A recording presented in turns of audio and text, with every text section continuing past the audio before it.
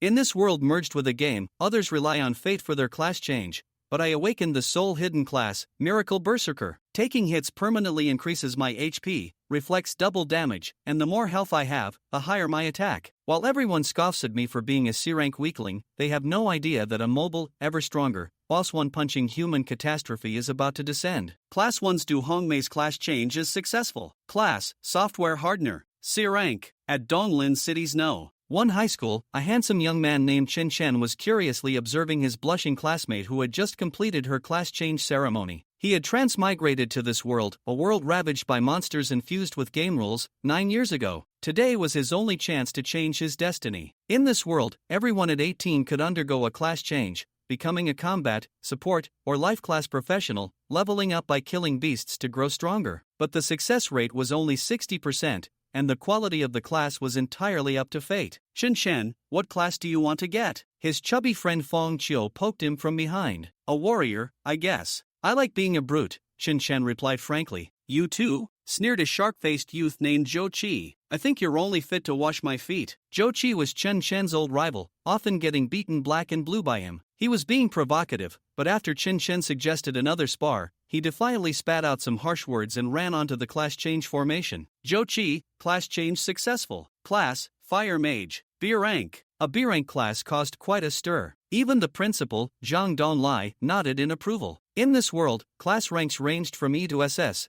with higher ranks signifying greater potential. The highest so far this year was the principal's granddaughter, Zhang Lingxue, with her A-rank class, Holy Angel. Zhou Qi strode off the stage smugly, glancing provocatively at Chen Chen, only to be annoyed that Chen Chen was ignoring him, chatting with Fong Chiu. Next, Chen Chen. Chen Chen took a deep breath and stepped onto the formation. He looked calm, but his heart was pounding. The formation activated, and in the next second, a brilliant light, many times more dazzling than Zhou Qi's, shot into the sky. It was followed by an overwhelming aura of bloodlust, as if from an ancient god of war, that sent the surrounding students staggering back. This is a class change phenomenon, Principal Zhang Donlai exclaimed in shock. At the same time, a voice echoed in Chen Chen's mind. Obtained the soul hidden class, Miracle Berserker. Name, Chen Chen. Class, Miracle Berserker. Level, 1. Strength, 5, Agility, 7, Spirit, 4, Constitution, 12, Savage Blood Power, LV. 1. The higher your HP, the higher your attack. Currently 10% of HP. Blood Ox Physique, LV. 1. Each time you are attacked,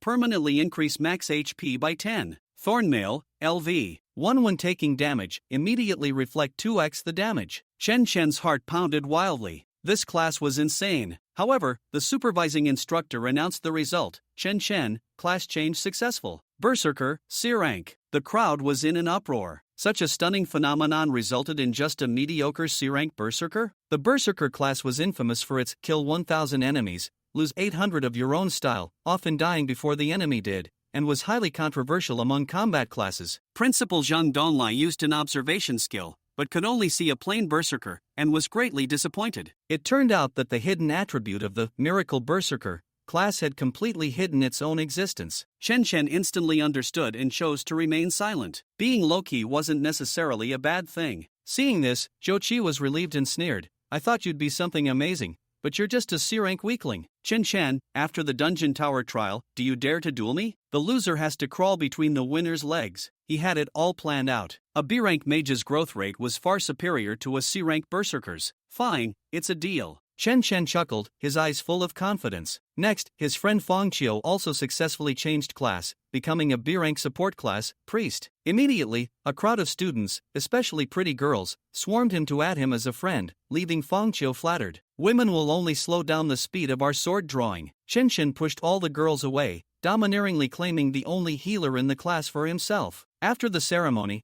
Chen Chen dragged a confused Fong Chiu to a deserted area. Come on, let's get familiar with our skills. Here, doesn't the training hall have dummies? What's the use of dummies? Chen Chen patted his chest. Today, I'm your training dummy. Come on, punch me. Fong Chiu was baffled, but under Chen Chen's insistence, he threw a cautious punch. -5. A damage number floated above Chen Chen's head. Immediately after, Fong Chiu cried out and clutched his chest as a number appeared above his own head. -10. Why am I also hurt? Fong Chiu was shocked. He only had 70 HP, and this one hit took away a seventh of it. At the same time, a notification appeared in Chen Shen's mind. Attacked, max HP increased by 10. He was ecstatic and yelled, "Excellent. Don't stop, keep hitting me. Big bro, if I keep hitting, I'll die. You're a priest, don't you know how to heal yourself when you're low on health?" It dawned on Fang Qiu, and he quickly cast a healing spell on himself. "Good, keep going. You hit me 3 times, then use 1 healing spell. It's a perfect way to train your skill proficiency too." And so, a bizarre scene unfolded in the wasteland. The chubby boy pummeled Chen Shen's chest, wincing in pain himself, then healed himself, and continued pummeling. "Big bro, this method of increasing skill proficiency is a bit rough on friends," Fang Qiu cried. The training only stopped when Fang Qiu ran out of mana. Chen Shen's max HP had soared by 130 points,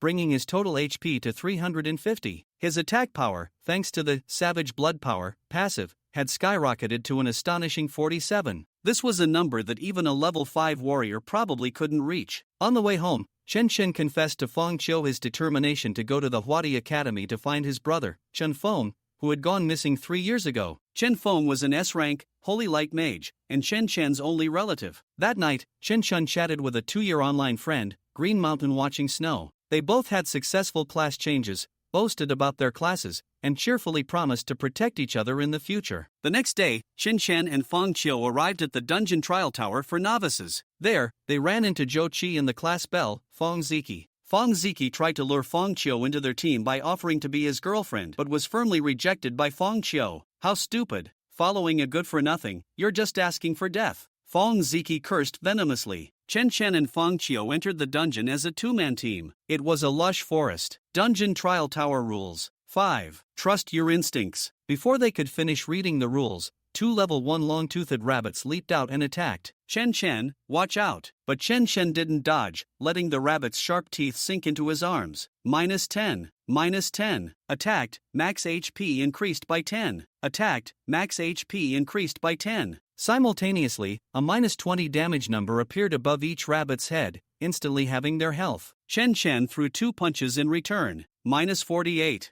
-45. Instant kill. Killed level 1 long-toothed rabbit x2, obtained EXP plus 10. Fang Qiu stared in disbelief. They were both level 1, but the difference was just too ridiculous. He quickly cast a healing spell on Chen Shen. Soon, 3 more rabbits appeared, and one of them dropped an axe. Name, Bronze Axe, attack, 5-7. Chen Shen looked at it with some disdain, but equipped it anyway. It was better than nothing. Chen Shen and Fang Qiu wandered aimlessly on this level. The secret realm generated by this trial tower was much larger than they had imagined. The 2 had been wandering inside for a long time without seeing an end. Finally, after Chen Shen casually swatted a long-toothed rabbit, a white light simultaneously enveloped both of them and they leveled up to level 2. Each time they leveled up, in addition to increasing each attribute by 1 point, they could also gain an extra 5 points to distribute freely among their attributes. Without a second thought, Lin Qi allocated all of them to his constitution. After all, increasing constitution could raise his health cap and defense. These 2 attributes were exactly what he needed most. Right now, after finishing the allocation, Lin Qi looked at his attributes. Name, Chen Shun class, Berserker of Miracles level, 2 strength, 6 points agility, 8 points spirit, 5 points constitution, 18 points current health, 420 current mana, 0-0 attack power, 12 plus 42. Defense, 10 current equipment, Bronze Axe Blood of the Barbarian, level 1. The higher your health, the higher your attack. Currently, 10% of health, Body of the Blood Cow, level 1. Each time you are attacked, permanently increase your health cap by 10 points. Thorned Reflective Armor, level 1. Immediately rebound double the damage received. Not bad, not bad. He had just leveled up to 2 and his health was already comparable to that of a level 6 or 7 shield warrior. Fang Qiu was still conflicted about whether to add points to constitution or spirit. As a lowly priest, he was indeed low on health and mana. Chen Shen thought for a moment and recommended he add 4 points to constitution and 1 point to spirit. After all, staying alive was the most important thing. As a healer, he had to survive until the end. Fang Qiu nodded, feeling that Chen Shen's suggestion made a lot of sense. After allocating their points, the 2 began searching for exotic beasts on this level again. It must be said that finding monsters took more time than grinding them. Now that they had reached level 2, the experience required for the next level was 300 points. This first level clearly could not meet their needs, and they needed to quickly move on to the next level. Just as Chen Shen was thinking this, a small creature flew towards them, buzzing with its wings. Upon closer inspection, it turned out to be a fist-sized swift venom bee. Before Chen Shen could react, the creature launched an attack first. The swift venom bee twisted its large tail and a black venomous stinger shot rapidly towards Chen Chen. Without thinking, Chen Chen grabbed the flying stinger with his hand. However, the stinger still pierced through his palm. The injured area instantly turned a large patch of black. -1 numbers indicating health loss began to appear continuously above Chen Chen's head. Although the damage from the swift venom bee's stinger was not high, it carried a persistent poison damage effect. It lasted for 20 seconds. However, during these 20 seconds, Chen Chen was astonished to find that for every drop of health he lost, his mind displayed, attacked, health cap increased by 10 points. Attacked, health cap increased by 10 points. Attacked, health cap increased by 10 points. It displayed this a total of 20 times. This meant that with one attack from the swift venom bee, he had gained 200 points to his health cap. His health had suddenly risen to 620 points. How could this not make Chen Chen ecstatic? Watching Chen Chen's smile gradually turn maniacal, Fang Qiu couldn't help but get goosebumps. Who would have that expression after being poisoned? What kind of poison was this? Are you okay? Fang Qiu couldn't help but ask. Chen did not answer, only frantically searching for the location of the swift venom bee from earlier. However, at that moment, due to Chen Chen's reflection effect, the swift venom bee had already turned into a white light and disappeared. After all, while it dealt a cumulative 20 points of damage to Chen Chen, the reflection effect on Chen Chen caused a full 40 points of damage to the opponent. A swift poison bee has just over 20 health points. It couldn't withstand such retaliation. It could only retreat in bitterness. Chen Chen felt a bit regretful upon seeing this. He had finally found a way to farm health, and it was gone so quickly. However, Chen Chen did not lose heart and continued to search for other swift poison bees in the dense forest. Each time he found one, he had to wait for it to attack him first. Time passed second by second, and when Chen Chen passively killed the 10th swift poison bee, the staircase to the second level slowly appeared, indicating that there were no more exotic beasts on the first level. This made Chen Chen feel a bit melancholic, wishing the staircase would appear a little slower for the first time. Fang Qiu, on the side, was bored in healing Chen Chen, even though Chen Chen's health bar seemed hardly to have moved. Of course, it was normal for it not to move. Fang Qiu's 30 points of healing were already insignificant compared to Chen Chen's over 2,400 health points. Nevertheless, Fang Qiu continued diligently healing, treating it as a way to improve her skill proficiency. As the two of them lightly ascended the stone steps to the second level, their visions suddenly opened up. An endless expanse of grassland unfolded before them, vibrant and full of life.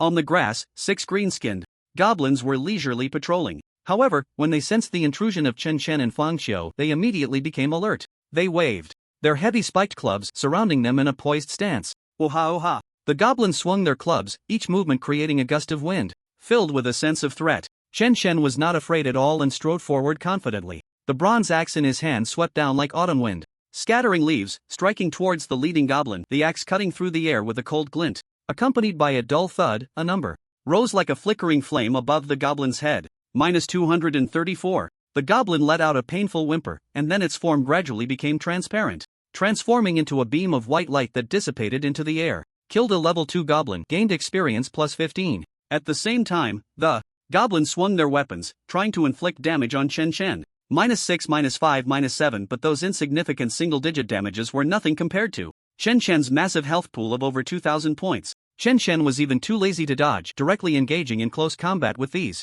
low-level goblins. In the blink of an eye, 3 more goblins shattered under the glow of the axe, turning into specks of white light and disappearing. Killed level 2 goblins x3, gained experience +45. Meanwhile, in the distance, a highly alert goblin suddenly pulled out a horn resembling a rhinoceros horn from its waist. It quickly brought the horn to its mouth, took a deep breath, and blew out a sound with strong penetrating power. This sound spread rapidly across the grassland like a war drum, attracting the attention of more goblins. Then, as if activated, dozens of goblins surged out from the other side of the grassland, armed with spiked clubs, rusty shields, and wooden bows and arrows, rushing towards Chen Chen in a mighty wave. Faced with this sudden onslaught, there was no fear in Chen Chen's eyes, only an uncontrollable excitement. In his eyes, these goblins were all a series of jumping experience points. He looked at Fang Qiu and said, "Just stand behind me, hold your ground, don't panic, I will protect you." Fang Qiu nodded seriously and healed Chen Chen again. However, the next second, a look of surprise appeared on Fang Qiu's face. My healing spell leveled up. Fang Qiu's healing spell had reached level 2, now able to restore 60 health points at once. This may not seem like much for Chen Chen now, but it can still maintain a healthy amount of health for both of them. Chen Chen turned back to remind, if you get injured later, prioritize using healing spells on yourself. Don't hold back on skills. Anyway, once we level up, your mana will be replenished. Fang Qiu nodded. It was his first time seeing such a beast charging at them. Although he had confidence in Chen Chen's strength, he still felt a bit nervous. Inside. Soon, the goblin tide surged in like a tsunami. Chen Chen stood in front of Fang Qiu, wielding a bronze axe that traced a silver arc in the air, delivering a sweeping strike as heavy as 1,000 pounds. The goblin at the front, holding 2 wooden shields, was instantly sent flying by the axe's unstoppable force. Their wooden shields, under the might of the bronze axe, seemed as fragile as paper, easily torn apart. The goblin's body, before it even touched the ground, transformed into 2 beams of white light, dissipating into the void. At the same time, several arrows suddenly shot from the distant woods, like fierce venomous snakes, swiftly and silently piercing into Chen Chen's body. Accompanied by the arrows' penetration, a series of cold numbers immediately appeared above his head, -10, -9, -11. This round of arrow attacks caused Chen Chen to lose over 60 points of health. For an ordinary mage, this might have left them with barely any health left, but Chen Chen's health bar only decreased slightly, almost negligible. A smirk of disdain curled at the corner of Chen Chen's mouth, and the bronze axe in his hand swung even more fiercely. Like a berserker on the battlefield, each swing brought forth a storm of blood and carnage. Kill level 2 Goblin X1, gain experience plus 15. Kill level 2 Goblin X1, gain experience plus 15. Kill level 2 Goblin X1, gain experience plus 15. Before long, their experience bars had risen to a third of their capacity. Under this wave of goblin onslaught, other teams might have already chosen to flee, or perhaps they would have acted cautiously from the start, silently luring the goblins to one spot and eliminating them one by one. But Chen Chen was like a relentless killing machine, standing amidst the goblin horde, the axe light like a scythe reaping lives, continuously harvesting the goblin's existence. Of course, these goblins were not helpless, they were also dealing damage to Chen Chen, especially those ranged goblins with bows. Their arrows shot like a torrential storm. After 2 rounds, Chen Chen had accumulated nearly 200 points of damage. However, what might be a fatal blow for other classes seemed to have no effect on Chen Chen, who continued to calmly reap the lives of the surrounding goblins. Until the 3rd round of arrows was fired, those ranged goblins seemed to sense the breath of death. Thanks to the passive ability of Thorned reflective armor, these few ranged goblins had been taking double the damage that Chen Chen received. In the next moment, they all let out a piercing wail, transforming into beams of white light, vanishing into nothingness. In a brief period, the once dense goblin horde visibly disappeared under Chen Chen's axe. Chen Chen had drawn aggro perfectly, not even a single goblin attacked Fang Qiu. Fang Qiu was now ready to cast a healing spell on Chen Chen as soon as the cooldown was over. In just a few rounds, the small amount of health that Chen Chen had lost was easily restored by Fang Qiu. When there were fewer than 10 goblins left on the field, a white light shone on Chen Chen again. He had leveled up to level 3. The two had only been in the trial tower for a little over an hour, and they hadn't expected to level up to 3 so quickly. This made Fang Qiu extremely happy. Such a leveling speed was simply too fast. At this rate, they might even reach level 5 before the dungeon ended. In Fang Qiu's memory, the fastest level up was achieved by an S-rank combat professional, who reportedly cleared the trial tower dungeon in just 12 hours. By the time they exited the tower, they had already reached level 11. They had also climbed to the 10th floor, a record that remains unbroken to this day. Kill level 2 Goblin X1, gain experience plus 15. After slaying another goblin, the remaining goblins finally showed fear on their faces, dropping their weapons and turning to flee. Clearly, these green-skinned goblins had some intelligence. They knew when to run if they couldn't win. However, it was too late to escape at this point. Chen Chen threw his axe, which accurately struck one fleeing goblin in the back. -312. A damage of over 300 exploded on the goblin's head, leaving Fang Qiu somewhat shocked. He realized that Chen Chen's damage was increasing rapidly. When they first entered the dungeon, his damage was only in the 40s, and now it had already surpassed 300. It was simply terrifying. After dealing with the remaining goblins, Chen Chen looked at the experience needed to level up. A full 1,000 points were required. Fang Qiu had already become Chen Chen's little fanboy, joyfully saying, "Chen Chen, you're too strong. I didn't expect us to level up to 3 so quickly." Chen Chen sighed in response, "It's a pity I don't have any area attack skills, otherwise we could have leveled up even faster. Not to mention area attack skills, he didn't even have a single active skill. This left him swinging his weapon like a brute. It seems I'll have to wait until level 5 to gain an active skill," Chen Chen murmured. Every professional gains a new skill every 5 levels, up to level 20. Skills beyond level 20 must be learned from skill books. Although he said this, he was already quite satisfied with the 3 god tier passives he possessed. After the recent battle, Chen Chen's health had completely surpassed the 3,000 mark. With 3,000 health, that was something only a level 30 to 40 professional could have. And he was only level 3. If others found out, they would surely be shocked. The two continued to explore the 2nd floor. After killing 5 more fleeing goblins, the stairs leading to the 3rd floor slowly appeared. After a brief moment of Catching their breath and recovering, the two stepped onto the stairs leading to the unknown, inching closer to the realm of the third floor. As soon as they stepped into the third floor, they felt the surrounding light suddenly dim, as if they had been swallowed into a pitch-black stone cave.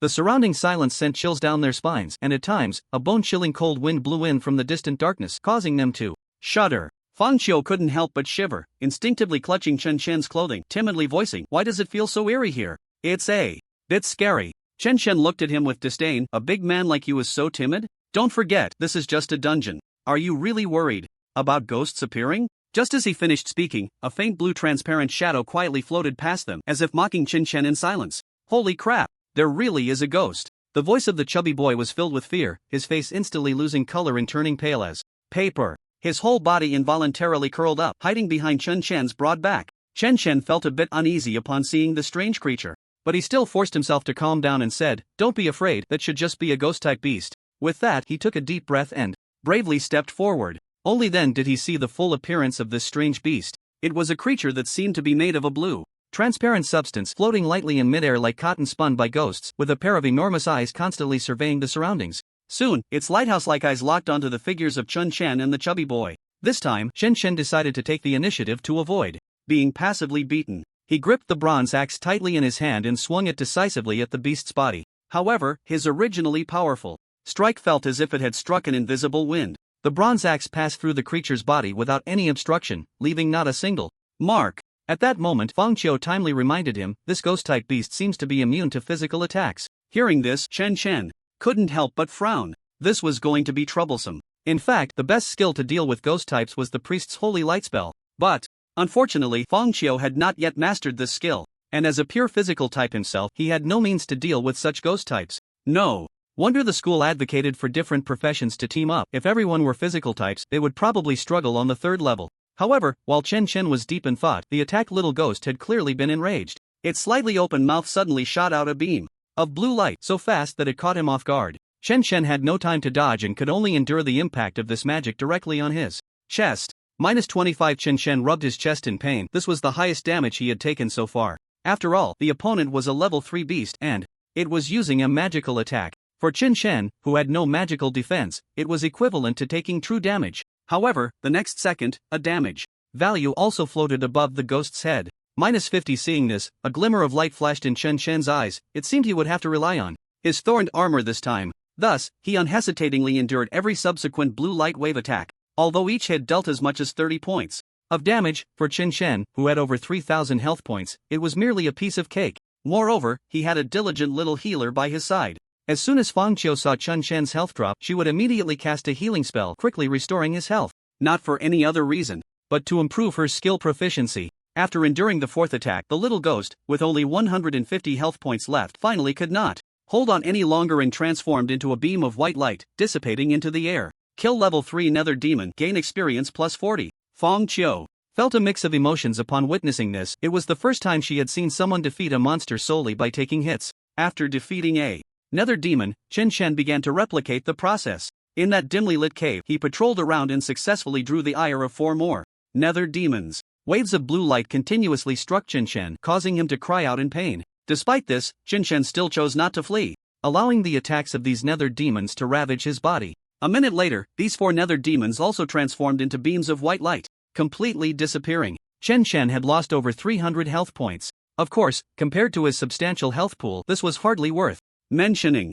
Kill level 3 Nether Demon x4, gain experience +160. At the same time, a system notification echoed in Chen Shen's mind again. Skill: Thorned Armor upgraded to level 2. Thorned Armor, level 2 immediately reflects 3 times the damage received. With the 3x damage reflection of Thorned Armor, the 50 damage reflection increased to 75. Originally, it would take the Nether Demon 3 hits to kill Chen Shen. Now, it only took 2 to turn into white light. The efficiency of monster farming suddenly improved. Even a holy light mage, who naturally counters ghost and dark types, probably wouldn't be as efficient as Chen Shen. Fang Qiu, who was following behind Chen Shen, looked a bit dumbfounded. He witnessed several nether beasts surrounding Chen Shen, unleashing 2 blue waves of light before dying. Meanwhile, Chen Shen continued walking forward as if nothing had happened. Relying on this bizarre yet efficient method of farming monsters, within just half an hour, the two had accumulated a significant amount of experience. It wouldn't be long before they could level up again. At the moment when another nether beast let out a tragic scream and transformed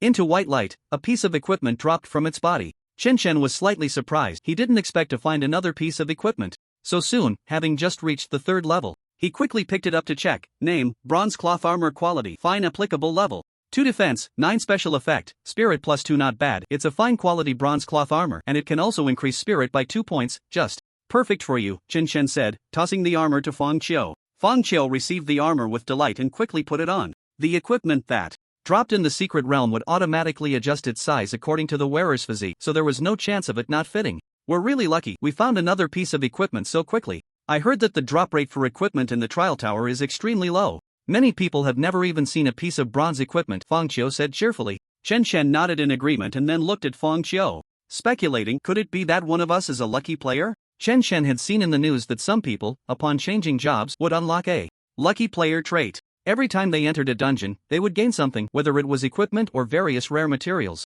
Most people would farm countless times without getting any equipment, while these lucky players could get it in one go. They were truly lucky to the extreme. Of course, once such people were discovered, they would either be recruited by large organizations or easily kidnapped and forced to enter dungeons every day. So later on, those with the lucky player trait became much more low-key and wouldn't flaunt it until they had developed further. Chen's speculation wasn't without basis. After all, it was rare to find someone as lucky as they were. What is a lucky player? Feng Qiu asked, looking puzzled. Chen explained, it means someone who has exceptionally good luck, making it easy to drop equipment and rare materials when killing monsters. They also tend to win prizes easily. After saying this, Chen looked at Feng Qiu and asked, how's your luck usually? Feng Qiu scratched his head. My luck has always been pretty average. The biggest prize I ever won was just another bottle. Chen. But that made sense. The lucky player trait usually only appeared after changing jobs, and since both of them had just changed jobs, it was natural that it wouldn't be evident so soon. Another hour passed, and Chen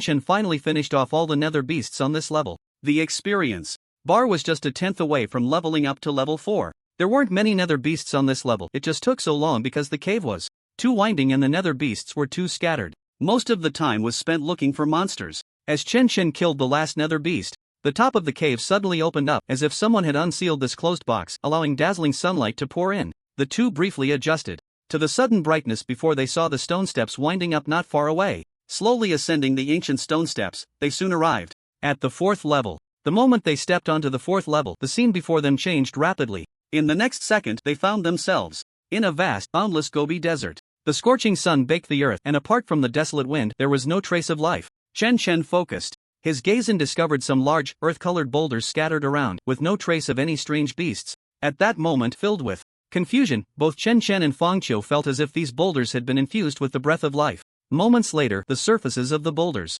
slowly cracked open to reveal eyes. Their gaze was cold and penetrating, like the chilling currents beneath ancient glaciers, staring directly at Chen and Feng Qiu, making them feel an invisible sharpness. Soon, the boulders rose from the ground, revealing their true forms. It turned out these boulders were a group of rock giants. Each rock giant stood between 2 to 3 meters tall, and their mere presence exuded a massive aura that seemed to stem from ancient times, merging with the land, bringing an inexplicable pressure to the two. Is this really just a level for strange beast? Feng Qiu swallowed hard. To him, these rock giants felt like level 10 elite monsters. The trial tower trains your overall abilities, and each level has its purpose. To prevent us from taking too much damage, the trial tower weakens their inherent strength. Don't be fooled by their level 4 status. Out in the wild, each one might possess considerable power, Chen said calmly. Fortunately, there weren't many of these rock giants. There seemed to be only 6 or 7 in total. In the next moment, Chen took the initiative to attack once more. With nearly 4,000 health points, his attack power had also significantly increased.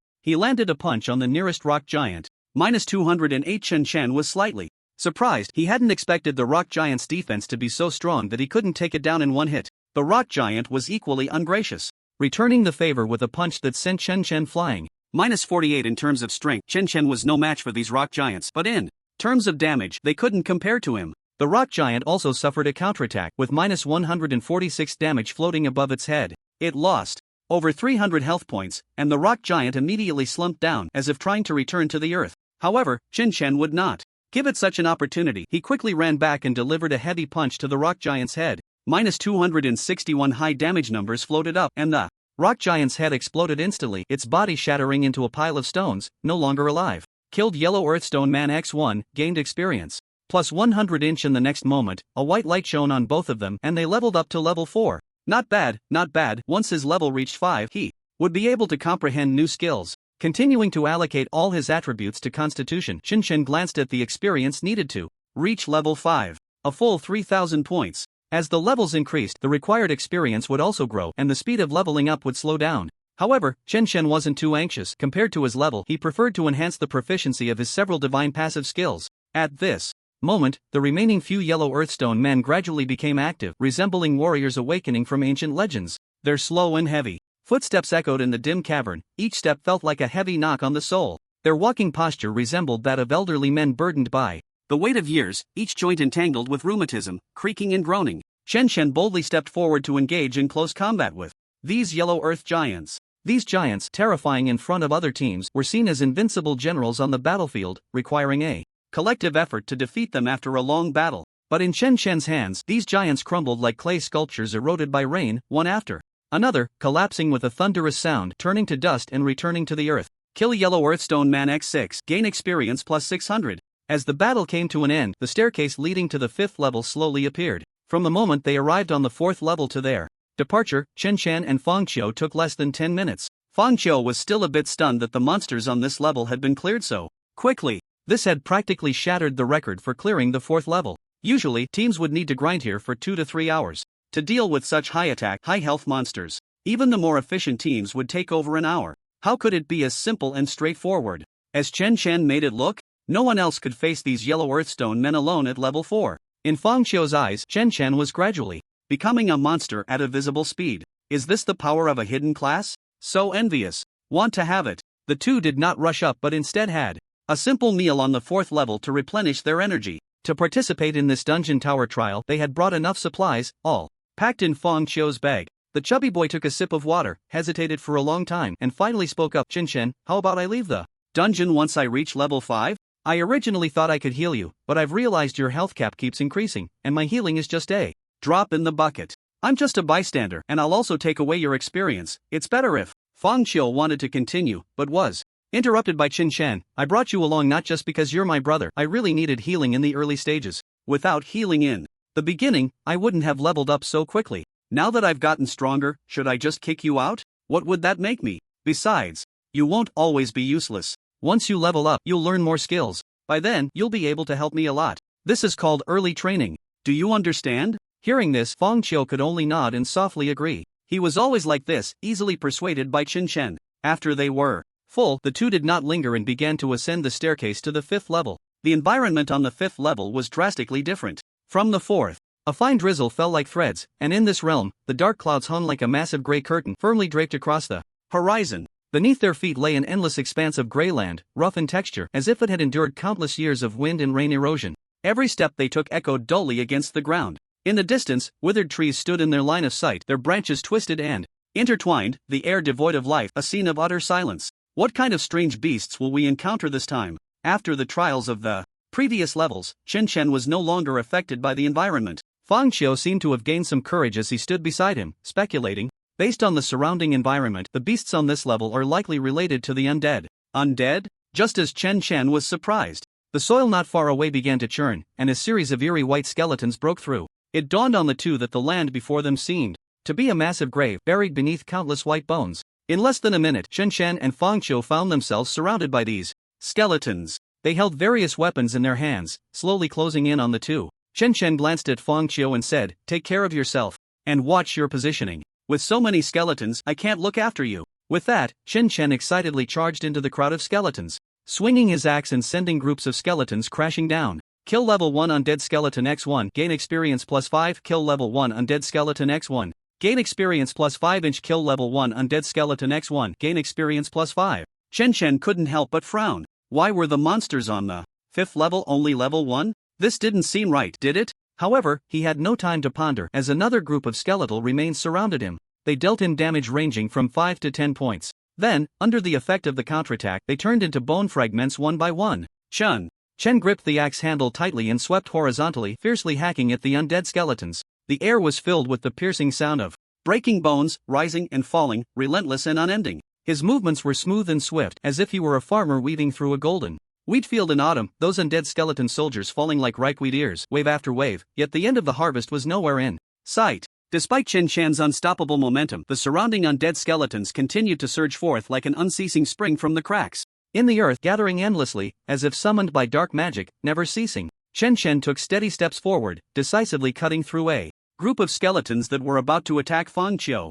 Then, he pulled Fang Qiu along, forcibly carving a bloody path through the dense army of skeletons. At this moment, Chen Chen was covered in wounds. Although his health bar still looked healthy, the pain from the monster's attacks would not fade. Gritting his teeth, he trudged forward, just breaking through a pile of skeletons. With his jaw clenched, Chen Chen struggled to navigate through the undead skeletons. Just as he had broken through the encirclement with Fang Qiu, he saw another large group of skeletons rushing toward them like a surging tide. With no other choice, Chen Chen could only continue to fight while running. Fang Qiu followed closely behind, continuously casting healing spells on himself. However, the relentless battle had left him covered in cuts, especially on his backside, which had become a target for the skeleton's attacks, already bearing multiple wounds. Fortunately, the body had been gamified, so no blood would flow out. Otherwise, he would have bled to death long ago. Chen Chen, what should we do next? The number of these skeletons is simply terrifying, Fang Qiu said, anxiously, feeling that his magic power was about to run out and soon he would be unable to continue casting healing spells. Chen Chen's expression grew serious. Although these skeletons were weak, their numbers were overwhelming. Looking around, there were at least hundreds of skeletons eyeing them hungrily. Even if he could stand in place and swing his axe tirelessly, it would still take a considerable amount of time and energy. Just then, Chen Chen spotted a low house not far away. This must be a temporary shelter prepared by the dungeon designers for the students, otherwise, so many skeletons would definitely not be something novice players could easily eliminate. With this thought, Chen Chen quickened his pace, pulling Fang Qiu along as they ran and hacked, quickly arriving in front of the house. Opening the door, the two of them successfully ran into the room. As expected, the skeletons did not launch an attack on the house but instead wandered around it. Fang Qiu let out a long sigh of relief, patting his chest as he said, "That scared me. I almost thought I was going to die here." Chen Chen, looking relaxed, replied, "You won't die. The dungeon trial tower has a novice protection mechanism. As long as your health reaches its limit, you will be teleported out of the dungeon." Fang Qiu suddenly understood, "So that's how it is. I was really scared just now. You rest here, I'll go out and kill some monsters." With that, Chen stepped out of the room again, plunging into the vast sea of skeletons. Kill 1 level Undead Skeleton X1, gain experience +5, kill 1 level Undead Skeleton X1, gain experience +5 inch. Although these skeletons gave little experience, their sheer numbers made up for it. With Fang Qiu no longer present, Chen Chen was even more unrestrained, swinging the bronze axe in his hand with such force that it left after images. His health limit also rapidly increased with each attack from the undead skeletons. Soon, half an hour had passed and Chen Chen's health bar had dropped by a small half. However, his health limit had already surpassed the 6,000 mark. Chen Chen didn't even know how many skeletons he had killed. His hands were starting to feel a bit sore. Yet, in the next moment, a flash of white light enveloped him, and his health bar instantly filled up. This was the sign of leveling up. He had finally reached level 5. At the same time, a system notification echoed in Chen Chen's mind. Learned new skill. Blood Red Cross Slash. Blood Blade Cross Slash, level 1 consumes 200 health points, swings the weapon to release a cross-shaped blade of light. In a 5-meter range, enemy targets along the path take 1.5 times skill damage and are knocked back. Cooldown time 5 seconds.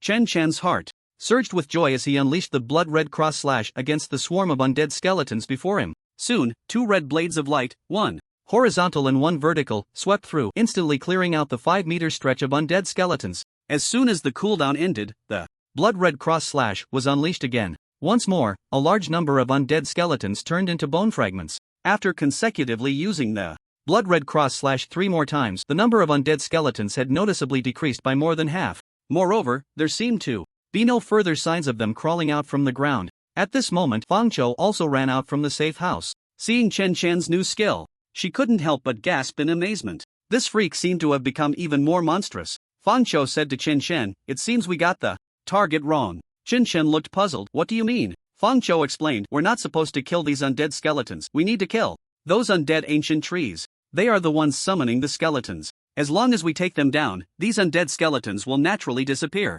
Chen Chen was a bit dumbfounded. "After killing so many skeletons, you're telling me I was targeting the wrong thing? How did you know?" Chen Chen pressed. "There was a hint about this in the safe house. I just saw it not long ago." Chen Chen skeptically walked up to a withered tree and swung his axe. The withered tree let out a piercing scream and then vanished in a flash of white light. Kill 5 level undead ancient tree x1, gain. Experience plus 200. Chen Chen covered his face, so this was the true beast of the 5th level. No wonder he felt the difficulty of this level was so high. It turned out he hadn't understood the rules. It seemed to test the judgment and observation skills of the adventurers, simply relying on brute force was clearly not enough to pass. Unless they had combat power like Chen Chen. With the fall of one undead ancient tree, the remaining undead skeletons immediately decreased in number. Looking around, there were now fewer than 20 undead skeletons left. Chen Chen decided to ignore them and began chopping down the remaining undead ancient trees with his bronze axe. Clearly, the undead ancient trees had expended a massive amount of energy to summon so many undead skeletons, and now they had no strength left to resist.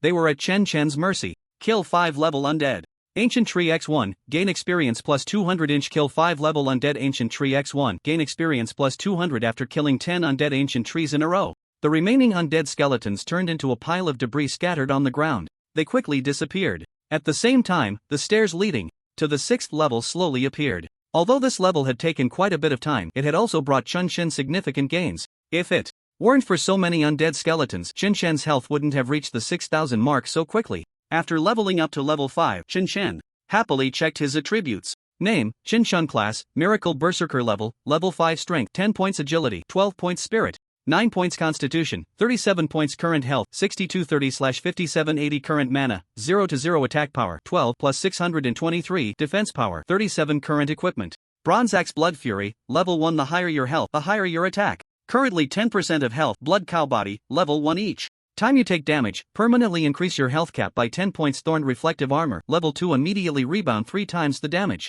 taken. Bloodblade cross slash, level 1. Consume 200 health points to swing your weapon and release a 5-meter range crossblade. Enemies along the way take 1.5 times skill damage and are knocked back. Cooldown time is 5 seconds. Now, his health and attack power were quite formidable, and his defense was not low among novice players. After all, few would allocate all their points to constitution like he did. Even a tank warrior would distribute some points to strength. Chen Chen then looked at Feng Qiu and curiously asked, "You must have leveled up to 5 as well, right? What skill did you comprehend?" Feng Qiu nodded excitedly. "It's the binding spell. Binding spell fixes the target in place for 2 seconds, preventing them from moving. Cooldown time is 30 seconds. If the target's level is 5 levels higher than the caster's, the control effect decreases progressively. The binding spell is the strongest single target control skill of the priest class, and as the skill level increases, the control time also extends. It is a powerful skill for assisting in monster killing and serves as a strong hard control in battles with others." Chen Chen was indeed exhausted from this battle. The two of them rested for over an hour on the 5th floor before stepping onto the 6th floor. Outside the trial tower, a grand electronic display screen was gathering everyone's attention. The climbing progress of thousands of students was prominently displayed, and every change in level tugged at the nerves of those present. Zhang Donglai walked over slowly, scanning the crowd and immediately recognizing several familiar figures, principals from various high schools. They appeared either worried or pleased, clearly very concerned about the performance of their students. Zhang Donglai's appearance immediately caught the attention of a plump middle-aged man, who approached him with a beaming smile. "Old Zhang, you've hit the jackpot. Your outstanding granddaughter has climbed to the 6th floor in just 5 hours. At this rate, she's aiming for the 10th floor. Zhang Donglai first smiled proudly, then glanced at the big screen, only to be stunned. He had thought his granddaughter's ranking was securely in first place. However, he saw that the student in first place was named Zhao Mingxian, who had already reached the 8th floor. Looking at the school, it was Donglin No. 2 High School. Checking the class, it was S-Class Forbidden Spell Mage. Zhang Donglai's expression suddenly stiffened. Where did an S-Class come from in No. 2 High School? He shot a disgruntled glance at the middle-aged man and said, "Old one, that's a bit unfair. You usually keep a low profile, yet you're hiding such a big card here. This year, there's actually an S-Class student, and a Forbidden Spell Mage at that. It seems this year's provincial champion will belong to your school." Principal Wang of No. 2 High School was now beaming with joy. In previous years, they had always been overshadowed by No. 1 High School, but this year they could finally sing a different tune. Although he thought this in his mind, he politely said, "It's just good luck, and the students from your school are not bad either. Besides your daughter, there's also a team called Chen Chen that has reached the 5th floor. Look, now they've made it to the 6th floor." Hearing Principal Wang's words, Zhang Donglai was slightly surprised and looked at the big screen. He saw the names of Chen Chen and Feng Qiu in 3rd place. Principal Zhang had some impression of this Chen Chen. There had been signs of a suspected job change during the transition, but it turned out he was just a berserker. He also remembered Feng Qiu, who was a priest, as he was the only one who had awakened as a priest. But how Could a berserker and a priest climb to the 6th floor so quickly? It was only 5 hours since the start. Most students were still stuck on the 3rd floor, and even those who had stepped onto the 4th floor were just a small portion. Yet these two were now on the same level as his granddaughter. How could that be possible? Zhang Donglai's eyes were filled with astonishment. However, after 15 minutes, something shocking happened. The level of Chen Chen and Feng Qiu changed again. They had reached the 7th floor. Even Principal Wang beside him was momentarily taken aback. And after a while, he complimented Zhang Donglai, saying, "Principal Zhang, I see you are quite low-key. You wouldn't be deliberately hiding information about these two students, would you?" Clearly, Principal Wang from the 2nd school also did not believe that a C-level berserker could climb the tower so quickly with a B-level priest. Zhang Donglai smiled wryly. "Even if I wanted to hide information, the training tower would display their actual professions. It's not something I can control." Principal Wang agreed that this made sense, but it only added to the confusion. Half an hour later, the information about Chen Chen and Feng Qiu changed again. They had moved from the 7th floor to the 8th floor. Zhang Donglai could no longer sit still, and even Principal Wang's expression had stiffened. The speed of their ascent was just too fast. In less than an hour, they had climbed 2 floors. Even the S-level forbidden spell mage was still on the 8th floor, yet these two had caught up with the 1st place, Zhao Mingxian. This was simply outrageous. Although Chen Chen's team consisted of 2 people, one was just a healer with no actual combat power. So the main output still depended on Chen Chen. At this moment, Zhang Donglai realized that the main issue must lie with this Chen Chen. Coupled with the strange phenomenon during the job change yesterday, an inexplicable excitement surged within him, and a bold guess formed in his mind. Could it be that he had misjudged? This Chen Chen was not an ordinary berserker? At the very least, he must be S-level. If not, how could one explain his astonishing speed in catching up with Zhao Mingxian? It is well known that forbidden spell mages hold an unparalleled dominant position in monster-clearing battles. With this thought flashing through his mind, Zhang Donglai couldn't help but smile with satisfaction, as if his previously gloomy mood had been swept away in an instant. Meanwhile, Principal Wang's expression was hard to conceal. He had originally thought that, with the support of an S-level professional, this year they could finally suppress the 1st school's momentum. Who would have thought that this suddenly emerging Chen Chen and Feng Qiu would show such a dark horse presence? This made him feel a bit uneasy, secretly praying that these two would stop at the 8th floor. However, just an hour later, his hopes burst like a soap bubble. While Zhao Mingxian was still on the 8th floor, Chen Chen and Feng Qiu's level changed again, directly rising to the 9th floor. They successfully pushed Zhao Mingxian off the throne and claimed the 1st place. At that moment, not only Principal Wang from the 2nd school but also the principals from several other schools were shocked. Their speed was simply like a rocket, so fast. Only 8 hours had passed since the instance opened. They had actually climbed to the 9th level in just 8 hours. At this rate, they might break the historical record. The previous record was completing 12 levels in 13 hours, a record that had stood for a full 5 years, with no one able to surpass it. The person who set that record was now a highly respected prodigy. Old Zhang, congratulations. Your school has produced several outstanding talents this year. Exactly, ha ha ha. The S-class student that old Wang painstakingly nurtured was actually overshadowed by your C-class students. It's truly unexpected. The principals from several other schools gathered in front of Zhang Xiangdong, teasing him joyfully. Zhang Xiangdong wore a proud expression, quickly boasting, "Don't be fooled by Chen Chen's C-class berserker status. I feel he's at least an S-class hidden profession. Otherwise, how could he have climbed to the 9th level so quickly?" However, Zhao Mingxian from the 2nd school is also quite impressive. He might catch up soon, ha ha ha. Not at all. With Chen Chen and Feng Qiu from your school climbing so fast, Zhao Mingxian probably won't be able to keep up. Although Principal Wang from the 2nd school humbly responded. His eyes were fixed on the giant electronic screen, silently hoping for Zhao Mingxuan's level to change. Sure enough, heaven does not disappoint. The diligent, half an hour later, Zhao Mingxuan's level finally changed, and he too reached the 9th level. But before he could feel happy, the levels of Chen Chen and Feng Qiu ahead of him astonishingly changed to the 10th level.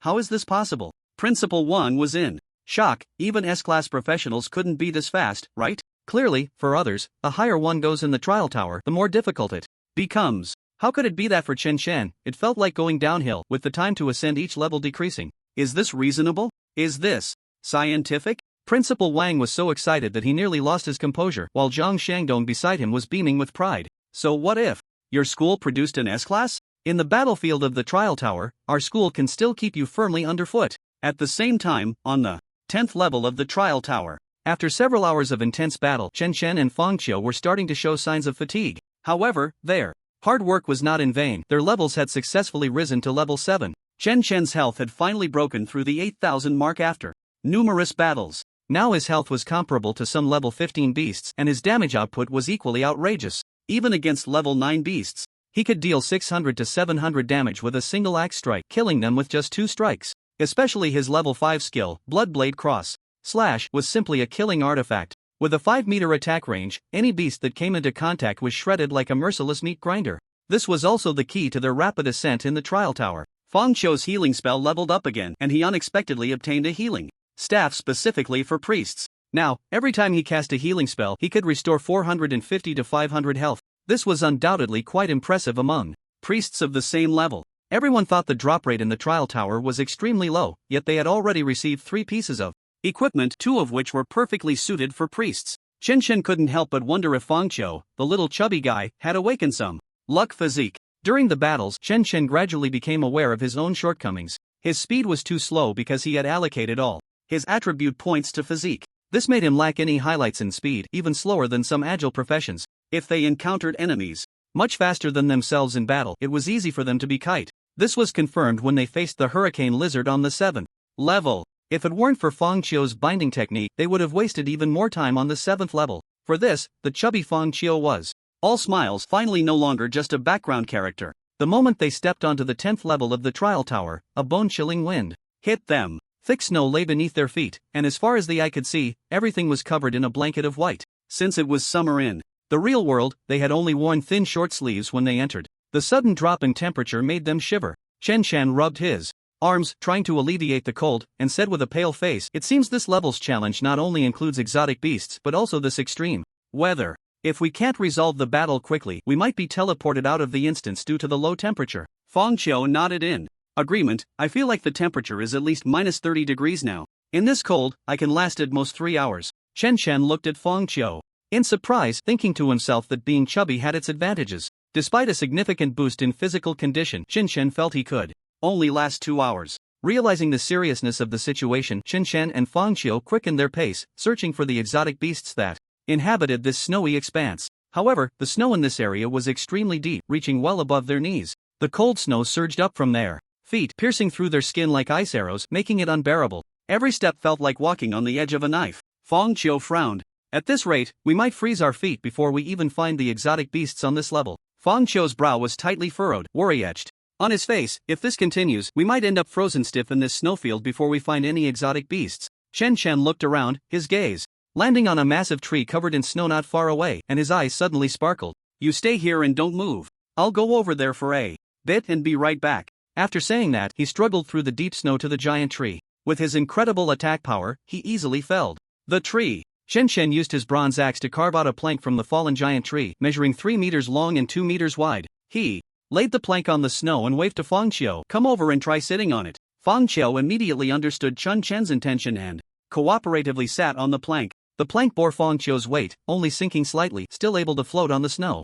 Seeing this, Chen nodded in satisfaction and carefully stepped onto the plank as well. "So how do we make this thing slide now?" Feng Qiu asked curiously. Chen pointed to the healing staff in Feng Qiu's hand and said, "Give that to me." Feng Qiu was taken aback for a moment, then shook his head vigorously like a rattle drum. "This is a rare quality healing staff, and you want to use it as a ski pole." "I don't agree. Do you want to freeze to death here?" Chen shot him a glance, then patiently explained, "I'm just borrowing it to ski. This staff is so sturdy, it won't break, so don't worry." Reluctantly, Feng Qiu handed over the staff. Thus, the two of them stood on the plank, one in front of the other. Chen gently pushed with that staff, and the plank shot forward with both of them. They swayed on the plank for a while, quickly adapting to the sliding sensation. Fortunately, ahead was a steep slope, and Chen hardly had to exert any effort or turn. However, as they slid at high speed, the cold wind felt like knives, making the chill even more piercing, and Chen could barely open his eyes from the cold. However, when he opened his eyes again, a white, furry creature seemed to appear ahead.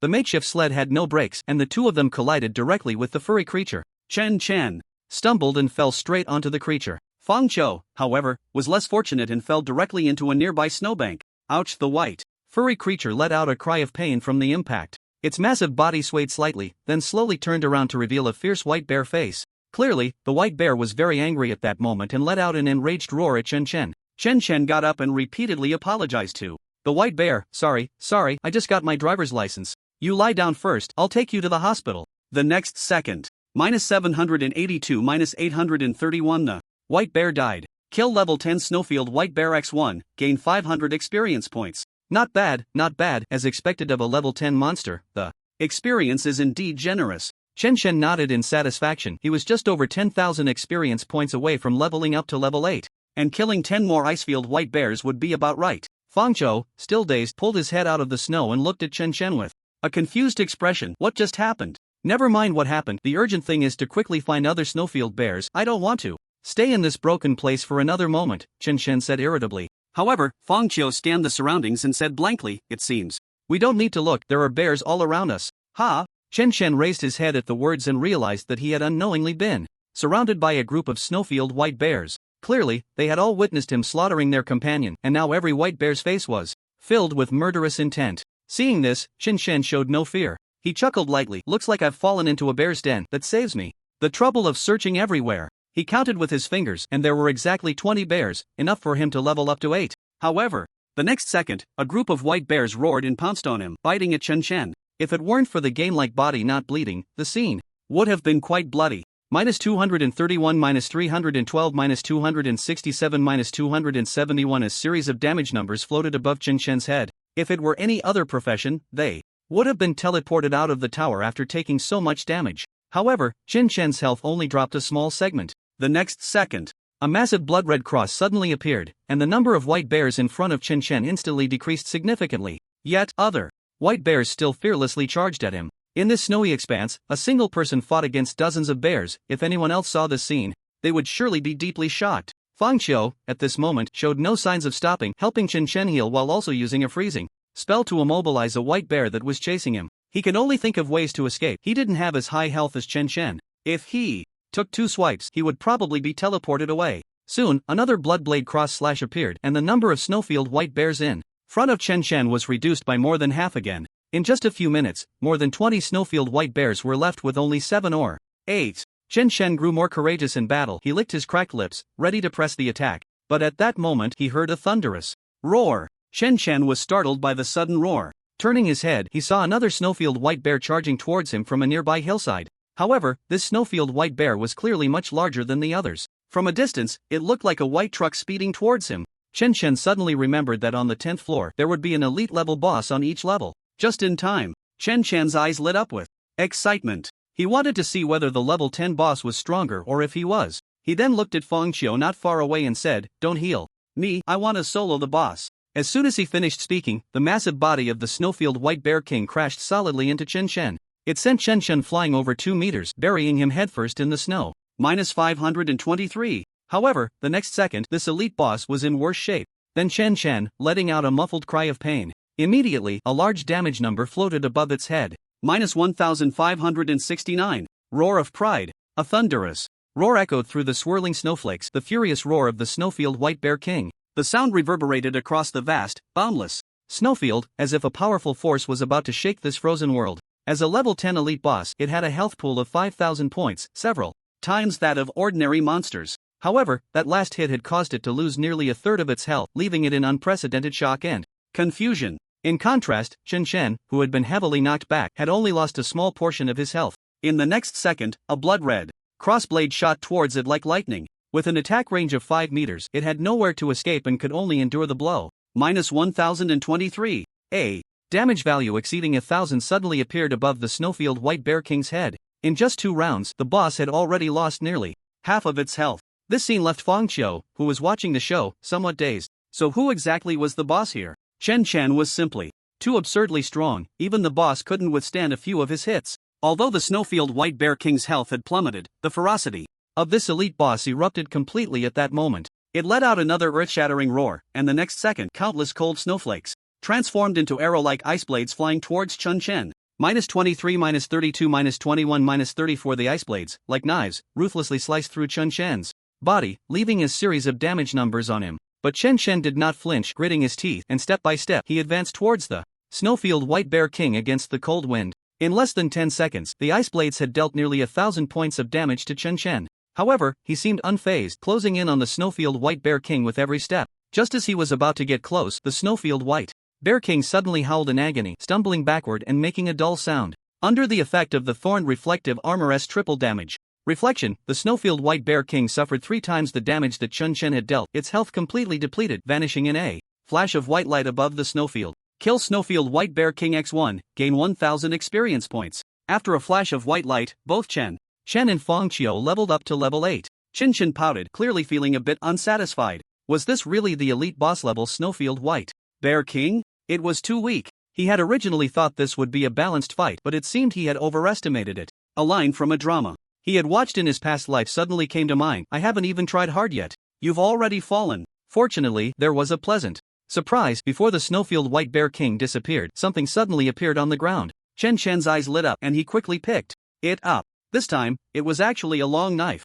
Name: bronze long knife. Quality: rare attack 35-50. Special effect: increases critical hit chance by 5%, increases lifesteal effect by 2%. Not bad, not bad. This knife actually came with critical hit and lifesteal attributes. Although the critical hit trigger rate wasn't high, it was better than nothing. It might boost his output at a crucial moment. At the same time, there was also 2% lifesteal, which could just make up for some of Chen's health recovery issues. Although the effect wouldn't be very noticeable, this bronze knife was still a top-notch item among beginner gear, and it could easily sell for over 1,000 gold coins in the trading market. To put it into perspective, 1,000 gold coins would be enough for Chen to eat well for several months. After picking up the equipment, Chen, like a mad butcher, continued to relentlessly eliminate the remaining snowfield white bears. Seeing Chen's frenzy, these snowfield white bears fled in panic, but in the end, they were still cut down by Chen's flying axes. Finally, the 11th tier slowly appeared. At this moment, Chen's face had turned blue from the cold and his body was shivering uncontrollably.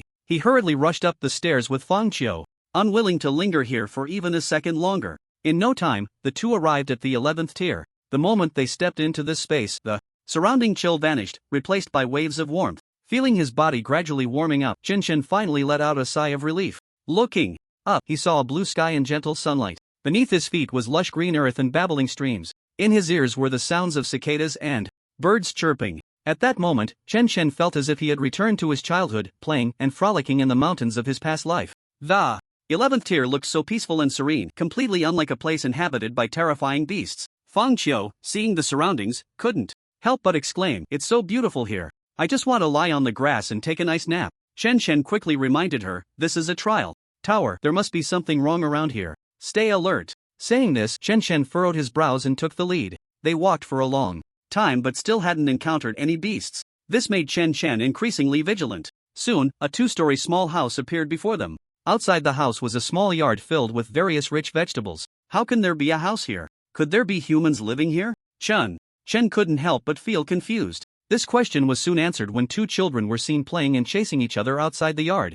A boy and a girl, looking about 7 to 9 years old. The girl had her hair in pigtails, her face full of innocent charm. Upon seeing Chen and Fang Qiu approach, the 2 children showed expressions of fear. However, the boy was braver. He stood in front of the girl, mustering his courage to ask Chen, "Who are you?" At that moment, Fang Qiu and Chen exchanged glances, both seeing the confusion in each other's eyes. How could there be people in this trial tower? Shouldn't it be filled with beasts? Chen looked at the 2 children and put on what he thought was a friendly smile, saying, "Little friends, why are you here?" The boy didn't understand Chen's meaning but honestly replied, "We've lived here since we were little and have never left." This statement puzzled Chen even more. How could anyone live in a trial tower? Were they locked up here by someone? Just as Chen was about to ask more questions, a woman's voice came from inside the house. "Dewa, Erwa, come back for dinner." "Got it, Mom," the boy responded, then turned to Chen and Fang Qiu, saying, "We have to go eat now. You should leave quickly too." With that, he grabbed his sister and dashed into the house.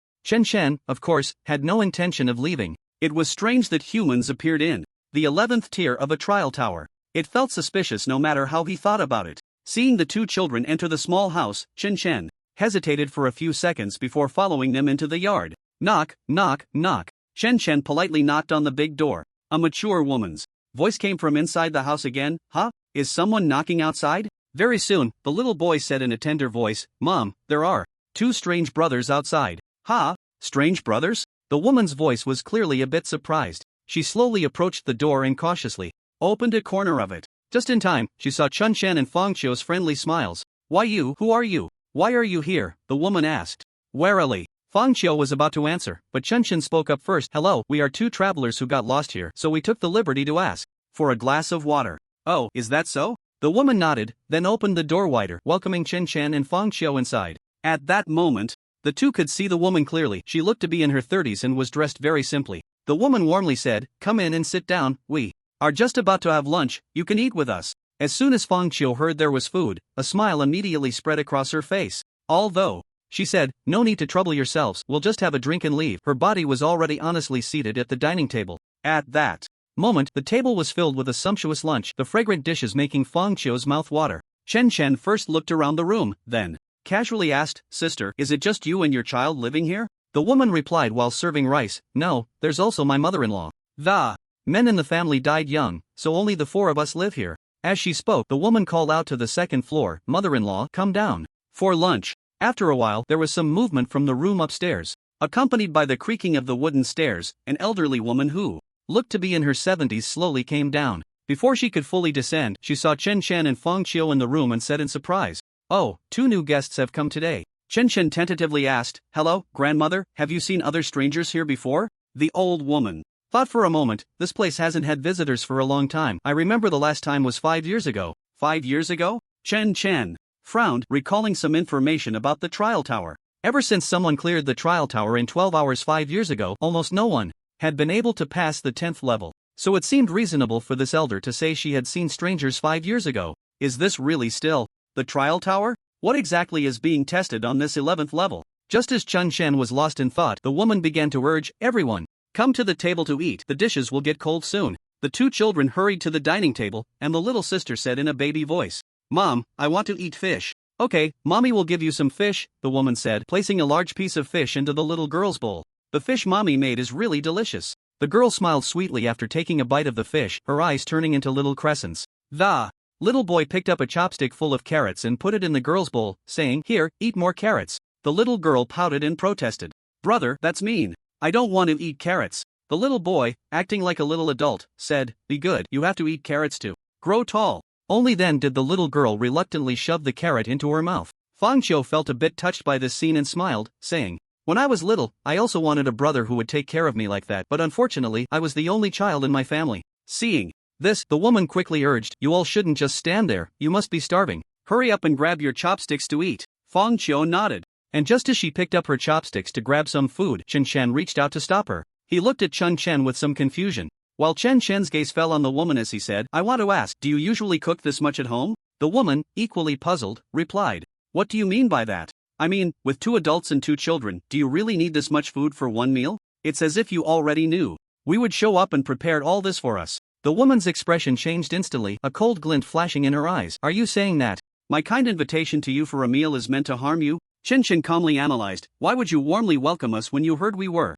travelers? This is clearly a dungeon. Where would travelers come from? What are you really pretending to be here?" Chen Chen's gaze sharpened as he looked at the woman. "Are you sure you haven't poisoned the food?" The sudden shift left Fang Qiu somewhat at a loss. He tugged at Chen Chen's sleeve and said, "Fang Qiu, are you mistaken? Didn't the kids eat these dishes too? If there was poison, wouldn't they be affected as well? If they were human, they might be poisoned. But they clearly are not." Upon hearing this, the woman's face turned furious. "If you don't want to eat, get out of my house right now.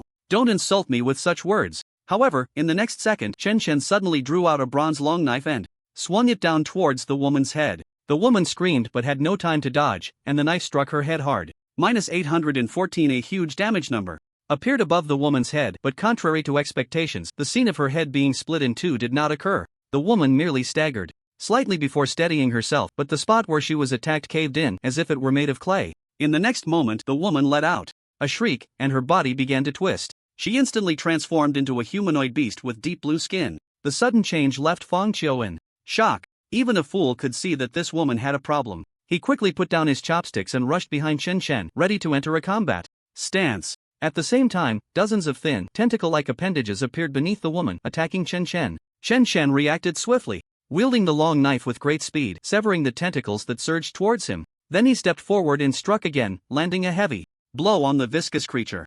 -1431. An astonishing damage number floated above the blue beast's head. This strike was a critical hit. In the next moment, the blue beast let out a wail and collapsed to the ground, its body beginning to dissipate. Kill level 11 Blue Shadow Illusion Demon X1. Gain 750 experience points. Daughter-in-law. Seeing the woman die under Chen Chen's knife, the 70-year-old grandmother stumbled and fell, her face pale. Tears instantly streamed from the corners of her eyes as the old woman sobbed, filled with despair and sorrow. She looked just like an elderly person mourning the loss of her children. Chen Chen. Fang Qiu called out Chen Chen's name. He didn't continue, but his face was filled with compassion. In that moment, Chen Chen seemed to feel a certain stirring within him. He took a deep breath, finally understanding the true test of the 11th level. Chen Chen gazed intently at the frail, helpless old woman before him, along with the two children who were sobbing hoarsely. His heart spasmed, a strong sense of guilt surged within him, as if he had truly become the murderer who took their mother away in that instant. Chen Chen took a deep breath, finally realizing what the 11th level was truly testing him on. It was testing whether the practitioner's heart was strong and resolute. He also finally understood why the 5th rule of the dungeon was to trust one's instincts. No matter how pitiful and helpless the people before her appeared, the beasts were still beasts. Chen Chen slowly raised the bronze knife in her hand and walked heavily towards the old man who seemed to be over 70. At that moment, time seemed to have dealt her another harsh blow, making her look older than her actual age. She slowly lifted her head, her weathered cheeks still marked with dried tears, and spoke in an almost pleading tone, "Please, don't hurt those two children. They are still young. I beg you to spare them." Chen Chen did not respond. His grip on the knife was tight and loose, as if he were battling with his inner demons. Yet in the end, the blade still mercilessly struck the old woman's head. -987 in the next second, the old woman transformed into a blue-skinned humanoid beast, but in her reverted form, she offered no resistance. Her eyes were still filled with a pleading gaze. Chen Chen closed his eyes slightly, no longer looking into her eyes, and once again raised the knife. The old woman vanished from the room. "Grandma!" A boy's anguished wail echoed in the room. His face twisted in rage, he glared at Chen Chen, his voice filled with despair and indignation. "You evil person! Why did you kill my dear mother and grandmother? I will kill you!" The boy roared, hastily walking towards the wall to retrieve the wooden sword his mother had made for him. The boy charged at Chen Chen with the wooden sword raised. Chen Chen remained expressionless, showing no sign of evasion as the long knife thrust forward. "No!" Fang Qiu shouted, unable to bear it. However, Chen Chen's long knife still unhesitatingly pierced the boy's chest. Chen Chen turned to Fang Qiu, his expression unusually serious. "Have you softened your heart? Just because they wear our human skin. I finally understand what the 11th level is testing us on. It tells us that we can never show mercy to our enemies. Have you thought about it? If I hadn't stopped you just now, we might have already left the instance." But, Fang Qiu stammered. For a long time, ultimately unable to say anything. This couldn't be blamed on her. Fang Qiu had always hated war, and if he hadn't been forced to change his class to a priest, he would never have entered the instance with Chen Chen. At this moment, the little boy had also transformed into a humanoid beast, letting out a series of mournful wails. "It hurts. It hurts. Please let me go. I am a good child. I really am a good child." Yet in the next second, the flash of the knife cut through, and the boy's body was cleaved in two, turning into white light and completely vanishing. Chen looked at the little girl hiding in the corner. She was the last survivor in the room. No one expected that the once happy family of four would be shattered at this moment. The little girl did not cry, she simply buried her head between her legs, murmuring softly, "You are all bad people. You are all bad people." Chen Chen took a deep breath, no longer hesitating, and swung the long knife down towards the little girl. However, in the next moment, the little girl suddenly looked up, her eyes radiating an eerie blue light. Chen Chen immediately felt his body lose control and was sent flying, crashing hard against the wall of the room. Boom! A loud sound echoed. Chen Chen's body smashed a large hole in the wall. Chen!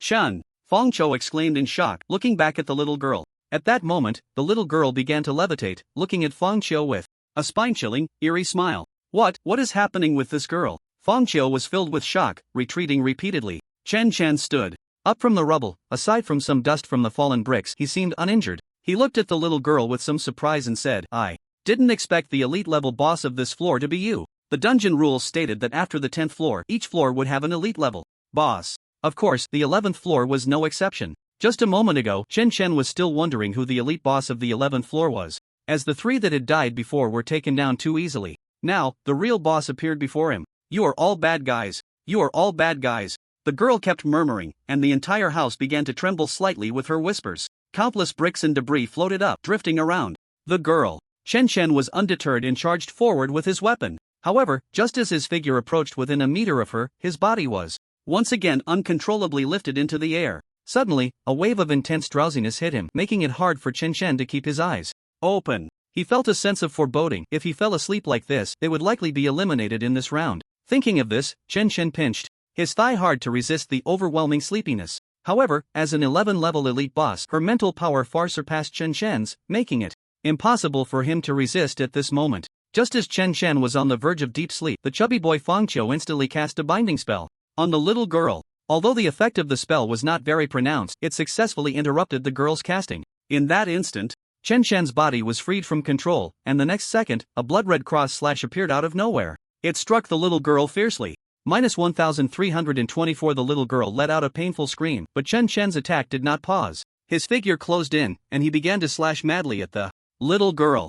-782, -814, -711. 2 seconds later, the boss-level little girl's health was completely depleted, and her figure gradually transformed into white light. Finally resolving the battle, Chen Chen let out a long sigh of relief and sat down on the ground, giving Fang Qiu a thumbs up. Seeing Chen Chen rarely praise him, Fang Qiu shyly rubbed his nose. Then, still a bit confused, he asked, "Why did you suddenly attack just now? Were you so sure that woman wasn't human?" Chen Chen smiled wearily. "Of course I wasn't sure.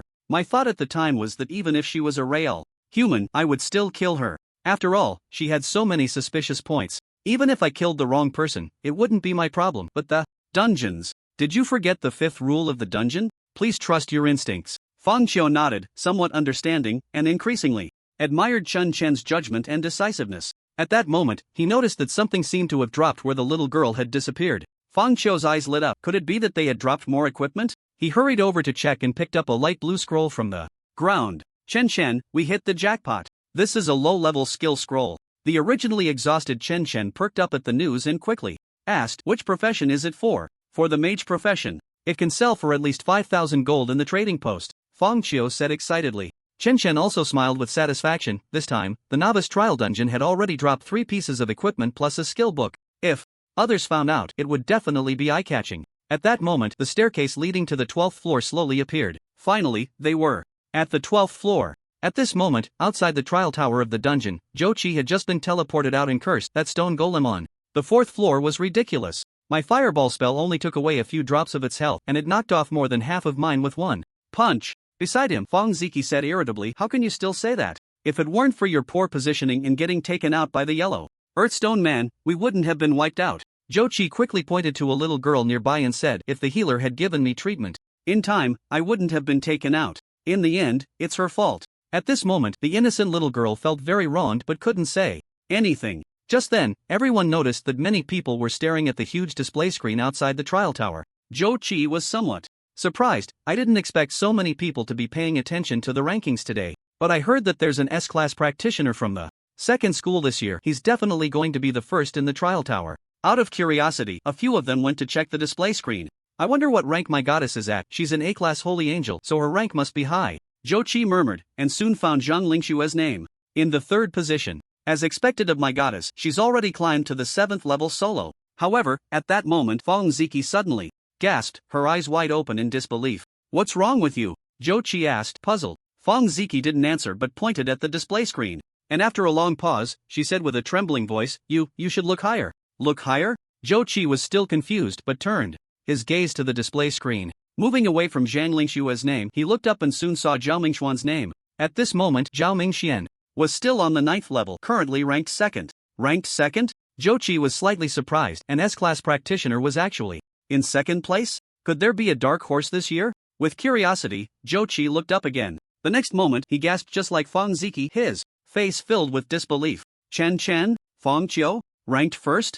Zhou Qi was somewhat dumbfounded. He even began to doubt whether the display screen was malfunctioning. How could a C-class berserker with a healer possibly reach the 11th level? There were plenty of berserkers on site who hadn't even passed the 2nd level. Why should Chen Chen be able to? At this moment, Zhou Qi felt like he was dreaming. He couldn't help but pinch his thigh. Ouch! That hurt. However, the scene before him showed no signs of changing. Chen Chen and Fang Qiu's names remained at the top. No, just in the next second, their levels suddenly changed. Level 12. Their names appeared on the 12th level. How is this possible? At this moment, not just Zhou Qi, everyone present couldn't help but exclaim. It had been a full 5 years since someone last stepped onto the 12th level. Yet this year, someone had finally reached the 12th level of the trial tower again. It's worth noting that only 10 hours had passed since they started the tower. If they could clear the dungeon within 2 hours, then they would break the previous record of 12 hours today. At this moment, everyone was staring at those names, anticipating the moment of making history.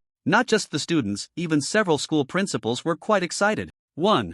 Principal said earnestly, old Zhang, regardless of whether they can conquer the 12th level, just the fact that they can pass the 11th level is enough to warrant special training. Zhang Shangdong smiled bitterly, what more can I do? They'll be taking the big exam in a week. By then, they won't be my students anymore. You fool, push them towards Manhwa Academy. That's our province's academy. Once they graduate from Manhwa Academy, they'll definitely be talents from our province. Beside them, Principal Wang of Urzhong scoffed. How could such an outstanding talent be retained by Nanhua University? He will definitely go to top institutions like Huadi or Modu. What do we have to compare with them? The other principal fell silent upon hearing this, while Zhang Shangdong patted his shoulder and said, when he comes out, I will have a private talk with him about this matter. Then another old principal spoke up. Do you think he can clear the 12th level? Principal Wang shook his head. The previous clearers are now the new generation of prodigies. If this Chen Shen can clear it, wouldn't that mean his potential is greater than that of the previous one? So I think it's unlikely. Another principal nodded in agreement. An S-class dual-wielding swordsman, unless he has some life-saving means. Otherwise it will be hard for him to withstand even one strike from the opponent. But doesn't he have a priest with him? A low-level priest won't be of much help. Amidst the murmurs of the principals, Zhang Donglai stared intently at the rankings, hoping for a miracle to occur. At this moment, in the 12th level of the dungeon tower, Chen Shen and Fang Qiu stared blankly at the scene before them. Before them was a beautifully scenic bamboo forest with a gentle stream flowing through the center. Not far away, under a pavilion, a handsome young man was sitting there, resting. Soon, the two of them arrived at the pavilion. The young man still had his head resting on his hand, eyes closed in peaceful sleep, his ethereal demeanor resembling that of a figure from a painting. Looking at the young man, Chen Shen couldn't help but feel suspicious. Could this be another beast in disguise? Just then, the young man suddenly woke from his slumber. He looked up at Chen Shen, a bright smile spreading across his face. You're here, I've been waiting for you for a long time. Chen Shen, looking confused, asked the young man, do you know me? The young man shook his head. I don't know you, but I am waiting for everyone who enters the 12th level. Chen Shen continued to ask, so who exactly are you? Are you also a beast? The young man shook his head again, smiling as he said, I am neither a beast nor a human. To be precise, I am an image record created by the trial tower.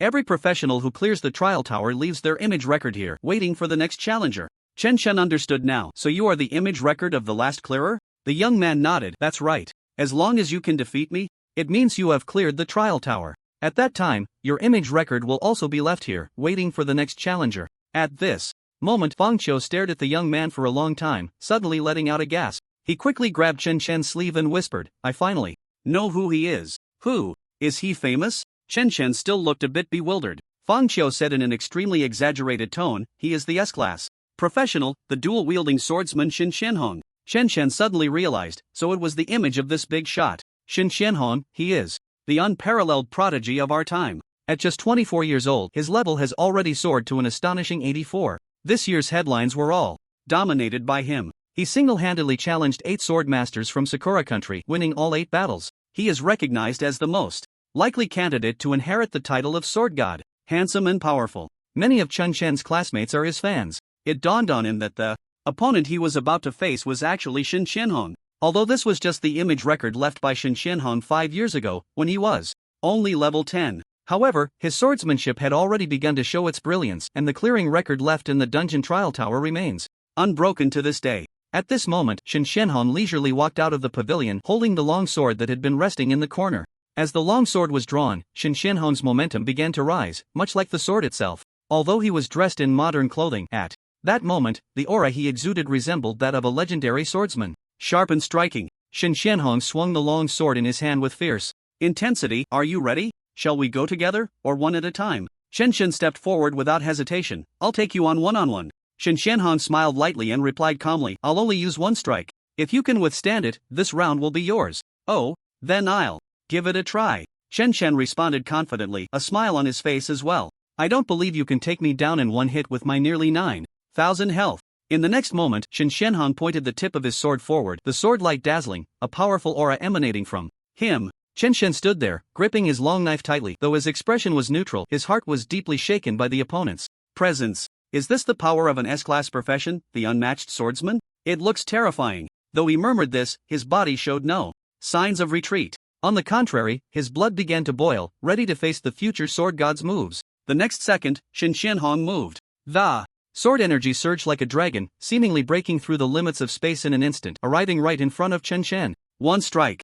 Unleashed. No mountains could block it. Chen Chen hadn't even reacted before he was hit solidly by the opponent's attack. He flew backward like a kite with a severed string, barely stopping after flying 4 or 5 meters. Above his head, an astonishing damage number floated up, minus 3,423. With just one strike, Chen Xianhong had taken away nearly half of Chen Chen's health, showcasing the terrifying power of the unmatched swordsman. Not bad, not bad, you actually survived my strike.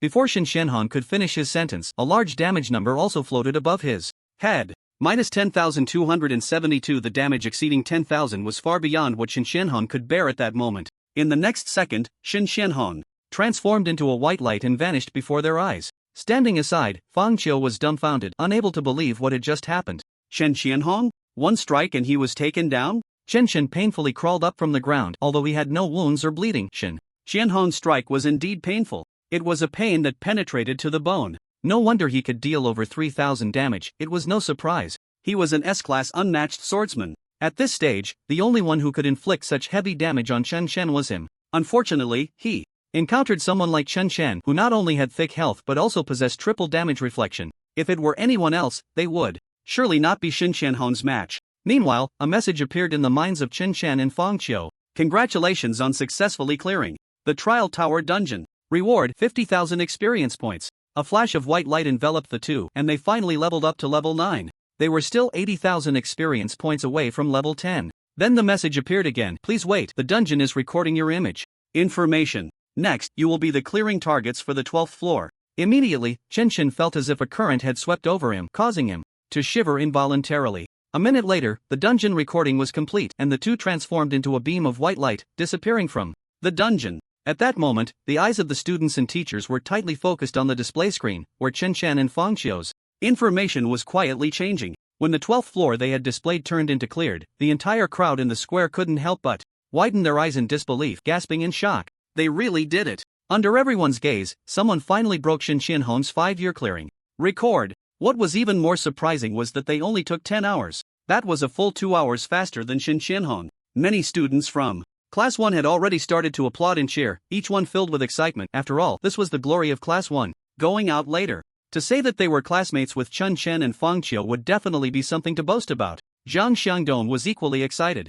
After all, these were students from their school. He never expected they could actually surpass Shen Xianhong's record. Although it was Shen Xianhong from 5 years ago, wasn't Chen Chen and Fang Qiu also just newly transferred students? If nurtured well, their potential might even be stronger than Shen Xianhong's. In the crowd, Zhou Qi's expression was complex. He had planned to give Chen Chen a hard time after the trial ended. But now, the other party had already cleared the trial tower, showing just how strong they had become. How could he compete with that? Taking advantage of Chen Chen not having come out yet, Zhou Qi quietly slipped away from the crowd, preparing to make his escape. At that moment, a classmate noticed him leaving and suddenly asked, Zhou Qi, didn't you say you would challenge Chen Chen after the trial tower ended? Why are you leaving early?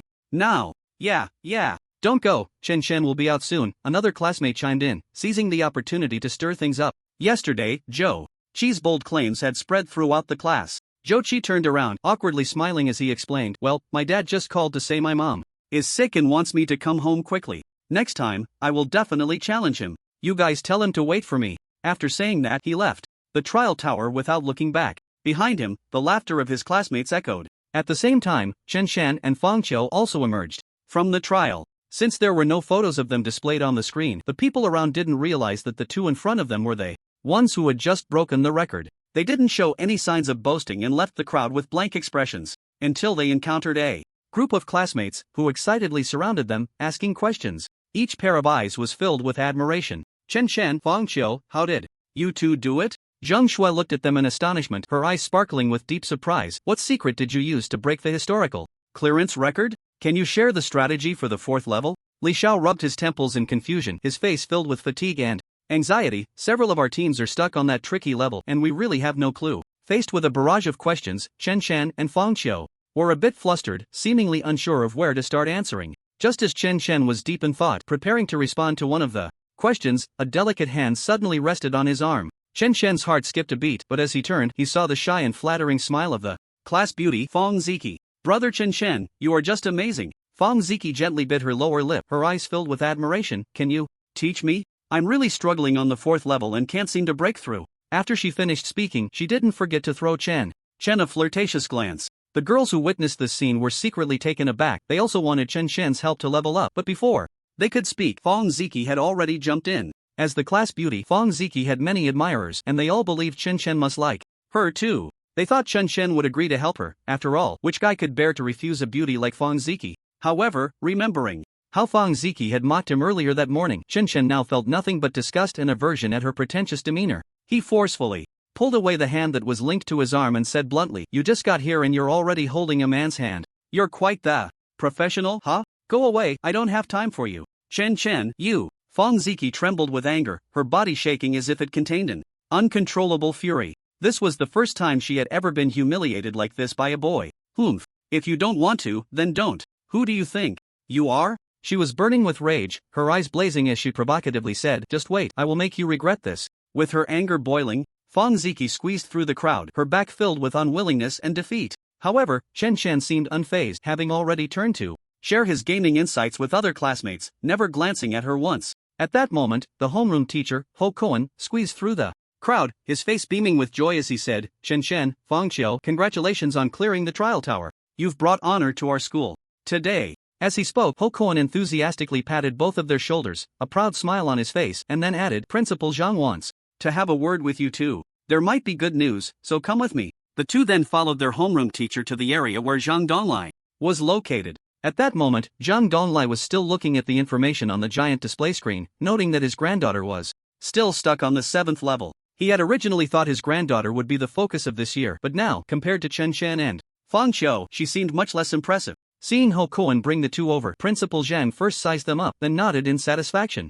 Not bad, you two performed quite well this time," Zhang Donglai praised with a smile. His gaze then fell on Chen Chen as he asked, "You must be Chen Chen, right?" Chen Chen nodded. After receiving a positive answer, Zhang Donglai silently cast an observation spell on Chen Chen. The display profession was still berserker, level 9. He then observed Fong Qiu, level 9 priest. No issues there. This left Zhang Donglai even more puzzled. After pondering for a moment, he voiced his confusion, "Chen Chen, are you really just a berserker?" Chen Chen shook his head, feeling there was no need to hide anything now. After all, anyone who wasn't a fool could see that his profession was unusual, so he generously admitted, "Principal Zhang, actually, I've changed to a hidden profession. I'm still a berserker, but it's called a miracle berserker." Zhang Donglai nodded, in realization, repeatedly chewing on the name of the profession. There was no information in his mind about miracle berserkers, clearly a brand new hidden profession. Its rating was definitely S level or above. Otherwise, it would have been impossible to surpass the recorded performance of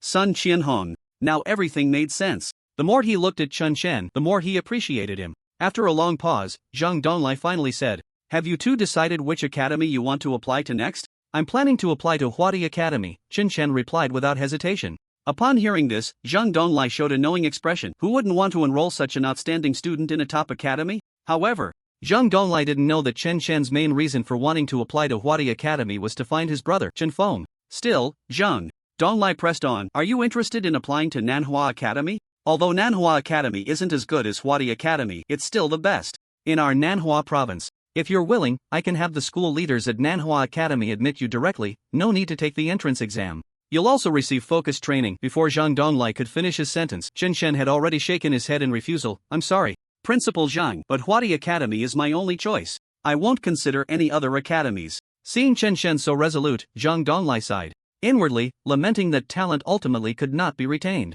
Then he turned his gaze to Fong Qiu and said, "Fong Qiu, are you interested in applying to Nanhua Academy?" In Zhang Donglai's view, even though Fong Qiu's strength was average, he was still a priest. A healer is a scarce resource wherever they are placed. "Ah, me?" Fong Qiu pointed at himself, feeling a bit shy as he scratched his head. He hadn't considered this question before. He looked to Chen Chen for help, but Chen Chen's expression was blank, seemingly unwilling to comment on the matter. Seeing Fong Qiu hesitating, Principal Zhang immediately added fuel to the fire. "What do you think? As long as you are willing to apply to Nanhua Academy, you can be directly admitted." "Ah, well, okay, then I will apply to Nanhua Academy." Fong Qiu thought for a long time and finally nodded. Fong Qiu knew that with his strength, he definitely couldn't get into Huadi Academy like Chen Chen. Now that there was such an opportunity, it would be better to join Nanhua Academy. Moreover, Nanhua Academy was in his home province, making it closer to go home later. Considering these issues, Fong Qiu chose to agree. Principal Zhang nodded in satisfaction, chatted with the two for a while, and then arranged for them to leave.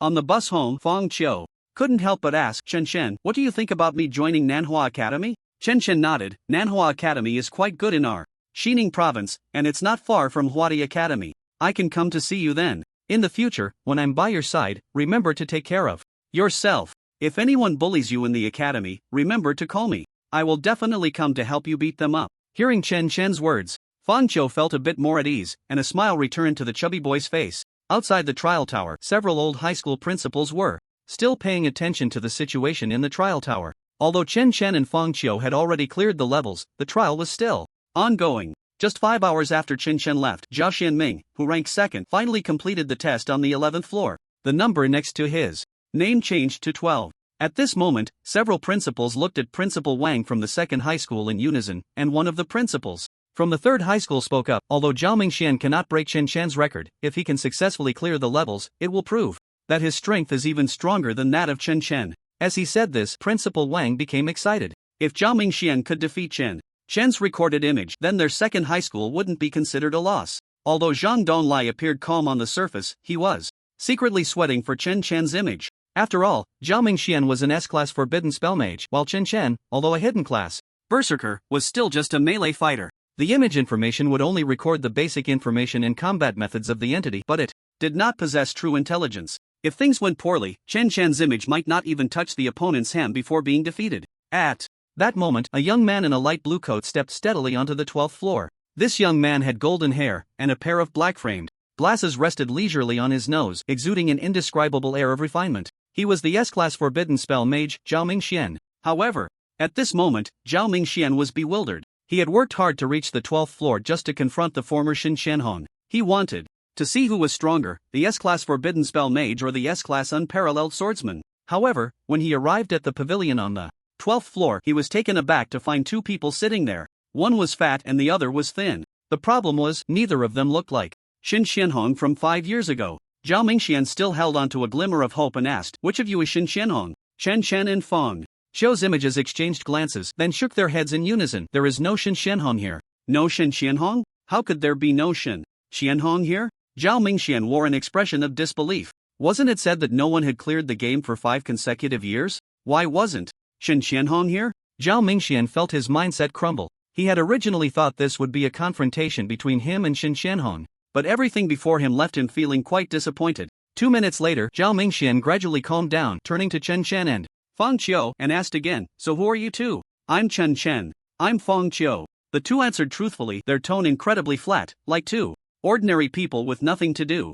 Zhao Mingxian felt a wave of confusion. Chen Chen? Fang Qiu? Never heard of them. So where did Xin Xianhong run off to? While Zhao Mingxian was still tangled up in thoughts about Xin Xianhong, Chen Chen suddenly stood up and said, "Enough chit-chat. If you want to clear the game, you have to defeat me first." Zhao Mingxian sighed. At this point, he could only wait until he got out to ask the person in charge of the trial tower for clarification. Right now, he had no interest in continuing to tangle with these two seemingly dull guys. It would be better to just throw out a move and take care of them. In a flash of thought, Zhao Mingxian extended his finger and flicked it lightly, instantly summoning a fire pillar that shot up 3 meters high, enveloping the entire pavilion. The fire pillar roared like an enraged fire god, stirring up waves of scorching heat, and in an instant, turned the entire pavilion to ashes. -1032 -981 2 high damage numbers popped up above the heads of the two inside the pavilion. Fang Qiu's image instantly transformed into a white light and disappeared. However, Chen Chen merely frowned and painfully exclaimed, "That hurts."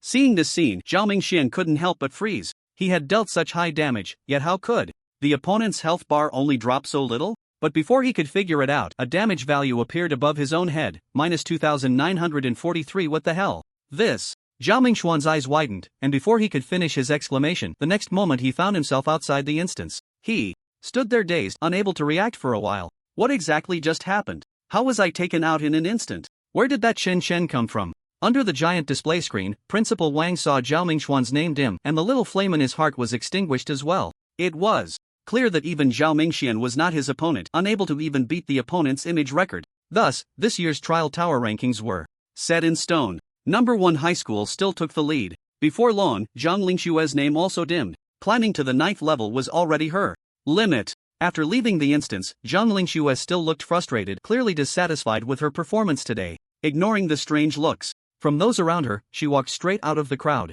Soon, she reached Zhang Donglai's side, sitting down on a small stool with her legs crossed. Then, without caring about her image, she gulped down 2 big swigs of water before saying, "Oh my, I'm exhausted. I didn't perform well today. Those beasts on the 9th level were so cunning, they even dared to ambush me. Really lacking in martial ethics. Ling Xue, you're a girl. Speak more civilly," Zhang Donglai quickly admonished upon seeing this. "You're a holy angel now. Which angel speaks so rudely? Who says a holy angel has to be delicate and refined? Can't I just be a rough and tumble angel?" Zhang Lingxue said, raising her head with a spoiled expression. Zhang Donglai could only smile wryly at this, secretly regretting that he had let Zhang Lingxue stay at her second grandfather's house. Now, it seemed, she hadn't learned anything else, but her tone was exactly like her second grandfather's. At this moment, Zhang Lingxue sighed and continued. "I heard this morning that an S-level forbidden spell mage came out of number 2 high school. In our school, I'm the only one who can carry the weight. So I climbed to the 9th level. This year, number 2 high school is definitely going to be the laughingstock." Seeing his granddaughter take the school's reputation so seriously, Zhang Donglai smiled with relief. "Silly girl, don't put so much pressure on yourself. I don't care about this kind of honor. Besides, that Zhao Mingxian may have climbed to the 12th level, but the first place is still ours at number 1 high school." "What?" Zhang Lingxue looked at Zhang Donglai with suspicion, her face full of disbelief. "Grandpa, have you already started to get senile? He climbed to the 12th level, how could the first place still be ours?" Seeing his granddaughter's incredulous expression, he pointed his chin towards the giant electronic display screen. Zhang Lingxue then turned her head to look and quickly saw the names Qin Shen and Feng Qiu at the top of the rankings. Finally, it prominently displayed the words "cleared." Zhang Lingxue's eyes widened as she stared at the 2 names. After a long while, she dazedly uttered 4 words, "Wow, amazing." The next morning, Qin Shen set off early in the car towards the dungeon center located in the suburbs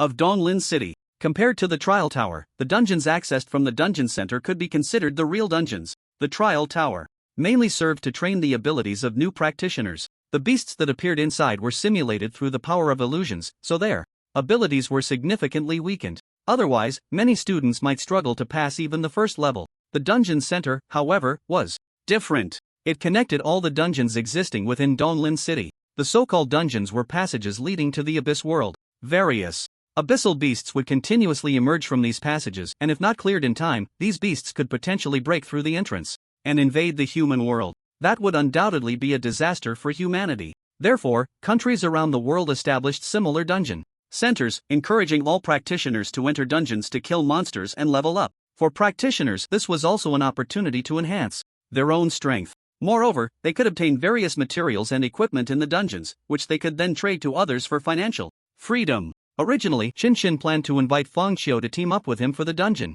However, the chubby boy said he had something to do at home and declined Chen Chen's invitation. Chen Chen knew in his heart that this was definitely an excuse from Feng Qiu. The guy was afraid that he would slow down Chen Chen's leveling speed. After all, Chen Chen was only at level 9, while the admission standard for Huadi Academy was level 15. Although the gap was only 6 levels for an average practitioner, it would take at least a month to level up those 6 levels. Even Chen Chen himself wasn't sure about it. Upon arriving at the dungeon center, Chen Chen first went up to the 2nd floor. This was the largest official trading center in Donglin City. Now that we are in the information age, most transactions can be completed on mobile phones. However, there is also the risk of buying counterfeit goods. To ensure safety, most people would sell through official platforms. Chen Chen quickly put up for consignment the low-level mage skill scroll and the bronze axe he obtained in the dungeon. He priced the scroll at 5,000 gold coins and the bronze axe at 200 gold coins. After setting the prices, Chen Chen handed the scroll and the bronze axe to the staff at the official trading center. They would upload the information and pricing of the equipment Chen Chen consigned to the official trading website. Once the transaction was confirmed, the official trading center would directly transfer the money into Chen Chen's account, minus a 2% handling fee. Of course, if no one bought them, Chen Chen could also retrieve the materials. The official trading center never unjustly withholds others' property. Its reputation is trustworthy. At this moment, Chen Chen only had 3 gold coins left in his hands. If he couldn't sell anything, he would soon be eating the northwest wind. Just as he was heading downstairs, a message came through on his phone. 4,900 gold coins credited. As expected, skill scrolls were quite popular. Chen Chen felt a bit regretful, wishing he had sold them for a higher price. Once the gold coins were credited, Chen Chen transferred 2,450 gold coins to Feng Qiu. After all, they had tackled the dungeon together, and Feng Qiu deserved a share of the money. Moreover, Chen Chen had a vague feeling that Feng Qiu was the lucky one. It was likely that their ability to loot so much equipment in the trial tower depended on him. Whether that was the case or not, Chen Chen would find out clearly after soloing the dungeon once. Arriving at the first floor hall, the spacious area of over 2,000 square meters was still packed with people. Level 15 normal magic wolf forest, need one frontline tank, setting off soon. Level 23 elite rock demon cave, looking for experienced players. The team has a beautiful healer. Level 18 hard knight church, need a ranged DPS over. Level 20, just follow the commands and you'll clear it. The noisy voices in the dungeon center kept shouting, making the entire place feel like a bustling market. Chen Chen navigated through the crowd and first went to the customer service desk to handle the necessary procedures. The customer service lady pulled up Chen Chen's information and then asked him, "Is this your first time at the dungeon center?" Chen Chen nodded, and the customer service lady reminded him, "The dungeons here are very different from the trial tower. Once you find yourself in life-threatening danger, here, there's no protection mechanism, you will die directly in the dungeon. So as a newcomer, I suggest you try some low-level normal dungeons first." At this point, the customer service lady quietly added, "Try to find some familiar or reliable teammates. Recently, there have been frequent incidents where people teamed up with strangers and ended up being robbed or harmed in the dungeons. After all, there are no surveillance cameras inside the dungeons, and no one knows what really happens in there. I'll just say this much, you should be careful." "Okay, thank you." Chen Chen nodded gratefully. After registering his information, she handed him a black card. "This is your dungeon information card. Currently, your level is only 9, so you can only participate in dungeons up to level 12. You can only enter the dungeon through the authentication of this information card, otherwise, even if you go to a higher level dungeon array, it won't respond. Of course, if you team up with someone of a higher level, you can also enter higher level dungeons." Chen Chen nodded and took the information card. With the information card in hand, Chen Chen could now consider which dungeon to enter. He currently had no plans to team up with anyone with such an overpowered class. Soloing dungeons was completely fine. Since he could only enter dungeons up to level 12 for now, he might as well find a level 12 dungeon to solo. Soon, Chen Chen found the level 12 dungeon area. At this moment, there were quite a few people there calling for teams. Seeing Chen Chen approach, a young man in his 20s came over and asked, "Hey, are you here to challenge the level 12 dungeon too?" Chen Chen nodded. The young man smiled and said, "We're just about to form a team for the normal level 12 dungeon, the Brushwood Maze. May I ask what level you are and what class you play?" Chen Chen thought for a moment and replied, "Level 9 berserker." Upon hearing that Chen Chen was only a level 9 berserker, the young man's enthusiasm immediately cooled down. He then advised, "Hey, you're only level 9, what are you doing in the level 12 dungeon area? I suggest you go to the level 9 dungeon area instead. Don't you understand that the risk doubles with each level you cross?" Chen Chen smiled and said, "It's fine, I just want to challenge myself and see how it goes." "Challenge yourself? Do you think you're playing a game? You might just die in there. Listen to me, don't joke with your life. You should challenge some lower level dungeons instead." Seeing that Chen Chen was determined to move forward, the kind-hearted young man was about to block his path but was pulled back by a companion beside him who said, "Why are you stopping him? It's hard to advise someone who's asking for death. If he wants to die so badly, just let him go." But the young man still hesitated. At that moment, Chen Chen spoke up, "It's okay, big brother, I have ways to protect myself. Thank you for your advice." After politely nodding at him, he turned and entered the level 12 dungeon selection area. He placed his information card on the panel in the selection area, and soon the information about the level 12 dungeons appeared before Chen Chen's eyes. Currently, there are 2 level 12 dungeons available for selection, the Thicket Maze and the Calamity Prairie. Chen chose the Thicket Maze among them. Next, he had to select the difficulty of the dungeon. The level 12 dungeon currently offers 3 difficulties: normal, elite, and hard. With each increase in difficulty, the strength of the monsters also doubles. Correspondingly, the experience points will increase by 50%. This means that the monsters in hard difficulty will be 3 times as strong as those in normal difficulty, while the experience points will be double that of normal difficulty. Of course, the drop rates for various materials and equipment will also increase accordingly. After thinking for a moment, Chen Chen ultimately chose to solo the hard difficulty. The tasks were urgent and time was short, he needed to speed up his leveling. Immediately, a flash of white light passed and Chen Chen's figure instantly disappeared from the center of the dungeon. Not far away, the big brother was momentarily stunned. Did he choose the hard dungeon, challenging it alone? He's probably been stimulated by something and is rushing into the dungeon seeking death. This kind of thing happens several times a month. Luckily, you didn't team up with him, otherwise, you might have been dragged down too. His companion shrugged and said nonchalantly. Soon, a teleportation beam descended and Chen Chen's figure appeared in a maze made of bushes. The bushes here were about 2 meters tall, as if trimmed by top-notch gardeners, each surface perfectly flat without any protruding branches. Behind Chen Chen was a magic circle emitting a faint blue light.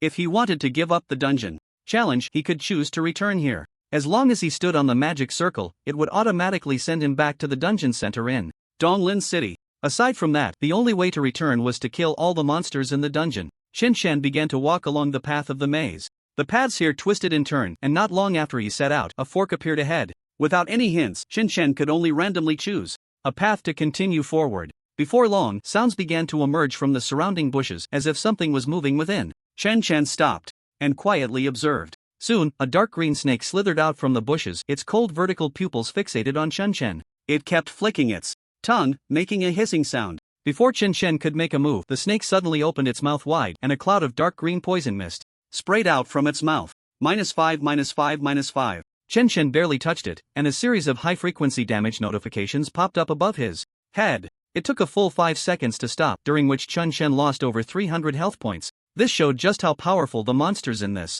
hard dungeon were. However, a look of ecstasy appeared on Qinshan's face. Under this high-frequency damage, his health limit was also increasing rapidly. He gained a full 500 points. This venomous snake is simply his artifact for restoring health. Without a second thought, Qinshan stepped forward and dove into the green toxic mist. Feeling his health limit continuously rising, Qinshan wore an expression of enjoyment, as if he were taking a bath in the poisonous fog. However, his blissful expression didn't last long before the surrounding mist dissipated at an alarming speed. Looking at the dark green snake, it twisted and struggled a few times before completely losing its vitality. Successfully killed level 12. Forest Ghost Snake X1, gained 3,800 experience points. Qinshan couldn't help but exclaim that his thorned reflective armor was truly overpowered. Even the strongest monsters couldn't withstand 3 times the reflected damage. However, the high experience points from the difficult dungeon, combined with solo play, were indeed impressive. Qinshan estimated that by clearing this dungeon he might just level up to level 10. At that point, he would be able to comprehend new skills. Qinshan continued forward, encountering more forest ghost snakes and repeating the same method, bathing in the toxic mist. In no time, his health limit finally broke through the 10,000 mark. Having such high health at level 9 was comparable to some level 10 elite bosses. However, Qinshan's health was depleting quickly. In just a short while, he had already lost 1,000 health points. At this rate, he might run out of health before even finding the dungeon boss. At that moment, Qinshan couldn't help but start to miss Feng Qiu. Although the little chubby guy didn't heal much at a time, he provided a stable and continuous recovery. Unlike now, where every drop of health had to be meticulously calculated. Thus, for every forest ghost snake he encountered next, Qinshan would find a way to avoid the toxic mist and then step forward to kill it. With an attack power exceeding 1,000, 2 strikes were enough to turn these snakes into souls under Qinshan's blade. In narrow spaces, he would opt for the blood blade cross slash for ranged attacks. With the sharp blood blade, one by one, the forest ghost snakes were slain. Finally, after half an hour, a flash of white light enveloped Qinshan, and he finally leveled up to 10. At the same time, a system notification echoed in his mind. Comprehended new skill, Bloodline Boiling level 1, when health is below 50%, recover 5% of current maximum health per second and increase attack power by 2 times. When health is below 30%, recover 10% of current maximum health per second, and increase attack power by 3 times. When health is below 20%, recover 15% of current maximum health per second and increase attack power by 4 times. When health is below 10%, recover 20% of current maximum health per second and increase attack power by 5 times.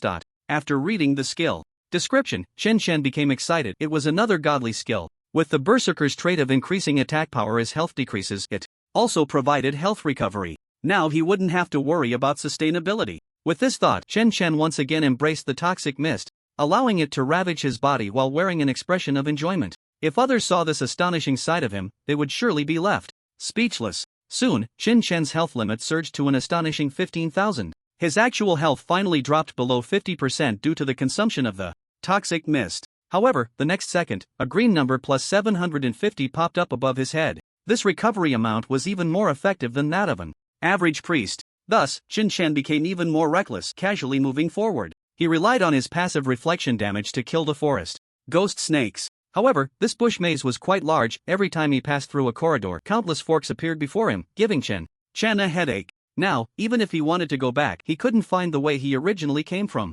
Qinshan looked at the walls formed by the bushes on both sides. Rather than continuing to wander aimlessly, it would be better to climb up the bushes directly. This way, he could broaden his view and find his direction. Without hesitation, Qinshan swiftly climbed up the bush wall with his agile movements. To his surprise, the bushes were quite sturdy and did not collapse under his weight. Standing atop the bush wall, he gazed out and realized the vastness of the entire bush maze. If he were to explore randomly down below, it could take him 3 days and nights to find a way out. Just then, Chen Chen spotted a towering tree growing about 2 to 3 kilometers away. This tree stood out prominently in the maze. That must be the boss's lair, Chen Chen thought, and he stepped forward along the bush wall, significantly reducing the chances of blind exploration. However, the moment Chen Chen set foot on the bush wall, it was as if he had become a beam of light in the darkness. Countless forest serpents quickly locked onto his position and crawled up the bushes. In less than a minute, his body was covered in forest serpents, which relentlessly attacked him with their sharp teeth. Surrounding him was a dense green toxic mist, obscuring his view of the path ahead.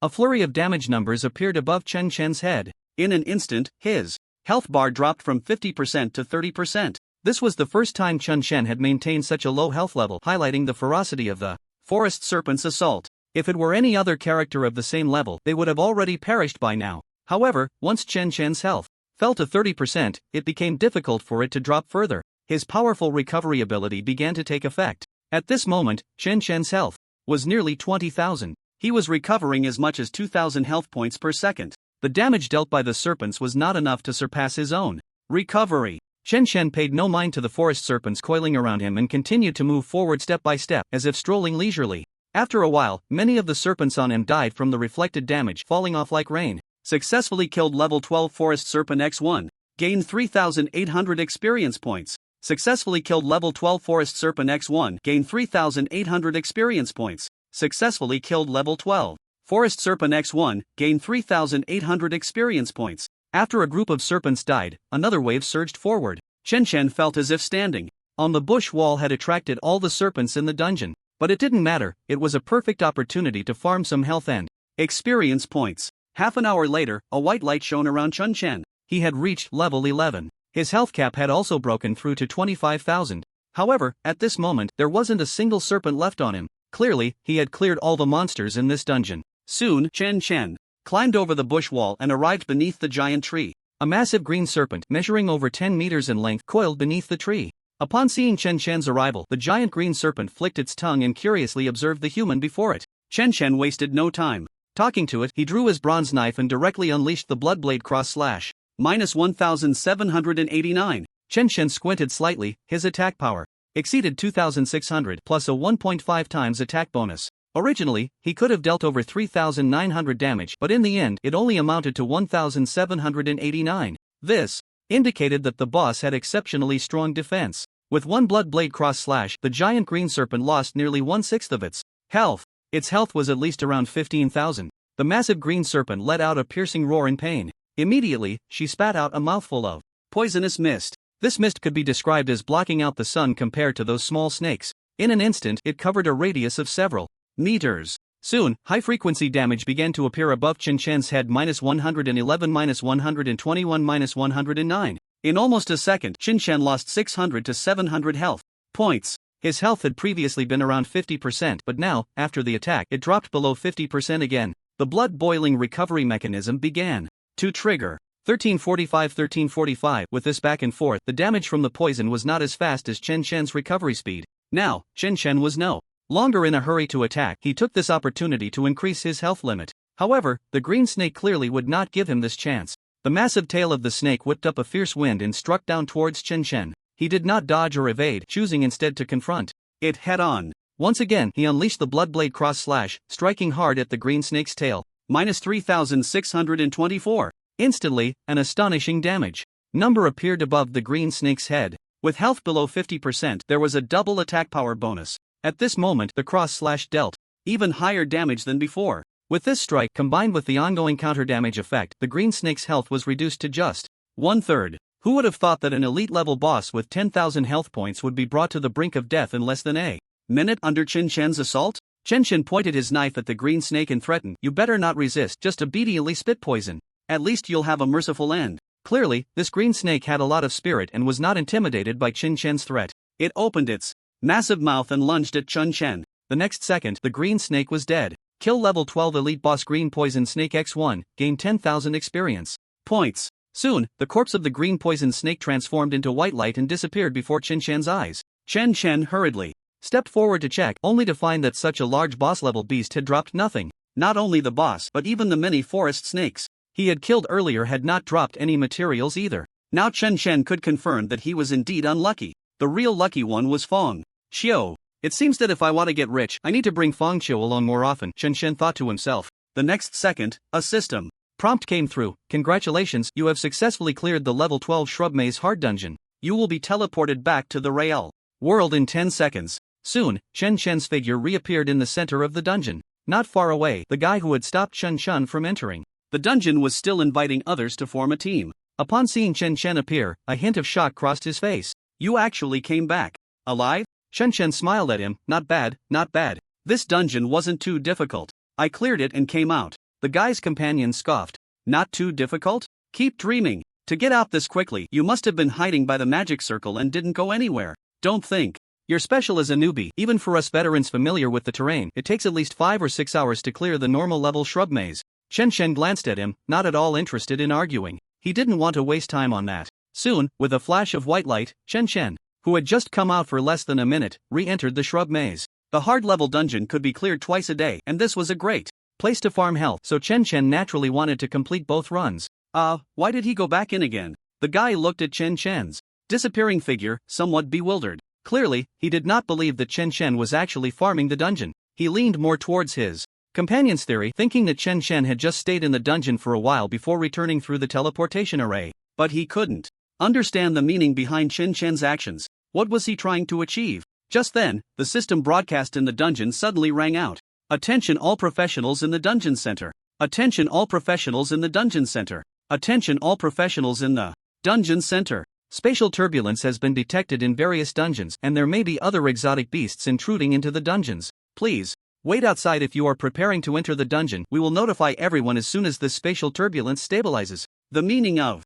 exotic beasts intruding into the dungeon space is that creatures not originally belonging to this dungeon suddenly appear within it. Moreover, they are often of a much higher level than the abyssal beasts currently in the dungeon. Most of the time, the intruding exotic beasts are boss level. So when most professionals heard the words exotic beasts intruding, their expressions changed, filled with fear. Why are we only being notified now? My boyfriend just entered the dungeon. What should we do? A girl looked anxious, almost on the verge of breaking down in tears. This is bad. My brother is still in the dungeon. Is there any way to notify them? Absolutely not. The signals inside and outside the dungeon are isolated.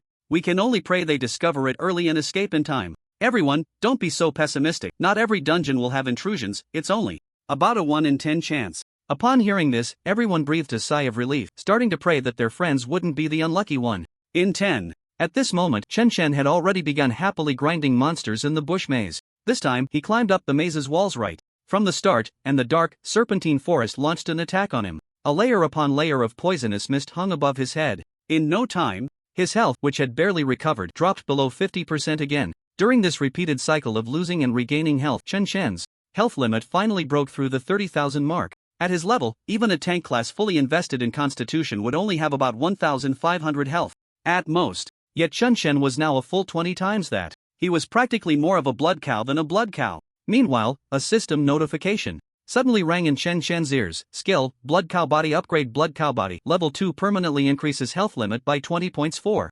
Each instance of damage taken, Chen Chen's eyes lit up. Now his speed of increasing health limits had doubled. If it weren't for the existence of the reflective damage, he would have loved to stand still and let these dark serpents hit him for a whole day and night. He could grind a few million health points before going out. By then, let's see who could still fight him. But there was no way. The passive reflective damage was beyond his control. These snakes quickly couldn't withstand the damage from the reflection and perished one after another. Just then, Chen Chen noticed that something had finally dropped beneath his feet. Obtained, Dark Serpent Fong X1. Chen Chen was almost in tears. After grinding nearly 100 dark serpents, he only got this one material. It was simply outrageous. The upgraded level 2 Blood Cow Body was indeed powerful. In no time, Chen Chen's health limit broke through the 40,000 mark. Even if his health remained at 50%, he still had 20,000 health points. At this rate, by the time he cleared this dungeon, his health limit could reach about 50,000. But just then, an unexpected change occurred. Chen Chen suddenly felt a gust of wind sweep past, as if something was rapidly approaching him.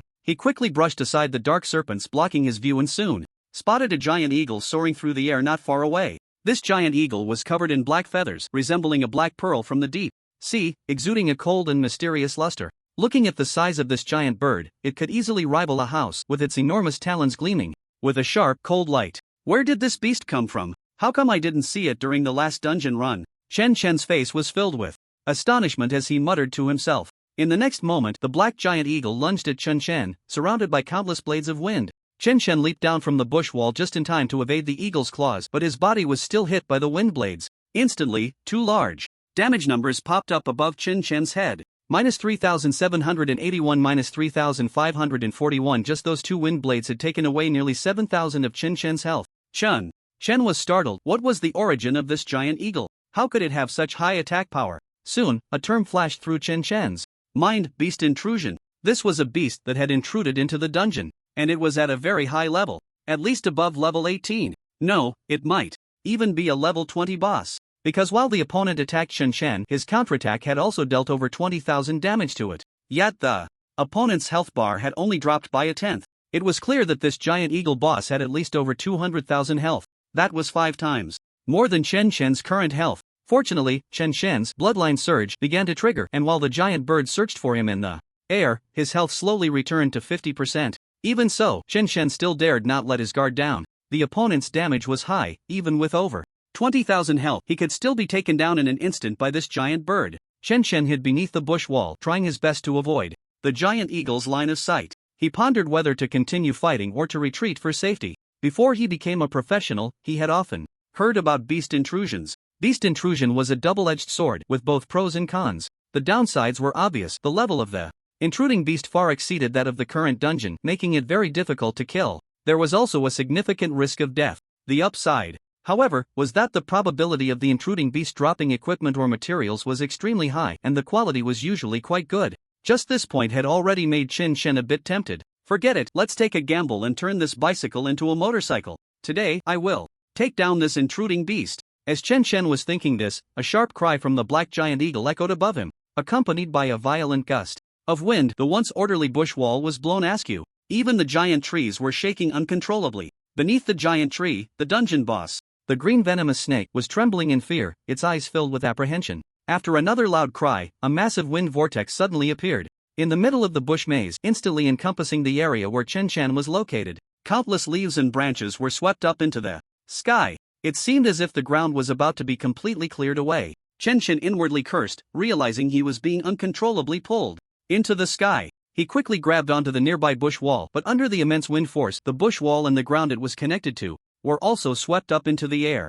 At that moment, Chen Chen felt like he had been thrown into a giant washing machine, spinning wildly. In the next instant, the eagle's sharp eyes quickly spotted Chen Chen's location. The eagle flapped its wings in the air, sending several wind blades towards Chen Chen. With no foothold in the air, Chen Chen took the full brunt of the 3 wind blades attack. -3,122 -3,621 -3,591 in just an instant. Chen lost over 10,000 health. His health dropped to about 25%. This was the first time Chen Chen had lost so much health, and he couldn't help but feel a bit panicked. Fortunately, the effect of bloodline surge was still active, and it had triggered the second phase. At this moment, Chen Chen's health was rapidly recovering at a rate of 4,000 per second. In just 3 seconds, Chen Chen's health returned to 50%. The giant eagle, not far away, clearly showed a look of confusion, evidently unable to understand why this human creature was recovering health so rapidly. It was hitting him, yet he was recovering faster. Not only that, but it had also inexplicably lost another 30,000 health points. This human was somewhat perverse. Soon, this boss-level giant eagle changed its strategy, letting out a loud screech once more. It directly extended its sharp end enormous claws towards the hurricane where Chen Chen was located. A piercing crack echoed through the air, like a sharp sword stabbing into people's hearts. The giant eagle's incredibly sharp claws effortlessly pierced through Chen Chen's chest. -16,234. An astonishing damage value appeared above Chen Chen's head. Chen Chen tightly grasped the giant eagle's claw, pain nearly consuming his consciousness, almost causing him to faint from the agony. However, as long as his health didn't hit 0, even if the eagle crushed his internal organs, Chen Chen wouldn't die. At that moment, Chen's health was below 4,000, triggering the 4th stage of bloodline boiling. He recovered 20% of his maximum health per second, and in just 2 seconds, his health once again returned to 50%. He also gained 5 times the attack damage. However, the black giant eagle was in equally dire straits. That last strike hadn't killed Chen Chen but had instead cost it nearly 50,000 health points.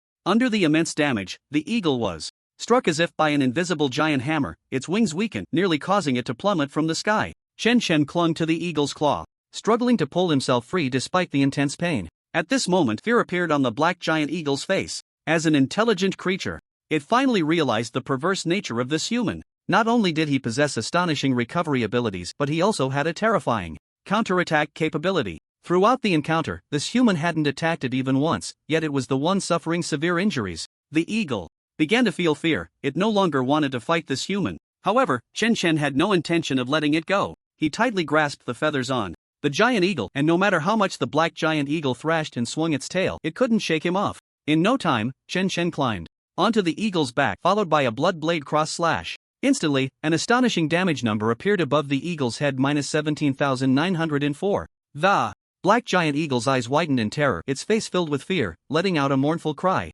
At this point, Chen Chen's base attack power had already surpassed 4,000, combined with the 5 times attack from bloodline boiling and the 1.5 times attack damage from the skill. This allowed him to deal such high damage to this level 20 boss. After releasing the skill, Chen Chen used one hand to grip the eagle's feathers to stabilize himself while the other hand wildly slashed at the giant bird. Each strike took away nearly 5,000 health points from it. In no time, the giant eagle's health bar was down to just 1/3. Faced with such a situation, the giant eagle was completely panicked. It desperately tried to shake Chen Chen off while continuously unleashing wind blades. -4,091, -4,102, -4,621. Each wind blade's damage was considerable, but it undoubtedly became its death knell. With another blood blade cross slash, the giant eagle let out a violent wail, its massive body suddenly plummeting from the sky, crashing heavily into the thicket maze below. Thus, the level 20 boss fell at Chen Chen's hands. Kill the level 20 elite boss Wind Eagle, gain 400,000 experience points. A white light shone around Chen Chen as he leveled up to 12.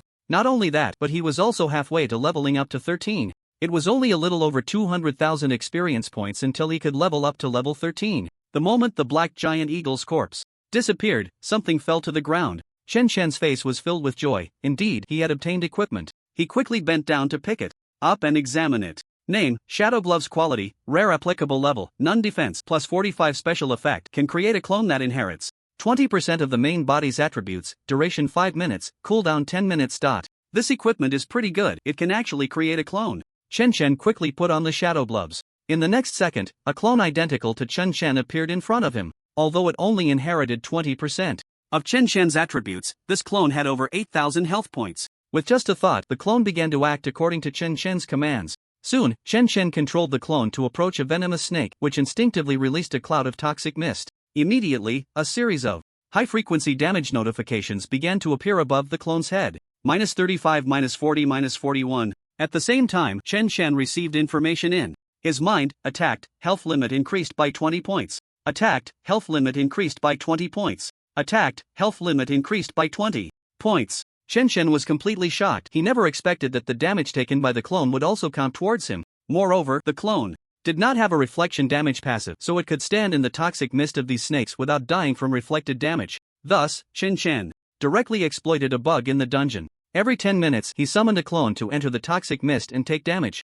Meanwhile, he leisurely lay in the shrub maze. At a rate of losing 200 health points per second, the clone could initially withstand over 40 seconds of toxic mist attacks. During those 40 seconds, it would take over 200 instances of damage. Meanwhile, Chen Chen could lie there and increase his health limit by over 4,000. As Chen Chen's health limit increased, the health of the summoned clones also rose accordingly. This positive cycle allowed Chen Chen to start his plan to boost his health in the dungeon. Unknowingly, Chen Chen had spent a full 5 hours in the dungeon. His health limit finally broke the 100,000 mark. Looking at the nearby venomous snakes that were barely alive, Chen Chen knew that their venom sacs were clearly empty.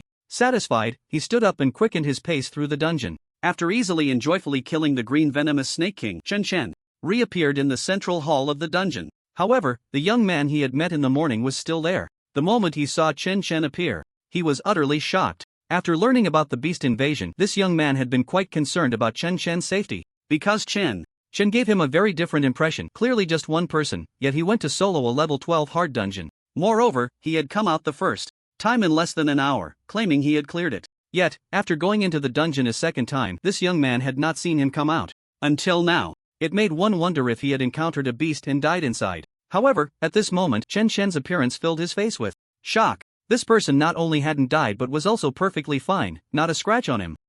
Little brother, why did you come out so late this time? The young man asked again with concern. Chen Chen was a bit puzzled, thinking to himself how this young man was always here whenever he came out. However, facing someone else's kind concern, Chen Chen politely replied, I ran into some unexpected circumstances, so it took longer. Unexpected? The young man tentatively asked, did you encounter any beasts invading the dungeon you entered? Chen Chen nodded, a black giant eagle. It really took quite a bit of effort to kill it. The young man's companion couldn't take it anymore and said, could you at least draft your story before bragging? If someone encounters a beast invasion, just escaping with their life is already impressive, let alone thinking about killing it. You. However, before the companion could finish, the young man stopped him. He pointed at the gloves Chen Chen was wearing, which were clearly not ordinary. It was known that Chen Chen didn't have this equipment before he entered for the second time, so it was obviously obtained in this dungeon, and it couldn't have been dropped by the green poison Snake King. The young man's companion was a bit dumbfounded. Could it be that what he said earlier was true? Did he really kill an invading beast all by himself in there?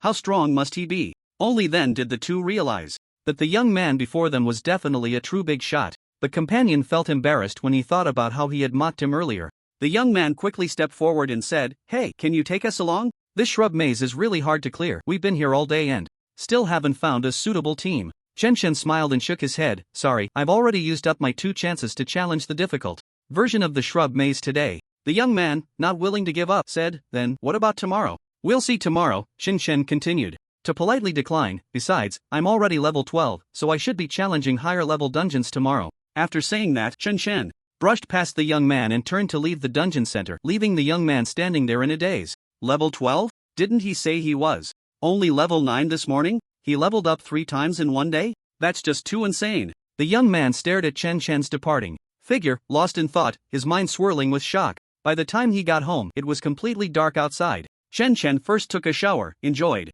a nice meal, and only then did he fully relax. At that moment, he noticed a message from Qing Shan Shui on his phone. Qing Shan Shui, ugh, so annoying. Chen Chen was puzzled and quickly replied. Qing Chen, what's wrong? Who annoyed you, Shui Gu? Qing Shan Shui, you annoyed me. Qing Chen, me? How did I annoy you? Qing Shan Shui, why did you take so long to reply to my message? Qing Chen, I was in the dungeon all day, just saw your message and rushed to reply. Qing Shan Shui, oh, I see. Alright, I forgive you. By the way, how did your dungeon run go today? Qing Chen, it was okay, leveled up several times. After Chen Chen replied, he waited 3 to 5 minutes before the other side sent another message. Qing Shan Shui, ugh. Qing Chen, what's wrong, Shui Gu? What has you sighing like that? Share it so I can have a laugh. Qing Shan Shui, get lost. Then he replied, my class levels up so slowly, I don't even have a group attack skill yet. Killing monsters is painfully slow. Qing Chen, why not consider teaming up with others? Qing Shan Shui, my classmates are lower level than me, I can't rely on them at all. As for others, I'm worried they might have ulterior motives. Chen Chen casually replied, if you were in Donglin City, I might be able to help you level up. After 2 minutes, the other side slowly sent a message. Qing Shan Shui, I'm in Donglin City. Qing Chen, you're from Donglin City? Qing Shan Shui, I wasn't originally, I just transferred here this year. Chen Chen exclaimed, what a coincidence, they were actually in the same city. Now, after thinking for a moment, he replied, how about it? Do you want me to take you into a dungeon? Qing Shan Shui questioned, can you handle it? What level are you now? Don't let it turn into me leveling you up. Morning, level 12, how about that? Am I qualified to take you along now?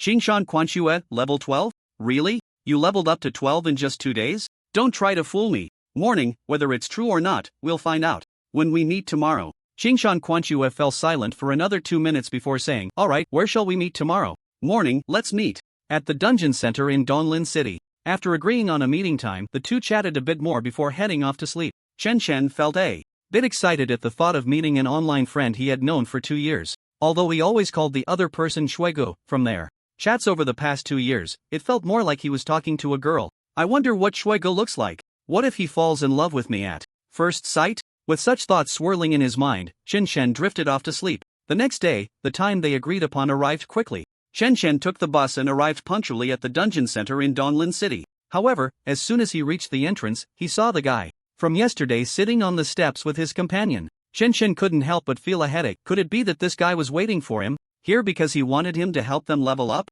But as Chen Chen got closer, he realized something seemed off. The expressions on the two of them looked quite dejected, and the little equipment they had left was now completely gone. Curious, Chen Chen approached and asked, "What happened to you two today?" The guy forced a smile when he saw Chen Chen and said, "This morning, we finally managed to join a level 12 dungeon team. But As soon as we entered, they started beating us up and took all our equipment and materials. Now we have nothing left and plan to wait until our health recovers before farming some low-level dungeons. Chen Chen frowned and asked, you just let them take your stuff like that? The guy's companion spoke up, you don't understand, each of them is over level 20, we were no match for them at all. Later, we heard they were from the Black Dragon Guild and we didn't dare provoke them. Seeing this, Chen Chen patted the guy's shoulder to comfort him, saying, at least they didn't kill you, as long as you're alive, everything else doesn't matter. The guy managed a bitter smile but still thanked Chen Chen. At this point, Chen Chen didn't intend to chat with them any longer, after all, he had a date with his online friend and couldn't be late. He had heard that guys lose points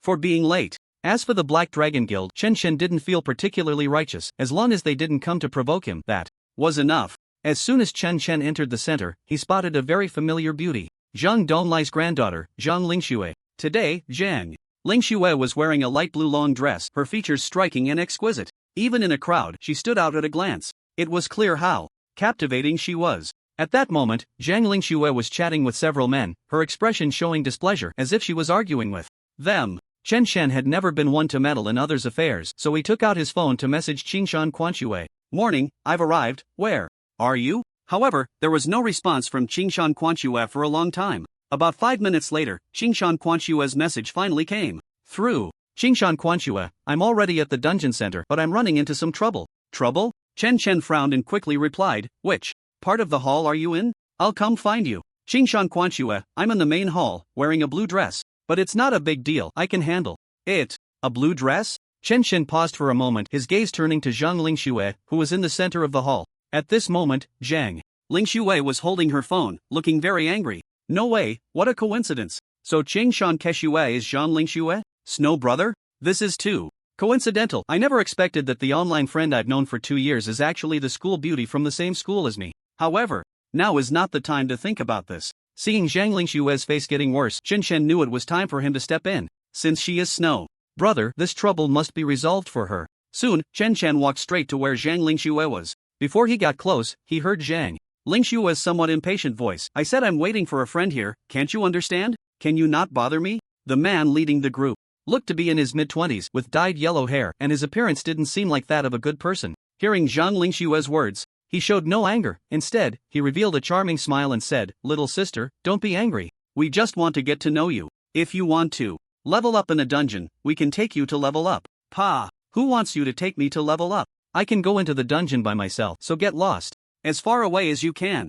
Zhang Lingxue displayed a fierce temperament, creating a strong contrast with her delicate and beautiful appearance. Being rejected so ruthlessly, the yellow-haired man's face clearly showed signs of losing composure. His gaze gradually turned sinister, and he was about to say something harsh to Zhang Lingxue. At that moment, Chen Chen walked over. He stood right between the two. The yellow-haired man was slightly taken aback, then coldly looked at Chen Chen and said, where did this punk come from? Get lost. Chen Chen ignored him and turned to look at Zhang Lingxue beside him. At this moment, Zhang Lingxue also looked a bit confused, not knowing what this young man who suddenly appeared was up to. However, the next second, Chen Chen tentatively said, you are Snow brother? Upon hearing this, Zhang Lingxue's originally angry little face instantly melted away and her eyes even brightened. She joyfully asked, you are Chen Chen? Chen Chen nodded, and after confirming he had not mistaken the person, he turned his gaze to the yellow-haired man across from him. She is my friend, what do you want with her? Chen Chen said calmly. The yellow-haired man looked Chen Chen up and down, thinking that today's young people really watch too many youth idol dramas.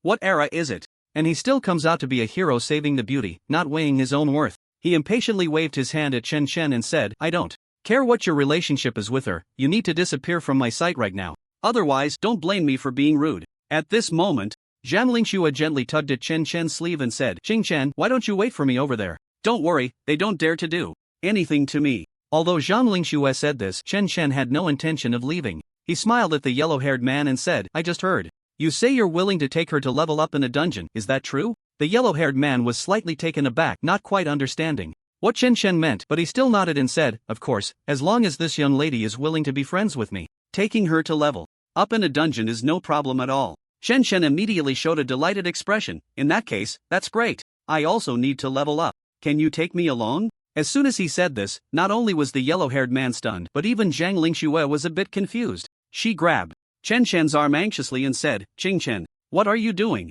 If we go into the dungeon with him, we're done for. Feeling the gentle touch On his arm and the faint fragrance from Zhang Lingxue, Chun Chen's heart raced a little faster. However, he still maintained a calm expression on the surface, giving Zhang Lingxue a reassuring look that said, "Don't worry, everything is under control." Then he turned to the yellow-haired man and asked, "So, what's the deal? If you agree to take us both to level up, I can agree to be friends with you on her behalf." The blonde man showed a look of surprise, and his gaze towards Chun Chen became much more amiable. He laughed heartily and said, "Why didn't you say so earlier? I can take you both to level up right now. Which dungeon do you want to go to?" Chen Chen thought for a moment and replied, "Let's go to the Abyss Island dungeon." Abyss Island? The blonde man frowned and asked Chen Chen, "What level are you both now?" "I'm level 12, and she's level 10. Is there a problem? Your levels are so low, why do you want to go to a level 15 dungeon? Leveling up by fighting higher level monsters is faster. Especially with you, big brother, leading us. What do we have to worry about?" Hearing Chen Chen's explanation, the blonde man found it quite reasonable and had no doubts at all. Soon, they arrived at the teleportation point for the level 15 dungeon, Abyss Island. When choosing the dungeon difficulty, Chen Chen added, "Big brother, remember to choose the hard difficulty, that way, leveling up will be faster." The blonde man visibly shuddered. He was only level 20 himself. If he formed a 5-man team at level 20, tackling a level 15 hard dungeon would be barely manageable. But to take on 2 deadweights and expect to clear a hard dungeon was simply a pipe dream. However, the blonde man still chose the hard dungeon without hesitation. After all, they weren't really going to clear the dungeon. Once inside, they would deal with this suddenly appearing kid first. Then they could enjoy this beautiful girl. Thinking of this, a sly smile crept onto the blonde man's face. He exchanged glances with his 2 underlings, who nodded in understanding, also revealing a hint of a wicked smile. Chen Chen observed this scene but remained unfazed, maintaining a joyful expression, seemingly looking forward to this leveling journey.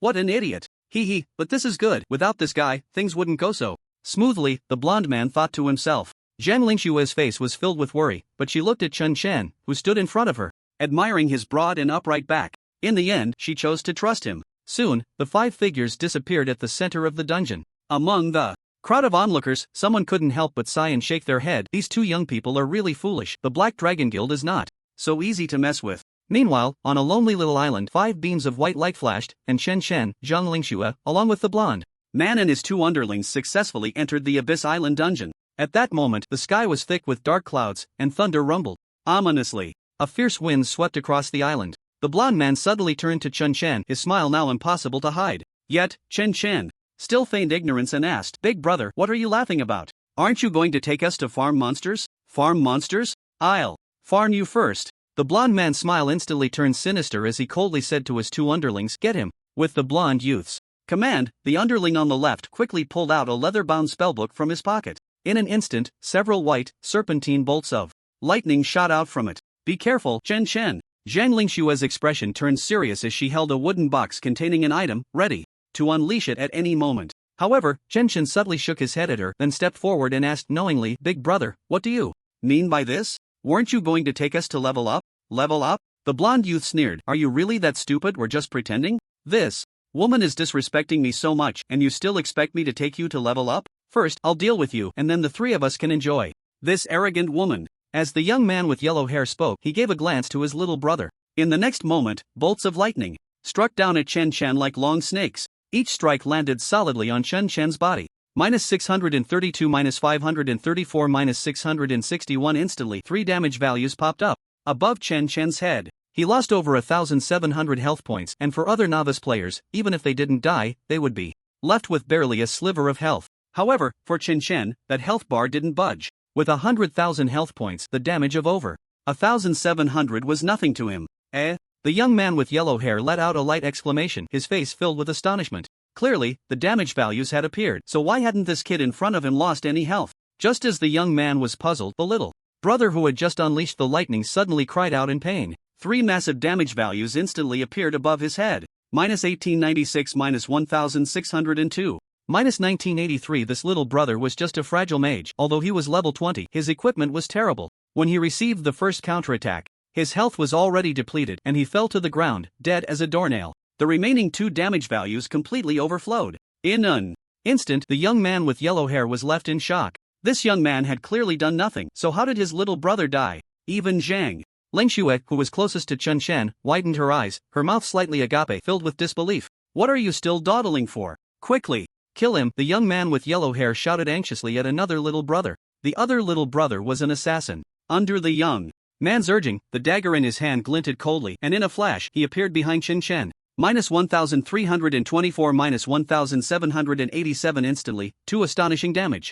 Numbers appeared above Qin Shen's head, one of which was a critical hit. However, Qin Shen's health only dropped a tiny bit. In the next moment, this little brother also showed a pained expression and fell to the ground, losing his life. This time, he still hadn't seen Qin Shen make a move. Seeing his 2 little brothers killed in such a bizarre manner, the young man with yellow hair completely lost his composure. He finally realized that he seemed to have kicked a steel plate. What did you do?" the young man with yellow hair asked in a panic, his body trembling uncontrollably as he spoke. Qin Shen did not answer. Instead, he expressionlessly walked step by step toward the young man with yellow hair. The young man was so frightened that he kept retreating, still babbling, What do you want? I tell you, I am from the Black Dragon Guild. My uncle is the vice president of the Black Dragon Guild. If you kill me, you won't have a good outcome either. As long as you let me go, I can let this matter go. We can go our separate ways, what do you think?" Although the young man's tone still carried a hint of defiance, he was already terrified. To the extreme. He was just a support-type player, with no combat power at all. However, Qin Shen had no intention of letting the young man go. Since the other party had already harbored murderous intent and taken action, there was no need for him to show mercy. In the next moment, a blood-red cross-slash flew out, accurately striking the young man with yellow hair. -10,233 with damage in the thousands. The young man instantly turned into a cloud of blood mist, leaving not even a corpse behind. Thus, all 3 members of the Black Dragon Guild died at Qin Shen's hands. Qin Shen let out a breath. This was the first time he had actively killed someone since arriving in this world. Perhaps due to the game's nature, there weren't too many bloody scenes, which prevented Qin Shen from being left with a significant psychological shadow. He turned to look at Zhang Lingxue, not far away. At this moment, Zhang Lingxue still maintained a dazed state, her delicate face filled with disbelief. What had she just seen? A 5-digit damage value. Is this the kind of damage a level 12 novice could inflict? Qin Shen waved his hand in front of her eyes, teasing. What's wrong, Shuigo? You're not scared silly, are you? Only then did Zhang Lingxue come to her senses and retorted, You're the one who's scared. Silly. She looked Qin Shen up and down, a bit annoyed, and said, You, Qin Shen, are supposed to be connected with your brother, but you're playing tricks on me, huh? Qin Shen looked puzzled. What tricks? What am I playing tricks on you about? Your strength is at least level 30 or above, right? You actually lied to me saying you just changed jobs? You big liar. I can't believe I trusted you all this time. The more Zhang Lingxue spoke, the angrier she became, directly extending her slender hand to punch Qin Shen's arm hard. Qin Shen showed a wry smile, innocently, saying, I really just changed jobs not long ago, and I'm in the same school as you. Same school? A look of confusion appeared on Zhang Lingxue's face. How come I've never seen you before? Seeing this, Qin Shen teased, with a school beauty like you, it's only natural that others remember you. But a plain guy like me, even if you've seen me, you wouldn't remember anything. Upon hearing this, Zhang Lingxue inexplicably flushed, continuing to ask, So which class are you in? Class 1, just the class next to yours, Qin Shen replied. Class 1? Zhang Lingxue fell into thought, and after a while, she asked again, Do you know someone named Qin Shen?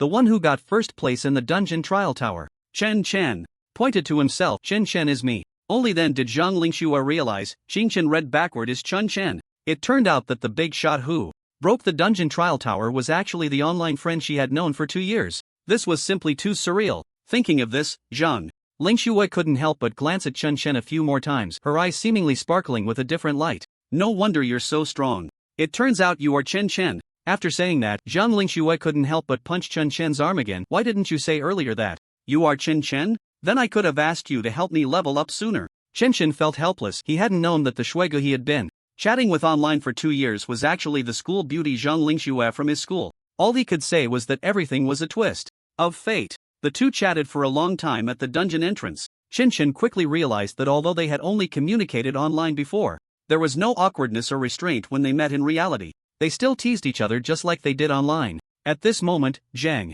Lingxue was completely different from the Zhang Lingxue he saw at school. Qin Shen had originally thought Zhang Lingxue was the kind of cold, aloof, and otherworldly ice beauty. After all, her profession was a holy angel. However, as they interacted, Qin Shen discovered that the online Shuigu was her true personality, talkative, often swearing, and a typical tomboy image. It had nothing to do with the word angel. If you don't intervene, I actually have a way to deal with that little yellow-haired guy. Zhang Lingxue proudly showed off the small wooden box in her hand, saying, It contains a power from my second grandpa, which I use for self-defense when I encounter trouble. Dealing with those punks is a piece of cake.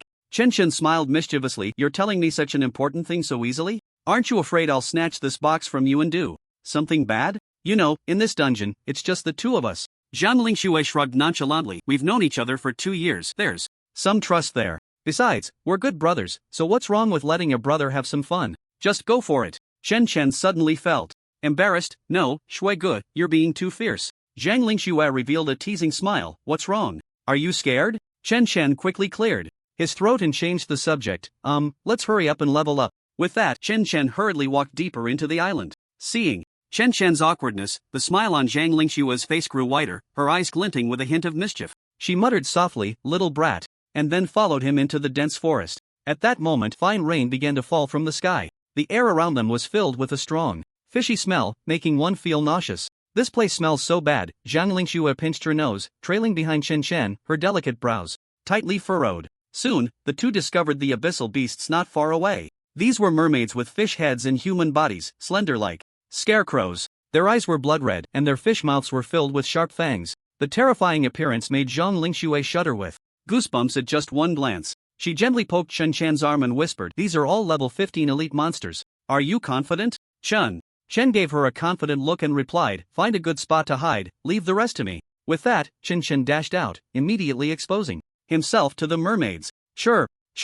The leading mermaids let out sharp cries upon seeing him. The patrolling mermaids nearby heard the sound and quickly gathered around. Their slender bodies moved swiftly through the dense forest. In no time, 2 or 3 dozen mermaids surrounded Chen, glaring at him. Zhang Lingxue, hiding not far away, couldn't help but gasp at the sight. These were all level 15 elite monsters. Her own strength would struggle against just one. How would Chen deal with the assault of these 2 or 3 dozen mermaids? Since witnessing Chen Chen's combat skills before, Zhang Lingxue felt quite confident in his abilities. She had also heard from her principal grandfather that Chen had a hidden class with potential even higher than the unparalleled swordsman Shen Shenhong. She was eager to see just how strong Chen really was. After all, to solo a level 15 hard dungeon, even S-class professionals rarely managed it. However, the image she had imagined of Chen wielding a long knife and slaying enemies did not materialize. He merely stood there, making a provocative gesture towards the mermaids. Then the mermaids unleashed a torrential storm of attacks on him.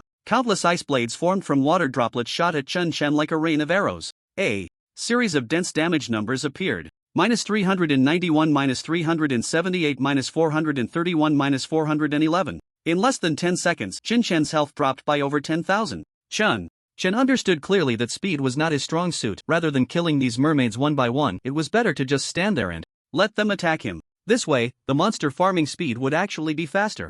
At this moment, Zhang Lingxue was completely stunned. After taking so much damage, Chen had only lost a small portion of his health bar. How terrifying must his health cap be? Was such a terrifying amount of health even something a human could possess? But the current problem was that he was just standing there acting as a human punching bag without any other actions. How could he farm monsters like this? Just as Zhang Lingxue had this doubt for less than 2 seconds, the system's voice echoed in her mind. Kill Abyssal Mermaid X1, gain 2,500 experience points. Kill Abyssal Mermaid X1, gain 2,500 experience points. Kill Abyss Sea Demon X1, gain 2,500 experience points. In just a few seconds, Zhang Lingxue received a series of experience notifications and her experience bar began to rise rapidly. Before long, a flash of white light enveloped her and she leveled up to level 11. This leveling speed is way too fast.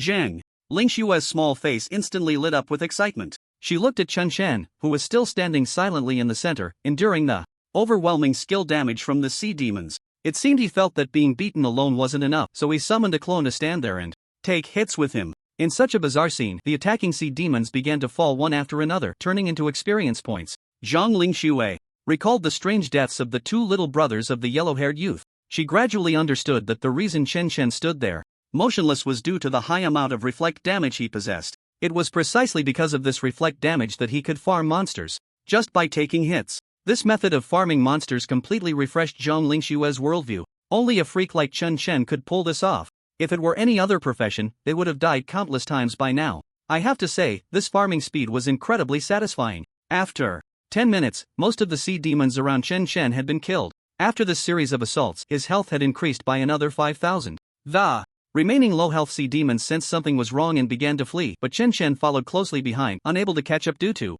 his insufficient speed. At that moment, he suddenly saw a figure fly past him. Zhang Lingxue, wielding a golden longsword, flapped a pair of pure white wings chasing the fleeing sea demons at an incredible speed. At that moment, her stunning face radiated a holy glow, as if an angel had truly descended to earth. Each swing of her longsword dealt nearly 1,000 damage to the fleeing sea demons. Before long, those escaping sea demons fell one by one at Zhang Lingshue's hands. Chen Shen's eyes lit up at the sight. Having a teammate with such speed perfectly compensated for his lack of mobility. With Zhang Lingshue's addition, the remaining sea demons in the area were quickly wiped out. The two did not linger and continued deeper into the island. At the center of the island was a massive circular pit. From a distance, they could see dozens of deep blueskin sea demons resting around the edge of the pit. It seemed that the commotion from the previous monster farming had alerted the beasts here. At this moment, the sea demons were all armed and on high alert. Zhang Lingxue had reviewed the relevant strategies for the Abyss Sea Island dungeon. At this stage, teams of adventurers would typically start to lure enemies, systematically eliminating the sea demons around the edge of the pit. Luring enemies here tested the MT's skills, as it was easy to attract the attention of other sea demons. However, Qin Shen completely bypassed these procedures and simply instructed Zhang Lingxue, just hide well. He then boldly strode toward the group of sea demons. Chen Shen's actions quickly drew the attention of the patrolling sea demons. Suddenly, a loud horn sounded. Upon hearing the horn, the sea demons rushed toward this direction. In an instant, the air was filled with the cries of sea demons, and countless deep blueskin sea demons gathered from all directions. The number was easily over 100, several times more than before. Zhang Lingxue couldn't help but worry for Chen Shen, although she knew he had high health. The consumption of health under such a massive assault from so many sea demons was still astonishing. If Chen Shen continued to farm monsters in the same way as before, his health would surely not hold up. However, Chen Shen showed no signs of changing. He remained standing in the midst of the sea demons, allowing them to attack him. He even felt that the sea monsters attacking him around were not enough, so he summoned a clone to another place to attract a large wave of sea monsters over. At this moment, the damage numbers above Chen Shen's head jumped like a galloping steed, constantly leaping. The health bar dropped to 50% at an astonishing speed. Zhang Lingxue began to sweat for Chen Shen, as her worries had indeed come true. The health consumption was simply too fast. At this rate, in less than 5 minutes, the remaining 50% would be emptied. Just as Zhang Lingxue hesitated whether to use her life-saving trump card to save Chen Shen, something that shocked her again happened. After Chen Shen's health rapidly dropped to 50%, a green recovery number appeared among the pile of damage numbers. The health recovery reached over 5,500 per second, causing the health bar, which had been gradually decreasing, to stabilize after hitting 50%. At this moment, Chen Shen was like a rock amidst a storm, standing firm against the crashing waves. In contrast, the surrounding sea monsters began to emit screams and fall one by one. Initially, it was 1 or 2, gradually 3 or 4, and then large groups began to collapse. At this moment, the information about gaining experience points kept flashing in Zhang Lingxue's mind. Having just leveled up not long ago, her experience bar had already accumulated a small half. Under the high-density assault of this group of sea monsters, Qin Shen's health limit easily broke through 110,000. Seeing that there were fewer and fewer sea monsters around, Qin Shen would summon clones to lure other sea monsters over to fill the gaps. Until 10 minutes later, the originally over 100 sea monsters were reduced to less than 30, and each one was in a critical state. The remaining sea monsters also showed signs of fleeing, scattering in all directions. Seeing this, Zhang Lingxue knew it was her chance to shine. A pair of pure white wings appeared out of nowhere. Behind her, the holy angel of judgment descended again, mercilessly reaping the lives of the critically wounded sea monsters. At this moment, Zhang Lingxue's small face was filled with excitement. The feeling of taking down one after another was simply exhilarating. After about 10 minutes, under Zhang Lingxue's sweep, the remaining critically wounded sea monsters were all exterminated. Zhang Lingxue flew in front of Chen Shen, wearing a look that begged for praise. So, how about it? My holy angel isn't bad, right? Chen Shen gave her a thumbs up and exaggeratedly said, as expected of you, Shuigu, the speed of the holy angel is incredible. One sword, one head. Zhang Lingxue became even prouder after hearing this. Just wait until I change my class to a 6-winged angel, then the speed will be something else. Hearing Zhang Lingxue's words, Chen Shen suddenly remembered that as a professional, there would be opportunities for first and second class changes as the level increased. Professionals below a rank usually undergo their first class change at level 40 and the second at level 70, while a rank does so at level 45 for the first and 75 for the second. S rank changes at level 50 and 80 for the second. The legendary SS rank profession changes at level 60 for the first and can only change for the second at level 90. Moreover, as the professional rank increases, the difficulty of class changes also rises significantly. The difficulty of the second class change is several times that of the first. For example, Zhang Lingxue as a rank profession, the Holy Angel, has at least 2 to 3 1,004 winged angels worldwide after the first change. However, there are fewer than 56 winged angels globally after the second change. Chen couldn't help but be curious if such perverse hidden professions had the possibility of first and second class changes. If so, the difficulty would probably be sky high. Just as Chen's thoughts wandered, Zhang Lingxue pointed to the huge pit below. The boss of this dungeon is right down there. As long as we kill it, we can get out. Chen came back to his senses and looked down. He saw that the pit was pitch black and was continuously emitting a nauseating stench. Zhang Lingxue wrinkled her small nose, looking at the deep pit as if she were in a mental struggle. Chen noticed her concerns and smiled, saying, "You just wait for me here, I'll go down alone." Zhang Lingxue looked at Chen with worry and said, "But down there is a level 15 elite boss." Chen appeared relaxed. He had even defeated a level 20 elite boss, let alone a mere level 15. Soon, Chen leaped down into the deep pit. Before long, the furious roar of the abyssal sea demon king echoed. Then, silence fell again. Zhang Lingxue stood at the edge of the pit, her face filled with worry. Although she believed in Chen's strength, she still felt uneasy. After 5 minutes, there was still no sign of movement below. Zhang Lingxue could no longer sit still. How could she watch her brother fight the boss below while she stood idly by? After all, she was also an A-class angel. Even if she couldn't help much, if Chen fell into a disadvantage, she could find a way to bring him out. With that thought, Zhang Lingxue no longer hesitated. Her wings quickly manifested behind her, disregarding the foul stench that hit her face, and she prepared to leap into the abyss. Just then, a system prompt appeared: kill the level 15 elite boss, Abyssal Sea Demon King, and gain 30,000 experience points.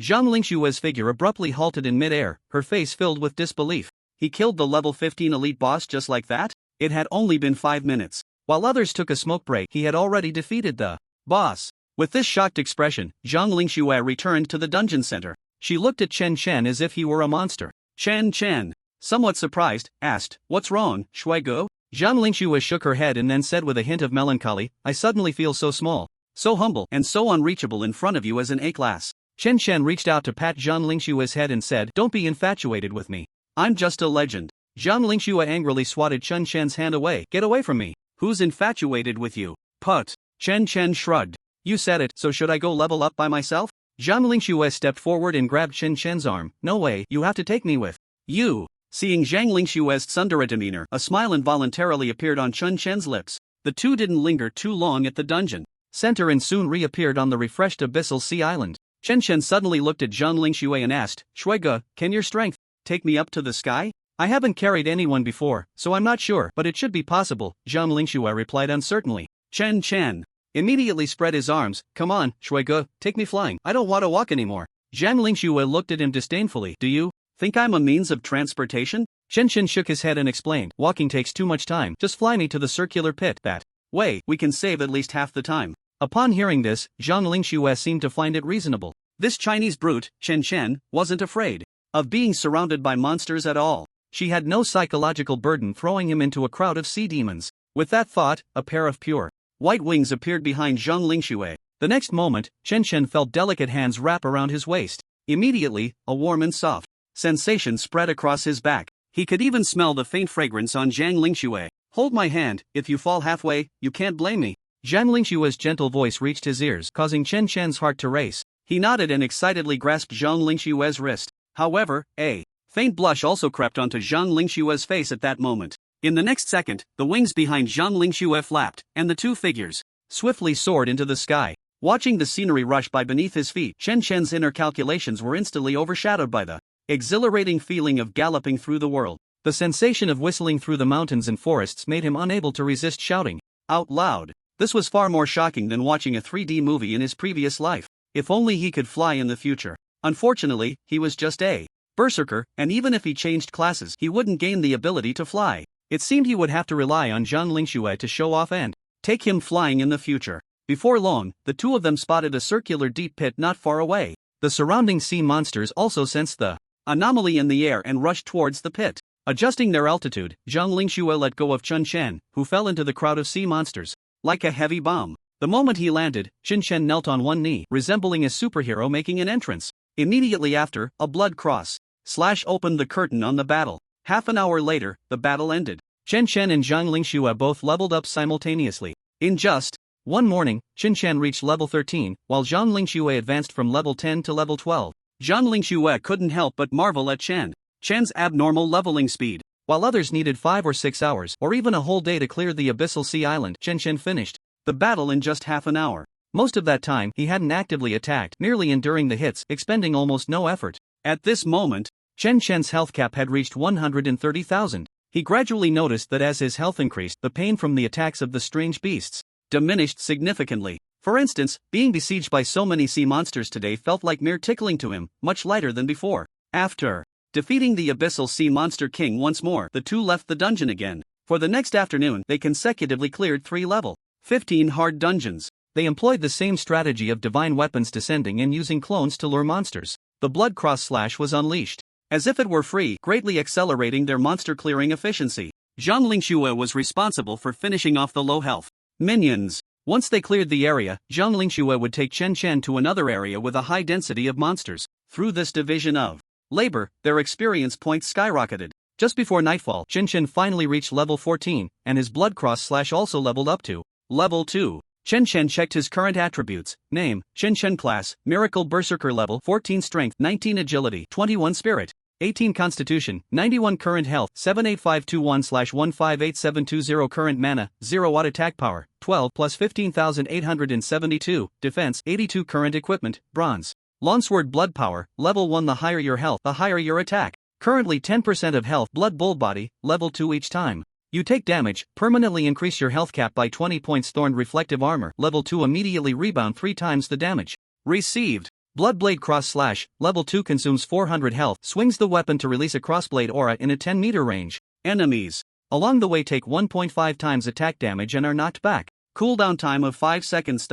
Bloodline boiling, level 1. When health is below 50%, recover 5% of current maximum health per second and double attack power. When health is below 30%. When health is below 20%. When health is below 10%. Chen Chen glanced at his attributes, feeling that he was somewhat skewed in his stats. But it doesn't matter, the health bar is the core of my berserker. No profession is perfect, and all I can do is play to my strengths and avoid my weaknesses. Today, I leveled up twice in a row, and I'm quite satisfied with the results. The only downside is that I didn't get any equipment or materials. I have to admit, both Zhang Lingxue and I have had some bad luck. This makes me reminisce about the chubby guy Fangqiu. No matter what, I have to bring him along for the dungeon tomorrow. After all, there are still 3 or 4 days left, and even if I bring one more person, I can steadily reach level 15. Zhang Lingxue is also in a good mood. She initially thought it would be great if Chen Chen could help her level up just once, but she never expected Chen to be so fierce, almost not human. As the sky began to darken, the two set off back to the city.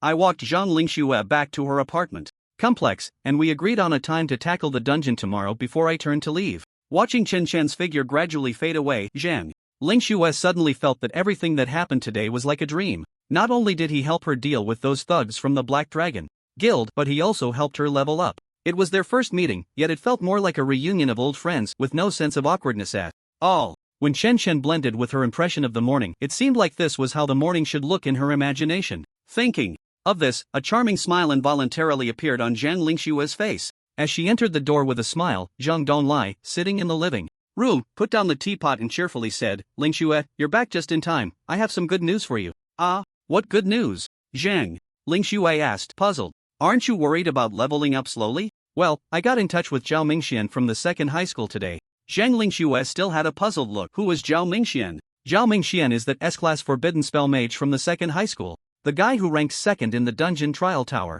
Zhang Lingxue suddenly realized she had only remembered Chen Chen, who ranked first, and hadn't even looked at who was second. Seeing Zhang Lingxue's reaction, Zhang Donlai quickly added, "Aren't you worried about leveling up slowly? I happen to be old comrades with his grandfather, so I got his contact information directly, and when he heard he would help you level up, he readily agreed. Zhao Mingxian is also going to level up in the dungeon these days, so he can help you out tomorrow." Zhang Lingxue understood Zhang Donlai's intention and smiled, shaking her head. "No need, I've already found someone to help me level up." Zhang Donlai was taken aback and couldn't help but ask, "Who is it?" "It's Chen Chen, who ranked first in this dungeon trial tower." How do you two know each other?" "We've known each other for a long time, you just don't know it," Zhang Lingxue replied honestly. Zhang Donlai was even more surprised. His granddaughter had only transferred to the second high school this semester, so how could they have known each other for so long? Moreover, his granddaughter usually seemed carefree but wasn't good at communicating with others, let alone with the opposite sex. He had never seen her interact with Chen before. Although Zhang Donlai had many questions in his mind, he prioritized the leveling issue. He had considered having Chen Chen help his granddaughter level up since he was a student from their school. However, Chen Chen was a melee fighter while Zhao Mingxian was a forbidden spell mage. Moreover, he was a top-tier existence among mages, capable of unleashing large-scale magic with a wave of his hand. In terms of dungeon runs, he could definitely outpace Chen Chen by several streets. Thinking of this, Zhang Donglai couldn't help but remind her, although Chen Chen is strong, he's just a warrior. His monster farming ability can't compare to Zhao Mingxuan's. You better not fall behind in your levels and slow down Chen Chen's progress. Zhang Lingxue immediately retorted, Chen Chen is not as bad as you think. He helped me level up to level 13 in just one day. How many? Zhang Donglai could hardly believe his ears. Leveling up 3 levels in a day, especially while helping someone else, was simply a joke. He immediately cast an observation spell on Zhang Lingxue. Sure enough, he saw that her level had indeed reached 13. How did you level up so fast? Zhang Donglai's face was filled with shock. He had just seen Zhao Mingxian at level 12 today. Now his granddaughter's leveling speed was surpassing that of a forbidden spell mage. Zhang Lingxue's little face was full of pride. What do you think? Chen Chen is amazing, right? Tomorrow I'm going to do a dungeon with Chen Chen, so please help me turn down Zhao Mingxian. Zhang Donglai was at a loss for words. Indeed, at this leveling speed, even a forbidden spell mage couldn't compare to Chen Chen, but he just couldn't understand why a melee class could level up so ridiculously fast. Zhang Donglai wanted to ask a couple more questions, but Zhang Lingxue had already hummed a little tune and run off to take a shower. The next day, Chen Chen and Zhang Lingxue gathered again at the entrance of the dungeon. The chubby Fang Qiu also joined the team after some coaxing from Chen Chen. At first, Zhang Lingxue was a bit surprised that Chen Chen wanted to form a party with a level 9 priest. After all, everyone was going to dungeons above level 15, which was far too dangerous for a level 9 priest. However, not long after entering the dungeon, Zhang Lingxue began to feel something was different. The previously stingy beasts started dropping various materials as soon as Fang Qiu joined the party. Although the speed of monster farming slowed down a bit, they picked up quite a few materials. Yesterday, they had to run 2 hard dungeons to get a single C monster scale. Today, they got 8 or 9 in just one run. This was excellent material for crafting warrior armor, and each piece could sell for 500 gold in the trading market. The Abyss Sea Monster King was also very generous today, dropping not only a Sea Monster King's heart but also a rare quality bow. Either of these items could sell for over 10,000 gold. It was worth noting that her grandfather, who was a principal, earned about 10,000 gold a month. Yet today, the 3 of them made enough in one dungeon run to cover her grandfather's salary for several months. With Fang Qiu's addition, Zhang Lingxue not only had to deal the finishing blows but also had to run around picking up the dropped materials.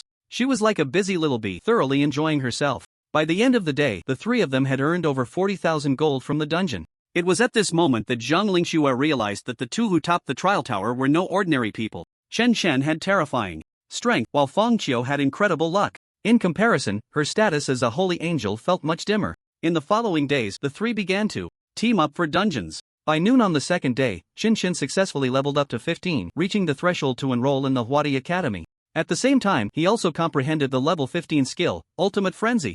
Ultimate Frenzy, level 1 actively enter a frenzy state, losing 1% of maximum health per second while increasing attack power and speed by 5 times and becoming immune to all control skills. At the same time, it significantly reduces physical and magical defense but allows the user to remain conscious and not lose themselves in the frenzy.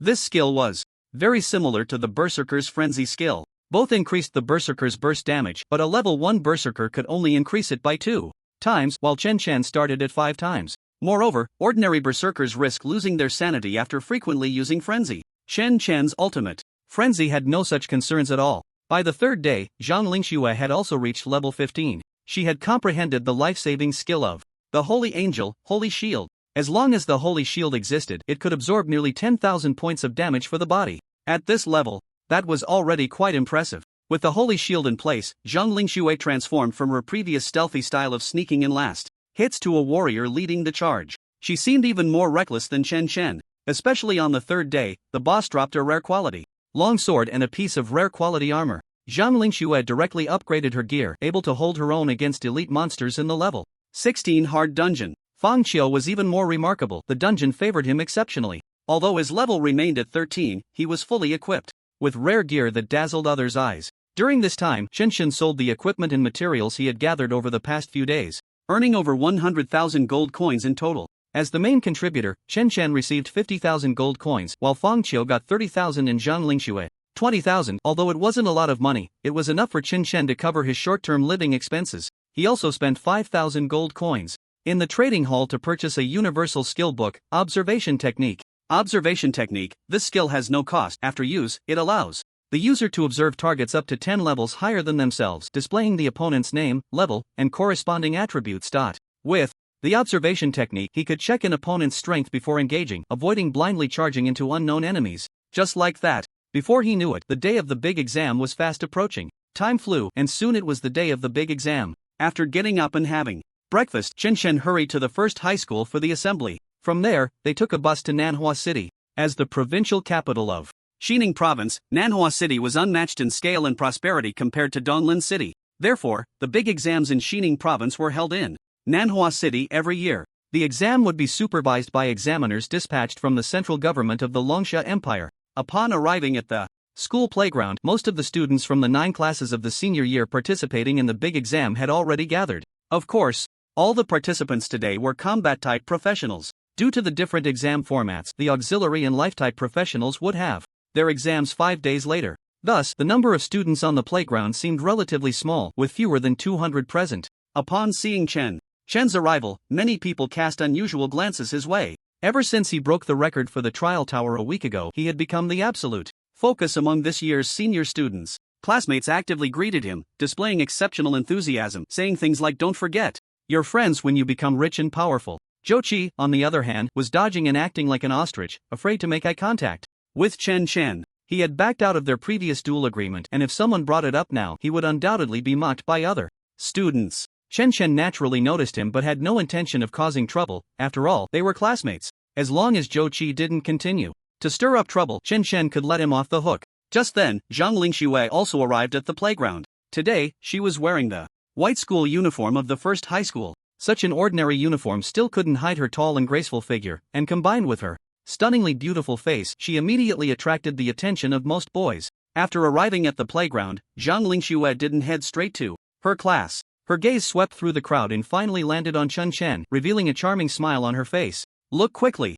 the goddess is smiling at me." "You're full of it. The goddess is clearly smiling at me." "Whoa, the goddess is coming over. She can't be looking for me, right? What should I do? I'm so nervous." In the class, the boys were chattering excitedly, while the girls shot them silent eye rolls. Soon, Zhang Lingxue approached Chen and said, "I kept forgetting to ask you, which academy are you planning to apply to?" "Huadi Academy," Chen replied. Looking at Zhang Lingxue, "What about you? Which academy do you want to apply to?" Zhang Lingxue pondered for a moment and said, "I hadn't thought it through before. I figured as long as it's a top academy, any of them would do. But now I've made up my mind." "Oh, which one?" Zhang Lingxue playfully smiled at Chen. "I won't tell you." With that, she turned and walked away without looking back, leaving Chen in a daze. The boys from the same class were stunned. When did Chen get to know the goddess Zhang Lingxue? The way they were talking seemed quite familiar. If their attitude towards Chen was admiration before, it had now turned into envy and jealousy. It turns out that only with great strength can one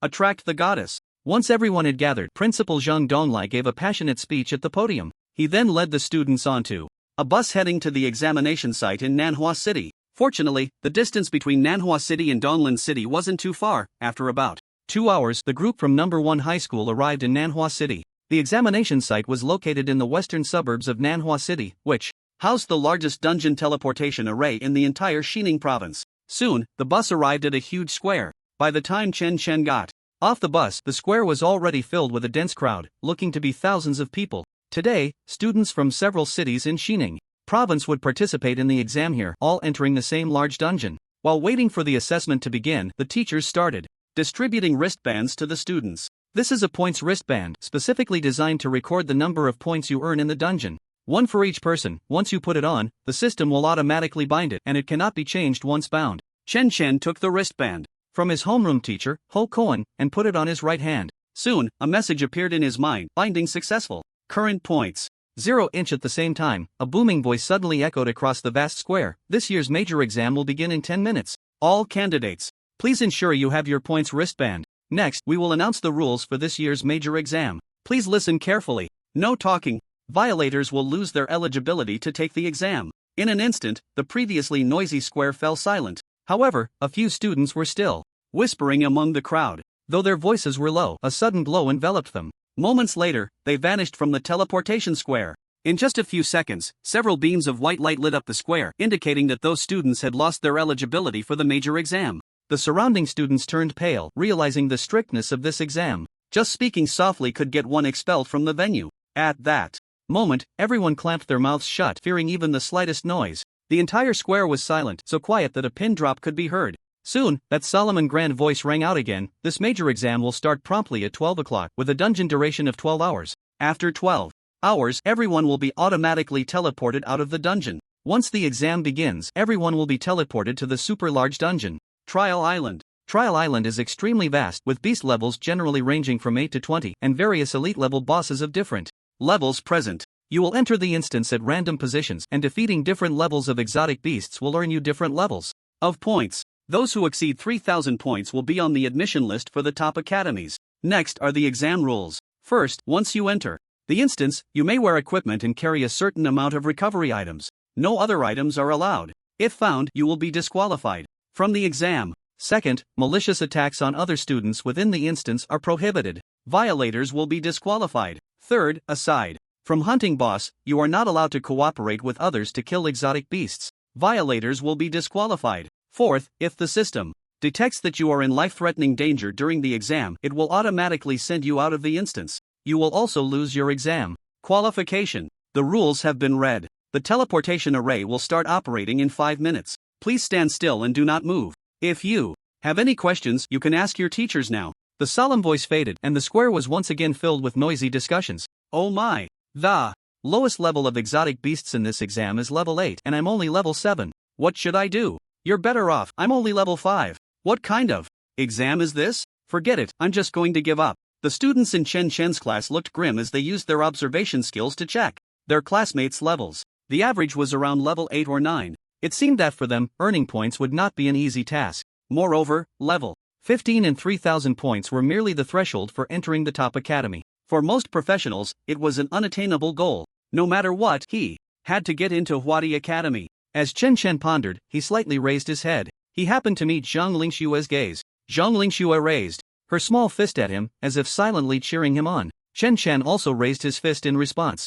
At the same time, they exchanged smiles, as if there was an invisible understanding between them. Soon, a white light began to glow around everyone in the square. Everyone started to teleport simultaneously. The big exam had finally begun. As the white light flashed, when Chen Chen opened his eyes again, he found himself in a pitch-black forest. Before he could figure out the situation, 3 lizard-like exotic beasts appeared before him, glaring at him menacingly. In the next second, successfully killed 3 level 8 demon lizard, gained 1,500 experience points. At the same time, the information from his wristband directly echoed in Chen Chen's mind. Killed 3 level 8 exotic beasts, gained 15 points. Chen Chen couldn't help but frown. Killing a level 8 exotic beast only gave 15 points, which seemed too little. The points required to enter the top academy were 3,000. It seemed he needed to find higher level exotic beasts to kill. At that moment, Chen Chen noticed something buzzing above his head. He looked up and saw a metal sphere the size of a ping-pong ball, hovering about 5 meters above him. The surface of the sphere had something resembling a camera, constantly observing Chen Chen's every move.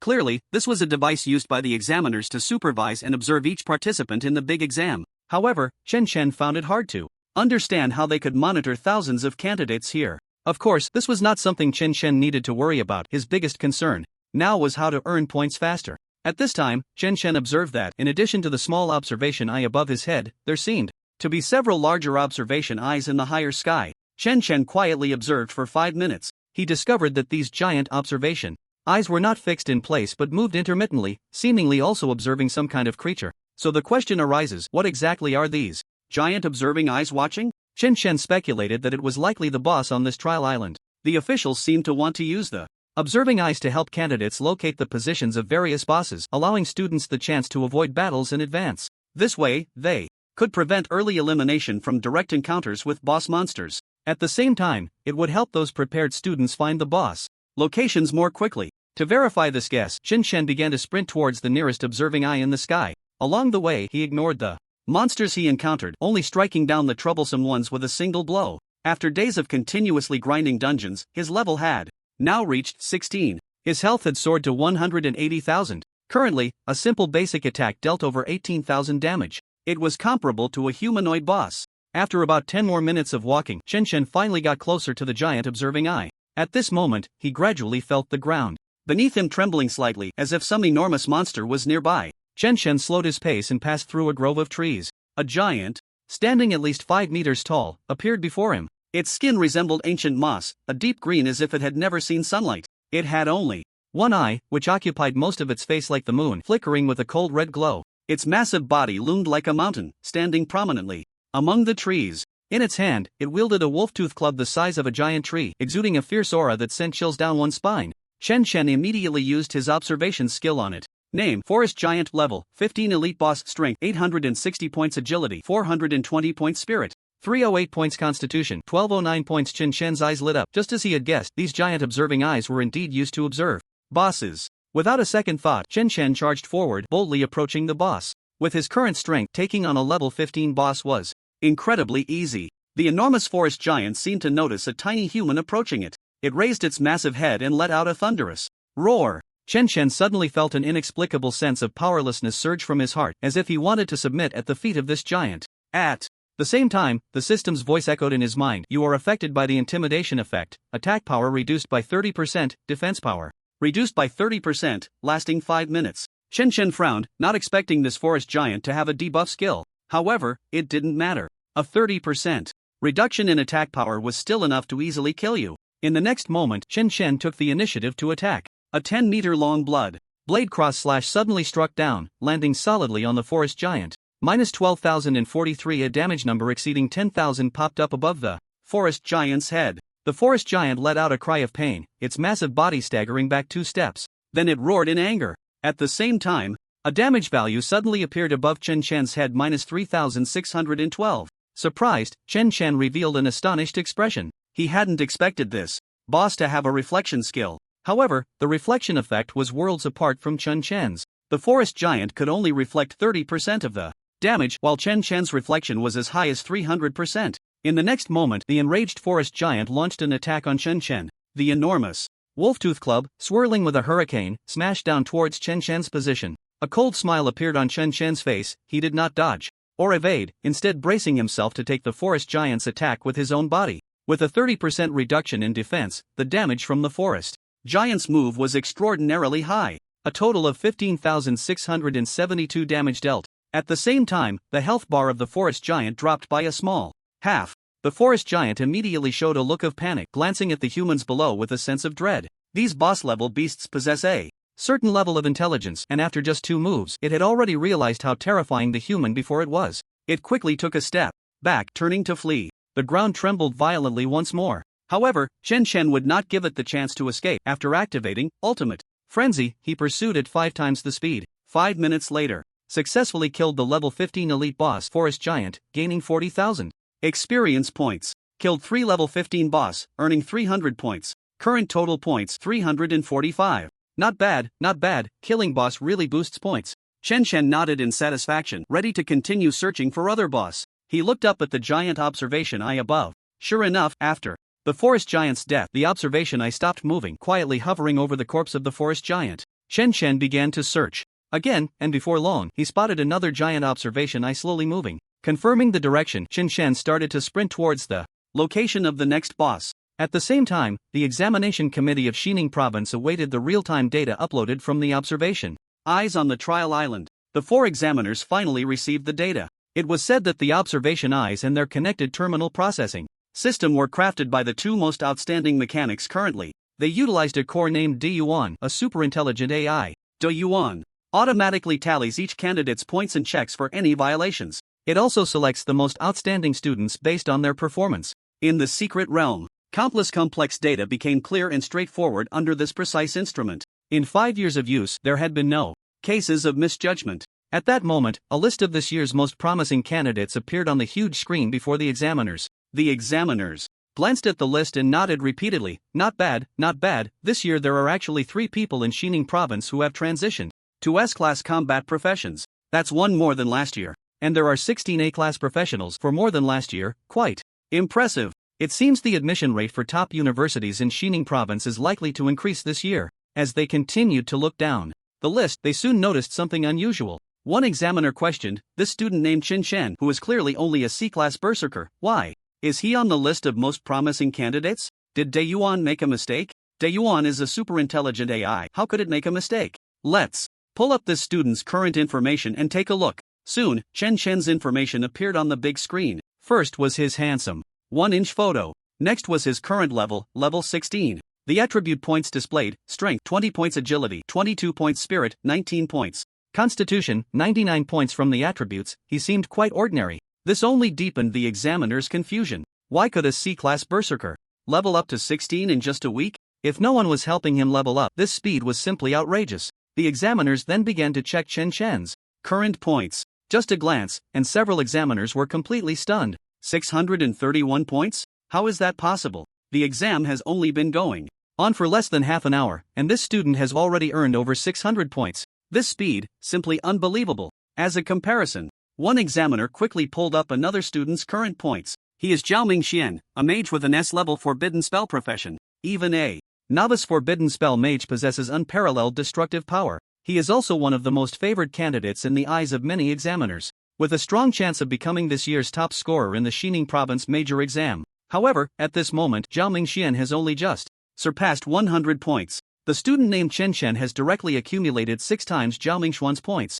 The chief examiner, named Tan Tao, has already noticed Chen Chen's extraordinary abilities. He quickly spoke up. Dayuan, pull up the video surveillance footage of Chen Chen on the trial island. 10 seconds later, the large screen began to play the video. Soon, Chen Chen's figure appeared in the footage recorded from the moment he entered the trial island. Initially, there was nothing unusual. After he killed 3 demon lizards, he suddenly looked up to observe the giant observation eyes above him. He stared for a long time, a full 5 minutes. Observing his facial expressions up close, it seemed he was deep in thought. Tan Tao suddenly nodded in praise. This kid has strong observational skills. He must have discovered those giant observation eyes and started analyzing their function. He should have also realized that those observation eyes are used to help them locate the boss on the island. At this point, the examiners all changed their expressions, suddenly understanding why Chen Chen's points were rising so quickly. One of the examiners voiced his guess. He wouldn't have started hunting the boss as soon as he entered the instance, would he? Hunting a boss alone? What are you joking about?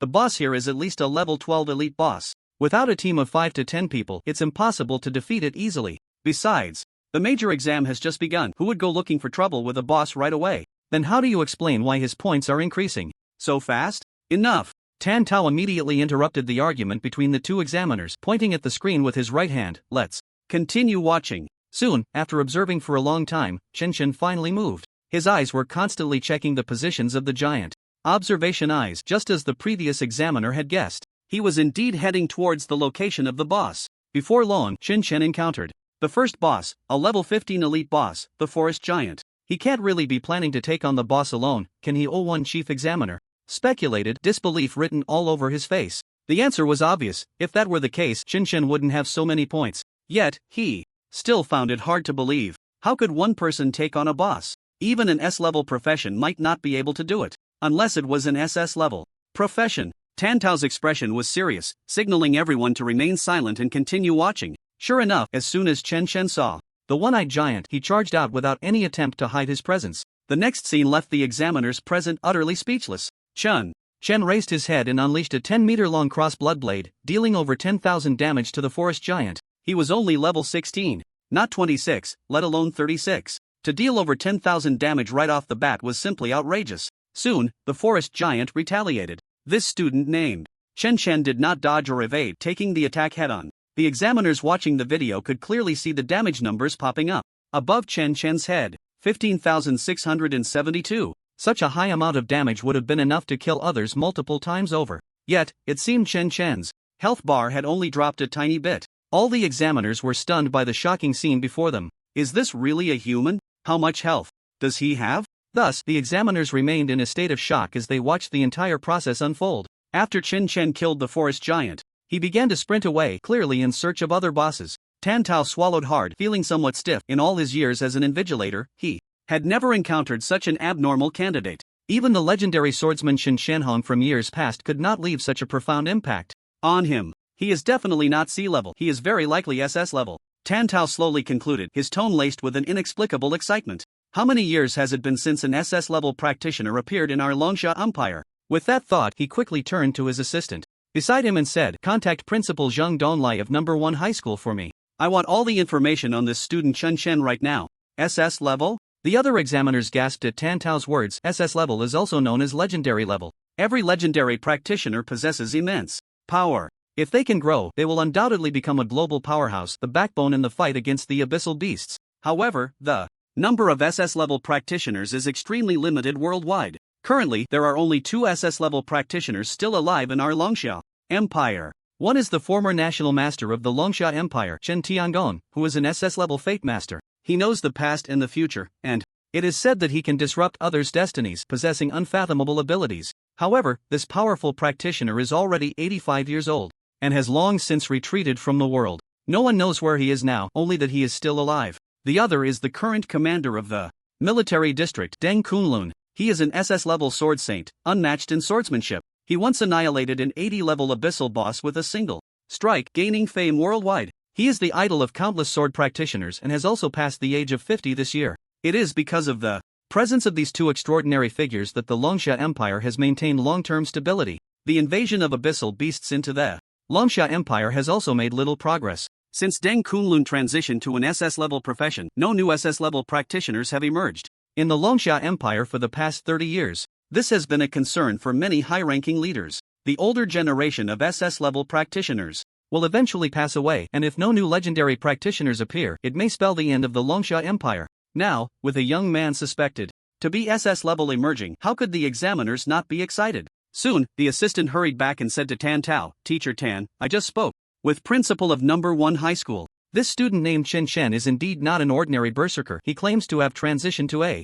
hidden profession called the miracle berserker. A week ago, he broke the record of the legendary swordsman Shen Shenhong in the local trial tower in Donglin City, finishing 2 hours ahead of time." Tan Tao's expression grew even more excited upon hearing this. He took a deep breath, forcing himself to calm down. Then, with an extremely serious expression, he looked at the other examiners. "I will report the information about Chen Shen to my superiors as soon as possible. Before that, I hope all of you can keep what you have seen and heard today to yourselves. In the short term, I do not want any information about Chen Shen to be leaked." The other examiners also understood the seriousness of the situation and nodded in agreement. Although Chen Shen has begun to show astonishing talent, he is still very weak and needs to be protected. Tan Tao then looked at the big screen and said, "Dayuan, lock the perspective on Chen Shen. I want to observe his every move from now on." "Understood," a mechanical voice responded. Soon the video turned into a live feed, and at that moment Chen Shen was riding on the head of a gigantic insect, countless antennae on.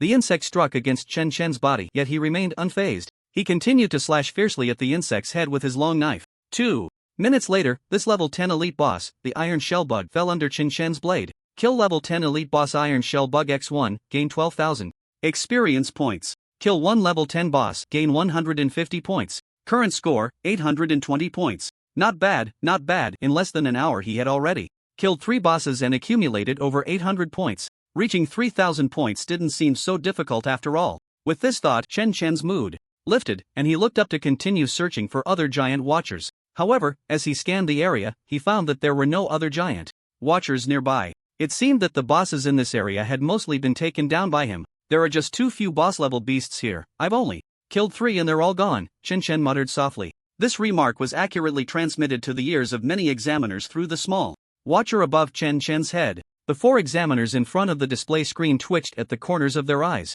They were internally cursing. Who the hell can kill bosses like they're chickens? If the outer edges of the trial island were filled with bosses, how would the other students even take the exam? Currently, Chen Shen was still at the outer edge of the trial island, where the beasts that appeared were generally only level 8 to 12. The level 15 forest giant that Chen Shen encountered was already the strongest among the outer bosses. Only by moving towards the inner areas of the trial island would he encounter higher level beasts. Chen Shen observed for a long time from a tree before finally finding the direction leading to the inner island. He began to head inward. It must be said that this trial island was much larger than he had anticipated. After wandering around for over an hour, he hadn't even seen a single student participating in the exam. Just as Chen Shen was thinking this, he suddenly heard hurried footsteps not far away. He looked up and saw a student running wildly towards him. Behind this student were 2 giant wolves with silver fur in hot pursuit. Upon closer inspection, he noticed that this student was wearing the same school uniform as Chen Shen. They were actually from the same school.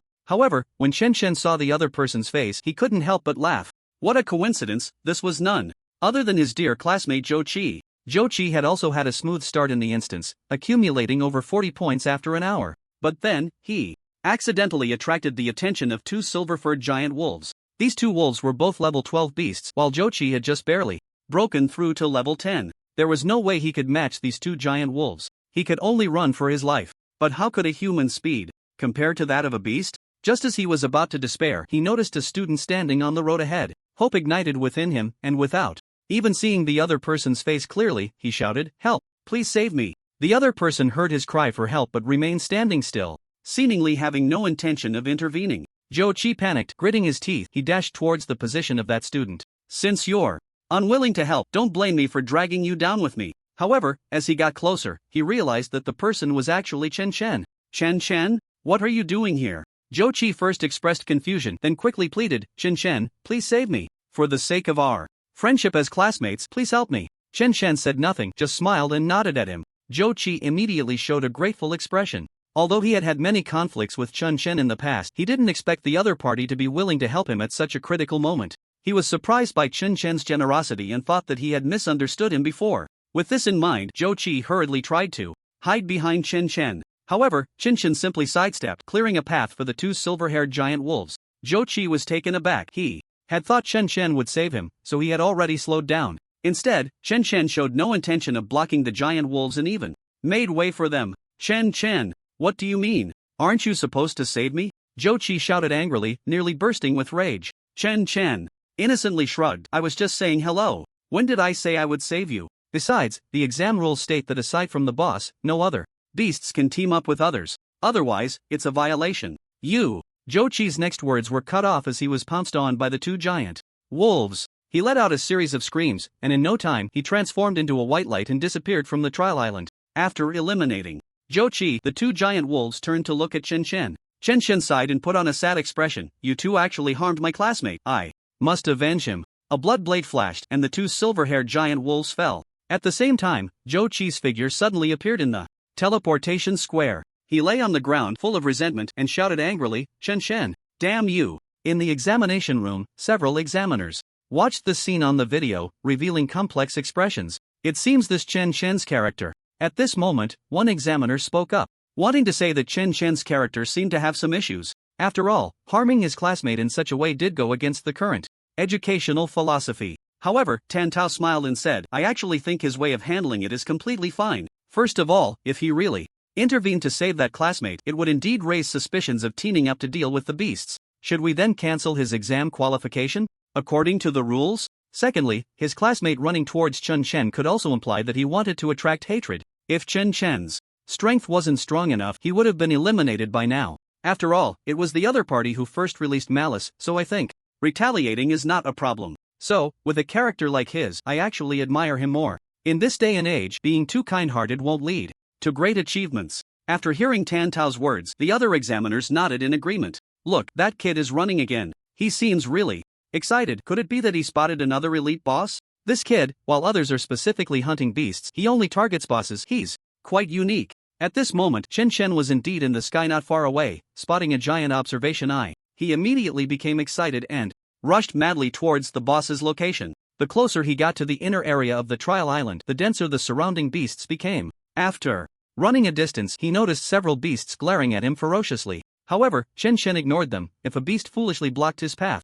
he would simply swing his knife and cut it down. With damage in the tens of thousands, it was almost a one-hit kill. In the midst of this frantic run, a pile of corpses was left behind. Meanwhile, behind a giant rock in the dense forest, 3 students were gathered. Leading them was Zhao Mingxian, an S-class forbidden spell mage from the 2nd high school. Not far from them, a giant tortoise the size of a small mountain was slowly crawling. Its entire body was ice blue, emanating an extremely cold temperature, leaving a trail of frost with every step it took. The nearby trees, branches and leaves instantly froze. "I just used the observation spell, and this is a level 13 elite boss. You two are responsible for drawing. It's aggro, and I'll focus on the main damage output. This boss will be dead in our hands in no more than 10 minutes. At this moment, Zhao Mingxian was arranging a tactical plan with the other 2 students. He happened to pass by and wanted to see if he could take down an elite boss. Zhao Mingxian had already reached level 15, so soloing this AO turtle wasn't out of the question. It would just be quite draining on mana and time. Killing this boss would take at least half an hour. Just then, 2 more students arrived, seemingly also intent on taking down the boss. Zhao Mingxian discovered through the observation spell that these two students were a B-level shield warrior and an A-level paladin, both currently at level 12. The three quickly communicated and reached an agreement to surround and kill the AO turtle together. One of the students, still a bit uncertain, said, "This is a boss. We only have 3 people. Can we do it? You're not making any sense. This Zhao classmate is an S-level forbidden spell mage. Killing a level 13 boss is a piece of cake for him." Zhao Mingxian smirked at this, his little vanity satisfied by the praise. He then reminded them, "Although you two are a shield warrior and a paladin with strong defenses, you still need to watch your positioning since we don't have a healer. If you get hurt, it's easy to fall into a passive state. I'll take it down as quickly as possible, got it?" The two nodded seriously. Just as the 3 were about to attack the boss, Qin Chen rushed out from the nearby woods. To their astonishment, Qin Chen leaped up and, like a reckless fool, directly attacked the AO turtle.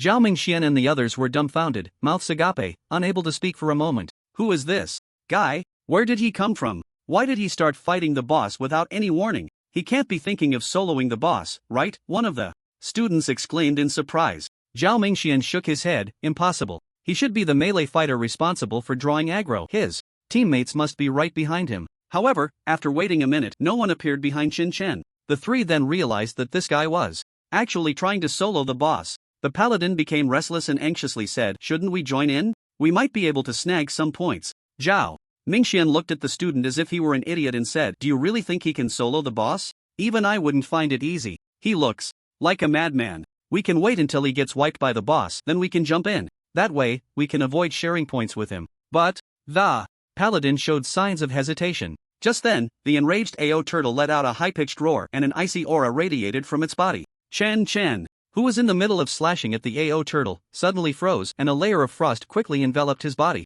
In just 2 seconds, Chen turned into an ice sculpture on the back of the giant AO turtle. Zhao Mingxian revealed a knowing expression, "See? Charging in blindly like that. He's bound to be controlled by the extreme ice power of the AO turtle. Now he's just going to take a beating." In Zhao Mingxuan's view, Chen's earlier actions were undoubtedly suicidal. There was no need to rush in to save someone so foolish. Let him get severely injured by the extreme ice AO turtle and be sent out of the dungeon. After all, such brainless people wouldn't last long on the trial island. Thinking of this, Zhao Mingxian said to the 2 students, "Once AO Gue kills that person, we will act according to the original plan. Remember to dodge its icy breath in time, or else that person will be your fate." The 2 nodded seriously again, gripping their weapons tightly, ready to charge at any moment. Just then, a cracking sound came from the ice sculpture on Ao Gue's back. In the next second, the ice sculpture exploded and Chen leaped out, unscathed. Ultimate Frenzy activated, immune to all control skills. At the same time, it increased attack power and speed by 5 times. With a few swift strikes, Ao Gue let out a painful wail, its massive body crashing to the ground like a small mountain. Dust and smoke filled the air. "Is this boss dead?" one of the students, a paladin, asked after a moment of uncertainty. "It should be dead, right?" Zhao Mingxian replied, unsure. At that moment, Zhao Mingxuan's gaze was blank, beads of sweat forming on his forehead. Just now, it seemed like something had completely overturned his understanding. In less than 3 minutes, this boy had single-handedly killed this boss-level Ao Gue. Could this be something a student could do? Wasn't this the kind of thing a level 30 or 40 expert would accidentally stumble into the exam dungeon? But then he thought, that couldn't be possible. Such an important national exam wouldn't allow anyone outside of students to enter the trial island. Even if it did exist, they would be quickly teleported out upon discovery. But if he was really a student, then his damage output was even higher than his own, who had an S-level forbidden spell mage profession. How could that be possible? While Zhao Mingxian was lost in thought, a figure emerged from the smoke. Chen was brushing off the dust from his head and body when he noticed the 3 people staring at him not far away. Their faces were unfamiliar, they must be from another school. Chen waved at them, a symbolic greeting, and turned to leave. "Wait a minute," Zhao Mingxian called out impulsively. Chen turned to look at him, a puzzled expression on his face. "Is there something? Hello? I feel like I've seen you somewhere before," Zhao Mingxian asked, as he felt a sense of familiarity when he saw Chen's face. Chen was taken aback. Why did this line sound so familiar? It was like the opening line he used to flirt with girls in his past life. Chen carefully observed the bespectacled young man in front of him, having no recollection of him at all. So he pondered for 2 seconds and slowly said, "Sorry, I'm not interested in guys." After saying that, he turned and jogged away, as if he had seen something dirty. Zhao Mingxian? Zhao Mingxuan's heart roared. Did he misunderstand something? I'm not interested in men either. He turned to look at the 2 students, only to find them looking at him with strange expressions. His body involuntarily took a few steps back. "I really just thought he looked a bit familiar," Zhao Mingxian explained weakly. Just then, he suddenly remembered why this young man seemed so familiar. Wasn't he the one he had seen on the 12th floor of the trial tower? He had unleashed a lava fire column at that young man, and the next second, he found himself outside the trial tower. He still hadn't figured out what had happened at that time. Later, when he saw the other person's name on the leaderboard, he realized that the young man was Chen Chen. Damn it, even as a forbidden spell mage, he wasn't a match for him. How strong could he be? On the other side, Chen Chen was still eagerly searching for the next boss.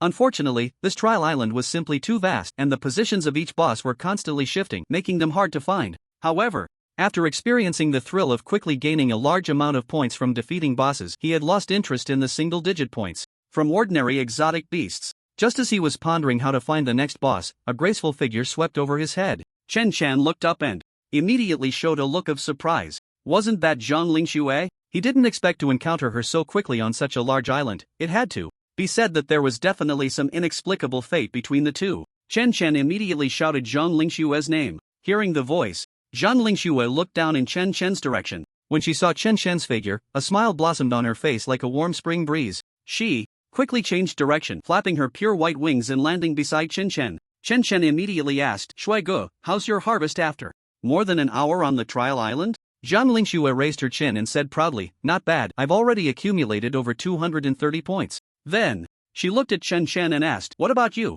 How many points do you have now? Chen Chen cheerfully replied, 1085 points. Zhang Lingxue. She had thought that Chen Chen would accumulate points faster than herself on the trial island, but she never expected it to be by such a large margin. It had only been an hour, and he already had over 1,000 points. At this rate, he could accumulate 3,000 points in 3 hours, reaching the admission standard for top universities. You're getting more and more abnormal, Zhang Lingxue couldn't help but exclaim. However, it was at this moment that Chen Chen reminded her, Shui Ge, have you considered that at your current rate of accumulating points, you won't reach 3,000 points in the remaining 11 hours? Upon hearing this, Zhang Lingxue frowned. Just as Chen Chen said, at a rate of 230 points per hour, she would still be a bit short of 3,000 points before the 12-hour mark. Moreover, this was the optimistic scenario. If she got injured during the process, the rate of accumulating points would be even slower.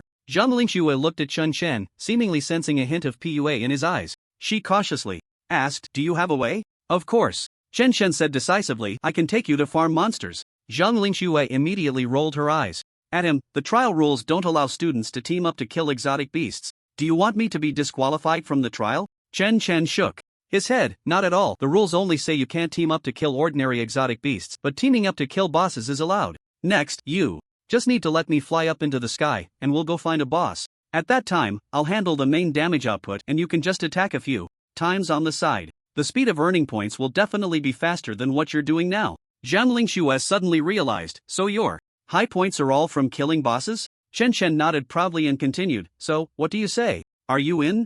Zhang Lingxue still hesitated. Is it really appropriate to fly you around in the sky like this? What if others see us? Chen Chen raised an eyebrow impatiently. Shui Ge, just give me a straightforward answer. I'm treating you like a fellow comrade to cooperate with. Look at how shy you are, you're acting like a girl. I am a woman. You're asking for trouble. With that, Zhang Lingxue, looking all puffed up with anger, pinched a chunk of Chen Chen's soft flesh at his waist. I'm sorry, Chen Chen pleaded for mercy. The two of them playfully tussled for a while before Zhang Lingxue finally calmed down and let go. Then he asked, even if I take you to the sky, we still don't know the exact location of the boss. The trial island is vast, and searching for it is troublesome. Chen Chen pointed to the sky and said, did you not notice those giant observation eyes in the sky? They are specifically used to monitor the boss's location. As long as you can see the giant observation eyes, you can roughly know where the boss is. Zhang Lingxue nodded, somewhat dazed. Without further ado, she skillfully wrapped her arms around Chen Chen's waist from behind.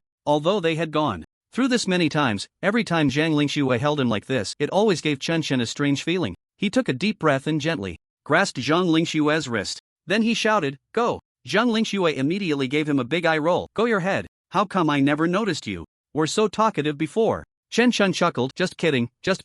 Let's go. In the next moment, Chen Chen felt his body lighten, and he was lifted into the sky. It was only when he soared high that he finally saw the vastness of the entire trial island. The size of this trial island was comparable to a city in the east. No wonder it could accommodate so many students for the assessment. However, what Chen Chen didn't know was that today, over 50 large-scale trial island instances had opened simultaneously across the entire Longsha kingdom. The number of students Actually participating in the assessment was far more than he had imagined. Looking down from the sky, the abyssal beasts moving through the forest and the students participating in the assessment appeared as tiny as ants. Just then, Zhang Lingxue suddenly said to the front, "Aren't those spheres the observation eyes you mentioned?" Chen Shen struggled to lift his head and indeed saw those giant observation eyes high in the sky. Previously, on the ground, the limitations of his field of vision made it difficult to capture the exact locations of the giant observation eyes. Now, being in the sky, those giant observation eyes were clear at a glance. Looking around, Chen Shen saw dozens of them.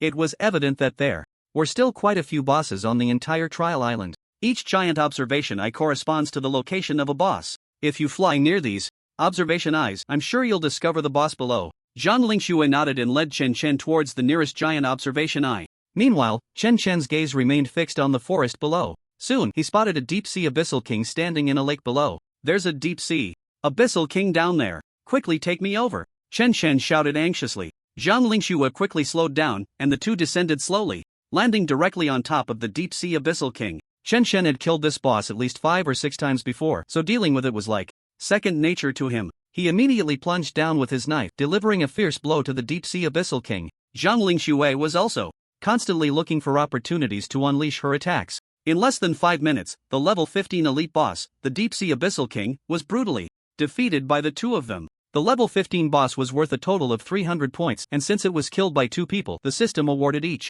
of them 150 points. Zhang Lingxue's face lit up with surprise as she realized she had just accumulated 230 points after an hour of hunting abyssal beasts. Yet, from taking off with Chen Shen to landing and killing the boss, it had only taken about 10 minutes, and she had already earned 150 points. This speed was indeed impressive. Chen Shen urged, take off, let's go find the next boss." Having tasted success, Zhang Lingxue was even more enthusiastic than Chen Shen. She stepped forward and wrapped her arms around his waist. With their wings flapping, the two soared into the sky again, heading towards the next boss location. Killed level 15 elite boss, gained points, 150 points. Killed level 16 elite boss, gained points, 200 points. Killed level 13 elite boss, gained points, 100 points. Killed. As time passed, the two of them continuously killed 9 elite bosses thanks to their flying mobility. Chen Shen's points accumulated to 2,380 points. Zhang Lingxue's points also rose to around 1,500 points. The speed at which they were accumulating points was simply like riding a rocket.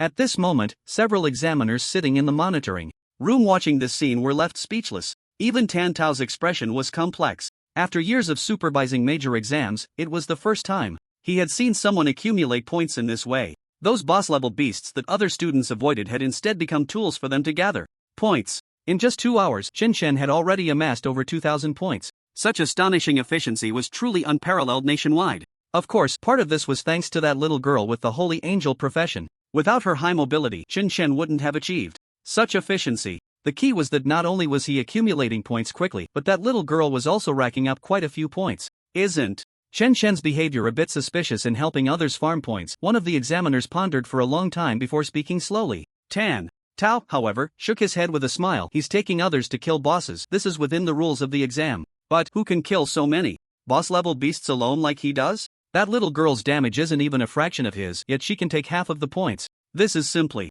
exploiting a loophole in the rules. Tan Tao looked at the examiner, his tone serious. If you insist on nitpicking, then you're being a bit unreasonable. First of all, everything they are doing is within the rules. Moreover, is it the student's responsibility if there are loopholes in the rules? Isn't it our responsibility as the examiners who set the rules? His potential is suspected to be SS level. Do you still want to eliminate him? Even if, for the sake of argument, he really violated the rules today, I would still want to keep him. At this point, Tan Tao's tone became much calmer as he continued. I have already notified the presidents of the 4 top universities. They expressed their desire to come and see for themselves upon hearing that a suspected SS-level practitioner has appeared in Xining province. I believe that if they see Chen Shen's performance, they won't even wait for the exam to end. They will be fighting over him right in front of me. Given those old fellows' tempers, it's even possible they might start a brawl on the spot.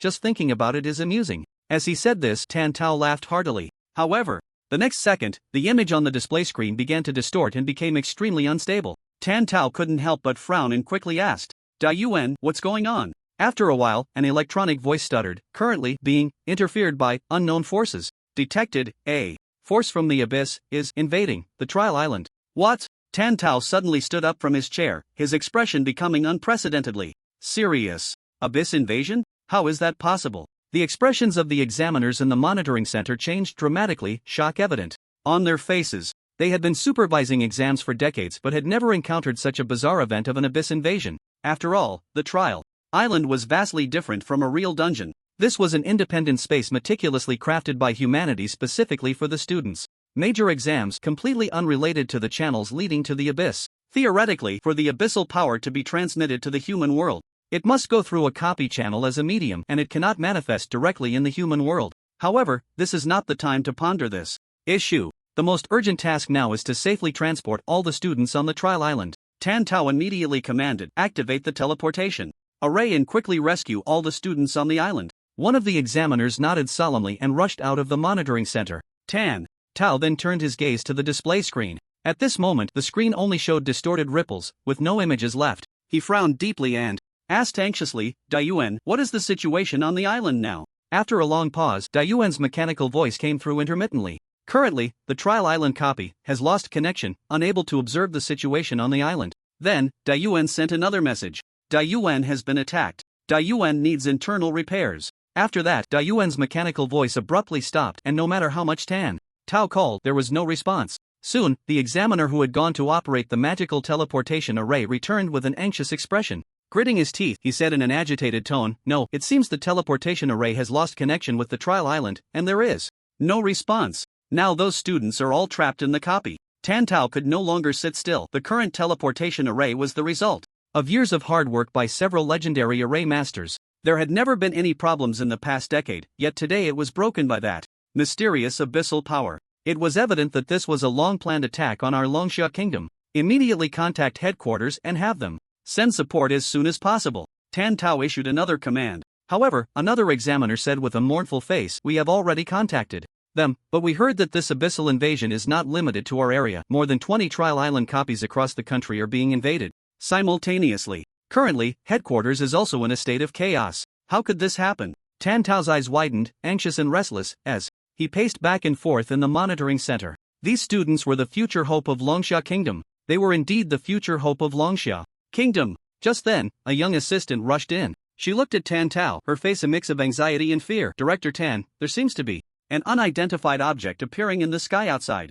What? Tan Tao frowned and hurriedly ran out of the monitoring center with everyone looking up. A deep blue vortex suddenly appeared in the originally blue sky. It spun quietly, devouring the surrounding light as if it wanted to pull the entire world into its bottomless abyss. Tan Tao's expression changed drastically. How could a vortex from the abyss appear here? It shouldn't be here. At this moment, not only they saw it, but even the teachers waiting for results in the large square and the eliminated students looked horrified at the vortex above. In less than 2 minutes since its appearance, this vortex had brought immense pressure to everyone present. Could it be the abyss is about to start a full-scale invasion? Someone in the crowd murmured. Some were so frightened that their faces turned pale, as if in the next moment endless abyssal beasts would rush out from the vortex. However, at that moment, an old voice suddenly rang out. How dare you appear so brazenly in the skies of Manhwa? Do you really think there is no one in Xining? The old man's voice, though not loud, clearly reached everyone's ears. It resonated like a great bell, shaking the heart. As soon as the words fell, the black-blue vortex in the sky began to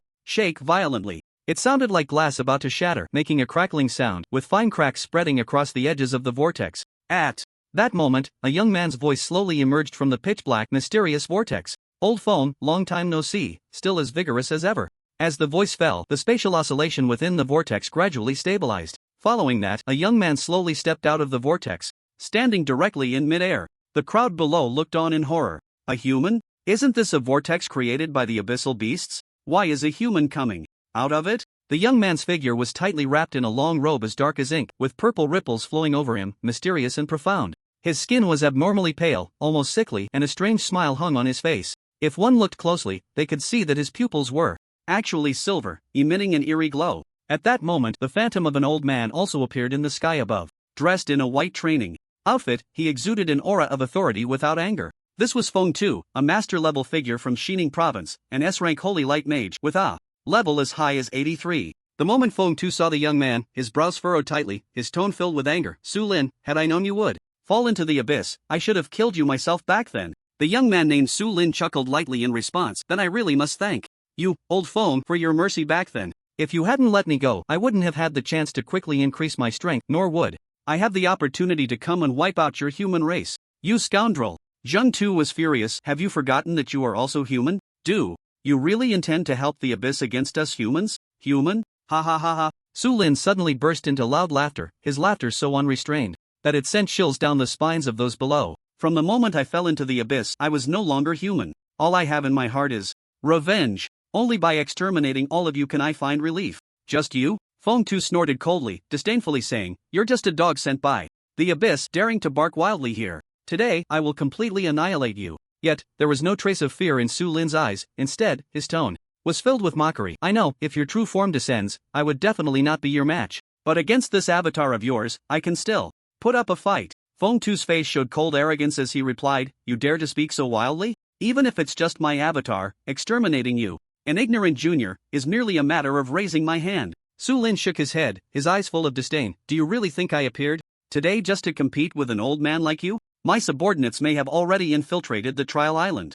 As long as I hold you here, those students on the trial island will have no one to save them. Saying this, Su Lin laughed out loud again, utterly mad. Upon hearing this, Feng Tu's phantom suddenly changed color, angrily shouting, you dare, you brat. As soon as the words fell, he immediately struck countless dazzling holy lights exploding in the air, creating a strong spatial fluctuation. The young man named Su Lin, although constantly dodging in a flustered manner, did not lose his smile. Just as he said, although his strength was far inferior to Feng Tu's avatar, he could still keep him firmly entangled here, preventing him from rescuing the students. Among the crowd below, Tan Tao and the others looked particularly grave. Currently, Old Feng's true form was still fighting on the abyss battlefield, while his avatar was being entangled by Su Lin. Time dragged on second by second, and the students in the secret realm fell into deeper crisis. They also wanted to enter the trial island to rescue the students, but unfortunately, the formation was malfunctioning, and the only way to enter the instance was to break through the space. However, the strength of everyone present was insufficient to achieve this. Is there really no way out? An assistant said in a tone of despair. Tan Tao turned around to calm everyone down. Everyone, please stay calm. The students are not entirely without hope. He explained, when the trial island was constructed, the array masters foresaw possible future accidents, so they set up a barrier around the island, allowing only humans or alien beasts below level 20 to pass through. This barrier uses high-level energy crystals, and unless one is a strong individual above level 60, it cannot be destroyed. Although Tan Tao's words brought a glimmer of hope, some were still worried, but with the current strength of the students, even against those level 20 alien beasts, the chances of survival are extremely slim. This statement made the atmosphere heavy, and even Tan Tao fell silent. At that moment, the sky began to swirl. With clouds and wind, a blinding white light obscured their vision, and the figures of two powerful beings became difficult to capture. Meanwhile, on the trial island, Shen Shen and Zhang Lingxue, who had just killed a level 17 boss, also sensed something was off. First, both the small observation eyes flying at low altitude and the giant observation eyes in the sky began to lose control, swaying unsteadily, and eventually lost all function, crashing down. They swung uncontrollably, ultimately losing their mobility and falling from the sky. Then, they noticed two deep blue whirlpools had appeared in the sky above them at some point, resembling eyes in the darkness, exuding a chilling aura. This anomaly not only made Shen uneasy, but the other students on the island also looked up at the strange celestial phenomenon, their faces filled with worry and seriousness. Roar! A deafening roar shattered the silence, emanating from deep within the whirlpool. Following that, a massive alien beast gradually revealed its head, followed by its enormous body and dragging tail. Just its size was comparable to that of a giant ship. This giant beast resembled a black humpback whale. Though it had no wings, it could soar freely in the sky. Its shadow covered most of the trial island under the sunlight, bringing heavy psychological pressure to the students on the island. However, this was just the prologue. As the giant whale appeared, various alien beasts began to pour out continuously from the two whirlpools. Those that could fly circled in the air, while those that could not landed on the distant sea surface. Chen Shen stared in disbelief at the bizarre scene in the sky, incredulously saying, could it be that we killed the boss level alien beasts too quickly, and the officials decided to restock? But this is way too many. The examiners really think highly of me, he said, half-jokingly. Zhang Lingxue beside him had a serious expression, analyzing earnestly. The appearance of alien beasts on this scale is definitely not the doing of the officials unless they plan to eliminate all the students. At this point, Zhang Lingxue took a deep breath and concluded, we might be facing an alien beast invasion. Alien beast invasion? Chen Shan was shocked. Isn't that only supposed to happen in standard dungeons? How could this happen in the major exam dungeon? What are the officials doing? Zhang Lingxue closed her eyes, fell silent for a moment, and when she opened them again, her expression was even graver. I just tried to apply to exit the dungeon, but the system had no response, and the teleportation array did not activate. We might not be able to get out. Upon hearing this, Chen Shen's expression gradually became serious. If they couldn't leave this dungeon and face so many alien beasts, it was likely that very few would survive. Even Chen Shen himself was in great danger.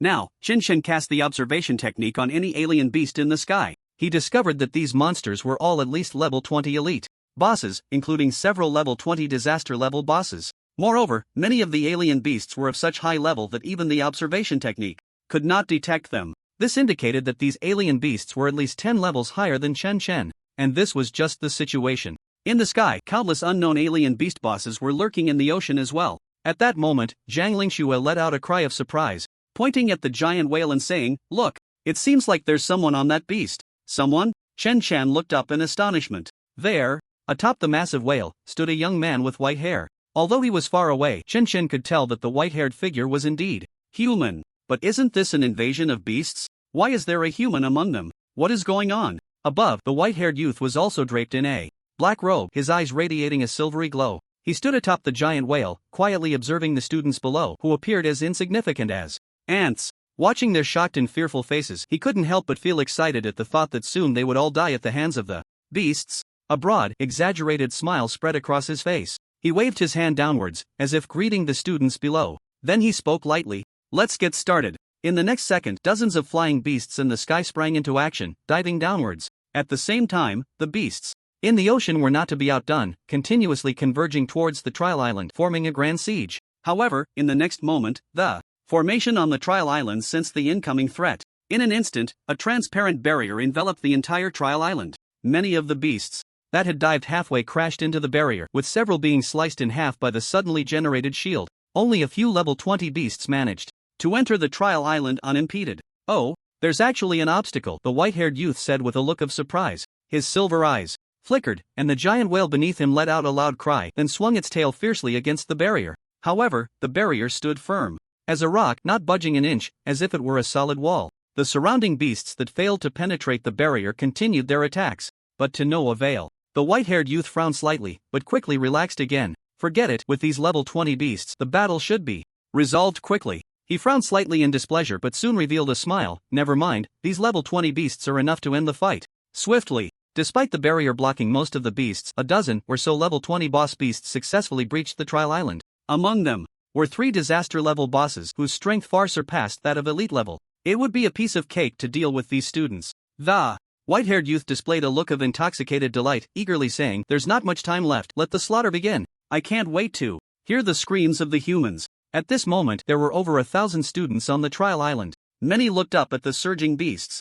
In the sky, their expressions varied. This must be a scare tactic from the officials, right? It's definitely to test our courage or something. It can't be real, one student speculated, thinking himself clever. Many others immediately wanted to leave the instance by giving up their exam slots. However, after several desperate attempts, they found that there was no response at all. "It seems we're trapped here. Damn it. This is a major exam. Why is there a beast invasion? What are the officials doing?" In that fleeting moment, the level 20 bosses in the air had already launched their attack. From their high vantage point, they quickly spotted the students hiding in the dense forest. One bat-like beast opened its massive mouth, spewing forth scorching flames that seared the ground. The students on the ground had almost no power to resist, instantly engulfed by the flames, turning to ash. Such scenes unfolded all over the trial island, and within just a few minutes, dozens of students had met a tragic end at the hands of the beasts. Fortunately, the students were scattered across the trial island, giving the beast boss some time to find them. Otherwise, the students on the island would die even faster.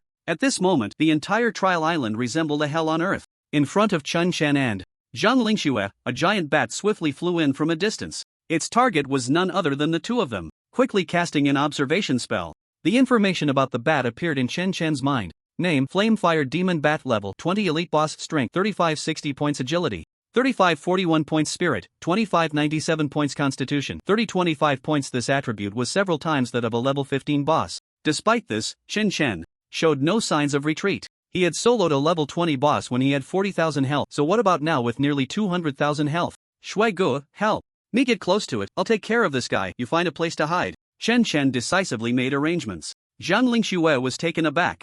Are you crazy? That's a level 20 boss. And even if you can handle it, if other boss level beasts come to support, you'll be facing more than just one level 20 boss. Chen Chen smiled and calmly replied, since we can't escape anyway, let's just fight it out. Even if I die, I choose to die. Standing. Hearing Chen Chen's calm words, Zhang Lingxue felt a jolt in her heart. This time, she no longer tried to dissuade him but silently nodded, then wrapped her arms around Chen Chen's waist again. Only this time, her grip was particularly strong. The next moment, Zhang Lingxue's voice gently reached Chen Chen's ear. You're right, since it's death anyway, let's choose to die standing. I won't run away, I will fight alongside you. As soon as she finished speaking, the massive figure of the flame-fire demon bat was already in front of them. Its huge mouth opened, and a several meter-long tongue of high-temperature fire spewed out, rushing towards them. Zhang Lingxue's wings spread wide, and she shot up into the air at an incredible speed, narrowly avoiding the attack of the fire tongue. Seizing the opportunity, she gained altitude and flew directly above the flame-fire demon bat. Let go, Chen Chen decisively ordered at a critical moment. After a moment's hesitation, Zhang Lingxue finally released her grip around Chen Chen's waist. Chen Chen's body then entered free fall, plummeting downwards rapidly. A second later, he landed precisely on the back of the flame-fire demon bat. Chen Chen quickly grabbed its dense mane to stabilize himself, while his other hand swiftly drew out his long knife, instantly executing a blood blade cross slash. -6873. Immediately, a high damage number appeared above the flame-fire demon bat's head. With nearly 20,000 attack power plus skill bonuses, he could only deal over 6,000 damage to the opponent. This showed just how high the flame-fire demon bat's defense was. The flame-fire demon bat, upon being attacked, began to thrash violently. At the same time, a red glow started to emanate from its body, and a scorching heat began to radiate from it. In just 2 seconds, the shoes on Chen Chen's feet could no longer withstand the intense heat and caught fire. Chen Chen decisively kicked off the burning shoes, standing barefoot on the back of the flame-fire demon bat. At this moment, he felt an unprecedented high temperature. The sizzling sound on his skin was as if his flesh was being roasted, and faintly, the air was even filled with the aroma of grilled meat. Damage values kept popping up above Chen Chen's head, -1028, -1087, -1238. The scorching heat nearly caused Chen Chen to fall off the back of the flame-fire demon bat. However, he gritted his teeth, gripping the mane tightly, showing no signs of letting go even as his fingers began to burn. He couldn't afford to fall now. As a melee fighter, he lacked ranged attacks, and once he fell, the battle would become very passive. Just then, a shield suddenly appeared around Chen Chen. It was the skill of the Holy Angel, Holy Shield. It was quietly cast by Zhang Lingxue, who was watching from not far away. With the blessing of the Holy Shield, Chen Chen immediately felt much cooler around him. However, facing the scorching heat of the flame demon bat, the Holy Shield could only withstand about 3 seconds of damage. Chen Chen immediately entered the state of ultimate frenzy. His attack power instantly increased fivefold, and he swung at the flame demon bat. -28,815.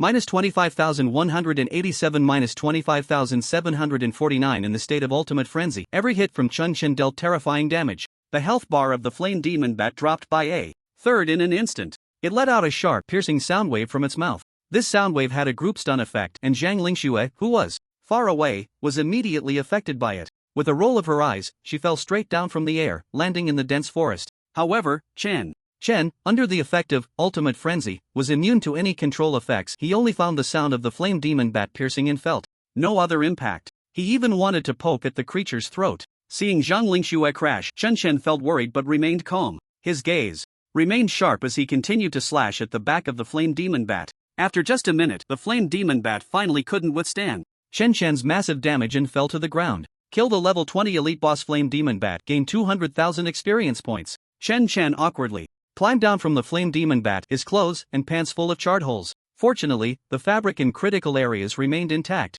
Avoiding any embarrassing exposure, he hurried towards the place where Zhang Lingxue had fallen. Upon seeing Zhang Lingxue propped up against a giant tree drinking a recovery potion, he finally felt relieved. Chen Chen let out a sigh of relief and then reminded her, "You'd better stay away from me. This level of battle is not something you can participate in." Zhang Lingxue pouted. "I know, it was just an accident earlier. I was a bit careless. I'll try to keep my distance next time." Seeing this, Chen Chen could only shake his head helplessly. Meanwhile, high above on the giant whale, the white-haired youth who had witnessed the entire process showed a look of surprise. "I didn't expect there would be such powerful students in this major exam." Then, a mad smile reappeared on his face. "This is too interesting. If he gets killed, those upper echelons of the human race will be so heartbroken. Ha ha ha." After saying this, his silver pupils sparkled again. Below, the 3 boss monsters that were chasing the students suddenly stopped their movements in unison. As if receiving some kind of command, they all headed in a certain direction. At the same time, Fierce battles erupted in various corners of the entire trial island. Many students encountered each other during their escape and quickly formed small teams of 10 to 20 people. Every student participating in the major exam was destined to become a warrior stepping onto the Abyss battlefield in the future. So, knowing they couldn't escape, these students chose to rise up and resist. At this moment, they were joining forces to fight against a massive white wolf. However, facing a level 20 elite boss, the gap in strength was evident. In front of the white wolf's powerful defense, the damage they dealt was extremely limited. Many people's attacks could only inflict single-digit damage, which was almost negligible against the white wolf's enormous health pool. The white wolf's eyes held a mocking glint. Its gaze towards the humans seemed to look at a group of helpless ants. Seemingly tired of this cat-and-mouse game, the white wolf decided to stop holding back. Its massive body moved as swiftly as the wind, arriving in front of the group of students in an instant. Not good, retreat quickly. The tall boy at the forefront suddenly changed his expression and hurriedly issued orders. The staff in his hand shone with a green light, instantly releasing dozens of wind blades that flew towards the white wolf in an attempt to stop its advance. However, these attacks seemed to have no effect on the white wolf. It easily pierced through the wind blades, and with overwhelming power, its giant claws came crashing down, forming a massive shadow that pressed down towards the students. At this moment, it was clearly too late to escape. Despair was evident on everyone's faces. They had originally thought today was just a major exam, about to embark on a new journey of university life. Why was this happening? The dreams and hopes in everyone's hearts seemed to shatter at that moment. Just as the crisis reached its peak, a young man dressed in black suddenly leaped out, standing in front of the crowd. Just as the enormous claw shadow was about to strike them, the young man, with a resolute gaze, did not dodge or evade. Behind him, a phantom of a giant beast appeared out of thin air. It was a massive black tortoise, its size immense, resembling a small mountain, exuding an ancient and weathered aura. It quickly covered all the students under its protection. With a deafening roar, the claw shadow of the white wolf collided violently with the phantom of the tortoise. The young man in black was pushed back a step by the tremendous force, and his health points instantly decreased significantly. Everyone stared in astonishment, not expecting that someone in their group could withstand the attack of a level 20 elite boss. However, this was not the time for admiration. The young man in black raised his hand and cast a healing spell on himself, instantly restoring his health points to full. He then looked back at the crowd and said, "What are you all standing there for? Get back to attacking." Upon hearing this, the others finally snapped back to reality, quickly drawing their weapons and launching an attack on the white wolf. Seeing that someone could withstand its attack, a glimmer of surprise flashed in the white wolf's eyes. It then unleashed two powerful attack skills, both of which were successfully blocked by the strange phantom of the tortoise in front of it. The young man in black appeared quite battered after each hit, but he quickly used a healing spell to fully restore his health. At this moment, the human team he led was locked in a stalemate with the white wolf, neither side able to break through the other's defenses. On the surface, the situation seemed stable, yet the young man in black was burning with anxiety inside. Although the phantom of the tortoise had incredible defense, maintaining the protection was causing his mental energy to continuously drain. If the stalemate continued, his mental energy would be exhausted in less than a minute. He turned to the others and asked, "Don't you have any powerful skills you can use?" The people around him exchanged glances, only able to shake their heads helplessly. If they had strong reserve skills, they would have used them long ago, and it was impossible to wait until such a critical moment. The young man in black smiled wryly and shook his head. Unfortunately, he only had strong defense, while his damage output was equally pitiful. It seemed they would ultimately be unable to escape the fate of being killed. Just then, someone suddenly pointed excitedly at the sky and said, "Look up. It seems something is flying over." Everyone, including the young man in black, looked up at the sky and indeed witnessed a figure in flight. It was a stunning girl with wings, who not only flew gracefully but also carried a young man soaring alongside her. "What are they coming here for? Isn't there a boss-level white wolf here?" the young man in black said, puzzled. He waved desperately at the two in the sky, trying to shoo them away, signaling them not to approach. However, the two in the sky seemed completely oblivious to his warnings, continuing to fly straight towards their position. At this moment, the white wolf also raised its massive head, fixated on the slowly approaching duo, its eyes revealing confusion as well. However, the next scene left everyone present in shock. The stunning young girl suddenly let go of her hand, and the young man she was supporting plummeted rapidly, falling straight towards the white wolf's head. Seeing this, the white wolf did not back down, opening its massive jaws and swallowing the falling young man whole. The onlookers were left dumbfounded, their hearts filled with shock and confusion. What is happening? Do the girl and the young man have a grudge? Did she really just feed him to the beast? Such a scene was simply horrifying. However, the moment the white wolf swallowed the young man, the situation took another turn. The white wolf's expression twisted into a grimace, its body rolling on the ground in agony. Soon after, the crowd saw astonishing damage numbers appearing above the white wolf's head. Minus 34,521 minus 32,451 minus 32,556. Without the protection of its outer skin, Chen, who was inside the white wolf, was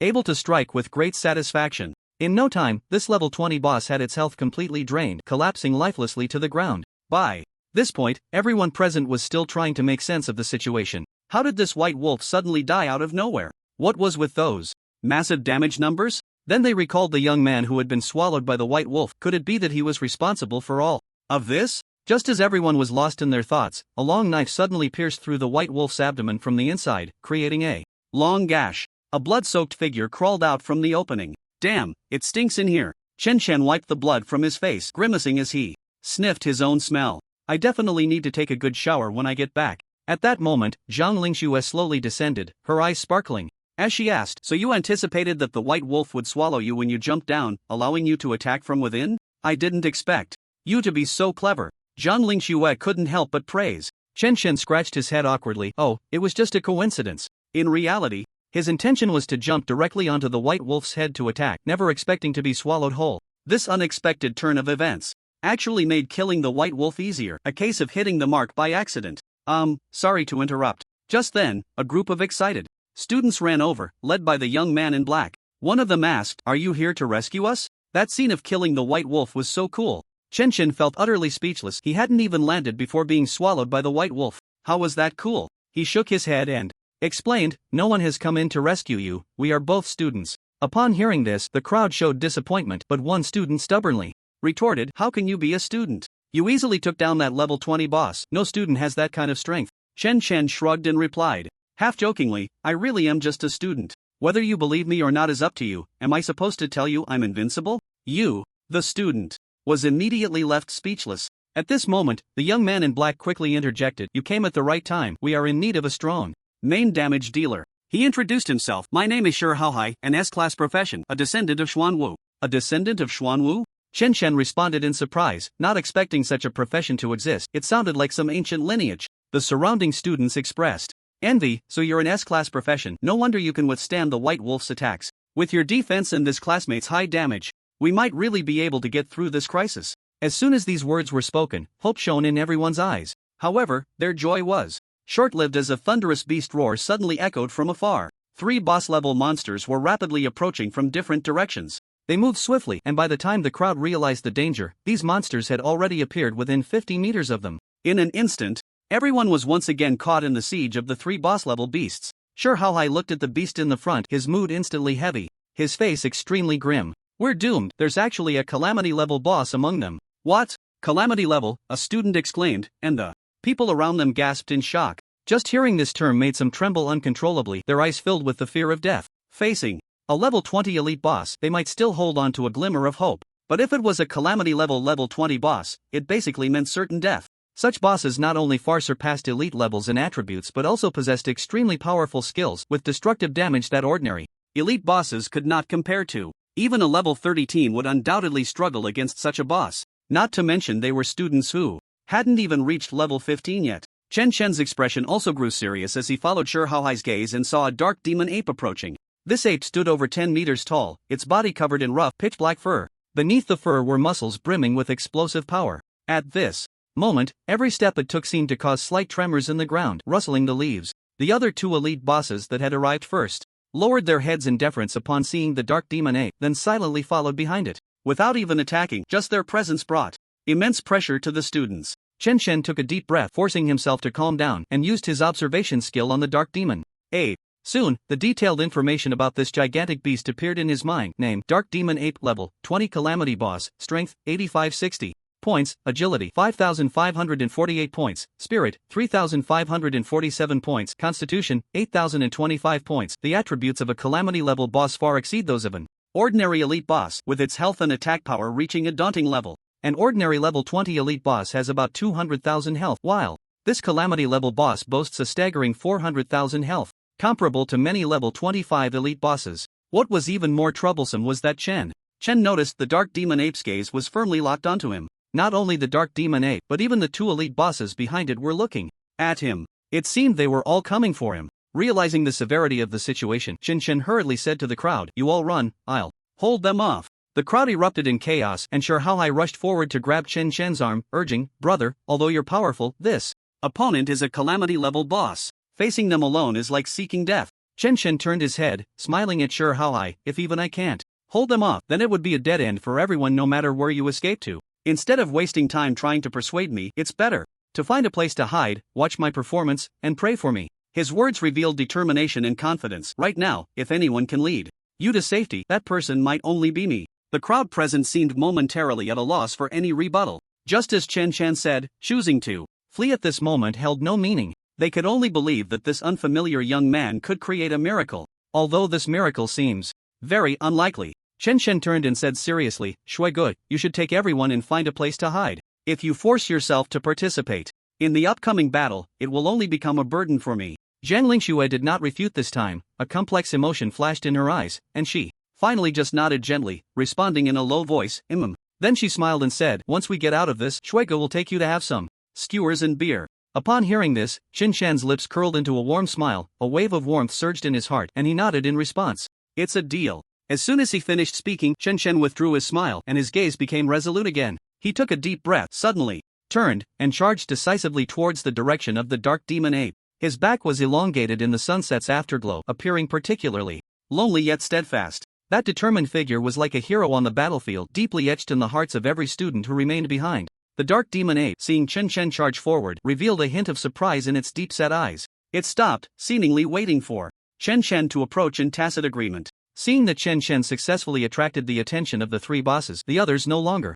hesitated and quickly followed Zhang Lingxue into the depths of the dense forest. They chose to hide in a huge tree hollow, as moving blindly might inadvertently trigger other beast bosses, while staying nearby allowed them to observe Chen Chen's battle situation. Soon, the people in the tree hollow heard the roars of the beasts, and the ground trembled continuously. It seemed that a fierce battle had already erupted on Chen Chen's side. "Do you think he can handle those three beast bosses by himself?" a student asked anxiously. This question silenced everyone. The answer seemed self-evident. After all, those were three level 20 bosses, including one of disaster level, and unless Chen Chen's strength far exceeded level 30, it was almost hopeless. However, after the silence, a calm female voice broke the quiet. "He definitely can." It was Zhang Lingxue's voice. Her words had no fluctuations, as if stating a simple fact. Although she had not spent much time with Chen Chen in real life, he had already shocked her time and again in such a short period. Many impossible things had become possible in front of him. So this time, Zhang Lingxue still believed that Chen Chen could create a miracle. Boom! A loud noise came from outside, followed by a tremor that shook the ground and mountains. Everyone's faces showed horror. They couldn't understand what kind of fierce battle was happening outside. Zhang Lingxue, feeling a bit uneasy, said, "I'll go take a look." Before Xiaohai could open his mouth to stop her, she had already spread her wings and flown out of the tree hollow. Looking down from the sky, she could only see the battle area between Chen Chen and the dark demon ape filled with dust, completely obstructing her view. She could vaguely see that the two elite bosses had already fallen to the ground, lifeless. In the next moment, Chen Chen's agile figure sprang out from the rising dust. Despite being in the state of ultimate frenzy, his movements were quick and nimble, but his health had dangerously dropped to a quarter, indicating he had suffered severe injuries in the previous battle. Fortunately, the effect of bloodline boiling began to activate, and Chen Chen's health started to recover at a visibly rapid pace, quickly returning to 50%. From the dust, the furious roar of the dark demon ape could be heard. Immediately, spikes began to surge from beneath Chen Chen's feet, tightly following him like maggots. No matter how fast Chen Chen ran, he could not escape the pursuit of the spikes. Soon, his legs were hit multiple times by the spikes. -6031, -7384, -6842. Each attack could take away more than 6,000 health points from Chen Chen, and this spike attack was also laced with poison. The poison dealt at least over 1,000 damage with each tick. In no time, Chen Chen's health had dropped to around 30%. Meanwhile, the dark demon ape was also in a bad state. Although Chen Chen hadn't hit it many times, it had been enduring triple damage reflection the entire time. By the time it emerged from the dust, it had already lost a small portion of its health. At this moment, its eyes flickered with a blood-red glow, reaching the brink of fury. It let out an even more thunderous roar, and the sand and stones on the ground seemed to gain independent will, transforming into a dense rain of arrows shooting towards Chen Chen. Under this unprecedented barrage, Chen Chen's health plummeted again, from 30% down to 20%. At the same time, the dark demon ape's health was also rapidly depleting. But it was betting that it could kill this human before its own health ran out. In the distance, high In the sky, Zhang Lingxue looked on with a face full of tension. It was the first time she had seen Chen Chen's health drop to such a low level. However, she soon noticed that once Chen Chen's health fell to 20%, it became difficult for it to drop any further. It was as if he had activated a health lock, firmly maintaining himself in the 20% range. A closer look would reveal that Chen Chen's health regeneration had reached an astonishing 30,000 per second. With such a massive recovery rate, it was as if Chen Chen was performing a health bar dance. The health that had just been knocked down was restored the very next second, repeating this cycle. The dark demon ape's eyes revealed a long-lost fear. The young man before it was simply a monster. Before it could completely suppress Chen Chen's health, its own health was about to hit rock bottom. As the dark demon ape let out a roar, preparing to unleash its final attack, Chen Chen did not give it that opportunity. A massive blood blade cross slash was instantly released, striking fiercely against its body. Minus 98,651 with the dual boosts of Bloodline Boiling and Ultimate Frenzy. Chen Chen's attack power reached its peak state. With this slash, it completely emptied the dark demon ape's health. The dark demon ape rolled its eyes back, letting out one last mournful cry before heavily toppling backward, raising a huge cloud of dust once more. Catastrophe level boss successfully slain. Defeated the level 20 catastrophe level boss, Dark Demon Ape, earning 800,000 experience points. Suddenly, a flash of white light passed, and Chen's level rose to 17. High above on the back of a giant whale, the white-haired youth witnessed the entire battle between Chen Chen and the Dark Demon Ape. At first, his facial expression revealed unexpected astonishment, but as the battle progressed, a twisted ecstasy gradually flickered in his eyes, and finally, he burst into loud laughter, the sound echoing across the empty battlefield, particularly jarring. He's so strong. He's really so strong. Ha ha ha ha. The white-haired youth's laughter was filled with uncontainable fervor, as if he had discovered some precious prey. Could he be the legendary SS level? He muttered to himself, his voice brimming with mad anticipation. If such an SS level practitioner were to die here, those old geezers would surely explode with rage, right? Just imagining that scene excites me beyond control. Ha ha ha. After saying this, the white-haired youth fell back into a frenzied laughter, his gaze cold and insane, as if he had already seen Chen Chen's doom. Since a catastrophe level cannot end your fate, then, get ready to welcome the exotic beast feast I have meticulously prepared for you. The silver light in the white-haired youth's eyes flickered, and with a gentle wave of his hand, it was as if a conductor was guiding the opening of a symphony, heralding the impending storm. This command was like a death sentence, causing the beasts on the trial island to feel the summons and begin to converge on Chen Chen's location. The giant whale in the sky moved slowly, like a sinister castle, showcasing the madness of the white-haired youth in every corner. On the other end of the trial island, more than 40 students from the major exam gathered together, fiercely battling a massive level 20 elite boss. At the center of the battlefield, a huge pillar of fire shot up into the sky, like an angry tornado, instantly engulfing the beast. Simultaneously, with the roar of thunder in the sky, several sharp lightning bolts struck the beast fiercely, bringing with them a smell of burning. The ranged professionals were not to be outdone. They stood safely in the back, frantically unleashing their damage skills. Light and sparks intertwined in the air, creating a spectacular apocalyptic scene. Finally, after several tank warriors struggled to withstand wave after wave of fierce attacks, the level 20 elite boss let out a piercing death wail and fell heavily to the dust-filled ground. Zhao Mingxian, as the main damage dealer, looked pale at this moment, appearing extremely exhausted, nearly collapsing to the ground. His mental energy was almost depleted from the battle, a hint of desolation in his eyes. The surrounding mages looked no better than him, each breathing heavily, tiredly leaning against one another, feeling each other's faint breaths. Although the elite boss eventually fell, the cost of victory was extremely heavy. In this intense battle, the originally 40-plus member team lost 9 lives, most of whom were melee professionals charging at the front lines. The remaining survivors were all, without exception, severely injured. This was still under the condition of having Zhao Mingxian, an S-class forbidden spell mage, otherwise the casualties would have been several times higher. Nevertheless, this team had already reached its limit. If they encountered another level 20 elite boss, the result would undoubtedly be total annihilation. There was not a trace of joy on anyone's face. Since entering the major exams instance, no one had expected this exam to be so brutal. One girl quietly cried, her voice weak, yet exceptionally clear, "Do we still have a chance to get out?" Her words were like a stone thrown into a calm lake, stirring up ripples one after another. The surrounding air seemed to grow heavy, and other girls began to sob as well, while the boys lowered their heads in silence, unsure of what to do. The entire scene was shrouded in thick despair, with the air filled with loss and unease. Zhao Mingxian downed the last bottle of mana potion on him and spoke to encourage everyone, "Don't be so pessimistic. I believe the officials are already thinking of ways to rescue us. As long as we can hold on until the end, we will definitely be saved." Hearing Zhao Mingxuan's words, the expressions of the crowd improved slightly, but still carried deep concern. Zhao Mingxian continued to direct, "Our top priority now is to find a place to hide and try to avoid the sight of those flying beasts. However, just as Zhao Mingxian finished speaking, before he could fully stand up, the roar of a beast echoed from the sky not far away. It seemed to be flying in their direction. Everyone's faces turned pale, the hope that had just risen in their eyes turned into despair. They had just experienced a fierce battle, and now each person was at the end of their strength, having no chance to resist. Even Zhao Mingxuan's heart sank to the bottom at this moment, and endless despair surged up. He had finally managed to change his class to become a powerful S-class forbidden spell mage, originally thinking he could soar high and advance boldly. Yet unexpectedly he was about to die in the major exam. Faced with the powerful flying beasts, escape was impossible. Most students simply sat down on the ground, waiting for death to arrive. One burly boy chuckled bitterly and said, "If there's a next life, I definitely want to become a mage. Being a warrior is just too lame." His words sparked a wave of bitter laughter and discussion. "In my next life, I want to be a paladin or a swordsman. At least I'd look cool and wouldn't have to worry about not having a girlfriend. Then I want to become a summoner in my next life.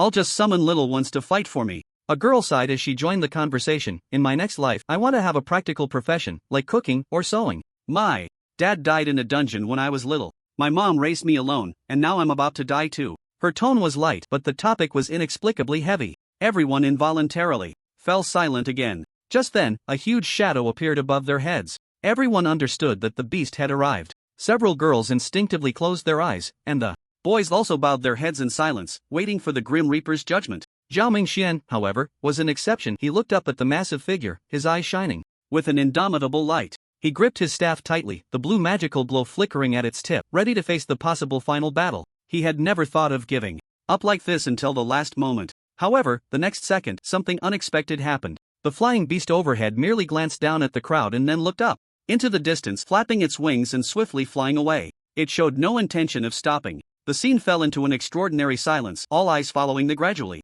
disappearing giant shadow. "What's going on? Did that beast not see us?" a boy asked in confusion, his voice filled with bewilderment. Zhao Mingxian shook his head, his expression serious. "It definitely saw us, but it seems there's something more urgent that's compelling it, leaving it no time to deal with us." His words made the heavy stone in everyone's hearts gently drop. For a moment, several girls chuckled lightly, and the boys also breathed a sigh of relief, their faces showing rare expressions of ease. However, Zhao Mingxian did not let his guard down. He knew very well that safety was only temporary. He quickly commanded, "We can't let our guard down like this. We must find a new hiding place immediately to avoid attracting more beasts." The battles on Trial Island had almost simultaneously fallen into a strange pause. From the icy plains in the north to the volcanic craters in the south, every battlefield where the ferocious boss-level beasts had been slaughtering suddenly stopped their rampage. Their massive heads all lifted, gazing in the same direction. The students who had just been struggling for survival were momentarily frozen in place, their confused gazes filled with heavy bewilderment and fear. In the air, the smell of blood mixed with the scent of earth swept through every corner with the cold wind.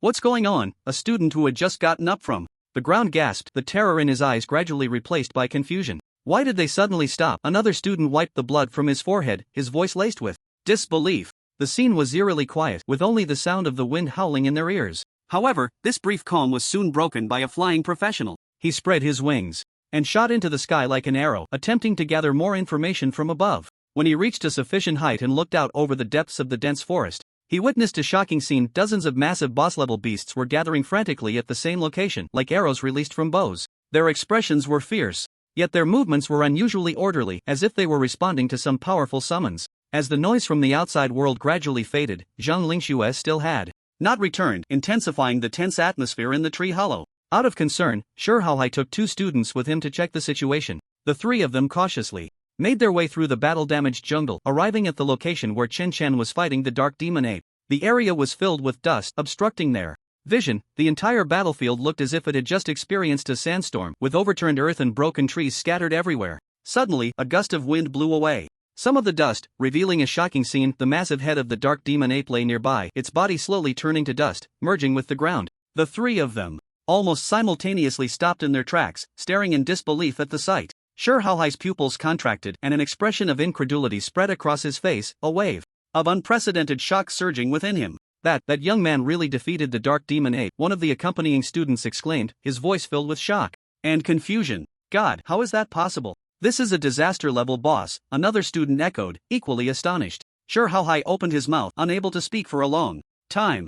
At that moment, he finally understood why that beautiful woman had such unwavering trust in Chen Chen. The young man's strength had far exceeded their imagination. Soon, Chen Chen's figure slowly emerged from the dust. He was covered in dirt with mud on his hair and face, looking quite disheveled. Sure How High and the two students hurried over, their eyes filled with excitement. You actually defeated a disaster-level exotic beast boss. What level are you now? Sure How High asked excitedly. At this moment, his eyes were filled with admiration, as if he had become a little fan of Chen Chen. Level 17, just leveled up after killing the dark demon ape. As expected of a disaster-level boss, the experience gained is just high, Chen Chen said with a relaxed smile, teasingly adding, just hit level 17, leveled up after taking down that dark demon ape. The experience from a disaster-level boss is indeed generous. He paused, then proudly pointed to the new equipment on his chest. It also dropped this piece of gear, the ape demon armor, which is of pretty good quality and just right for me to wear now. Only then did everyone notice the new chest armor on Chen Chen, and although his clothes were tattered, the armor shone with an undeniable brilliance. Name, Ape Demon Armor Quality, Excellent Applicable Level, 16 Defense, 507 Special Effect, increases maximum health by 20%, Strength plus 200, Constitution plus 200. After each attack, there is a 10% chance to trigger Ape Demon Roar, stunning surrounding units for 1 second.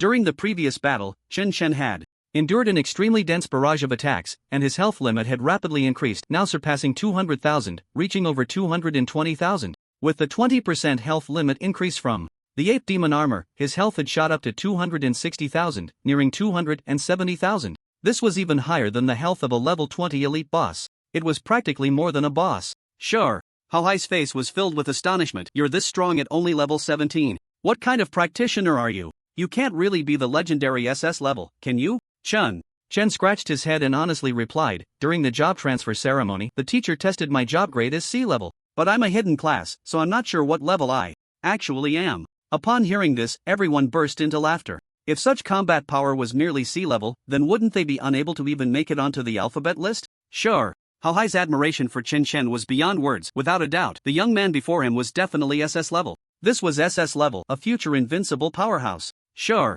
How Ho now wished he could immediately take Chen Chen as his big brother. With such a strong big brother protecting him, who would dare bully him in the future? Just as sure. Hao was about to ask further. Zhang Lingxue hurriedly descended from the sky, her expression unusually grave. I saw from the sky that all the BOSS level on the island are gathering towards us. What should we do next? Her gaze turned to Chen Chen, clearly indicating that the unusual behavior of these was all because of him. Chen Chen showed no signs of panic upon hearing this. He looked up at the giant whale in the sky, excitement evident on his face. Targeting me, huh? If that's the case, then I'll kill all these.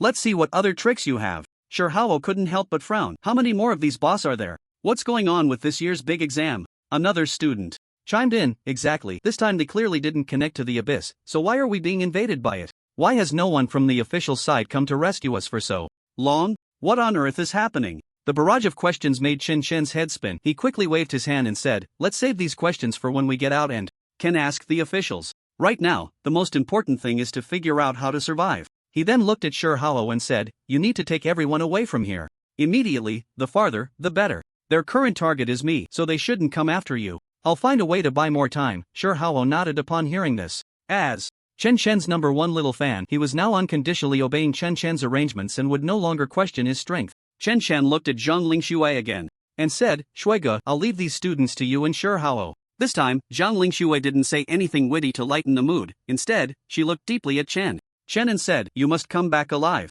Chen smiled at her. Don't worry, I'm still waiting for you to treat me to a meal. After giving all the instructions, Sure Hao and Zhang Lingxue took two students back to the tree hole and then moved the others to a farther location. A fierce battle with over a dozen was about to unfold, and if they didn't leave soon, they could easily get caught in the crossfire. Before long, the silence was broken by the sound of footsteps and the ground began to tremble slightly. From all directions, various BOSS level gradually appeared in his line of sight. Each step they took resonated with a dull thud, as if each footfall heralded the impending disaster. The first to enter the battlefield was an armored thunder dragon, its body covered in pulsating scales like lightning, surrounded by the thunderous roars of splitting sky and earth. Every time it opened its mouth, arcs of electricity gathered within, emitting a blinding light. Following closely was a frost giant bear, its massive body resembling a moving iceberg, releasing a chilling breath capable of freezing the air with every exhale, coating the surrounding plants in a thick layer of frost. In the air, several fire-feathered eagles soared high, their wings like burning flames, each flap stirring up a scorching storm, their sharp cries piercing the silence, expressing their ferocity and bloodlust.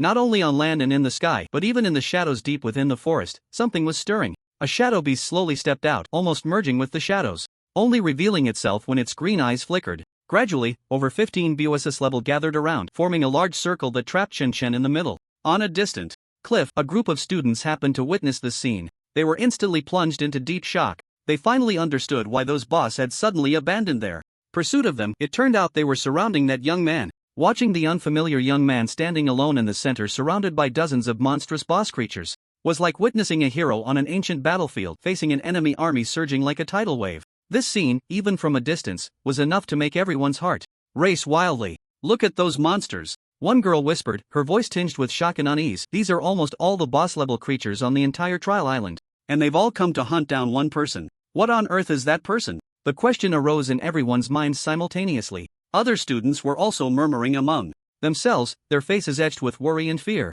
Some had already begun to pray for Chen Chen, while others shook their heads helplessly, almost resigned to a tragic ending for him. Suddenly, a student pointed towards the battlefield, his voice trembling. "Look, he seems to be moving forward." Indeed, even surrounded by countless terrifying boss monsters, Chen Chen's figure remained incredibly resolute. He not only did not retreat but instead stepped forward towards an even more powerful boss creature. It was a giant dragon covered in dark red scales, exuding a fierce aura, clearly a disaster-level boss. Above Manhwa City, the intensity of the battle reached its peak. Holy light poured down like a waterfall, and with each attack, Su Lin's body showed cracks on the surface, like glass eroded by frost, about to shatter. However, every time the cracks reached their limit, Su Lin's body quickly recovered like the tide, the fissures disappearing in an instant as if he had never been harmed. He knew that with each passing second, the students on the trial island were getting closer to the brink of death. Su Lin's resistance was beyond his expectations. This young man, whom he once held in high regard, had now become his greatest obstacle.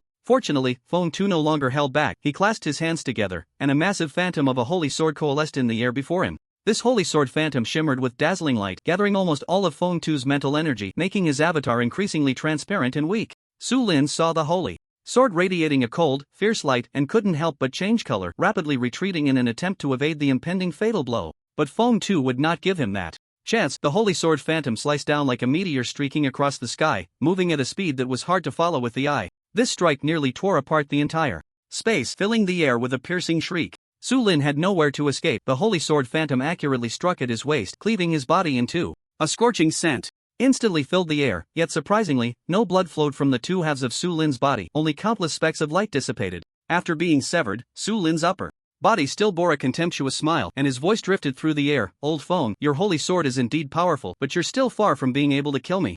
As he spoke, his body fragments began to reassemble, as if time were reversing, and soon he returned to his original form, not even a trace of damage on his clothes. Su Lin casually twisted his neck and said, "After sparring with you for so long, I should be leaving now. If I have the chance in the future, I will come to seek your guidance." With that, the blue vortex behind Su Lin reappeared. Just as he was about to escape through the spatial vortex, he suddenly felt a massive force enveloping him. He looked up to see a gigantic hand appearing out of nowhere, blocking the sky and sun, completely shattering his escape route. The giant hand descended like a deity, and this time, genuine surprise appeared on Su Lin's face. Then a grand voice echoed, "You think you can leave just like that? You might as well stay." Accompanied by a deep and authoritative voice, a giant hand suddenly pressed down, causing the pressure in the air to rise sharply, forming a massive invisible pressure field that firmly locked Su Lin in place. Su Lin's struggling movements gradually slowed. His body felt as if it were sinking into a quagmire, unable to move. Immediately after, the large hand completely enveloped his body, gripping him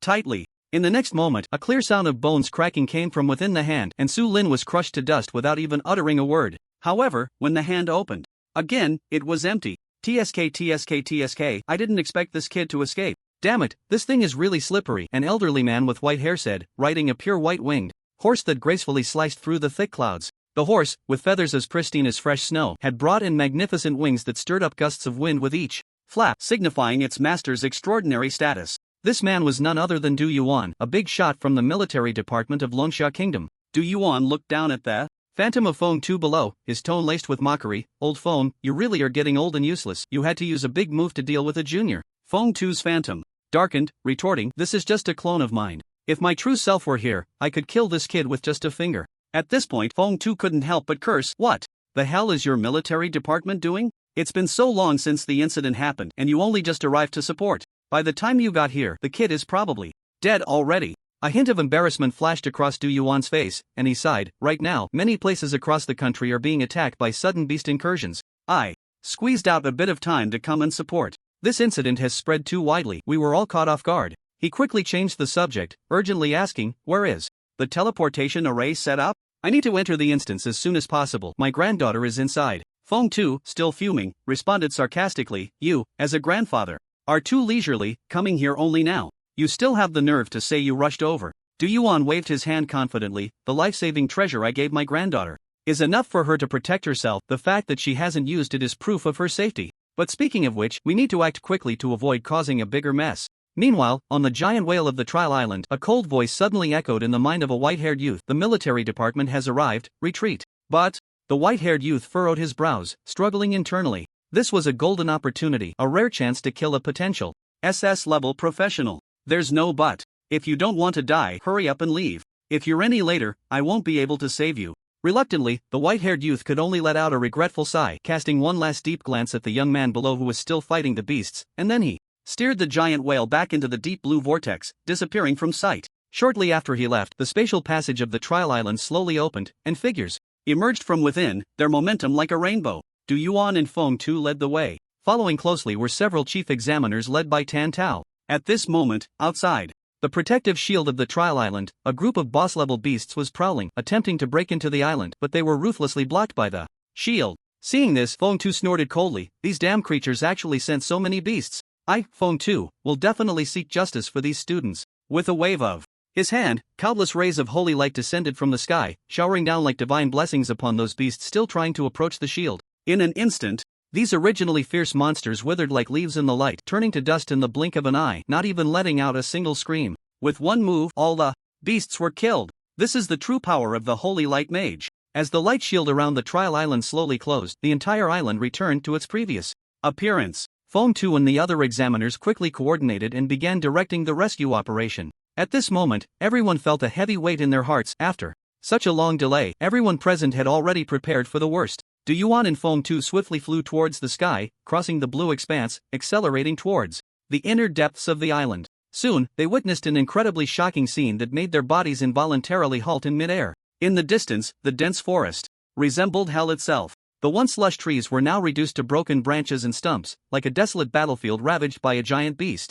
The ground was not only covered with deep claw marks but also large pools of congealed blood, exuding a strong metallic scent. The corpses of the exotic beast bosses were randomly piled together, forming small mountain-like heaps. The deaths of these giant beasts were extremely brutal. Some had their bodies torn apart by immense force, limbs scattered haphazardly around. Others had their skulls cleaved open, the fear and pain in their eyes not yet fully dissipated. In the center of the scene lay the massive head of a red dragon beast, its eyes still holding a glimmer of light reflecting the surrounding slaughter. And atop its head sat a young man, gasping heavily. At this moment, his face was filled with exhaustion, his clothes nearly soaked in blood. When Du Yuan and Feng Tu saw him, he also caught sight of the two elders in the sky. Finally, you've come. Chen Chen forced a smile, then struggled to stand up, waving at the two in the sky. The gesture looked like he was greeting them. However, before Chen Chen could wave twice, he suddenly felt darkness envelop him, and he collapsed backward onto the ground, losing consciousness. Just before passing out, Chen Chen was still pondering a question. After killing so many exotic beast bosses, do I get points for this?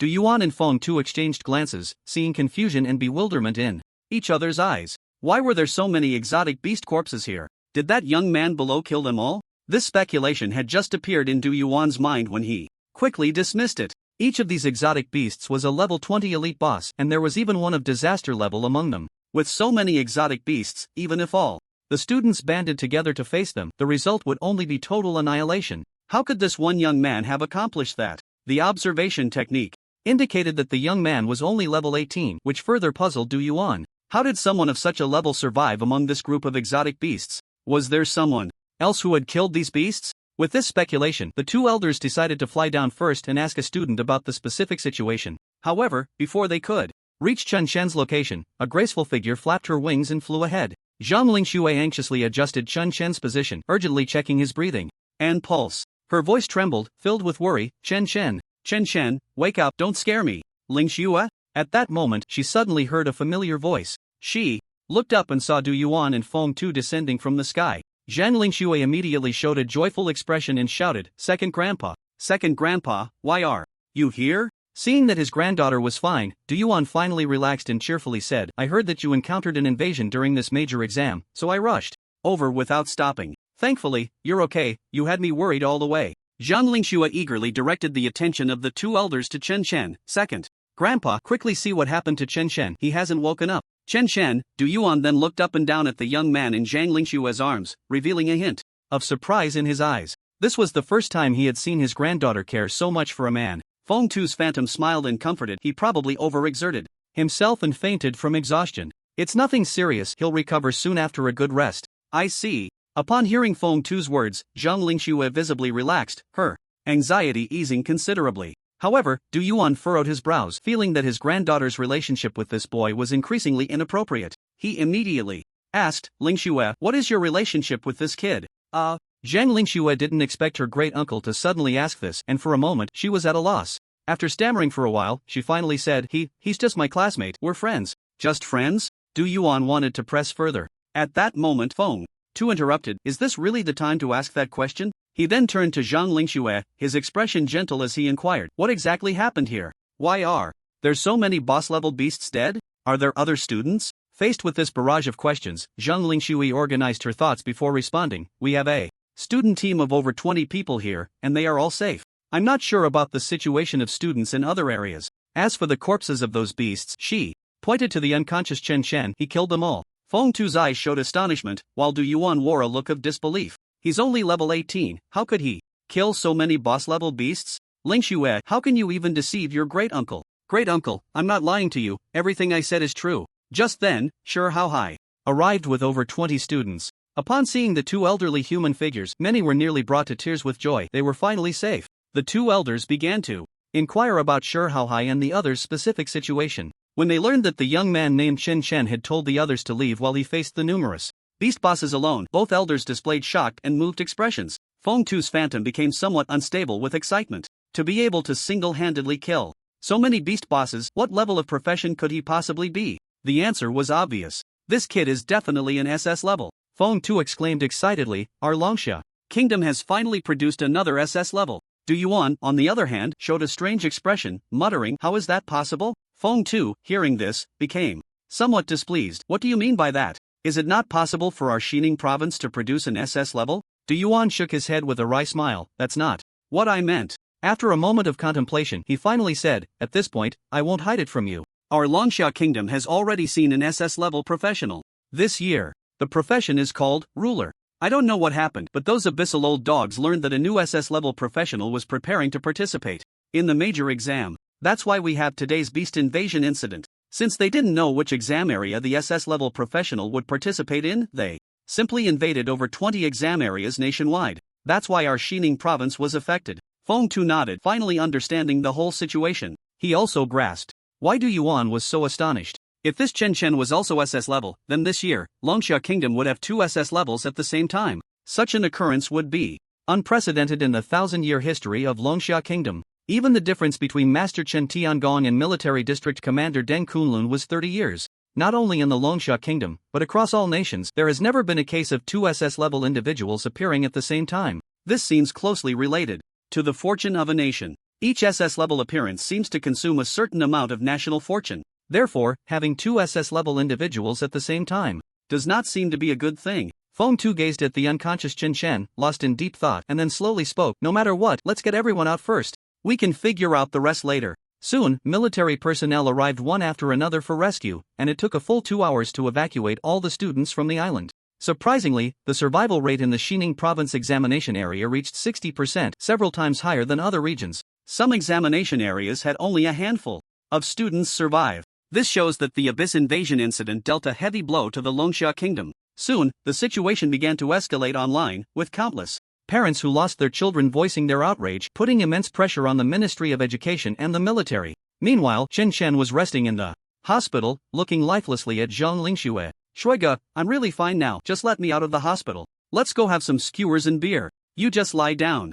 Obediently. The doctor said your body is severely overdrawn and needs proper rest, Zhang Lingxue said sternly, her face serious. Her fierce appearance, however, had a strangely cute quality. After the high-intensity battles on the trial island, Chen Shen indeed felt unprecedented fatigue. If it weren't for his strong willpower, he might have collapsed long ago. Although he took great risks, Chen Shen did not come away empty-handed. First, there was a massive amount of experience points. After defeating Those dozen or so boss-level beasts, Qinshen's level shot up to 18. The speed was like riding a rocket. Secondly, there was equipment. In addition to the 8 demon armor, Qinshen also obtained 2 pieces of equipment. Among them was a piece of space equipment. Name, Red Dragon Magic Ring Quality, Excellent Applicable Level, 16. Defense, 308 Special Effects, 1. Space storage slot has 20 slots of storage space. Each slot can hold one type of item, and items can stack. 2. Red Dragon Magic Flame. Consumes 200 magic points to release a magic flame that lasts for 10 seconds. Space equipment with storage functions is relatively rare. Although most of this world is gamified, practitioners do not come with an item slot when they change jobs. Therefore, many people hope to have a piece of equipment with storage functionality. Currently, the cheapest storage equipment on the Trading Center's official website can sell for 100,000 gold coins, and it only has 5 slots of storage space. A ring like Qinshen's, which has 20 slots of storage space, is worth at least $1 million. Not to mention that this equipment also comes with an active skill. Although this skill is practically useless for Qinshen, as a berserker, he has no magic points. Therefore, he cannot use this skill at all. However, Qinshen didn't mind. For him, the storage function alone was already very satisfying. He wouldn't have to worry about running out of space for materials when going into dungeons in the future. At this moment, Qinshen's ring was storing another piece of equipment. Shuige. Qinshen turned his head and softly called out Zhang Lingshue's name. Zhang Lingxue was currently peeling an apple. For Qinshen, her movements looking quite clumsy. After 5 minutes, she had only peeled a little over half, and the apple was already a third smaller. What's wrong? Zhang Lingxue looked up at Qinshen, a bit puzzled. Qinshen shook the ring in his hand. Suddenly, a flash of white light appeared, and a long sword unexpectedly materialized in Qinshen's hand. Zhang Lingshue's eyes lit up, and she exclaimed, "Storage ring. Qinshen, you really hit the jackpot this time." Qinshen smiled and handed the long sword in his hand to Zhang Lingxue, saying, "A rare quality long sword. The attributes are quite good, but it requires a level of 17. You'll have to wait a few days before you can use it." Zhang Lingxue pointed at herself in surprise. "For me?" Qinshen nodded. Zhang Lingxue quickly declined. No, this is a rare quality long sword. Why don't you keep it for yourself? I see you're still using a bronze knife." However, Qinshen shook his head and said, "This sword doesn't enhance me much. It's better to give it to you." In fact, this was true. Qinshen's powerful attack relied entirely on his own passives. The reason he continued to use the bronze knife was that he needed to carry a weapon to unleash Bloodblade Cross Slash. Otherwise, he could easily deal damage with just his fists. Seeing that Zhang Lingxue was still refusing, Qinshen deliberately put on a serious face and said, "Why are you being so distant with me? Aren't we good brothers? Has our bond faded?" In the end, Zhang Lingxue couldn't argue against Qinshen and took the long sword in her hands. Although she wore a smile, the sparkle in her eyes dimmed significantly when she heard Chen refer to them as good brothers. Zhang Lingxue handed over the peeled apple. "Here, have an apple. Although I peeled it a bit awkwardly, it still tastes quite sweet." Qinshen cheerfully took the apple and was about to take a bite when a sudden rush of footsteps came from outside the ward. The door was pushed open, and a group of people streamed in. Leading them was a burly old man, Zhang Lingshue's second grandfather, Du Yuan. This was Qinshen's hospital room. The doctor said he was recovering well and should be discharged today. As Du Yuan walked in, he introduced the others, but his gaze suddenly fell on the warm scene of Zhang Lingxue peeling an apple for Qinshen, and his smile instantly froze. He thought to himself, is this the treatment of just ordinary friends? Lingxue has never peeled an apple for him in all these years. At that moment, Du Yuan felt a bit uncomfortable, as if the cabbage he had carefully nurtured had run off to root with a pig. "It seems I need to have a talk with Zhang Donglai. This child's matters can't just be left to her." Du Yuan secretly planned. At this time, Zhang Lingxue noticed the crowd that had entered and quickly stood up, surprised. "Grandpa, what brings you here?" Du Yuan temporarily set aside his thoughts and introduced with a smile, "This is Vice Minister of Education Shinxiu, who heard about Qinshen's heroic performance on Trial Island and came to visit. And these 4," he pointed to the 4 accompanying individuals, "are the presidents of various top universities who have come specifically to talk to Qinshen about applying to their institutions." Qinshen felt considerable pressure facing this lineup. After all, any one of these figures could shake an entire region. In the past, he wouldn't have dared to hope for a chance to meet them, yet now these big shots had gathered because of him. Under Du Yuan's introduction, Qinshen tried to sit up, but a seemingly cultured middle-aged man gently pressed him down, saying, "No need to get up. Just rest." The middle-aged man said kindly, "I am Shinxiu. I've already learned some information about you from your province's chief examiner, Tan Tao, and your old principal, Zhang Donglai. You're quite impressive. Tan Tao has a high opinion of you. I heard you even broke Shen Qianhong's trial tower record. You're a good prospect." Qinshen quickly scratched his head, pretending to be modest. Shinxiu continued, "I believe these presidents have a lot to say to you, so I won't take up your time and will keep it brief. Your performance on Trial Island was outstanding, saving many students. So, on behalf of the Ministry of Education, I want to express my gratitude. Additionally, we've prepared a bonus of 100,000 gold coins for you. Upon hearing this, Shin Shen's eyes lit up. I didn't expect such an unexpected gain. Shen Xiu was quite pleased to see Chen Shen's expression and continued, it's not over yet. Our Ministry of Education and the military have discussed it and decided to award you a third-class merit and grant you the rank of private. Additionally, you will receive 1,000 military merit points. Shin Xiu added, you might not have a clear concept of this rank in military merit yet, but once you are on the Abyss battlefield, you will understand its importance. Upon hearing this, Chen Shen continued to nod happily in gratitude, and even Zhang Lingxue beside him showed an envious expression. She had often been with her second uncle, Du Yuan, and understood the significance of these 1,000 military merit points and the rank of private. Many people struggle for 2 or 3 years on the Abyss battlefield to accumulate 1,000 military merit points. Yet, Shin Shen had earned such military merit points even before entering university.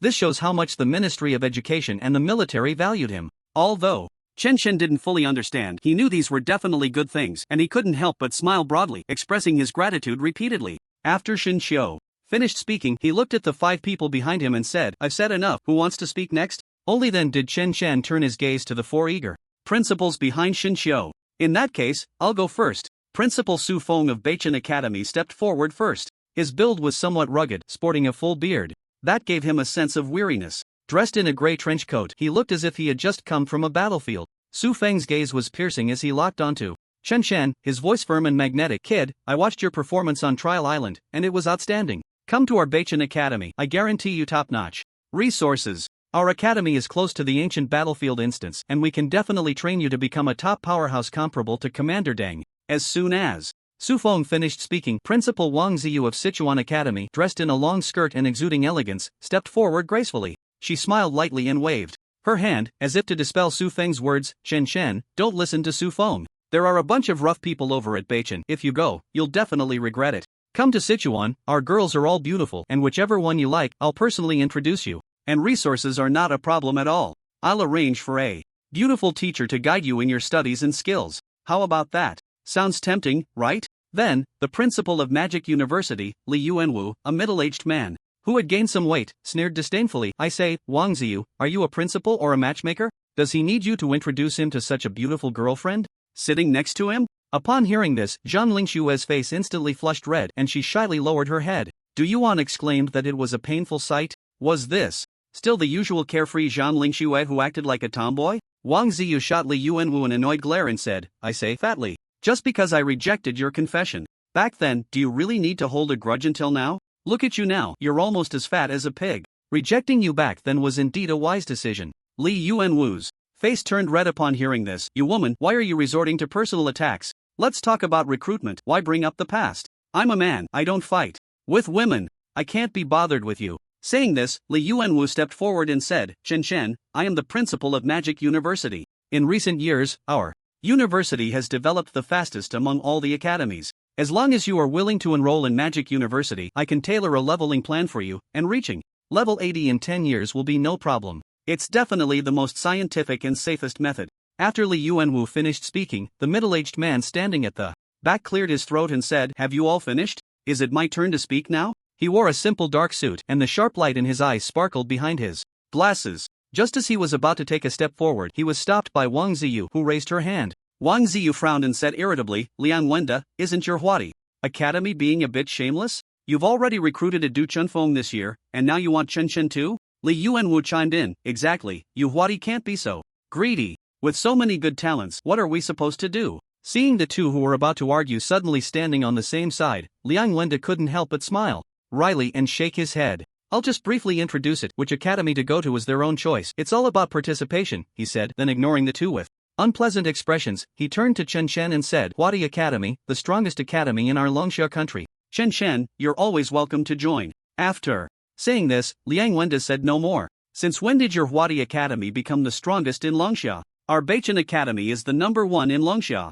The previously silent principal of Beichen Academy, Su Feng, jumped in at this moment. There was a subtle implication that the 3 academy principals were jointly excluding the principal of Huadi Academy. The 4 top academies were places that countless professionals aspired to, where everyone wanted to get in. And today, the 4 principals of the Academies actually came to the hospital in Manhwa City to compete for students. This was unprecedented and shocking at any time, yet it was happening right in front of Chun. At this moment, they were arguing endlessly over Chen's enrollment, exposing each other's shortcomings, completely disregarding their dignity as principals. Shinxiu, unable to watch any longer, interrupted, "Everyone, please stop arguing for a moment and listen to what Chen has to say. After all, it's his choice to enroll." Only then did the four principals stop their debate, and the entire ward fell silent. Four pairs of eyes turned to Chen, waiting for his response. Chen swallowed hard, suddenly feeling that the pressure from these principals was much greater than that from several disaster-level bosses. He lowered his head and thought. For 2 seconds, considering his words before saying, "Actually, before I participated in the big exam, I had already decided which school I wanted to enroll in. And I won't change my mind. I feel honored by the favor of the other principals, but here I can only say I'm sorry." Yuan said somewhat impatiently, "After all that, which academy do you want to go to?" Chen looked at Liang Wenda on the far right and said firmly, "I choose Huadi Academy." In an instant, apart from Liang Wenda, the other 3 principals showed uncomfortable expressions. Wang Ziyu immediately advised Chen, "Think it over again. Huadi has already recruited a top genius this year. The school's resources will definitely not be enough for both of you." "That's right." Li Yuanwu immediately picked up the conversation. "Come to our mod university. I can guarantee that I will fully cultivate you in the upcoming mod conference." Even the usually taciturn Su Feng spoke up. "Compared to Huadi, Beichen is a better choice for you." Faced with the strong persuasion of the other 3 principals, Liang Wenda beside them just wore a smile, saying nothing, looking confident of victory. Chen stood up and bowed to each of the principals, finally sincerely saying, "I'm really sorry, but no matter what, I will definitely choose Huadi Academy." Chen didn't care whether Huadi Academy would focus on cultivating him in the future. His purpose for enrolling in Huadi Academy had always been singular. That was to find his long-missing brother, Chen Feng, whose fate was unknown. Regardless of whether the other party was alive or dead, Chen needed to know his whereabouts. Seeing Chen's attitude so resolute, the principals all sighed helplessly. Li Yuanwu looked at Liang Wenda with some frustration and said, "Why do all these good things happen to you guys at Huadi? I just can't understand what's so great about Huadi." The few of them had been old comrades since their youth, and they were used to teasing each other. Liang Wenda, upon hearing this, was not angry. His face showed no joy or sorrow, appearing quite zen. Su Feng then patted Chen on the shoulder and said, "If you're not used to staying at Huadi, you're always welcome to transfer to Beichen. Our Sichuan Academy welcomes you too," Wang Ziyu added. Once the dust settled, they no longer lingered and all took their leave. In the end, only Liang Wenda, the principal of Huadi Academy, and Du Yuan remained. Chen looked at Liang Wenda sincerely and said, "Principal Liang, actually, I have something I want to ask you." "Oh, what is it?" Liang Wenda asked warmly. "I want to know if you know a student named Chen Feng." As soon as Chen's words fell, Liang Wenda's pupils trembled and the smile on his face momentarily stiffened. "Chen Feng?" Liang Wenda's expression instantly returned to normal, softly murmuring the name as if trying hard to recall something. After a moment, Liang Wenda shook his head and said lightly, "I really have no impression. There are too many students in the school. Even if I had heard that name before, I probably wouldn't remember it." He turned to Chen and asked, "Is there a special reason you mentioned this Chen Feng?" Chen took a deep breath, his expression serious, and replied, "Chen Feng is my brother, an S-rank light holy mage, who was admitted to Huadi Academy 3 years ago. But ever since half a year after he enrolled, I lost all contact with him. I have tried to reach out to him multiple times, even visiting the academy in person, but his classmates know nothing of his whereabouts. Even if he's dead, I need to understand how he died and why there's not a single piece of news." A flicker of unnoticeable change crossed Liang Wenda's face as he gently nodded. "So that's how it is. You chose Huadi Academy hoping to find clues about your brother?" Chen nodded affirmatively. Liang Wenda pondered for a moment and continued, "Though Huadi Academy is large, students still go missing every year for various reasons. Some may encounter accidents while on missions, while others may fall victim to personal grudges. The academy strives to provide care, but there are inevitably oversights. I can see that you and your brother have a strong bond. I will help you inquire about this matter. If I find any clues, I will inform you at the first opportunity." "Thank you, Principal Liang," Chen said, his voice filled with gratitude. Their conversation came to a temporary halt here, and Liang Wenda did not linger any longer, rising to take his leave. At this moment, Du Yuan was also preparing to leave. He said to Zhang Lingxue beside him, "You girl, Chen is almost better. Why are you still here? Hurry up and come back with me." Zhang Lingxue shook her head and smiled. "No, second grandpa, Chen will be discharged soon, and we plan to go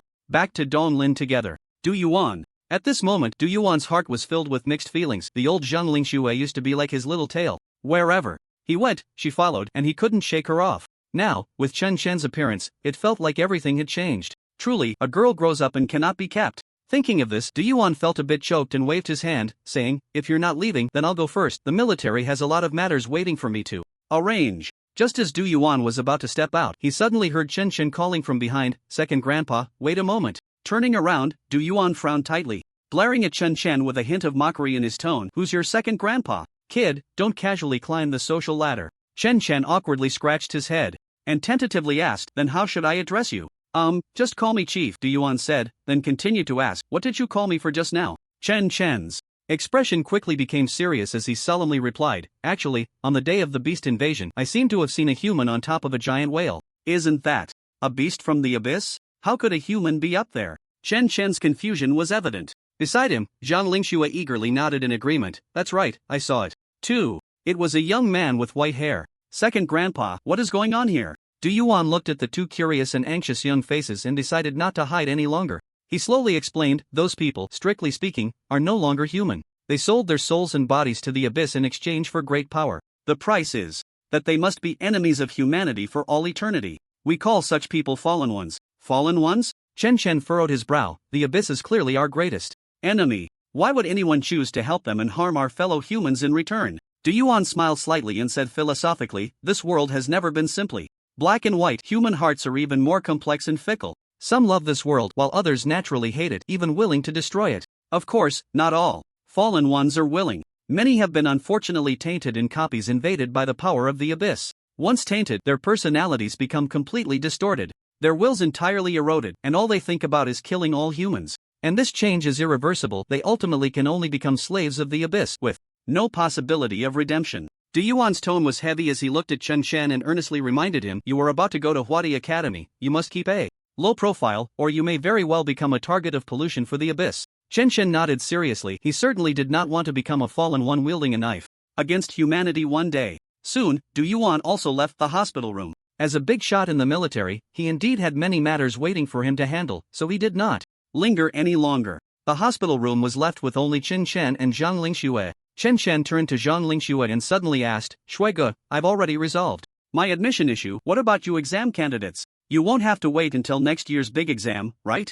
Zhang Lingxue shook her head with a smile. How could that be? So many students died in this year's big exam, and the number of candidates for universities has decreased significantly. I heard the Ministry of Education will organize a makeup exam, and major universities will likely relax their admission restrictions. Some students who originally couldn't get in might have the chance to enter universities because of this opportunity. By then, I might even get into a top university. At this point, Chen Chen couldn't help but curiously ask, Shuige, which university are you planning to apply to? Zhang Lingxue playfully blinked and replied with a laugh, that's a secret for now. Her laughter was crisp and pleasant, echoing like silver bells. Soon after, Chen Chen completed the discharge procedures. While they were waiting for a car, Chen Chen's phone suddenly rang, displaying an unfamiliar number. Hello? Chen Chen answered the call. A familiar voice came from the other end. Hello, this is Liang Wenda. Principal Liang? Chen Chen was somewhat surprised. He didn't know how Liang Wenda got his phone number. Liang Wenda asked directly, are you still in Manhwa City?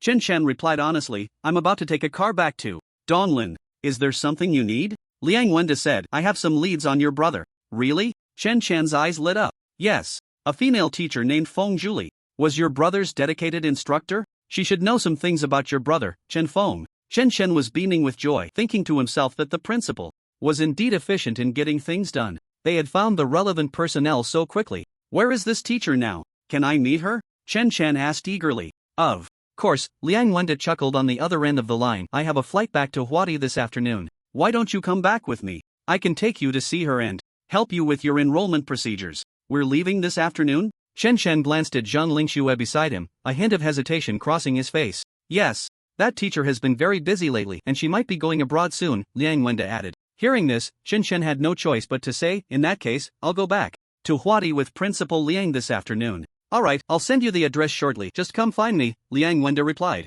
The two then hung up the phone. At that moment, Liang Wenda was standing in front of a floor-to-ceiling window in an office building, putting down his phone with a thoughtful smile. He murmured, young people these days, so easy to deceive. Shuige, I might not be able to go back to Donglin with you. Chen Chen hesitated for a long time before finally speaking, his gaze seriously fixed on Zhang Lingxue. Principal Liang is planning to take me directly back to Huadi Academy. Zhang Lingxue lightly responded with an her expression not showing much disappointment but instead smiling with a hint of ease. When you get to Huadi, remember to take good care of yourself. If anyone dares to bully you, let me know and I'll come help you deal with them. Chen Chen laughed in response, I'm so strong, who could bully me? Boys might not be able to bully you, but girls are another story. What if you go soft on them? Zhang Lingxue crossed her arms, half teasing and half serious as she looked at him sideways. That's nonsense. Besides you, I'm not soft on any other girls, Chen Chen retorted somewhat defiantly. Zhang Lingxue couldn't help but laugh, then said playfully, that's because you haven't met a truly stunning beauty who makes your heart flutter. Once you do, it's hard to say that won't happen. Chen Chen immediately countered, who could be more beautiful than you? This made Zhang Lingxue laugh even more, her laughter clear and melodious, echoing like silver bells amidst the bustle of the station. The two chatted idly for a while longer before Chen Chen waved goodbye to Zhang Lingxue. She watched as his figure gradually disappeared into the crowd, pondering to herself, we'll see each other again soon. An hour later, following the address Liang Wenda had sent via phone, Chen Chen arrived at the designated hotel. After waiting in the lobby for nearly half an hour, he finally saw Liang Wenda walking out of the elevator. The two did not linger and quickly headed to the airport, boarding a flight to Huadi City. The journey in the air was smooth and swift. 2 hours later, they stood before the majestic gates of Huadi Academy. Huadi Academy was nestled among the lush green mountains in the suburbs of Huadi City, with a towering archway at the entrance. The words Huadi Academy were prominently displayed in the center. It felt solemn and sacred, inviolable. This was Chen Chen's first impression upon seeing those words. It was as if a mysterious force was constantly shaking his spirit.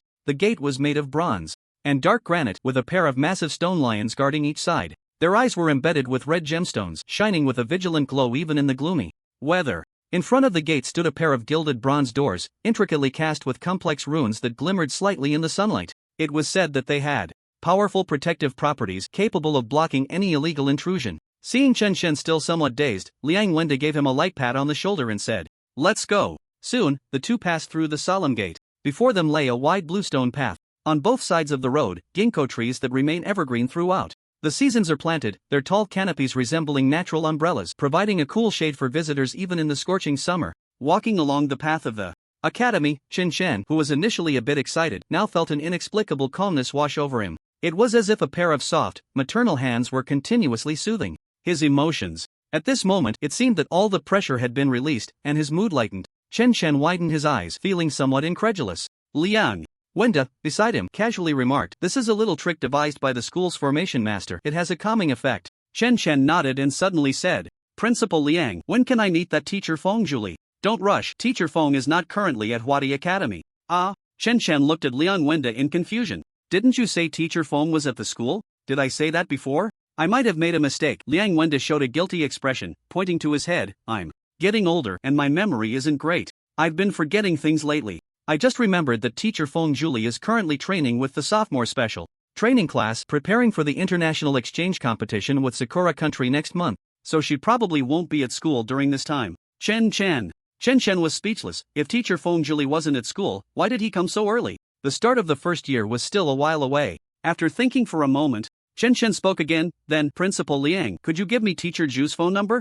I can call her myself. Liang Wenda showed a troubled expression and said, that's a bit difficult. They are currently undergoing closed training and can't use their phones. Even I can't contact her. Unless. Liang Wenda deliberately elongated the word, as if waiting for Chen Chen to respond. The more Chen Chen listened, the more something felt off. It seemed that Principal Liang was not as harmless as he appeared. Unless what? Chen Chen asked tentatively. Unless you participate in this exchange competition, then you can meet Teacher Feng Julie as a special training participant, Liang Wenda said. Chen squinted his eyes, realizing that he was being set up. After going around in circles, was it all just to get him to participate in the exchange competition? Chen asked suspiciously, are you sure that Teacher Feng Julie really knows about my brother? Of course. Liang Wenda patted Chen Chen's shoulder and smiled, as the principal, would I lie to you? Looking at Liang Wenda's sincere expression, Chen still felt somewhat skeptical. However, it seemed there was no better option at the moment. Isn't this an exchange competition for sophomores? Can a freshman like me really participate? Chen continued to ask. Liang Wenda chuckled, I'm the principal, whether you can participate is still up to me. But what? Your level is too low, you're only at level 18 right now. If you can level up to 25 before the competition starts, I can recommend you to the team. So you need to hurry and level up by the end of this month. Chen was once again speechless. It felt like his upcoming schedule had been clearly arranged by this principal. Just then, a girl in Huadi school uniform walked towards him down the hallway. Chen Shen's gaze was inevitably drawn to the girl's appearance. She was tall and had delicate features. Her long hair was black and thick, cascading in natural waves over her shoulders. Through her metal-framed glasses, one could see a pair of charming and captivating eyes. Although slightly inferior in appearance to Zhang Lingxue, she exuded a mature intellectual beauty. The girl approached Liang Wenda, bowing politely, and then spoke, "Hello, Uncle Liang. Did you message me for something? You're just." In time, Liang Wenda pointed to Chen Shen beside him and said, "This is Chen Shen, your junior in elementary school. I have something to attend to now, so I'll trouble you to help him with the enrollment procedures." The girl nodded, then turned her gaze to Chen Shen, extending her hand gracefully and saying, "Hello, Junior Chen Shen. I'm Su Ying, a junior this year. Please take care of me." Su Ying's hand was slender and fair, and there was a faint, pleasant fragrance lingering in the air. "You?" "Hello," Chen Shen stammered, feeling a bit awkward in front of such a beautiful girl, and simply lowered his head to shake her hand briefly. "Then I'll leave Chen Shen in your hands. I have other matters to attend to, so I'll take my leave," Liang Wenda instructed. "Uncle Liang, don't worry. I will take good care of the junior," Su Ying replied. With a smile. Liang Wenda nodded with a smile and then strode off in another direction. As Liang Wenda left, the two fell into a brief silence. Chen Shen was not good at interacting with girls. Being able to chat so well with Zhang Lingxue was due to their 2 years of online friendship, so he didn't know what to say to Su Ying. However, what Chen Shen didn't know was that the stunning beauty before him was more than just a junior. She was also the president of the student council at Huadi Academy.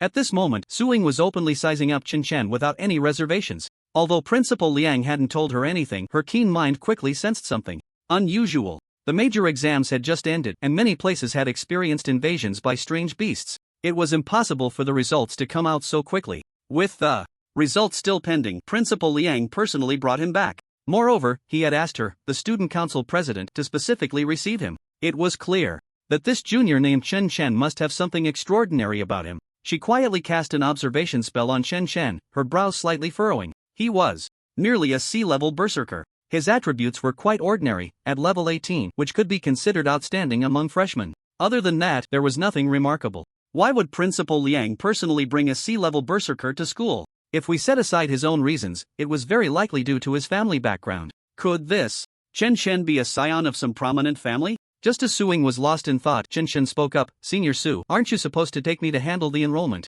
procedures? Where are we going next?" Su Ying quickly snapped out of her thoughts and smiled, "Sorry, Junior Chen Shen, I was a bit distracted just now. I'll take you there right away." Chen Shen nodded and fell silent, quietly following Su Ying. This junior seems a bit aloof. As they walked, Su Ying couldn't help but mutter inwardly, noticing that Chen Shen hadn't said a word. Usually, those seniors and juniors who saw her were all overly enthusiastic, like little lapdogs. But this new junior, Chen Shen, aside from staring at her for a moment when they first met, had been looking at the ground the entire time. His face was expressionless, and she couldn't tell what he was thinking. Thinking that he might come from a prominent family, Su Ying decided to take the initiative to ease the tension between them. She opened the conversation, tentatively asking, "Junior Chen Shen, where are you from?" At that moment, Chen Shen was in a bad mood, replaying Principal Liang's series of words and actions in his mind. He had clearly been told before coming that he would meet teacher Feng Zhuli. Yet, upon arriving at the school, things started to change. He had been confusedly made to participate in an exchange competition with Sakura Country.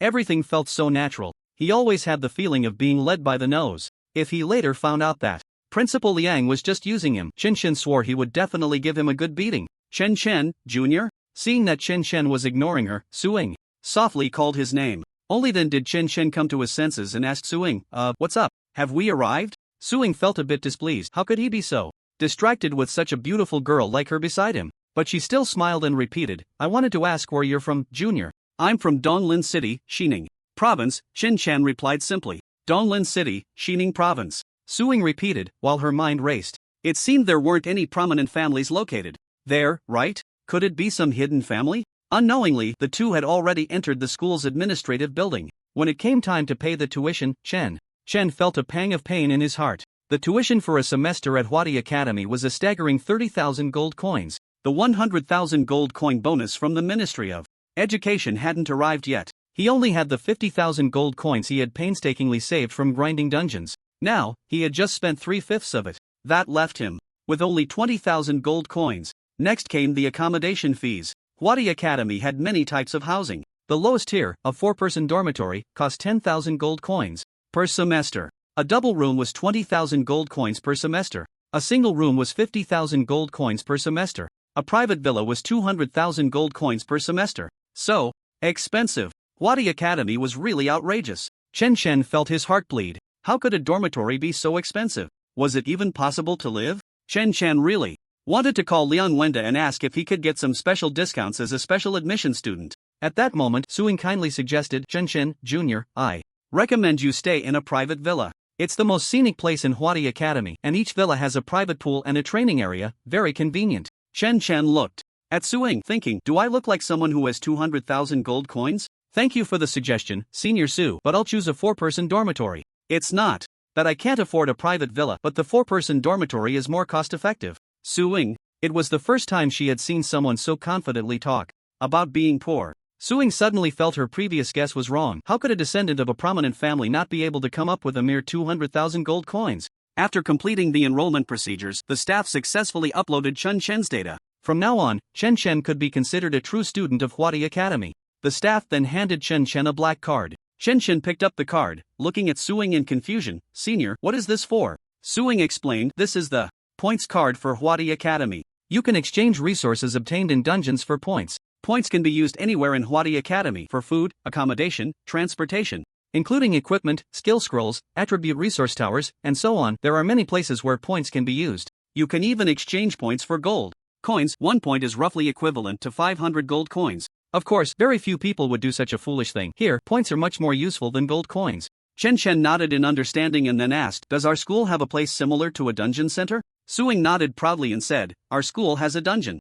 building that contains dungeons ranging from level 15 to 50. The total number of dungeons exceeds 500. If you want to go into a dungeon, I can take you there tomorrow. Chen nodded, deciding to check out the school's dungeon tower tomorrow as he needed to reach level 25 by the end of this month. From level 18 to level 25, it's generally difficult for an average student to achieve this in less than 4 or 5 months. Some students only reach level 25 by their second year. However, Chen is quite confident in himself. As long as he immerses himself in dungeons every day, reaching level 25 before the end of the month should be no problem at all. Before heading to the dormitory, Chen bought some daily necessities at the small supermarket in the academy. After all, enrolling in Hwadi Academy was a last-minute decision for Chen, so he basically brought nothing with him. He had no choice but to buy everything at school. It must be said that the prices at Hwadi Academy are ridiculously high. Just for bed sheets and pillowcases, Chen spent over 500 gold coins. Adding in other essential items, his total expenditure exceeded 800 gold coins. To put it in perspective, back in Donglin City, he only spent about 500 gold coins a month. Yet, within half a day at Hwadi, he had already spent over 40,000 gold coins. This is not Hwadi Academy, it feels more like a black market academy. Suing noticed Chen's pained expression and internally dismissed the possibility of him being a descendant of a prominent family. However, her curiosity about Chen only deepened. What exactly did Chen do to warrant Principal Liang personally bringing him to school? How did he obtain the qualification to enroll in Hwadi Academy? Could he be the principal's illegitimate child? She quickly dismissed that thought. Ever since his partner passed away, Principal Liang had maintained a clean reputation and had never been seen with other women. Even his dog was male. How could there possibly be an illegitimate child? Although Suing was filled with doubts, she remained very enthusiastic towards Chen on the surface. Soon, under her guidance, Chen arrived at the freshman dormitory area. With 2 months left until the start of the freshman year, the entire dormitory area was quite empty. Apart from occasionally seeing a few dormitory supervisors, there were hardly any people around. After exchanging contact information with Senior Suing, Chen bid her farewell. He then entered the freshman boys' dormitory building alone and arrived at his assigned room. Pushing open the dormitory door, Chen was immediately stunned by the sight before him. The spaciousness of the room far exceeded his expectations, approximately 200 square meters. The layout consisted of 4 rooms and a living room, along with 2 separate bathrooms. The overall decor was exquisite, with the walls painted a soft beige and the floor laid with elegant wood-patterned tiles, every detail exuding a sense of luxurious taste. The room was equipped with a sofa, television, refrigerator, air conditioner, and washing machine, everything one could need. This hardly resembled a dormitory. The luxury level was comparable to a high-end apartment. Compared to this place, his home in Donglin City felt like a doghouse. Chen felt a bit better now. After all, he had spent 10,000 gold coins. There was indeed a reason for the high prices. As the sky darkened, Chen ate a bowl of instant noodles worth 10 gold coins that he bought at the school supermarket. He then enjoyed a refreshing shower. Lying on the soft bed, Chen felt a bit melancholic. He had arrived at Hwadi Academy so quickly. It had only Been 3 days since he participated in the major exam. His next goal was to find clues about Chen Feng. He opened his phone and saw several messages from Zhang Lingshui. Brother Shui was quite concerned about his arrival at Huadi, asking him all sorts of questions. A warm feeling arose in Chen Chen's heart. Growing up, this was the only person of the opposite sex who cared about him so much. Since he had made plans with Senior Su Ying to head to the academy's dungeon building early the next morning, after chatting with Zhang Lingshui for a bit, Chen Chen fell asleep. The night passed without incident. The next morning, while Chen Chen was still lost in dreams, he was awakened by a sharp ringtone from his phone. Rubbing his sleepy eyes, he picked up the phone and saw that the caller ID was Senior Su Ying. Chen Chen, have you woken up yet? Su Ying's voice was crisp and full of energy, coming through the phone. Chen Chen glanced at the time. It had just passed 7 o'clock. He half-jokingly protested, Senior Su Ying, do you all usually get up this early? This is a bit too early. A light giggle came from the phone, and her voice carried a hint of playfulness. The pace of life at Huadi Academy is just this fast. You need to adapt in advance. Enough chit-chat. I'm already at the door of your dormitory. Hurry up and come out. With no other choice, Chen Chen quickly climbed out of bed and went through a simple wash-up. 10 minutes later, Chen Chen walked out of the dormitory building and spotted Su Ying's graceful figure from a distance. Today, Su Ying was dressed in a sporty outfit of shorts and a short-sleeved top, showcasing her curvaceous figure to perfection. Especially those long, fair, and straight legs made Chen Chen's gaze linger involuntarily, and he silently praised her. Su Ying noticed Chen Chen's gaze and a smug smile crept onto her lips. She thought to herself, look at you, let's see how long you can stay calm now. However, although Chen Chen stole a few more glances, he quickly regained his usual demeanor and greeted her with a blank expression. This made Su Ying feel a twinge of frustration, but she quickly adjusted her mood and led Chen Chen towards the main road of the campus.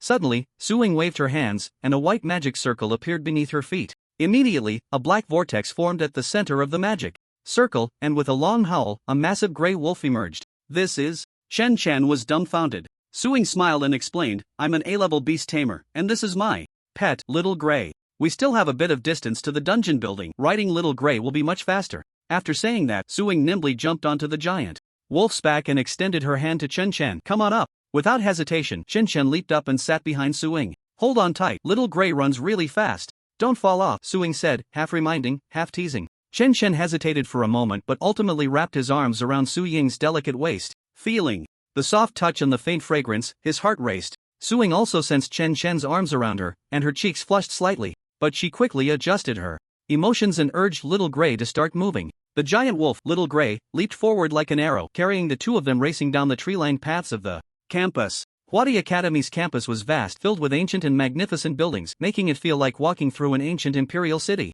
Little Gray's footsteps were particularly striking in such an environment, each step stirring up a gust of wind. Even with Little Gray's incredible speed, it still took them a good half hour to reach the dungeon building. This building stood apart from the other structures on campus, towering into the clouds, surrounded by several small training grounds, specifically built for dungeon training. At this moment, quite a few students had gathered outside the dungeon building. Upon seeing Su Ying and Chen Chen riding the giant wolf together, they all displayed expressions of surprise. The goddess of the school, the most prestigious student council president, was actually riding a giant wolf with a stranger. The most crucial part was that the guy was even holding her waist. In an instant, envious and jealous glances intertwined. The surrounding boys immediately turned red with anger. Everyone, where's my knife? I want to kill this guy. As soon as Chen Chen got off the giant wolf, he felt the hostile gazes of the boys around him. Chen Chen was taken aback. What the hell was going on? Were the seniors at Huadi this unfriendly to freshmen? Su Ying recalled her pet, Little Gray, and walked with Chen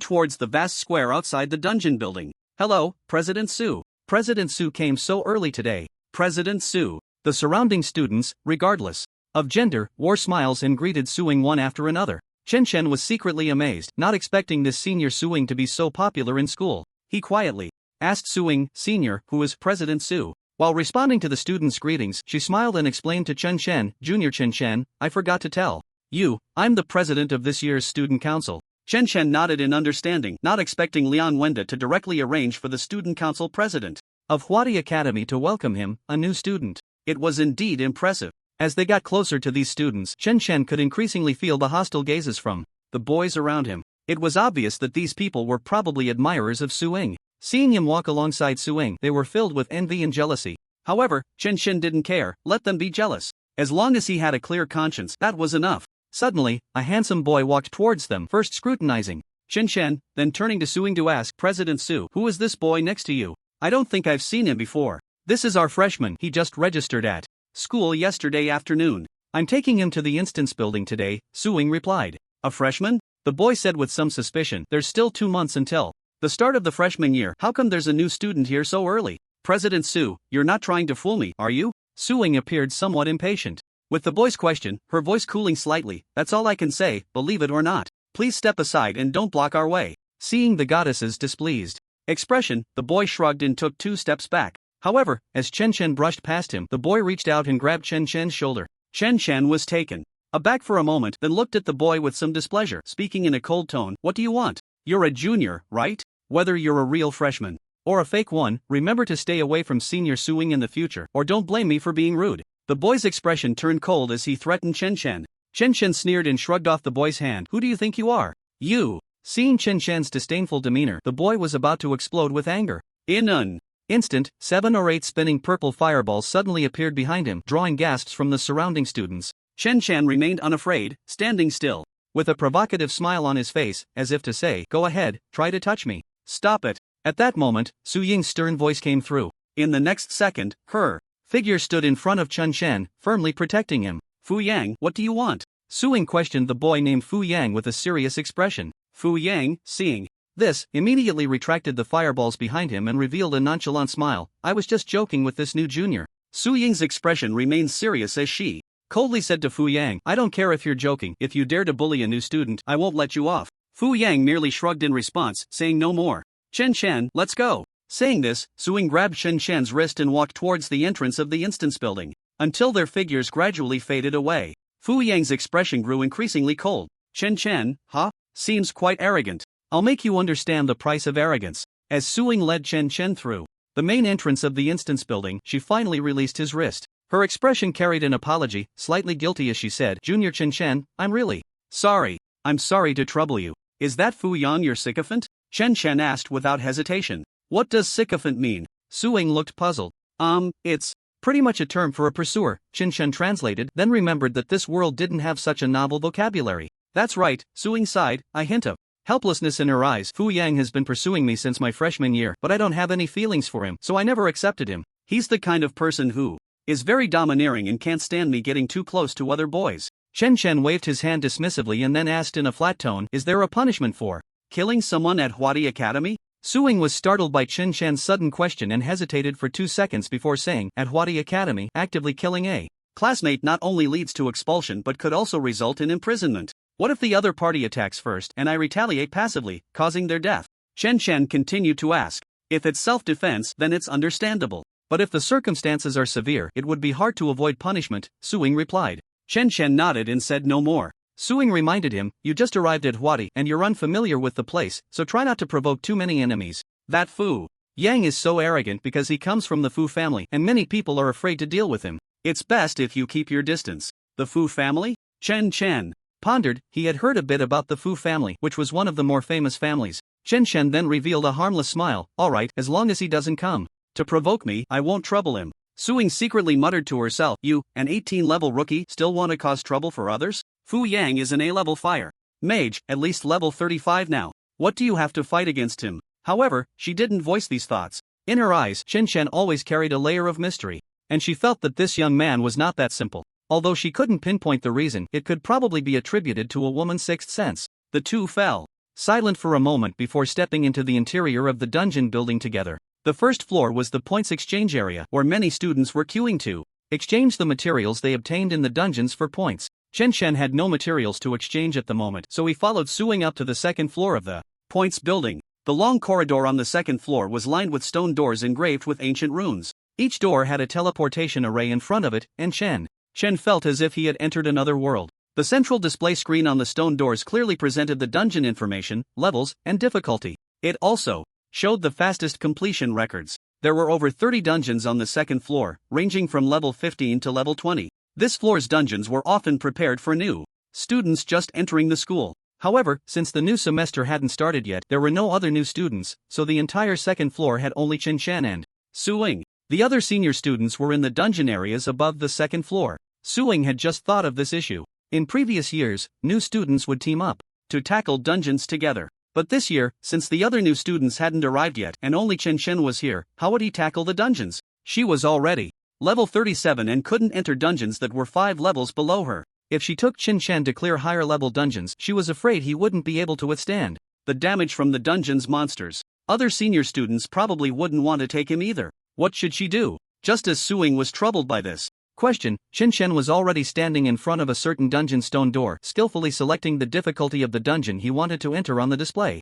screen. Seeing this, Suing hurried over, and when she saw the level and difficulty Qin Shen was choosing, her mouth dropped open in surprise. Level 20 Dungeon, Bridge of the Undead difficulty, Catastrophe level. Qin Shen, are you crazy? Suing exclaimed, disregarding her image. Her voice echoed in the spacious second floor of the dungeon building. Not only had Qin Shen chosen a level 20 dungeon, but he had also selected the Catastrophe difficulty. The difficulty of a Catastrophe level dungeon is at least several times that of a hard level dungeon. Let alone a level 18 rookie like Qin Shen, even a 5-man team at level 25 would struggle to clear it easily. Moreover, it would have to be an elite team from a top university. If it were a random group outside, even level 30 players could face total annihilation. Suing couldn't understand where Qin Shen's confidence came from. Could he not read the text on the display? Hearing Su Ying's exclamation, Qin Shen turned his head in confusion and asked, "What's wrong, senior? What's wrong? Don't you realize you chose a level 20 Catastrophe difficulty dungeon?" Suing said irritably, "How can you challenge a dungeon of this difficulty alone? This is just nonsense." Qin Shen, however, smiled calmly and said, "It's fine, this difficulty is just right." With that, he clicked the confirm button. Before Suing could stop him, Qin Shen's figure vanished from the second floor of the dungeon building. What a madman! Suing was infuriated by Qin Shen's action. If he couldn't be teleported out in time, he could very well die inside. After thinking it over, Suing picked up her phone and dialed Principal Liang Wenda's number. Soon, a steady voice came from the other end. "Hello, what's going on?" Suing spoke with a hint of urgency. "Uncle Liang, that junior you assigned to me yesterday has now entered a level 20 Catastrophe difficulty dungeon. I couldn't stop him. What should I do now? Do you have a way to save him?" However, after listening to Su Ying's account, Liang Wenda on the other end simply responded with a calm "Oh." Then he said leisurely, "It's fine, let him be. That difficulty isn't a big deal for him." Suing felt that Principal Liang was joking with her. A Catastrophe level dungeon is nothing for a level 18 rookie. "Are you sure your mind is okay, Principal?" Su Ying wanted to ask this, but she held back. "Uncle Liang, what exactly is Chun Chen's background? Are you sure he's really okay?" On the other end, Liang Wenda chuckled, and after a moment said, "During the big exam, they faced a beast invasion in Xining province. He single-handedly killed nearly 20 level 20 beast bosses, including 2 at the Catastrophe level. Do you think he has a problem?" With a boom, such astonishing news exploded in Su Ying's mind, nearly causing her to drop her phone. One person killed 20 level 20 beast bosses, including 2 at the Catastrophe level. No wonder this guy was so calm when he entered the dungeon earlier. What kind of monster is he? At that moment, a term suddenly popped into Su Ying's mind. SS level. Suddenly, everything made sense. It turned out this junior Qin Shen was actually SS level. Su Ying felt an inexplicable excitement, her whole body trembling uncontrollably. On the phone, Liang Wenda's voice came again. "Don't tell anyone else about this, just keep it to yourself. Understand?" I understand. If there's nothing else, I'll get back to work. Take good care of him, and if necessary, you can use the beauty trap." After saying that, Liang Wenda hung up. Su Ying was speechless, asking herself to use a beauty trap on her junior. Is this something the principal of Huadi would say? She recalled the indifferent expression Chun Shen had whenever he looked at her and couldn't help but feel a bit defeated. Her beauty trap seemed ineffective on this guy. /////////// On the other side, Qin Shen, who had entered the dungeon, appeared in the middle of a massive stone bridge. The twilight before dawn enveloped the surroundings, and the river beneath the stone bridge seemed to swallow all sounds, with only the gentle ripples of the water echoing in the vast canyon. Behind him stood a massive red crystal, radiating a soft glow. At the same time, the system notification echoed in his mind. Mission: the Undead army is about to attack. Protect the blood crystal and prevent it from being damaged. The mission will be completed after killing all invading enemies. Qin Shen was taken aback, not expecting this to be a mission-based instance. Such instances often grant extra experience rewards upon mission completion. If failed, it would deduct experience points from the player. It was a double-edged sword. Seeing the enormous red crystal behind him, Qin Shen suddenly recalled a game he had played in his previous life. Wasn't this just like guarding Athena? Moments later, strange sounds of bone clashing suddenly came from both ends of the stone bridge. Like the merciless tolling of a death bell, it shattered the tranquility. Hundreds of undead skeletons wielding sharp weapons broke through the morning mist, surging madly towards the center of the stone bridge. Upon seeing this, Qin Shen quickly used the shadow gloves to create a clone and rushed towards one end of the bridge. His current health had reached 280,000, and although the clone only inherited 20% of his attributes, it still had over 50,000 health. This should be enough to hold off the skeletons on one end for a while, preventing him from being attacked from both sides. At this moment, his main body stood at the other end of the stone bridge. Watching the approaching undead skeletons, Chen Chen took out his bronze knife from his ring. Immediately, a bloodblade cross slash 10 meters long appeared above the stone bridge. With damage exceeding 20,000, even the level 20 elite undead skeletons could not withstand it, turning into piles of white bones. Kill level 20 elite undead skeleton x1, gain 15,000 experience points. Kill level 20 elite undead skeleton x1, gain 15,000 experience points. Kill level 20 elite skeleton mage x1, gain 20,000 experience points. Instantly, a wave of massive experience surged towards Chen Chen. To his surprise, the stone bridge beneath his feet, made of an unknown material, remained unscathed despite being affected by the bloodblade cross slash, leaving no marks at all. This demonstrated its sturdiness. Chen Chen had previously worried that he might strike too hard and destroy the bridge. Now it seemed he had overthought it. With many monsters cleared on his side, the undead skeletons behind continued to surge forward, albeit slowly. In contrast, the clone was being pushed back step by step by the undead army. These disaster-level undead skeletons dealt high damage, with each strike taking nearly 1,000 health from the clone, especially the skeleton mages among them, who released green fireballs. Each hit could take away nearly 3,000 health from the clone, along with additional burn damage. Before long, the clone's health of over 50,000 was reduced to a small fraction, clearly unable to hold on for much longer. Chen Chen hurriedly rushed over just as the cooldown for the bloodblade cross slash was up and quickly used it. A large area of the skeleton army on the clone's side was instantly cleared. Just as he finished clearing this side, the undead army surged from the other end again. With his skills on cooldown, Chen Chen had no choice but to charge into the pile of skeletons, swinging his knife. Meanwhile, the figure on the other side vanished completely after being attacked by a skeleton mage.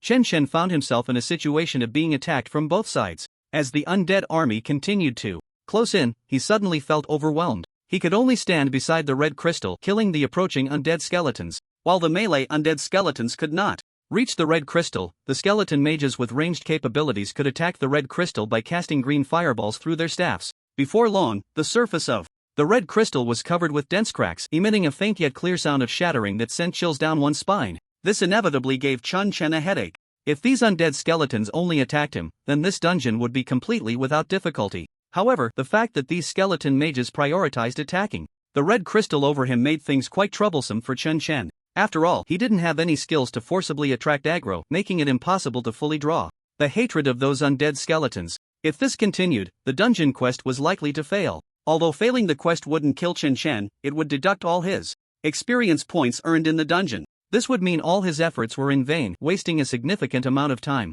Chen Chen furrowed his brows, constantly pondering a way to break the deadlock. Just then, a roar from a beast suddenly echoed from the chest armor he was wearing. The undead skeletons within a 20-meter radius immediately halted their actions and fell into a daze. Chen Chen's eyes lit up as he remembered that his ape demon armor had a passive ability, Ape Demon Roar. When attacked, there is a 10% chance to trigger the Ape Demon Roar, stunning nearby units for 1 second. Earlier, in order to prevent the undead army from getting too close, he had been continuously using skills to clear monsters, so he hadn't taken much damage. But now, surrounded on all sides, the damage he was taking naturally increased. Just in time, the passive of the ape demon armor began to trigger. Seizing the opportunity while the undead were dazed, Chen Chen quickly unleashed Bloodblade Cross Slash to clear off the monsters on one end, about 10 meters away. Then he allowed the undead on the other end to attack him, relying on the high-frequency damage from the undead skeletons and skeleton mages to continuously trigger the passive of the ape demon armor. Soon, the ape demon roar activated again.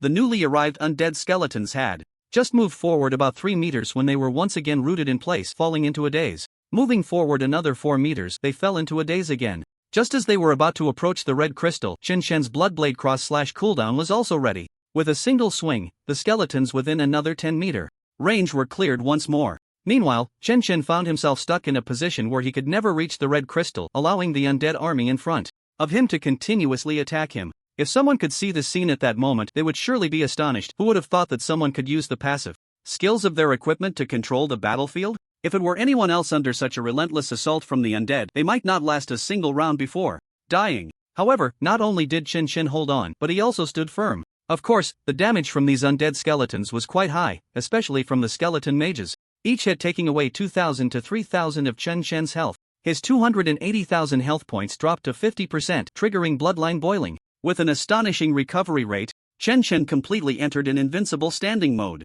On one end, he cleared the field with the long-range Blood Blade cross slash, while on his end, he relied on his own damage reflection passive to systematically kill the undead army. Thus, no undead skeleton could reach the red crystal. Unbeknownst to him, Chen Chen successfully held on for over 3 hours using this peculiar method. The skeleton army that continuously surged onto the stone bridge gradually thinned out. Chen Chen's eyes brightened as he finally saw hope for clearing the dungeon. He decided to stop holding back, summoning a clone to hold off the skeletons on one end. Then he activated Ultimate Frenzy, wielding his bronze knife to cut through everything in his path. Seeing that no more undead skeletons appeared on this end, Chen Chen quickly returned to the stone bridge and wiped out the remaining undead skeletons on the other side. After eliminating all the undead skeletons, Chen Chen let out a long sigh of relief. Now he didn't have to worry about the red crystal being destroyed by the undead. Soon, heavy and slow footsteps echoed from the thick fog at the end of the stone bridge, each step seeming to make the ancient bridge tremble slightly. At the same time, the rustling sound of dragging iron chains, like the whisper of death, was particularly jarring in the silence. A 2-meter-tall, muscular undead general slowly stepped out from the depths of the mist. The cracks in its armor revealed a dim green light, as if it were the most malevolent ghost under the night sky. Seeing only this one undead general appear, Chen Chen felt a sigh of relief in his heart. If two had appeared at the same time, he really wouldn't have been able to manage alone. While he dealt with one, the other might have stolen his home. Now that he saw only one undead general, Chen Chen felt completely unconcerned, even if it was a disaster-level boss. After all, he had killed more than one disaster-level creature before. On the narrow stone bridge, the battle between Chen Chen and the undead general was exceptionally fierce. There was no flare, each clash was a collision of strength, with punches landing hard. The undead general's incredible power repeatedly sent Chen Chen flying, nearly causing him to fall into the deep canyon below the bridge. However, Chen Chen managed to get back up quickly each time, charging toward the undead general as if nothing had happened. Ultimately, with a reluctant roar, the undead general fell heavily to the ground, signaling Chen Chen's victory.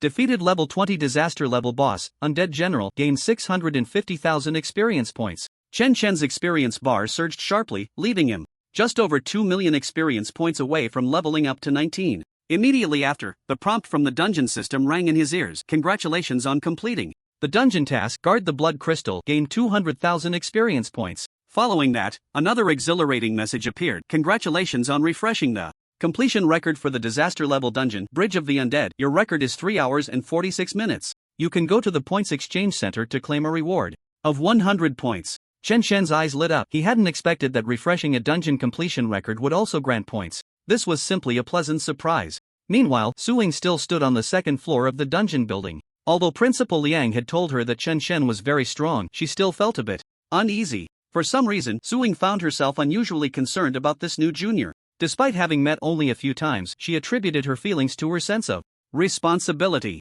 After all, Principal Liang had instructed her to take good care of him. Just then, the teleportation array of the Bridge of the Undead made a strange sound. Suing quickly turned her head and indeed saw Chen Chen's figure appearing there. A flash of white light passed, and Chen Chen's figure reappeared on the second floor of the dungeon building. At that moment, aside from looking a bit disheveled, he seemed to be otherwise unscathed. As he looked up, he happened to see Suing walking toward him, and he greeted her with a smile. "Senior Suing, why are you still here? Have you been waiting for me?" Suing shot him a playful glare and said, "Who told you to act on your own and go into the dungeon? You made me worry outside for so long. Didn't I tell you? This difficulty is just right for me. You don't need to worry about me." Chen Chen replied casually and confidently. Suing stole a glance at the time on her phone. It had been less than 4 hours since Chen Chen had escaped the dungeon, and this speed made her involuntarily ask, "How did you get out of the dungeon so quickly?" As soon as the question left her lips, Suing felt a twinge of regret. Because to escape the Bridge of the Undead dungeon, there were only two possibilities, either successfully guarding the red crystal and clearing the dungeon, or failing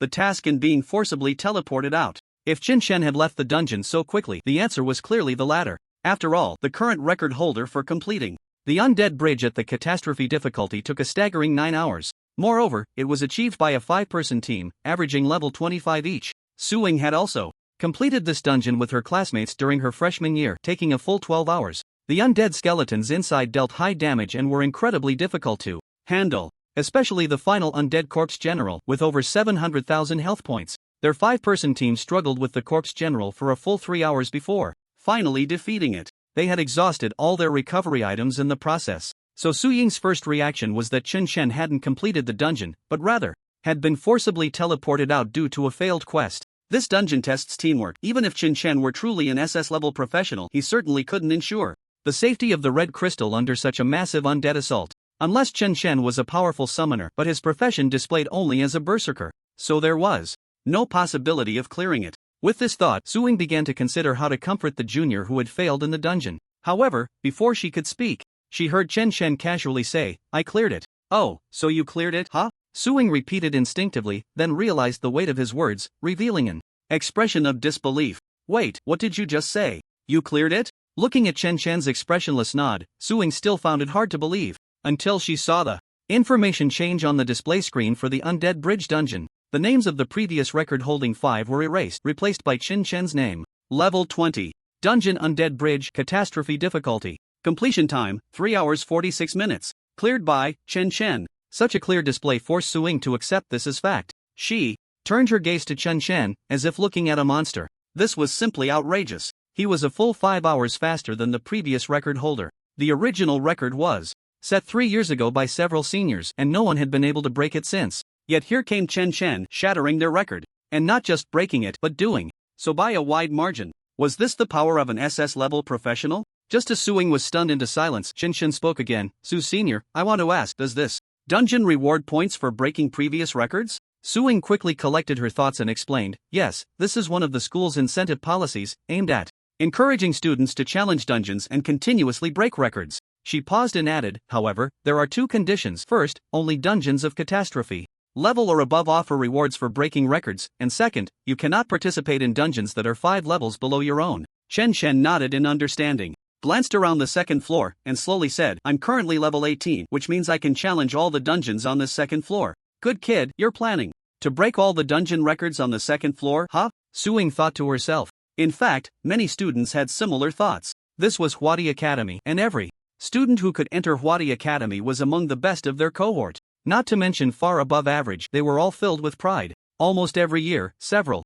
students attempt to challenge all the dungeon records, but very few succeed. After all, those who leave completion records in the dungeon building are not ordinary individuals. Some have already become the pride of their generation. Just like Shin Shanhong, who holds the completion record in the Trial Tower dungeon. For 5 years, no one could break his record until they met Chen Chen. Suing looked at Chen Chen, her eyes revealing a strange light. This Chen Shuedi is so strong, he might really be able to refresh all the completion records on the second floor. Just thinking about the surprised expressions of the other students when they see that all the completion records have only Chen Chen's name on them is amusing. She reminded Chen Chen, however, not all dungeons on the second floor have disaster level difficulty, only dungeons at level 18 and above have this level unlocked. In fact, there are only 18 dungeons that can refresh the records. Do you want to give it a try? Chen Chen flashed a confident smile and replied, "Of course, if there's a chance to take advantage of the school, how could I let it slip by?" After a short break, Chen Chen had a bite to eat and prepared to enter the next dungeon. This time, he chose an 18-level disaster difficulty dungeon, the Nightmare Prairie. The current completion record was 5 hours and 21 minutes, set by a level 23 5-person team. It had remained unbroken for over a year. After selecting the difficulty, Chen Chen entered the dungeon. Just an hour later, he was teleported out again. The record information on the display screen was refreshed. 18-level dungeon Nightmare Prairie, disaster difficulty. Completion time, 1 hour and 08 minutes. Completer, Chen Chen. Su Ying's eyes twitched. It was the first time she had seen someone complete a dungeon so efficiently. However, there was no excess emotion on Chen Chen's face. He simply said lightly, "Next." Saying this, he entered another 18-level disaster difficulty dungeon. This time, he was even faster, emerging from the dungeon in just over 50 minutes. Without pausing, he entered the next 19-level disaster dungeon. Su Ying, watching from a distance, was stunned. Chen Chen was like a relentless dungeon clearing machine. Who else could clear so many dungeons in a day like him? She knew he was strong, but this was just too outrageous, right? At this moment, Su Ying's heart was filled with mixed feelings. Such an abnormal Chen Chen was repeatedly challenging her understanding, leaving her somewhat dazed. It was as if everyone else was still a baby. While others were still stumbling and babbling, Chen Chen was already barreling down the main road in a Maybach. It was nothing short of absurd. Chen Chen was simply on a different wavelength from them. While Su Ying was lost in thought, Chen Chen had already completed another 19-level dungeon. This time, it only took him 2 hours. Chen Chen stretched, glanced at the darkening sky outside the window, and finally realized he had been in the dungeon building for a whole day. He looked over at Su Ying, wondering if the senior had really stood outside the dungeon all day. He hurried over and smiled, saying, "Su Shuajie, you don't have to accompany Me like this, as the student council president, you must have many things to attend to. Suing came back to her senses and shook her head, saying, "It's fine, principal. Liang specifically instructed me to take good care of you. This is just the first day. Once you fully adapt to life at Huadi Academy in a few days, I won't need to look after you anymore." At this point, Suing curiously asked, "Aren't you going to continue challenging dungeons?" Chen Shen shook his head. "No, it's already dark. Let's eat something and head back to the dormitory to rest well." After a long day of battles, Chen Shen felt a bit tired. However, through today's efforts, his level had finally reached 19. He was just one level away from comprehending the skills at level 20. He couldn't help but wonder what the level 20 skills would be like. Chen Shen was really looking forward to it. After all, every skill he had comprehended so far had never disappointed him. Suing then realized it was already 8 p.m. She had been so lost in thought that she hadn't noticed how quickly time had passed. Seeing that Chen Shen had no intention of continuing to grind dungeons, Suing said, "Then let's go to the first floor and exchange all your completion records for points." As she spoke, Suing glanced at Chen Shen's empty hands and asked, "You've cleared so many dungeons today, didn't you get any materials or equipment?" Chen Shen shrugged with a wry smile. It was indeed his bad luck acting up, having spent a whole day grinding without gaining anything but experience. But it didn't matter, just by refreshing his dungeon records, he could still earn a decent amount of points. Soon, the two returned to the first floor, where the exchange area was still bustling with people. The entire first floor hall was crowded, resembling a huge marketplace. Several students were haggling with the staff. "Come on, this is the venom from a toxic frog. I had to kill over 50 of them just to get this drop, and you're only offering 1 point? Isn't that a bit too much?" one student exclaimed angrily. The staff member, looking impatient, replied, "It's just 1 point. Take it or leave it. If you don't want to exchange, keep it for yourself and don't block the line for others." Next, the student quickly said, "I'll exchange. 1 point is still something. Just consider me unlucky." The same situation was unfolding at several windows in the exchange center. Chen Shen observed that many students were using materials of very average quality for their exchanges, resulting in pitifully low points. So far, the student with the most points had only earned 25. Most others were below 10 points. Despite this, the students who did earn points still wore smiles on their faces. Before long, Chen Shen reached the exchange window with the line. The staff member looked at Chen Shen's empty hands in surprise and asked, "Where are your materials or equipment?" Chen Shen shook his head, "I don't have any materials." The staff member looked even more surprised, frowning as he said, "What are you here to exchange then?" "I'm busy, don't waste my time." Chen Shen pulled out the points card he had received yesterday and said, "I want to exchange my completion records for points." Completion records? Upon hearing this term, the staff member couldn't help but size Chen Shen up. He hadn't expected this seemingly ordinary student to have refreshed completion records. That was quite surprising. After all, there were not many people who exchanged points using completion records. It was a rare occurrence in a semester. The staff member took Chen Shen's points card and inserted it into the computer. Soon, information about Chen Shen appeared on the screen. "Not bad, kid. It's only your first day at school and you've already refreshed dungeon completion records. You have a bright future ahead," the staff member said, his expression softening as he praised Chen Shen. However, when he opened Chen Shen's specific completion information, he was taken aback. He widened his eyes and looked at it several times to confirm he wasn't mistaken. He turned to look at Chen Shen again, his face filled with disbelief. This young man had refreshed the completion records of 6 dungeons in just 1 day. Moreover, each record had only his name on it. This meant he had soloed all these dungeons. Impossible. Absolutely impossible. He had worked here for over a decade, and this was the first time he had seen such a situation. Seeing the staff member staring at him as if he had seen a ghost, Chen Shen couldn't help but ask, "What's wrong?" The staff member quickly adjusted his demeanor and said, "Sorry, please wait a moment. It seems my machine is having some issues." Up to this point, he still couldn't quite believe that this student could achieve such results. He thought it must be a display error on his computer. He hurriedly restarted his work computer and logged back into Chen Shen's information. However, in Chen Shen's clearance record, the 6 pieces of clearance information showed no signs of change, still appearing steadily there. The staff member gasped in disbelief, unable to believe this was true. He turned to Chen Shen and cautiously asked, "Young man, did you really refresh the clearance records for 6 dungeons today?" Chen Shen nodded and replied honestly, "It's just the lowest level dungeons, not difficult at all. It's easy to grind."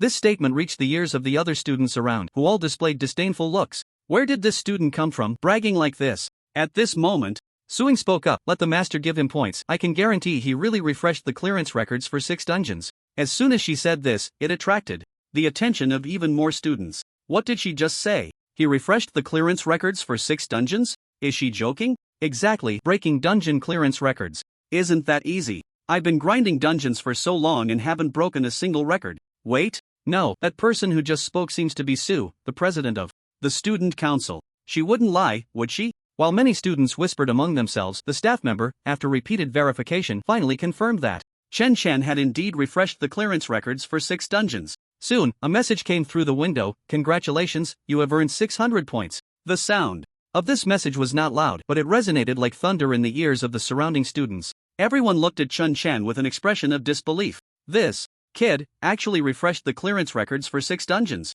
In an instant, the surrounding students cast strange looks at Chen Chen. Fortunately, the entire first floor was noisy, so only a small number of people around Chen Chen truly understood the situation. To avoid attracting more attention, Suing quickly pulled Chen Chen away from the dungeon building. As night fell and the lights began to shine, Suing led Chen Chen along the stone path in the center of Huadi Academy towards the cafeteria. In the night, the academy's buildings were adorned with layers of lights, presenting a solemn and mysterious beauty. The cafeteria of Huadi Academy was far from ordinary. Its appearance resembled a magnificent palace. Light streamed through the exquisite stained glass windows, illuminating complex patterns and reliefs. Upon entering the cafeteria, the first thing that caught the eye was the several-meter-high arched ceiling, from which hung a massive crystal chandelier, dazzling and radiating warm light. The interior decoration of the cafeteria was luxurious and exquisite, with beautiful art paintings hanging on the walls, each table covered with a pristine white tablecloth and silver cutlery neatly arranged on the tables, every detail revealing nobility and refinement. Rather than a cafeteria, it resembled a luxurious restaurant. As soon as Chen Chen stepped in, he was captivated by the rich aroma of food, the strong scent of meat and the fresh taste of seafood intertwining, making his mouth water. He looked around and saw many students and faculty members sitting at the tables enjoying dinner, chatting and laughing. Suing smiled slightly as she watched Chen Chen observe everything with wide eyes, leading him to a table by the window. They had just taken their seats when a well-dressed female server approached, elegantly presenting the menu. Suing pushed the menu in front of Chen Chen and said, "Take a look at what you want to eat." Chen Chen took the menu, his gaze quickly scanning the gold-lettered dishes, and he was immediately taken aback. Every dish here started at 500 gold coins. It was almost equivalent to his food expenses for the past half-month. If he came to eat in such a place every day, the little money he had wouldn't last a month. He looked up at Suing, frowning slightly. "Senior Su, do you all usually eat here? This isn't a cafeteria, it's a money grab." Suing laughed at Chen Chen's blunt words and explained, "This is one of the 8 cafeterias of Huadi Academy, and it's the most luxurious one. The hired staff are all culinary masters in their professions. I rarely come here, but today I specifically brought you to experience it. Don't worry, this meal is on me." Upon hearing that someone was treating, Chen Chen immediately relaxed and smiled. "Then I won't be polite." Suing reminded him with a smile, "You earned 600 points today, why are you still being so stingy? Here, you can use points like money, a good meal only costs 3 points. Chen Chen nodded in understanding. Realizing that points could also be used for daily expenses, he felt enlightened and planned to earn more points at the academy to lessen the burden of gold coins. He curiously asked, "Su Senior, if I refresh the record of the instance I created, can I still receive rewards?" After pondering for a moment, Suing replied, "In theory, yes. According to the rules, as long as you refresh the record, there are rewards. It doesn't say you can't refresh it repeatedly."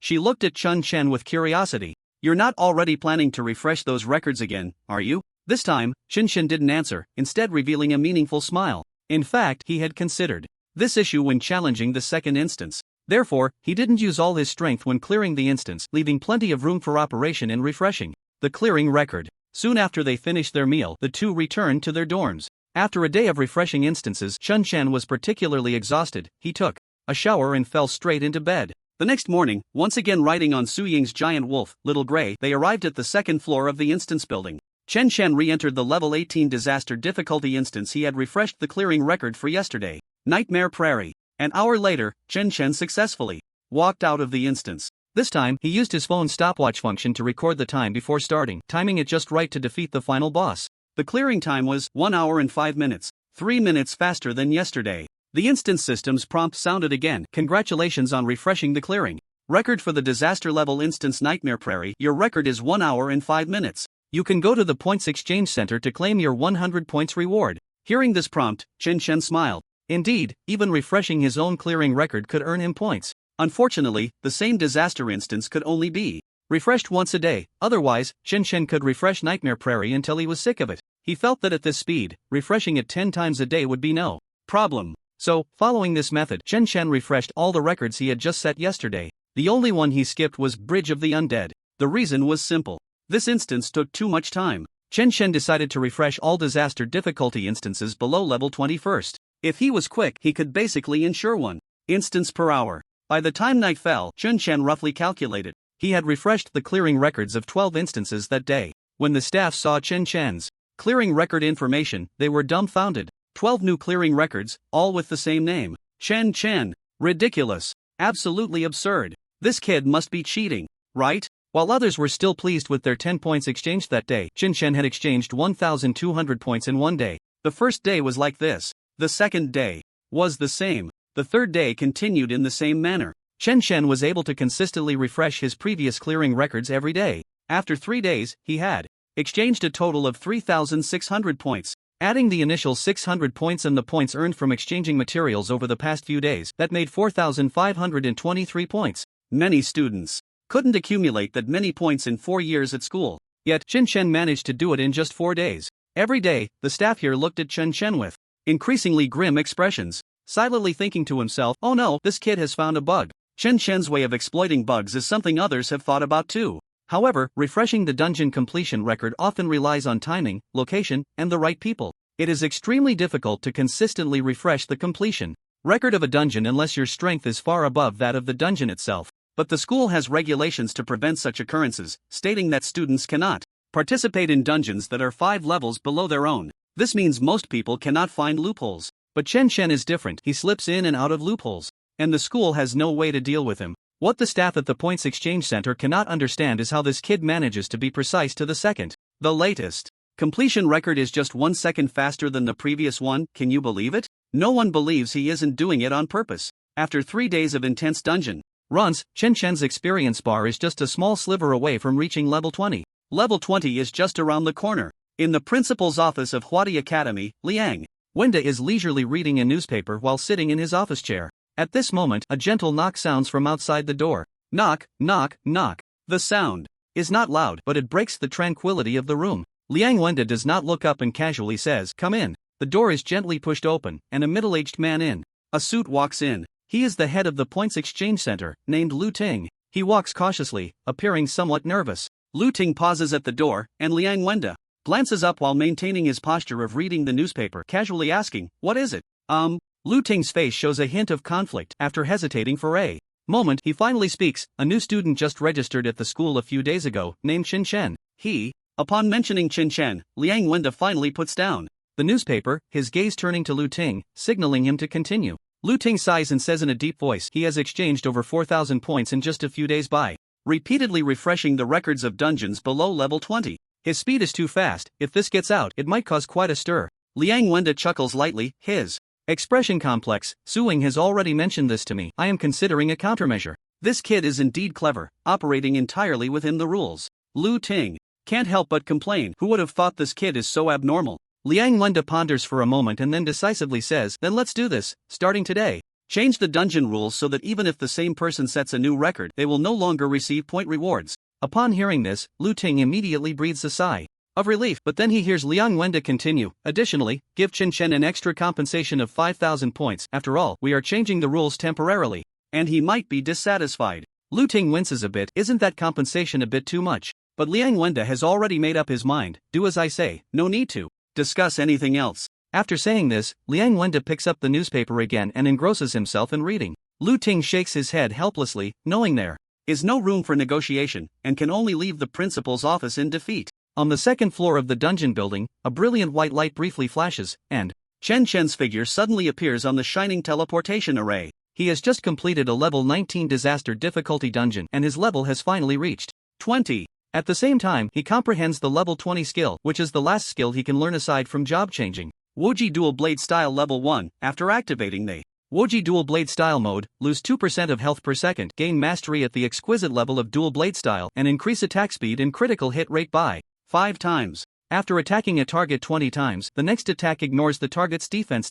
Divine Skill. Another divine skill. At this moment, Chen Shen was incredibly excited, wishing he could rush back into the dungeon and wreak havoc once more. Imagining himself wielding dual blades, he must look very cool. However, there was one major problem. He only had one knife in his hand, and it was a bronze knife. Suddenly, he felt that the bronze knife had lost its value. It didn't match the high standards of a top-tier swordsman like him. It was time to upgrade his gear. He had saved up so many points, after all, just for moments like this. While he was lost in thought, Chen Shen saw senior sister Suing gracefully walking towards him from a distance. Today, she was wearing a sexy purple long dress, the hem swaying gently with her steps, outlining her graceful figure and catching the eye. Chen Shen immediately broke into a brilliant smile. Senior sister Su, what brings you here? Since the day after, Suing had stopped accompanying Chen Shen to grind dungeons. After all, as the president of the student council, she was usually quite busy. So, it was a bit surprising to see her come looking for him today. Suing didn't answer directly. Instead, she smiled and asked, Junior Chen, you seem to be in a good mood today.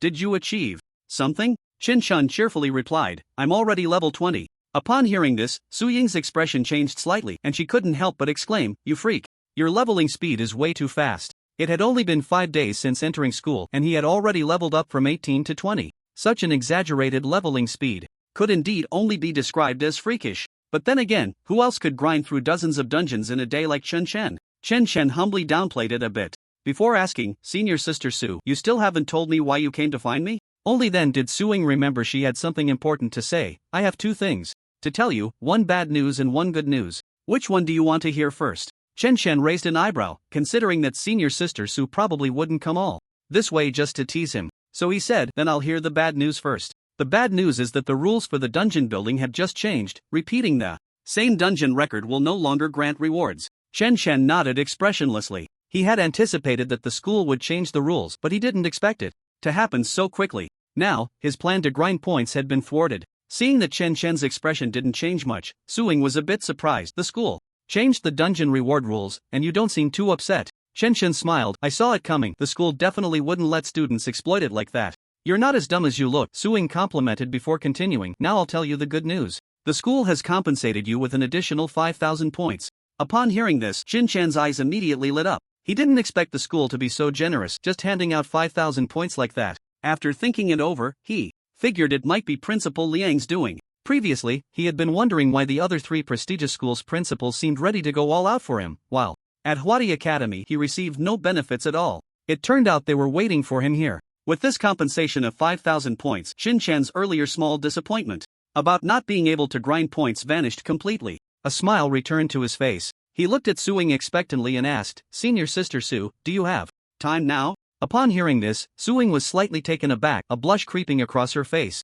She instinctively thought, is Chen Shen asking her out? With that thought, her heart raced, and lowering her head, her voice trembled slightly yet held a hint of anticipation. I have time. That's great. I was just planning to exchange points for equipment. Can you take me there, Senior Sister? Chen Shen's voice was filled with excitement, completely unaware of Su Ying's little thoughts. Su Ying's expression instantly stiffened, and after a moment, she managed to squeeze out a rigid smile and said, of course, let's go. I'll take you there now. Soon, the 2 of them took the elevator of the dungeon building to the top floor. The equipment exchange was right here. As the elevator doors opened, Chen Shen was immediately captivated by the surrounding environment. The architectural style of the top floor was completely different from the ancient elegance of the main campus. It featured more modern designs, with the exterior walls covered in high-tech metal materials that shimmered with a faint luster. In the center of the hall was a spacious reception area. Several high-tech interactive screens were set up for students to query and select equipment. The screens continuously displayed detailed parameters and usage effects of various equipment.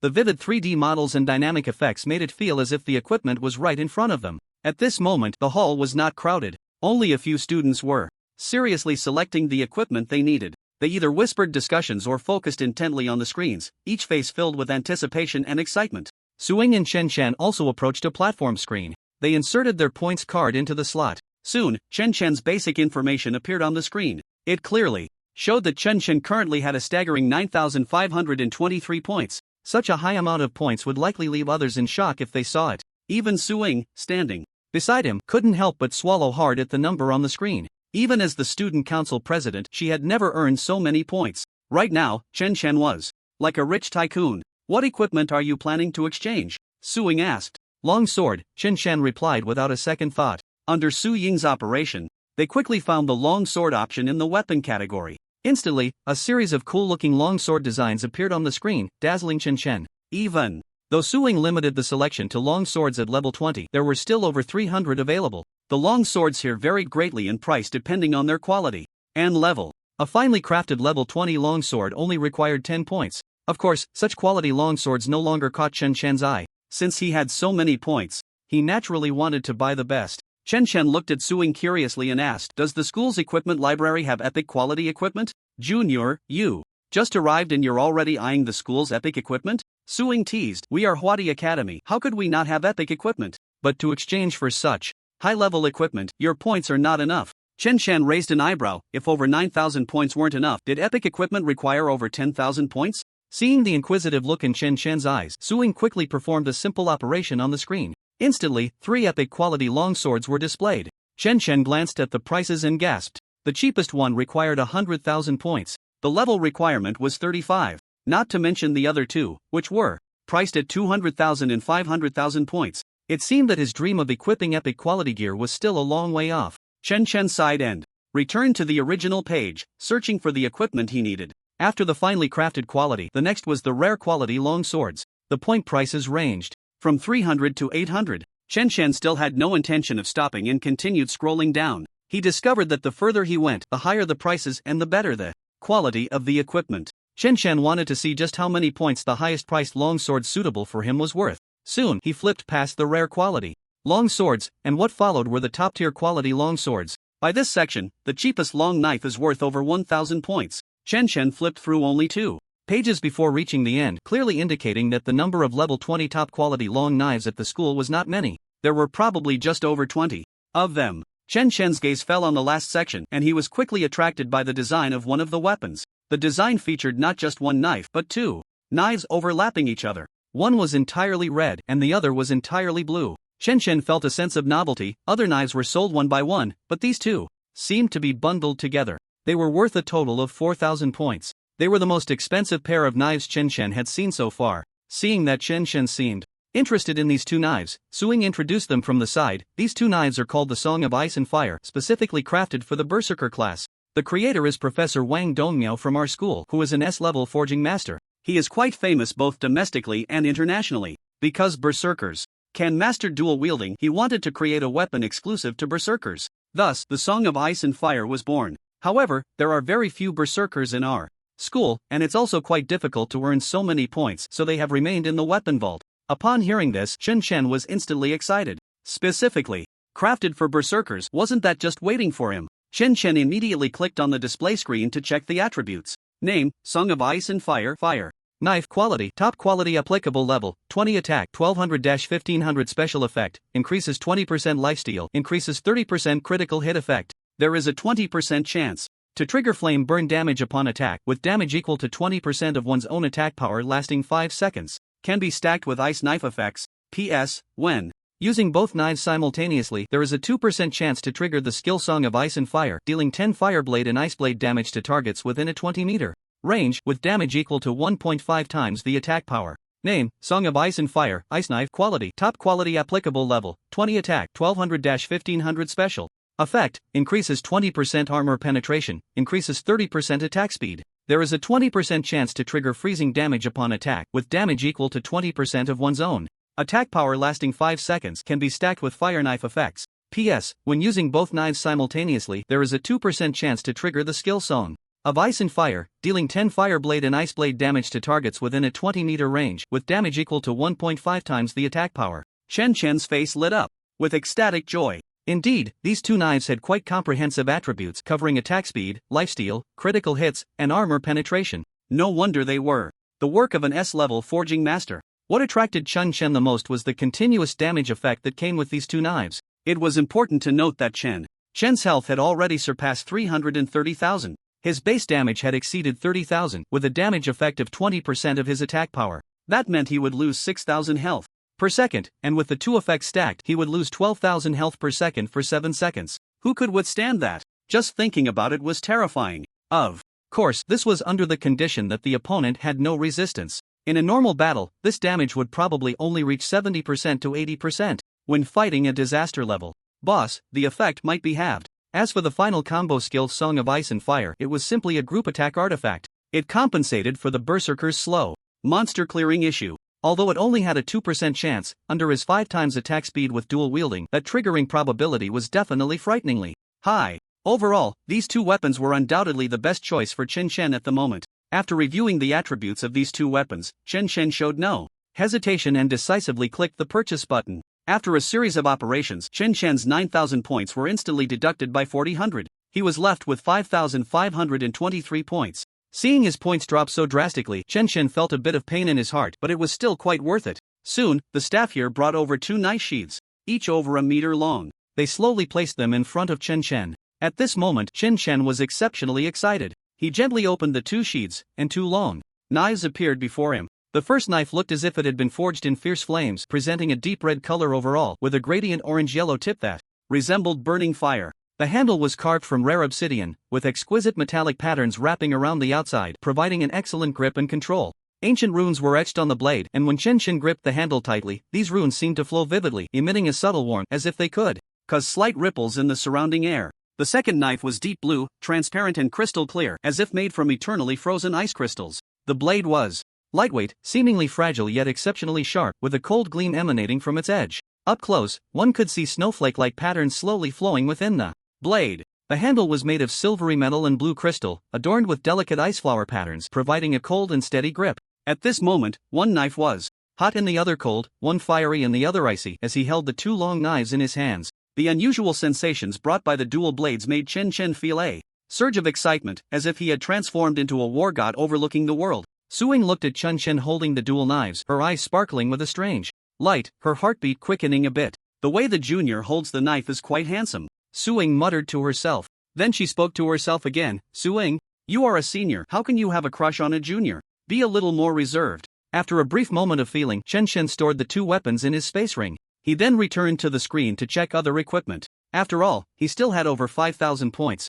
It would be better to see if there were any other suitable items for him. Chen Chen first checked the level 20 premium armor equipment. After a quick glance, he couldn't help but show a disappointed expression. The focus of the armor here was more on increasing defense and damage reduction. What Chen Chen wanted was something like the Ape Demon armor that increased the percentage of health points. Only then could his health points receive a significant boost. Chen Chen then checked the defenses for gauntlets, pants, and boots, but found nothing he desired. This made him feel a bit down. At that moment, he suddenly had a flash of inspiration and looked up to ask Suing, Su Senior, I want to ask, can the forging masters at our school create equipment according to students' requests? Suing nodded and said, of course. For example, Professor Wang, whom I mentioned earlier, often helps students forge equipment. But there are 2 requirements. First, students need to provide their own materials, and second, there is a forging fee, which is quite high, starting at 10,000 points. Chen Chen was puzzled. Why is the point requirement so high? How could students at the school possibly have that many points?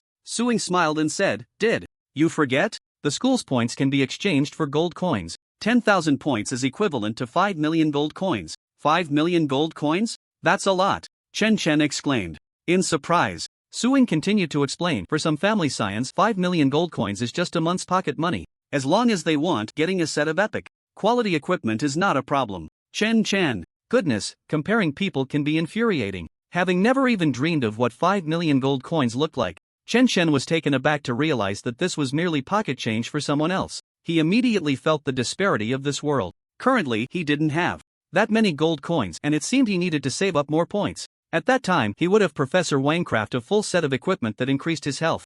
Now that the school had changed the dungeon rules, he had effectively lost a stable channel for earning points. So, how could he obtain more points? As Chen Chen pondered this, his finger hovered over the helmet section. He continued to scroll aimlessly.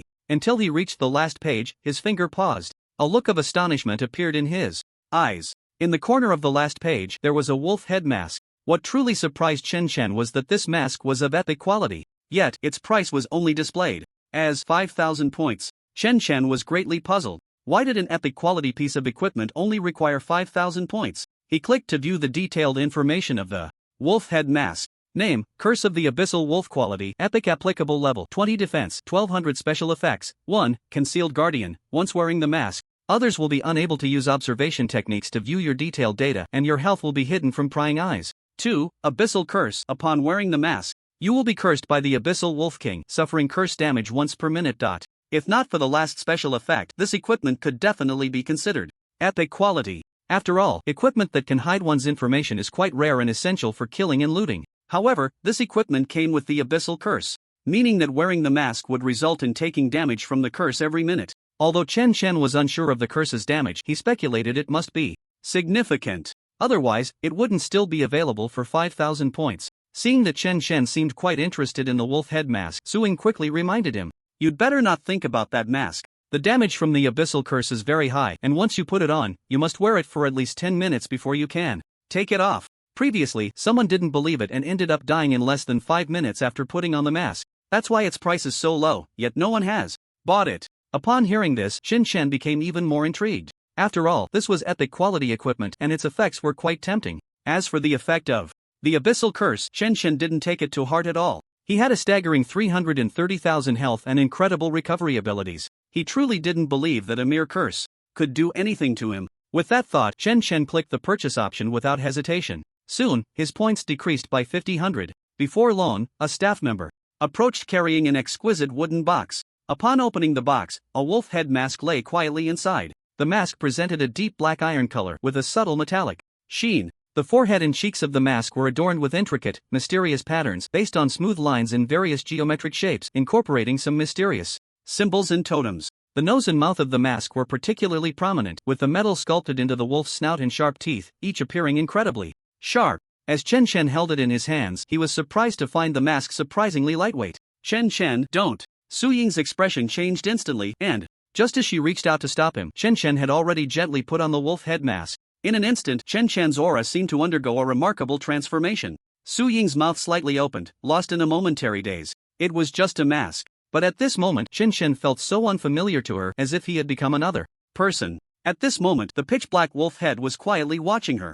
Through the mask, Su Ying saw a pair of cold eyes. Just one glance made her instinctively take a step back, a hint of fear welling up in her eyes. Even the students passing by couldn't help but shiver at the sight of Chen Shen wearing the wolf head mask. "Su Ying, Senior, I hope I didn't scare you?" Chen Shen's concerned voice came from behind the mask. Su Ying took a deep breath, barely managing to stabilize her emotions. "It is a bit scary." After putting on the mask, Chen Shen felt nothing unusual. His vision was very clear. There was no discomfort at all. Chen Shen tried to take the mask off. His face. As expected, just as Su Ying had said, the mask seemed to be firmly attached to his face, and no matter how hard he tried, he couldn't remove it. A minute later, Chen Shen suddenly felt a faint dark power surging from the mask. There was not much pain in his body, but he noticed that his health points had decreased by 2,000 at that moment. It turned out that the curse's damage was 2,000 per minute. No wonder those people couldn't bear such a curse. For a level 20 professional, their health points were probably around 400 to 500. Some S-level professionals might have special attribute bonuses, allowing their health to exceed 10,000. Even so, they couldn't withstand the damage from this cursed mask for 10 minutes. In contrast, this curse power on Chen Shen was nothing at all. Wearing it for 10 minutes would only deduct 20,000 health points from him, with no difficulty whatsoever. At that moment, a system message appeared in Chen Shen's mind. Attacked, health point limit increased by 20. Chen Shen was momentarily stunned upon seeing this message. It turned out that damage from equipment could also be counted as being attacked. Suddenly, Chen Shen's eyes lit up. If he kept the mask on without taking it off, could he continuously increase his health point limit? He roughly calculated. If he received damage on average once a minute, that would be 60 times in an hour. In a day, it would be 1,440 times. Each time he was attacked would increase his health by 20 points, meaning he could increase his health by 28,800 points in a day. This meant that as long as he wore the mask, he could effortlessly boost his health point limit by over 20,000, nearly 30,000 in a day. In a month, that would be close to 900,000. By then, his health would directly exceed 1 million. Just thinking about it was exhilarating. Who would have thought that the biggest flaw of this mask in others' eyes would turn into an advantage in Chen Shen's hands? Of course, there would be a downside. Due to the curse damage, Chen Shen's health would always be in a critical state. Su Ying watched as Chen Shen stood there motionless and took the initiative to step forward with concern. "Are you okay?" Chen Shen smiled and shook his head. Although Su Ying couldn't see Chen Shen's smile under the black wolf head mask. "I feel great right now. This mask really suits me." After buying the equipment, Chen Shen had only a little over 500 points left. The speed at which these points are spent is indeed a bit fast. "I need to find a way to earn more points, or I won't feel secure," Chen Shen muttered to himself. Looking at the time, it was already 3 p.m. With some time left, it was just right to go to the dungeon and experience the strength of the new skills and equipment. So, Chen Shen bid farewell to Su Ying and took the elevator to the 3rd floor of the dungeon building. After all, he had basically cleared all the dungeons on the 2nd floor, and all the records were his completion logs. Since repeating the refresh of the clearance record no longer grants points, he might as well refresh the records in higher level dungeons. This would also speed up his leveling process. Soon, the elevator stopped on the 3rd floor of the dungeon building. Compared to the second floor, there were noticeably more people on the third floor. Before Chin Chen even stepped out of the elevator, he could already hear the noisy shouts outside. Level 25 Hard Dungeon Forest Cave. Looking for a healer. 4 for 1 clear. Level 30 Horror Dark City. Disaster. Difficulty, looking for a melee who isn't afraid of death and can take damage. Hearing these familiar calls, Chin Chen suddenly felt a sense of disorientation as if he had returned to the dungeon center in Donglin City. As he slowly walked out of the elevator, he immediately attracted the attention of many people. The reason was simple. The wolf head on his face looked too unusual. In fact, it wasn't uncommon for students to wear masks or helmets at school. However, after Chin Chen put on this wolf head mask, he exuded a chilling aura all over as if he were a ruthless killer. Just a glance left a deep impression on people. Wow, his wolf head mask is so cool. Love it. But why? Do I feel like his mask is a bit scary? That's because you don't understand. I love this kind of cool vibin', guys. Behind that mask must be a noble and aloof face. Not far away, 2 sophomore girls were whispering to each other. One of the blonde girls suddenly stood up and actually ran up to Chen Chen. Her bright, expressive eyes were filled with excitement. Hey, handsome. Your wolf head mask is so cool. Can I get your contact info? Chen Chen stood there in a bit of shock, then looked her up and down a few times. Although this blonde girl wasn't as pretty as Su Ying or Zhang Lingxue, she still looked quite playful and cute. However, at that moment, Chen Chen had no intention of getting to know this girl further, so he decisively declined. Sorry, I have something to do. Saying this, Chen Chen sidestepped past the blonde girl. The girl turned to watch Chen Chen's departing figure, her face showing no sign of disappointment from being rejected. Instead, there was an inexplicable excitement. Such a man is just too cool. Chen Chen navigated through the bustling crowd and headed straight for the stone door with the teleportation array. The dungeons on the third floor were basically for levels 21 to 30. The students gathered here were mostly sophomores and juniors. Upon seeing Chen Chen in the wolf head mask, the surrounding crowd immediately took notice. Many people instinctively took a few steps back as Chen Chen approached them, especially the girls, their faces filled with fear, as if a fierce beast were coming toward them. Chen Chen was a bit puzzled. Why did others look at him with fear when he wore a mask? The blonde girl just now seemed quite delighted instead. Just as Chen Chen was still deciding which dungeon to go to, a sudden flash of white light appeared on the teleportation array not far from him. After the white light faded, 5 students appeared on the teleportation array. There were 3 boys and 2 girls, all looking quite disheveled. As soon as they appeared, they sat down on the ground, gasping for breath. One slightly chubby boy looked pale, clearly having exhausted all his mental energy. He looked at the other 2 boys with some annoyance and said, "Damn it. You 2 swore to me before that this time we would definitely break the clearance record for this dungeon. But not only did we not clear it, I almost lost my life in there. With this little strength, you dare to charge me 1,000 points? Hurry up and compensate me. You 2 useless guys, I thought you were stronger than this." The 2 boys who were scolded clearly looked a bit unconvinced. Can we be blamed for this? You alone would be one thing, but you brought along 2 deadweights who did nothing the entire time but watch the show. Who can carry you guys? The 2 girls, upon hearing this, were also displeased and shouted, "You're talking nonsense. If I hadn't healed you at the critical moment, you would have been dead long ago, and you still have the nerve to spout off here." Exactly, if you're bad at the game, don't try to follow others and drag us into dungeons. Quickly return our points. The 2 boys wanted to argue a bit more with the girls, but seeing the not-so-happy expression on the slightly chubby boy's face, they ultimately swallowed their anger, clearly wary of him. Guess we're just unlucky. One of the responsible boys sighed helplessly, silently taking out his phone to transfer back the 500 points they had just earned. The slightly chubby boy's expression finally improved a bit as he coldly said, "Get lost. And don't use the pretense of carrying people through dungeons to swindle others again, or I won't let you 2 have any good outcomes." The 2 boys, hearing this, were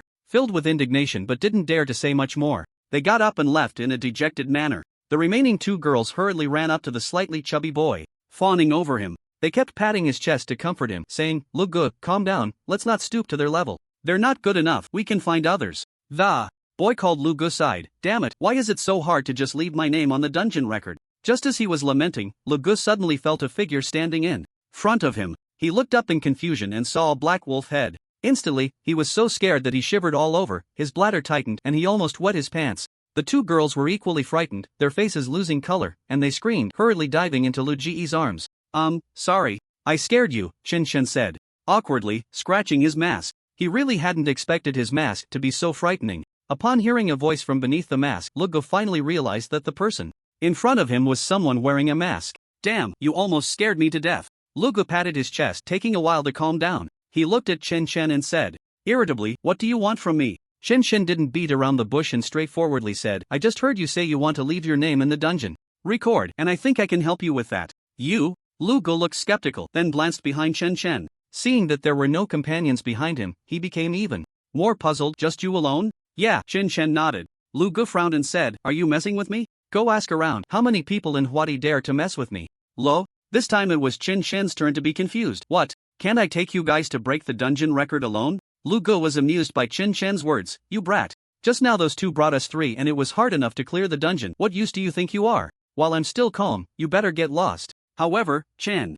had no intention of leaving. This was a rare business opportunity. How could he just let it slip by? He continued, I say I can take you to break the dungeon record. Because I have my confidence. If you don't believe me, you can go to the second floor and see. All the current dungeon records on the second floor are my name. By the way, I'm Shen Shen. Upon hearing this, Lu Ji's eyes suddenly lit up with surprise. He exchanged a glance with one of his female companions. That female companion nodded, indicating she understood, and quickly stood up to head towards the staircase. Soon, her figure disappeared at the staircase. 10 minutes later, the female companion hurried back, her expression quite complex, filled with shock and confusion. She approached Lu Gu and whispered, the names currently displayed on the second floor dungeon record are all Chen Chen. Upon hearing this, Lu Gu couldn't help but gasp. His gaze towards Chen Chen changed as well. Everyone had come up through the second floor dungeon, step by step. Therefore, someone who could completely refresh the second floor dungeon completion record was definitely not to be underestimated. Lu Gu immediately perked up, stood up from the ground, and said, buddy, we want to leave our names in the level 25 disaster dungeon.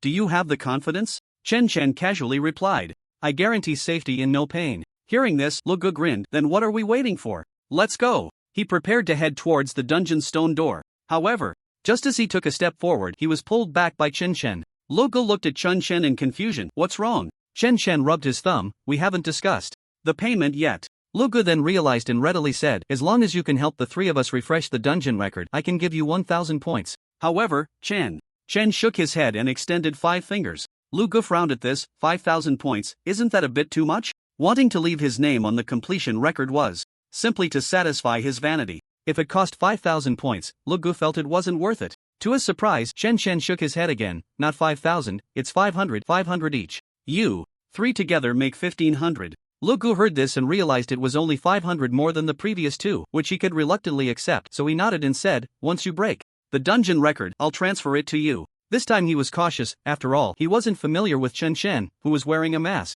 If he ran off later, he wouldn't know who to look for. Chen Chen nodded lightly, his expression calm, full of confidence, seemingly unconcerned that the other party would default. Even if there were unexpected events, he was confident he could make the other party fulfill their promise. Chen Chen then asked, now our team only has 4 people. Do you have any friends who want to come and refresh the dungeon record? They can join, and the price remains the same. Lu Gu shook his head. No, my friends haven't been at school lately. Seeing that Chen Chen seemed a bit disappointed, Lu Gu kindly reminded him, buddy, bringing just the 3 of us isn't enough. You might want to add one more. Be careful not to flip the car. No problem, everything is under control. Chen Chen confidently replied. He then turned to the crowd on the 3rd floor of the dungeon and shouted, is there anyone who wants to come and refresh the level 25 dungeon completion record? 500 points to get on board, we just need 1 more, guaranteed. This immediately drew disdainful and skeptical looks from the surrounding crowd. Was the dungeon completion record something that could be broken just like that? Even if there was a chance, it would require an elite team with careful preparation to succeed.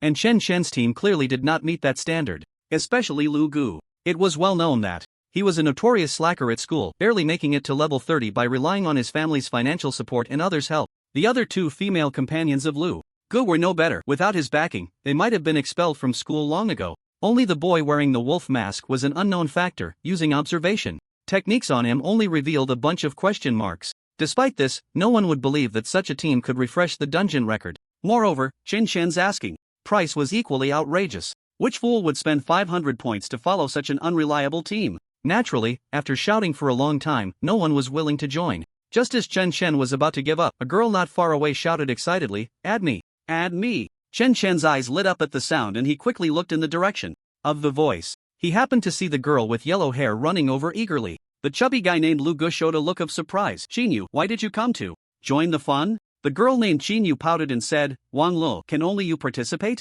I also want to leave my name in the dungeon record. Lu Gu, who had just been so arrogant, immediately changed his demeanor and smiled, of course you can, of course you can. How could I dare to say no to what Miss Qin wants to do? Upon hearing this, Qin Yu immediately showed a proud smile. That's more like it. Chen Chen looked at the two in surprise. Do you two know each other? They both nodded, and Qin Yu spoke first. My family and their family are family friends. I've known him since I was little. Chen Chen nodded in understanding, realizing that the chubby guy called Lu Gu was actually named Wang Lu. From their conversation, it seemed that both of them came from prominent families. No wonder they were so generous. 500 points per person. And they could agree so readily. However, the girl named Qin Yu seemed to be in a rather strange state. Her bright eyes were fixed on Chen Chen as if she were infatuated. This made Chen Chen feel a bit uncomfortable. Fortunately, with the mask covering his face, others couldn't see his awkward expression at the moment. Seeing that the 5-person team was already formed, Chen Chen cleared his throat and asked, "Which dungeon do you want to go to?" Wang Lo looked puzzled. Wait a minute, you haven't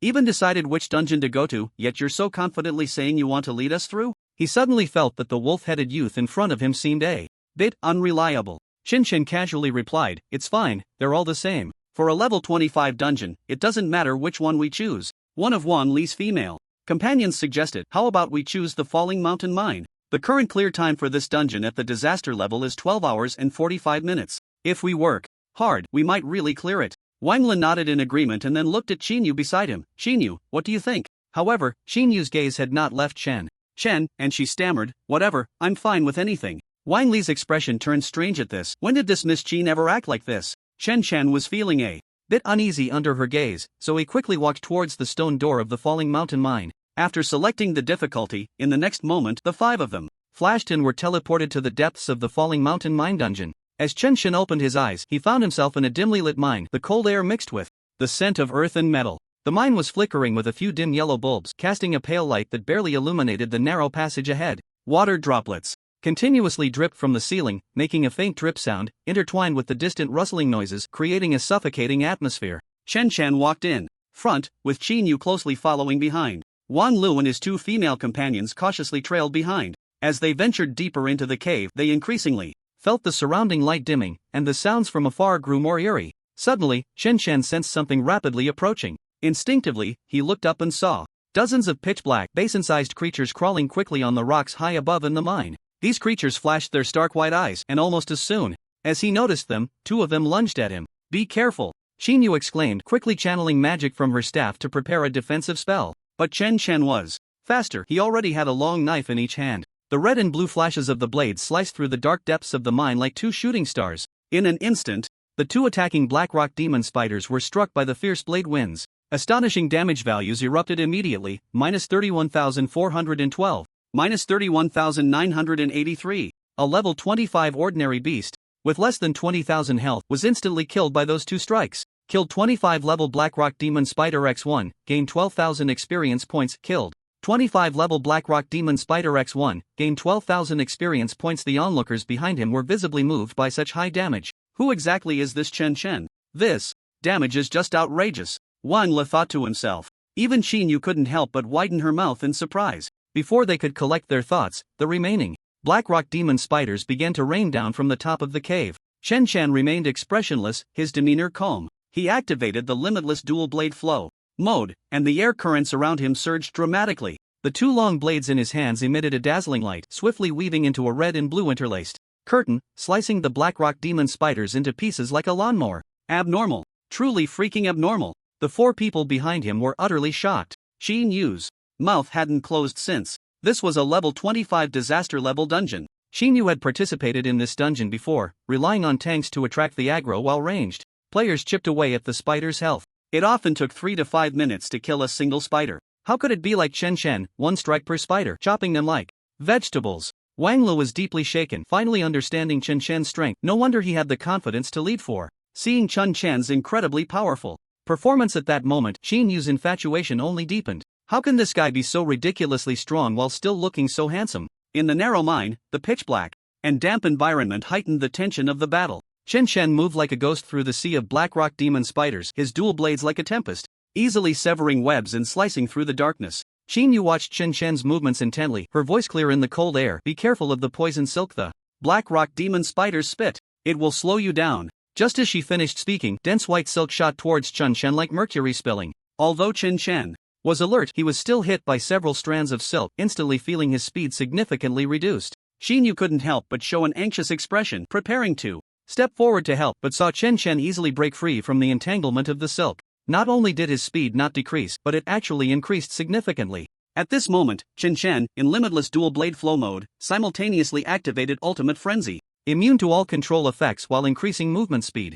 Facing the endless black rock demon spiders, Chen Chen raised his hand and executed a Bloodblade cross slash. However, something shocking happened. The originally single Bloodblade cross slash, under limitless dual blade flow mode, actually split into two. Instantly, it wiped out all the surrounding black rock demon spiders. A single move cleared the field. Chen Chen revealed a look of ecstasy, not expecting his Bloodblade cross slash to become a double attack in dual blade mode. This was simply a delightful surprise. The few people behind him were still in a daze. They hadn't come back to their senses for a long time. If they hadn't seen it with their own eyes, they wouldn't have believed this was happening in a dungeon. What are you still dawdling for? Keep moving forward, Chen Chen urged. Wang Lu and his partner finally snapped out of it and hurriedly quickened their pace to catch up with Chen Chen. The way you wielded those dual blades just now was so cool. Xinyu was starry-eyed the whole time, clearly becoming Chen Chen's little fan. However, Chen Chen ignored her, always feeling that this girl seemed to have some issues. Too overly enthusiastic. Wang Li's voice trembled slightly. Dude, aren't you a bit too strong?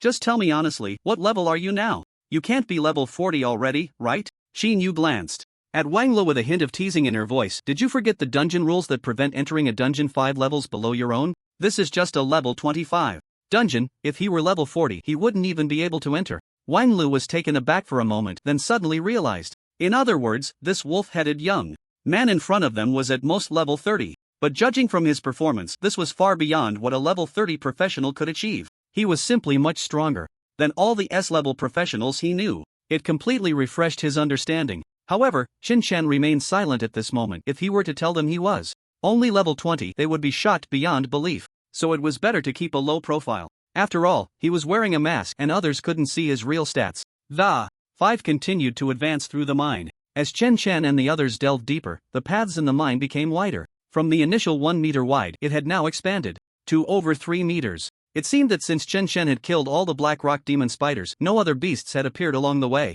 The 5 of them smoothly reached the end of the mine. At the end of the mine, 5 stone doors suddenly appeared. The central door was particularly eye-catching, with its massive panels covered in intricate red mysterious patterns, looking both majestic and enigmatic. On either side stood 2 smaller doors. Chen Chen's eyes were filled with curiosity. He was intrigued by these mysterious doors, yet slightly confused. Just as he was about to ask, Xinyu had already stepped in to explain. The door in the middle leads to the sacrificial pool, where the biggest boss of this dungeon, the king of the mines, resides, Xinyu said, pointing to the central door. But to open this door, we need to defeat the small bosses in the 4 doors beside it. Once we open any of the doors, the system will start a countdown. We only have 4 hours to kill these 4 small bosses. Otherwise, the challenge will fail and we will be teleported out. Each door contains a lot of beasts, and if we tackle them one by one, we might run out of time. So initially, we split into 2 teams to simultaneously take down the small bosses inside. Although it carries more risk, it is also more efficient.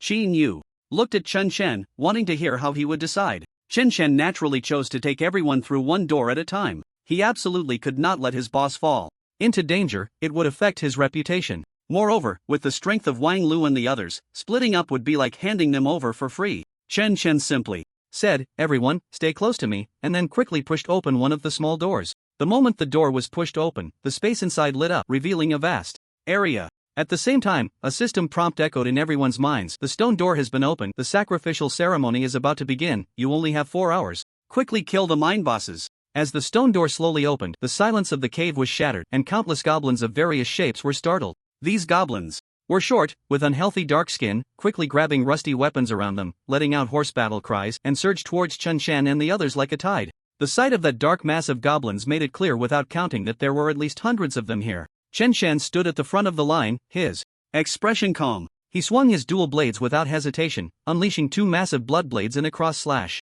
The dense line of goblins was torn open, screams and wails rising and falling like a chorus. In just 1 move, the number of goblins was reduced by a 10th. However, despite the sudden decrease in their numbers, the remaining goblins showed no signs of fear. Instead, they charged even more frantically. Chen Chen stood firmly at the entrance, not yielding an inch, his dual blades dancing like dragons, mercilessly reaping the lives of these goblins. The admiration in Xinyu's eyes was almost overflowing. They had suffered quite a bit to deal with these troublesome goblins before. Yet here with Chen Chen, it felt as if one man could hold back 1,000. Wang Lu and the others gradually transitioned from shock to numbness. He swore this was the easiest dungeon he had ever encountered. He could stand there as a spectator the entire time, even wanting to grab some sunflower seeds to snack on. 10 minutes later, there were noticeably fewer goblins inside, and only then did Chen Chen take the initiative to charge in. He slaughtered all the goblins along the way, advancing boldly into the depths of the cave. Deep inside, he saw a tall goblin wielding a long whip, striking the smaller goblins around it, seemingly urging them to attack.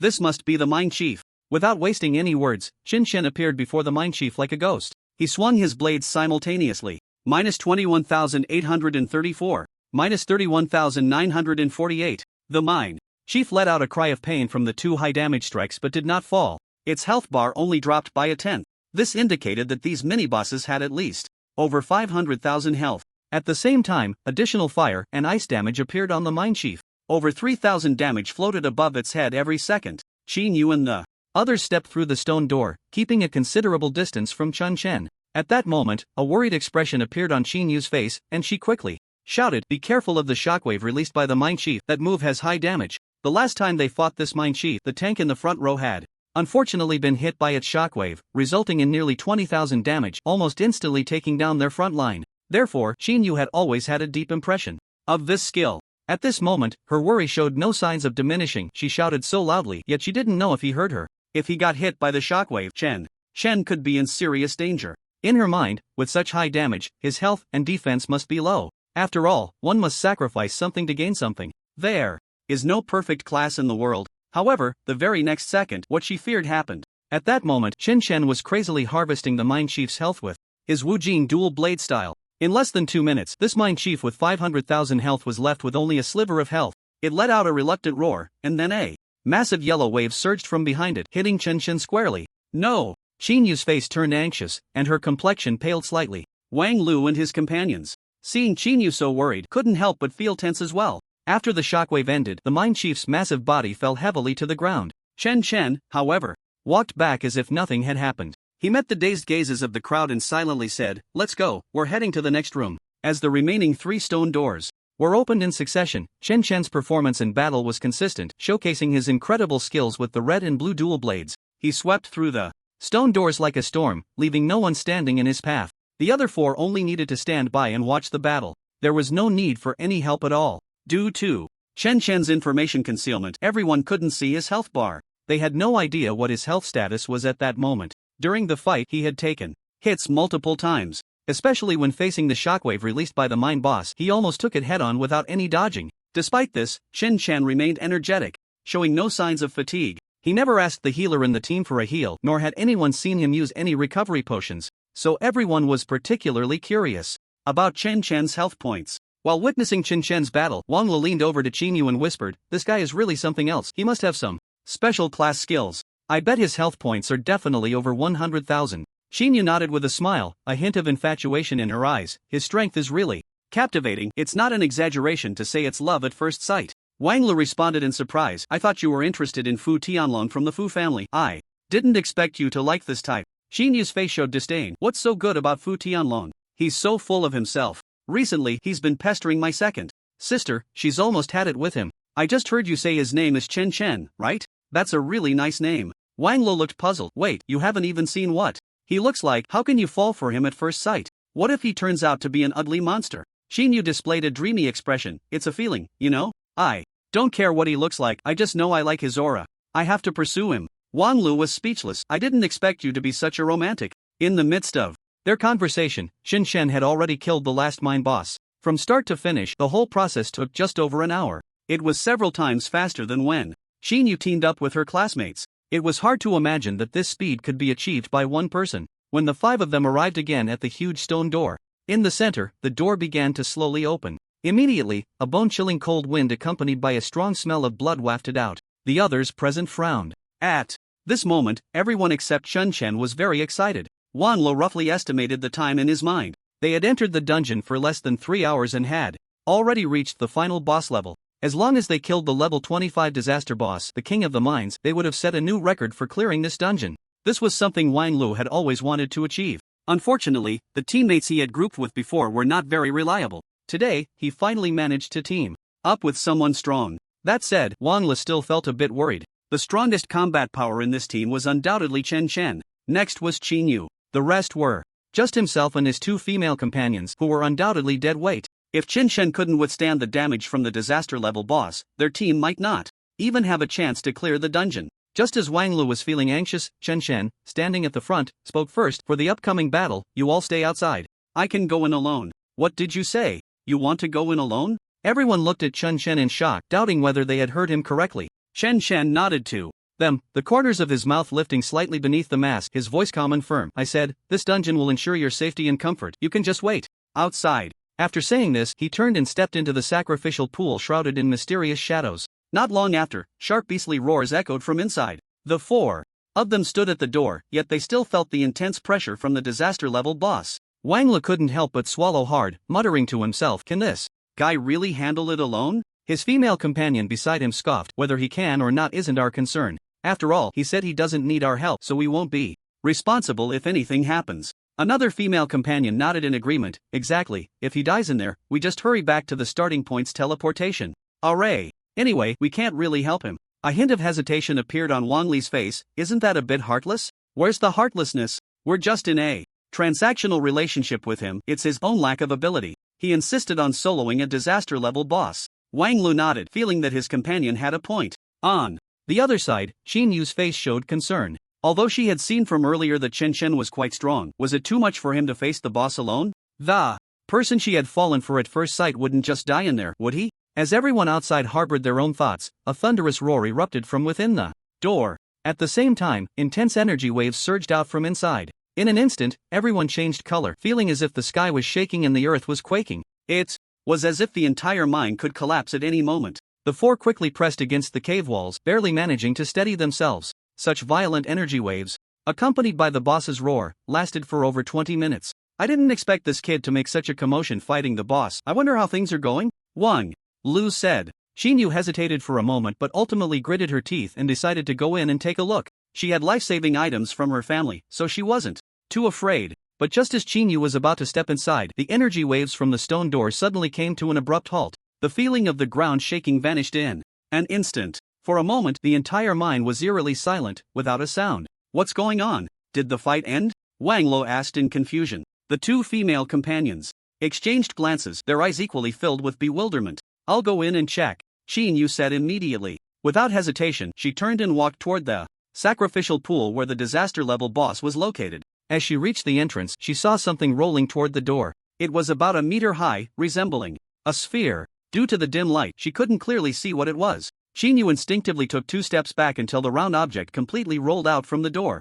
The next second, she was so frightened that her face turned pale, and a shrill scream broke the silence. Wang Lu and his companions looked over curiously. Just one glance sent them into a frenzy of screams. The round object was none other than the gruesome head of the king of the mines. Following that, Chen Chen's figure leisurely walked out from the stone door. Seeing the four of them so startled, a smile crept onto his lips. Bosses, the mission is complete. Don't forget to give a 5-star review. In the third-floor instance hall, Chen Chen and the others appeared on the teleportation array. Although they had already exited the instance, the expressions of the four were still somewhat dazed. It seemed they hadn't yet processed the scene they had just witnessed. Until Chen Chen stepped forward and patted Wang Lu on the shoulder. Boss, we've made it out, shouldn't you pay the points now? Hearing Chen Chen's reminder, Wang Lu finally snapped back to reality. He immediately turned to look at the large screen displaying the records of the mine. Sure enough, he saw his name on the latest completion record. The completion time was 3 hours and 45 minutes. It was more than 4 times faster than the previous record. Wang Lu took a deep breath, calming his inner emotions. When he looked at Chen Chen again, his expression had clearly become much more polite. He quickly took out his phone and transferred 2,000 points from his campus account to Chen Chen's account. Then he smiled and said, "Buddy, your strength is truly impressive. The extra 500 is just to be friends with you. Let's exchange contact information and keep in touch more often." Faced with such a capable newcomer, Wang Lu quickly developed the idea of recruiting him. With someone of this caliber by his side, wouldn't he be able to walk tall in school? Seeing Wang Li's generosity, Chen Chen naturally had no intention of refusing. He liked making friends with such wealthy individuals. After exchanging contact information, Chen Chen spoke again. "Boss, Wang, would you like to purchase my after-sales service?" "After-sales service? What's that?" Wang Lu was somewhat confused about Chen Chen's meaning. Isn't bringing someone to refresh the dungeon record just a one-time deal? How could it involve after-sales? Chen Chen pointed to the display screen showing Wang Li's name and said, "It's like this, your 2000 points guarantee that you can appear on this display of dungeon records, but it doesn't guarantee that you will stay here forever. If someone refreshes the completion time, I can take you to refresh it again." Upon hearing this, Wang Li couldn't help but think, you've already shortened the completion time to under 4 hours, who else could possibly refresh this record? Probably just you. He then understood what the after-sales service meant. If he didn't purchase the after-sales service, his name would soon no longer be displayed. He could find another group of people to refresh the record. If the record was refreshed, then the points Wang Li spent would be meaningless. No one wanted to spend so many points just to show off for a brief moment. Wang Li was speechless. Where did this wolf-headed youth come up with so many tricks? He looked at Chen Chen and said helplessly, "So how many points do you want for this after-sales service?" Chen Chen cheerfully held up 2 fingers and said, "It's the same, 500 each. Since there are 4 of you, that's 2000 points." Wang Li replied somewhat displeased, "Why do I have to pay for the after-sales service of 4 people? Chen Chen shrugged, "Who told them to be your friends? The after-sales service can only be sold in bundles. If you don't buy it, I can only express my regret." Wang Li was infuriated by Chen Chen's words, feeling like he had fallen into his trap.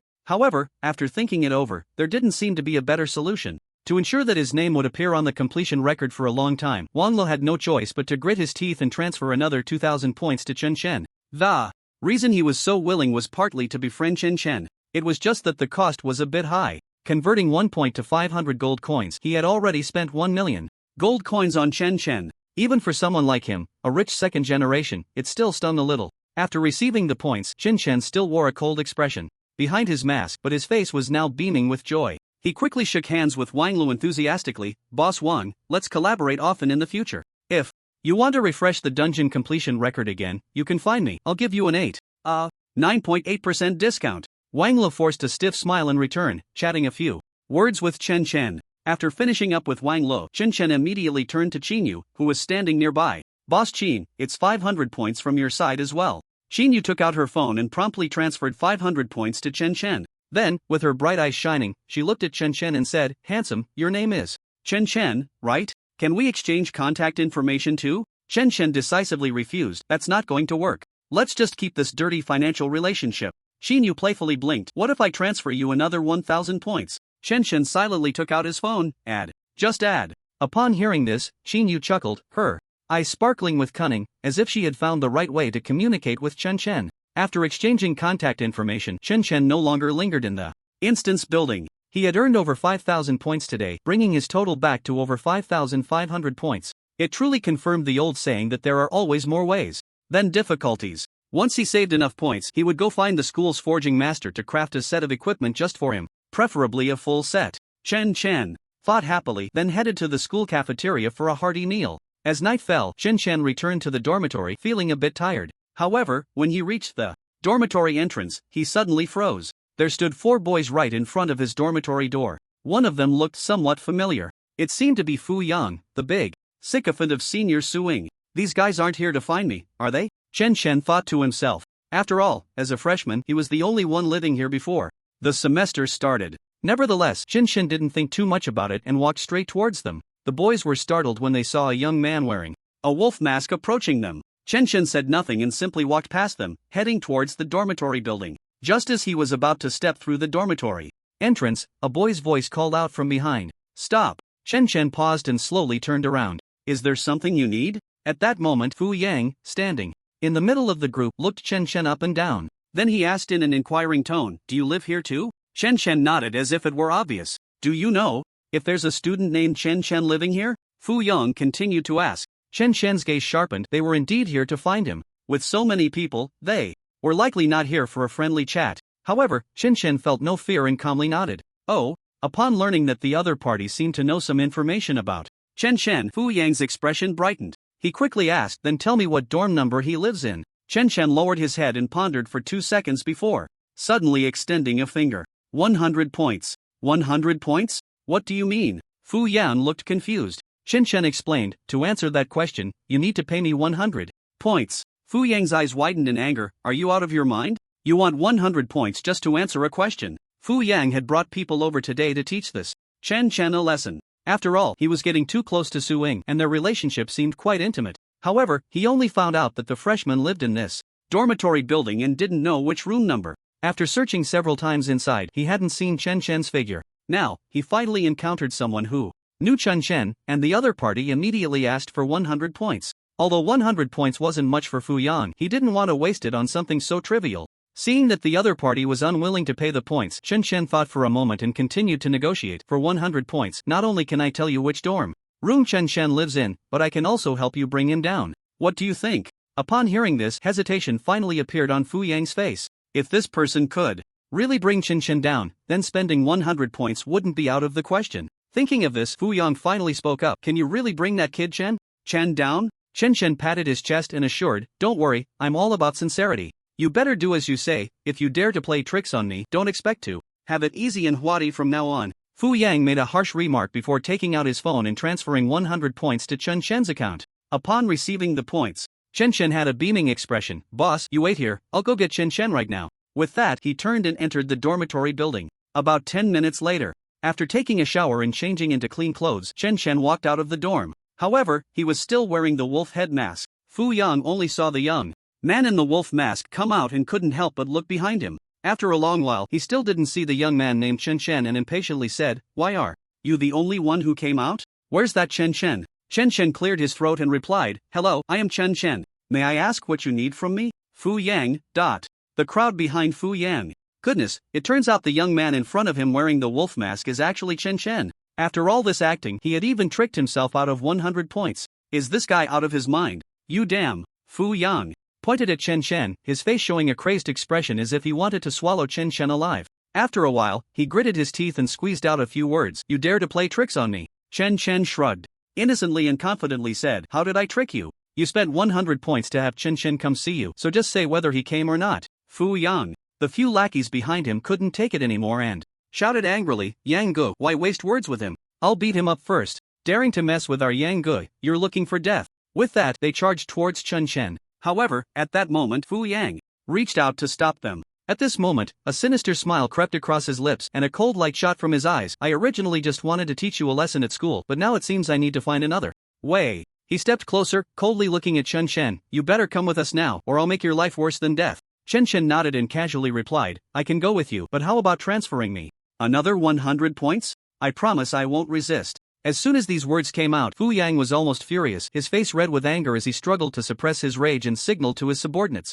The three lackeys immediately understood and quickly moved forward, tightly surrounding Chen Chen. One of them provocatively leaned closer to Chen Chen, gritting his teeth and warning, just come with us, or do you believe I'll cripple you right now? This time, Chen Chen didn't say anything more and cooperatively followed Fu Yang and the others out of the dormitory building. To be honest, he was also curious about where these people wanted to take him. What did they plan to do with him? Soon, the five of them appeared on the main road of Huadi Academy. During this time, two of them had Chen Chen sandwiched in the middle, acting as if they were joking and laughing with him. They looked like a group of friends enjoying themselves on campus. Hey, is that you, Chen Chen? At that moment, a woman's voice suddenly came from behind the group. Chen Chen turned to look and saw Qinyu. With a surprised expression, she was wandering around the school thinking about how to invite Chen Chen out the next day. She didn't expect to see the familiar wolf mask so soon. What surprised her was how Chen Chen knew Fu Yang. They seemed to be quite familiar with each other. Before Chen Chen could respond, Fu Yang stepped in first and smiled, isn't this Miss Qin? So you know Chen Chen too, Qinyu said with a displeased expression as she looked at Fu Yang. Fu Yang, where are you planning to take Chen Chen? Faced with Qinyu's questioning tone, Fu Yang remained unfazed, his expression calm. This junior Chen Chen just arrived at school not long ago and is unfamiliar with the place. As a senior, I naturally have to show him the splendor of our Huadi. Isn't that right, Junior Chen? As he spoke, everyone's gaze turned to Chen Chen. However, one person leaned in close to Chen Chen's ear and said in a low voice, if you dare to ask her for help, you're dead meat. Chen Chen smiled faintly at the words and then said to Qinyu, Senior Fu is right, I'm fine. You should head back quickly. After saying that, Chen Chen unexpectedly turned around and continued walking forward. The others also ignored Qinyu and turned to leave. Watching the five of them walk away, Qinyu said nothing more, but she felt a vague sense of unease. Soon, Fu Yang and the others brought Chen Chen to the school gate. The intention was clear, they were going to take Chen Chen out of the school, because Huadi Academy has a rule that attacking classmates on campus will result in punishment. Once outside the school, no one could interfere.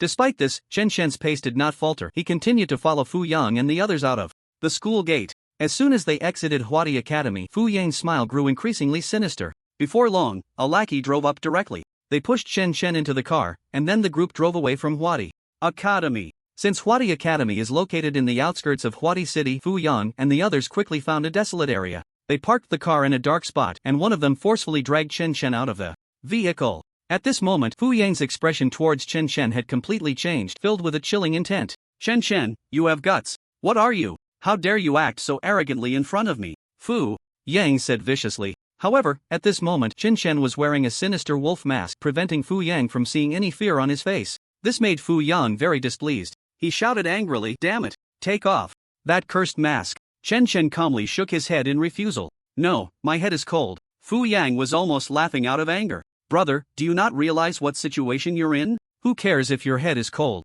or not?" Fu Yan looked at Chen Chen and issued an ultimatum. "Are you going to take it off or not?" Yet, Chen Chen still calmly shook his head, not taking it off. The next moment, a tall and burly man rushed up beside Fu Yang, shouting, "You little punk, can't understand human language? Still so arrogant at this point. If you won't take it off, I'll help you." The burly man's left hand suddenly crackled with electricity, as if it had gathered the power of thunder. He swung his fist fiercely, striking towards Chen Chen's abdomen with the force of lightning. Minus 3,120 for the number appeared clearly above Chen Chen's head, seemingly foreshadowing the pain to come. But Chen Chen stood still, as if that punch was merely a gentle breeze. However, what happened next shocked everyone. The burly man suddenly clutched his chest, his face contorted in pain, as an astonishing number emerged above his head, minus 9,372. This scene made the atmosphere tense. The burly man looked at his hand in shock, unable to believe that he had suffered such a heavy counterattack without realizing it. He was currently level 32, although he wasn't a pure tank, his health was close to 30,000. Yet, before he even saw how Chen Chen made his move, he had already lost a third of his health. At this moment, when he looked at Chen Chen's sinister wolf mask, an inexplicable feeling of dread arose in his heart. Fu Yang had clearly told them that this was just a new student who had recently enrolled in Huadi. Why was his damage so high? Moreover, despite having dealt over 3,000 damage to the opponent, it felt as if he was completely unfazed. Numerous questions swirled in his mind in an instant. At this moment, Fu Yang's expression turned particularly sinister. "You dare to retaliate? I see you really don't care about your life." The next second, a detached voice slowly emerged from beneath the wolf mask. "Do you really want to fight me?" That voice was like a demon's whisper, drifting softly into everyone's ears. "Have you really thought this through? I don't give a damn about your thoughts." Fu Yang was furious. He had never imagined that someone he considered an ant would challenge his authority. At this moment, "Everyone, attack! Kill him for me!" As soon as these words were spoken, Fu Yang's underlings were filled with murderous intent. Whether it was ranged skills or melee techniques, they all surged towards Chen Chen in that second. Facing the impending onslaught, Chen Chen merely smiled lightly and murmured, "Since that's the case, don't blame me for being merciless." In the next moment, his figure suddenly vanished from the spot. All of their skills missed. "What's going on?" Fu Yang exclaimed. Before he could fully regain his senses, not far away, the burly man who had unleashed thunder suddenly let out a scream. In the pitch black night, two blades of red and blue light flickered. They directly sliced the burly man into 4 pieces. As his body fell, his face was still filled with confusion and unwillingness. Chen Chen stood quietly in front of the burly man's corpse, holding dual blades, coldly gazing at the remaining 3. "Next, it's your turn." At that moment, shock appeared on everyone's faces. Fu Yang, being a member of a prominent family, quickly composed himself. Behind him, 5 purple fireballs shot towards Chen Chen like a meteor shower. Bang bang bang. The sound of explosions echoed in the night sky. Smoke and light intertwined around Chen Chen, causing him to stagger back. Minus 2,451, minus 2,115, minus 2,123, minus 2,314, minus 3,211. In an instant, a series of damage numbers popped up above Chen Chen's head.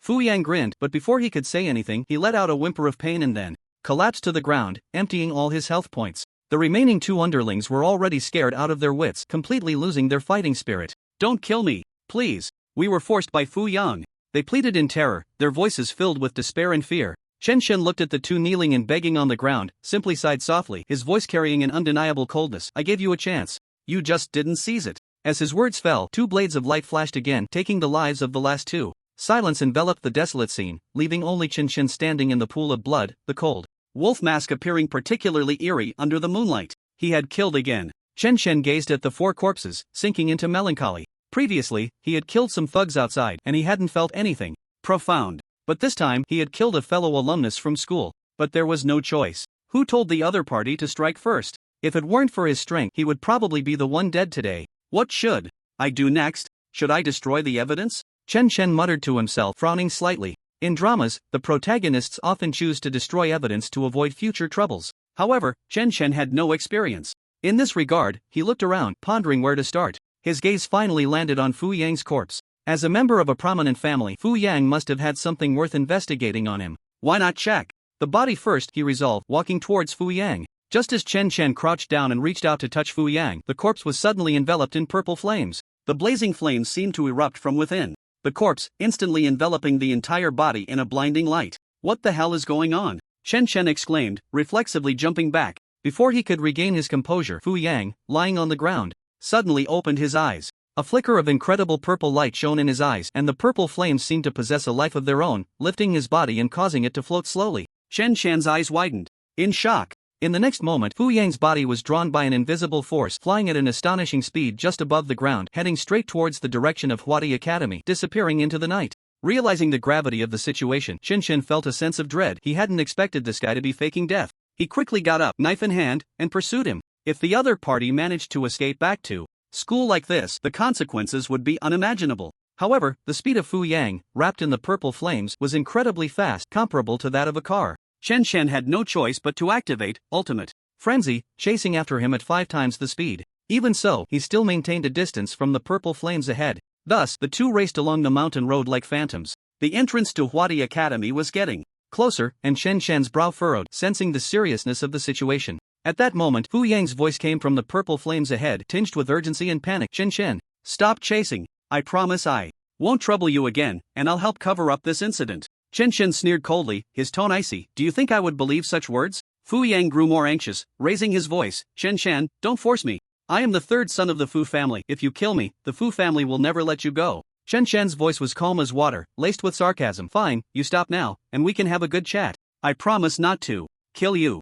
Fu Yang snorted coldly. If I stop, will I still have a life to live? If I escape back to school, just wait for the Fu family's revenge. A glint of coldness flashed in Chen Chen's eyes beneath his mask. You won't escape back to school. As soon as Chen Chen's words fell, his pace suddenly quickened, his figure like a phantom, rapidly closing in on Fu Yang ahead. As the distance between them gradually shortened, the entrance to Huadi Academy became clearer in sight. At this moment, Chen Chen's expression turned exceptionally stern, while Fu Yang revealed a sinister smile, full of pride. Ha ha ha, Chen Chen, as long as I return to Huadi Academy, you won't be able to touch me again. Fu Yang's voice was filled with provocation. Just wait to face the wrath of the Fu family. However, before he could finish, the wolf head mask on Chen Chen's face suddenly emitted a strange blue light, like the coldest star in the night sky. In the next moment, a palpable, chilling energy surged forth from the mask like a wandering soul. In an instant, it caught up with Fu Yang ahead. Immediately, Fu Yang let out a terrified scream. Damn it! What is this thing? No! Ah! His screams pierced the night sky, and the purple flames suddenly began to flicker violently, as if they could extinguish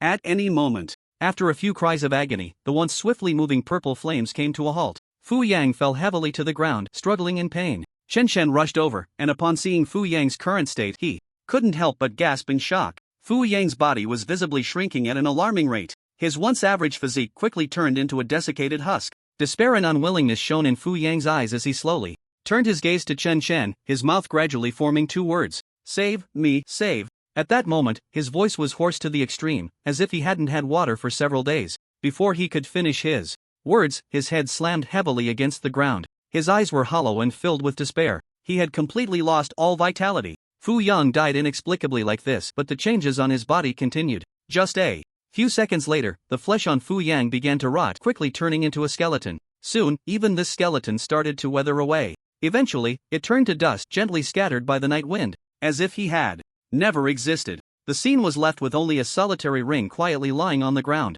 There were no bloodstains on the surrounding grass, nor any signs of a struggle. Seeing this, Chen Chen not only did not breathe a sigh of relief, but his expression became even more serious. This sudden turn of events was completely beyond his expectations. What on earth was going on? In the next second, he saw a blue shadow emerging from the spot where Fu Yang had fallen. In the blink of an eye, it lunged towards Chen Chen. Its form was shadowy and illusory, moving so fast that it was impossible to react. Chen Chen was startled and instinctively took a few steps back. However, this shadow moved quickly again, merging into Chen Chen's mask. At this critical moment, Chen Chen hurriedly took off the mask and threw it forward with all his might. With a clang, the mask fell to the ground with a crisp sound. It lay there quietly, without any further noise. Chen Chen let out a long sigh. Damn it! What is the origin of this mask, and how did it become so strange? What should I do now? Can I still keep this mask? This is my 5,000 points. Just as Chen Chen hesitated, a voice suddenly rang in his ears. He, little ghost, I just saved you, and you just throw me away like this?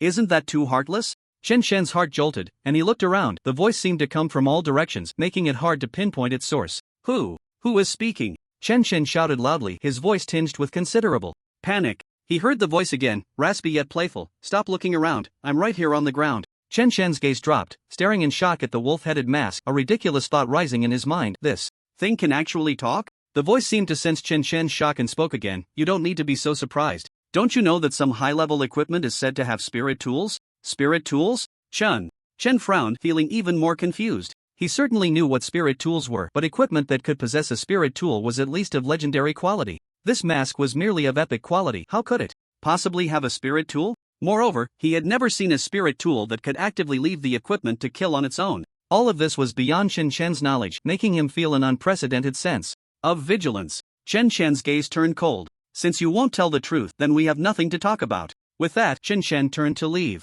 He didn't want to wear such a strange mask anymore. He might end up like Fu Yang. Seeing Chen Shen preparing to abandon it and leave alone, the voice from the mask protested unhappily. You little brat. I just helped you, and you're going to throw me away like this? If I really wanted to harm you, how could I expose myself so quickly? Think about it. Chen Shen's steps halted abruptly. The other party's words seemed to make some sense. He then turned around again, asking in an aggressive tone, I'll give you 5 minutes to honestly explain your origins. Otherwise, you can just stay here and wait for the next fated person. The voice in the mask fell silent for a moment, and after a while, it slowly began to speak. I have been sleeping in this mask for a very long time. If it weren't for you wearing this mask and allowing me to absorb a part of your life energy, I wouldn't have awakened so quickly. Chen Shen frowned upon hearing this. So that so-called abyss curse is just a ruse you made up, and the one truly consuming my life is you? What exactly are you? The voice from behind the mask let out a bitter laugh. You might not believe it, but I was once also a member of the human race. But I am not from this world's human race.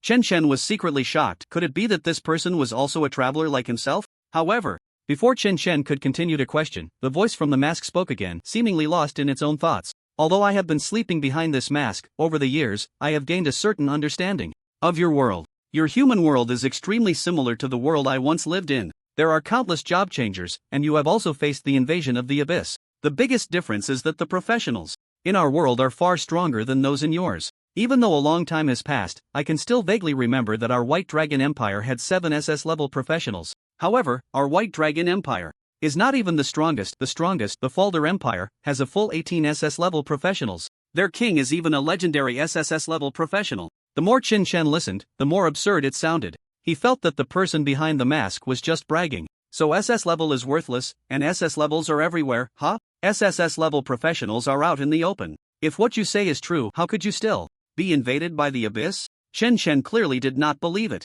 With such terrifying strength, they would have long led the human race to push back the abyss to its lair. The voice behind the mask fell silent again, and, after a long sigh, it said, I once thought we were strong enough to face the abyss head-on. However, in reality, the power of the abyss is much stronger than we imagined. Those SS and SSS level professionals are merely a swarm of ants in the face of the true abyss. Dynasties have fallen, and worlds have been overturned in the blink of an eye. Chen Shen frowned deeply, shaking his head repeatedly. Impossible, absolutely impossible. If the abyss were really that strong, wouldn't our world have been destroyed long ago? In his mind, a hoarse cold laugh echoed. It's not that they don't want to completely annihilate you, it's just not the right time yet. Of course, pigs must be fattened before they are slaughtered. Don't you understand such a simple principle? Just those 2 short sentences stirred up a storm in Chen Shen's heart. Pigs must be fattened before slaughter. Could it be that we humans are just pigs raised by the abyss? That can't be true, right? That's too much of a cognitive upheaval. Seeing that Chen Shen was still subconsciously shaking his head, the old man behind the mask added a more lethal statement. Guess what? Those exotic beasts in the dungeons, why do they give you experience and equipment, allowing you to grow stronger and gain the power to fight the abyss? Doesn't it resemble a farmer feeding pig feed to pigs? And guess where the equipment and skill scrolls dropped by those exotic beasts come from? Could it be that the abyss is benevolently helping you create them? With those words, Chen Shen was completely stunned. For a moment, he couldn't find any reason to refute. This is a world where reality and games are intertwined. In Chen Shen's understanding, isn't it perfectly reasonable to kill monsters, level up, and loot equipment in a game? Because we are the players in the game. All the content in the game revolves around serving the players, aiming to provide a better experience for them. If we are not enjoying it, we would go crazy criticizing the game developers. But who are the developers of this world? Are we really players? Professionals seem powerful, but more often than not, they are fighting for a slim chance of survival against the abyssal beasts. And now, what humanity faces in the abyss is merely the tip of the iceberg. They are the true players. We are just toys in their hands. Thinking of this, Chen Chen couldn't help but break out in goosebumps. What you just mentioned, how does the equipment dropped by the beasts work? Chen Chen continued to ask. Don't you understand? The equipment that drops when those beasts die is crafted by the humans of other worlds, including me. I forgot to introduce myself. My name is Tang Hongxia. In my world, I am both a soul master and a master equipment forger. This wolf-headed mask is the last piece of equipment I forged. To prevent myself from dying completely, I had to entrust a part of my soul to this equipment. When I woke up again, I found myself in this world. Chen Chen suddenly realized something and asked, wait, why do you have two professions? In Chen Chen's understanding, a class changer could only have one profession in their lifetime. What's so strange about that? In our world, almost every professional can have two professions, as long as you perform the second profession ceremony at level 30. But it seems this ceremony has been lost in your world, which is why you can't have a second profession. Just then, Tang Hongxia said in a serious tone, it seems someone is approaching quickly. You need to take me and run, or we might get caught. Upon hearing this, Chen Chen's expression showed hesitation. His inner conflict was evident. Even though he had spoken so grandly before, he still hadn't gained Chen Chen's trust. Tang Hongxia, sensing Chen Chen's hesitation, began to sound anxious. You little brat. Why don't you believe me? If it comes to it, I can sign a soul contract with you. Soul contract? What is that? Chen Chen asked, looking confused. In the next moment, a blue light suddenly shot out from the wolf-headed mask and directly entered Chen Chen's forehead. Instantly, a strange contract document appeared in Chen Chen's mind, filled with bizarre patterns and incomprehensible text. Although Chen Chen couldn't fully decipher the words, he could vaguely sense the general content of the contract. Once the soul contract was signed, both souls would be bound to each other, never to betray. If either party breached the contract, they would face severe punishment, losing their life. Despite this, Chen Chen was still reluctant to sign the soul contract. Why should he sign such an ambiguous contract with a person who was neither human nor ghost? Tang Hongxia anxiously shouted, trust me, I was once the greatest equipment forging master. As long as you sign the contract with me, I can help you forge a set of legendary equipment that suits you best. Hearing this, Chen Chen was somewhat tempted. What do I need to pay in return? He didn't believe there was such a thing as a free lunch in the world. The other party was so eager to sign a soul contract with him, which meant he must have some need from him. Tang Hongxia didn't hide it and said straightforwardly, I need you to continue providing your life energy just like before. Extract 2,000 points of life energy from you every minute. My soul is incomplete and severely injured. I need your life energy to heal me. Otherwise, I will remain in a deep sleep. Chen Chen nodded in understanding. If it was just life points, he could accept that. After all, he needed this mask to increase his life point limit. He had worn it for half a day and had already increased his life points by over 10,000. That was quite considerable. Don't hesitate, sign it quickly. I can sense a strong energy wave approaching. Here. Chen Chen silently nodded and signed his name on the soul contract in his mind. The next moment, he felt a strange sensation, as if he had formed a peculiar connection with the mask on the ground. Hurry, hurry. Up. Tang Hongxia's voice grew weaker, clearly indicating that the energy he had just gained was almost depleted. He was about to fall into a deep slumber again. With the soul contract binding him, Chen Chen was not worried that Tang Hongxia would betray him. He quickly picked up the mask from the ground and left the place in haste. 2 minutes later, a middle-aged man in a silver suit flew down from the sky. He paused slightly in mid-air, his eyes sharp as a hawk scanning the surroundings, but everything around seemed calm as usual. He then descended rapidly, landing lightly on his feet at the spot where Fu Yang had died.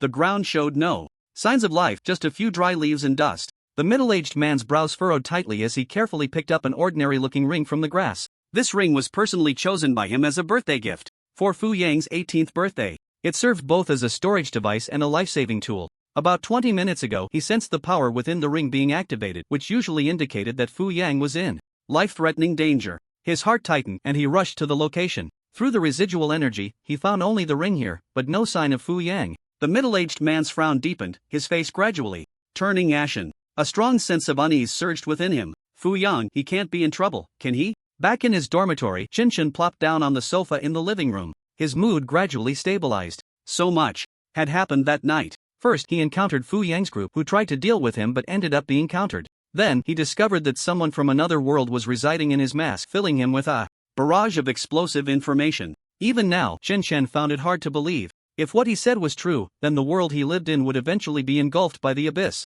In Tang Hongxia's previous world, there were so many SS-level beings, and even some SSS-level existences. They couldn't contend with the abyss. In his own world, all the SS-level beings combined were still fewer than those in another country. What could he possibly compare? Of course, pondering these issues felt somewhat pointless. As the saying goes, when the sky falls, there's someone tall to hold it up. Moreover, the real invasion of the abyss might not even happen for a long time. By the time that moment arrives, he might have already grown old and died. So, it was not his concern to worry about it. What he needed to worry about now was the issue with Fu Yang's group. With Fu Yang dead, the Fu family would likely investigate the matter. They might even trace it back to him. Due to Fu Yang's sudden resurrection, Qin Shen hadn't managed to handle the scene afterward. He had no idea if they would notice anything from it. Forget it. When soldiers come, block them. When water comes, damn it, take it one step at a time. Qin Shen was not someone skilled in strategy. Thinking about these problems gave him a headache. Just as he was lost in his complicated thoughts, the ringtone of his phone pulled him back to reality. He fished his phone out of his pocket and saw Zhang Lingshue's name flashing on the screen. Seeing that name, Chen felt a bit more relaxed. Zhang Lingxue always brought him a touch of warmth at critical moments. A smile involuntarily crept onto his lips as he pressed the answer button and said gently, "Hello, Shuegu. You called me, is there something up?" On the other end of the line, Zhang Lingshue's voice carried a hint of playful reproach. "Humph. Can I call you if I'm fine? You heartless jerk, you've been at Huadi Academy for so many days, and haven't even thought to call me. Honestly, have you been charmed by the senior sisters at Huadi?" Upon hearing Zhang Lingshue's questioning, Qin Shen instinctively thought of Suing, feeling a bit guilty inside. He awkwardly chuckled a couple of times, trying to change the subject. "Shuege, listen to me. I just arrived at Huadi Academy not long ago, and Principal Lian used my brother Qin Feng's news as a condition for me to participate in the exchange competition in Sakura country, and I have to level up to 25 before the end of this month." After listening to Qin Shen's description, Zhang Lingxue was so angry that she started cursing. "Damn it, I feel like this Principal Liang is really not a good person. He looks so gentle and refined, but who knew he had such bad intentions? If it turns out he's messing with you, I'll have my second granduncle go beat him up." "Don't worry, my grandpa knows quite a few people in Huadi City." Hearing Zhang Lingshue's righteous words, Qin Shen felt a warm ripple in his heart. He couldn't help but softly call out, "Shuege." On the other end of the line, Zhang Lingxue responded gently, "What's wrong?" Qin Shen took a deep breath and sincerely said, I miss you." After saying this, Qin Shen was a bit surprised himself. He didn't know why he suddenly wanted to express his longing. On the other end, Zhang Lingxue fell into a brief silence and a subtle emotion filled the air. Qin Shen nervously gripped his phone, feeling restless inside. He tentatively probed, worried that his words might be too direct. "Shuege, are you still there?" The silence lasted a few seconds, long enough to make one feel anxious. Finally, Zhang Lingshue's slightly awkward voice came through. I'm here. What did you just say?" "The wind is a bit strong on my side, I can't hear clearly, can you say it again?" Zhang Lingshue's voice revealed a hint of inexplicable shyness. Qin Shen raised an eyebrow, secretly amused. She was clearly looking for an excuse. The environment was surprisingly quiet. Where was the wind? He feigned determination and replied, "That won't do, good words aren't repeated." Zhang Lingxue pretended to retort angrily, "If I tell you to say it, you should say it. Are you still a man?" "Not saying." Qin Shen's voice was playful. "Come on, say it." Zhang Lingxue insisted. The voices on both ends gradually dissolved the initial awkwardness, turning into a light-hearted banter. Their conversation was filled with laughter, and they finally reluctantly hung up the phone. Zhang Lingxue sat in her cozy bedroom, slowly putting down her phone. She was dressed in black sports shorts and a simple short-sleeve shirt, squatting on the bed in a casual and relaxed posture. Her feet were together, and her arms rested gently on her knees, showcasing her long and smooth legs, her skin appearing even whiter under the moonlight, delicate like a sculpture. A shy smile appeared on her face, making her look incredibly charming. She murmured softly to herself, a hint of playful reproach in her voice, "This silly boy." In the quiet night, her mood felt wrapped in the gentle moonlight, both warm and sweet. Originally, she wanted to tell Qin Shen some good news today. She had also received an admission spot at Huadi, but then she thought better of it and decided to hold off. She would give him a surprise when school started. In her mind, she had already imagined the surprised and delighted expression on Qin Shen's face when he saw her at the start of school. Thinking of this, a proud smile unconsciously appeared on Zhang Lingshue's lips. Meanwhile, after the call with Zhang Lingxue, Qin Shen's mood noticeably lightened. He kept calling out Tang Hongjia's name in his mind. However, this time the wolf-headed mask showed no response, as if it had sunk back into slumber. Only the curse of 2,000 health points per minute continued. Qin Shen simply chose to ignore it and went straight to sleep. He slept until dawn. Before Qin Shen could fully open his eyes in his deep slumber, a piercing ringtone suddenly shattered the tranquility of the room. He rubbed his eyes and reached out to fumble for his phone on the bedside table. Squinting slightly, he glanced at the caller ID on the screen. It was Principal Liang Wenda's number. Qin Shen's heart tightened. Involuntarily, could the events of last night have been exposed so soon? He quickly answered the call, his voice tinged with barely perceptible tension. "Hello, Principal Liang. Are you at school?" Liang Wenda's voice came through the phone, neutral and devoid of any emotion. "I'm in the dormitory right now," Chen replied cautiously. Liang Wenda's voice rang out again, straightforwardly stating, "Then come to the principal's office right now." Principal, is there something you need to talk to me about?" Chen asked tentatively. "There's something that requires your cooperation in an investigation. I'll explain the details when you arrive." Liang Wenda's words struck Chen like a heavy blow, making him feel a wave of unease. After hanging up, Chen mind raced as he tried to decipher Liang Wenda's true intentions. He furrowed his brow, took a few deep breaths, and attempted to calm the turmoil within. He hadn't expected the actions of the Fu family to be so swift. Just one night had passed and they were already onto him. He had no idea how far they had gotten in their investigation. For a moment, Chen thoughts were chaotic. He scratched his head, pondering his next move. If all else fails, he might as well tell the truth. After all, it was the other party that had acted first. He was merely forced to retaliate. Just then, his phone vibrated again. It was a text message. Chen immediately checked it and found it was from Principal Liang Wenda. The content made him pause slightly. It read, "When you come over, remember what I said. No matter what others say, do not admit anything." Below it was a note, "Remember to delete this message. I haven't said anything to you." Seeing the message from Principal Liang Wenda, Chen expression brightened. From the tone of the message, it was clear that Principal Liang was on his side. If that were the case, then there seemed to be room for negotiation in this matter. With that thought, Chen no longer hesitated. He quickly got dressed, washed up briefly, and rushed out the door. After several inquiries, Chen finally arrived at the door of the principal's office. He paused, took a deep breath, and tried to calm his nervousness and unease. After a moment of adjustment, he gently knocked on the door. After a while, Liang Wenda's steady voice came from inside. "Come in." Chen pushed the door open and entered, and the scene before him felt oppressive. The atmosphere in the office was unusually heavy, as if the air had solidified. Liang Wenda sat expressionlessly in his office chair, his gaze piercing. On the guest sofa across from him sat a middle-aged man in a silver suit, his expression grave, clearly of significant status. Behind the middle-aged man stood 4 other men dressed in black suits. Their eyes were cold, and their demeanor exuded an undeniable sense of vigilance and power. In the stifling atmosphere of the office, the middle-aged man on the sofa suddenly turned to Chen. His gaze was sharp as a knife, as if he intended to see through every detail of Chen. Under his scrutiny, Chen felt an overwhelming pressure, as if the man's gaze had a penetrating quality. At that moment, Chen was not wearing the wolf head mask, so it was easy for the other party to see his information and data. He quickly turned to Principal Liang Wenda and respectfully asked, "Principal Liang, what do you need to talk to me about?" Liang Wenda remained seated in his office chair, his tone casual, as if discussing an ordinary matter. "Did you see a student named Fu Yang yesterday?"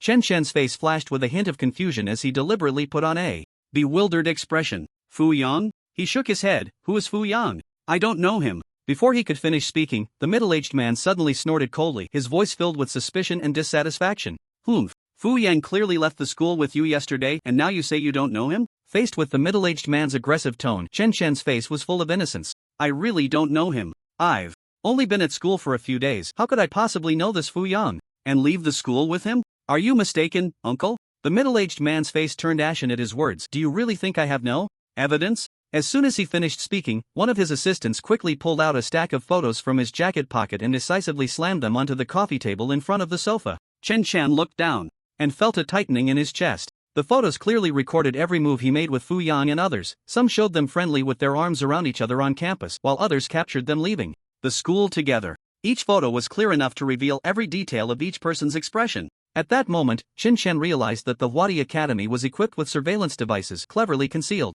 so that he had not noticed them before. Faced with the evidence presented by the middle-aged man, Chen did not show any signs of panic but instead countered with a bewildered expression. "Uncle, is this the evidence you speak of? There's clearly no me in these photos." The middle-aged man angrily pointed to a figure in the photo wearing a wolf mask. "Isn't this you?" Chen smiled lightly and retorted, "There are many students wearing masks in the whole school. How can you be so sure that this masked person is me?" "You." The middle-aged man looked at Chen, his eyes filled with rage and murderous intent, as if he were about to explode and kill him at any moment. The middle-aged man's face darkened as he struggled to suppress the anger about to erupt, continuing in a low and firm tone, Chen, do you really think I haven't investigated? You? This wolf mask was exchanged by you yesterday for 5,000 points at the dungeon building." His gaze was as sharp as an ice blade. "The accusation undeniable, epic quality, carries the abyss curse, the only one in the entire school. What else do you have to say? I just want to know where Fu Yang has gone. As long as you tell me Fu Yang's whereabouts, I promise I won't make things difficult for you."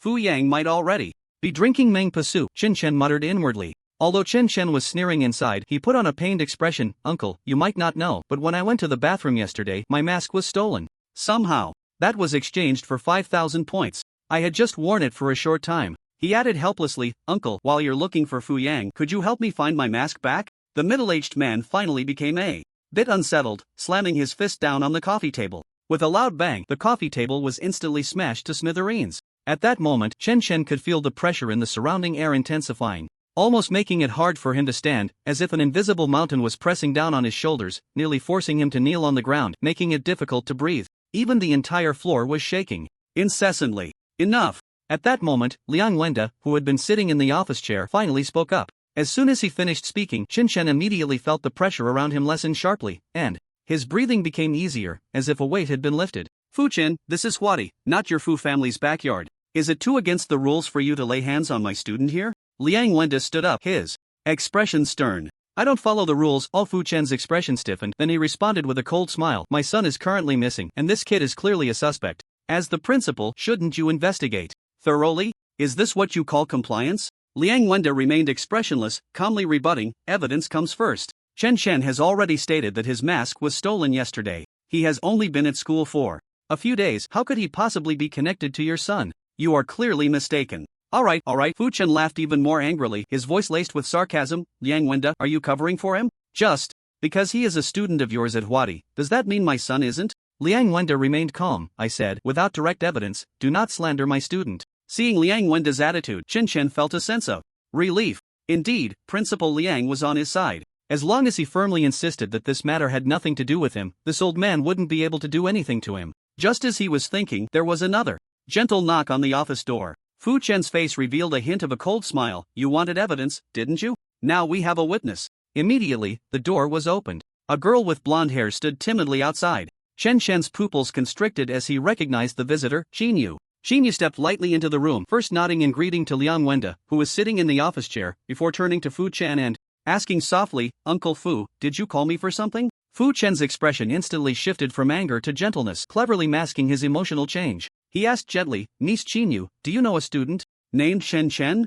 You two cleared the Luoshan mine dungeon together yesterday. Xinyu blinked her big eyes a few times, seemingly trying to recall, then slowly nodded in confirmation. Yes, that did happen. That Chen was wearing a wolf mask, very mysterious and handsome. As soon as she said this, Chen Chen's heart sank. He understood Fu Chen's intentions. Fu Chen must have seen the scene in the surveillance where Xinyu encountered him and Fu Yang. Once Xinyu confirmed that he was the masked person with Fu Yang last night, her testimony would become irrefutable evidence. Chen Chen would have no way to defend himself. At that point, even Liang Wenda might not be able to protect him. Sure enough, Fu Chen immediately pressed on. So do you remember if the young man wearing the wolf mask who was with Fu Yang last night was Chen Chen? I remember you two were talking. At that moment, the air in the room seemed to freeze. All eyes were focused on Xinyu, waiting for her answer. Chen Chen instinctively held his breath, constantly thinking about how he should respond when Xinyu gave a positive answer. Or should he just run away? With his current strength, escaping from these high-level professionals would be as difficult as climbing to the sky.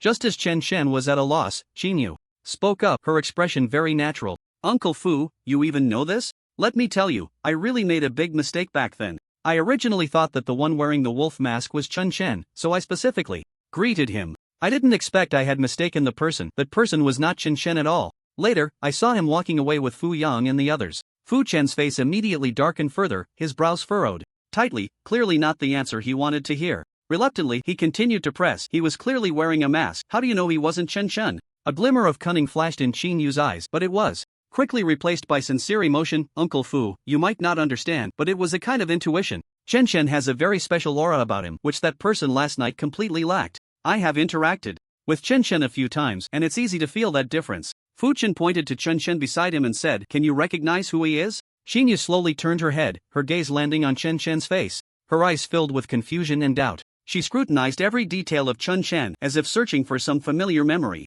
Chen Chen felt a tight knot in his stomach, his throat dry. He knew this moment was crucial. Although he didn't understand why Xinyu would suddenly help him lie, if she couldn't recognize him now, her previous lie would be immediately exposed. Fu Chen would question, didn't you say Chen Chen had a unique aura? Why can't you confirm it now that he's right in front of you? Just as the tense atmosphere was about to explode, Xinyu's expression suddenly changed from confusion to joy. You are Chen Chen, she couldn't help but exclaim, her excited tone filled with surprise and enthusiasm, "Oh my gosh, I knew you would look handsome without the mask." Her voice grew even higher. "I was just thinking about how to ask you out to hang out today, and I didn't expect we would meet again so soon." The oppressive atmosphere around them was instantly shattered by her joyful voice. Xinyu seemed to completely forget that this was a serious occasion, excitedly telling Chen Chen, her pure happiness seemingly impossible to disguise. This witness, who was supposed to seal the deal, unexpectedly helped Chen Chen shake off suspicion, turning the entire situation around. This made Fu Chen's face turn extremely ugly. He sat silently on the sofa, his hands tightly clenched, his fingers creaking from the excessive force, his eyes filled with unwillingness and anger.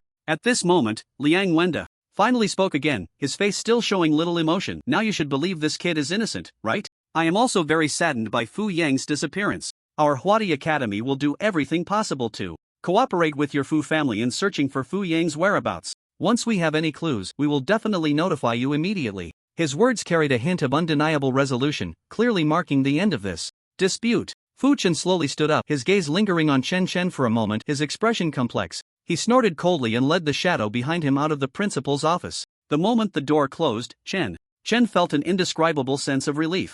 It was as if a heavy burden had suddenly been lifted. He took a deep breath, and his whole body seemed to relax. At this moment, Liang Wenda turned to the still somewhat excited Xinyu, his tone gentle yet authoritative. "Xinyu, you go out for a moment, I need to talk to Chen Chen alone." Xinyu immediately nodded, her expression shifting from excitement to seriousness as she obediently walked towards the door, closing it quietly behind her. For a moment, the room fell silent again. Liang Wenda sat down again, took off his glasses from the bridge of his nose, and began to wipe them slowly. In this action, he seemed to be organizing his thoughts. "Did you kill Fu Yong?" Liang Wenda's voice rang out again, but this time his gaze did not look at Chen Chen. Instead, he continued to focus on every detail of the glasses. His tone was unusually calm, as if discussing the weather, without a hint of accusation or anger, only an inscrutable indifference. Chen Chen took a step forward, standing firm, facing Liang Wenda's straightforward inquiry. He felt it was unnecessary to hide the truth. "I killed Fu Yang." However, he quickly added a defense, "But they attacked first. I was just defending myself." Liang Wenda, after hearing this, did not show much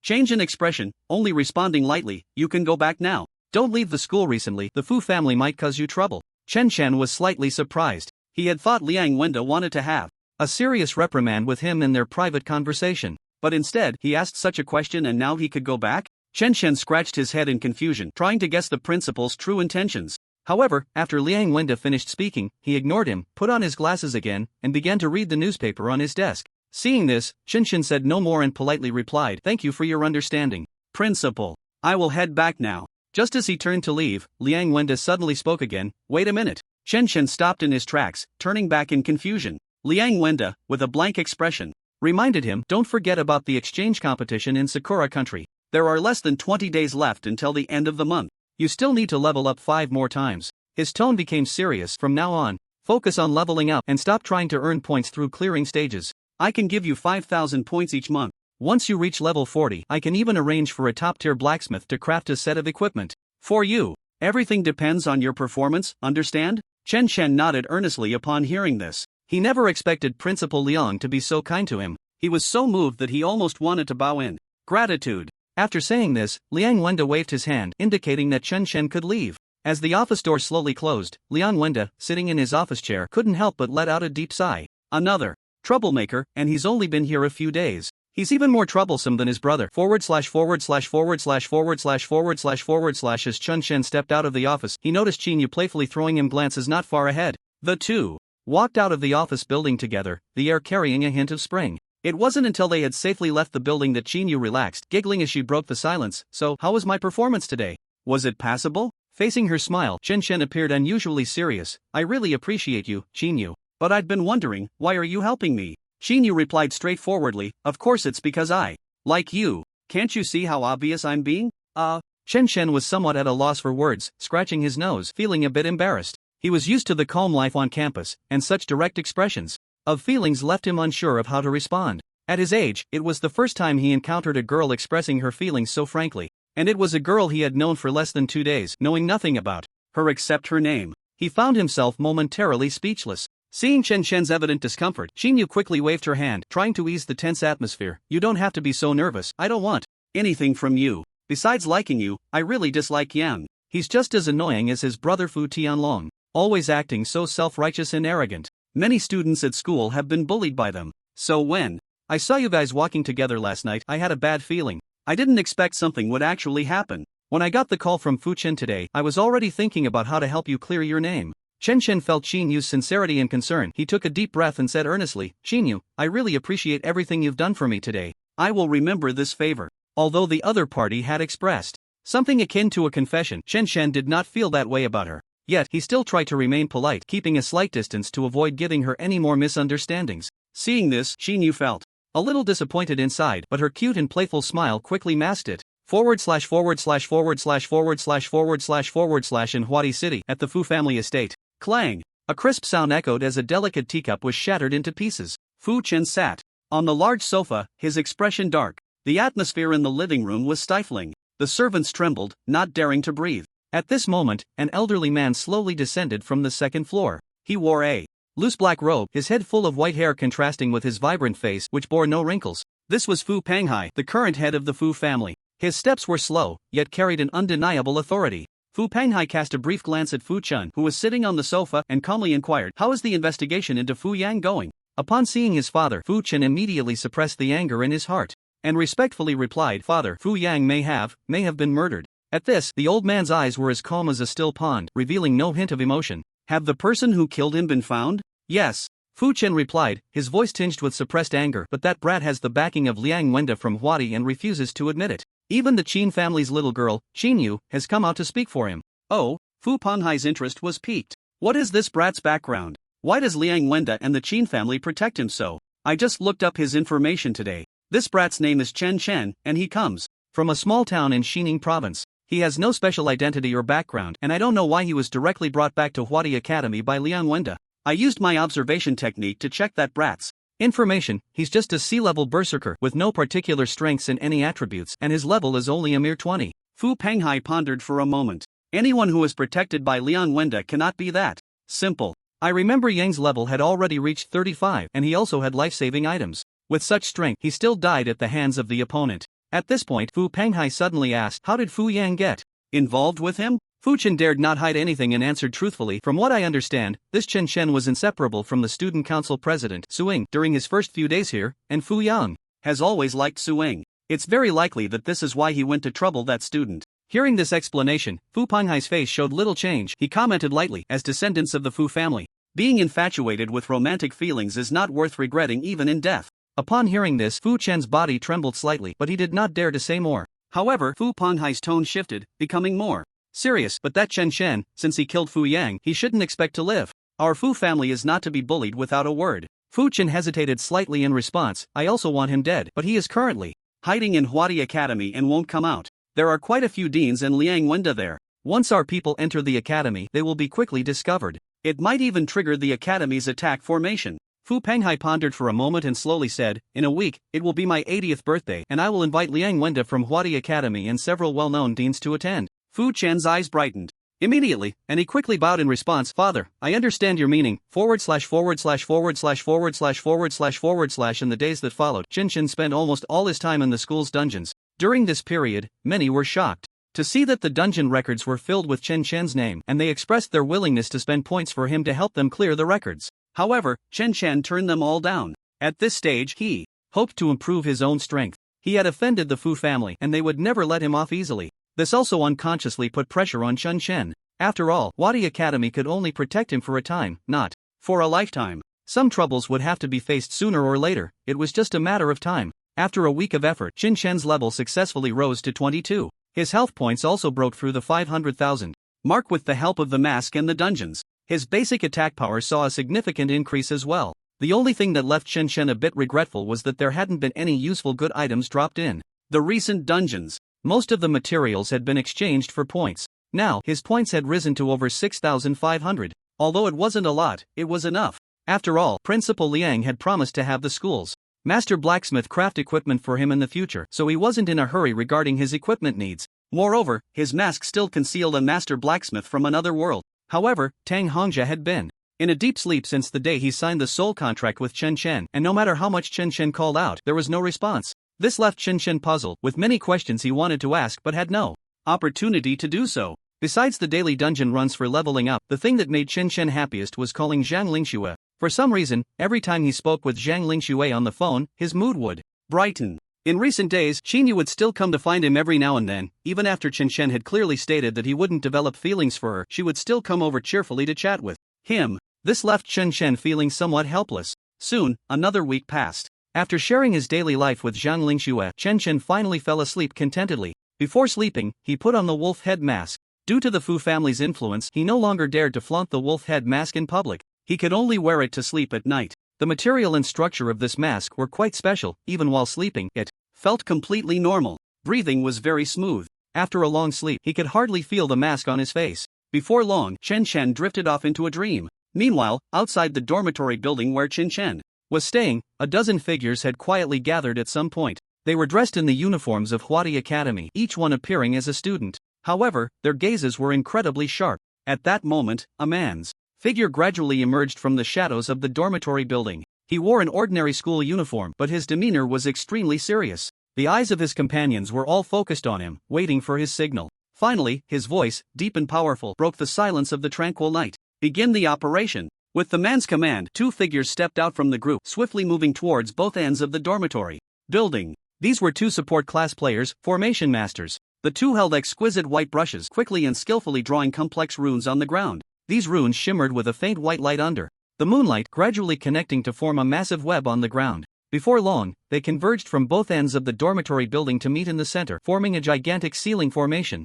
The entire process took only 5 minutes, efficient and harmonious. When the formation was fully activated, the two simultaneously put away their brushes and clasped their hands together. A powerful wave of energy erupted from within them, rapidly enveloping the entire dormitory building. The building was shrouded in a faint gray light, appearing as if surrounded by a hazy veil from the outside, its outline becoming indistinct. The two who completed the formation quickly returned to the group and reported the status of the formation to the leading man. The man expressed satisfaction with their work and then waved his hand, signaling the next phase of the operation to begin. From the remaining crowd, a 6-member team quickly formed and stood in front of the leading man. He then quietly explained the task in detail to the 6 team members. The target is inside the dormitory, suspected to be a level 40 berserker. He is trapped inside our formation and cannot escape. Once you go in, act swiftly and eliminate the target as quickly as possible, without any hesitation. Do you understand? The team members responded solemnly, understood. The team leader nodded and continued, report any situation to me in a timely manner, and I will have others come in to assist. Everyone nodded. Action. With the order given, the 6-member team swiftly charged towards the dormitory building. The moment they crossed the formation, their school uniforms seemed to flow and morph like liquid, instantly transforming into unified dark combat suits. In an instant, these 6 individuals changed from ordinary students into cold night stalkers, each one a trained warrior, ready to execute a deadly mission. Meanwhile, Chen Shen, still sound asleep, was suddenly jolted awake. The eerie blue glow emitted by the wolf mask appeared exceptionally bright in the dark room, like the brightest star in the night sky. Be careful, I sense someone entering the dormitory building. A total of 6 people. Their speed is fast, they should be coming for you, came Tang Hongjia's voice from the mask. Chen Shen, who had been somewhat dazed, immediately perked up at the words. He glanced at the time. It had just passed midnight. With such a late hour, it seemed, just as Tang Hongjia had said, that the visitors were not here for a friendly chat. Chen Shen furrowed his brow. Could the Fu family have sent someone to deal with me so quickly? This is Huadi Academy, how dare they? A multitude of questions surged in Chen Shen's mind. He quickly thought through his countermeasures while hastily putting on his school uniform, his hands gripping 2 long swords, one red and one blue, known as the Song of Ice and Fire. He cautiously pushed open the dormitory door. The hallway was eerily quiet, devoid of any sound. Chen Shen listened intently, trying to catch any faint noise. Just then, a flurry of white objects soared up from the stairwell. At first glance, they looked like 5 or 6 fallen leaves, barely visible in the dim light. As these white objects drew closer, Chen Shen realized they were a swarm of fist-sized paper cranes. They emitted a soft white glow, their wings gently flapping, exuding an ominous aura. Just as Chen Shen was about to retract his head, the paper cranes had already flown to his dormitory door, seemingly alive as they scouted around. At that moment, in a dark corner downstairs, a woman dressed in a tight black combat suit suddenly spoke into a mini communicator by her ear. Target located, on the 3rd floor. The opponent has already noticed. Immediately, a rough voice responded, received, I'm going to meet him now. Kawashima-kun, be sure to be careful, came a disdainful laugh from the other end of the line. Don't worry, dealing with a little brat is enough for me alone. While Chen Shen was still puzzled about what these paper cranes were, Tang Hongjia's voice suddenly came through the mask. Again, watch out, there's someone above you. What? Chen Shen was taken aback and quickly looked up. He saw the previously intact ceiling suddenly explode at that moment. With a thunderous roar, dust and debris flew everywhere, and a massive shadow fell alongside the rubble, charging straight at Chen Chen. The force of the impact was as fierce as a raging beast pouncing from above, making the air feel as if it had solidified. Chen Chen squinted his eyes, quickly reacting, raising both hands to position his dual swords above his head. In the next second, Chen Chen felt as if he were colliding with a speeding truck. Despite having prepared his defense in advance, the opponent's strength was still terrifyingly overwhelming. It pressed Chen Chen down to one knee, the floor beneath him cracking inch by inch, as if it could collapse at any moment. What immense power! Chen Chen thought in shock. With all his attributes focused on physique, his own strength had always been on the weaker side. Today, he was being unilaterally crushed by the opponent. Chen Chen quickly rolled to the side to dissipate most of the force and focused his gaze. Only then did he see that the figure descending from the sky was an extremely burly man. Chen Chen did not hesitate at all and unleashed a blood blade. Cross-slash towards the burly man. After landing, the burly man saw two massive blood-red crosses slicing towards him. Due to the narrow passage, he had almost no room to dodge. However, the burly man showed no fear, even revealing a cold smile, clearly not taking Chen Chen's attack seriously. He crossed his arms over his chest, and his arms quickly became covered in thick, hard black scales, resembling a natural armor. When Chen's blood blade cross-slash made contact with his arms, a deafening crash erupted. In an instant, the window glass shattered, fragments raining down like raindrops, and cracks appeared on the surrounding walls, as if they could collapse at any moment. Two enormous damage numbers suddenly popped up above the burly man's head. -14,531 -12,313. Seeing this, Chen Chen couldn't help but show a look of surprise. His over 50,000 base attack only dealt a little over 10,000 damage to the opponent. The other party had such strong defense. Moreover, the opponent's health bar had only dropped by about 1/5. It was evident that this burly man's total health was at least over 100,000. With such thick health, what level was this opponent? Chen Chen immediately cast observation on the opponent, but the feedback was all question marks. He could only see the opponent's name, Kawashima Ruichiro. Chen Chen's expression became particularly grave. The other party was actually from Sakura country. Moreover, his level was at least 10 levels higher than Chen Chen, possibly even 20 levels. Chen's face grew increasingly serious. Why was there someone from Sakura country attacking him here? Could it be that the Fu family sent him? But how could the Fu family have any connections with someone from Sakura country? While Chen Chen was pondering these questions, Kawashima Ruichiro's expression also turned sour. He hadn't expected that despite his proud defense, the opponent still dealt him astonishing damage. The damage from this kid was simply terrifying. However, the next second, a cold smile appeared on Kawashima Ruichiro's face. At the same time, Chen Chen heard Tang Hongjia's urgent voice in his mind again. Watch your back. He immediately felt a chill run down his spine, his body quickly bending down, just barely avoiding a fierce strike coming from the darkness. He quickly turned his head, only to see a black shadow wielding a sharp curved knife launching an attack at him. Chen Chen dodged in succession, quickly running back into the room, creating distance from the opponent. It was then that he remembered Tang Hongjia's earlier reminder that 6 people had entered the dormitory. With the 2 in front of him accounted for, there were probably still 4 people who had yet to make a move. Faced with these unknown and tricky opponents, Chen Chen did not intend to risk a fight with them. After all, this was Huadi Academy. As long as he left this dormitory building, he believed the teachers here would definitely notice something unusual. At that time, he would be able to escape successfully. With this in mind, Chen Chen decided not to entangle with these people any longer and decisively jumped out of the window. The height of the 3rd floor was nothing for a professional.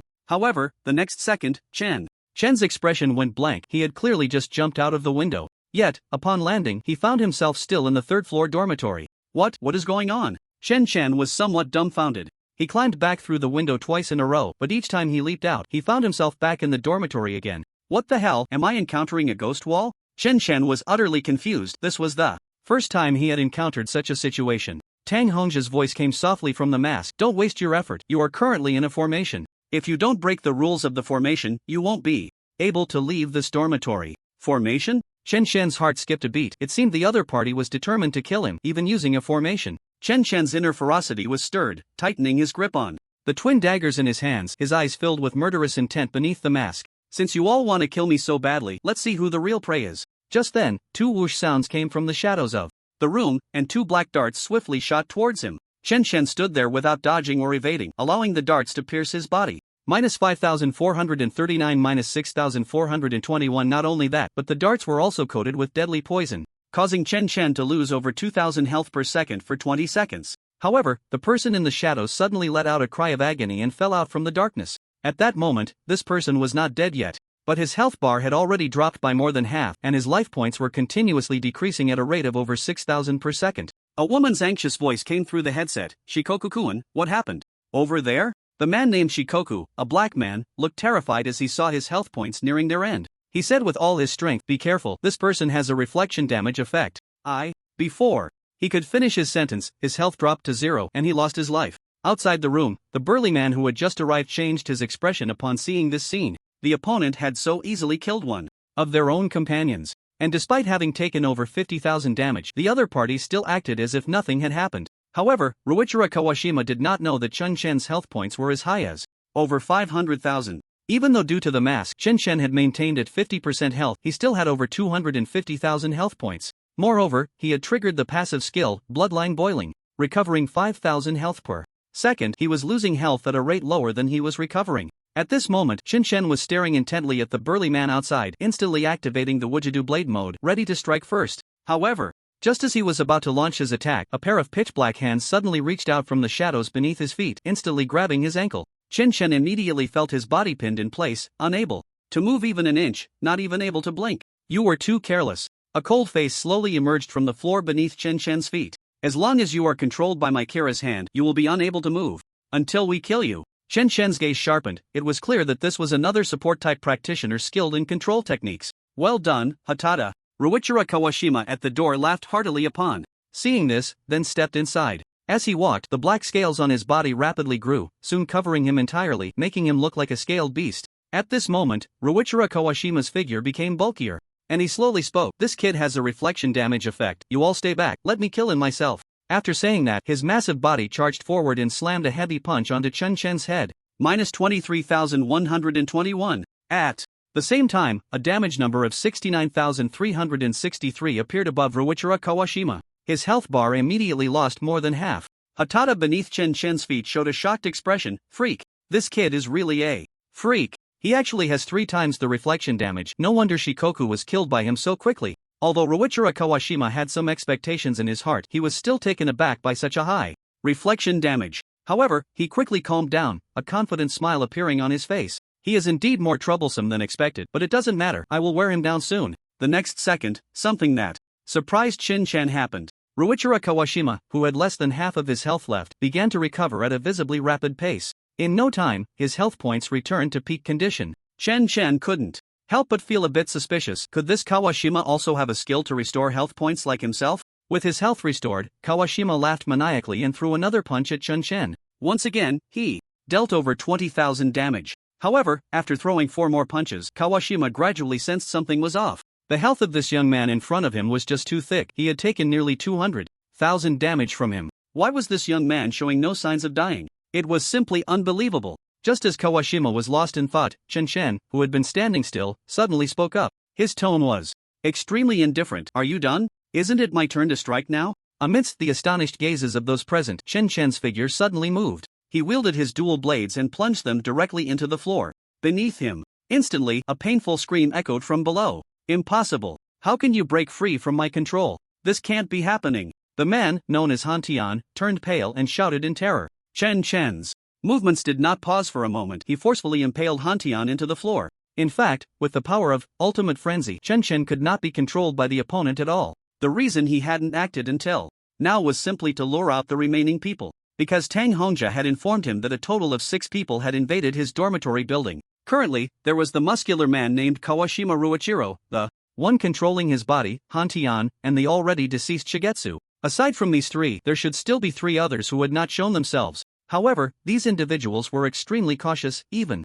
when he was being controlled, they still did not reveal themselves. With no other choice, Chun-Shen decided to stop pretending. He activated Ultimate Frenzy to gain immunity to control effects and immediately killed Hantian beneath him. Faced with this sudden turn of events, Kawashima Ruichiro's eyes widened in shock, his face filled with horror. The young man in front of him, wearing a wolf-headed mask, was simply terrifying. Not only did he have high health and high retaliation damage, but he could also be immune to control. He was definitely the most troublesome target they had ever assassinated. He quickly shouted into his mini-communicator. Chihiro, contact Captain Noguchi for support. The situation is dire. Received. Hold on, I'll contact the captain right away. Chihiro's voice quickly responded through the communicator. However, as soon as he finished speaking, Chun-Shen was already charging at him with his blade. At that moment, the roles of attack and defense switched. In Kawashima Ruichiro's eyes, the figure of Chen Chen, wearing the eerie wolf-headed mask, resembled a ruthless killer. Seeing Chen Chen rushing towards him, beads of sweat the size of beans slid down his forehead. A hint of barely perceptible fear appeared in his eyes.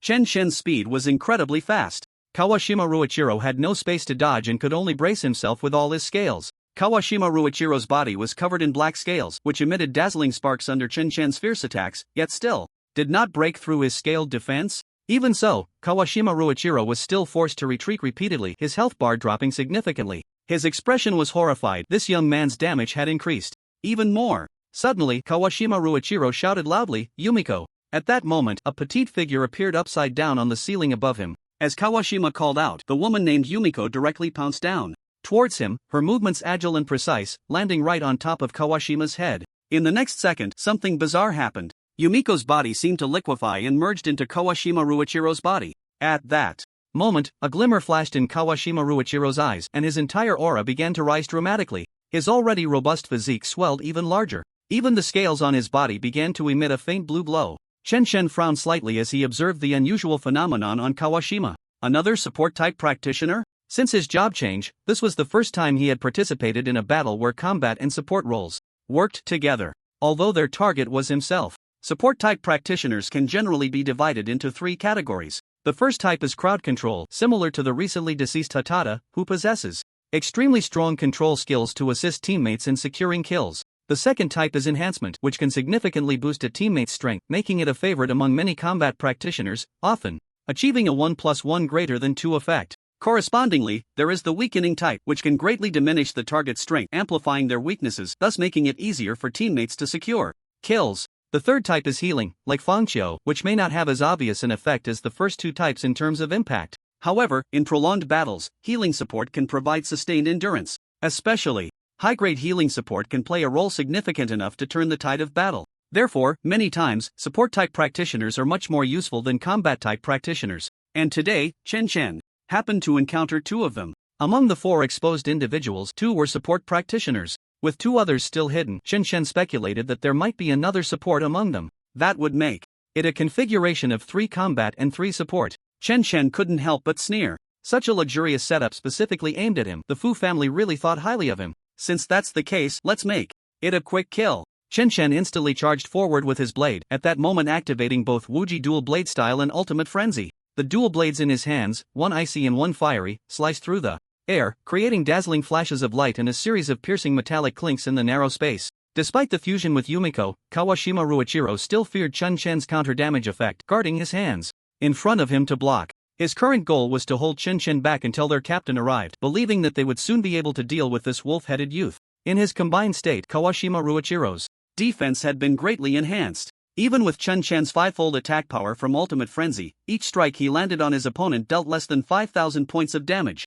Even critical hits could only deal over 7,000 points. Although Chen Chen's attack frequency was high, his opponent's recovery speed was astonishingly fast. In the narrow corridor, Kawashima Ruichiro's massive body was forced back repeatedly, countless sparks flying off him. "You can't kill me," Kawashima Ruichiro sneered amidst Chen Chen's onslaught, his voice echoing in the confined space. As long as he could hold Chen Chen for another minute, their captain would soon arrive. However, Chen Chen's expression remained impassive, his long blade continuing to rain down like a storm. With each strike, Chen Chen softly murmured a number. 17, 18, 19, what is he counting? Kawashima Ruichiro suddenly furrowed his brow. Without giving him any time to think, Chen Chen's next strike followed immediately. 20. Chen Chen's voice suddenly rose. At the same time, the long blade in his hand erupted, with brilliant white light, the entire blade appearing as if soaked in moonlight. Unstoppable. Kawashima Ruichiro's pupils dilated sharply, feeling an unprecedented sense of crisis enveloping him. It was as if this next strike was about to end his life.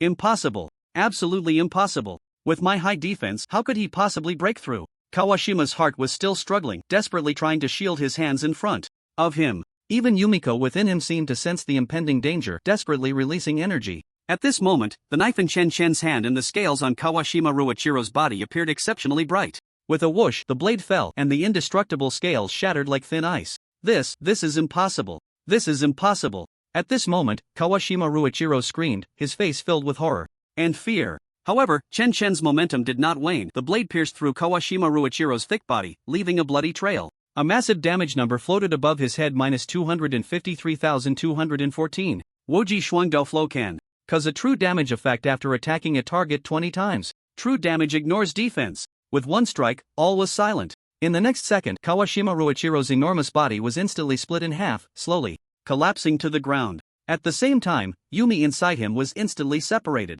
She fell to the ground in pain, her health bar empty. With one strike, both assassins dropped dead. In the chaotic and dilapidated corridor on the third floor, only Chen Chen remained. 4 dead, 2 left, Chen Chen murmured. However, as soon as he finished speaking, the voice of Tang Hongxia came from the mask. I sense that someone has entered. Through the main door again, this time it's 5. Upon hearing this, Chen Chen couldn't help but frown. How many people did the Fu family send? The previous 2 had not been found, and now there were 5 new opponents appearing. Clearly, the Fu family was determined to eliminate him. In the dimly lit stairwell of the dormitory building, 4 figures gradually emerged. The leading man wore a black combat suit with a head of fluffy, flowing long hair, and sparse stubble outlining his sharp features, giving him a capable and fierce appearance. Behind him followed 3 subordinates, their faces concealed by white masks, adding an air of mystery and eeriness. The first man lowered his head to examine the traces on the ground, remnants of Kawashima Ruichiro and Yumi, yet his face remained indifferent. Looking around, the dim yellow light and shadows intertwined on his face, creating a gloomy picture.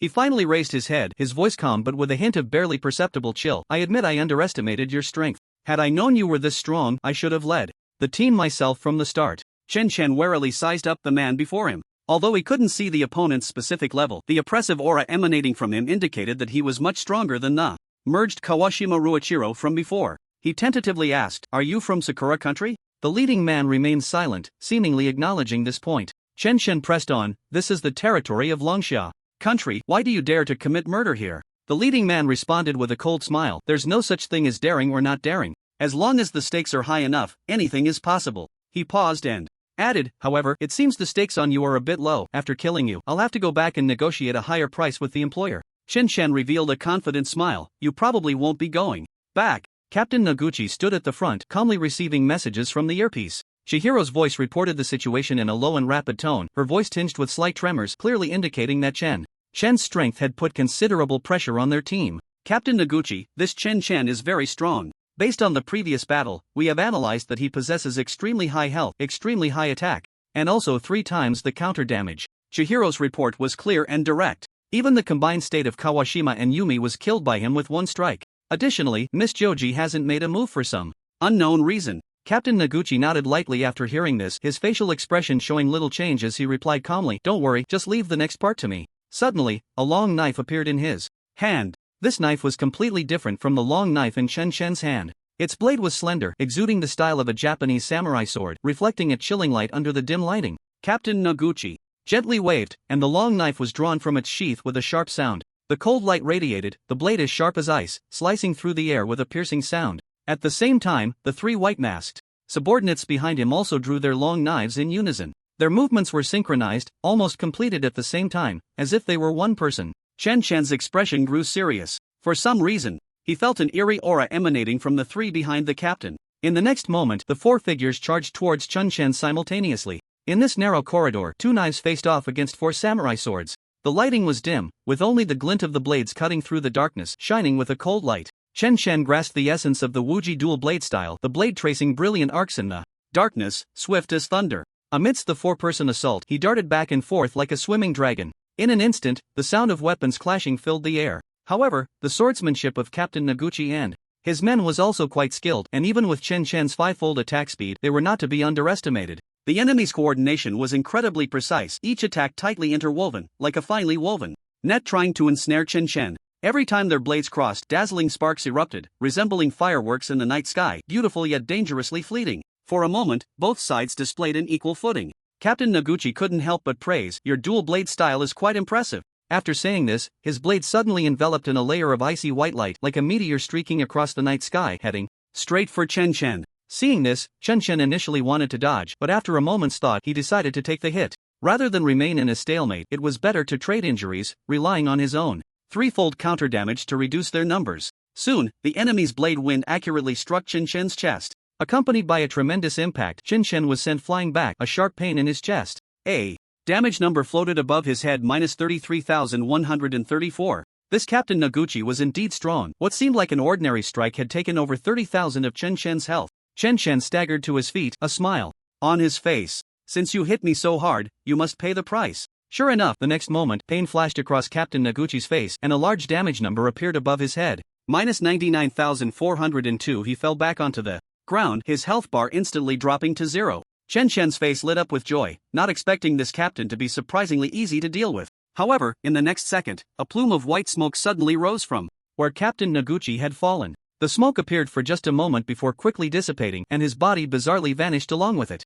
What is going on? Chen Shen couldn't help but furrow his brows. The remaining 3 subordinates showed no reaction to Captain Noguchi's death, continuing to swing their knives at Chen Shen. Chen Shen directly unleashed the Bloodblade cross-slash, 2 massive blood-colored blades of light intersecting as they charged towards the 3. The explosion of this skill seemed to slice through the air in the entire corridor, emitting a suffocating howling sound. The 3 were pushed to the brink, with no way to retreat, and they simultaneously raised their sharp samurai swords, attempting to block this fierce assault. The collision between the samurai swords and the blood-colored blades produced dazzling sparks, as if fireworks were blooming in the narrow space, blinding and brilliant. When the blade wind finally calmed, cracks appeared on the white masks of the 3 figures, and fragments flew apart, revealing their true faces. Chen Shen watched this scene, a hint of astonishment flashing in his eyes. The 3 revealed completely identical faces, every detail matching that of the previous Captain Noguchi. Even the muscle twitches of their expressions were astonishingly consistent. What's going on? Quadruplets? Faced with 3 identical individuals, Chen Shen felt somewhat bewildered. However, Tang Hongzhi, hidden behind the mask, offered a different perspective at that moment. No, it should be a shadow technique. Shadow technique? Chen Shen's expression turned to one of realization. These seemingly independent opponents were actually just the manifestations of one person. This meant that Captain Noguchi had not died after all. He was still among these 3. Just as Chen Shen thought of this, Tang Hongzhi's voice echoed in his mind again. Do you remember I said there were 5 people who came in total? Yet only 4 have appeared. Do you think it's possible that the captain hasn't truly shown himself? What you're fighting now are merely his created shadows. Chen Shen suddenly understood, feeling that having Tang Hongzhi by his side wasn't so bad after all. At a critical moment, he could act as his strategist.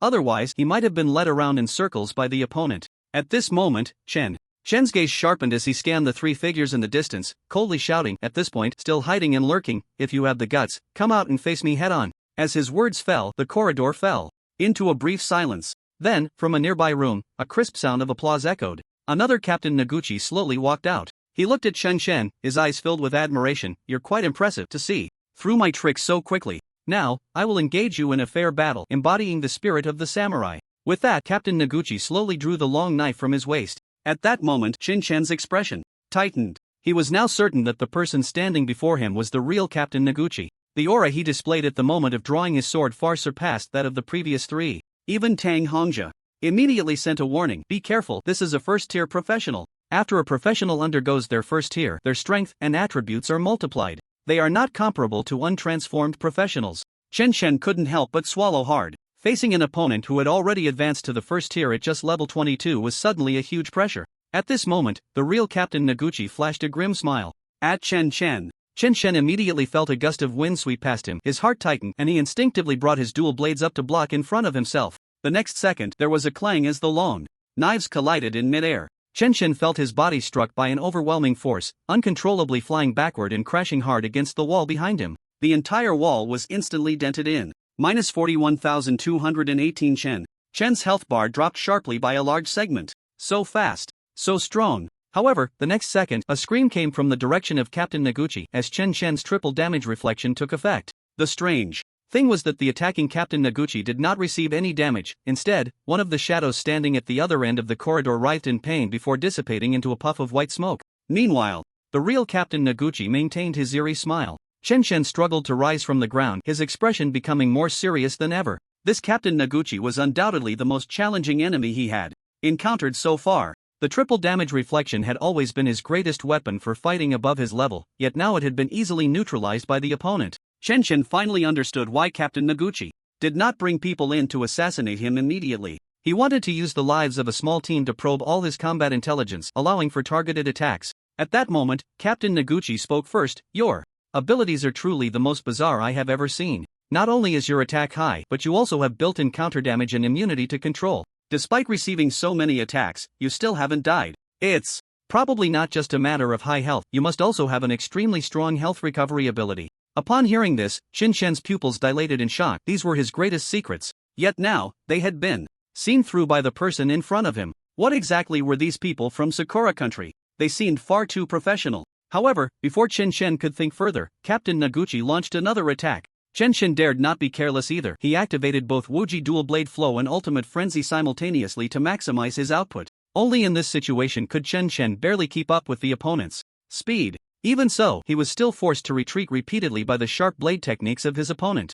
-12,943 -14,321 -12,323. Although Qin Shen could withstand the opponent's samurai sword, his body was still injured by the residual force of the blade. Similarly, Captain Noguchi's clones fell one after another due to the counter-damage transfer. Soon, when the last clone dissipated into white smoke, Qin Shen's eyes lit up, feeling that it was time for his counterattack. However, in the next second, Captain Noguchi waved his hand, and 4 more clones instantly materialized. The brightness in Qin Shen's eyes dimmed once again. How the hell was he supposed to fight against this infinite clone damage transfer? It felt even more overwhelming than using hacks himself. Qin Shen wanted to deal with the opponent's clones first, but the main body was relentlessly suppressing him, giving him no chance at all. He shouted frantically in his mind, "Tang Hongzhi, think of a way." Soon, Tang Hongzhi's voice came softly. His damage transfer technique must not be infinitely usable. Just endure 4 of his strikes, break all his clones first. After that, he definitely won't be able to summon clones like he is now. He can't kill you with 4 strikes, and you can recover quickly, so it's not a big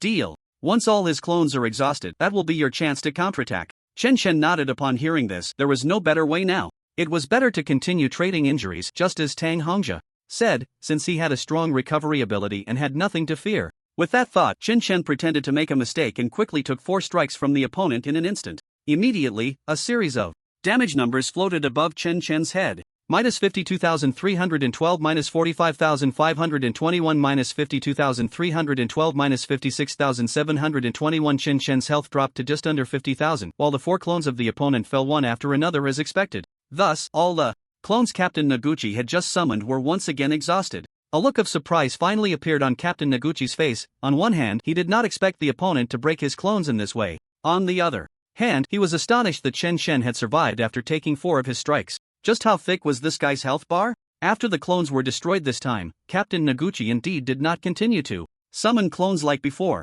Seeing this, Qin Shen felt a sense of relief. As long as he broke the opponent's damage transfer clones, dealing with Captain Noguchi would be a piece of cake. However, in the next second, Qin Shen glanced at his health bar and froze in place. His total health was just over 500,000. Now, with only 10% of his health remaining, it should activate the final stage of Fervent Blood, increasing his health recovery speed. He would recover 20% of his current total health per second. That meant he could recover 100,000 health every second. However, at this moment, Qin Shen's health recovery speed had dropped to 10,000 points per second, a reduction of a full 90% in healing amount. He had originally thought that in just 2 seconds, he could return to a state of 50% health. Yet now, he had only 80,000 health left. What is going on? What on earth is happening? Qin Shen's heart tightened. The passive skill Bloodline Boiling had always been his greatest reliance. With its monstrous recovery ability, he had narrowly escaped death several times in front of boss-level monsters, creating one miracle after another. He quickly checked his status and found that he had a debuff reducing healing by 90%. Duration 30 minutes. It's the toxin from the Ingma flower. At that moment, Tang Hongzhi, hidden behind a mask, spoke up. In our world, professionals often use this kind of toxin to deal with monsters that have high recovery abilities. I didn't expect that people in this world could apply it to humans. After hearing Tang Hongzhi's explanation, Qin Shen's expression grew increasingly serious. This meant that for the next 30 minutes, his recovery effects would be severely limited. A slight misstep could easily lead to his death at the hands of his opponent. Qin Shen suddenly felt a wave of panic. Was this fear? It was the fear of death. Even when facing dozens of boss-level monsters, he had not felt fear. Yet today, facing Captain Nakagawa from the Sakura country, he suddenly realized how close death truly was. But why was he afraid? In that moment, Qin Shen began to reflect. He seemed to have relied too much on the immense power that this profession provided. So much so that once that power was rendered ineffective, he would become weak. But was he really weak? After all, he was a berserker of miracles. Fear should not exist in his heart. Just as he had said before, if he was to die, then he would die standing tall. A berserker is, after all, fearless. At that moment, Qin Shen finally relaxed his brow, and a confident smile returned to his face. A flicker of barely perceptible surprise crossed Captain Nakagawa's eyes. Although he couldn't see Chen Chen's expression beneath the mask, it seemed that the young man before him had undergone some kind of transformation. He had applied a potion to suppress the opponent's health recovery, and the others should have been dispirited. Why did it feel like Chen Chen's fighting spirit was particularly high at this moment? He didn't want to delay any longer. Wielding his katana, he moved like a ghost towards Chen Chen. Chen Chen, holding dual blades, faced the danger without fear. Even if he were to die, he would fight to the last. Soon, the long blades of both sides clashed rapidly in the narrow corridor. As the blades danced, sparks flew, and shadows intertwined. The speed of Chen Chen and Captain Nakagawa was dazzling. Wherever the blade passed, it left behind trails of white light. Captain Nakagawa's eyes narrowed slightly, a hint of surprise flashing in them. In this high-speed exchange, he felt the refinement of Chen Chen's dual blade style. Each swing was sharper and more flawless than the last. Clearly, Chen Chen was rapidly growing in battle. The obvious flaws from before seemed to be continuously compensated for, becoming increasingly elusive. If I don't execute this Chen Chen today, he will surely become the next generation's prodigy of the Longsha Kingdom, Captain Nakagawa thought to himself. Despite this, Chen Chen still felt somewhat fatigued, occasionally getting hit by the opponent's blade. Light. The little health he had just recovered was cut down by more than half. At that moment, Chen Chen felt as if he were walking on the edge of a blade. Each time he dodged Captain Nakagawa's edge, he was testing the brink of death. His heart raced violently, sweat trickled down his forehead, nearly blurring his vision. Nevertheless, the pressure stimulated Chen Chen, making him feel an unprecedented exhilaration. His reactions became quicker, and every tremor of the blade was accurately captured, with his counterattacks becoming more precise. However, Captain Noguchi, who had lost his clone to absorb damage, was not feeling well either. His health bar had diminished by nearly half due to the triple damage reflection. This made Chen Chen see a glimmer of hope. If this continued, the opponent might not be able to hold out longer than he could.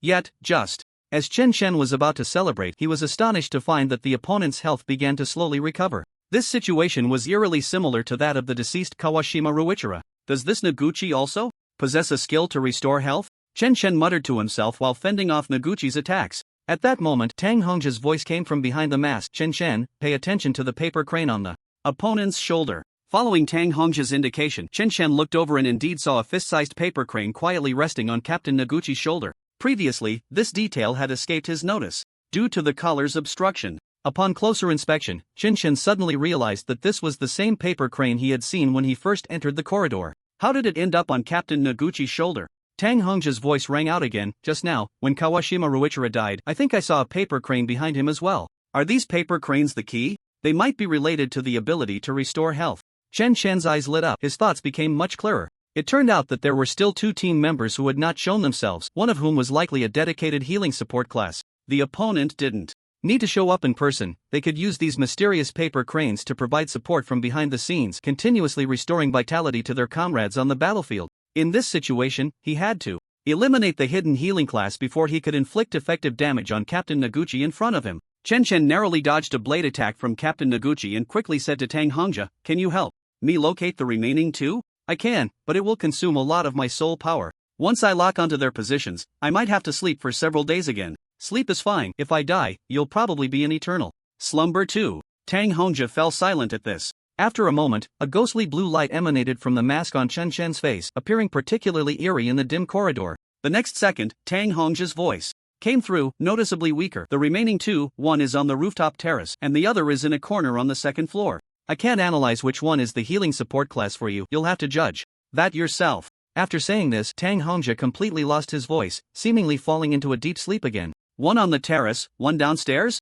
Damn it, how am I supposed to judge that?" Chen Chen felt a headache coming on. At that moment, Captain Noguchi suddenly had a foreboding feeling. If it came to strength, he was far superior to Chen Chen. The only thing he was concerned about was the damage reflection effect on Chen Chen. Triple damage reflection was something he could not withstand at this moment. If he were to kill Chen Chen with a single strike, he might very well perish from the damage reflection as well. So now, aside from continuously whittling down Chen Chen's health, he was waiting for the cooldown of the clone skill to end. As long as the clone took the damage for him, he was confident he could finish Chen Chen off with 2 quick strikes. With Chen Chen's current health recovery speed, he couldn't keep up with the health consumption. And now, only 5 minutes remained until the skill cooldown was over. As long as he could drag it out for those 5 minutes, Chen Chen would undoubtedly die. Just as he was thinking this, he saw Chen Chen suddenly take a step back, waving his hands to unleash 2 blood blades in a cross slash. Captain Noguchi quickly distanced himself and raised his sword in defense. Chen Chen's skill was incredibly powerful, even he didn't dare to take it head-on. What surprised him, however, was that Chen Chen's strike was not aimed at him. His Target was the already dilapidated wall behind Captain Noguchi. With a loud boom, the wall on the third floor suddenly began to crack as if it had endured unbearable pressure. The massive fissures rapidly spread, carving a web-like pattern into the wall. First, a brick lost its support and silently slipped through the crack. Then, more bricks began to fall chaotically as if rhythmically beating the drum of time. Following that, the entire wall of the third floor began to tilt outward unsteadily, shaking violently, like a giant slowly toppling in slow motion. Dust began to rise and the air was filled with the sharp, piercing sound of breaking. The fourth floor, having lost its support below, also began to show dangerous signs of swaying. The structure of the fourth floor trembled and gradually loosened, then in an instant, like a giant tower that had lost all its strength, it collapsed with a thunderous crash, burying the entire third floor beneath it. The deafening roar of the collapse raised a massive cloud of dust, obscuring the sky and blocking out the sun. Amidst the dust, the debris of bricks, glass, and rebar fell like raindrops onto the open ground outside the building. Outside the dormitory, 2 array mages were still struggling to maintain their positions. The outside remained eerily silent, with not a single sound penetrating through the dense array. Even if someone passed by, they would only see an intact dormitory building, unable to detect any abnormalities. Inside the array, however, the area above the second floor had already turned into a wasteland. Thick clouds of dust filled the air, making it impossible to see the situation inside. Moments later, a violent coughing sound emerged from the ruins, and Noguchi crawled out from the smoke, covering his mouth and nose. At that moment, he was completely covered in dust, looking quite disheveled. A voice of concern came through his earpiece. "Captain Noguchi, are you okay?" Standing atop the ruins, Noguchi waved his hand to fan away the surrounding dust. He looked around but couldn't see Chen Chen's figure, furrowing his brow. "Chen Chen is missing. Use your paper cranes to locate him. As long as the array is not lifted, he can't escape." "Received," Qianhui replied immediately. Then, from a shadowy spot on the second floor, 7 or 8 fist-sized paper cranes suddenly flew out. Just as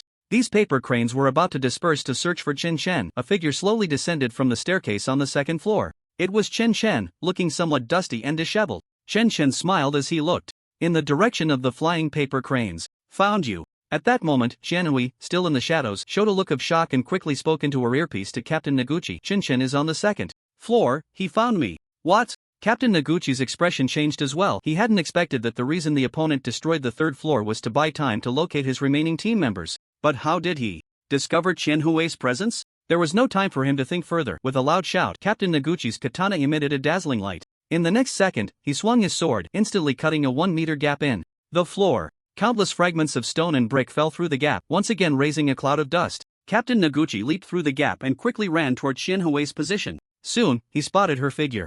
However, Qianhui was being tightly choked by a young man wearing a wolf-headed mask. Her body twisted continuously, her face filled with despair. Just as Captain Noguchi rushed over, Chen Chen's long knife ruthlessly pierced through Qianhui's body. "No!" Seeing the scene before him, Captain Noguchi completely lost his composure, his eyes nearly bulging out. He didn't care who died in this small team, except for Chihiro. She was his fiancée. He rushed forward like a madman, his long knife wielding an overwhelming force as it swung towards Chen Chen. At that moment, he couldn't care less about counterattacks. He had to make sure this kid in front of him died. The strike was like a bamboo being split, accurately hitting Chen Chen. -154,821. A shocking damage number floated above Chen Chen's head. Immediately after, another strike pierced through Chen Chen's chest.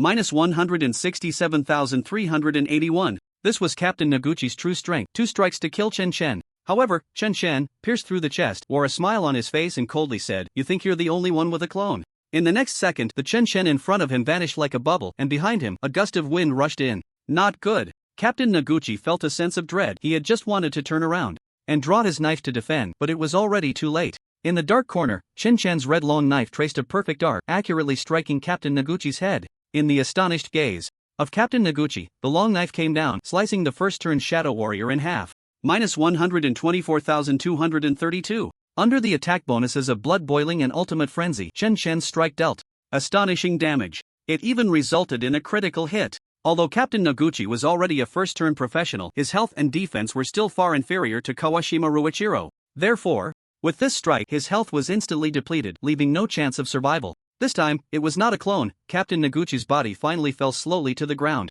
His face was filled with unwillingness. Seeing that Noguchi was completely dead, Chen Chen finally let out a sigh of relief. It felt as if all the strength in his body had been used up. He plopped down on the ground, gasping for breath. Today's ambush had been too perilous. With just a slight misstep, he could have been the one to die. Just then, the originally empty dormitory building suddenly echoed with footsteps again. It was the sound of high heels striking the ground. Chen Shen's heart, which had just calmed down, tightened again. This person was probably the last of the 6 who had entered first. She had been hiding on the rooftop watching the show, and had not moved until now. Chen Shen was puzzled as to why she hadn't joined her teammates to attack him. Instead, she waited until all her teammates were dead before showing herself. Was she planning to reap the benefits and take all the loot for herself? Chen Shen hurriedly stood up, picked up the dual knives from the ground, and prepared for battle. His health had slowly recovered to 50%, so he wasn't too afraid of her. Soon, he saw her figure in the shadows of the corridor. It was a woman, with a graceful and alluring figure, also dressed in a black combat suit.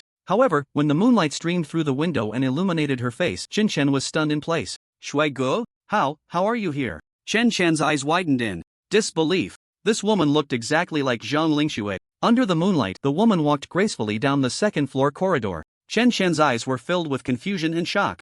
Zhang Lingxue? Why was she here? When the woman heard Chen Shen call her Shui Guo, she paused, then let out a series of giggles. The laughter was crisp and indeed bore some resemblance to Zhang Lingxue's voice. However, when she laughed, there was a different kind of charm in her expression. This was something Chen Shen had never seen in Zhang Lingxue. Shui Guo? What Shui Guo? You must have mistaken me for someone else, right? The woman in black said with a playful laugh. As the distance between the two narrowed, Chen Shen finally noticed the difference between the woman before him and Zhang Lingxue. First, Zhang Lingxue had long hair that cascaded past her waist. In contrast, the woman in front of him sported shoulder-length hair. Compared to Zhang Lingxue, who usually resembled a girl next door but transformed into a pure angel when she spread her wings, the woman before him had a captivating allure in her eyes, capable of stirring deep desires within a man with just a glance. Most importantly, this woman, who bore a striking resemblance to Zhang Lingxue, possessed a pair of silver eyes. Realizing he had mistaken her for someone else, Chen Shen immediately became alert. Even if she looked like Zhang Lingxue, she was still here to assassinate him today.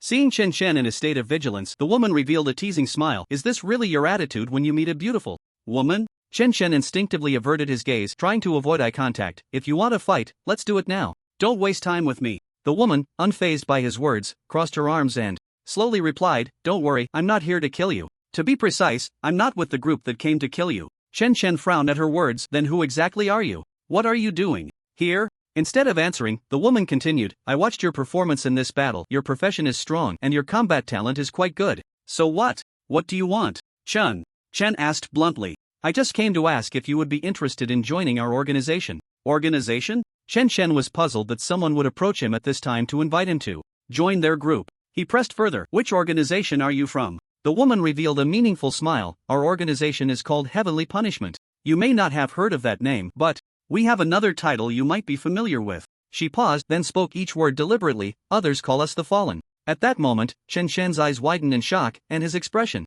grew serious. Although he had never heard of the organization Heavenly Punishment, he had heard Zhang Lingxue's great-uncle mention the term Fallen before. They were a group of traitors among humanity, specifically aiding the Abyss in slaughtering humans. The invasion incident during the previous major exam was caused by them. If it weren't for Chen Shen's bug-level existence in the Shining examination hall, the students inside would have likely perished in droves. And now, a member of the culprits had come before him, wanting him to join them. Chen Shen scoffed, you bunch of abyssal lackeys, trying every means to slaughter your own kind. How dare you call yourselves Heavenly Punishment? I think you are the ones who deserve it the most. Abyssal lackeys? The woman shook her head. Lightly, we are not abyssal lackeys. Moreover, our actions are sacred and great. It's just that ordinary people cannot understand. Shut your filthy mouth. Chen Shen finally lost his temper and cursed. He thought of the innocent students who died during the major exam, with dozens of examination halls suffering simultaneously. Tens of thousands of students perished, and countless families lost their loved ones. To commit such a heinous act and dare to call it sacred and great was beyond comprehension.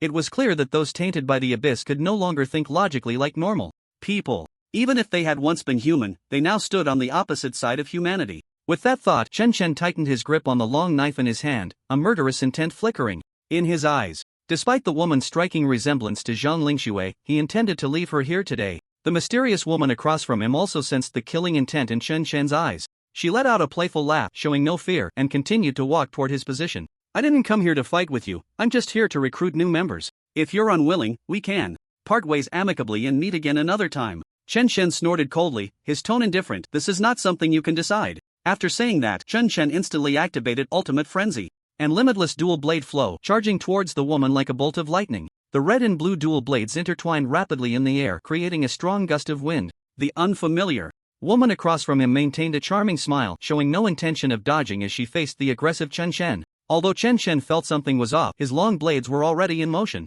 There was no reason not to strike. In the next moment, his dual blades, infused with the might of thunder, struck fiercely against the mysterious woman. However, the instant his long blades made contact with her body, he sensed something was wrong. His blades felt no resistance. It was as if he had struck nothing but air. Indeed, as Chen Chen completed his swing, the woman's body shattered like foam. Could this be a technique of creating clones? Chen Chen furrowed his brow in speculation. Yet, in the next second, he suddenly felt something strange. He looked up and found the mysterious woman still standing not far away, while he had returned to his original position. Captain Yakaguchi's lifeless body lay at his feet. What was going on? He had clearly charged forward just moments ago. How had he returned to the starting point? Moreover, he hadn't sensed anything throughout. Seeing Chen Chen's bewildered expression, the woman let out another peal of laughter like silver bells. What a silly boy. If you don't want to join us, that's fine, there will be other opportunities. I won't play with you anymore. With that, the woman gracefully leaped out of the window and vanished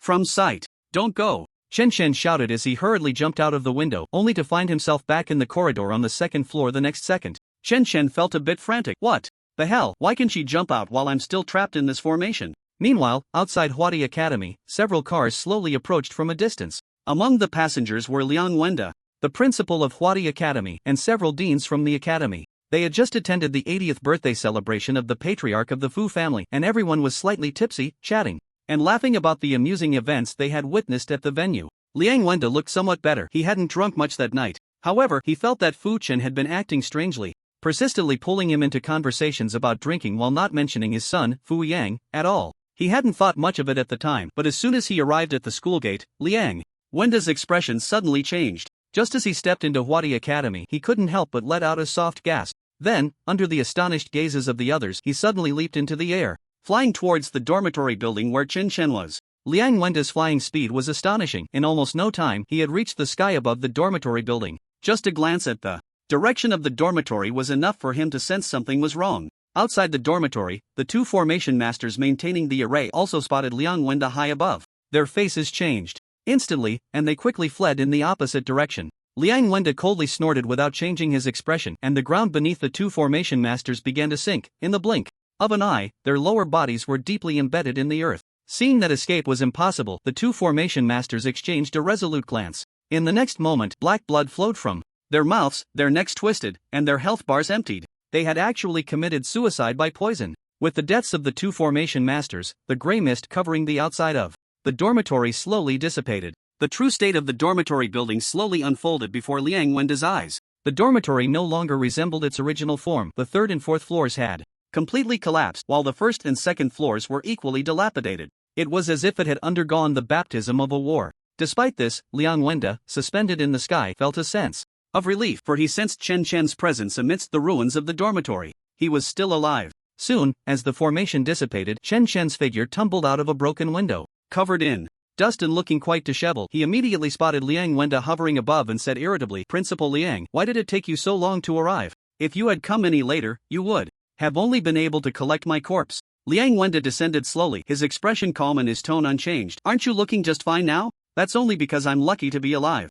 Otherwise, I would have died 1,000 times already." Liang Wenda glanced at the ruins, a hint of barely perceptible surprise flickering in his eyes. Even without using his naked eye, he could sense the 6 corpses buried within the rubble. Almost every one of the professionals had a level above 40, including the body of a first transformation professional. This kid actually killed even a first transformation professional. Liang Wenda's face remained impassive, but internally he was quite shaken. Killing enemies of a higher level was not uncommon, but killing a first transformation professional with 0 transformations was unheard of. Even the military's Deng Kunlun had never achieved that. At this moment, Chen Chen spoke again, firing off questions like a machine gun. "Principal Liang, these should be the people sent by the Fu family to assassinate me, right? How should we handle this? Can the school help me?" Liang Wenda shook his head lightly. "There are no survivors. Even if you want to cause trouble for the Fu family, you have no evidence. They certainly won't admit to it. So we just have to swallow our anger?" Chen Chen's face showed no anger. Instead, he sighed softly. "It's fine if the Fu family bullies me. After all, I'm just an ordinary person with no identity or background.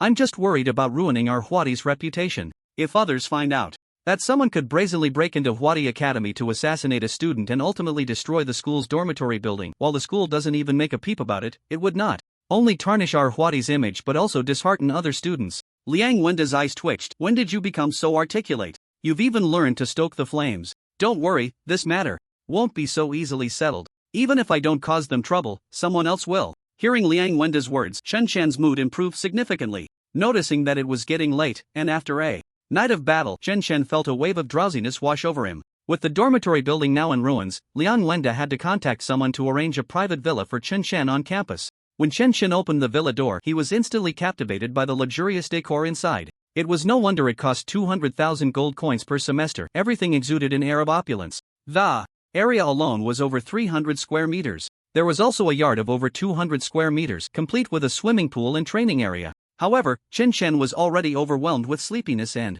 had no heart to appreciate the villa's environment. He quickly took a shower and buried himself in the soft bed, falling into a deep sleep. He slept soundly until the next afternoon. During this time, countless students passing by the freshman dormitory area displayed expressions of shock. How could a dormitory that was perfectly fine yesterday suddenly turn into ruins overnight? What on earth happened? A super small localized earthquake? No one dared to believe that a fierce battle had taken place here last night. After all, a battle capable of such destruction would surely have made some noise. The students in the surrounding dormitories had no inkling of what had happened. It wasn't until 4 or 5 school staff dragged 6 bodies from the ruins that they realized a terrible battle had taken place in the dormitory building the night before. In an instant, various forums of Huati Academy exploded with activity. Many were puzzled as to why there would be a fight in the freshman dormitory when the first-year students hadn't even reported to school yet. Some residents of nearby dorms mentioned that there was actually one student already living in the freshman dormitory. However, whether this incident was related to that student remained unknown. Opinions about the student's fate varied widely. Throughout it all, the school administration had not announced the reason for the destruction of the dormitory to the students, maintaining an unusual silence that only added to the mystery. Many began to grow curious about the student living in the dormitory. Xin Yu and Su Ying, who were in the know, immediately called Chen Shen. Chen Shen, still groggy, brushed them off with a few vague replies before going back to sleep. It wasn't until dusk that Chen Shen finally woke up from the large bed in the villa, feeling much more refreshed. Having survived this calamity, he decided to treat himself to a good meal at the school cafeteria. Just as he was getting ready to head out, Principal Liang Wenda called again. "Come to the principal's office, someone wants to see you," Liang Wenda said, hanging up before Chen Shen could ask anything. From his tone, he seemed to be in a bad mood. Chen Shen had no choice but to go see Principal Liang. After all, he was his biggest support at school. 10 minutes later, Chen Shen arrived at the principal's office door. Just as he was about to knock, he heard a rough voice from inside, sternly saying, "Liang Wenda, what kind of principal are you? Can't even protect a person?" Chen Shen was startled outside the door. Who was this person to speak to the principal like that? Then he heard Principal Liang's voice, calm despite the reprimand. "Last night was the 80th birthday of the head of the Fu family, so however, Liang Wenda's words were abruptly cut off. "I don't want to hear your useless excuses. I entrusted Chen Shen to your care, and he almost got attacked last night. This is your dereliction of duty as a principal. And that Fu family, those dogs are relying on their ancestors' past achievements to dominate Huati City, daring to send people to kill near Huati Academy. If anything happens to Chen Shen, I swear I'll take my men and wipe out their stronghold." Chen Shen felt a surge of excitement listening outside. The way the person spoke clearly indicated they were there to back him up. To dare scold Principal Liang meant they were definitely a more formidable ally. But when did he acquire such support? Just as Chen Shen was hesitating whether to knock, the conversation inside fell silent. After a while, Liang Wenda's voice came from within, "Stop standing outside, come in quickly." Wow, he was discovered before he even knocked. Chen Shen shrugged and steeled himself to open the door. Immediately, he saw 2 personnel in military uniforms standing in front of Liang Wenda's desk. One of them was Du Yuan, Zhang Lingshue's second grandfather. Chen Shen then realized that the person speaking to Liang Wenda was this old man. One had to admit, military personnel were impressive, making Liang Wenda seem like a grandson. Seeing a familiar face, a joyful smile spread across Shen's face. "Second grandfather, what brings you here?" Du Yuan shot him a glare. "Who's your second grandfather? I've told you countless times not to claim relatives randomly." Chen Shen shamelessly said, It's the same.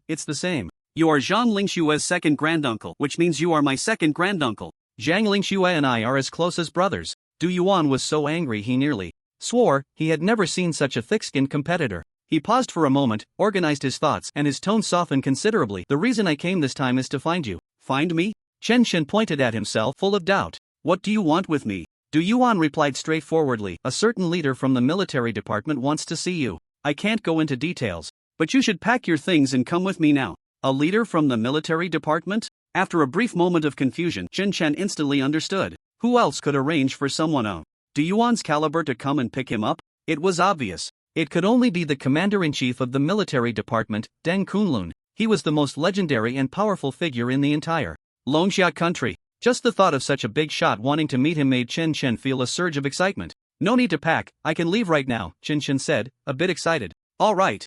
Then, let's go now, Duyuan replied decisively. After saying that, he and another military officer led Chen Chen out the door, never once glancing at Liang Wenda. Liang Wenda's face showed no emotion either, until the three of them completely left the office building, when a faint smile gradually appeared on his face. Once they got into the military's large jeep, the car sped down the main road of the campus and quickly exited the school gates. The atmosphere in the car was inexplicably awkward. Chen Chen had no idea what had offended this old man. He had just been speaking up for him in Liang Wenda's office. Yet now, once in the car, Duyuan kept glancing out the window, completely ignoring Chen Chen. Chen Chen scratched his head and cleared his throat twice, trying to break the awkward silence. Second granduncle, what does the military leader want with me? Duyuan shot him a cold glance. Why ask so much? You'll know when the time comes. Chen Chen had no choice but to keep quiet, lest he make things worse. Just then, Duyuan turned back and, with a serious tone, asked, What is your relationship with our little Shui? Caught off guard by the sudden question, Chen Chen was a bit at a loss. He could only answer vaguely, Zhang Lingshui and I are just good friends, good buddies. Hearing this, Duyuan's tone softened a bit, and he continued, I warn you, don't have any ideas about Shui. Otherwise, I'll definitely deal with you. Chen Chen raised an eyebrow, not to say, second granduncle, but you're being a bit overbearing. Sooner or later, Lingshui will date someone. Why can't that someone be me? She's still young. Let's talk about dating later. You should focus on improving your strength. When you have the ability to defeat me one day, then I'll consider the issue of you and Shui. Chen Chen immediately perked up. Second granduncle, you said it. You have to keep your word. Duyuan puffed out his chest and said, Of course, I do never go back on my word. So what level are you now? Second transfer, level 85. Profession is S rank Abyss Knight. Excuse me. Chen Chen was speechless. He hadn't expected this old guy to be so strong, not only high in level but also successfully second transferred. With such strength, Chen Chen had no idea how long it would take him to catch up. Fortunately, after their discussion, the atmosphere in the car improved a lot. At that moment, Chen Chen suddenly remembered the woman who looked exactly like Zhang Lingshui from yesterday. He wondered if that person had any relation to Zhang Lingshui. Taking advantage of the fact that the other party's second granduncle was right in front of him, Chen Chen tentatively asked, Second granduncle, I want to ask, does Zhang Lingshui have a twin sister or something? Duyuan decisively shook his head upon hearing this. Xiaoshui's parents only had her. Where would a sister come from? At this point, Duyuan couldn't help but sigh. Xiaoshui is quite pitiful. Her parents died on the Abyss battlefield when she was very young. It was just me and her grandfather, two old geezers, who raised her. I have no descendants, so I've always treated Xiaoshui as my own granddaughter. Chen Chen was even more puzzled upon hearing this. Since Zhang Lingshui was an only child, why did the woman from last night look so much like her? Both in figure and appearance, they seemed almost like they were carved from the same mold. Could it just be a coincidence? While pondering these questions, Chen Chen subconsciously noticed that the military vehicles had arrived at a hillside villa area. Chen Chen showed a look of confusion. Weren't we supposed to return to the military? Where are we going? Duyuan snorted coldly. Of course, we're going to the Fu family first to give them a warning so they don't come out later to cause trouble for me. Upon hearing this, Chen Chen immediately showed a look of delight. No wonder Liang Wenda said yesterday that even if he didn't seek trouble with the Fu family, someone would. It turned out that this troublemaker was the military. This support was much stronger than Liang Wenda, the principal. The military is one of the strongest organizations in Longxia, which prominent family would dare to provoke them easily. Sure enough, when the security at the hillside villa area saw the military vehicles approaching, they didn't even stop to inquire and directly let them through. As they brushed past the vehicles, the security guards cast respectful glances. This is the prestige the military holds in the hearts of the people of Longxia. Chen Chen quickly fanned the flames, saying, The Fu family is very likely colluding with people from Sakura country. The people sent to assassinate me yesterday all came from Sakura country. Duyuan's expression immediately darkened upon hearing this. The relationship between Sakura country and Longxia has always been tense. The war between the two countries 100 years ago was extremely brutal, and the military suffered countless losses. If it weren't for the subsequent forced ceasefire due to the Abyss threat, the flames of war might not have been extinguished. Even after a century of apparent peace, the undercurrents between the two countries still surged violently. Each military was constantly vying for dominance in the shadows. Upon hearing that the Fu family actually sent people from Sakura country to assassinate Chen Chen, Duyuan's face turned completely grim. Soon, the military vehicles drove through the gates of the Fu family estate. they proceeded without any obstruction. Along the way, exquisitely sculpted fountains gently splashed water, with droplets sparkling in the sunlight, producing a pleasant sound, while on either side were flower beds carefully cultivated by the Fu family's servants. One must say that the Fu family truly knows how to enjoy life. The luxurious estate was arranged like a sightseeing park. However, the three people in the vehicle had no mind to appreciate the scenery outside the window. The vehicle finally stopped in front of a spacious courtyard. As soon as the car door opened, a neatly dressed butler quickly approached. Upon seeing the three in military uniforms, he immediately displayed a respectful expression and politely said, "Officers, please come in." Du Yuan's face was dark and he followed without saying a word, with Chun Chen and another officer closely behind him as they entered the estate. They quickly arrived at the reception hall, and before anyone else could speak, Du Yuan raised his voice and shouted, "Where is that old guy Fu Panghai? Call him out here." As soon as his voice fell, a middle-aged man in a silver suit walked out from a side room. It was Fu Chen, the head of the Fu family. Upon seeing the guests, Fu Chen immediately forced a smile, his face full of enthusiasm as he said, Du Lao, what brings you here today? It's been a long time." However, when his gaze shifted to the two accompanying him, the smile on his face instantly froze. A brief look of astonishment flashed in his eyes, clearly surprised that Chun Chen was still alive. Not only was he alive, but he had also come to the Fu family with this big shot from the military. Du Yuan's expression was grim as he seized the initiative, shouting, "You Fu family really have some nerve. How dare you collude with people from Sakura country to harm the elite students of the Huadi Academy?" Fu Chen was also a skilled actor. Upon hearing Du Yuan's words, his eyes widened in shock mixed with anger. "What do you mean by that, old Du? When did our Fu family offend you? You come here and slap such a big label on us." At this moment, Fu Chen was indeed shaken. Du Yuan had specifically brought people to the Fu family today, clearly to support Chun Chen. However, he had previously investigated Chun Chen's background and found no connection to the military at all. Yet, the next day, Du Yuan had directly brought Chun Chen to their door. Du Yuan was the second in command of the military, having achieved countless military merits on the Abyss battlefield, someone the Fu family could not afford to provoke. Fu Chen's rebuttal did not quell Du Yuan's anger. He snorted coldly, his aura growing even stronger. Suddenly, he waved his hand, and a massive transparent hand appeared out of thin air. Before Fu Chen could react, he was grabbed by this giant hand and violently flung backward. Fu Chen's body flew out like a rag doll, crashing heavily against the wall. The powerful impact made the wall tremble, directly smashing a human-sized hole into it. Dust flew, and debris fell, creating an extremely shocking scene. This intense commotion immediately attracted the attention of others in the manor, who rushed over to witness the sudden conflict. Some young members of the Fu family rolled up their sleeves, filled with anger, ready to intervene and see who dared to act recklessly in the Fu family. However, when they saw Du Yuan standing in the hall in his military uniform, his imposing presence undiminished, their steps halted one by one. After exchanging glances, they silently retreated, not daring to say a word. Chen Chen found it amusing. This was the big shot from the military. One disagreement, and he would strike directly. Amidst the swirling dust, Fu Chen struggled to stand up from the rubble, his face showing signs of embarrassment. He wiped the blood from the corner of his mouth with his sleeve, his eyes flashing with anger and humiliation. "Old Du, you are being too overbearing. Although our Fu family is not a top-tier family, we will not allow anyone to trample on us." His voice trembled slightly with anger. A hint of disdain flickered in Du Yuan's eyes as he coldly replied, "What are you? How dare you speak to me like that, unaware of your own insignificance?" As soon as he finished speaking, he waved his hands again, and a massive transparent fist coalesced in the air, rapidly smashing toward Fu Chen. Fu Chen's face turned pale. He knew his strength was far inferior to Du Yuan's, and if this hit landed, the outcome would be dire. Just at this critical moment, an old yet powerful voice floated down from the second floor. "Du Yuan, can you give this old man some face and let my son go this time?" But Du Yuan seemed not to hear, and the giant fist ruthlessly struck Fu Chen. Boom! This punch seemed to trigger an earthquake, shaking the entire courtyard, causing books and ornaments to fall from their shelves. The chandeliers in the room also fell one after another, making a piercing shattering sound. The cries of the servants rose and fell, and the scene was chaotic. When the giant hand dissipated, Fu Chen had been heavily smashed into the floor, his body deeply embedded within, falling into a coma. The courtyard was in disarray, dust swirling everywhere. After this heart-stopping scene ended, Du Yuan turned around and, seemingly lost in thought, said to Chen Chen and the others, "Did someone just call for me to stop?" He frowned and chuckled self-deprecatingly, "Looks like I'm getting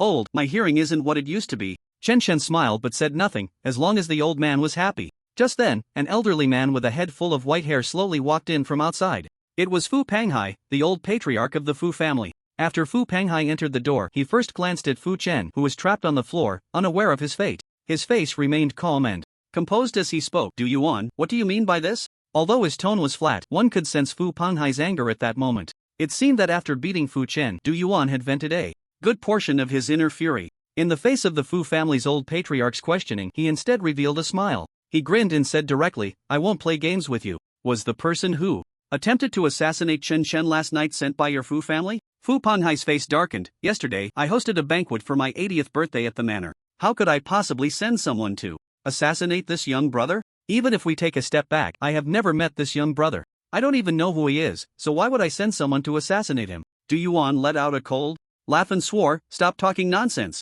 This Chen Chen has been at Huadi Academy for less than 20 days. Aside from having some ties with your Fu family, he hasn't offended anyone. Do you still want to play innocent here? You know best whether it was you who did it. I am here today to represent the military and make it clear that Chen Chen is not only a student of Huadi but also a key figure we are cultivating in the military. I don't care what personal grudges you have with Chen Chen. If you cause him trouble again, I won't be polite to your Fu family." Fu Panghai was no longer his usual calm self, trembling with anger. "Du Yuan, you come here with such baseless accusations to make trouble for our Fu family. Don't think our Fu family is easy to bully. As a military personnel abusing your power, I will definitely take you to a military court. Just wait." Du Yuan casually dug at his ear and said indifferently, "I've said all I need to say. If you want to sue, go ahead. Just try to avoid embarrassing your Fu family's ancestors." With that, he turned around gracefully. "Let's go." Under Fu Panghai's gloomy gaze, Chen Chen dared not linger and closely followed Du Yuan out of the Fu family estate. Along the way, many members of the Fu family cast hostile glances, but they dared not speak out.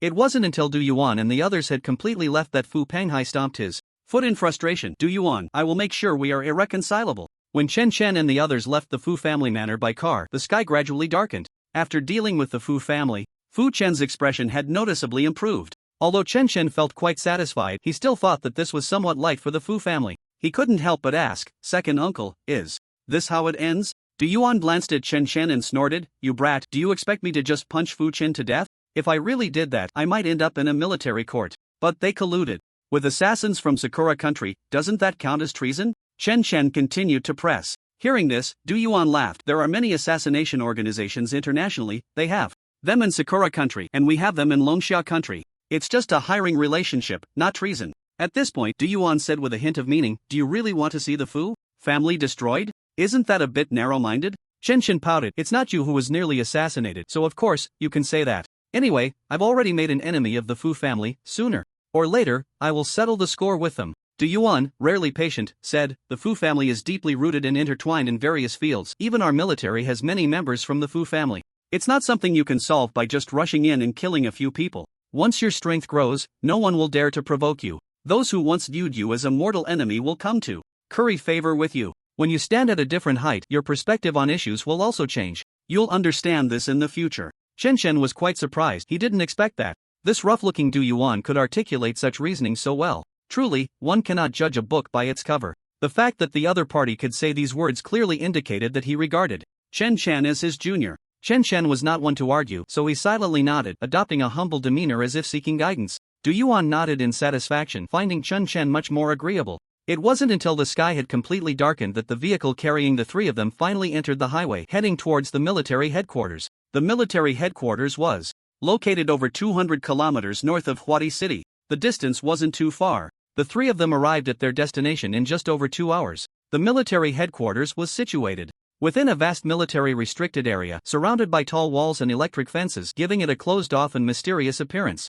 The main entrance featured a pair of enormous steel doors, coated in thick gray-black paint, adorned with golden emblems symbolizing the military, which shone under the lights, exuding an air of inviolability. Soldiers standing guard at the entrance wore neat military uniforms, their expressions serious, their gazes sharp as eagles. The buildings here were designed in a cold, modern style, with the exterior walls made of dark gray stone, simple yet imposing. The outlines of the buildings were sharp, like the edge of a blade. After passing through the military security checkpoint, Chen Chen was immediately drawn to a massive structure in the distance. This building resembled a gateway, towering into the clouds, reaching straight up to the sky. The gateway was supported by 2 gigantic stone pillars, each intricately carved with complex patterns, from the textures at the base to the decorations at the top, adding an ancient and mysterious aura. Chen Chen pointed at the enormous building and asked Du Yuan, "Great uncle, what is that building for?" "That is the portal to the Abyss battlefield. Our Longxia kingdom has a total of 3 such portals. One is in the northwest, one in the southeast, and the remaining one is right here. When you reach level 40, you can also go to the Abyss battlefield to see for yourself. It's much more dangerous than the dungeons you've experienced so far." Chen Chen nodded in understanding. So this was the passage to the Abyss battlefield, and it truly was impressive. The car turned a few corners and soon arrived at the main building of the military headquarters. Chen Chen got out of the car and looked at the military building before him, suddenly feeling a sense of awe. The main entrance of the military building featured a pair of massive bronze double doors, adorned with reliefs of portraits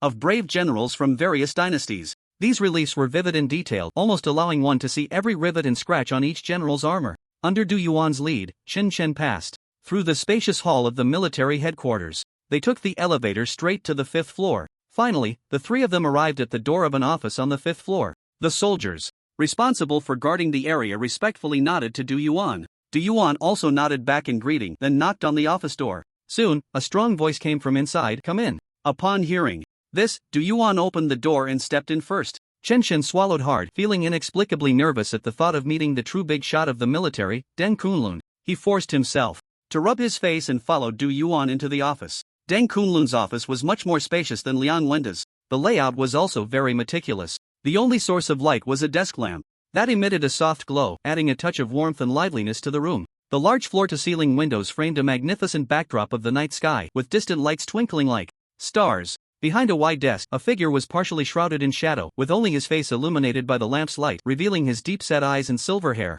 He was tall and sturdy, with a resolute face, dressed in a crisp military uniform. The stars on his shoulders glimmered faintly in the dim light, exuding a calm authority. Just a glance at him inspired a sense of awe. He was the commander-in-chief of the military, Deng Kunlun. Du Yuan approached Deng Kunlun, changing his usual rough manner of speaking to one of respect. "Commander Deng, I've brought someone back for you. This is Chen Chen." He then introduced Chen Chen. "Chen Chen, this is the commander-in-chief of the military, Deng Kunlun." Chen Chen looked at Deng Kunlun with some excitement. "I've met the commander." Deng Kunlun set down the documents in his hands and looked at Chen Chen with his deep, gentle eyes. His gaze was very amiable, lacking any intimidation. Then, Deng Kunlun stood up and slowly walked in front of Chen Chen. He shook hands with Chen Chen, then smiled kindly and said, not bad, young man, you look very spirited." "Thank you for the compliment, Commander, you look quite handsome as well." Deng Kunlun laughed heartily, showing no airs of a military leader. After a pause, he continued, "I heard that you single-handedly killed over a dozen boss-level beasts on Trial Island,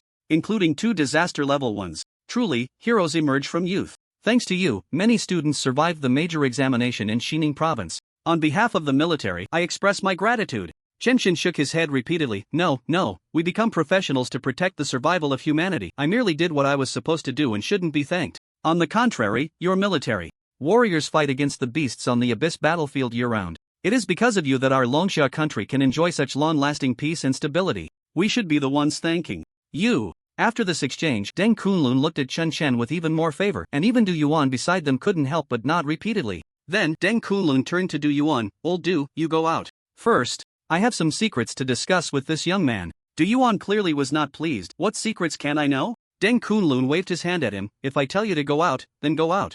Why so many questions? If I don't listen, I don't listen, as if anyone cares." Du Yuan snorted coldly and angrily left the office. Chen Chen, curious, asked, "I wonder what you want to see me about?" Deng Kunlun looked Chen Chen up and down again, then said directly, "I won't beat around the bush. I hope you can give up your studies at Huadi Academy and let our military train you from now on.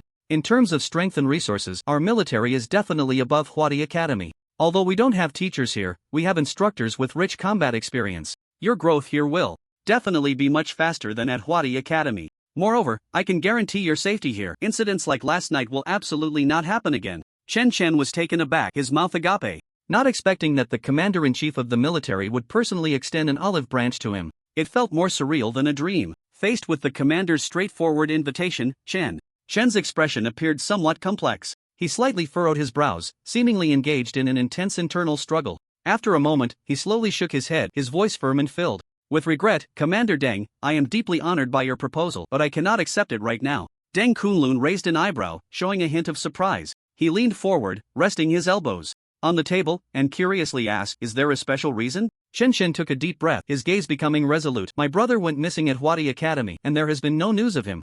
I must find clues about him at Huadi Academy." "You have a brother?" Deng Kunlun said somewhat unexpectedly, as he seemed to have found no information regarding Chen Chen's family in the previous materials. Chen Chen nodded. "My brother's name is Chen Feng. He has been missing for 3 years since joining the Huadi Academy. There is no information about him at the school, so I find it very strange, as if someone has erased all his information." Upon hearing this response, Deng Kunlun slightly relaxed his posture, revealing a hint of understanding on his face. He nodded, indicating that he accepted Chen Chen's decision. I understand your position. Finding your family is, of course, the most important thing. If you change your mind in the future, the military's door will always be open for you. Chen Chen smiled slightly, feeling a quiet sense of relief, not expecting Commander Deng to be unexpectedly easy to talk to. He gratefully nodded. Thank you, Commander. Once I resolve my brother's situation, I will definitely report to the military at the first opportunity. Deng Kunlun immediately smiled upon hearing this. He then slowly took out a small wooden box from the drawer.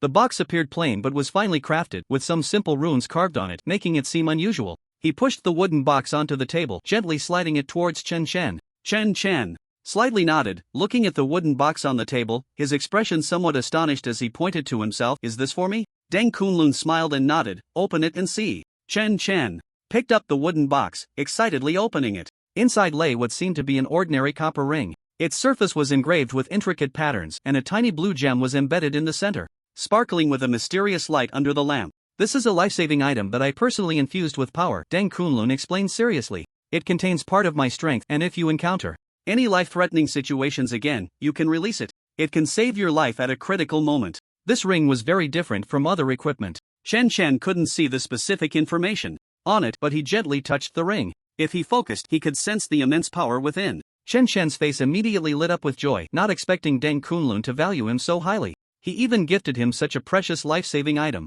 An item of this level could easily sell for over 100 million gold coins in the equipment market, and it was absolutely priceless. Naturally, Chen Chen wouldn't be foolish enough to sell it. After all, he wasn't invincible at the moment. After last night's ambush, he had deeply realized this. There were all kinds of professions in the world, and there would always be one or two that could restrain him. So he could never be careless, and having more life-saving items was naturally better. Thank you, Commander Deng. Chen Chen put the ring on his hand, touching it again, overwhelmed with joy. Deng Kunlun reminded him, the power in this ring is only enough for one use, so don't waste it unless it's a critical moment. Chen Chen nodded repeatedly. After saying this, Deng Kunlun continued, the reason I called you here, besides wanting to recruit you into the military, is to conduct a test of your current data. Because you are very special, even I cannot see through your true data and attributes at the moment. That's why this test is necessary. But you can rest assured, this test will be conducted in secret, and we will keep your related data confidential. There will absolutely be no risk of leakage. Chen Chen nodded in understanding. It seemed they were going to test the strength of his hidden profession. Given that Commander Deng had given him a life-saving item, Chen Chen decisively expressed his willingness to cooperate with the military's arrangements. Deng Kunlun nodded in satisfaction, then pressed a button on the table. After a while, a man who looked like an assistant hurriedly entered the office. Deng Kunlun simply ordered, take Chen Chen to the cafeteria for something to eat, then arrange a guest room for him. Tomorrow morning, arrange for Chen Chen to go to the virtual training camp for a simulation test. The assistant nodded and led Chen Chen out of Deng Kunlun's office. Before long, Du Yuan's figure walked in again. What did that little guy say? Did he agree to join our military? Deng Kunlun shook his head with a smile and then asked, do you know about his brother's situation? Du Yuan pondered for a moment and said, previously, my granddaughter Xiaoxue also asked me to investigate his brother Chen Feng, but our military has no relevant intelligence. I didn't take it seriously at the time, so it was put aside. Deng Kunlun frowned and then said, you should take some time to investigate this properly and try to get him to join the military as soon as possible. I don't have much time left. Hearing this, Du Yuan's expression became serious. Haven't you found the whereabouts of that old man Chen Tiangong yet? Deng Kunlun showed a wry smile. He's a destiny master. If he truly wants to hide, who can find him? Du Yuan slammed the table in anger. Damn it. An old man over 80, half a foot in the grave, still hiding away. He used to be our national master in Longsha. At a critical moment, he shows no responsibility. He then looked at Deng Kunlun, his face filled with worry. How about next year, I go into the abyssal turbulence for you? I'm just an old bone. Dying doesn't matter. You are the pillar of our military now. If anything happens to you, Longsha will surely fall into chaos. Deng Kunlun glanced at him and said, the abyssal turbulence cannot be entered without SS-level capability. If Chen Tiangong doesn't show up, in the end, it will have to be me who goes in. So this year, we must cultivate new SS-level talents. Whether it's Chen Chan or that Du Chen Feng, we must elevate their strength. Really, is there no other way? You're only 50, you can still hold down Longsha for another 30 years. Du Yuan exclaimed excitedly. Heaven is truly blind. Letting that Chen Tiangong become SS level, a cowardly dog. He is unworthy of being a national master. Enough! Deng Kunlun shouted, then his tone calmed down. Everyone has their own choices. We cannot impose these missions on others. But as a soldier, this is my duty. You need not say more. The room then fell silent again, leaving only Du Yuan with a deep sigh. The next day, Chen Chen arrived at the military's virtual training camp under the guidance of an officer. It was a building full of technological flair, with a facade made of large, mirror-like glass reflecting the light and shadows of the sky. Upon entering the building, a vast training area unfolded before him, with a huge holographic projection area in the center capable of simulating various complex battlefield environments and extreme situations. The walls were adorned with advanced control panels and multiple monitoring screens displaying real-time data and simulation conditions from the training ground. The officer led Chen Chen directly to the training room at the end of the corridor. At this moment, 3 staff members were inside, adjusting the equipment and continuously calibrating various data. Upon seeing Chen Chen enter, one of the responsible-looking women stood up and looked at him. "Hello, you must be Mr. Chen Chen. Commander Deng has already made arrangements. I am the person in charge of this testing work. My name is Gao Qin. I will first conduct a data check on you, so please remove your gear." Chen Chen politely nodded at her words and cooperatively stored all his equipment into his spatial ring. He then took off the ring and placed it in his pants pocket. After doing all this, Gao Qin took out something resembling a scanner and scanned Chen Chen from head to toe. The data was then uploaded. Soon, Chen Chen's various data appeared on the large screen behind him. Name, Chen Chen, occupation, berserker, rank, sea level, level 22. Strength 28 points, agility 30 points, spirit 26 points, constitution 127 points, current health 458971/458971, current mana 0 out of 0. Gao Qin looked at the data displayed on the screen. At first, a subtle look of confusion appeared on her face. She couldn't understand why Commander Deng was so serious about having her test this young man named Chen Chen. Moreover, the confidentiality level was the highest. When she saw Chen Chen's attributes, she had already furrowed her brows. Such attributes at the level of 22 could not be described as average, they were downright ugly. It should be noted that every profession awakens some passive skills with enhanced attributes to varying degrees when they awaken their skills. The enhancement could be as little as dozens of points or as much as thousands. Some even exceed 10,000 points. Furthermore, this enhancement is not static, it increases with level progression. Here, the selected junior soldiers at level 20 generally have average attributes in the hundreds. Data like Chen Chen's would disqualify him from enlistment and lead to immediate elimination, so she couldn't understand what was worth testing at such a level. However, when her gaze shifted downward and she saw the opponent's health, she was instantly stunned. She instinctively wiped her glasses, somewhat doubting whether she had misread. She cautiously extended her finger and counted 1, 10, 100,000, 10,000, 100,000, 450,000. Aside from Gao Qin, the other 2 testers couldn't help but widen their eyes. How could this level 22 berserker have 450,000 health points? Gao Qin quickly apologized to Chen Chen. Sorry, there might be a problem with the equipment. Let's test it again. Saying this, she took out the scanner and scanned Chen Chen once more. The next second, Chen Chen's attribute data reappeared on the monitor. Current health still 458971/458971. At this moment, Gao Qin finally lost her composure. As the head of the virtual training camp, Gao Qin had been working in the military for 10 years. This was the first time she had seen such bizarre data. Clearly, all the other data was quite mediocre, even somewhat trashy, yet it possessed such an abnormal health value. Generally, practitioners just over level 20 have health values mostly in the range of 5,000 to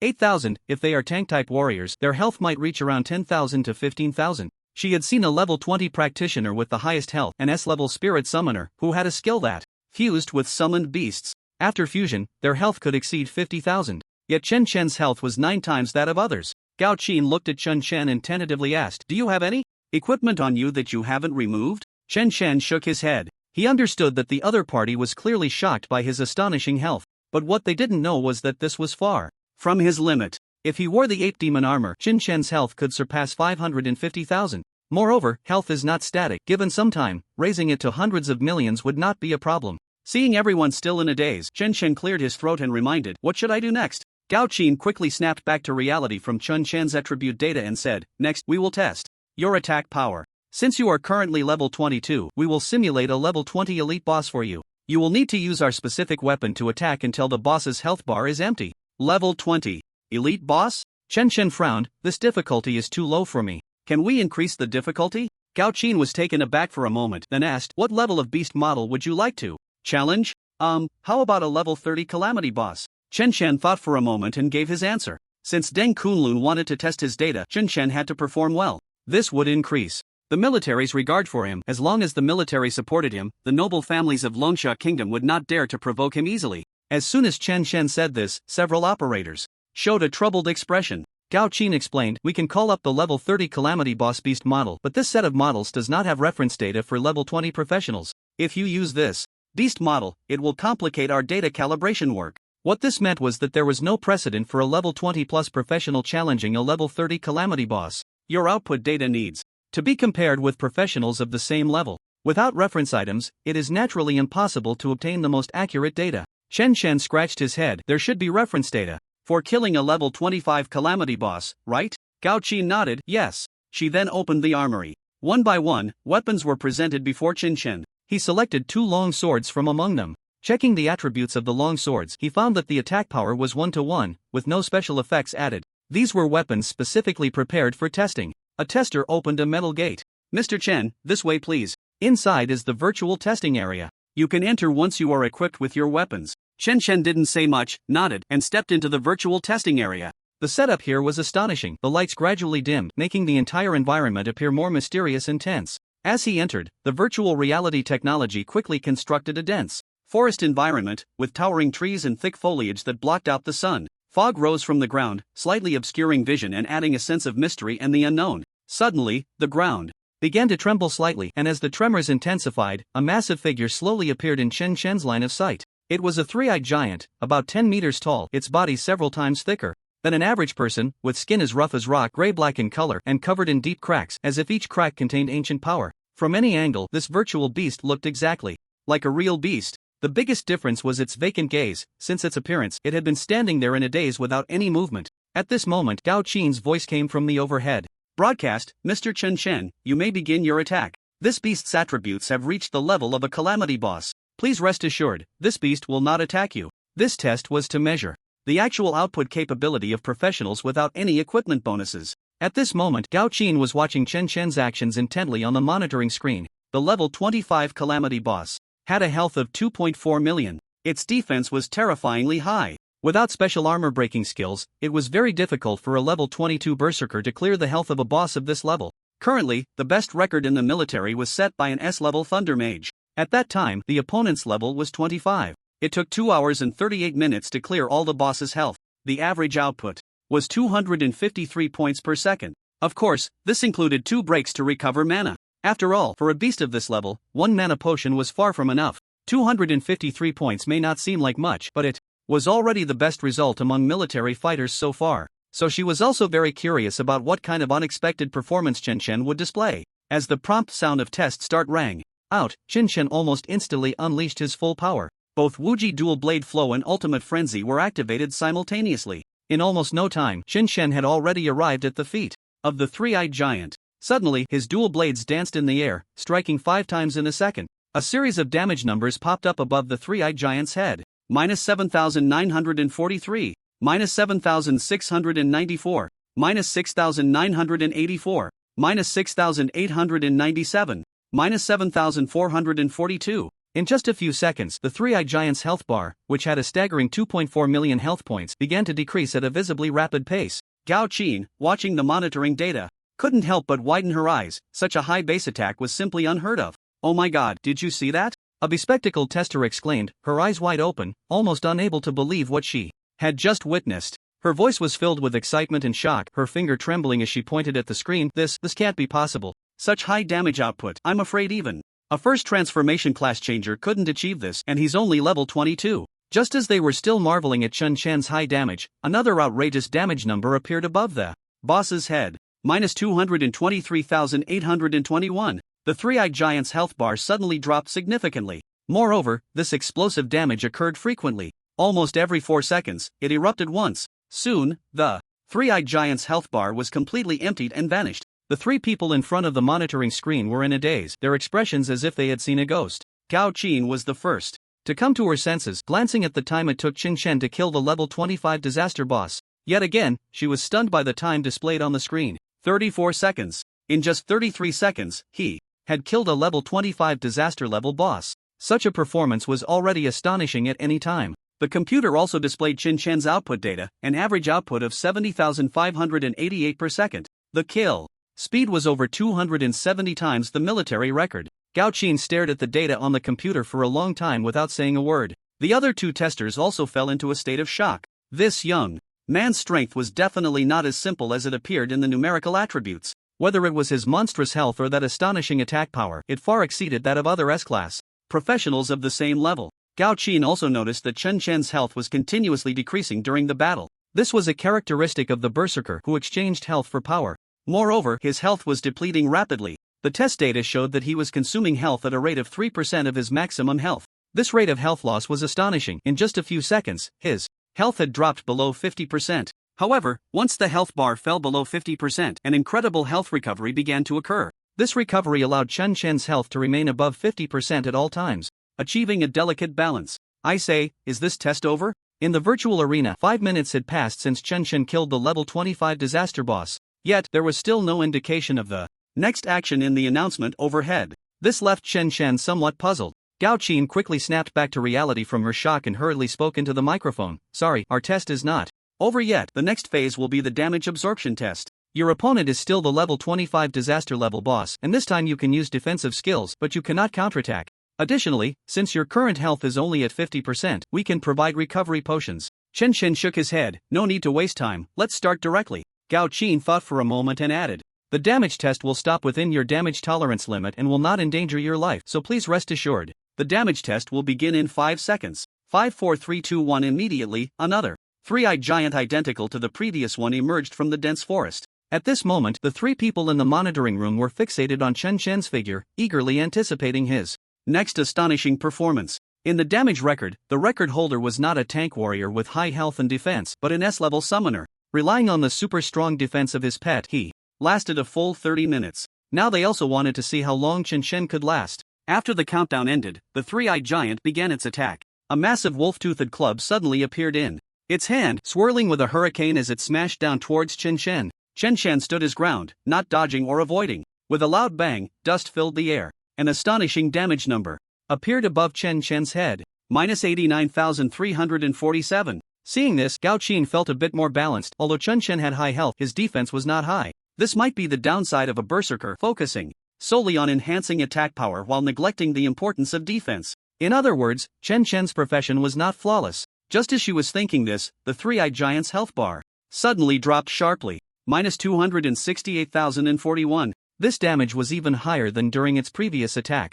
Gao Qin quickly reminded through the microphone, Mr. Chen Chen, this is a damage tolerance test. You cannot attack the beast model. Chen Chen shrugged innocently, I didn't attack, this is the passive effect of my skill. The three people in the monitoring room exchanged glances, realizing that Chen's skill passive effect was actually a reflection damage. Moreover, from the data, the reflection damage was as high as 3 times. Gao Qin, who had been able to maintain her composure, could no longer sit still. She finally understood why Commander Dang wanted to conduct a test specifically on this young man. His profession had an extraordinary stealth capability. Even the most advanced instruments could not detect any clues about him. Only through testing could they analyze and judge his true strength. She could now be certain that Chen Chen's profession was definitely not an ordinary C-level berserker, but at least SS level. In over a decade, she had never been this excited. An SS level appeared in her testing ground. However, Chen Chen's damage tolerance test was not over yet. The three-eyed giant's attack frequency was very slow, and by the time it swung its wolf-toothed club for the second time, Chen Chen's health had returned to 50%.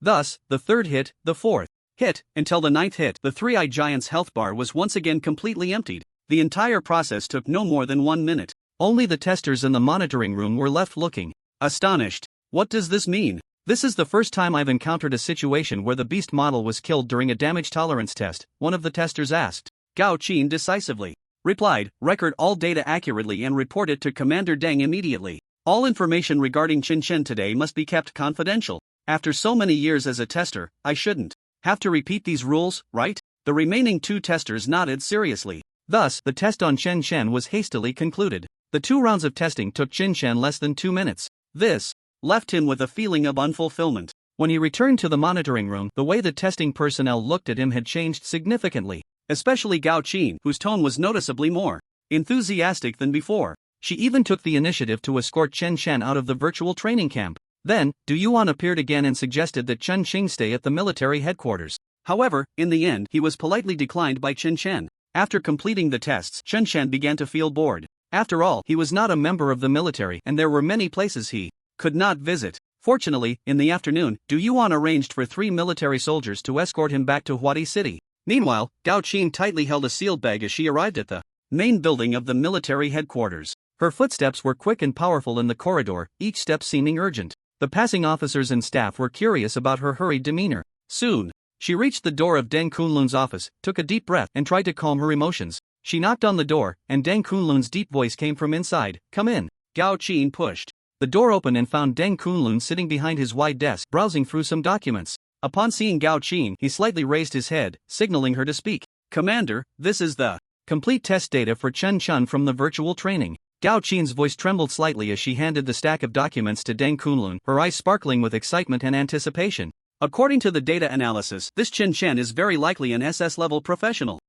I know," Deng Kunlun replied flatly. The reason he had Chen Chen undergo this test was that even among SS-level professionals, there were distinctions in strength. This strength could not be judged from the surface but could be gleaned from the data. Deng Kunlun took the documents and reminded her. "Remember to keep it confidential." Gao Qin smiled confidently and said, "Rest assured, Commander, the two involved this time are the most trustworthy among my subordinates." "That's good." Deng Kunlun nodded, then slowly tore off the seal from the sealed bag. He carefully read the contents of the documents. At first, his expression was calm, but as he read further, his expression gradually turned to surprise. Even his mouth opened unconsciously. That night, Chen Chen successfully returned to Huadi Academy under the escort of military soldiers. It must be said that Commander Deng's invitation truly moved him. If it weren't for Chen Feng, Chen Chen would have eagerly agreed on the spot and clung tightly to Commander Deng's leg. Although he had not officially joined the military, he was almost halfway in. As long as he found Chen Feng's whereabouts, he could leave school and join the military. In this day and age, one certainly needed to find a strong thigh to cling to.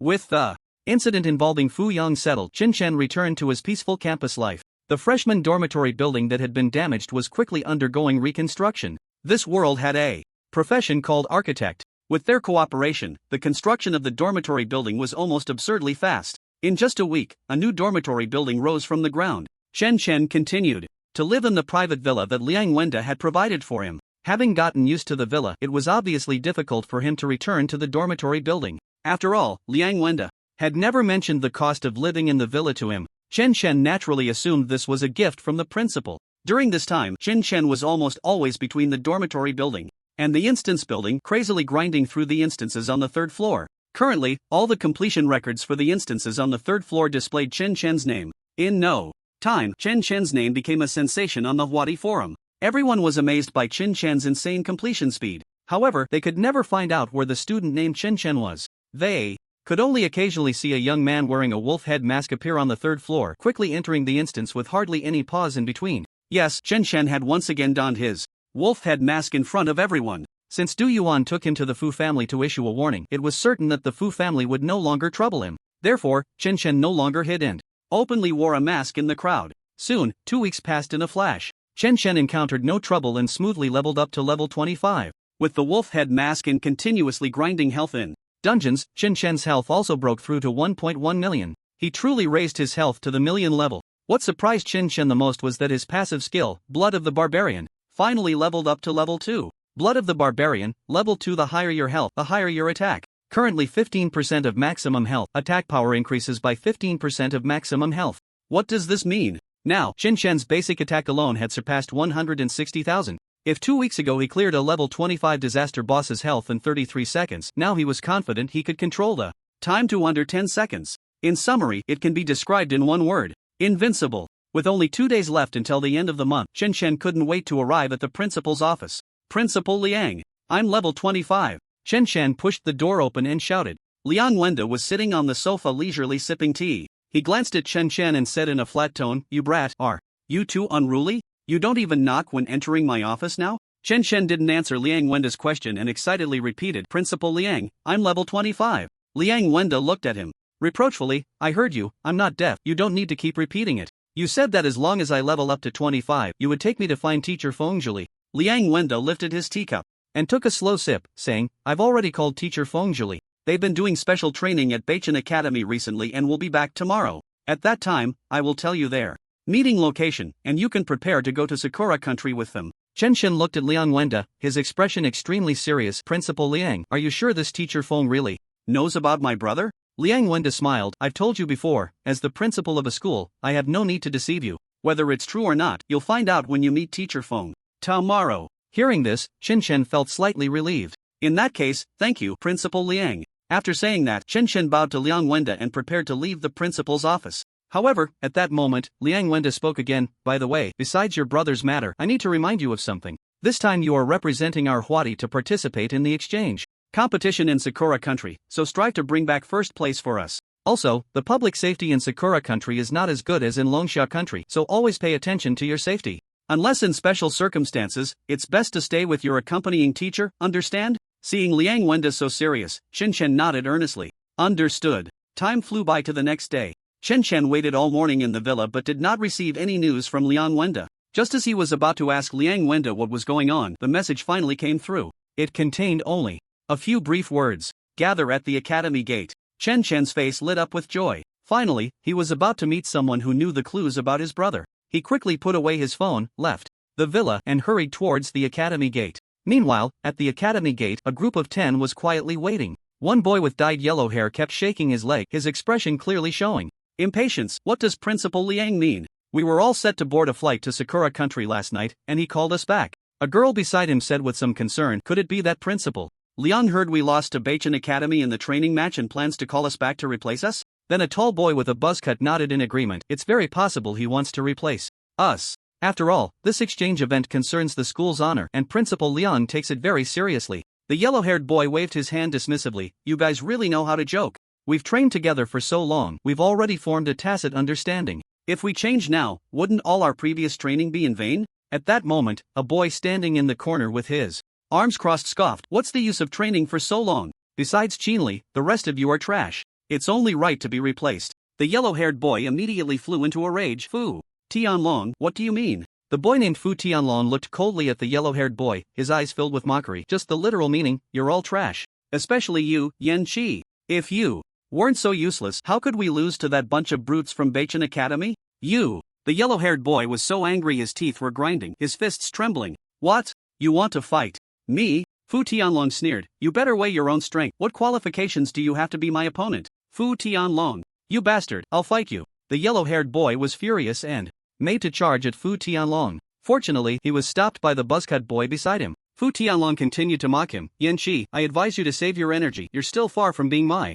match. Who knows, when Teacher Feng comes back, you might be the one getting replaced. Just then, a cold female voice came from beside Fu Tianlong. Fu Tianlong, shut your filthy mouth. It was a girl from the team, looking ethereal and aloof. Fu Tianlong turned to her, his face instantly breaking into a smile. Since you, Qinli, have spoken, I must give you this face and not stoop to his level.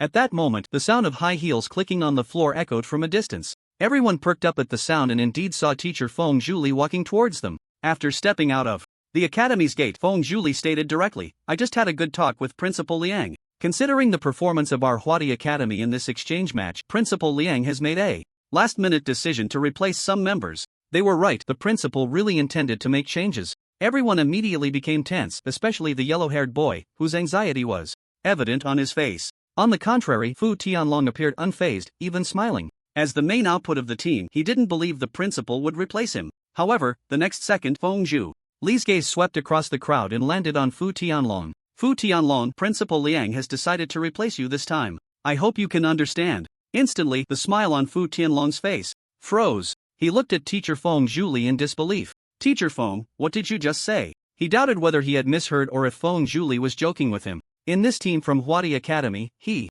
was the strongest. How could he possibly be replaced? If he was replaced, what hope would there be for the exchange match with Sakura country? However, Teacher Feng repeated firmly, I'm sorry, Fu Tianlong, you cannot participate in this exchange match with Sakura country. This is impossible. How could this happen? Fu Tianlong shook his head in disbelief and then his gaze quickly sharpened, tinged with a hint of anger. Instructor Feng, I've trained hard just like everyone else. Why am I being replaced? I'm the strongest in the team, it shouldn't be me who gets swapped out. Feng Zhuli took a deep breath, maintaining her composure. Yes, your performance has always been outstanding, but this decision was made by Principal Liang and I cannot change it. Fu Tianlong completely lost his composure, his face turning red as he muttered, Why? I am clearly the strongest in the team. What right does the principal have to replace me? I ask you, who in the sophomore and junior years can match my strength? I refuse to accept this. Has the principal lost his mind? Feng Zhuli's expression immediately turned serious as she coldly replied, Fu Tianlong, please watch your words. Principal Liang must have his reasons for making such a decision. As for who will take your place, the person is already on their way, and I believe everyone will see him soon. Just as she spoke, a young man wearing a wolf mask walked out from the gates of Hwadi Academy. He first glanced around and then fixed his gaze on Feng Zhuli and her group. Soon, the young man in the wolf mask approached the most mature and composed Feng Zhuli in the crowd. You must be Teacher Feng, right? I'm Chen Chen, here to participate in the Sakura Country Exchange Competition. Feng Zhuli nodded. No, Principal Liang has already briefed me. At this moment, the students present were filled with curiosity about the young man in the wolf mask. Who is this Chen Chen? Why have they never heard of this name before? Of course, if they were to head to the Hwadi Instance building or browse the school forum now, they would find that the name Chen Chen had become a hot topic. Countless instance records were proving his terrifying strength to everyone. However, they had been too busy training recently to pay attention to the school forum, which is why they knew so little about Chen Chen. Some attempted to use observation techniques on Chen Chen but could only see a bunch of question marks. This only made everyone feel that Chen Chen was particularly mysterious. Feng Zhuli then looked at everyone and said, since everyone is here, let's set off. There are many things to handle once we arrive in Sakura Country. Upon hearing this, everyone nodded and began to gather their luggage to board the bus to the airport. Only Fu Tianlong stood aside, his expression extremely grim. It must be said that while Fu Tianlong was strong in the team, his terrible personality led to him having a very poor reputation among his peers. Throughout the entire situation, no one stood up to speak on his behalf. This was also why Feng Zhuli could so quickly agree to Liang Wenda's decision. She didn't particularly like Fu Tianlong either. Just as Feng Zhuli was calling everyone to get on the bus, Fu Tianlong spoke up. Teacher Feng, wait a moment. Feng Zhuli turned to look at him, her eyes filled with confusion. Fu Tianlong, do you have any questions? Fu Tianlong said resentfully, Teacher Feng, I've put in a lot of hard work and sweat to participate in this exchange competition in Sakura Country. Now to be told I'm being replaced just like that, I can't accept it. Teacher Feng, Fu Tianlong's voice was firm and loud, echoing in the open space outside Hwadi Academy. I demand a duel with Chen Chen. The winner will have the right to represent the school in Sakura Country. I will not accept any unfair decisions. Feng Zhuli frowned. Her instinct was to reject such an informal approach. After all, this was a decision made by the principal, not something that could be changed through a childish battle. However, at that moment, Chen Chen spoke up first. You're Fu Tianlong, right? What's your relationship with Fu Yang? Fu Tianlong was taken aback, clearly thrown off by Chen Chen's sudden question. But then he replied, Fu Yang is my cousin, is there a problem? Upon hearing this, Chen Chen let out a light laugh and then looked at Feng Zhuli beside him. Teacher Feng, I accept this challenge. After hearing this, Fu Tianlong was shocked internally by Chen Chen's quick acceptance, but his expression quickly returned to a confident smile. You said it yourself. I don't care how you dirty your way into Principal Liang's trust, but if you dare to take my spot, you will pay the price. After a heavy sigh from Feng Zhuli, she reluctantly nodded, agreeing to the duel request from the two. It was also a chance to see what kind of strength this principal's chosen Chen Chen truly had. She then led Chen Chen, Fu Tianlong, and several other team members to the school's battle arena. This was a spacious area designed specifically for various competitive confrontations and training, surrounded by high spectator stands, with a special material-covered ground in the center that could absorb impacts and protect the students' safety. Their arrival quickly drew the attention of the students training on site. Gradually, the training movements came to a halt, and all eyes turned to the group of newcomers. Isn't that Fu Tianlong and Qinli? Weren't they supposed to participate in the exchange competition in Sakura Country? Why did they suddenly come here? Wow, I have to say, Qinli is really beautiful. She can definitely compete with the student council president Suing. That wolf-headed mask looks a bit familiar. He seems to often appear in the instance building. Why is he now with Fu Tianlong? Amidst the chatter of the students, Chen Chen and Fu Tianlong simultaneously walked into an empty battle arena. This action immediately caused quite a stir in the training ground. God, who is this wolf-headed mask guy? He actually wants to challenge Fu Tianlong? What's going on? I heard Fu Tianlong is already level 44, about to advance. There are very few second and third year students who can match him. Maybe it's a warm-up before the exchange competition. To be honest, being able to battle someone with Fu Tianlong's strength is already an honor. That's right, let's cheer for this brave wolf-headed youth. Despite the rising discussions around him, Chen Chen's expression remained exceptionally calm, his gaze resolute as he walked steadily toward the center of the battle area. Fu Tianlong, on the other hand, was relatively flamboyant, surrounded by supporters cheering him on, enjoying the attention and appearing full of confidence. His eyes burned with intensity, occasionally casting a provocative and disdainful glance at Chen Chen. After both stood in position in the battle arena, Feng Zhuli looked at the two and reminded them, quick battle, we need to catch a flight. Fu Tianlong smiled confidently, don't worry. Give me 5 minutes and I'll guarantee to take care of this kid. Meanwhile, Chen Chen remained silent, maintaining a cool demeanor beneath the wolf mask. As Fu Tianlong's words fell, the large screen in the battle arena lit up, displaying the names and levels of the two contestants. The screen clearly showed Fu Tianlong, level 44, Chen Chen, level 25. The huge level difference immediately caused a small stir in the audience. Level 25 against level 44, is this a joke? I thought the guy in the mask might be a master, but turns out he's only level 25. How can he fight Fu Tianlong? Isn't this just asking for punishment? Feng Zhili and the remaining team members also showed surprise. Previously, no one could check Chen Chen's status and level due to his mask, but since he was personally recommended by Principal Liang, everyone assumed his level wouldn't be low. Principal Liang didn't say much to Feng Zhili, only that Chen Chen's strength was very strong, far surpassing Fu Tianlong. Yet the strong person in Principal Liang's mouth was only a mere level 25. He had just reached the standard to participate in the exchange competition. At this moment, Feng Zhili felt it was very necessary for the two of them to have a battle. She could not believe that a level 25 professional could defeat a level 44 professional. After all, no matter how powerful his combat skills were, they could not make up for the crushing difference in attributes. If Chen Chen were to lose to Fu Tianlong, she might really go back to discuss this matter with Principal Liang. At this time, a keen student suddenly felt that the name Chen Chen sounded familiar, and his voice gradually became excited. Wait, this Chen Chen can't be the one who refreshed all the dungeon records on the 3rd floor of our academy, right? Another student quickly added, damn, now that you mention it, it might really be. Otherwise, who would have the guts to challenge a level 44 like Fu Tianlong? If it's that Chen Chen, then this battle just got interesting. Why do I feel like Fu Tianlong might flip? Indeed, the dungeon record time set by this Chen Chen is just too insane. As these words spread, the audience, who had initially been skeptical about the duel due to the level difference, began to reassess the situation. On the battlefield, Fu Tianlong was also somewhat surprised to see Chen Chen's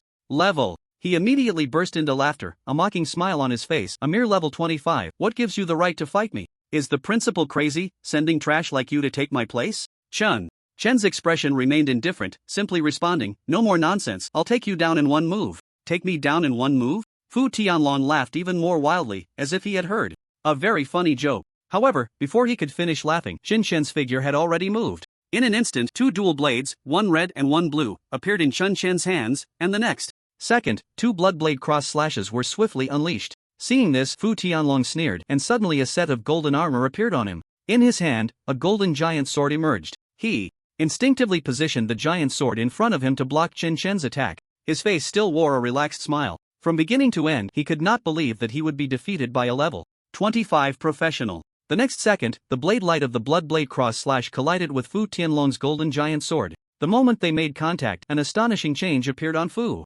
Tianlong's face. This power? No way? Such a terrifying skill power, could it really be released by a level 25 professional? At this moment, the golden giant sword in his hand was continuously absorbing the skill damage from the bloodblade cross slash, making cracking sounds as if it would break at any second. However, this was just the effect of the first bloodblade cross slash. The second bloodblade cross slash followed closely. Fu Tianlong's pupils suddenly widened, a strong sense of unease surged in his heart. Sure enough, when the second bloodblade cross slash hit the golden giant sword in Fu Tianlong's hand, the golden giant sword inevitably shattered into 2 pieces. Fu Tianlong was taken aback. This weapon of his was of epic quality, yet it was so easily destroyed? However, the residual power of the bloodblade cross slash did not dissipate. Without the golden giant sword to block it, the remaining attack accurately struck Fu Tianlong. Minus 79,829. At this moment, Fu Tianlong's health was just over 60,000. After just one move, his health bar was instantly emptied. Fortunately, the training arena had a protective mechanism that would leave the loser with about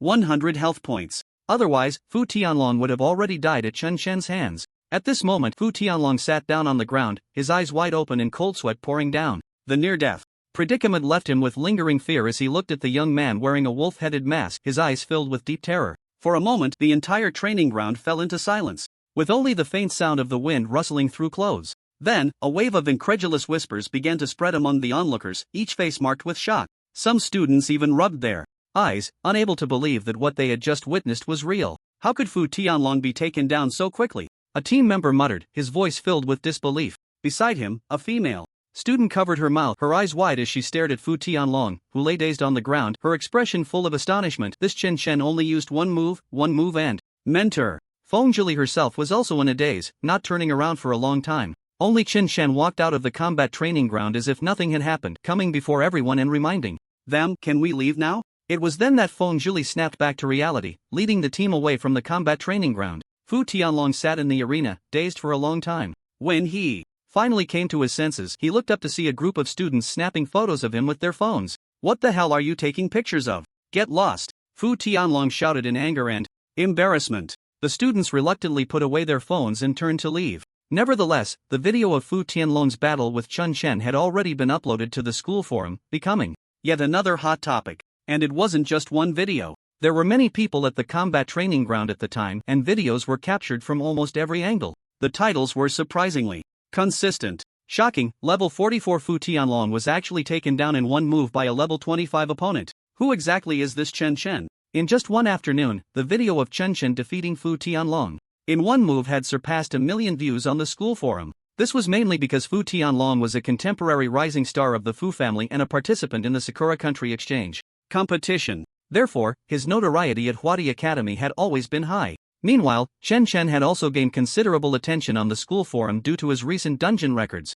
The sudden appearance of these two names on the forum naturally sparked intense reactions. OMG, that cross-slash was just too cool. Chen Chen is probably going to become the new legend of Huadi. Everyone, you have 10 seconds to quickly find out the background of this Chen Chen. I want to be his first little fan. Oh, isn't this the so-called invincible S-rank holy armor warrior Fu Tianlong? He couldn't even take one hit from someone else. This is just hilarious. Exactly, with this kind of strength, he can still participate in the Sakura Country Exchange competition? Please don't embarrass our Longxia country. Hey, do you guys not know yet? Fu Tianlong has already been kicked off the participant list for the Sakura Country Exchange competition. Is that true? That's so satisfying. Of course it's true, the teams participating in the exchange competition have already boarded their flights to Sakura Country, while Fu Tianlong is still at school. The answer is obvious. Meanwhile, in the busy waiting hall, Chen Chen and his team were sitting in the waiting area, surrounded by hurried travelers and constantly announced flight information. Despite the atmosphere in the team becoming subtle and tense due to Chen Chen's presence, the other team members occasionally cast curious and odd glances at him. Given Chen Chen's previous performance, these team members realized his strength. They secretly imagined that with such a master joining, they might really achieve good results in the exchange competition. However, throughout it all, Chen Chen hardly spoke to the team members, always lost in his own thoughts. With that iconic wolf head mask, he seemed to create an invisible barrier around him, appearing particularly mysterious and unapproachable. Chen Chen's silence was not due to arrogance, but rather a heavy burden on his heart. The unknown fate of his brother Chen Feng had been troubling him. Facing teacher Feng Zhili, who sat not far away, his heart was filled with contradictions and struggles. If he were to hear some unfortunate news from her, he feared he would not be able to bear it. Chen Chen gazed out at the darkening sky, the lights in the waiting hall gradually brightening, the hour hand pointing to 8 in the evening. As boarding time approached, he felt he had to make a decision. Finally, after a deep breath, he slowly stood up. Although he was filled with unease, he decided to walk towards Feng Zhili. If this teacher Feng knew nothing about his brother, then Chen Chen resolved to return to school immediately and scold Liang Wenda, disregarding any so-called exchange competition. His steps were firm, but each one felt as heavy as a lead ball, and soon he stood before Feng Zhili. She looked at Chen Chen, her eyes filled with confusion. Chen Chen, is there something you need? Chen Chen took a deep breath and spoke. Teacher Feng, I want to ask, do you remember a student named Chen Feng from 3 years ago? I heard you were once his mentor. Chen Feng? In that moment, what Chen Chen saw on her face was not confusion, but surprise. Clearly, this teacher Feng indeed knew Chen Feng. However, Feng Zhili did not answer the question but furrowed her brow and asked back, why are you bringing up Chen Feng? What is your relationship with him? Chen Chen answered truthfully, Chen Feng is my brother. Since he joined Huadi Academy, I haven't heard from him for 3 years, so I really want to know whether he is alive or dead. Upon hearing this, Feng Zhili couldn't help but show a wry smile, her tone filled with helplessness. Chen Feng was indeed my student, a very talented one, but unfortunately, I haven't heard from him in a long time either. As for his current state, before she could finish, a voice suddenly interjected from the side, a girl's voice, clear and resolute. Teacher, is the Chen Feng you're talking about the S-class professional light holy mage from back then?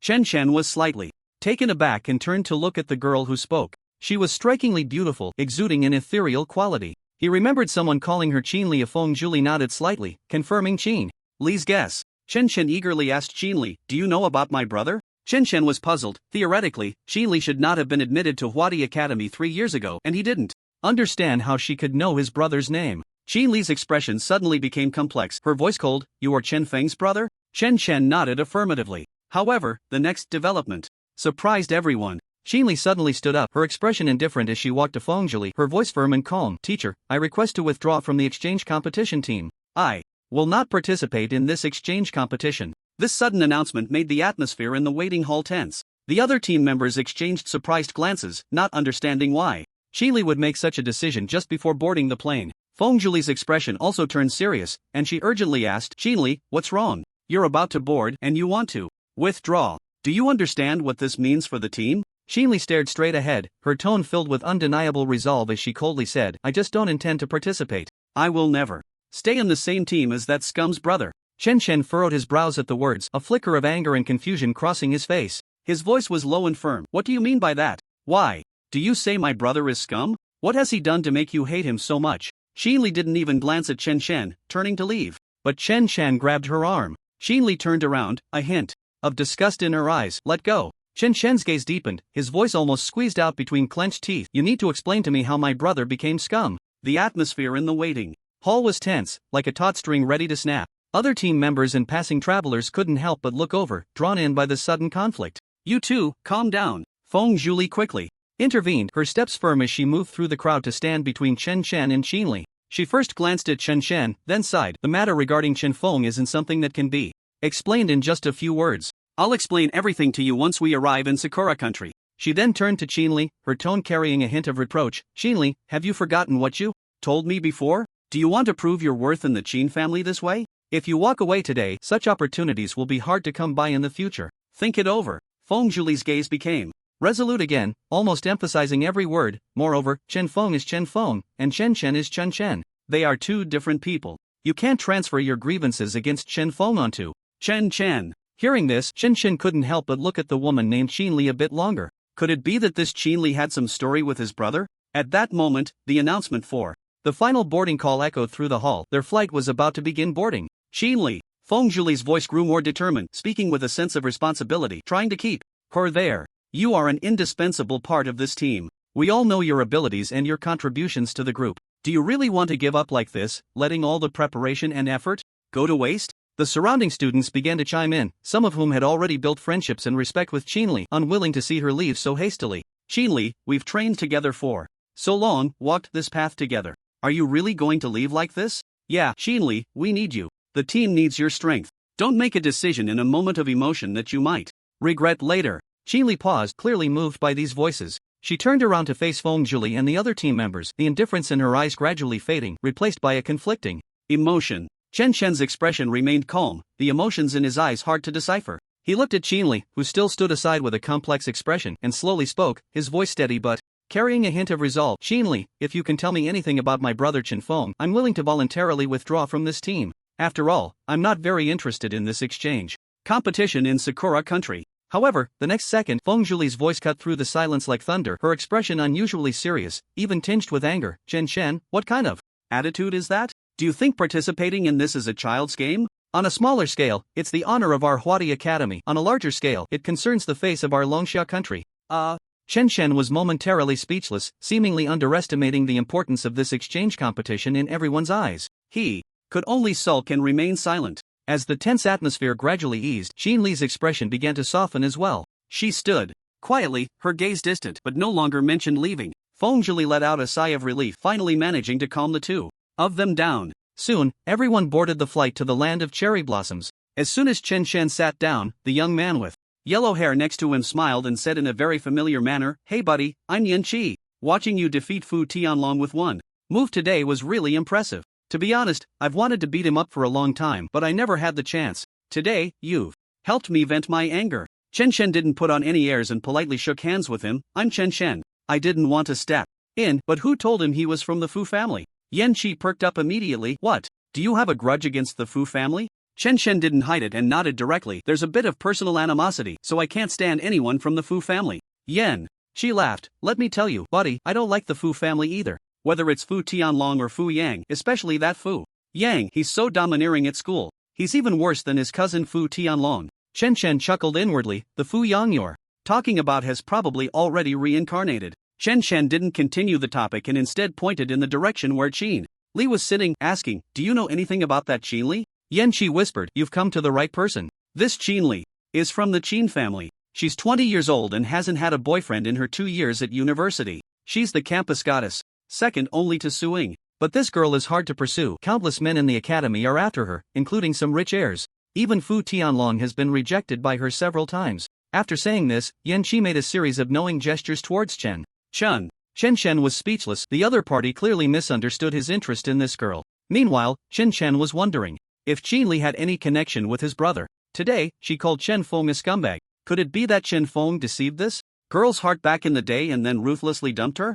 But then he thought it didn't quite add up. 3 years ago, Qinli was only 17, still a minor. Chen Feng shouldn't have done something like that, right? Regardless, he still needed to ask Qinli for clarification. Just as he was thinking, Chen sensed an unusual gaze. He looked up and met Qinli's cold eyes filled with deep disdain. She then snorted coldly and turned her head away. Chen was left puzzled. He couldn't understand how deeply Chen Feng had hurt this girl. In Chen impression, although Chen Feng often joked around with him, he was definitely a pure-hearted young man. He would never engage in scumbag behavior. Chen asked Yan-Chi more about Qinli, but he didn't get any useful information. Instead, Yan-Chi seemed to have triggered some kind of mechanism. Once he started talking, he couldn't stop. Chen found it tiresome and had no choice but to close his eyes and sleep. Due to the mask he was wearing, Yan-Chi couldn't tell that Chen had already fallen asleep. He continued to chatter away, even enjoying his own monologue. Finally, after a long 5-hour flight, everyone arrived in the capital of the land of cherry blossoms, Tokyo.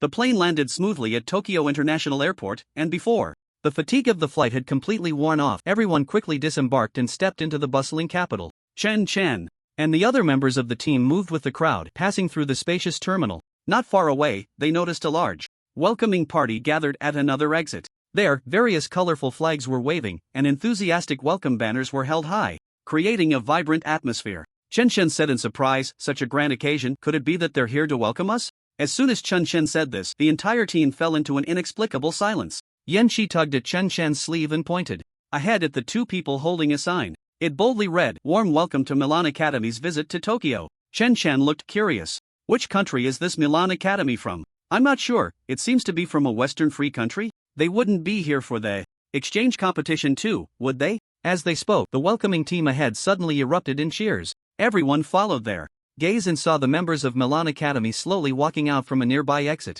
These individuals had appearances similar to Europeans and Americans from Blue Star. Tall and fair-skinned, their presence immediately attracted everyone's attention. As they approached, the venue erupted in another round of enthusiastic cheers, with several beautiful women from the Sakura country stepping forward to embrace them, even blowing kisses. The members of Milan Academy clearly enjoyed such a warm welcome. They were all smiles, happily accepting the enthusiastic hospitality, with some embracing the welcoming beauties and engaging in cheerful conversations, creating an atmosphere filled with friendliness and joy. In contrast, the situation on Chen's side seemed a bit desolate. Not far away, there was only one welcoming staff member from the Sakura country standing there, holding a small sign that read Hwadi Academy, smiling as he waited for them. His demeanor, though polite, appeared particularly understated and simple compared to the lively scene on the other side. Chen was taken aback. Both were foreign academy teams coming to Tokyo for the exchange competition. Wasn't the disparity in treatment too great? Why did the other side have a crowd of beauties while he only had one greeter?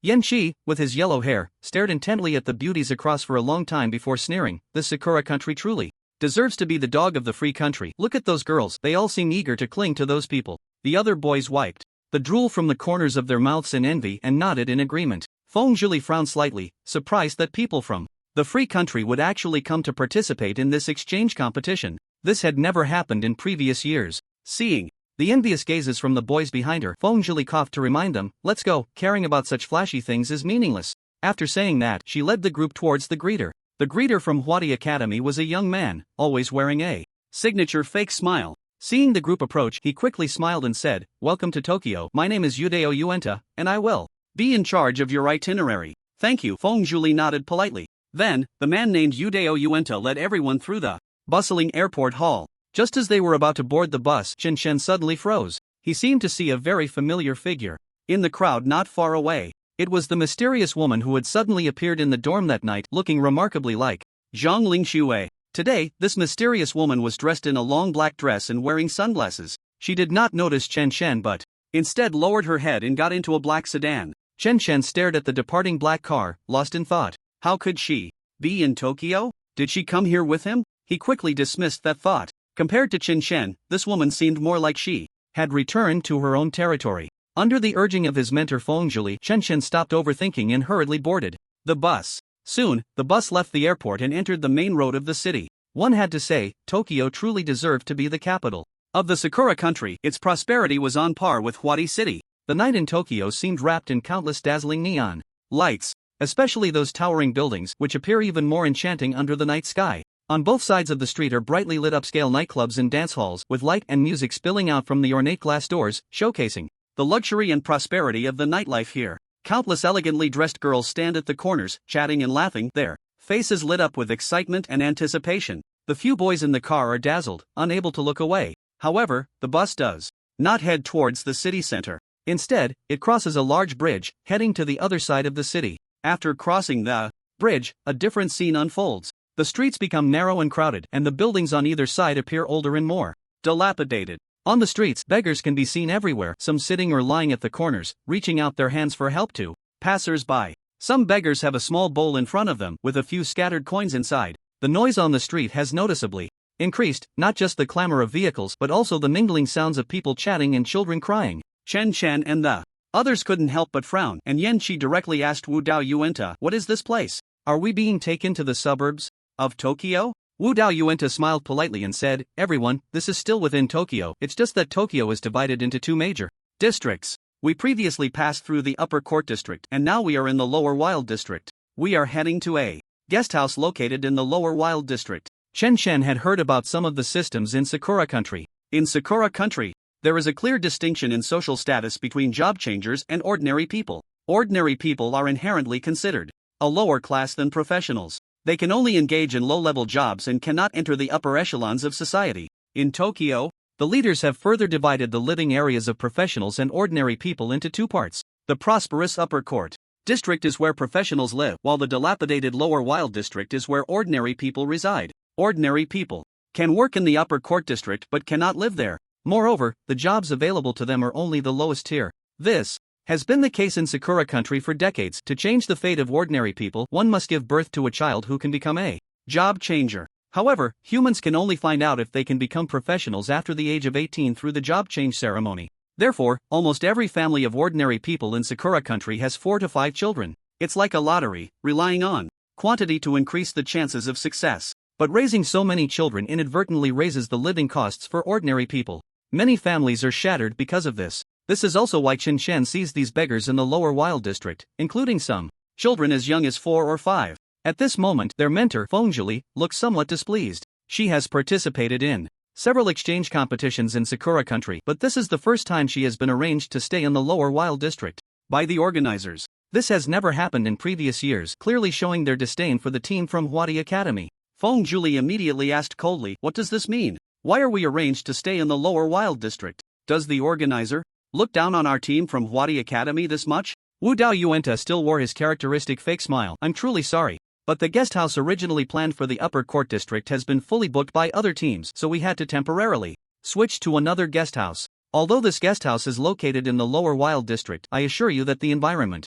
will be clean and hygienic, so please rest assured." Feng snorted coldly but did not continue. She couldn't believe that the vast Upper Court District had no place to accommodate them and had specifically found a guest house in the Lower Wild District. It was clearly a show of force against their Huari Academy team. The students on the bus also had grim faces, but seeing that the mentor didn't continue to erupt, they didn't dare to say much. Chen Chen, on the other hand, wore an indifferent expression. Having lived a hard life with his brother since childhood, he had no particularly harsh demands regarding food and accommodation. Under the glow of the streetlights, the bus finally stopped in front of an unremarkable little inn. The inn sign looked somewhat aged, with peeling paint, and the lettering on the sign had become blurred due to the erosion of time. As the bus door opened, a pungent smell of urine immediately hit them. This odor seemed to have lingered on this street for a long time, becoming an unwelcome mark of the area. The crowd frowned at the smell. A few drunk men were loudly making a scene on the street near the inn, their laughter hoarse and reeking of alcohol, their words slurred. Upon seeing the group disembark from the bus, the drunk men revealed lewd smiles.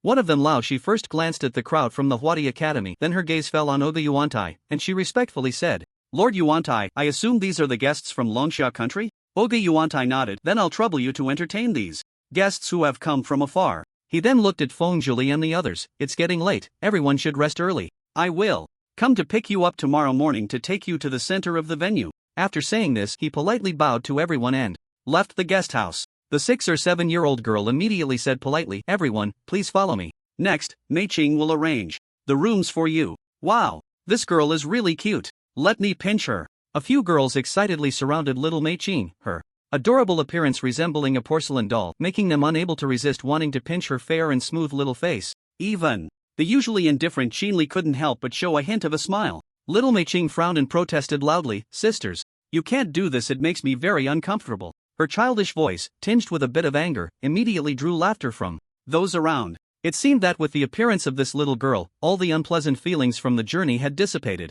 like smoke. Seeing that the sisters still had no intention of stopping, she looked to the older sister beside her for help. "Sister, Mei Hui, please save me." The girl called Mei Hui covered her mouth and chuckled. "It's okay, Mei Qing, this is just how the sisters show they like you." Just then, Feng Zhuli stepped forward, cleared her throat, and said, "Alright, stop messing around. It's getting late, so let's have this little friend take us to our rooms." Only then did the girls stop their incessant teasing of little Mei Qing and stood up. Little Mei Qing tidied her slightly messy hair that the girls had ruffled and said, "Follow me." Saying this, she took the lead and headed towards the corridor. The walls of the corridor were adorned with softly colored landscape paintings, and with each step, one could feel the fresh scent of tatami mats. As Mei Qing walked, she turned back to ensure everyone was following. Her voice filled with pride. "Our rooms have all been carefully cleaned by Sister Mei Hui and me, and they are very comfortable. Each room has a special fragrance that we blended ourselves." In no time, little Mei Qing had arranged everyone's rooms. Feng Zhuli looked at this not only cute but also highly professional little girl and couldn't help but smile and quietly praise, "Thank you, Mei Qing. You did very well." Upon hearing the praise, Mei Qing's face broke into a proud smile, her eyes crescent-shaped. "Thank you. If you need any help, feel free to tell me." Chen Chen curiously looked at the slightly older Mei Hui and asked, "Is it just you and your sister running this place?" He was curious how such a small inn could operate smoothly in such a chaotic area like the wild field.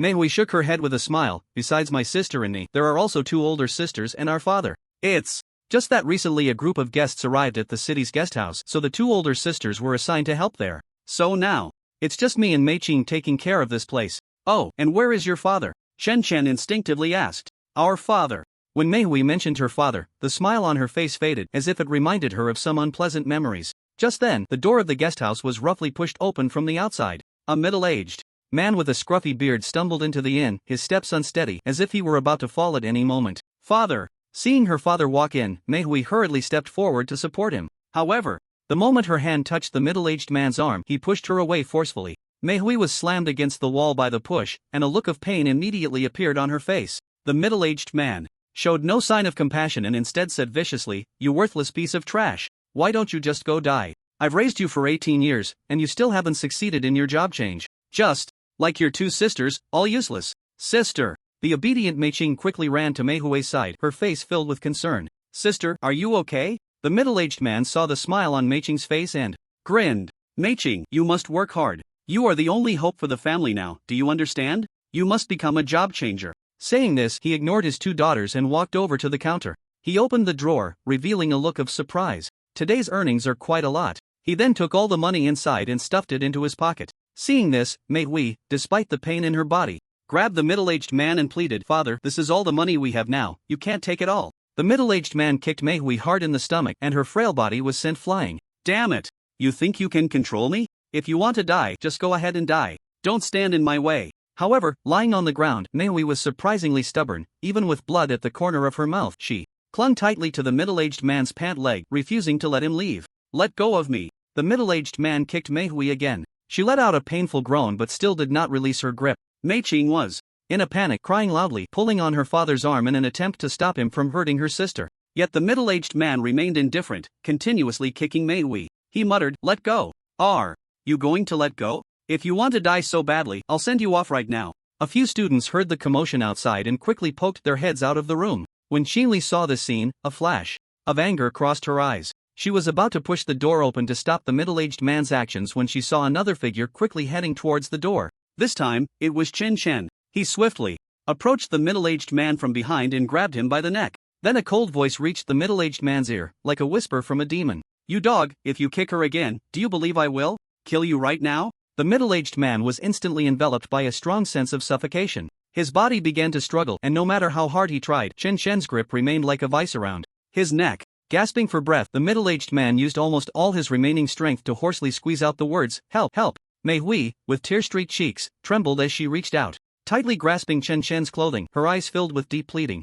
"Please, let him go, he is my father." Chen Shen's gaze shifted from the middle-aged man to Meihui, and in that moment, his eyes seemed to waver. At Meihui's plea, he finally slowly released his grip. The middle-aged man collapsed to the ground, relieved, gasping for air, coughing violently while trying to steady his trembling body with his hands. After a few difficult minutes, the middle-aged man barely stabilized his breathing. He raised his head and glared angrily at Chen Shen. When his gaze fell on the eerie wolf head mask, he couldn't help but feel a chill run down his spine. Beneath the mask, Chen Shen's eyes were cold as ice, devoid of any emotional fluctuation. The middle-aged man instinctively took a step back and cautiously spoke. "Who are you people?" Chen Shen's cold voice came through. "Don't worry about who we are, get out right now." The middle-aged man clearly refused. "This is my house, what right do you have to make me leave?" Chen's expression grew even colder. "If you won't leave on your own, then I'll help you." As soon as he finished speaking, he took a big step forward, slowly approaching the middle-aged man. The middle-aged man was obviously intimidated by Chen Shen's aura. A flicker of fear crossed his eyes, and he understood that the other party was not to be trifled with. His expression quickly changed, his voice filled with panic. I was wrong, I'll leave right now." He hurriedly turned around, his hand on the doorknob, ready to push the door open. "Stop." The middle-aged man's body jolted. He turned around trembling, his tone filled with caution. Do you have any further instructions? Hand over the money you just took." The middle-aged man's face showed clear hesitation and struggle. His lips moved slightly, his voice trembling. But that money was mine to begin with." Chen Shen narrowed his eyes, his voice even lower and more dangerous. "Do I need to repeat myself?" After saying that, he took another slow step toward the middle-aged man. The middle-aged man was completely panicked. He trembled as he pulled out a stack of money from his pocket, threw it on the ground, and then, without daring to linger for another second, rushed out the door without looking back, disappearing into the night. A sudden burst of enthusiastic applause echoed in the room, breaking the heavy atmosphere. Chen Shen turned around in surprise, only to see his teammates gathered at the door, their applause accompanied by cheers. Even Feng Zhuli cast an appreciative glance at him. Nearby, several female students carefully supported Manhwa, their brows furrowed, their faces showing dissatisfaction and sympathy. One girl softly scolded, "Your father is really too much to treat his own daughter so harshly." Manhwa forced a bitter smile, her voice tinged with helplessness. "My father has always longed for a successor who can change jobs, but neither my sisters nor I have succeeded. Ever since I turned 18, we have frequently suffered from my father's violence." Her voice grew quieter, filled with deep powerlessness. "When our mother was around, she could protect us to some extent. But 6 years ago, our mother died during childbirth with Mei Qing. And since then, no one has been able to protect us." Tears shimmered in Meihui's eyes. She struggled to suppress her emotions but couldn't help but lower her head. At that moment, little Mei Qing quickly picked up the scattered coins from the ground, running to Meihui's side, her eyes filled with the unique determination and comfort of a child. "Sister, don't cry, look, we've found our money." Her voice was small, but full of hope, trying to soothe her sister's pain in her own way. Everyone couldn't help but sigh inwardly. Meihui's family's plight was merely a microcosm of ordinary people in Sakura country. In fact, countless ordinary people who wanted to live a good life placed their hopes on their children. But in the end, they often found themselves consumed by despair. Chen Shen and the others could only feel sorrow for them, unable to change anything. After briefly comforting Meihui and Mei Qing, Feng Zhili urged everyone to return to the house to sleep, as they needed to get up early the next day. "Chen Shen, wait a moment." Just as Chen Shen yawned and was about to return to his room, he was called by a woman's voice. He quickly turned his head, revealing a look of surprise, because it was none other than Qin Li who called him. Previously, she had maintained a sour expression, not even glancing at him, and now she was actively speaking to him, which was quite unexpected. "Did you call me?" Chen Shen asked, somewhat incredulous. Qin Li nodded, then came in front of Chen Shen and sincerely said, "I wanted to apologize for my attitude towards you earlier. Teacher Feng is right, Chen Feng is Chen Feng, and Chen Shen is Chen Chun. I can't transfer my hatred for him onto you just because you two are brothers." Qin Li's decision to apologize was also based on Chen Shen's previous behavior, whether it was dealing with the drunken man, when getting out of the car, or confronting Mei Hui's father. He was always the first to step up without any hesitation, which left a good impression on her. Chen Shen said very seriously, "Then can you tell me what exactly happened between you and Chen Feng?" In fact, he really wanted to ask, "So are you really my sister-in-law?" but he rationally held back. Qin Li looked around and then said, "It's not convenient to talk here, let's go to your room." Saying this, she pulled Chen Shen towards his room. Chen Shen looked bewildered. "Sister-in-law, this seems a bit inappropriate, right?" Meanwhile, the middle-aged man who had been kicked out was cursing as he walked down the street. "That dead girl Meihui actually dared to find outsiders to deal with me. Just wait and see, these people will leave sooner or later, and then I will make you pay." As he spoke, he noticed a figure approaching from ahead. He instinctively looked up and immediately felt something was off. This person seemed unusually tall, at least 2.5 meters. As the distance closed, the middle-aged man gradually saw the figure's appearance, and his face instantly turned pale, as if all the blood had been drained from him. What he saw was not a tall man, but a demon straight from hell. This demon was cloaked in a white robe, its arms extraordinarily long, covered with a layer of chilling scales. Even more terrifying was that its face had no nose or mouth, but was filled with countless eyes, each pair gleaming with a cold light. Ah! The middle-aged man let out a scream and instinctively turned to run. But before he could react, the monster's long arm shot out, and its sharp claws pierced through his chest. Immediately after, the middle-aged man felt his body being drained by an irresistible force. He shriveled up, ultimately becoming a dried corpse floating down to the ground like a withered leaf. Not far from this strange monster, a young man quietly observed everything. The young man looked at the corpse on the ground, sighed softly, and murmured to himself, "Sure enough, the energy provided by ordinary people is just too little. It seems I need to kill more job changers so that my Momotaro can level up quickly." On the other side, Shen Shen and Qin Li sat facing each other on the tatami mat. Shen Shen took a deep breath and spoke solemnly. "Now you can tell me about Chen Feng, right?" Qin Li gently nodded, her expression equally complex. She paused slightly, but first asked a question. "When was the last time you had contact with Chen Feng?" Shen Shen pondered for a moment and recalled, "It was about 3 months after he entered Huadi Academy. At that time, he told me he had something important to do and might not be able to contact me for a while, and that I shouldn't worry." His voice revealed a hint of helplessness as he continued, "As a result, I haven't received any news from him since then." Upon hearing this, Qin Li's face showed disappointment. "It seems that after that incident, he didn't even contact you." Shen Shen anxiously scratched his head. "So can you tell me in detail what exactly happened?" Qin Li organized her thoughts slightly and slowly began. 3 years ago, I was only 17, and I hadn't been accepted into Huadi Academy yet. The one who was really related to your brother was my sister." "Your sister?" Chen Chen pressed. "Yes, her name is Qin Lan, and at that time, she was a sophomore at Huadi Academy." Qin Li continued, "I was still in high school at the time and didn't know much about my sister's experiences at Huadi Academy. I just remember one day when she came back from school, she seemed particularly happy. Her eyes took on a dreamy quality as she recalled. I was curious about why she was so cheerful, so I subtly probed for information. Later, I found out that my sister had fallen in love at school. The person was a new student who had just reported, named Chen Feng." Upon hearing this, Qin Shen suddenly realized that this Qin Li was not his sister-in-law but rather his brother's younger sister-in-law. What happened next? What else occurred? Shen Shen continued to ask. "My sister was quite popular at Huadi Academy, so her relationship quickly spread throughout the school. The news soon reached our Qin family. Our family has very strict rules.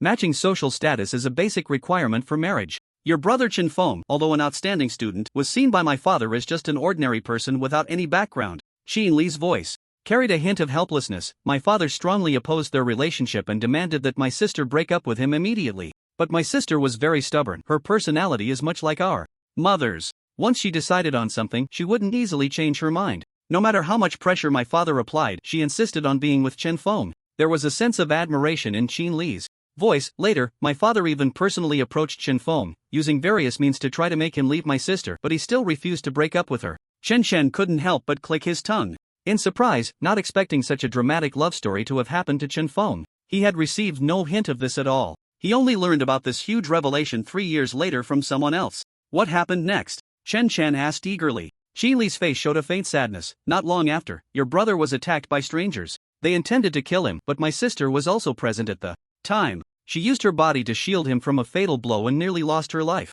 Fortunately, she had a life-saving talisman given by my father. Although it saved her life, her soul suffered severe damage, resulting in a long-term coma, in a state akin to a vegetative state, and she still hasn't awakened to this day. Her eyes were filled with sorrow. Father said that to restore my sister's soul, we need some rare abyss materials or to find a soul master. Although we searched hard for a long time, we found nothing. After learning all this, Chen Feng promised that he would find a soul master to help no matter what. But after he left, there was no news from him. It has been 3 years. During these 3 years, my sister has been lying in bed, my mother has been crying every day, and my father has become worn out from worry. His hair turned gray. Yet Chen Feng has been completely silent. How can we not think he is evading responsibility?" Qin Li's voice carried obvious resentment, her eyes glistening with tears. "That's why I said he is scum." Chen Shen shook his head seriously. "I know Chen Feng, he is definitely not that kind of person. He must have encountered something that prevented him from returning." Speaking of soul masters, Chen Shen suddenly remembered Tang Hongzhe, who resided in his wolf mask. He seemed to have mentioned before that his profession was a soul master.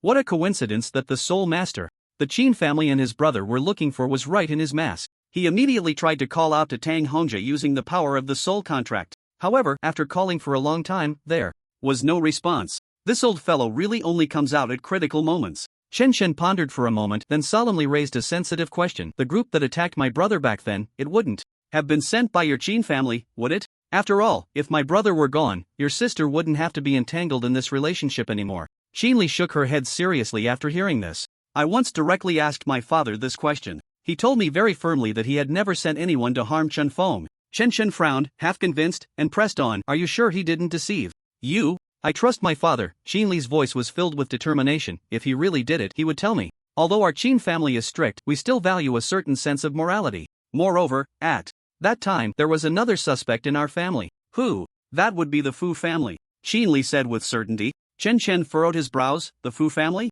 How could they be involved in this matter? Qinli explained. At that time, several disciples of the Fu family were dissatisfied with the relationship between Qin Lan and Chen Feng. They held a grudge against Chen Feng and troubled him multiple times, even challenging him to duels. But they were no match for Chen Feng. She sighed and continued. Not long after these incidents, the assassination event broke out. My father later tried to confront the head of the Fu family, but the other party firmly denied any involvement. Due to a lack of direct evidence, we had no choice but to give up the investigation. Chen Chen couldn't help but clench his fists, a murderous intent filling his eyes. The Fu family. Again, the Fu family. It's one thing to bully me, but to bully my brother as well. It seems that the grudge with the Fu family is destined to be unresolved easily. At this point, Qinli slowly stood up. That's all I know. If you can find Chen Feng in the future, let him come to the Qin family to see my sister for the last time. My sister's health has been deteriorating recently and no treatment has been effective. My grandfather said she might not survive this year. Before she finished speaking, tears had already filled Qinli's eyes.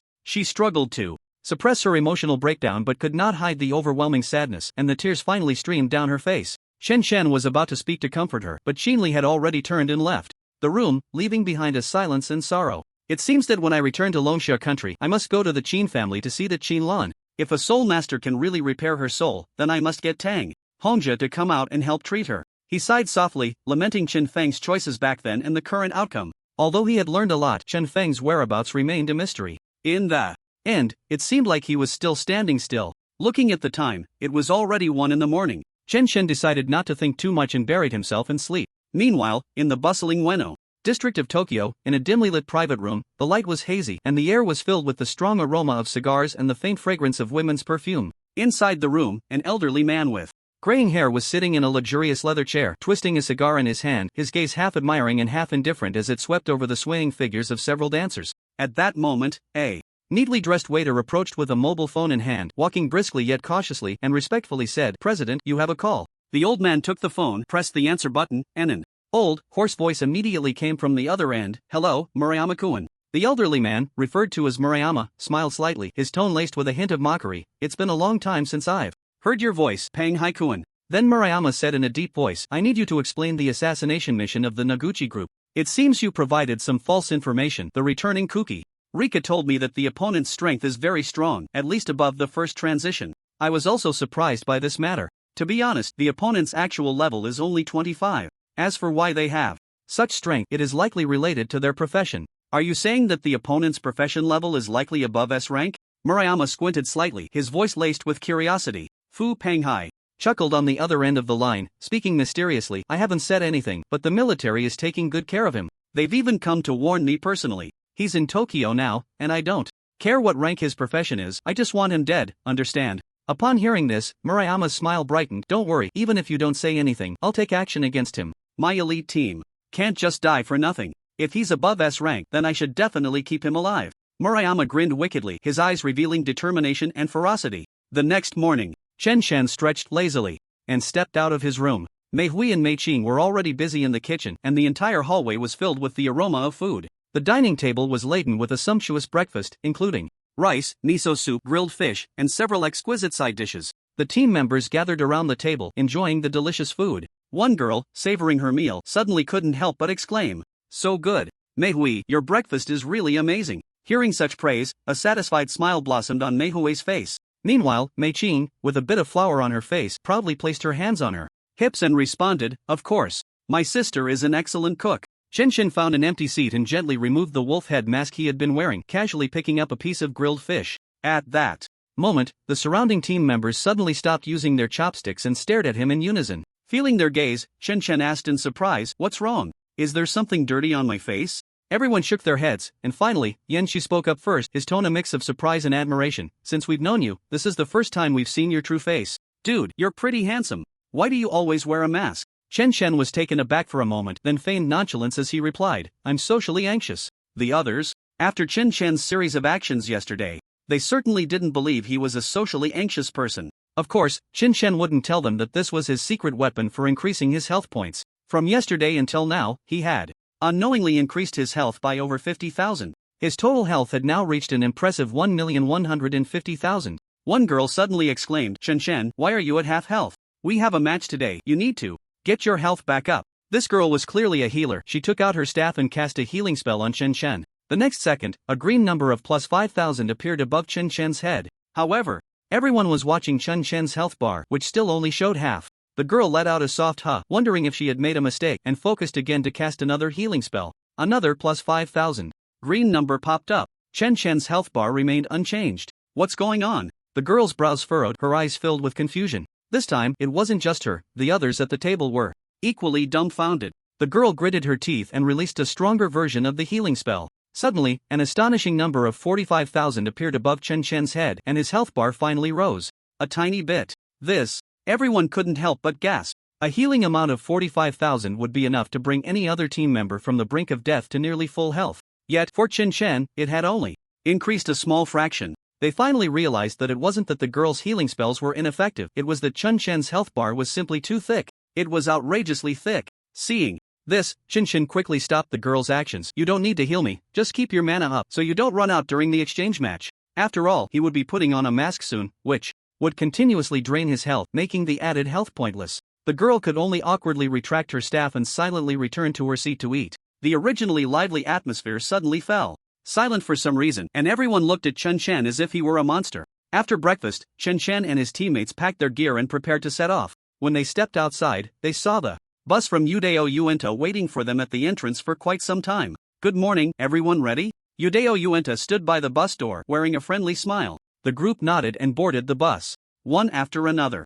Soon, the bus started moving, weaving through the streets of the lower wilds. Their destination was the Tokyo Academy located in the Upper Court District. Tokyo Academy is one of the 4 major academies in Sakura Country and also the host of the Sakura Country exchange match. After about half an hour, the bus arrived at Tokyo Academy, stopping at the entrance of the competition venue. Just through the bus window, Chen Chen could see a dense crowd of onlookers outside the venue. Today was the first day of the exchange match. So many students who heard the news wanted to come and see the strength of the top students from these academies, especially since it was said that this year would also include students from the Free Nations Millanti Academy, which greatly attracted many people's attention. Everyone got off the bus and, under Udeo Uenta's guidance, walked into the venue, arriving at the preparation and rest area designated for Hwadi Academy. Chen Chen noticed that each preparation area had a standard sign with the academy's name. Besides their Hwadi Academy, he also saw signs for Beichen Academy, Chuanshu Academy, and Modu Academy. It seemed that not only Hwadi Academy but also the other 3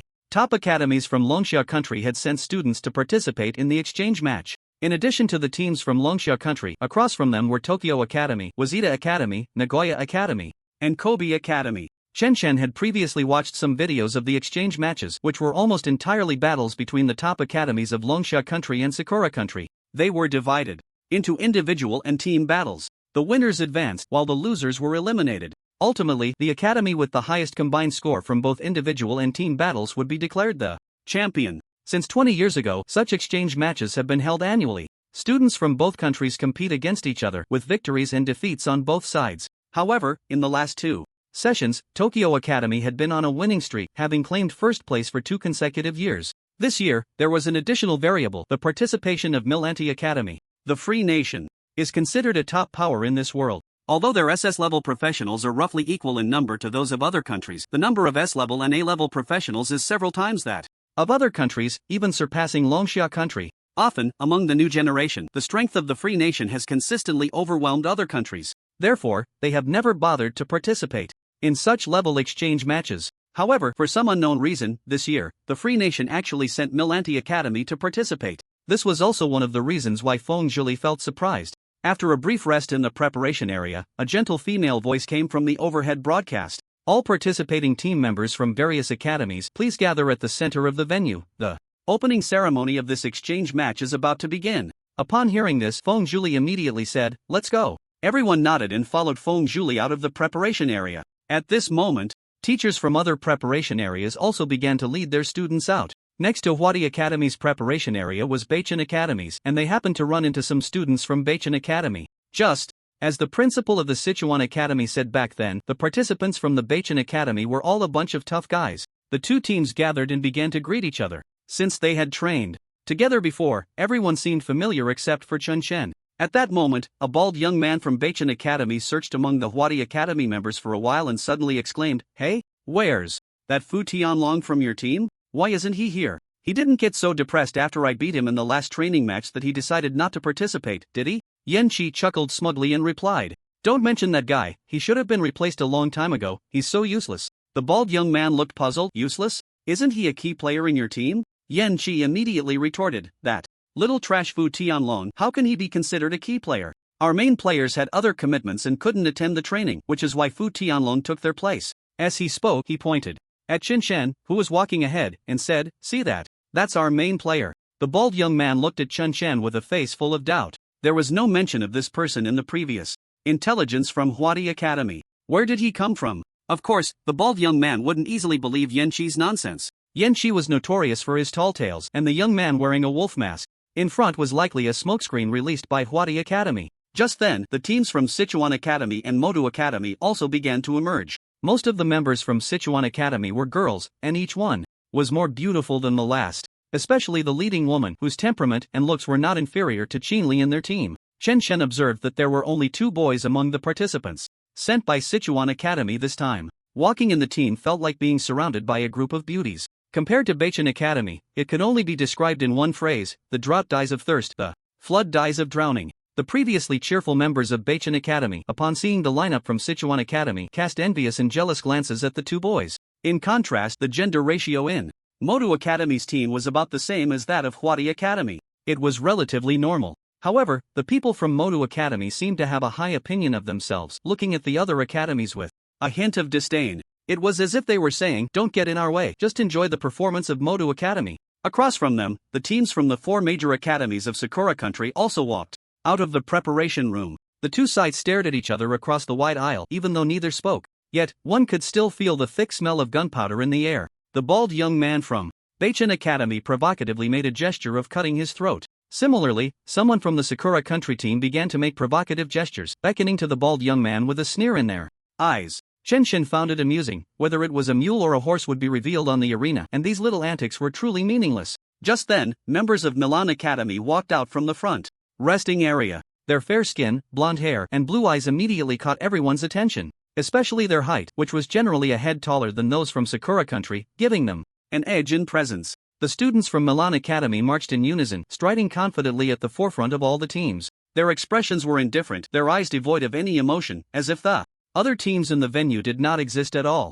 Compared to Modu Academy's hidden arrogance, Milan's blatant disdain was even more glaring. As the teams continued to pass through the spacious corridor and entered the spotlight-filled venue, the atmosphere reached a boiling point. The audience was packed, with thousands of spectators from the Cherry Blossom country excitedly waving their support items, sending enthusiastic cheers for every team that took the stage. Especially when the team from Milan Academy appeared, the shouts from the audience nearly created a wave, the sound rising and falling, particularly fervent. Of course, other academies from the Cherry Blossom country also received warm cheers when they took the stage. However, when the team from Longxia country entered the venue, the cheers from the audience noticeably diminished. This scene instantly made the members of the Longxia team quite displeased. Yan Qi walked beside Chen Shen, gritting his teeth and saying, "They don't like cheering for us, huh? Just wait. We'll make this venue quieter than a library." Chen Shen looked at him in surprise and said, "You have quite the ambition." Yan Qi immediately showed a sycophantic smile. "Isn't it because you're here, boss? I believe you can definitely lead us to first place." Chen Shen was somewhat speechless. "When did I become your boss?" Yan Qi cheerfully replied, "It doesn't matter whether you acknowledge me as your little brother or not, I've already decided you're my boss. Boss, please let me cling to your thigh." After saying that, he threw Chen Shen a couple of flirtatious glances. Looking at Yan Qi's exaggerated demeanor, Chen Shen felt a chill. Meanwhile, as the opening ceremony of the exchange competition began, major media outlets started live broadcasting the event simultaneously. Besides the Cherry Blossom country, the live content was also accessible in Longxia country. In previous years, such events didn't garner much attention since the participants were all students. However, this year, with the addition of the team from the Free country, the event gained considerable hype. Many people were eager to see just how strong the elite students sent by the free country were and whether they could dominate the other academies. In Donglin City, in a certain apartment, Zhang Lingxue was watching the live broadcast of the Cherry Blossom Country Exchange competition on her phone. At that moment, the barrage of comments at the bottom of the live stream was scrolling rapidly, with many netizens discussing the exchange competition. I didn't expect the team from the free country to participate this year. It looks like our Longxia team is probably doomed again. You can't say that. My cousin is from Magic City Academy, and I heard their team this year is terrifyingly strong. They might really be able to go head to head with the Milan Academy team. Our Sichuan Academy's strength is also very strong this year. Not to mention beating Milan Academy, it's definitely no problem to crush those teams from the Cherry Blossom Country. The person above is right, we can ignore Milan Academy, but we must crush the Cherry Blossom Country. They've taken the championship for 2 consecutive years, we must vent our anger this year. Zhang Lingxue sat in front of her computer, her eyes glued to the screen, completely oblivious to the rapid scrolling of the live comments. All her attention was focused on the video content of the live stream, her heart filled with anticipation. Chen Shen had mentioned that he would participate in the exchange competition in the Cherry Blossom Country, and Zhang Lingxue had been eagerly hoping to catch a glimpse of him in the broadcast. However, when the camera focused on the team from Huadi Academy, she searched for a long time but did not see Chen Shen among them. This made her feel a twinge of disappointment. Could it be that Chen Shen wasn't selected for the final team? She wondered, feeling a bit unwilling. In her view, Chen Shen's strength absolutely deserved to represent Huadi Academy. If the academy didn't choose him, it would truly be a great loss for them. Just as she was feeling confused, a young man wearing a wolf-headed mask suddenly appeared on the screen. His demeanor was calm, and his steps were steady. Zhang Lingxue's heart raced, and she carefully compared the young man's height and build with Chen Shen's. That masked guy is Chen Shen. Zhang Lingxue's heart surged with excitement, then quickly turned to a light-hearted reproach. This jerk, why is he wearing a mask? It made me search for so long. Then, she slightly leaned forward, getting closer to the screen, her lips unconsciously curling into a faint smile. As she whispered softly, although this guy is wearing a mask, he actually looks quite handsome. On the other side, the host also reached a crucial point. Next, I will grandly introduce the prizes that the team winning the exchange competition can receive. In addition to 1 million gold coins, the champion team will also receive an extremely rare piece of equipment. As soon as these words fell, a wave of excitement erupted in the audience. People's curiosity was thoroughly ignited, and they began to speculate about what that piece of equipment could be. At that moment, 2 uniformed assistants steadily walked onto the stage, carefully carrying a delicate display case. The display case was placed in the center of the stage, and the assistants slowly opened the cabinet doors, revealing a gleaming item before everyone's eyes. Inside the display case lay a golden badge, quietly resting. The dragon pattern on it was vividly lifelike, as if it could soar into the sky at any moment. The golden base complemented the badge, enhancing its nobility. The host raised his voice a few notches, passionately announcing, "Ladies and gentlemen, this is a legendary quality badge. Are you all excited?" At that moment, the entire venue erupted in an uproar. No one expected that the organizers would actually present a piece of legendary equipment. Everyone's team seemed to be invigorated as if they had been injected with adrenaline. Especially the members of the Milan Institute, who all displayed smiles filled with determination. However, Professor Feng Zhuli appeared particularly serious among the crowd. She stared at the badge, her brows furrowed, and whispered to the person next to her, "That badge looks like the dragon pattern badge? That is the badge of our Longxia kingdom." This dragon pattern badge was crafted by a legendary blacksmith 100 years ago. It embodies the profound meaning of dragons soaring for 1,000 miles, the nation flourishing for 10,000 years. Back then, this badge was personally bestowed by the king to General Lu Fan, the great general of the border town, and it was said to have a magical effect of significantly enhancing the combat power of surrounding warriors. The troops led by Lu Fan, with this badge as their soul, became an unstoppable force, their bravery and combat skills sweeping across the battlefield, even causing great commotion and fear in the Sakura nation. However, behind the brilliance always lurked shadows. In a fierce battle with the Sakura nation, Lu Fan was betrayed by his own subordinates and fell into the enemy's encirclement. Although he managed to slay 2 S-rank generals of the Sakura nation, with his extraordinary combat prowess, he ultimately succumbed to exhaustion and perished on the battlefield. From then on, this dragon pattern badge disappeared into the dust of history. No one expected that when it reappeared, it would be as a prize in a student exchange competition. Feng Zhuli had seen some relevant records in history books, so she immediately recognized the badge. Apart from its quality, this badge held special significance for Longxia Kingdom. It was a symbol of Longxia. Now it had become a prize for the exchange competition hosted by the Sakura nation. As a person from Longxia, how could one not feel indignant? At this moment, not only Feng Zhuli, but many students and mentors from the 4 major academies of Modu, Chuanshu, Beichen, and Huadi also recognized the dragon pattern badge on display. Even in the live broadcast room of Longsha Kingdom, the appearance of this badge caused the bullet comments to roll in like boiling water. Damn, did I see that right? This is actually the dragon pattern badge? That's right. I've seen it in history books. The picture in the book is exactly the same. Damn it, the dogs of the Sakura Nation actually took our Longsha equipment as a prize. The members of the for major academies this year must win that badge back for me. TSK. I think it's very precarious. This time, it's not just the Sakura Nation. Don't forget about the Free Nation. I was wondering why.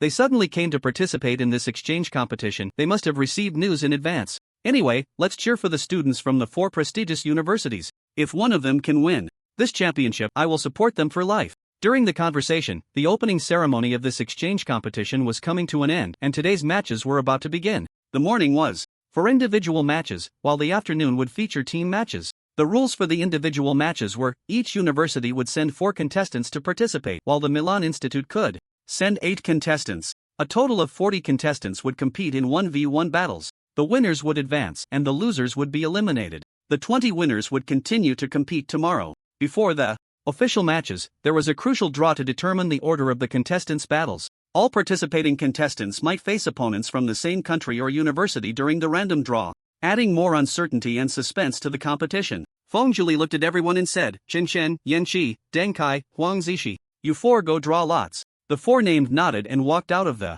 team towards the drawing table. Chen couldn't help but glance at Qinli, who remained in the team. Wasn't it said that Qinli was also very strong? Why wasn't she participating in the individual matches? Yanqi noticed the confusion in Shen's eyes and quietly said, Boss, Qinli is a support class, she doesn't participate in individual matches. Chen then realized that when others said Qinli was strong, they meant her talent in support. He then looked at the other 2 besides Yanqi. Deng Kai was a tall, crew-cut guy who looked honest and always wore a simple smile on his face. Huang Zishi was a petite girl with twin ponytails and glasses. She usually didn't talk much and was somewhat invisible in the team. Chen found it hard to imagine how such teammates could perform outstandingly in individual matches. No wonder Liang Wenda was so eager for him to participate in this exchange competition. If he didn't come, relying on that Fu Tianlong, Huadi University would definitely be laughed at by other universities this year. As the drawing progressed, the tense atmosphere gradually spread across the arena. Chen and his teammates lined up, one by one, heading to the drawing table.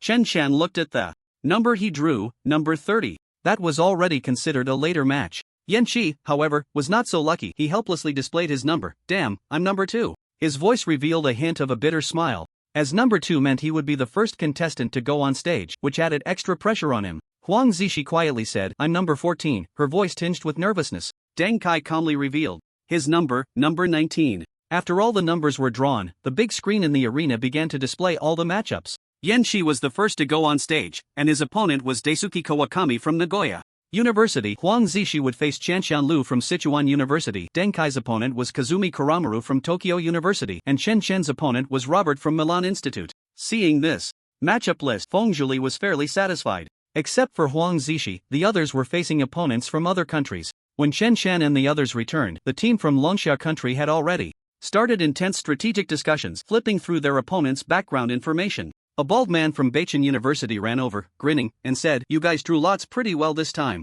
These opponents don't seem very strong. It's just that Chen is a bit unlucky drawing a contestant from Milan Institute right off the bat. I did some research for you. This Robert is very strong and S-class profession paladin, with astonishing defense and self-healing skills, currently at level 45. It looks like your main player might stop at the top 40 this time. Yanqi smiled meaningfully, then we'll see who will stop at the top 40. As the host's voice fell, the individual battles officially began. To expedite the first round of the individual battles, the organizers chose to hold 2 matches simultaneously. Soon, Yanqi's individual battle quickly commenced. Almost the moment he entered the arena, he vanished from everyone's sight, putting his opponent, Kawakami Daisuke, on high alert. Kawakami Daisuke was a summoner. A massive spirit beast he summoned roared in the center of the arena, trying to locate the invisible Yanqi. Despite the protection of the spirit beast, Yanqi ultimately found an opportunity to launch a surprise attack, executing a smooth combo that easily brought the summoner down to half health. Following that, the summoner launched a fierce counterattack, but he was still no match for Yanqi.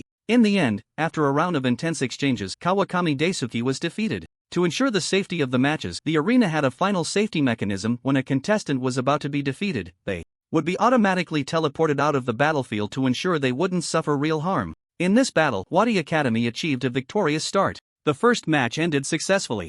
Yanqi let out a long breath, a smile beaming on his face. He ran over to Chen Chen, proudly saying, "How about that, boss? I didn't embarrass you, did I?" Chen Chen nodded and praised, "You did quite well." It must be said that Yan Qi's performance indeed exceeded his expectations. His exquisite agility and perfect timing truly impressed Chen Chen. That said, the individuals sent by Huadi Academy to participate in the exchange competition were certainly not mediocre. The individual battles were in full swing. The teams from Longxia Nation and Sakura Nation were basically trading wins and losses. Only the members from Milanti Academy were almost winning with overwhelming force. Their strength was as terrifying as anticipated. Soon, it was Huang Zixi turn to take the stage. As Huang Zixi stepped into the arena, her usually introverted and timid demeanor instantly transformed. She raised the corners of her mouth, her eyes sparkling with fervor and desire for battle. In the next moment, Huang Zixi drew two gleaming handguns from behind her, the movement smooth and swift. Her gaze locked onto her opponent across the way, and almost in an instant, the handguns began to spit fire.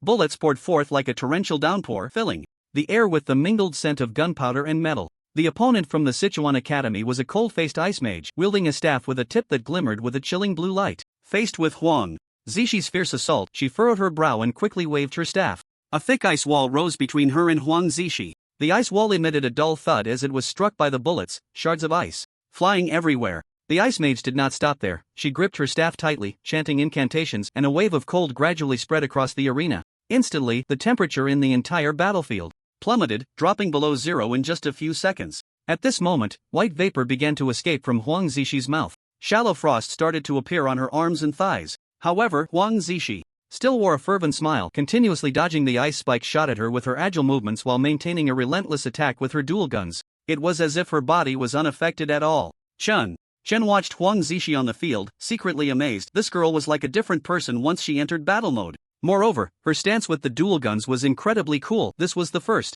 time Chen Chen had seen a contestant fighting with firearms. Yanqi explained from the side, Huang Zixi's profession is an S-rank gunsmith, proficient in all firearms, with unlimited ammunition. Moreover, the power of these firearms in her hands is significantly greater than in others. To be honest, her strength is completely on par with Fu Tianlong. But she has a fatal flaw: she easily gets carried away. Once she enters combat mode, she won't stop until it's over, fighting to the bitter end. A true battle maniac. Battle maniac? Chen Chen was surprised, finding it hard to imagine those four words being associated with a young girl. At this moment, the battle on the field between the two remained intense. As the temperature continued to drop, Huang Zixi suddenly changed her tactics, moving with a speed that was hard to track. She agilely circled to one side of the ice wall, quickly adjusting the angle of her gun, and began attempting diagonal shots. Bullets grazed the edge of the ice wall, cleverly bypassing it to strike the opponent directly. The ice mage was forced to respond to this sudden change, a hint of panic flashing across her face. As she hurriedly cast more ice barriers, she continuously retreated, trying to increase the distance between herself and Huang Zixi. Her spells were relentless, causing the temperature in the area to plummet sharply, a chill permeating the air, and frost began to form on the ground.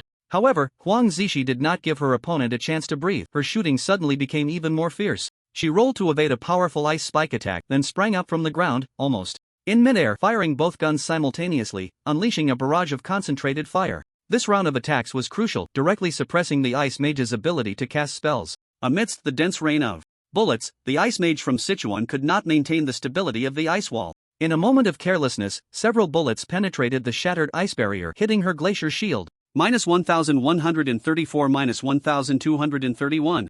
-1311. A series of damage numbers erupted above the ice mage's head. Although it did not inflict fatal harm, it still disrupted her offensive rhythm. In the next moment, taking advantage of this brief pause, Huang Zixi took a deep breath. The audience in the arena could clearly see her hands quickly coming together. The dual guns she held in each hand underwent a miraculous transformation. In an instant, the outlines of the two handguns began to twist and merge, ultimately forming a delicate yet deadly large-caliber sniper rifle. Huang Zixi steadied the newly formed sniper rifle against her shoulder, adjusting the scope to find the weakest point in the ice mage's defense. The ice mage's face suddenly turned pale, her staff waving rapidly as she erected layers of ice walls in front of herself. A sharp glint flashed in Huang Zixi's eyes. Despite the obstruction of the ice wall, she instantly locked onto her target. As her finger gently squeezed the trigger, a bullet carrying decisive power pierced the air at an unimaginable speed, accurately hitting the weak point of the ice wall. The tremendous impact was something the ice wall could not withstand, and the bullet blasted a large hole through it. In the next moment, the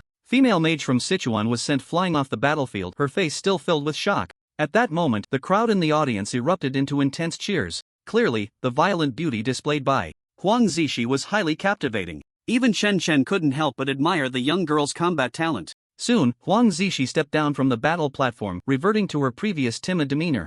Even with countless cheers from the audience, she merely kept her head down and walked away, as if all of this had nothing to do with her. Well done, Huang Zishi, her teammates praised her. The young girl simply smiled shyly, offering no victory speech. After Huang Zishi's battle, it was soon Deng Kai's turn. However, Deng Kai was a heavy-armored warrior. Although he had decent defense, he ultimately lost helplessly under his opponent's constant kite tactics, becoming the first contestant eliminated from the Huadi Academy. After nearly an hour passed, it was finally Chen Chen's turn to take the stage. Compared to the others, Chen Chen was the one Feng Zhili worried about the least, so she simply encouraged him a few times and said no more. On the other side, in the team from Milan Academy, the burly Robert stood up. He stretched lazily, looking as if he hadn't fully woken up. Let's wrap up this boring battle quickly, I still need to get back to sleep. Robert yawned. A female companion beside him scolded, who told you to play games until midnight last night. Robert shrugged. What can I do? The exchange match in Sakura country just doesn't excite me. If it weren't for that dragon pattern badge, I wouldn't have come at all. Oh right, the Otome games from Sakura country are really great. If you don't believe me, you can try them too. When I get back, I still want to continue pursuing Miss Ueda Kyoko. His companion rolled her eyes at him. Let's talk about that after you win. Robert smiled confidently. Isn't that a given? 5 minutes? Oh no, just give me 3 minutes, that's enough. The atmosphere in the arena gradually heated up as Chen Chen and Robert from Milan Academy stepped into the arena simultaneously. The audience erupted into enthusiastic applause and cheers. Robert was tall and muscular. The moment he entered the arena, his clothes transformed into shining golden paladin armor, holding a shield in his left hand and a massive holy sword in his right, standing majestically in the center of the arena. Chen Chen, on the other hand, wore his signature wolf head mask, appearing mysterious and cold. At this moment, the bullet comments in the Longsha Country livestream began to scroll wildly, with countless viewers expressing their opinions. I heard this Robert is incredibly strong. He's at least in the top 3 of the Milan Academy team. Can that young man in the wolf head mask really do it? It feels a bit precarious.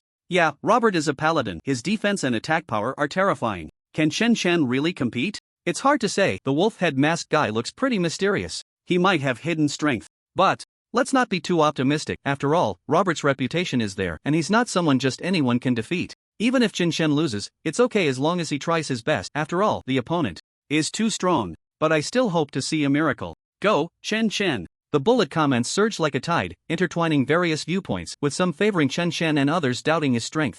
However, regardless of the audience's opinions, both Chen Chen and Robert on the field were not affected in the slightest. Robert stared at Chen Chen, a hint of disdain flashing in his eyes, wearing a mask. Are you afraid of embarrassment? Chen Chen coldly smiled, not responding, merely adjusting his stance slightly as 2 blades, one red and one blue, appeared in his hands. Wow, dual wielding? This Chen Chen isn't a berserker, is he? A viewer exclaimed in the comments. Indeed, it seems that only berserkers can master dual wielding among all professions. This is bad. Isn't a berserker a C-class profession? How can he fight against an S-class profession? This is ridiculous. Is Huadi Academy deliberately giving up this match? This move really makes no sense. If this Chen Chen can last a round against Robert, I'll eat a pound of dung. At this moment, Zhang Lingxue looked at the countless comments questioning Chen Chen's strength in the livestream, displeasedly pouting. She picked up her phone and quickly typed a comment. Just wait and see. Chen Chen's strength will definitely blow your minds. However, her comment did not stir any waves and was soon drowned out by a torrent of skepticism.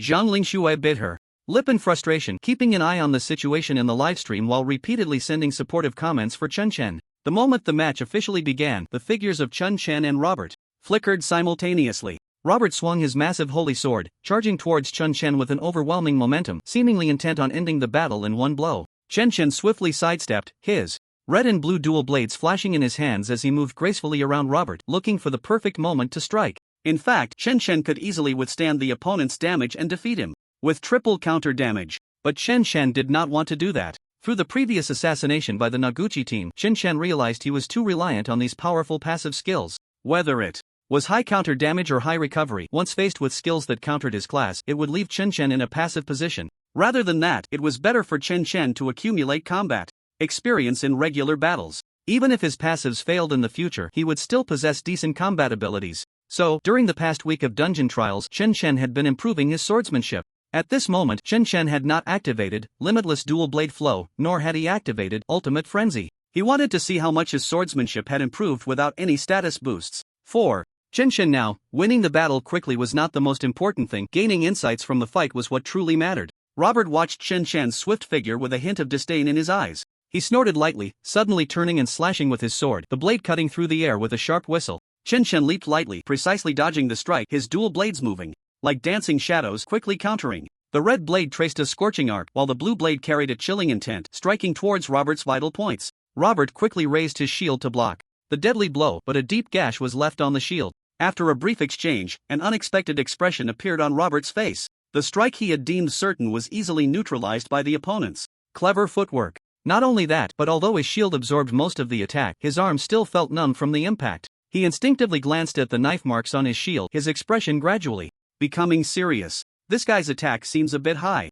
Meanwhile, the viewers in the live stream changed their tone after witnessing this scene. Wait a minute, this Chen Chen seems interesting. He can actually trade blows with Robert? Not just trading blows, he's actually slightly gaining the upper hand. I just want to say, no wonder he was chosen by the Hwadi Academy. He must have some skills. You guys are overthinking it. Robert definitely hasn't shown his true strength yet. Once he reveals his real power, Chen Chen will be powerless to resist. Sure enough, the next second, Robert stepped forward, the golden light on his holy sword becoming even more dazzling. He let out a low roar, divine judgment. Instantly, a massive phantom of a holy sword merged with the holy sword in his hand, slashing towards Chen Chen at an incredible speed. This strike was powerful, as if carrying divine pressure. Chen Chen felt as if he was locked onto by some invisible force, unable to evade this blow no matter what. However, a confident smile appeared on his face, showing no intention of dodging. Just as the holy sword was about to reach him, Chen Chen swung his dual blades, and two massive blood blades crossed in a sudden slash. The blade's light flickered in red and blue, radiating a suffocating brilliance.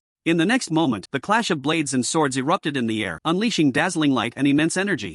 Waves. In the audience, countless people widened their eyes, letting out waves of gasps. Many were utterly stunned by the scene. Boom! A deafening sound reverberated throughout the arena. The massive shockwave compressed the surrounding air in an instant, then rebounded, stirring up a whirlwind. Robert's figure was forced back repeatedly by the intense collision. He struggled to drive the holy sword into the ground, barely stabilizing himself, his feet carving deep marks into the earth. At that moment, a huge damage number appeared above his head, 42871. This blow had caused the S-rank paladin to lose nearly half of his health. Robert's face instantly turned pale with shock. He couldn't believe his eyes, murmuring, "This guy." His chest heaved violently, his gaze filled with astonishment and confusion. He had never expected to be at a disadvantage in a clash of power with Chen Chen. Robert quickly adjusted his state, murmuring as a holy light shone in his hand, "Holy restoration." In an instant, a soft glow enveloped him, and his health instantly recovered by over 20,000. Of course, Chen Chen wasn't foolishly watching his opponent recover. His movements remained as swift as lightning, the red and blue blades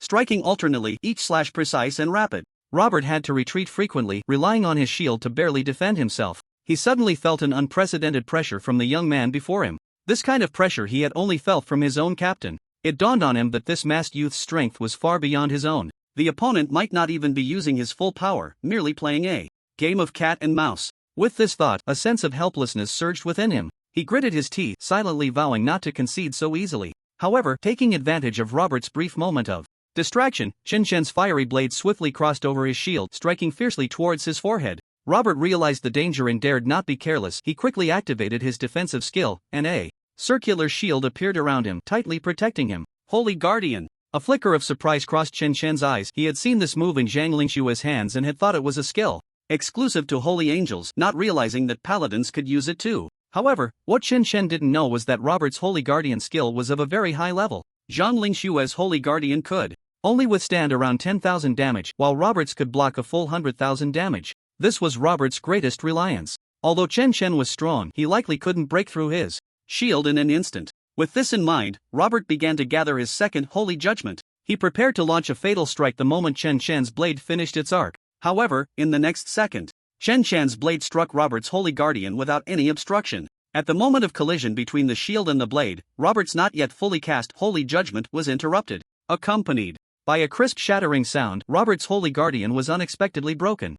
How is this possible? Robert's face changed dramatically, staring at Chen Chen in disbelief. His shield was supposed to withstand 100,000 damage, yet it was torn apart like paper by Chen Chen's strike. Robert's eyes widened, sinking into deep shock. He stood there dazed, even forgetting to counterattack. However, Chen Chen's assault did not cease. The red blade shattered the shield, while the blue blade struck fiercely against Robert's body. It sent Robert flying. By the time he reacted, his figure had already been teleported outside the battlefield. He lay on the ground, his eyes filled with shock and unwillingness. I lost? At that moment, the entire audience was silent, each person's face etched with disbelief. It was truly as Yan Qi had said. The whole venue was as quiet as a library. After Chen Chen easily defeated Robert, the arena fell into silence, the spectators still immersed in that incredible moment.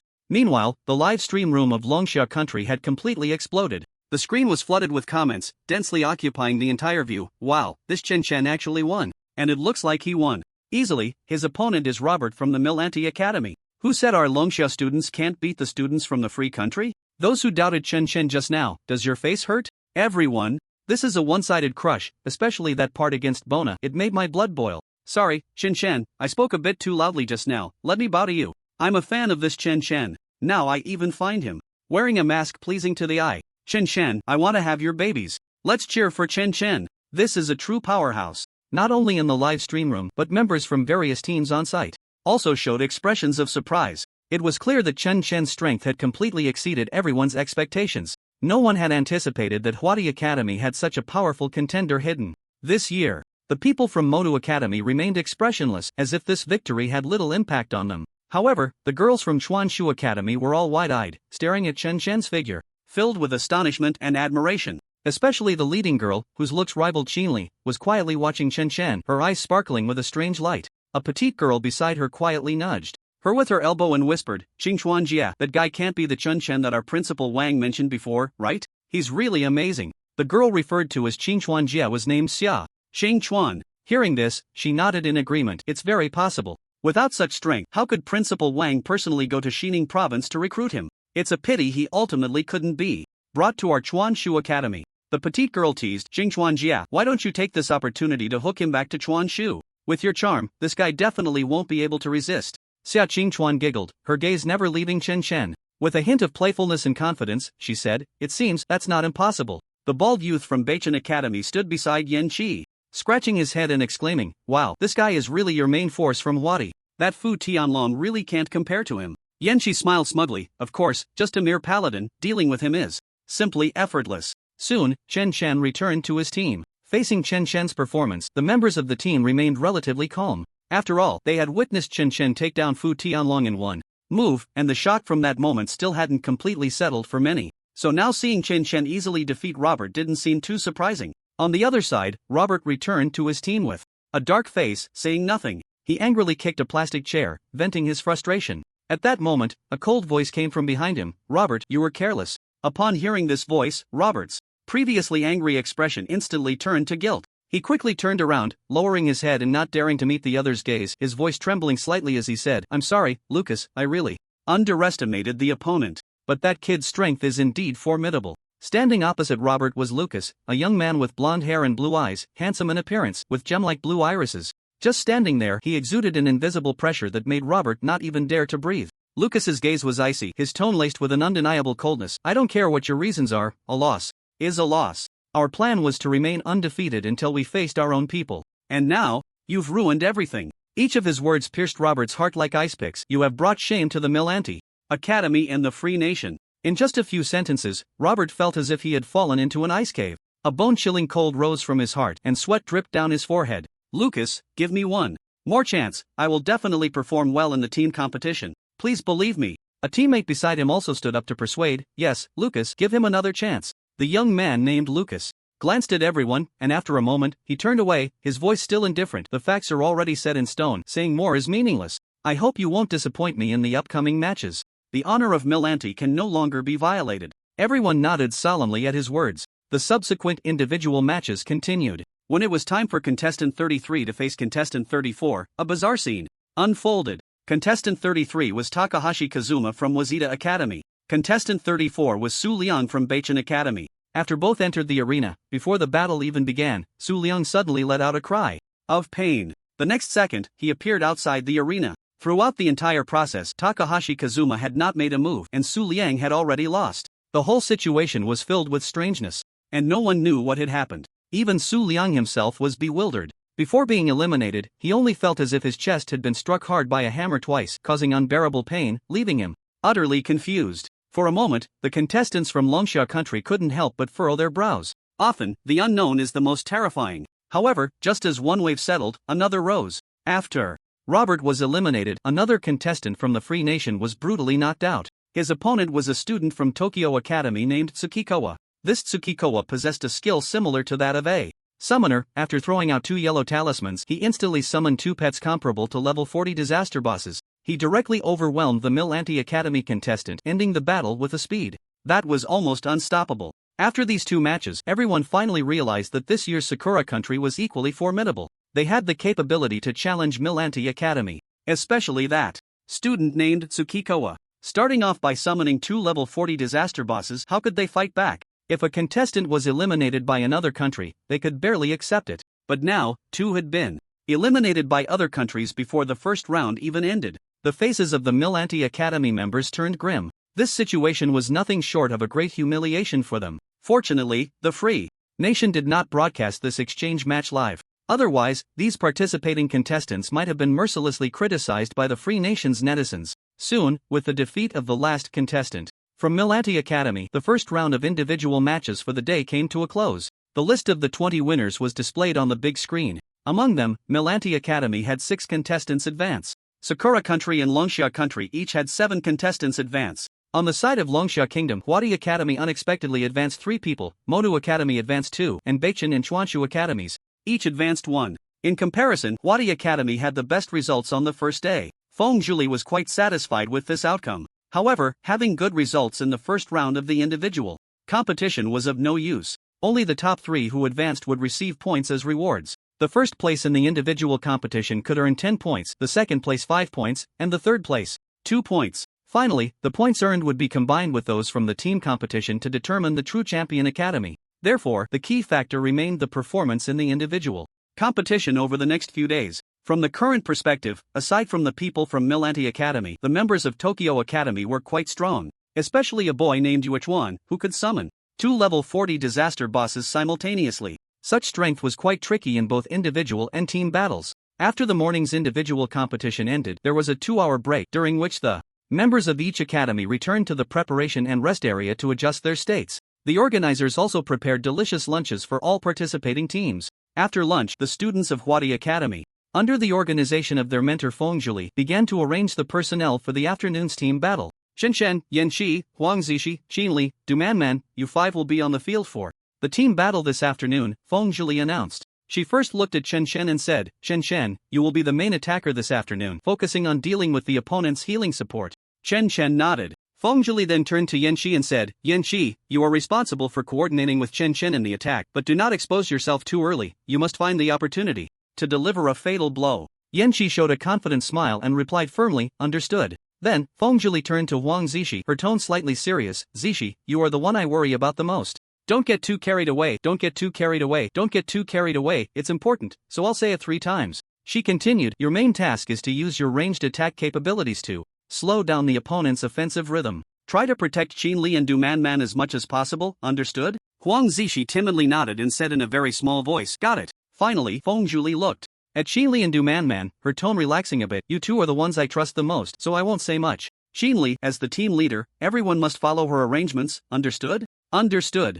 Everyone replied in unison, their voices filled with determination. Feng Zhuli nodded in satisfaction, very good, let's go. Soon it was time for the afternoon team competition's draw. This time, Qinli went as the captain to draw lots. Each academy sent out 1 team for the team competition, while Mill Academy represented the Free Nation, allowing them to send out 2 teams, making a total of 10 teams for the draw. When Qinli returned, her face was beaming with a smile. We drew Gobi Academy from Sakura Nation, she announced happily. The members of Huadi Academy all showed relieved smiles. Gobi Academy was considered the weakest among the 4 major academies in Sakura Nation, so this match would be relatively easy. Feng Zhuli smiled slightly and said to Qinli, good draw, it seems we have an advantage this afternoon. Qinli nodded, a glimmer of confidence in her eyes, as long as we perform normally, the chances of victory are very high. Soon, the match list for all academies appeared on the big screen. When everyone saw Beichen Academy's opponent, they all showed sympathetic expressions. Beichen Academy isn't very lucky this time, Feng Zhuli frowned and said, they face Mill Academy's second team in the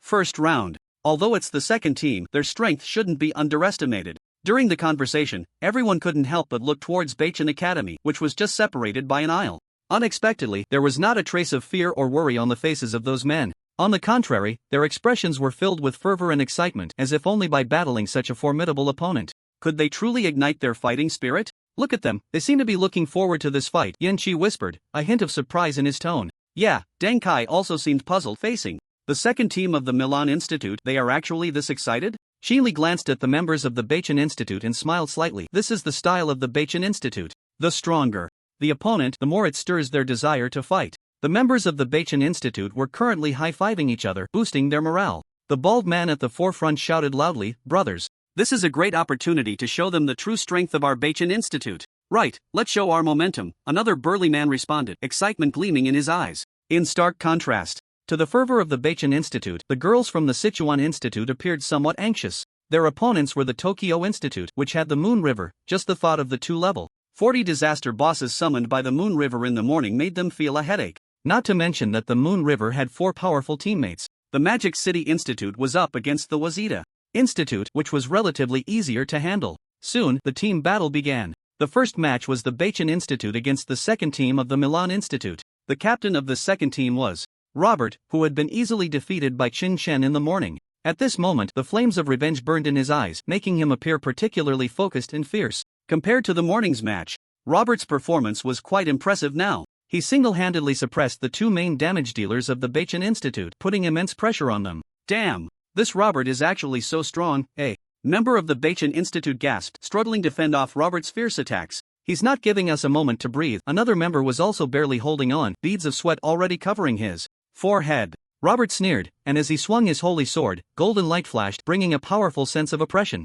Each of his attacks was extremely precise, leaving almost no openings. Despite the members of the Beichen Institute resisting with all their might, they ultimately were no match for the second team of the Milan Institute. Robert's overwhelming performance completely shattered the tactics of the Beichen Institute, and one by one, the members were knocked down. In the end, the Beichen Institute was defeated. For a moment, the live chat in the Longsha Kingdom's streaming room erupted again. My God, this Robert is simply ridiculously strong. This can't be right. This morning when he fought Qin Shen, he was as weak as a dog. How did he become so fierce now? Doesn't the one upstairs understand? It's not that Robert is too weak, but that Qin Shen is too strong. Being bullied by Qin Shen like a dog, and now turning around to bully the Beichen Institute, truly, no comparison, no harm. I'm getting more and more excited to see Qin Shen's performance. After the match between the Beichen Institute and the second team of the Milan Institute ended, the arena fell into a brief silence. The audience enthusiastically discussed the thrilling match they had just witnessed, and the atmosphere of intense battle permeated both inside and outside the arena. After a short break of 10 minutes, the battle between the Sichuan Institute and the Tokyo Institute followed. The girls from the Sichuan Institute stepped onto the stage, each face marked with tension and worry. They knew that the upcoming match would be exceptionally difficult. With the referee's command, the match officially began. As expected, as soon as the Moon River from the Tokyo Institute took the stage, he unhesitatingly threw out 2 yellow talismans, instantly summoning 2 level 40 disaster bosses. These 2 bosses were imposing, their pressure radiating outwards, sending chills down the spine. The girls from the Chuanshu Academy widened their eyes, filled with despair. "Oh my God, it's those 2 disaster bosses again," one girl exclaimed, her voice trembling with fear. "Sisters, charge!" Another girl gritted her teeth and said firmly. Yu Chuan let out a cold laugh, directing the 2 bosses to advance towards the girls of Chuanshu Academy. "Quick, take out the summoner first," Xia Qingchuan shouted anxiously, trying to organize an effective attack. However, Yu Chuan's teammates tightly protected him in the middle, leaving the girls of Chuanshu Academy with no chance to approach him at all. The 2 disaster bosses charged fiercely at the Chuanshu Academy team, their brutal attacks leaving them with almost no room to resist. In less than 5 minutes, the girls from Chuanshu Academy fell one after another, their painful groans echoing across the arena. Ultimately, all the girls from Chuanshu Academy were defeated. They slumped to the ground, their faces etched with exhaustion and helplessness. "We can't hold on at all. What profession is Yu Chuan? His summoned beasts are just too strong," one girl said despairingly, tears glistening in her eyes. From that moment on, the expressions of the Dragon Summer Kingdom's Academy team members turned particularly grave. The team battle had barely begun, and the 2 teams from the Dragon Summer Kingdom, Beichen Academy and Chuanshu Academy, had already suffered a crushing defeat. The immense pressure instantly fell on the shoulders of Huadi Academy and Modu Academy. Compared to individual battles, team battles offered more points. If the team couldn't secure a ranking, the Dragon Summer Kingdom would have to watch helplessly as their dragon emblem was taken by teams from other countries. This was something many competitors, including the viewers in the livestream, could not accept. The players from Modu Academy and Huadi Academy must give it their all. They have to win back the dragon emblem. No way, it's too difficult. This year, Sakura Country and Milan Academy are so strong. Indeed, just that Yuchuan from Tokyo Academy is ridiculously strong. I think only the first team from Milan Academy can compete with him. Everyone, don't put too much pressure on the players, just do your best. That's right. Go Modu. Go Hwadi. Amidst the barrage of encouragement, it was finally time for the showdown between Modu Academy and Wazita Academy. However, not long after the battle began, a bizarre scene unfolded once again. The captain of Modu Academy, Han Yu, cast a disdainful glance at his opponent, ready to lead the charge. But in the next second he suddenly let out a painful scream, his health bar instantly depleted. By the time he regained his senses, he found himself outside the battle arena. This scene was almost identical to what had happened in the morning. It was clear that Takahashi Kazuma had struck again. How is this possible? Han Yu lay on the ground, his face a mask of pain and shock. Captain, the players from Modu Academy shouted loudly. Takahashi Kazuma in the arena still wore an indifferent expression, as if everything that had just happened had nothing to do with him. His gaze was cold and calm, giving off an unfathomable feeling. Although the morale of the Modu Academy players was shaken, they gritted their teeth and continued to fight. However, without their captain's command, they were quickly picked off one by the players from Wazita Academy, ultimately leading to their complete annihilation. With the defeat of Modu Academy, the hope for the Dragon's Summer Kingdom grew increasingly dim. The livestream's comments exploded. What happened to Hanyu? How did he get taken out so suddenly? Takahashi Kazuma is too mysterious, there's no way to guard against him. The teams from Dragon's Summer Kingdom are being eliminated one after another. Now Hwadi Academy is under immense pressure. If even Hwadi Academy loses, we really have no hope left. At this moment, within the Hwadi Academy team, what kind of trick did Takahashi Kazuma use? Yenchi furrowed his brows, filled with confusion. We must find a way to break his attack, or we will follow in their footsteps, Jinli calmly analyzed, a glimmer of thought shining in her eyes. Fengjuli was silent for a moment, then uncertainly said, this Takahashi Kazuma's profession seems to be a curse master. Curse master? The others looked at Fengjuli in confusion. Fengjuli explained, I've never seen this profession either, but I read about it in a book. An S-rank profession, the curse master can deliver a fatal blow to the opponent silently through curses. Yenchi's mouth dropped open in shock. Then this profession is too strong, right? If they can take someone out in an instant, how are we supposed to play? Fengjuli shook her head and continued, this curse power only has high damage, it doesn't directly cause death. As long as your magical defense is high enough, you can withstand this blow. I can only say that Hanyu was careless. Moreover, for a curse master to unleash such powerful curses, they need sacrificial items and a certain amount of time for it to take effect. I'm not quite sure about the exact time it takes to activate. So, you're saying that Takahashi Kazuma quietly used the curse power on Hanyu after confirming their opponent was from the Magic Capital Academy and then detonated this curse power as soon as the match began? Jinli speculated. Fengjuli nodded, theoretically, yes. Now that I understand the principle behind his instant kills, is there any way to break it? Jinli continued to ask. Fengjuli shook her head, the book didn't mention how to break it, but since curse power belongs to dark forces, perhaps using light-based purification power could counter it. At this point, Fengjuli looked at the members of her team. There were no light-based professions among them. Meanwhile, the Longsha Kingdom's team was consecutively defeated by the Sakura Kingdom's team, and the audience erupted in cheers, thunderous applause ringing out continuously. In their eyes, as long as the Sakura Kingdom's team defeated the Longsha Kingdom, this year's exchange competition would be considered a success. It didn't matter whether the champion was the Sakura Kingdom's team or the Milanti Academy's team. Well done, the Sakura Kingdom's team is really strong. The Longsha Kingdom's players are no match at all, haha. This year's exchange competition, we are guaranteed to win. As the applause gradually subsided, countless spectators' gazes focused on the Hwadi Academy team. They were the last hope of the Longsha Kingdom and the team everyone had high hopes for. Only one team left, it would be better to be eliminated early. Next, it all depends on Gobi's performance. As long as they deal with Hwadi Academy, the Longsha Kingdom will be completely wiped out this year. Just thinking about the scene of the Longsha Kingdom players leaving in disgrace is quite exciting. The audience whispered among themselves, looking forward to the upcoming match. If Hwadi Academy also fell, this year's Longsha Kingdom would undoubtedly become the biggest joke. In the arena, after a long wait, it was finally time for Hwadi Academy to face Gobi Academy. Shen Shen took the lead, walking at the front. Beneath his cold mask was a resolute face. He didn't look back, simply uttering a few words to his teammates behind him.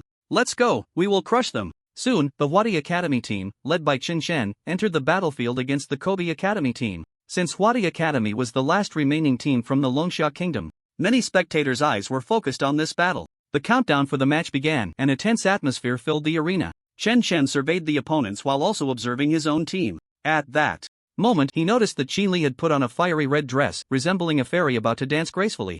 Her posture was elegant and mysterious, instantly capturing Chen Chen's attention. Xin Li's feathered dress was embroidered with exquisite phoenix patterns, the hem swaying gently with her movements like the wings of a phoenix unfurling in the breeze. She wore a golden crown atop her head, her long hair cascading down her shoulders, fluttering gracefully with each step. On her hands were matching bracelets, each movement sparkling with dazzling light. Chen Shen couldn't help but stare, unable to resist quietly, asking Yan Qi, "What is Xin Li going to do?" Yan Qi smiled, a glimmer of anticipation in his eyes. Xin Li's profession is phoenix dancer. You'll find out what she's up to soon enough. As the countdown for the competition ended, Xin Li began to dance lightly. It was as if an ancient melody resonated in everyone's ears. Her movements flowed like clouds in water, each spin and wave carrying a mysterious power. Her steps were lively and elegant, like a phoenix soaring through the air, exuding an incredible beauty. Her hands traced graceful arcs in the air, the hem of her dress billowing with her spins, resembling a phoenix taking flight. As Xin Li's figure danced, Chen Shen suddenly felt a strange change in his body. To his astonishment, he discovered that all his attributes had increased by 50%. Yan Qi, grinning beside him, said, "How about that? Xin Li's support effect is impressive, right? A 50% boost to all attributes, that's quite powerful. And since no one is interrupting her dance, this enhancement can last." Chen Shen smiled but said nothing. His own attribute values were not high, so a 50% increase didn't significantly impact him. However, in the next moment, Chen Shen was shocked to find that his health limit had also risen by 50%, skyrocketing from 1.15 million to 1.725 million. It seemed that Xin Li's team support effect was indeed formidable. Yet, while everyone else was fighting, she was dancing on the side, which looked rather odd. However, there was no time for Chen Shen to continue chatting. The members of the Gobi Academy, seeing that their opponents had yet to make a move, decided to strike first. But just as their main damage dealer took 2 steps forward, Chen Shen, wielding dual daggers, casually swung them, unleashing 2 Bloodblade cross slashes. The range of the Bloodblade cross slash extended 10 meters, leaving almost no chance to evade. The faces of the Gobi Academy members changed slightly as they hurriedly activated their defensive measures. One warrior raised a heavy shield, attempting to block the Bloodblade's attack. Another mage quickly cast a shield spell to protect himself and his teammates. The healer instantly cast protective magic on everyone, boosting their defense. However, Chen Shen's attack power became extraordinarily strong with Xin Li's support. His base attack exceeded 170,000, and even the simplest Bloodblade cross slash was beyond their capacity to withstand. The Bloodblade cross slash came crashing down like a storm, swiftly tearing through their defenses. Puff, accompanied by the sound of shattering shields, the warrior's shield appeared feeble before the Bloodblade, splitting in two. The mage's shield was destroyed in an instant, the Bloodblade ruthlessly piercing through his body. One by one, the members of the Gobi Academy fell, being teleported out of the battlefield. Only the captain of the Gobi Academy remained, and he was in a critical state, teetering on the brink of collapse. The captain's expression was one of horror, his face filled with fear. Seeing the tragic fate of his teammates, he knew he was powerless to turn the tide alone. Moreover, he was also heavily injured. With a helpless sigh, he raised his hand to signal the referee, "I surrender." At that moment, outside the battlefield, it was silent. Unusually silent. Only the sound of people gasping could be heard. What was initially thought to be an evenly matched battle had turned into a swift defeat for the Gobi Academy in just a single move. Such an exaggerated effect was simply more shocking than when Yuchuan released 2 bosses. The bullet screen in the Longsha Kingdom live broadcast room exploded. "Wow, Chen is too strong. This is true strength. 1 move to take out 4. Chen is amazing. Simply invincible. Suddenly, I feel like our Longsha Kingdom has hope again. Chen, please take my knee." No more words, I kneel. In the battlefield, from start to finish, it was less than 30 seconds. Apart from Chen Shen, the others were still a bit slow to react. Even Xin Li was still dancing, and hadn't stopped yet. It wasn't until they heard the cheers from the Longsha Kingdom team that they finally realized. Did we just win? We just went up and posed, and we hadn't even made a move, yet we won like this? Is this what it feels like to win while lying down? The 4 of them looked at Chen Shen's back, increasingly feeling that he was a monster. Chen Shen, however, waved his hand to them with a calm expression. "Let's go, this Gobi Academy is weaker than I imagined." The others were speechless. Was it them who were weak? No, it was just that you were too abnormal. In the Millanti Academy team, Lucas looked at Chen Shen's figure, a slight smile appearing at the corner of his mouth. His blue eyes sparkled with immense enthusiasm, as if he could hardly wait to battle Chen Shen. "Interesting, this Chen is stronger than I imagined," Lucas murmured to himself, tightening his grip on his weapon, his eyes filled with a thirst for battle. On the other side, in a spectator room on the 2nd floor, an old man quietly watched the scene. He had a head full of silver hair, his face marked by the traces of time, but his gaze remained sharp as an eagle. The old man puffed on a cigar, gently exhaling a puff of smoke, then revealed a meaningful smile. "So, how is it? Are you satisfied with the people I helped you attract this time? The old man said lightly. From the shadows of the room, a young man slowly walked out. The one from the Tokyo Academy named Yu Chuan. He was tall, with a hint of coldness and composure on his face, and his eyes revealed an unfathomable light. Uncle, I'm very satisfied with these people. As he spoke, he slowly walked to the window, looking at Chen Chen on the competition stage, a peculiar smile curling at the corners of his mouth. Especially this Chen Chen, I believe my Mamataro will really like him. After the team competition of the Huadi Academy concluded, today's exchange match also came to an end. So far, the 5 teams that advanced to the next round are Tokyo Academy, Wazita Academy, Milanti Academy's first and second teams, and finally the victorious Huadi Academy. After the match ended, the audience gradually dispersed and the venue slowly quieted down. The crowd slowly left, and the seats in the venue gradually became empty, with only a few staff members still tidying up the place. Chen Chen and his teammates were organizing their equipment, their faces showing a hint of fatigue but unable to hide the joy of victory. At this moment, Xia Qingchuan from the Sichuan Academy walked over. She wore a light green dress, looking fresh and elegant, with a sweet smile on her face. Chen Chen, your performance today was really amazing, Xia Qingchuan said with a beaming smile, her eyes filled with admiration and curiosity. I've heard Principal Wang mention you, she really likes you. If you had worked a bit harder back then, maybe you would be fighting for our Sichuan Academy now. What a pity. Chen Chen smiled in response. Thank you for Principal Wang's appreciation. I will definitely visit Sichuan Academy if I have the chance. Xia Qingchuan squinted her eyes and smiled. Then we have a deal. I will definitely show you the beautiful scenery of Sichuan and the fiery hot beautiful girls. By then, who knows? You might just want to stay. Chen Chen grinned but didn't refute. Xia Qingchuan no longer disturbed them, turning to leave, leaving behind a beautiful silhouette. Yan Qi watched from the side and couldn't help but exclaim, the boss's charm is really great. Even Xia Qingchuan took the initiative to come and chat with him. Xinli scoffed, if you had that kind of ability, you'd also have many girls approaching you. Yan Qi smiled awkwardly. He thought to himself that if he had Chen Chen's strength, he would probably wake up laughing in his dreams. Not long after Xia Qingchuan left, the students from Beichen Academy also came to congratulate them. The bald young man enthusiastically said to Chen Chen, Chen Chen, awesome. That slash of yours was incredible. Chen Chen humbly smiled, it was nothing much, mainly, Qin Li's amplification effect was really strong. Otherwise, I wouldn't have been able to take out 4 in one slash. The bald young man continued with a grin, oh come on, don't be modest. No one else could reach your level. In the next match, you must help us give those losers from Milan Academy and Sakura Country a good beating. If we can take first place, you'll be my idol from now on. I'll definitely hype you up. Then, the group from Huadi Academy prepared to return to the guest house in the lower wilds. Yan Qi curiously asked the bald young man, where do you guys from Beichen Academy stay?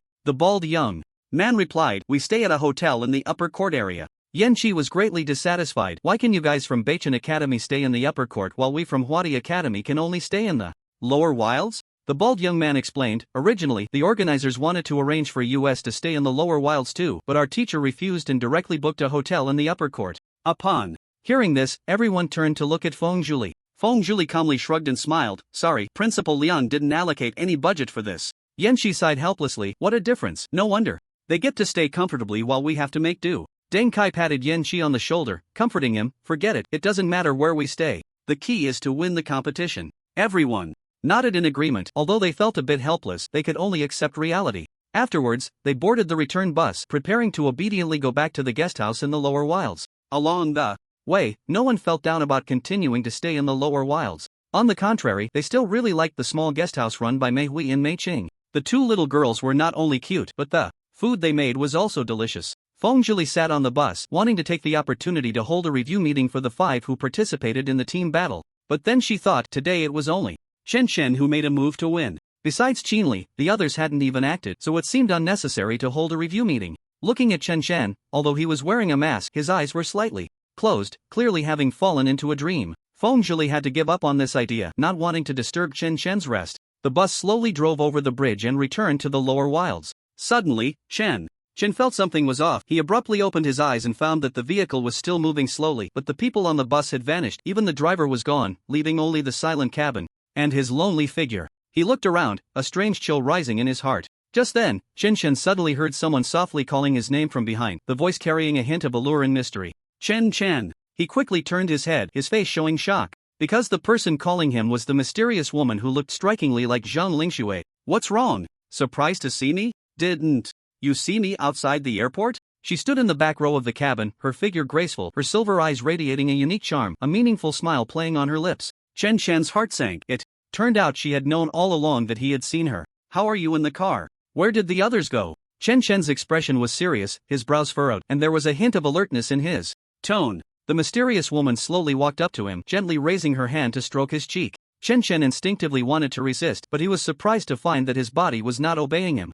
The woman chuckled softly, her voice low and gentle. Don't be nervous, this is just your dream. Her fingertips were icy, and when they touched his skin, Chen Chen couldn't help but shiver. He quickly asked, "What do you want with me?" The mysterious woman smiled even more seductively, leaning closer to Chen Chen and whispering, "Someone is going to kill you tonight. They are already lying in wait near the guest house, just waiting for you to return." Upon hearing this, Chen Chen's brows tightened even more, a glint of coldness flashing in his eyes. "Who wants to kill me?" The mysterious woman smiled charmingly, a hint of cunning in her eyes. "Don't you know who you've offended?" Chen Chen suddenly realized that the gang from the Fu family seemed determined to go after him. After all, they had sent assassins from Sakura country before. Now that he was in Sakura country, it was like a sheep entering a wolf's den for the Fu family. He believed that there would definitely be many assassins coming for him tonight. Chen Chen looked up at the mysterious woman in confusion. "Why are you telling me this? Our relationship doesn't seem to be that close. You are an important target for my recruitment. How could I let you die so easily?" The mysterious woman leaned closer to Chen Chen, whispering softly in his ear, "So, what do you think? Do you want to join the heavenly punishment? As long as you join, we can help you eliminate not just these assassins, but even the Fu family." A cold smile appeared on Chen Chen's face. "I don't care about those assassins. As for the Fu family, I will deal with them myself." The woman chuckled lightly, teasing, "You may not fear those assassins, but what about your teammates? Do you think they have the strength to handle these assassins? Maybe by the end of tonight, the team from Huadi Academy will only have you left." Chen Chen's expression changed instantly. It was indeed as the mysterious woman said. These assassins were highly professional and would definitely leave no survivors. If the other side had the advantage in numbers, he would definitely be overwhelmed. Just as Chen Chen was pondering these issues, the woman's gentle voice came again. "I've said enough, so let's meet again next time. I hope you don't die so easily, otherwise, I would be very sad. You are the man I've set my sights on." As she spoke, the mysterious woman cast a sultry glance at Chen Chen, and the next second, her red lips gently brushed against his cheek. Chen Chen's heart raced. Even though it was a dream, it felt inexplicably real. Soon, her figure began to blur, as if shrouded in mist. Chen Chen's vision went dark, and when he opened his eyes again, he had returned to reality, the people in the bus still there, the noise filling the entire cabin. "Stop the bus! Stop the bus!" Chen Chen's voice suddenly rang out, tinged with urgency. The classmates on the bus were startled and looked at Chen Chen in confusion. At that moment, Chen Chen stood up, his tone becoming even more serious. "Stop the bus, can't you understand what I'm saying?" The bus driver, Yudao Yuantai, was startled and quickly slammed on the brakes, bringing the bus to a stop by the roadside. "Open the door." Chen Chen didn't waste words, directly ordering Yudao Yuantai. Yudao Yuantai turned to look at Fengzuli, as at this moment he would only follow the instructions of the person in charge of Huadi Academy. Fengzuli first looked at Chen Chen, asking in confusion, "Chen Chen, what happened? Why do you want to get off?" He walked to the car door and said seriously to his mentor, "Fengzuli, teacher Feng, I have some personal matters to attend to and must get out of the car. You can't go back to that guest house in the wilderness. We need to turn around and return to the court area immediately." Fengzuli frowned. "Personal matters? Chen Chen, tell me honestly what's going on. Why do we need to return to the court area?" Fengzuli didn't understand. Chen Chen, like them, had just arrived in Sakura country a day ago. It was unreasonable for him to suddenly have personal matters in such an unfamiliar place. As the leader of the team, Fengzuli clearly wouldn't let Chen Chen leave so carelessly. Chen Chen took a deep breath, thought for a moment, and said, "Teacher Feng, I can only talk to you alone, let's discuss it outside." Fengzuli nodded seriously and followed Chen Chen off the bus. The two found a relatively secluded corner, and only then did Chen Chen say, "Someone is targeting me. And they are likely lying in wait near the guest house in the wilderness. I don't know the number or strength of my opponents, but if you follow me, you might get caught up in it." Upon hearing this, Julie's brow furrowed tightly, and after a moment, she decisively said, "In that case, we should return to the court area together. It's too dangerous for you to stay alone." Chen Chen shook his head. "No, the target is me. Even if I return to the court area with you now, they will still send people to kill me. It will still involve you, so I must separate from you now. I will come back to find you once I resolve these troubles." However, Fengzuli firmly refused. "No, Principal Liang instructed me to take good care of you. If anything happens to you, how will I explain it to Principal Liang? We'll think of a way. Once we return to the court area, if it really doesn't work, we'll return to Longxia country tonight and skip the exchange competition." After observing Chen Chen's performance over the past few days, Julie had realized the immense potential of his profession. He was clearly not comparable to an ordinary S-class. If such a talent were to have an accident under her watch, she, as his mentor, would be held accountable. Therefore, she was even willing to give up this year's exchange competition to ensure Chen Chen's safety. Faced with such a determined Feng Zhuli, Chen Chen found himself in a dilemma. Just then, he suddenly heard a commotion coming from the direction of the bus. He immediately turned back alertly and saw the bus, which had been parked by the roadside, suddenly start up, the roar of the engine particularly jarring. What's going on? Chen Chen was startled and immediately ran towards the bus. The bus's headlights suddenly blazed to life, the vehicle shook, and it accelerated down the street towards the wilderness area. The wheels screeched against the ground, kicking up clouds of dust. Inside the bus, the students screamed in terror, and a few sitting near the door frantically waved to Chen Chen. However, the bus was picking up speed, showing no signs of stopping. This is bad. Chen Chen cursed under his breath, and when he looked at Feng Zhuli, her face was also filled with shock. This Yuan Dao Yuan is problematic, Chen Chen said decisively. The two exchanged no more words and simultaneously took off running, trying to catch up with the bus ahead. The bus sped through the bustling streets, the roar of the engine intertwined with the screeching of brakes, shaking everyone's nerves. The vehicle swayed violently like a wild beast out of control, crashing through the streets. Pedestrians on both sides of the street were caught off guard, screaming and scattering in all directions. Some were too slow to react and were directly hit by the bus, their bodies flying through the air in an arc before crashing heavily to the ground. Blood instantly stained the street, and the sounds of cries and screams mixed together, plunging the entire street into chaos. The students inside the bus were tossed around violently, some crashing into the seatbacks, clutching their foreheads in pain. Only by tightly gripping the handrails could they barely stabilize themselves. The carriage was filled with an atmosphere of fear and panic. Yan Shi was seething with anger, suddenly standing up and questioning, Yudao Yuantai, what the hell are you doing? Yudao Yuantai, however, remained expressionless, his hollow eyes staring blankly ahead as if he hadn't heard Yan Shi's voice at all. His hands gripped the steering wheel tightly, driving the bus at breakneck speed down the street. Everyone be careful. Yudao Yuantai has a problem, Qin Li shouted loudly. Upon hearing this, Deng Kai immediately sprang into action. He was closest to Yudao Yuantai and lunged forward, trying to snatch the steering wheel from his hands. However, Yudao Yuantai merely raised his hand slightly, and Deng Kai's massive body was violently flung out, crashing heavily against the door with a dull thud. He clutched his ribs, groaning in pain. Yudao Yuantai coldly turned to look at everyone, his tone icy. Don't be so agitated, as long as you cooperate obediently, you might still leave with your whole bodies. This sentence was like a bucket of cold water splashed over everyone, causing their faces to turn pale as paper. Fear spread in their eyes, and the atmosphere suddenly became tense. Seeing this, Yan Shi immediately pulled out a dagger, wanting to break the window and escape. He swung the dagger forcefully, but as soon as the blade touched the window, it was repelled by an invisible force, causing ripples to form on the glass. It seems like this bus is under some kind of formation, Yan Shi exclaimed in shock. Huang Zishi, sitting in the bus, darkened her expression and eerily drew a sniper rifle from her waist. The gun was pitch black, gleaming with a cold light. She endured the violent jolting of the vehicle, shouldering the sniper rifle, her gaze sharp as an eagle, locking onto Yudao Yuantai in the driver's seat. In the next second, a deafening sound erupted inside the bus, the roar of the sniper rifle echoing in the confined space, causing people's eardrums to ache. Huang Zishi pulled the trigger, and the bullet shot straight at Yudao Yuantai, slicing through the air with lethal force. Yudao Yuantai showed no sign of dodging. The bullet struck his back directly, tearing through his clothing and splattering blood. At the same time, a despairing damage number appeared above Yudao Yuantai's head, 342. Huang Zishi's mouth fell open in surprise, her sniper rifle trembling slightly in her hands. She hadn't expected that her strongest attack would only inflict over 300 damage on him.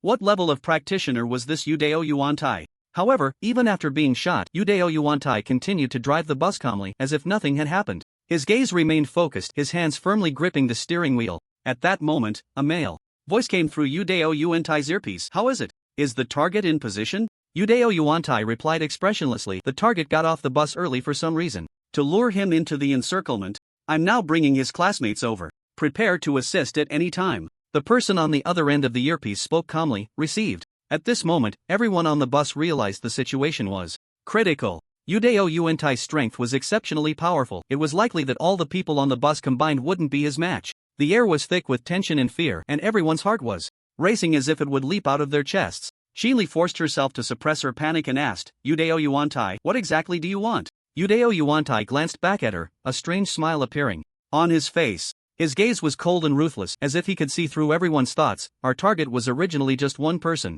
Who told you to get close to him? So, we can only deal with all of you together. It was clear that, based on Chen Chen's previous behavior, the other party was clearly after Chen Chen. No wonder Chen Chen had asked everyone to return to the court area. What Chen Chen didn't know was that this Yudao Yuantai had already been swapped out by someone else. Qinli continued, her voice trembling yet still firm. I am the second daughter of the Qin family from Longxia Kingdom. If I die here, my father will never let you go. Yudao Yuenta merely smiled coldly, the grin appearing particularly sinister under the neon lights. So what if you're from the Qin family? We have never regarded those big families from Longxia Kingdom as anything. He said this nonchalantly, continuing to focus on driving. The atmosphere in the vehicle grew increasingly tense, with everyone whispering about how to escape. Yen. She and Deng Kai exchanged a glance, clearly plotting some bold action. Huang Zishi gripped the sniper rifle tightly, her palms slick with cold sweat, her eyes scanning the interior of the vehicle, searching for a glimmer of hope. However, at that moment, the bus suddenly jolted violently, coming to an abrupt stop in a desolate area. Yudao Yuenta slowly stood up, the bloodstains on him glaring in the dim light of the bus, but he seemed utterly unconcerned. The interior of the bus fell silent instantly, everyone holding their breath, nervously staring at Yudao Yuenta. Outside the window, the night enveloped the wilderness, silent and eerie, with only the rustling of grass in the wind. Yudao Yuenta surveyed the people in the bus, sneering as he said, "Remember my words, don't act recklessly, or I won't hesitate to take your lives." His gaze was icy and merciless, each word like a cold blade cutting into everyone's hearts. After saying this, he casually walked to the bus door and opened it. The night wind rushed in through the open door, bringing a chill, and the air inside the bus became even tenser. Yudao Yuenta strode down from the bus, his figure disappearing into the dim night. Yanshi seized this opportunity, a glint of determination flashing in his eyes. He whispered to Qinli beside him, "I'm going to try to slip out while he's getting off." Qinli looked at him anxiously, nodding slightly to signal him to be careful. Yanshi took a deep breath and activated his invisibility skill. His figure instantly became blurry in the air, almost blending into the surrounding environment. He moved silently towards the bus door, his movements as light as a cat. However, just as his figure brushed against the doorframe, an invisible force suddenly erupted. Yanshi's body was violently thrown back, the invisibility effect vanishing in an instant, and he crashed heavily to the ground with a muffled thud. "Damn it, Array Master!" Yanshi shouted in frustration, painfully rubbing his sore waist. His face was filled with anger and helplessness, clearly realizing they were trapped in the bus by the Array Master's formations. After Yudao Yuenta got off the bus, he stood outside, speaking softly into his earpiece, "I have arrived at the designated location, now we just wait for the fish to take the bait. If he really can watch his classmates die without helping, then I suppose I've miscalculated." A mechanical voice replied from the earpiece, "Received. Everything will proceed as planned." Yudao Yuenta hung up the communication and leaned against the front of the bus. He pulled a cigarette from his pocket, lit it with a lighter, and took a quiet puff. The smoke slowly rose in the night, enveloping his cold face, highlighting the ruthlessness and chill in his eyes. Moments later, the roar of a motorcycle echoed from the darkness not far away, gradually approaching. Chen Chen and Feng Zhuli sped in on a motorcycle they had somehow acquired. The motorcycle suddenly stopped not far in front of the bus, its headlights piercing the darkness, illuminating Yudao Yuenta's figure. Chen Chen quickly jumped off the bike, his gaze sharp, staring directly at Yudao Yuenta. "Let them go," Chen Chen said without hesitation, his voice carrying an undeniable firmness. Yudao Yuenta's lips curled into a cold smile as he slowly peeled off the human skin mask from his face. As the mask was removed, a face with stubble gradually emerged, rugged and hard, with a glint of hatred flickering in his eyes. His face appeared particularly sinister under the moonlight, as if a demon had crawled out from the depths of hell. "Chen Chen, we finally meet. I am Noguchi Chuanchi, the elder brother of the captain. Noguchi you killed." His voice was deep and cold, each word dripping with intense hatred. Chen Chen let out a cold smile, his gaze filled with disdain. "What? Are you here to avenge your brother? In your line of work, being killed is just a matter of time. Your brother was outmatched and deserved to die. Isn't it unprofessional of you to seek revenge on my account?" Noguchi Chuanchi narrowed his eyes, a glint of cold light flashing within, and he did not continue on that topic, instead saying, "Actually, I'm quite curious how you knew there would be an ambush in the Shimo area. I was confident that this plan was foolproof. You shouldn't have discovered it." Chen Chen replied earnestly, "I can tell you, it was actually your mother who told me in a dream. She said she was very ashamed to have given birth to such a wretched son like you and hoped I could send you to meet your brother." Noguchi Chuanchi's expression instantly turned cold, his fists clenched tightly, rage burning in his eyes. "There's no point in resorting to such verbal tricks. You will surely die here today." As soon as he finished speaking, the ground around them began to shimmer with ripples, mysterious runes emerging, culminating in a massive light shield, enveloping the entire open space. The light shield emitted a faint humming sound, casting a soft blue glow that isolated everything around them from the outside world. Feng Zhuli frowned, her expression serious. "This is a confinement array, we can't get out." Upon hearing this, Chen Chen felt a headache coming on and said with a wry smile, "Another confinement array? Last time I was trapped in the dormitory building and couldn't get out no matter what." As he spoke, dozens of figures slowly emerged from the dark shadows, their steps synchronized and steady, their gazes sharp, clearly well-trained soldiers. Each of them held sharp weapons, their blades glinting coldly in the moonlight. Watching countless enemies swarm towards them, Chen Chen exchanged glances with Feng Zhuli. Chen Chen cautioned, "Teacher Feng, be careful." Feng Zhuli remained calm, smiling slightly. "Don't worry, these people can't hurt me." After saying this, her body seemed to dissolve into the shadows beneath her feet, vanishing in an instant. Chen Chen silently marveled at how remarkable his teacher's profession was, with survival as the top priority. He didn't waste words, and 2 gleaming daggers appeared in his hands, ready to face the surrounding enemies. The daggers danced in his hands like 2 silver snakes, carving sharp arcs through the air. In an instant, the clash of blades filled the space, as Chen Chen weaved through the countless shadows, his movements fluid and graceful, the lethal edges of his blades slicing through every enemy that dared to approach, their screams echoing.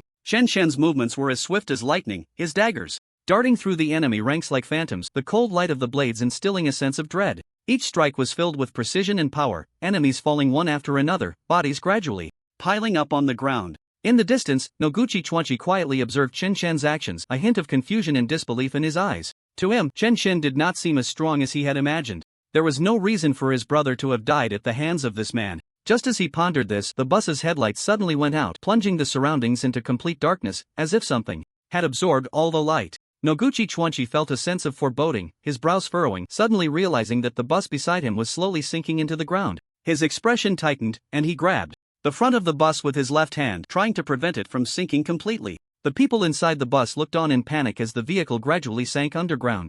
"Everyone, stay calm, teacher. Feng is here to save us." Qinli quickly regained her composure and shouted. Her voice sounded particularly resolute in the darkness. However, at this moment, the rear of the bus was deeply embedded in the ground, with only the front end firmly grasped in the hands of Noguchi Chikaki. He let out a cold laugh, his muscles tensing, and with one hand, he slowly pulled the bus, which was already buried deep, out of the ground. Both forces were engaged in a tug-of-war over the bus, which emitted a series of cracking sounds under the unbearable strain, its middle section beginning to deform, the sound of twisting metal sharp and despairing. "Are you not done yet? My strength isn't as great as his." Feng Zhuli's voice came from the darkness, tinged with urgency. On the other side, Chen Chen was crazily slaughtering. With his dual blades, the flashes of his knives causing enemies to fall one after another. In just a brief moment, dozens had already died at his hands. However, the enemies seemed endless, continuously rushing in from the distance. Some were relentlessly using machine guns and other firearms, bullets raining down on Chen Chen. Although he tried his best to defend, he still sustained numerous injuries. At that moment, Chen Chen was astonished to find that there wasn't a single drop of blood beneath the assassins he had killed. He quickly bent down to pick up a severed arm, only to discover that the ones he had been fighting were a group of wooden figures. Inside the severed arm were rough wooden fibers, accompanied by some simple mechanical structures, as if they were some kind of intricate puppets. "Damn it, Chen Chen," muttered under his breath, suddenly feeling insulted. After all that effort, he had been killing nothing but wooden figures. "Are you not done yet? I can't hold on much longer." Feng Zhuli's voice came again, from the darkness filled with anxiety and helplessness. While continuously dodging the attacks of these wooden figures, Chen Chen replied without looking up, "Just hang in there a little longer." Meanwhile, a cold voice came through Noguchi Chikaki's earpiece. "This Chen Chen seems off. His strength doesn't appear to be as strong as we imagined." "And have you noticed? The intel showed he was wielding 2 dual blades, but now it seems he has 2 ordinary blades." Hearing this, Noguchi Chikaki narrowed his eyes, alarm bells ringing in his mind. He suddenly released the bus and charged towards Chen Chen, his movements as swift as a cheetah. In the next second, a gleaming katana appeared in Noguchi Chikaki's hand. Without any flashy movements, the blade accurately struck Chen Chen. At the moment the blade pierced flesh.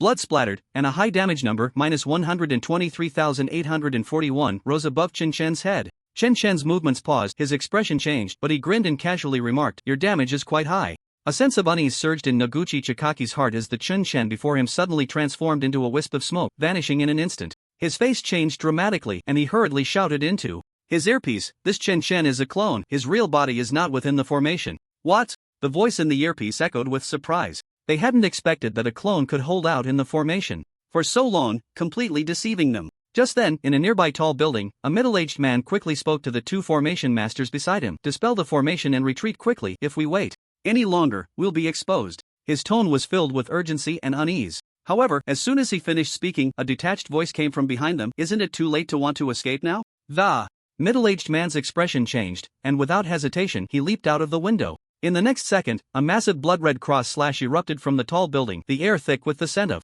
blood. The 2 formation masters had no time to react before being sliced in half by the enormous blood blade, blood spraying, their screams abruptly cut off. The middle-aged man suddenly turned back in Mid-air, seeing Chen Chen in black standing at the edge of the tall building, his dual blades gleaming coldly, his gaze as steely as iron. Damn it, I'd been ambushed by this kid. A middle-aged man let out a furious roar, his voice filled with anger and resentment. Standing high above, Chen Chen's gaze was sharp as he prepared to chase after the fleeing man. However, in the next moment, the floor beneath him began to shake violently as if a dragon was turning over, the structure of the building creaking under the strain. What's going on? Chen Chen murmured to himself, quickly scanning his surroundings. A dull rumble echoed in his ears, and cracks began to appear in the walls and floor of the building, dust and debris falling from the ceiling. He quickly crouched down, one hand pressed against the floor, feeling the tremors intensifying as if some immense force was surging underground, ready to break through at any moment. In the distance, the sound of collapsing buildings could be heard as well. Chen Chen stood by the shattered window, peering through the swirling dust and debris, seeing chaos erupting on the street below. Pedestrians scattered in all directions, panic-stricken screams rising and falling. Chen Chen stood atop the high building, looking down at the city below. Suddenly, he felt an ominous presence. The ground began to shake violently, and the remnants of bricks and tiles rolled across the floor with a creaking sound. A thick white phosphorus smoke billowed from the cracks, quickly spreading through the air, the acrid smell nearly suffocating. A massive snake head slowly emerged from the ground, measuring over 10 meters long, its menacing fangs glinting coldly and its scales shimmering with an eerie white light under the moon. Following that, a second, third, until the 8th snake head appeared in succession. Each head covered in white phosphorus, their eyes cold and filled with a bloodthirsty ferocity. The snake heads twisted in the air, emitting a low, rumbling hiss that made Chen Chen's eardrums ache.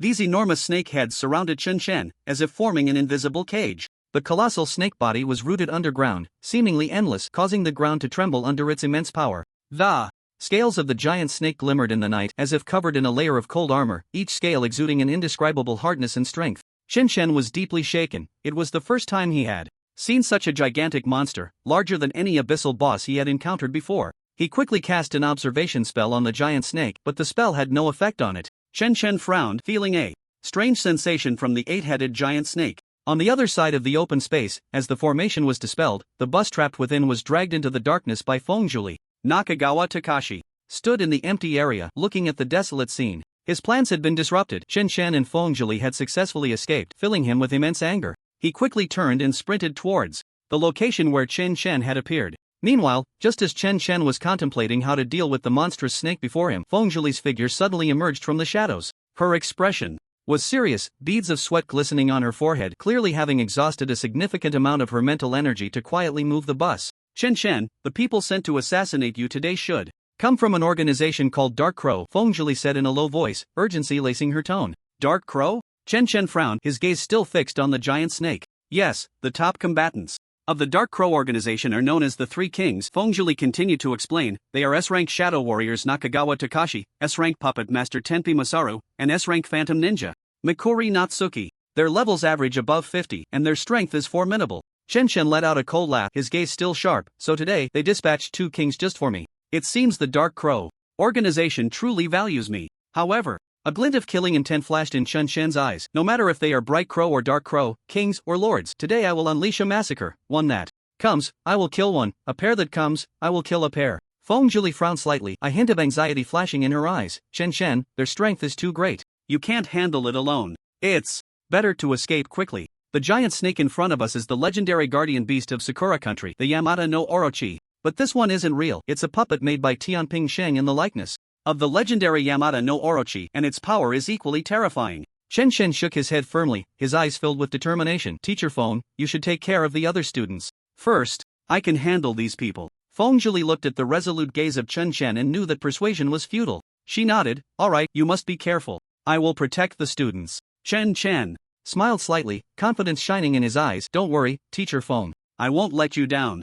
Fengjuli gave Chen Chen a deep look, then quickly turned and disappeared into the shadows. Chen Chen once again fixed his gaze on the giant snake, his eyes flickering with battle intent. The 8 heads of the Yamata no Orochi surrounded him, hissing ominously, its massive body twisting as if ready to pounce on Chen Chen at any moment. Each snake head flicked its tongue, eyes filled with a cold, bloodthirsty gleam. In the next second, the puppet snake suddenly launched an attack on Chen Chen, each snake head unleashing different elemental magic. Flames, frost, lightning, poisonous mist, wind blades, water currents, rocks, dark energy, and light surged forth, creating a chaotic elemental storm. Each snake head glimmered with deadly light, emitting deafening roars as the air was filled with a mingling of scorching heat and icy cold. Chen Chen relied on his agile movements to dodge within this magical storm. His dual blades dancing in his hands like a silver lightning bolt. His movements were swift and precise, each dodge a narrow escape. Although he could evade the attacks, the surrounding buildings were not so fortunate, collapsing one after another, bricks flying and dust swirling. Countless residents of Sakura country let out desperate cries, their voices echoing in the night sky, chilling to the bone. Chen Chen darted between the buildings, his steps as agile as a cheetah, continuously avoiding the attacks of the Yamata no Orochi. His gaze was calm and sharp, beads of sweat forming on his forehead, his body trembling slightly from the intense movement. Just when he thought he could keep dodging, one of the snake heads suddenly released a purple light. The purple light enveloped Chen Chen, and he immediately felt his feet unable to move, followed by his body, as if it had turned to stone. This is bad. Chen Chen's heart sank, his brows furrowing tightly. He hadn't expected this puppet snake to be so well designed, possessing elemental attacks while also having control capabilities. His body gradually stiffened, unable to move, as he watched the other heads of the Yamata no Orochi open their massive jaws, preparing to devour him. In the next second, Chen Chen instantly activated the ultimate berserk mode. His eyes turned red, a strong killing intent radiating from his body, and his entire aura surged to its peak. In ultimate berserk mode, he was immune to all control effects, while his attack power and speed increased dramatically. Do you think this little trick can trap me? Chen Chen roared, his voice echoing like thunder in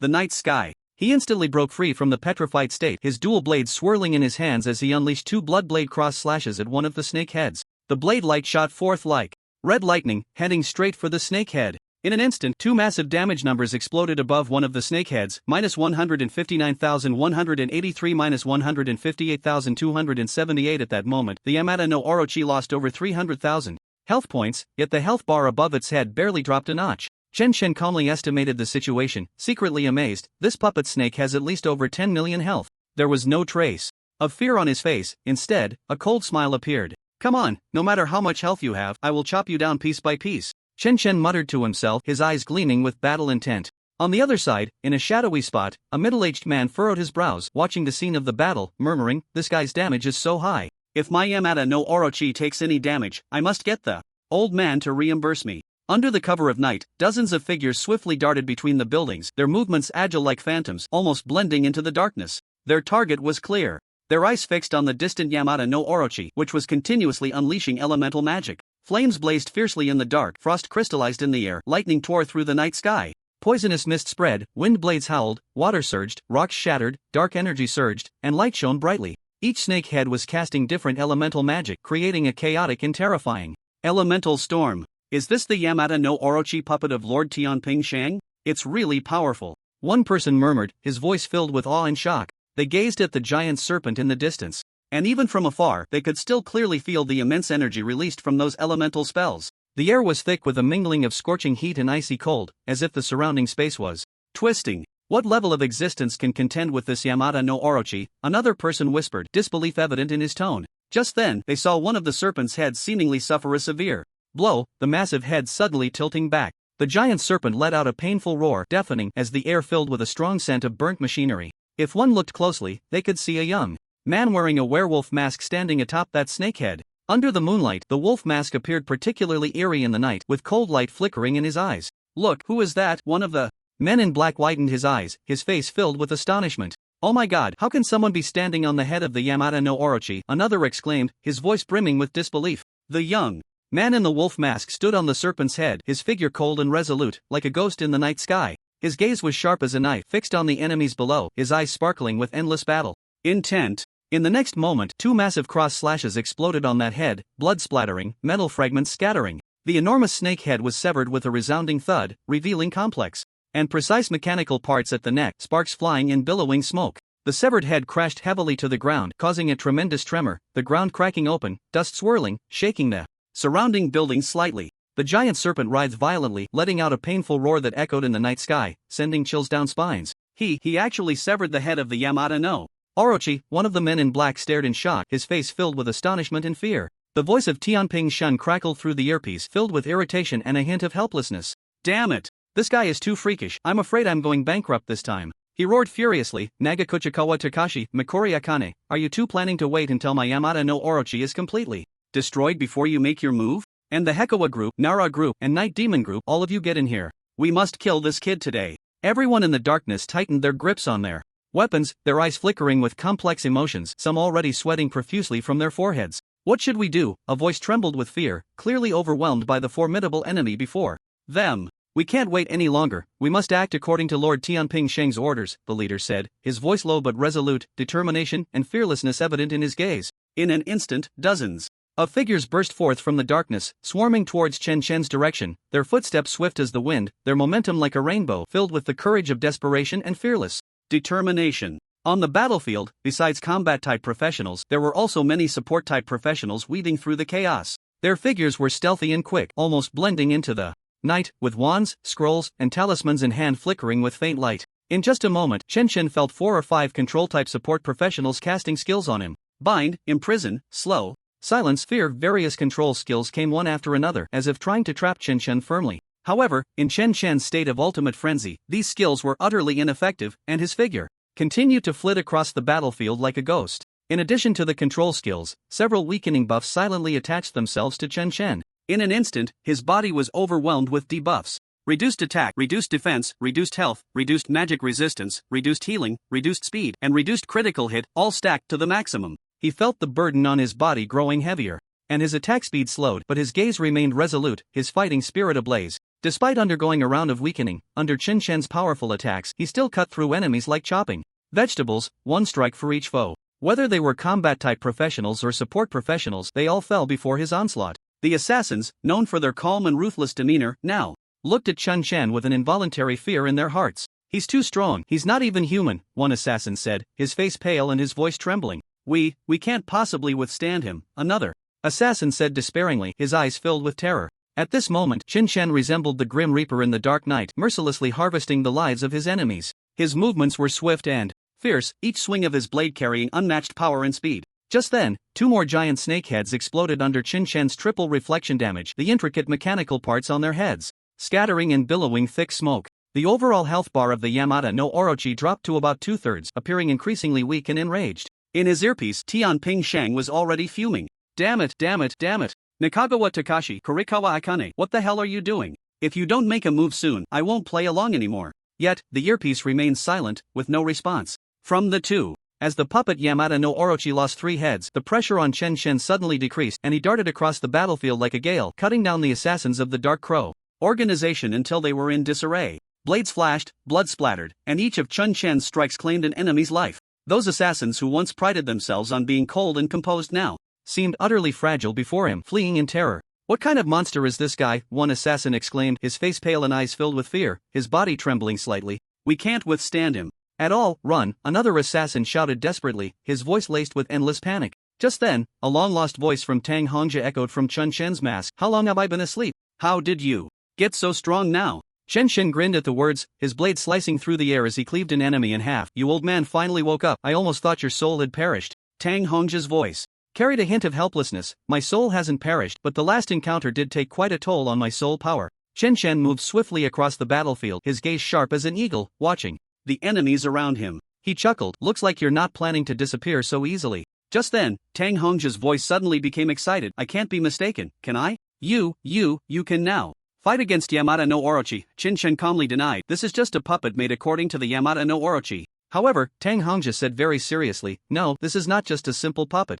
I can sense a special power within it. Chen Chen was slightly taken aback, a hint of confusion flashing in his eyes. What do you mean? At that moment, Tang Hongzhi's voice sounded particularly excited. It seems that there is the soul power of the real Yamata no Orochi within its body. Upon hearing the term soul power, Chen Chen couldn't help but curiously ask, what is that? Tang Hongzhi explained, that is the soul mark of the Yamata no Orochi. The real Yamata no Orochi can release its true energy through this soul mark. Even releasing just 1% of its power would be absolutely terrifying. Practitioners below the second transition would find it hard to resist. Chen Chen was startled by the strength of the Yamata no Orochi, his brows slightly furrowing. What exactly is the real Yamata no Orochi? Why is its power so strong? Tang Hongzhi slowly said, the Yamata no Orochi can also be called a exotic beast, but it belongs to the divine level of exotic beasts. Chen Chen showed a hint of surprise. He only knew that above the disaster level exotic beasts was the hell level, and this was the first time he had heard of the existence of divine level exotic beasts. Tang Hongzhi added gravely, in our world, many divine level exotic beasts have appeared. Besides the Yamata no Orochi, there are more than a dozen divine level exotic beasts. The ones that impressed me the most are the 4 divine level exotic beasts: Qinglong, Baihu, Zhuke, and Xuanwu. They have always stood on the side of humanity to fight against the abyss. They are allies of humanity. Upon hearing these names, Chen Chen was slightly taken aback. A hint of surprise in his eyes. Exotic beasts actually help humans? Tang Hongzhi retorted. Do you think these exotic beasts naturally want to be enemies with humans? They are merely puppets in the hands of the abyss forces. Reaching the divine level allows them to break free from the control of the abyss. Some choose to help humans, while others choose to observe. This Yamata no Orochi belongs to the latter. It's just that it has a big appetite, especially for food from the human world. So occasionally, it releases a few soul marks into the human world to facilitate its avatars coming over to eat. Chen Chen nodded in understanding, refocusing his gaze on the puppet snake before him. A hint of doubt flashed through his mind, and he continued to inquire, can this puppet snake use the soul mark to access the true power of the Yamata no Orochi? If it can, then I can only choose to avoid battle. Tang Hongzhi pondered for a moment and calmly replied, although the soul mark is within it, it has not been activated. Clearly, this puppeteer does not know how to communicate with it after obtaining the mark, so there is no need to worry. If we find a way to kill it and obtain the soul mark within, I might be able to communicate with that Yamata no Orochi. Chen Chen nodded, preparing to continue his attack on the Yamata no Orochi. Just then, Tang Hongzhi suddenly warned, be careful, someone is ambushing. Chen Chen's gaze sharpened as he quickly looked around, only to find that besides the corpses of the Dark Crow organization's assassins, there was not a single shadow in sight. However, the next second, Chen Chen felt a gust of wind rushing towards him, and he quickly raised his hand to block with his knife. Clearly, there was nothing in front of him, but he could distinctly hear the sound of weapons clashing in his hand. The opponent's strength was immense, and Chen Chen was sent flying backward, sliding out 5 or 6 meters before barely stopping. He looked up and saw a small, slender woman in black slowly materializing in the spot he had just occupied, clicking her tongue in disappointment as she said, your reaction is quite sharp, you actually sensed my presence. Chen Chen frowned, it was the first time he had encountered an enemy who could become invisible. Tang Hongzhi reminded him in a whisper, this is a phantom ninja, skilled in stealth and ambush, be careful. Chen Chen felt a surge of caution within, he no longer wanted to rely on actively getting hurt to retaliate against the enemy. If their weapons also carried the poison of the Yingma flower and he fell victim to a 90% healing reduction, he would find himself in a very passive position. He quickly adjusted his breathing, his gaze calmly fixed on San Lishan, his dual blades trembling lightly in his hands, ready to respond to the next attack at any moment. Meanwhile, shadows began to appear in the surrounding buildings and corners. Upon closer inspection, every person's face looked exactly like Noguchi Chikich's. Chen Shen's heart sank, he had encountered this trick before with Captain Noguchi, a clone technique that carried a damage-sharing effect. However, this Noguchi Chikich's skill level was much higher than his brother's, having split into more than 20 clones. This is going to be tough, Chen Chen muttered to himself, a hint of seriousness flashing in his eyes. Noguchi Chikich sneered, his voice echoing from all directions, Chen Chen, this time you can't escape. This phantom ninja should be San Lishan, as mentioned by Fengzhili, along with Noguchi Chikich and the puppeteer hiding in the shadows controlling the puppet snake. Now, the 3 kings of the Dark Crow organization had gathered. Such a powerful lineup to deal with one person was quite rare. Chen Chen knew that this battle would be exceptionally difficult. Soon, the battle resumed. Dozens of Noguchi Chikich clones surged toward Chen Chen like a tidal wave, wielding katanas. The glint of blades and the aura of killing intent filled the air, resembling a deadly frenzy. San Lishan entered stealth mode again, occasionally releasing countless shurikens from the shadows for ruthless ambushes. Each shuriken flew with deadly precision and speed, silently slicing through the air. Above him, 5 remaining heads of the puppet snake loomed menacingly, continuously unleashing elemental magic. Flames, frost, lightning, and poisonous mist intertwined, threatening to turn the entire battlefield into a hellish landscape. Chen Chen took a deep breath and activated the limitless dual blade flow, maximizing his agility. His figure darted across the battlefield like a specter, his dual blades dancing in his hands, their light flashing like lightning, incredibly swift. Even so, Chen Chen still felt immense pressure. The enemy's attacks came relentlessly like a storm, and he had to concentrate fully just to cope. Especially that San Lishan, who remained hidden, launching surprise attacks from time to time. This invisible threat forced Chen Chen to split his attention, filling him with vigilance. Damn San Lishan, what a nuisance, Chen Chen gritted his teeth and whispered, a flicker of anger in his eyes. He quickly scanned his surroundings, trying to catch a glimpse of San Lishan, but her stealth technique was so advanced that there was almost no trace to follow. At that moment, Tang Hongzhi's voice sounded in Chen Chen's ear, I can help you find that phantom ninja. While fending off the attacks from Noguchi Chikich's clones, Chen Chen quickly asked, how? Close your eyes, I can help you sense the soul power of the phantom ninja. Chen Chen nodded, his dual blades whirling in his hands, forcing back the attacking Noguchi Chikich clones. Seizing this opportunity, he found a relatively safe spot and slowly closed his eyes. He took a deep breath, striving to remain calm, only hearing his own breathing and heartbeat. Soon, he felt a cool sensation flooding his mind, as if a clear spring flowed through his consciousness, bringing endless tranquility and clarity. Focus your attention, feel the soul power around you. Tang Hongjia's voice was deep and powerful, as if guiding Chen Chen into a new realm. In the next moment, something miraculous happened. Even with his eyes closed, Chen Chen could still sense the pulsation of every person's soul mark around him. The fluctuations of those souls were like candle flames ignited in the darkness, bright and clear. This feeling was incredibly dreamlike, leaving Chen Chen in awe. He had never experienced such a marvelous sensation. As if the entire world had become transparent within his consciousness. What a magical feeling. Chen Chen murmured to himself, filled with surprise and admiration. Don't get distracted, focus on finding Sanli Qian's soul fluctuations. In a dark corner of the Shimoya district, a bus slowly emerged from the ground, its body covered in dirt and dust, with cracks all over the windows. The door creaked open, and the students filed out one by one. Despite the distance, they could faintly hear the sounds of fierce battles and the terrified screams of countless residents from the Shimoya district. The screams rose and fell, mixed with the sounds of explosions and the rumble of collapsing buildings, filling the air with tension and despair. Each student's face was filled with worry. They knew that Chen Chen was engaged in a fierce battle with the enemy. On the dimly lit street, a few broken streetlights emitted a faint glow, illuminating their pale faces. At that moment, Feng Zhuli appeared before them, her face also showing a hint of seriousness and fatigue. Teacher Feng, how is Chen Chen doing now? Should we go help him? Yan Shi was the first to ask, his voice tinged with anxiety and unease. Feng Zhuli waved her hand to signal everyone to be quiet, took a deep breath, and said, the opponent is an assassin organization from Sakura country, very powerful. You would only be a hindrance if you went.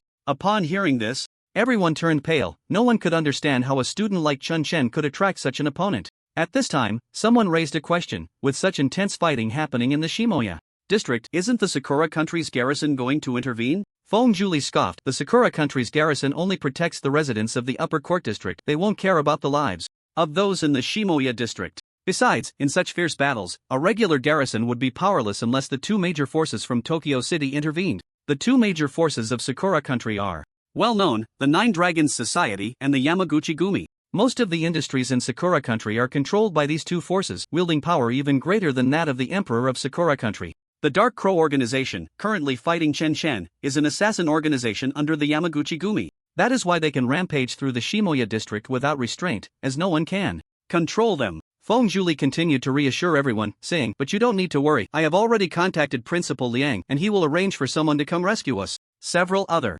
teachers from Longsha Academy are also on their way. It shouldn't be long before we are safe. Upon hearing this, the students' anxiety eased slightly. Meanwhile, on the battlefield in the distance, Chen Chen was still engaged in combat with the three kings of the Dark Crow. With his eyes closed, Chen Chen couldn't see the opponent's movements, but he could capture their direction through his soul power. At this moment, Sanli Chen furrowed her brows. Her several stealthy attacks had been cleverly dodged by Chen Chen, and he always seemed to accurately pinpoint her location. How is this possible? Sanli Chen was secretly astonished, a flicker of confusion and anger flashing in her eyes. During another sneak attack, her strike was once again evaded by Chen Chen. Chen Chen keenly sensed Sanli Qian's position and quickly counterattacked, landing a blow on her. Sanli Qian let out a cry of pain, and a damage value of -152,783 appeared above her head. This strike was enough to deplete the health of this fragile character. However, in the next second, something strange happened. The body of Sanli Qian, struck by the blow, rapidly transformed into a pile of yellow earth, scattering with the wind.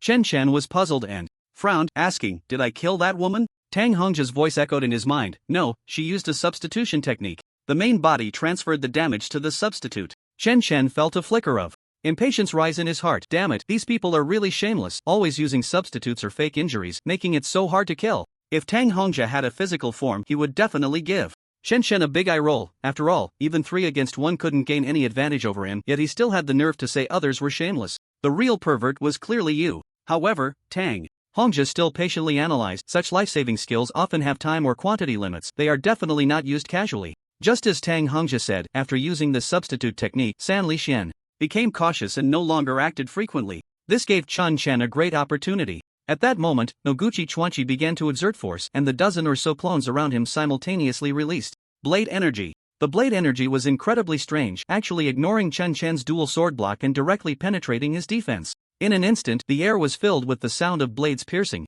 flesh. -28,381 -23,871 -28,472. A series of damage numbers exploded above Chen Chen's head, accumulating to nearly 350,000 damage. Despite enduring such a heavy blow, Chen Chen still stood firm, his body slightly trembling, but his eyes remained filled with fighting spirit. On the contrary, Noguchi Chuanchi's clones exploded one after another, losing more than 2/3 of them in an instant. Each Noguchi Chuanchi's face showed a look of horror, clearly not expecting Chen Shen to possess such powerful counter-damage ability. A hint of understanding appeared on Chen Shen's face. He realized that the assassins sent by the Dark Crow organization to kill him had mostly been dealt with by him, and that mysterious woman was just a double agent, so the Dark Crow organization had not obtained his true information. All their information sources were based on watching Chen Shen's performance in today's exchange match, which was merely the tip of the iceberg. It seems you really underestimated me, Chen Shen sneered coldly, his eyes flashing with a cold light. With so many clones gone, Chen Shen was no longer restrained and began to ruthlessly slaughter. The dual swords danced in his hands, creating a storm of blade light that struck at the remaining clones of Noguchi Chuanchi. Each strike carried endless power and speed, mercilessly shattering the enemies. Blade light flickered, blood splattered, and the remaining clones of Noguchi Chuanchi exploded one after another, dissipating into clouds of smoke in the air. Tianping Shang controlled the puppet snake, trying to restrain Chen Shen's movements. The 5 heads of the giant snake simultaneously spewed flames, frost, lightning, poisonous mist, and wind blades, intertwining elemental magic to form a terrifying storm of attacks. Chen Shen moved swiftly within the magical storm, his dual swords, like lightning, accurately severing the incoming attacks. His figure darted across the battlefield like a ghost, each swing of his sword carrying endless killing intent. 5 minutes later, Chen Shen suddenly exerted force, crossing his dual swords to create 2 massive blood-red cross slashes, striking directly at the 2 heads of the puppet snake. Crack, damn it. I'm done. My losses today are too great. You guys can fight among yourselves. I definitely have to retreat. Tianping Shang's voice came through the headset, filled with anger and helplessness. His heart ached. Today's battle not only yielded no victories but instead resulted in heavy losses. He began to frantically control the remaining 3 heads of the Yamata no Orochi to retreat. The massive snake body twisted wildly on the ground, emitting a deep roar, trying to burrow underground. Seeing the puppet snake showing signs of escape, a cold light flashed in Chen Shen's eyes and a cold smile appeared at the corner of his mouth. Thinking of running now? It's too late. The puppet snake's escape speed was incredibly fast, its massive body racing across the ground, causing tremors that spread all around. The ground shook as if an earthquake had struck, and nearby buildings instantly collapsed by half, bricks and rubble flying everywhere, raising clouds of dust on the street. Chen Shen's figure had already leaped onto the body of the puppet snake, and no matter how the giant serpent thrashed, it could not shake him off. Chen Shen was as steady as a rock, his legs tightly clamped around the snake's body, and with a fierce thrust, a long knife plunged deep into the back of the puppet snake, the blade piercing deeply and bringing forth a spray of mechanical parts and black blood. The cold sound of metal grinding and the noise of the hydraulic system bursting echoed sharply in the night sky. Another knife was swung wildly, the blade flashing like lightning, each strike infused with endless killing intent. With every swing, the sounds of metal breaking and liquid spraying could be heard. The already dwindling health points plummeted once more, the giant snake's vitality rapidly fading. Mechanical roars filled the surroundings, and the giant snake's struggles grew more intense, as if it were making a final, desperate attempt to survive. Tianping Shang's face turned pale. Witnessing this scene, an endless fear and despair surged within him. He shouted in a near-pleading tone, "Yakichika wa Takashi. Sanri Natsuki. Hurry, stop him. If you let him keep attacking, my Yamata no Orochi is finished." However, there was no response from either of them in the headset. Having witnessed the high-damage reflection on Chen Shen, they no longer dared to act recklessly. Especially Sanri Natsuki, whose stand technique had been broken, effectively losing a means of survival. Any misstep could cost her life. At that moment, everyone understood that this Chen Shen was no longer someone they could defeat. Their fighting spirit had vanished, and they quietly prepared to retreat. Tianping Shang also wanted to retreat, but Chen Shen gave him no chance. After unleashing 2 consecutive real damage attacks, this puppet Yamata no Orochi, with health points exceeding 10 million, ultimately could not escape the fate of being slain. The remaining 3 heads drooped heavily, no longer moving, their mechanical eyes losing their light. Chen Shen stood atop the corpse of the puppet snake, panting heavily, yet his movements showed no sign of stopping. He continued to dismantle the giant body of the puppet snake, the blade flashing as if he intended to disintegrate it inch by inch. With each swing of the knife, the sounds of metal shattering and the splattering of internal fluids intertwined, creating a nightmarish symphony. At that moment, Tianping Shang displayed a look of shock, clearly realizing what Chen was doing. The other party must have discovered the secret hidden within his puppet snake. Impossible. This can't be. How could he know of that thing's existence? How could he know? Tianping Shang completely lost his composure, roaring in rage, his body trembling as if all strength had been drained from him, his face pale as paper, eyes filled with despair and anger. In that instant, Tianping Shang seemed to age 10 years, as if life had been stripped from him, leaving only despair in his eyes. An endless fear and unwillingness surged within him, unable to accept the reality before him. Far off on the Battlefield, Yakichikawa Takashi and Sanri Natsuki exchanged glances, nodding in tacit understanding, and subsequently withdrew from the battlefield. They already understood that in today's battle, they were powerless to turn the tide. Only Qin Shen remained, wielding dual knives, frantically dismantling the giant remains of the puppet snake. Each strike carried boundless power, the blade tearing through the mechanical body, producing a piercing sound of metal shattering. Time seemed to stretch indefinitely, and then the voice of Tang Hongzhi came from the mask. "Alright, that's enough. Leave the rest to me." Chen Shen's gaze sharpened as he suddenly saw a blue, ghostly object float out from the mask, gracefully drifting into the giant body of the puppet snake. The surrounding air seemed to freeze for a moment as Chen Shen nervously watched that ghostly figure. After a while, Tang Hongzhi's soul form floated back, enveloping a blue diamond crystal the size of an egg. His tone was filled with indescribable excitement.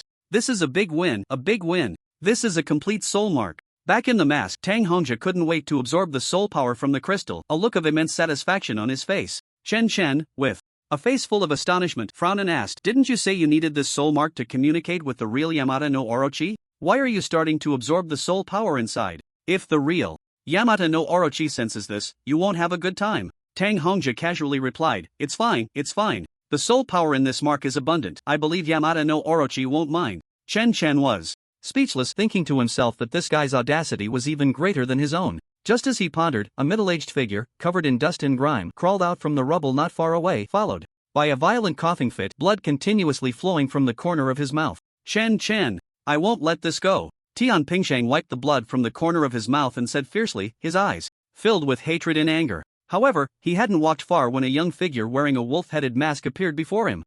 How did you know I would come out from here?" Tian Pingsheng asked. Disbelief written all over his face, his voice trembling. Chen Shen offered no explanation, his gaze as cold as ice, and with a flash of his twin blades, Tian Pingsheng's head flew off in an instant. Blood sprayed into the air, forming a mist of crimson. In fact, Chen Shen had sensed the soul fluctuations at that location while dealing with San Liqian, deducing that it was the hiding place of the puppet master, Tian Pingsheng. And indeed, it turned out to be true. Thus, one of the three kings of the Dark Crow organization, Tian Pingsheng, fell. Meanwhile, in the dim buildings of the lower wilderness area, San Liqian's figure moved swiftly. However, the next second, a boy suddenly appeared in front of her. The boy looked at her, his face devoid of fear, instead wearing a strange smile. "Miss San Liqian of the Dark Crow organization, it's a pleasure to meet you." The boy spoke calmly, but his eyes held a chilling coldness. San Liqian's face was filled with vigilance, her voice slightly trembling. "Who are you? Why are you here?" The boy replied calmly, "I am Yu Chuan. I really admire Miss San Liqian's abilities, so I wanted to borrow them."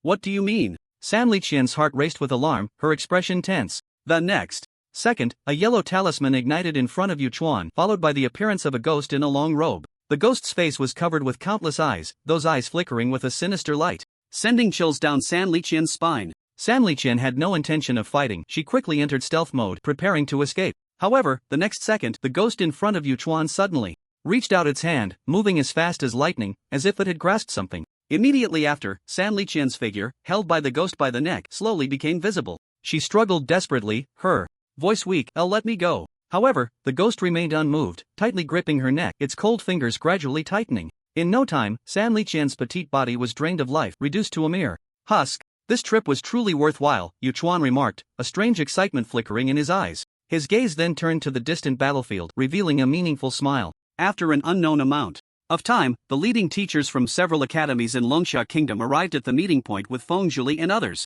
The lower wilderness area, shrouded in night, appeared particularly silent, with only the distant echoes of battle and occasional explosions breaking the tranquility. The teachers looked tense, hurrying along with anxious and worried expressions. Upon seeing their arrival, Feng Zhuli and the students quickly approached with joy. The leading teacher from Modu couldn't wait to ask, "What's the situation now? Are the students all right?" Feng Zhuli said truthfully, "The other students are all here, safe and sound. Only Chen Shen is still on the battlefield. The attackers are assassins from the Dark Crow organization, and tonight's operation seems to be specifically targeting him." Upon mentioning Chen Shen's name, several teachers showed clear signs of recognition. His performance in today's exchange competition had exceeded everyone's expectations. However, they couldn't understand why the Dark Crow organization would go to such lengths to send so many assassins. Moreover, the commotion they caused was truly unimaginable. At that moment, a sudden rush of wind broke through the air. Everyone looked up to see a figure flying in on a sword. The sword light flickered, cutting through the night sky. Shocked expressions appeared on everyone's faces, for the newcomer was none other than the renowned swordsman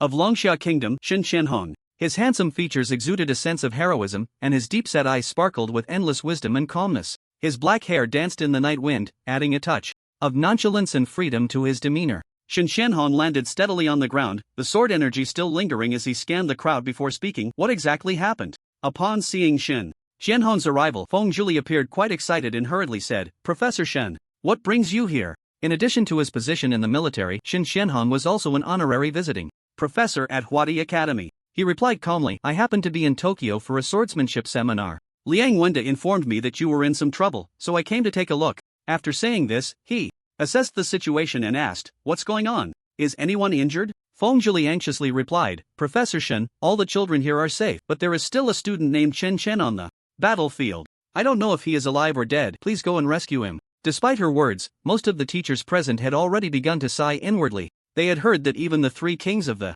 Dark Crow organization had mobilized a massive force specifically targeting Chen Chen. How could he possibly survive? Thus, most held a pessimistic view, and even Chen Chen's teammates looked despondent. The shy girl Huang Zishi had already begun to shed tears quietly. Shen Xianhong, however, did not dwell on such thoughts. He simply nodded and, without further ado, took to the skies again, swiftly flying toward the center of the battlefield on his sword. Under the night sky, the lights of Tokyo appeared dim and lifeless. The battlefield, shrouded in darkness, was a scene of devastation. Surrounding buildings lay in ruins, and the air was thick with dust and the stench of blood. The ground was riddled with cracks and charred marks, with a few spots still emitting faint wisps of smoke. Chen Chen sat atop the massive corpse of a puppet snake, breathing quietly. The corpse was enormous and cold, its giant head drooping to the ground. The mechanical eyes had lost their luster, and the split-open body revealed a complex internal structure and viscous black liquid. Chen Chen gripped his twin blades, their edges stained with the blood of enemies, reflecting the faint moonlight. Just then, he looked up and saw someone flying in on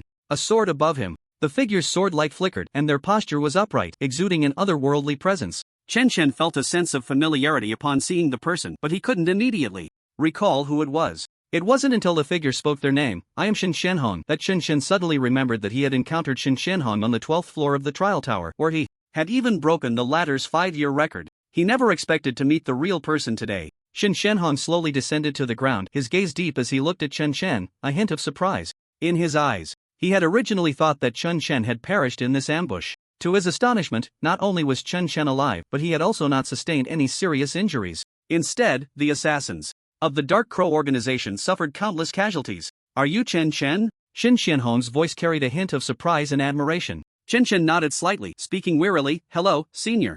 Shen, are you here to rescue me? Shen Xianhong nodded, Liang Wenda sent me to save you, but it seems he worried for nothing. You look like you don't need any help at all. Chen Chen shook his head repeatedly. Senior Shen, you flatter me. In fact, I am already at my wit's end. If you hadn't arrived so quickly, I might have lost my life here. Although Chen Chen's words were somewhat exaggerated, after a night of fighting, he truly felt exhausted. He just wanted to close his eyes and sleep until dawn. He took a moment to collect himself, his tone carrying a hint of request. Senior Shen, could you let me experience the feeling of flying with a sword? Shen Xianhong was surprisingly agreeable and readily replied, of course, just keep close to me. With that, Shen Xianhong soared into the air again, and Chen Chen quickly followed, positioning himself behind her. As he prepared to place his hands on Shen Xianhong's waist, he heard her say, it's best if you don't place your hands anywhere inappropriate, just stand still, and I won't let you fall. Hearing this, Chen Chen had no choice but to shove his hands into his pockets. The two swiftly traversed the night sky, heading towards the direction where Feng Zhuli and the others were.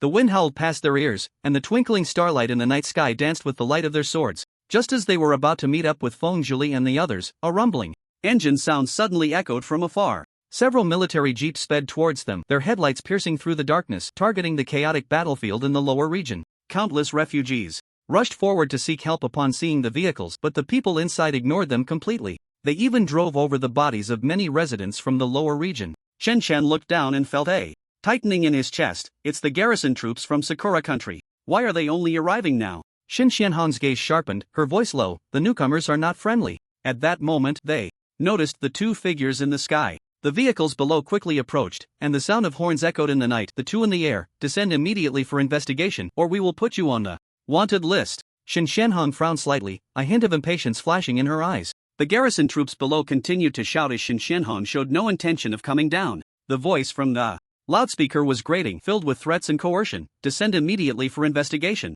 Otherwise, we will take coercive measures. Shen Xianhong's brow furrowed, her gaze cold and sharp. She would not tolerate the garrison troops' arrogant attitude. Her right hand lifted slightly, and then, using her hand as a sword, she swiftly drew a fierce sword aura. The sword aura sliced through the night sky, like a bolt of lightning, shimmering with a cold light. The speed of the sword aura was incredibly fast, carrying destructive power, and struck directly at the jeeps below. The air seemed to be sliced open, producing a piercing sound, as if the night sky itself was being torn apart. Boom! In the deafening roar, the sword aura descended like a heavenly blade, instantly cleaving towards the jeeps. Under the impact of the sword aura, the jeeps were instantly cut in half, their bodies shattered, parts flying, and sparks flying everywhere. The ground was also split open by the sword aura, dust rising as if an earthquake had occurred. The drivers and passengers of the jeeps were terrified by this sudden attack. Some were thrown to the ground by the immense force, while others were shaken senseless inside the vehicle, blood flowing profusely. The scene was chaotic, filled with screams and explosions, the air thick with the smell of gunpowder and blood. The few remaining soldiers of the garrison troops realized they had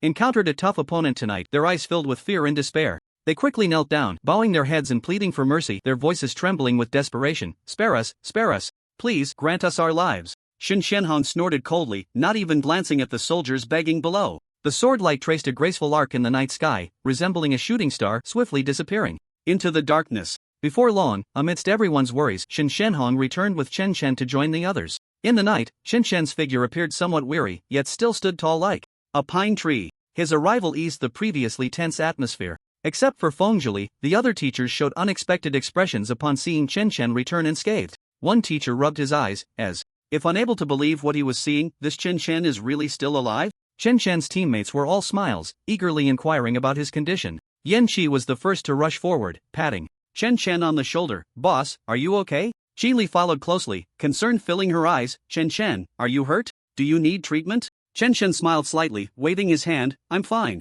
Just a bit tired. You don't need to worry. Seeing Chen Shen's relaxed demeanor, Fengzhili let out a small sigh of relief, but her worry still hadn't completely faded. Chen Shen, you really scared us this time. Do you know how dangerous the Dark Crow organization is? Chen Shen nodded, his tone firm. I know, but running away won't solve the problem. I prefer to fight fire with fire. An older teacher frowned and said, in this situation, are you still going to participate in the competition? The safety of the students is the most important. Yeah, what if the assassins from the Dark Crow organization are relentless and continue to trouble Chen Shen? Another teacher added, his voice filled with concern. At this moment, Fengzhili also began to consider the idea of taking the students back home. She looked at Chen Shen, a hint of worry in her eyes. Chen Shen, perhaps we should temporarily give up the competition and return home first. However, Chen Shen shook his head, his tone carrying an undeniable determination.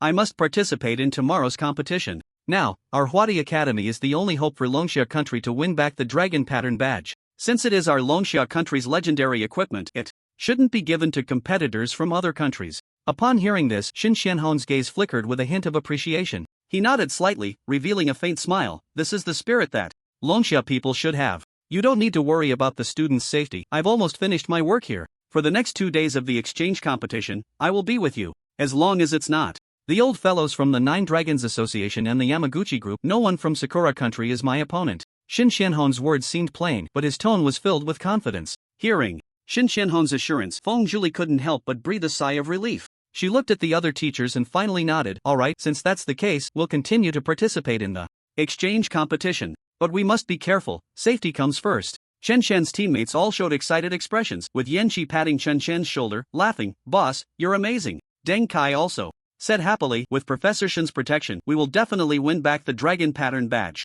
Shen Shenhong looked at everyone, his gaze softening a bit, but his tone remained firm. You must remember, while the competition is important, safety is even more important. I will do my utmost to protect you, but you must also be cautious and not act recklessly. After discussing the exchange competition, everyone prepared to return to the court area to find a hotel to settle down. The night deepened, and the air was filled with the smell of gunpowder from the battle and the lingering scent of scorched earth. Just as everyone was about to set off, the usually silent and introverted Huang Zishi suddenly spoke up. Wait a minute, I want to go check out that guest house in the wild area. Huang Zishi's voice carried a hint of tension and urgency. She lifted her head, her eyes flickering with worry. The battlefield is very close to the guest house. I wonder if it has been affected. Hearing Huang Zishi's words, several students recalled the scene from the morning when Mei Hui and Mei Qing had seen them off, remembering the smiles on their faces. Everyone nodded in agreement. Yeah, let's go take a look. Since the ground was already in ruins and vehicles could not pass, they had no choice but to walk. Fortunately, they were all professionals, and their speed of movement was no slower than that of a vehicle.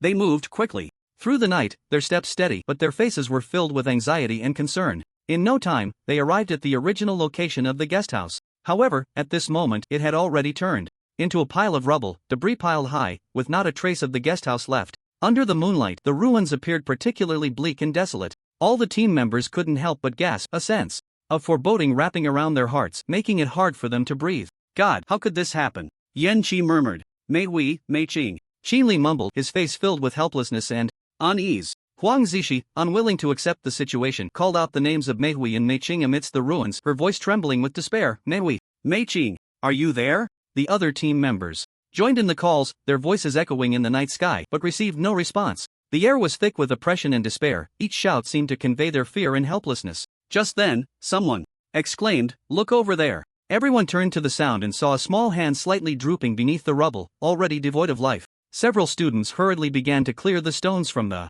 ruins, each filled with trepidation and prayer, hoping that the small hand did not belong to Mei Qing. However, contrary to their wishes, when they finally cleared the rubble and saw the child's body, everyone fell into deep despair. Mei Qing's body lay quietly there, her face still holding the expression of terror from before her death. Her eyes were slightly open, as if recounting her final fear and helplessness. Beside Mei Qing, Mei Hui's body was tightly holding her, as if using her last strength to protect her sister. Mei Hui's face was also covered in dust and blood, her eyes closed tightly, her brow furrowed. Her body bore multiple wounds, her clothes torn, appearing particularly tragic. This scene felt like a knife twisting in everyone's hearts. The air was filled with a stifling and sorrowful atmosphere, as if the entire world was mourning their departure. Mei Qing, Mei Hui, Wang Zishi choked, tears streaming down her face. How could they?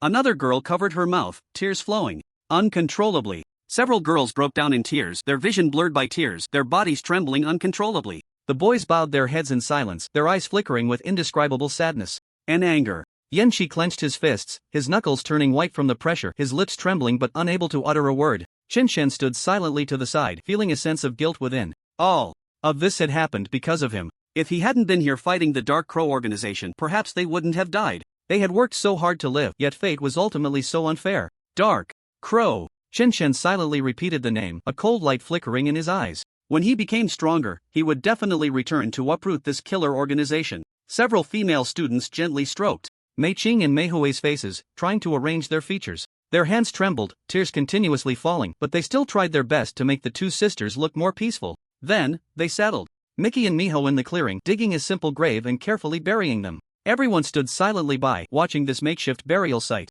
Sadness and anger intertwined in each person's heart, pressing down on them until they could hardly breathe. After dealing with this, the group left the ruins in silence, their hearts heavy, and returned to the upper courtyard. On the other side, the retreating Nagachikowa Taka appeared at the headquarters of the Dark Crow organization. This place was ostensibly a night KTV, usually bustling with guests, but now it was eerily quiet. Nagachikowa Taka felt something was off, but he steeled himself and walked in. Upon entering, he found that there were not only no guests in the KTV, but not even a single staff member. Every corner felt so empty and strange. He cautiously made his way to the hall, where he discovered a short-haired, stunning woman sitting at the bar, elegantly sipping red wine. "Kuzuki Rika, what are you doing here?" Nagachikowa Taka asked, frowning, his eyes filled with confusion and wariness. Kuzuki Rika smiled and casually replied, "I'm waiting for you." Nagachikowa Taka had no intention of engaging in small talk and quickly inquired, "Where is Teacher Murayama?"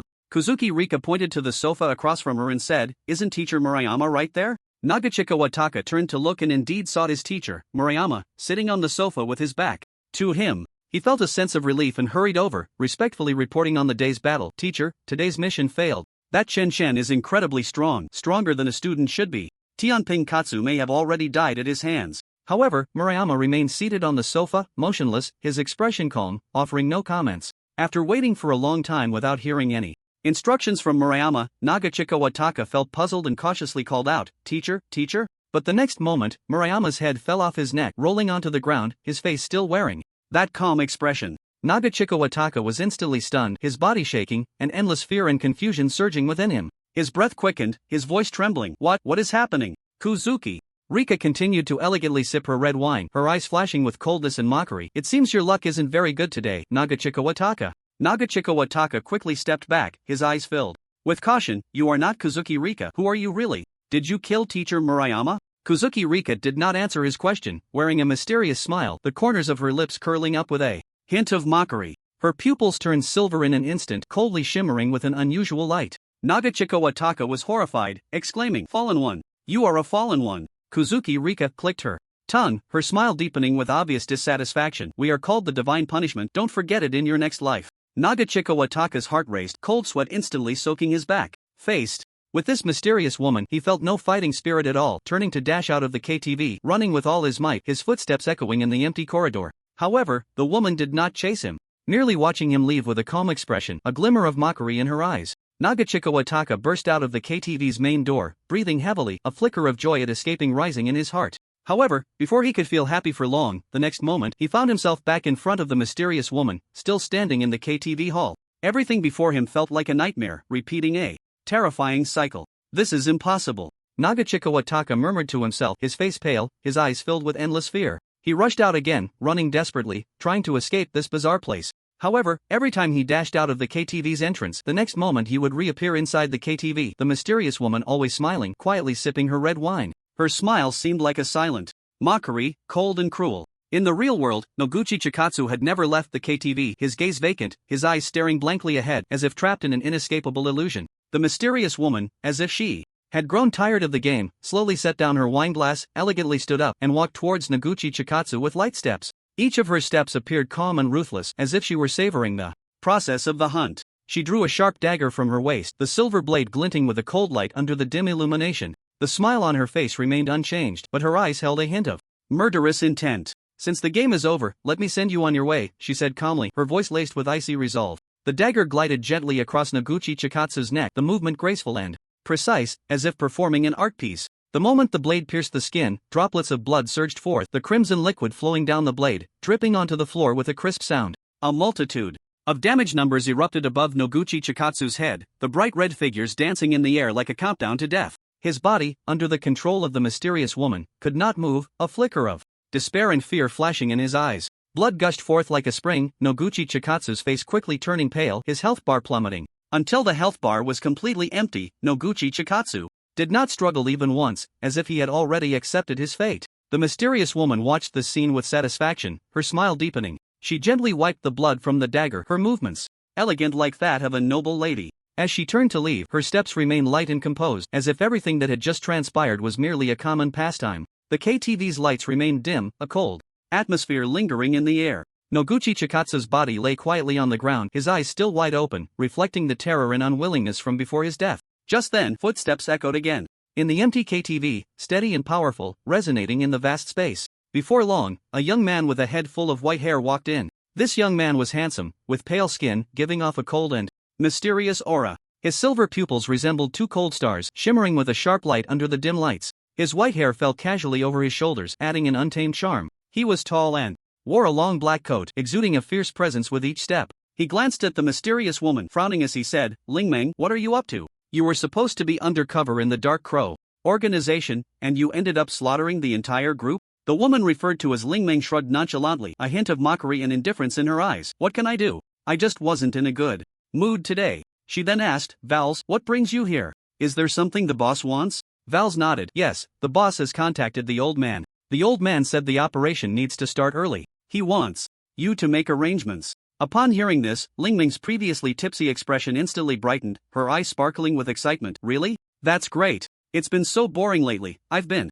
looking forward to the city of Tokyo exploding before my eyes." Vals inwardly sighed. This crazy woman was even crazier than he was. But he maintained a calm facade, simply saying, "Come with me, the boss is waiting for you." Lingmeng nodded, casually waving her hand as if the recent bloody massacre was merely a game. She stepped towards Vals, her face alight with excitement and anticipation. The two quickly left the KTV, their figures disappearing into the night. The entire KTV fell silent once more, leaving only the dim lights and the lingering scent of blood in the air. Below the KTV, in the secret base of the Dark Crow organization, countless corpses lay sprawled in disarray, the air thick with the stench of blood. The walls were splattered with blood, and the ground was marked with signs of battle. Each corpse appeared so tragic, as if they had endured an unstoppable slaughter. The equipment within the base continued to operate, yet it was eerily silent, with no survivors. That night, the people from Huadi Academy checked into the same hotel as those from Beichen Academy in the court area. After a night of fighting, Chen Chen was utterly exhausted and fell asleep almost immediately.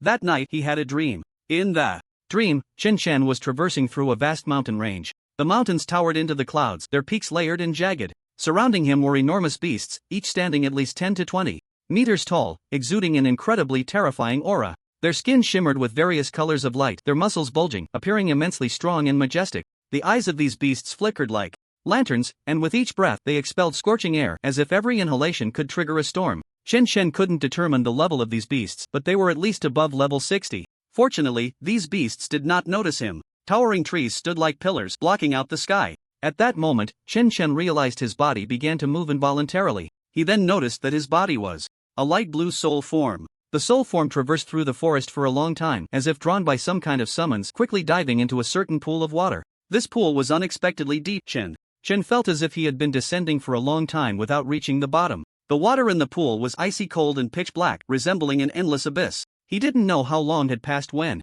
suddenly, a yellow light illuminated the depths of the dark pool. Shen Shen looked up and found a massive yellow light wall appearing before him. Upon closer inspection, he realized it was not a light wall at all, but the eye of some creature. That eye was as enormous as a lake, shimmering with wisdom and majesty. Shen Shen couldn't help but gasp. Just one eye was hundreds or thousands of times larger than himself. How immense could its true form be? At that moment, a vast voice echoed in Shen Shen's ear, deep and grand, as if it came from ancient times. Human? How interesting. How could a human soul appear in this forbidden place? Shen Shen felt an invisible force enveloping him, the voice carrying endless authority and mystery, as if it could see into his very heart. Just as he was about to speak, he suddenly heard Tang Hongjia's voice emanating from the soul form. Hello, Senior Yamata no Orochi. I apologize for disturbing your rest. Wait, Yamata no Orochi? Shen Shen was taken aback. It turned out this gigantic creature was the real Yamata no Orochi, the legendary divine-level beast. He had heard Tang Hongjia mention that he could communicate with Yamata no Orochi, and it was indeed no exaggeration.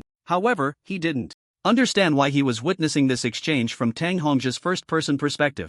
Surprisingly, Yamata no Orochi was quite amiable, showing no signs of anger but rather inquiring with interest. You seem a bit special. I smell a familiar scent on you. Senior Yamata no Orochi, are you saying you once knew me? My soul suffered great damage in the previous world and I have forgotten many things. Tang Hongjia's voice continued to come through, tinged with a hint of respect and confusion. The enormous eyes of the Yamata no Orochi flickered for a moment, as if in thought, help you? Why should I help you? Do you really think we are that familiar? If you've lost your memory, just try to maintain that state. Perhaps when you regain it, we will become enemies. Tang Hongjia fell silent for a moment, then suddenly said, Senior, don't you want to leave this forbidden place? The Yamata no Orochi let out a sneer, its voice filled with disdain. I've lived for over 10,000 years, and even I cannot leave here. What makes you think you can? Tang Hongjia's voice remained confident. I found a way to come in and find you, so naturally, I will find a way to get you out. It's just a matter of time. The Yamata no Orochi's eyes narrowed slightly, coldly staring at Tang Hongjia. You should go back. You can't help me. The power of the abyss is not something a mere ant like you can contend with.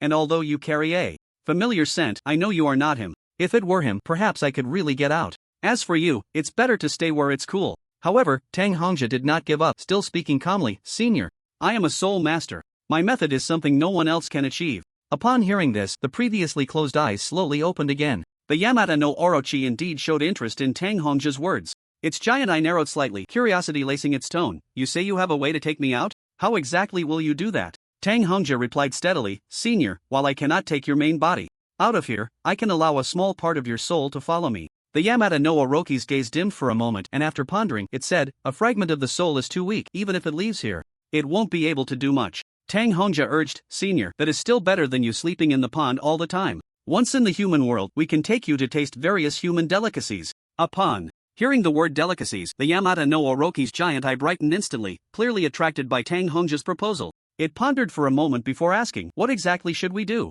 Tang Hongjia explained, I can use the soul imprint you left in the human world as a medium to take a small part of your soul away. The Yamata no Orochi thought for a moment and finally nodded in agreement. It had been trapped in this forbidden place for too long and indeed wanted to go out and see. Time passed and Shen Shen saw a small white transparent snake slowly appear. The little snake was slender as silk. Its body transparent, emitting a faint glow as if formed from pure energy. It swam gracefully in the water, exuding an air of elegance and mystery, and in the blink of an eye, it surged into Tang Hongjia's body. Although it was a dream, Shen Shen could still distinctly feel a surge of immense energy filling his body. Tang Hongjia clearly struggled with it, trembling as he said, Senior, please try to contain your energy, otherwise, I might explode before I can take you out. The Yamata no Orochi muttered in dissatisfaction, what a hassle, I am already trying my best to contain my energy. With its voice, Shen Shen felt the energy within him gradually stabilize. Tang Hongjia's spiritual body, carrying a fragment of the Yamata no Orochi's soul power, retraced its path. Along the way, Shen Shen saw those enormous beasts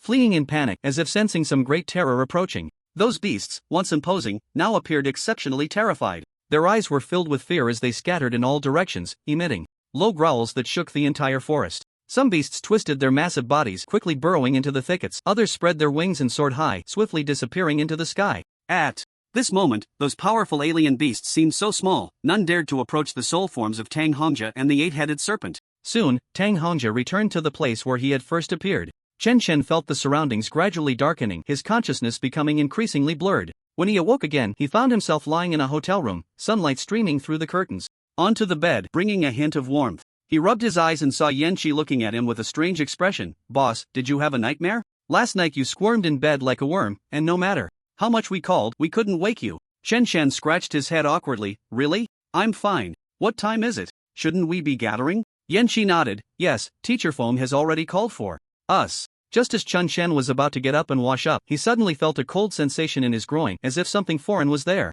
He lifted his pants and was instantly startled, shouting, "What the hell?" At that moment, as he lifted his pants, a white snake's head poked out from inside, its eyes glimmering like black jewels, its tongue flicking in and out, coldly staring at him. That icy touch instantly jolted Chen Chen awake, scaring him so much that he couldn't even stand up straight. Chen Chen hurriedly reached out to grab the snake, but he grasped at nothing. He lifted his pants again to look inside, but there was nothing there. It was as if everything that had just happened was merely an illusion, yet the cold sensation and the image of the snake remained vividly in his mind, impossible to erase. He felt a mix of confusion and dread, cold sweat beating on his forehead. What on earth is going on? Yanqi, watching Chen Chen's strange behavior, couldn't help but ask, "What are you doing? Did something scare you?" Chen Chen forced a smile and shook his head, saying, "It's nothing, maybe just waking up, feeling a bit dazed." Chen Chen went to the bathroom to wash up, and as he brushed his teeth in front of the mirror, a bizarre scene unfolded again. A white snake suddenly sprang out from his chest, its curious eyes scanning the surroundings. Chen Chen rubbed his eyes, wondering if he was hallucinating again.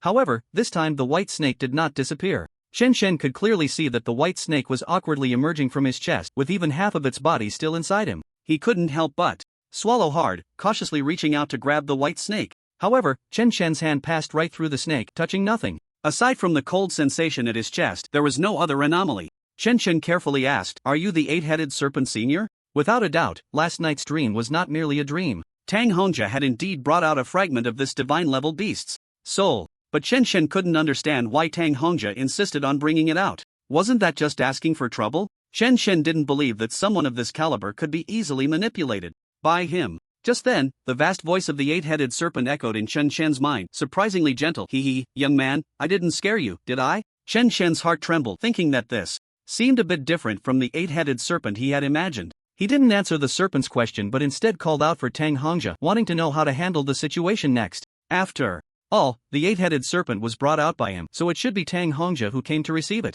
However, after calling for a long time, there was no response from Tang Hongja. The eight-headed serpent seemed to see through Chen Chen's thoughts and said calmly, "You don't need to call anymore, that guy has consumed a lot of soul power and is slowly recovering. He won't wake up for a while." Chen silently groaned in his heart, feeling somewhat helpless. He looked at the white snake emerging from his chest, his eyes filled with complex emotions. Tang Hongja, that old man, brings people out and then just leaves them be, acting like a hands-off manager. Isn't that putting me in danger? Fortunately, this Yamata no Orochi doesn't seem to have any hostility towards me. It actually seems quite easy to get along with. The white snake's eyes continue to scan the surroundings, filled with curiosity and excitement. It flicks its tongue gently, seemingly interested in everything around it. Chen Chen takes a deep breath, trying to calm himself down, and attempts to communicate with the Yamata no Orochi. "Senior Yamata no Orochi, you really don't have to follow me. Just do whatever you want." The voice of Yamata no Orochi remains gentle but carries a hint of teasing. "Young man, there's no need to be so nervous. Right now, I'm just a soul avatar, not very powerful.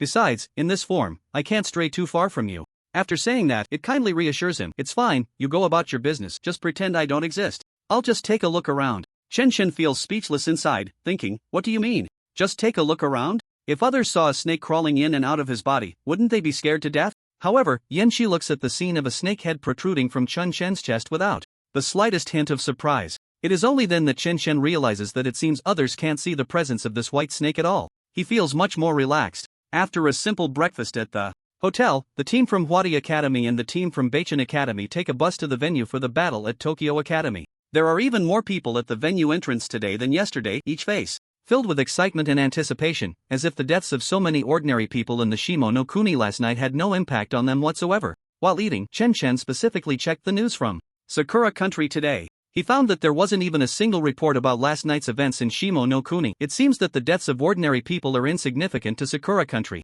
Chen can't help but feel sorrow for the ordinary people of Sakura Country. Another piece of news also catches Chen's attention. The Dark Crow organization's headquarters in the Upper Court District was slaughtered by a mysterious person last night, completely erasing the assassin organization from this world. Chen feels puzzled, wondering who meddled so much and did what he intended to do. While pondering, everyone enters the venue again. Today is the same as usual. The morning is for individual battles, and the afternoon is for team battles. The individual battles will determine the first place in the morning, while the team battles will decide the top 3 in the afternoon. The finals will take place tomorrow, at which point it will be revealed which academy the dragon emblem will belong to. Chen follows the team into the venue, where the audience seats are already filled with people bustling with excitement. The soul avatar of Yamada no Orochi still protrudes a little from his chest, its eyes sparkling with curiosity as it surveys the surrounding crowd. Just then, Chen habitually scans the audience, but the next second he freezes in place. He sees a mysterious woman in the audience who looks very much like Zhang Lingxue.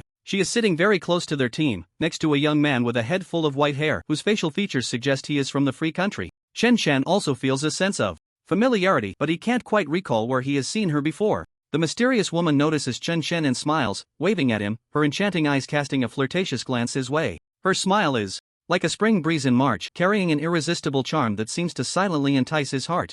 Yanqi sees the scene and leans over with a gossiping expression, whispering, "Boss, who is this beauty? She seems to know you quite well. When did you get involved with such a gem?" Chen gives him a big eye roll and replies irritably, "Mind your own business, and you might live a few more years." Got it? Don't ask what you shouldn't. Yanqi could only obediently close his mouth upon hearing this, but his eyes were filled with curiosity and speculation. At that moment, the 8-headed serpent on Chen's chest suddenly spoke. This little girl's soul seems to be quite interesting. Hearing the 8-headed serpent say this, Chen couldn't help but feel curious. "Senior serpent, what do you mean by that? Is there something special about her soul?" The 8-headed serpent's voice carried a hint of admiration. "Her soul is incomplete. It seems she has used some method to split her soul, yet she can form a perfect personality from the fragmented soul. What an impressive technique! How did I not think of this method back then? If I split my soul into 4 or 5 parts, I wouldn't lack friends and wouldn't be so bored in the Forbidden Land." Chen was particularly shocked. He had only heard of schizophrenia before, and this was the first time he had heard of soul splitting.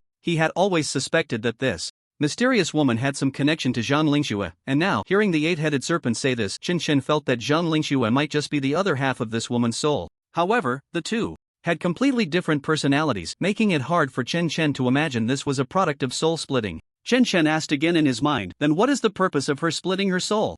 The 8-headed serpent answered without hesitation, "Perhaps she wants to delay the arrival of the final catastrophe." Final catastrophe? What is that? Chen asked curiously. This time, it was the 8-headed serpent who seemed a bit surprised. "You actually don't know about the final catastrophe?" Chen shook his head, waiting for the 8-headed serpent's explanation. "The final catastrophe is the day when the abyss launches a full-scale attack on your human world. By then, your human world will be completely wiped out by the beasts sent by the abyss." The 8-headed serpent's voice carried a hint of coldness and helplessness. "You might not understand this, but in fact, such things have happened countless times in other human worlds," repeating over and over. Hearing this, Chen couldn't help but feel a heaviness in his heart. The world where Tang Hongzhi once resided had already been destroyed by the abyss. The practitioners in their world were many times stronger than those in Chen's world, and it was said that there were even SSS-level practitioners. Yet they were still no match for the abyss. Now, learning from the 8-headed serpent's words that countless human worlds had been destroyed, it seemed this world could not escape either. It was just a matter of time. Thinking of this, Chen couldn't help but ask, "Then what does it mean to delay the arrival of the final catastrophe?" Facing Chen's series of questions, the 8-headed serpent appeared particularly patient, explaining as if it were Chen's elder. "No one knows when the abyss will launch a full-scale attack on your human world, but some characteristics have been summarized. That is, when the powerful practitioners in this world increase, when you notice a large number of S-level and SS-level practitioners appearing, and even SSS-level ones starting to emerge, then the full-scale attack from the abyss is not far off." Chen nodded, understanding the 8-headed serpent's meaning, but his mood grew heavier. "So, some people thought of a way to weaken their own profession, which is to split their souls," the 8-headed serpent continued. "In this way, an original SS-level practitioner might become 2 S-level practitioners, or even more lower-level practitioners after splitting their soul." Chen pondered, feeling the weight of the 8-headed serpent's explanation. He began to understand those who chose to split their souls. They were not trying to escape but were fighting for more time and opportunities for this world. However, there was one thing Chen couldn't figure out. Since the humans of the previous world had all been slaughtered, their civilization erased, and their memories severed. How did the humans of this world know about the final catastrophe? Especially someone like Zhang Lingxue, a girl who had just turned 18 and had only recently awakened as a practitioner. When had she split her soul? Chen Chen voiced his doubts to the Yamata no Orochi. The Yamata no Orochi scoffed and said with a hint of meaning, do you really think that your profession awakens only after you turn 18? Do you mean, senior, that some people awaken their professions from birth? Chen Chen asked, puzzled. The little white snake shook its head, gently flicking its tongue. To be precise, your profession will bind to your soul. Once bound, no matter how many times you die or how many reincarnations you go through, you will become a professional at 18. Reincarnation? Chen Chen's heart trembled. This was the first time he had heard such a notion. Could it be that the professionals in this world are reincarnated from other worlds after they die? Thinking of this, Chen Chen suddenly felt a chill run down his spine. If that were the case, the worlds destroyed repeatedly by the abyssal forces, the humans killed were actually the same group of people. After their deaths, their souls entered the cycle of the next world, only to be killed by the abyss once again, round and round, endlessly. So what about him? Chen Chen was very clear in his heart that he was a soul that had crossed over from another world. In his world, there was no abyss and no otherworldly beasts. The entire planet was filled with ordinary people. Therefore, he had no chance to become a professional in that world, and his soul had never bound to any profession. But why had he still successfully transitioned during the school's profession ceremony? Not only had he transitioned successfully, but his profession was also exceptionally powerful. Thinking of this, Chen Chen instinctively frowned. He had originally thought his crossing was a random event, but now it felt as if his fate was being manipulated by someone. Just as Chen Chen was frowning and pondering these questions, Yan Chi beside him interrupted his thoughts. Boss, your opponent this round is actually Takahashi Kazuma. Chen Chen turned to look at the big screen in the venue and indeed saw his and Takahashi Kazuma's names on the battle list. Yan Chi looked at Chen Chen nervously. Boss, that guy must have already started cursing you. His moves are too sinister. Let's find a light-type professional to help purify you. At that moment, the little white snake on his chest also spoke. I sense a curse power continuously entering your body. Interesting, this curse power will consume the caster's lifespan, so its power will be significant. Chen Chen frowned. The opponent had indeed started to target him. Senior Orochi, can you help me dispel this curse power? The little white snake shook its head. It's not that it can't be dispelled, it's just unnecessary. Even if the opponent consumes all their lifespan to curse you, it would still be far from enough, so there's no need to worry. Upon hearing this, Chen Chen felt a sense of relief and confidently said to Yan Chi, it's fine, I'm confident I can withstand it. Although Yan Chi was still somewhat worried, seeing Chen Chen so confident, he could only nod reluctantly. Alright then, boss, stay safe. Chen Chen smiled slightly and patted Yan Chi's shoulder. Don't worry, I'll be fine. Before the match began, Feng Zhuli found a light-type mage from another Longsha country team to cast purification power on Chen Chen. The mage clasped their hands together, chanting incantations, and a golden light enveloped Chen Chen, the purification power slowly seeping into his body. Everyone breathed a sigh of relief. Although the purification power was nearly Feng Zhuli's guess for dispelling the curse, it still provided some psychological comfort. However, at that moment, the Yamata no Orochi spoke up. This simple purification power is ineffective. It must be purification power imbued with a sacred aura to be effective. Chen Chen nodded inwardly but did not reveal the true situation to everyone. He understood that if he told everyone the purification was ineffective, it would only increase their worries. Soon after, the match began, with Chen Chen facing Takahashi Kazuma. At that moment, the live chat in the Longsha Kingdom streaming room was buzzing. Here he comes again, that Chen Chen. I still vividly remember how he wiped out a team with one move yesterday. Chen Chen is amazing. Take down that cherry blossom dog. I heard Takahashi Kazuma is quite strange. The opponents he faced didn't even get a chance to strike before being eliminated right at the start. That's how the captain of the Magic City Academy lost to Wazita Academy yesterday. Don't worry, Chen Chen will definitely win. No matter what, let's cheer for Chen Chen. At this moment, Chen Chen and Takahashi Kazuma stood facing each other, and the atmosphere on stage suddenly became tense. Takahashi Kazuma wore a slight cold smile, appearing very relaxed. Meanwhile, Chen Chen still wore his wolf head mask, showing no expression through it. As the countdown to the start of the match ended, an astonishing damage number appeared above Chen Chen's head. -245,809. This scene left both the live audience and the viewers in shock. The match had just begun, and Chen Chen had already lost over 200,000 health points. How could he possibly fight? However, the most crucial point was that despite suffering such heavy damage, Chen Chen was not teleported out of the arena and stood firm as if nothing had happened. It was then that everyone realized that the young man in the wolf head mask had an alarmingly high health pool. Even Takahashi Kazuma, who had been calm, now wore a look of disbelief. This was the first time he had seen someone survive his curse power. What kind of monster was this Chen Chen? Just as Takahashi Kazuma was in shock, the next second he let out a painful wail. He was then teleported out of the battle arena. In just a second or two, the entire audience was once again stunned. The venue fell silent, with only Takahashi Kazuma's cries of pain echoing in the air. The expressions of the audience shifted from surprise to disbelief. Some gaped, while others rubbed their eyes, seemingly unable to believe what they were witnessing. The players from the Sakura Country team stared wide-eyed, their faces filled with incredulity. They could not believe that the usually invincible Takahashi Kazuma had been defeated right at the start of the match. Normally, he would silently eliminate his opponents before the match even began, but today he was the one who got eliminated. In contrast, the students from the Hwadi Academy were all smiles, excitedly high-fiving each other in celebration. For some reason, Shin-chan always instilled in them unparalleled confidence. It was as if that man standing on the stage would never allow failure to exist. Lucas from the Milanti Academy stood nearby, his eyes sparkling with excitement. As the referee announced the match result, the audience erupted into enthusiastic cheers. The live chat in the Longsha Kingdom's streaming room flooded again. Shin-chan is amazing. If Longsha Kingdom can reclaim the dragon emblem this year, all the other Longsha Academy teams will have to bow to Shin-chan. I declare that this year, Shin-chan from Longsha Kingdom is the strongest. If you disagree, come debate. Before this battle began, many had anticipated it would end quickly.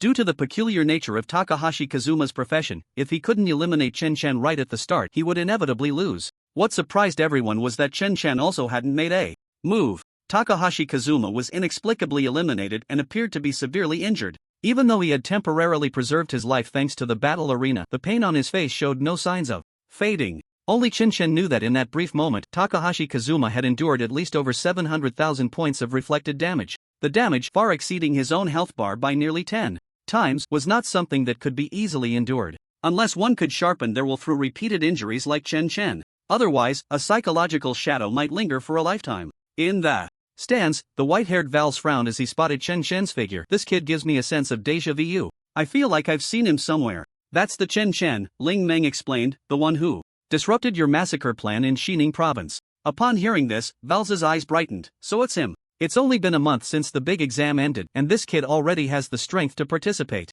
in the exchange competition of Sakura Country. This rate of progress is indeed astonishing. It's a perfect opportunity to take him down. Ling Meng shot him a warning glance. This kid is my target. You'd better stay away from him. Vals looked surprised. Your target? What does that mean? Don't worry about what it means. Just don't touch him for now. Otherwise, Ling Meng's voice turned cold. Don't blame me for being rude. Vals chuckled. Ling Meng, are you joking with me? You can't possibly have a crush on him, can you? Have you forgotten your own identity? Ling Meng's expression darkened, and she turned away, saying no more. On the other side, the individual battles were still in full swing. Today, Yanqi and Huang Zishi were not as lucky as yesterday, both falling to the students from Milanette Academy. Conversely, the captain of the Demon Academy displayed remarkable prowess today, defeating a student from Tokyo Academy and advancing to the next round. After several rounds of intense battles, they finally arrived at the main event of the day. That was the match between Lucas from Milanette Academy and Tsukikowa from Tokyo Academy. Both students had shown extraordinary strength in this year's exchange competition.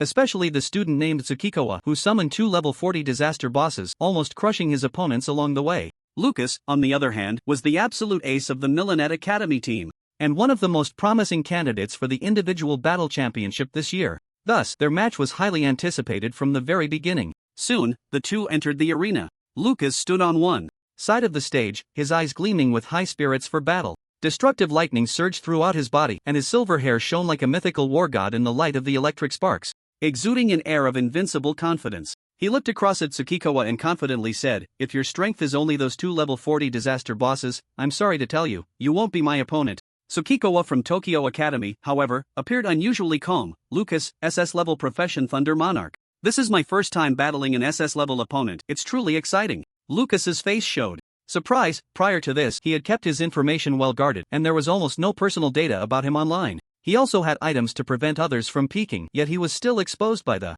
opponent's words regarding his profession and rank. The key point was that the other party knew he was an SS level and still remained composed. This indicated that Tsukikowa was also an SS level. Thinking of this, Lucas felt even more exhilarated. His inner fighting spirit soared. He was eager to see what kind of strength an SS level from Sakura Country possessed. As the countdown for the battle ended, the yellow paper in Tsukikowa's hand quickly ignited, summoning 2 disaster-level bosses once again. As these 2 bosses appeared, the entire arena seemed to be enveloped in a chilling aura. One was a massive hellhound, 3 heads roaring simultaneously, spewing forth scorching flames. The other was a gigantic bone dragon, its wings spread wide, stirring up gusts of ominous wind. The audience held their breath nervously, watching the intense battle unfold. A hint of mockery flashed in Lucas's eyes as he sneered, "Just two disaster-level bosses, and they think they can stop me? Watch my thunder fury." He leaped into the air, his hands gathering endless lightning, transforming into a lightning spear that aimed directly at the heart of the Hellhound. In the blink of an eye, the lightning spear shot out, slicing through the air. With terrifying energy, the three heads of the Hellhound opened simultaneously, spewing forth searing flames in an attempt to block it. But the lightning spear surged through the flames like a hot knife, through butter, striking straight at the Hellhound's heart. The Hellhound let out a piercing howl, its massive body turning into a ball of fire under the violent impact of the lightning, crashing to the ground. However, before Lucas could catch his breath, the bone dragon lunged at him. Its claws were as sharp as steel, accompanied by a whistling wind, reaching out to grab Lucas fiercely. Lucas snorted coldly, quickly dodging, his figure moving like lightning, instantly creating distance. He gathered lightning in his hands once more, forming a lightning shield that blocked the bone dragon's attack. Sparks flew as the bone dragon's claws scraped against the lightning shield, producing a deafening screech. Yuchuan smiled coldly, waving his staff again, chanting incantations continuously. The bone dragon's wings suddenly spread wide, stirring up a gust of wind. It howled to the sky, a wave of black energy surged from its mouth, heading straight for Lucas. Lucas skillfully dodged, gliding through the void. But the black energy wave followed closely, relentless in its pursuit. He frowned slightly, condensing the lightning into a ball in his hand, and slammed it down onto the ground. The lightning ball exploded upon impact, instantly creating a massive electric field that shot out sparks, devouring the black energy wave entirely. Then, he gathered lightning in his hands once more, this time even more violently, as if it wanted to consume the entire arena. Thunderous fury, he roared, swinging his hands out fiercely, endless lightning transforming into countless lightning spears that shot densely towards the bone dragon. The bone dragon let out an angry roar, flapping its wings violently in an attempt to evade, but those lightning spears were incredibly fast, seemingly locking onto its form, striking its body one after another. The bone dragon struggled under the furious assault of the lightning, ultimately letting out a reluctant wail, its massive body turning into a cloud of black dust dissipating into the air. Lucas sneered, "I told you, your disaster-level boss is nothing to me." Yuchuan showed no surprise on his face, just an appetizer, the main course is yet to come. In the next moment, his fingers twitched. Another piece of yellow paper burst into flames, and then a white-robed ghost slowly appeared. The countless eyes on its cheeks were particularly eerie. For some reason, Lucas felt goosebumps rise involuntarily upon seeing this white ghost. He narrowed his eyes, his expression slightly more serious than before. This bizarrely shaped summon creature gave him a very peculiar feeling, instinctively sensing a threat. This was the first time he had felt this way among his peers. It couldn't help but draw Lucas's attention. He looked at Yuchuan behind the white ghost. "Is this your trump card?" Yuchuan chuckled lightly. "His name is Mamataro." Meanwhile, in the team of Huadi Academy, the little white snake suddenly raised its head to look towards the battle platform, its eyes filled with confusion. "I seem to sense a familiar scent." "Ha? What familiar scent?" "Some old guys from the past. It's been too long. I can't remember which one it was." Chen Shen turned his gaze to the battlefield, the pale ghost also catching his attention. For some reason, from the very first glance, a deep sense of disgust surged within him upon seeing it. "Senior Orochi, are you saying that the monster summoned by Yuchuan is an old fellow from the same era?" "As he? The little white snake shook its head uncertainly. "It just has a somewhat familiar aura, whether it is or not remains unknown." At this point, it scoffed again. "Perhaps I'm overthinking it. Beasts of our level would never willingly become someone else's summoned creature." As the conversation between the person and the snake unfolded, the two combatants in the arena had already begun a new round of clashes. With a wave of his hand, Yuchuan summoned the figure of a fierce ghost, its countless eyes flickering with an eerie light. Its hands transformed into sharp claws, each attack accompanied by a piercing shriek, lunging straight at Lucas. Lucas's gaze sharpened. From the moment the fierce ghost struck, he felt an unprecedented pressure. Around him, thunder and lightning flickered, and he quickly began to dodge. However, the fierce ghost's attacks were relentless, almost inescapable, while black energy waves spread through the air, each strike coiling towards him like a venomous snake. Lucas swiftly activated a lightning barrier to block most of the attacks, but those strange energy waves still seeped through, bringing him sharp stings like maggots burrowing into his flesh. Lucas frowned slightly, his gaze then falling on Yuchuan behind the fierce ghost. Since this fierce ghost seemed difficult to deal with, why not directly attack its summoner? As long as he dealt with Yuchuan, this white fierce ghost would fall apart on its own. With this thought, the lightning around Lucas transformed into spears of thunder, shooting towards Yuchuan. Yuchuan wore a light smile, facing the assault of several lightning spears. His figure began to flicker like a ghost. Each time Lucas's lightning spear was about to hit him, he could dodge away with incredible speed. A cold smile played at the corners of Yuchuan's mouth, his eyes filled with mockery. "You should use your full strength. In your current state, you can't deal with me." Lucas snorted coldly, gathering lightning in his hands once more, and suddenly swung out a lightning spear. However, Yuchuan's figure flickered again, easily evading the attack. Immediately, the white fierce ghost launched another assault on Lucas, black energy waves transforming into countless blades, sweeping towards him. Lucas was forced to retreat continuously, the lightning barrier trembling under the impact of the black energy. He realized that this approach wouldn't work, he had to use his true strength. Taking a deep breath, he pressed his hands together and suddenly spread them apart, a powerful force of thunder erupting from within him. Thunder form, release, accompanied by a roar. Lucas's body was instantly enveloped in lightning, silver sparks swirling around him like the arrival of a thunder god. The entire venue was filled with the sound of thunder, flashes of electricity, and booming roars, as if even the air was trembling. The isolation barrier on the arena began to shake, as if it would shatter at any moment. The audience was stunned by this overwhelming power. This energy, so powerful. Students from various academies in Huaxia displayed serious expressions, clearly realizing that Lucas's burst of strength far exceeded their expectations. This Lucas, could he be an SS level practitioner? Yan Qi cautiously speculated within the group. Li nodded seriously. It's very possible. This level of energy fluctuation is not something an ordinary S level can achieve. It's a pity he has detection evading items, so we can't see his profession and level. An SS level practitioner participating in a mere exchange competition, isn't that against the rules? Yan Qi said in an exaggerated tone.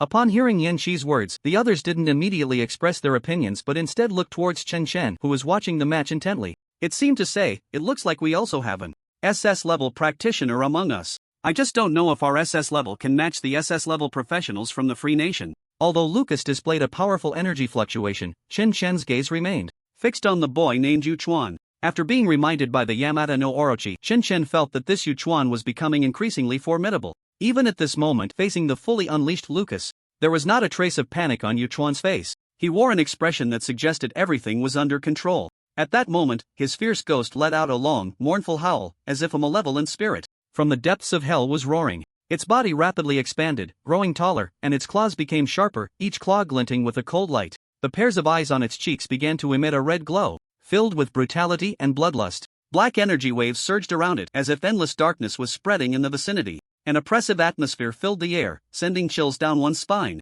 Each breath of the fierce ghost stirred a chilling wind, as if it aimed to freeze the entire arena. At this moment, the fierce ghost's power surged as well. Just from the aura, it was not at all inferior to Lucas. In the next second, the fierce ghost's hands transformed back into claws, charged with endless dark energy, lunging straight at Lucas. Lucas showed no fear. The power of thunder coalesced in his hands into a barrier of lightning, blocking the fierce ghost's attack. The forces of the two collided in the air, creating a strong wave of energy. The ground of the arena cracked under the impact, with pits and fissures spreading across the entire area. Each collision produced a deafening roar. The fierce ghost's claws scraped across the ground, generating waves of black energy, tearing the surface into countless fragments. Lucas's lightning spear shot out like a bolt of lightning, striking a corner of the arena. Instantly, it blew a massive pit there, with debris flying and sparks flying everywhere. As the battle continued, everyone realized this was a clash of equally matched young powerhouses. Such a scene had not been seen in previous exchange competitions, and the level of excitement was several notches higher than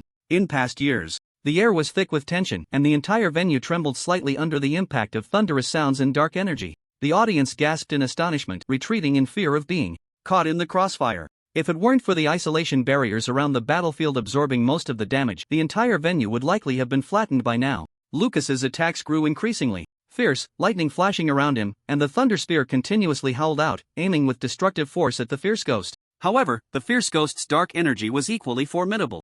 Each attack carried an overwhelming sense of pressure, forcing Lucas to defend with all his might. The ground of the arena had become riddled with holes and cracks under their intense battle. The fierce ghost's dark energy sliced through the ground like a blade, stirring up waves of black whirlwinds. Lucas's thunderous power flickered on the arena, silver lightning like a raging storm, splitting the ground into pieces. The fierce ghost suddenly leaped, its claws infused with black energy, fiercely clawing at Lucas. Lucas quickly dodged, but the fierce ghost's speed was too fast. Its claws grazed the ground, leaving a deep crack, and the black energy spread like a venomous snake. Lucas's lightning spear shot out, striking one of the fierce ghost's claws, causing an explosion of electric light, and the fierce ghost let out a piercing scream. However, the fierce ghost's attack showed no sign of weakening. The black energy waves surged toward Lucas like sharp blades. Lucas was forced to retreat continuously, the lightning barrier becoming weak under the impact of the black energy, nearly on the verge of collapse. The ground of the arena cracked continuously under their fierce battle, with stones flying and flashes of lightning intertwining with dark energy, creating an intense melee.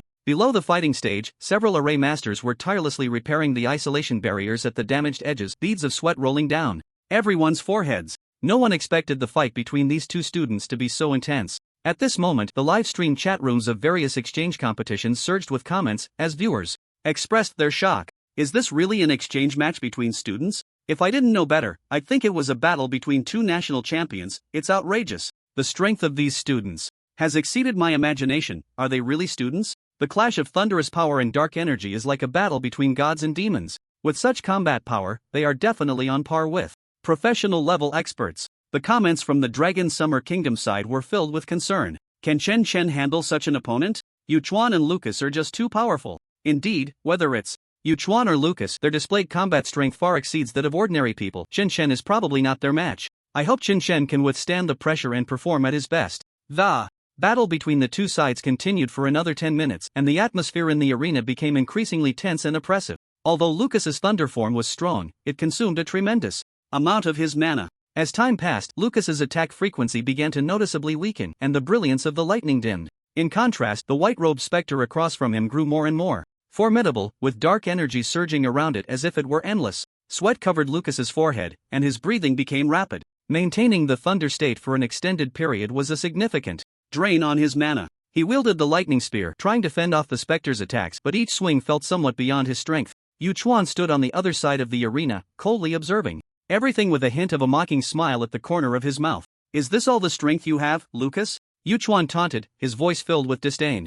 However, in the next moment, the white-robed specter's body swelled once again. The originally withered form, under the surge of dark energy, gradually bulged with muscle, becoming filled with power. Its eyes sparkled with a fierce light, and its entire body seemed to be filled with dark energy, exuding a powerful sense of oppression. At that moment, Lucas's eyes widened in shock. What kind of monster is this? At this point, the strength of the white-robed specter was still increasing. This was simply beyond Lucas's comprehension. The specter let out a piercing scream, its momentum surging once more. Its hands grew even larger, claws glinting with a cold light, and each swing created a fierce storm. The ground of the arena cracked under its impact, stones flying as lightning and dark energy intertwined, forming an intense melee. The situation began to shift from a stalemate to a one-sided crushing. Every attack from the white-robed specter carried endless power, forcing Lucas to retreat continuously. The lightning barrier became weak under the specter's powerful strikes. Ultimately, under a powerful blow from the white-robed specter, the entire isolation barrier finally could not withstand the pressure and shattered.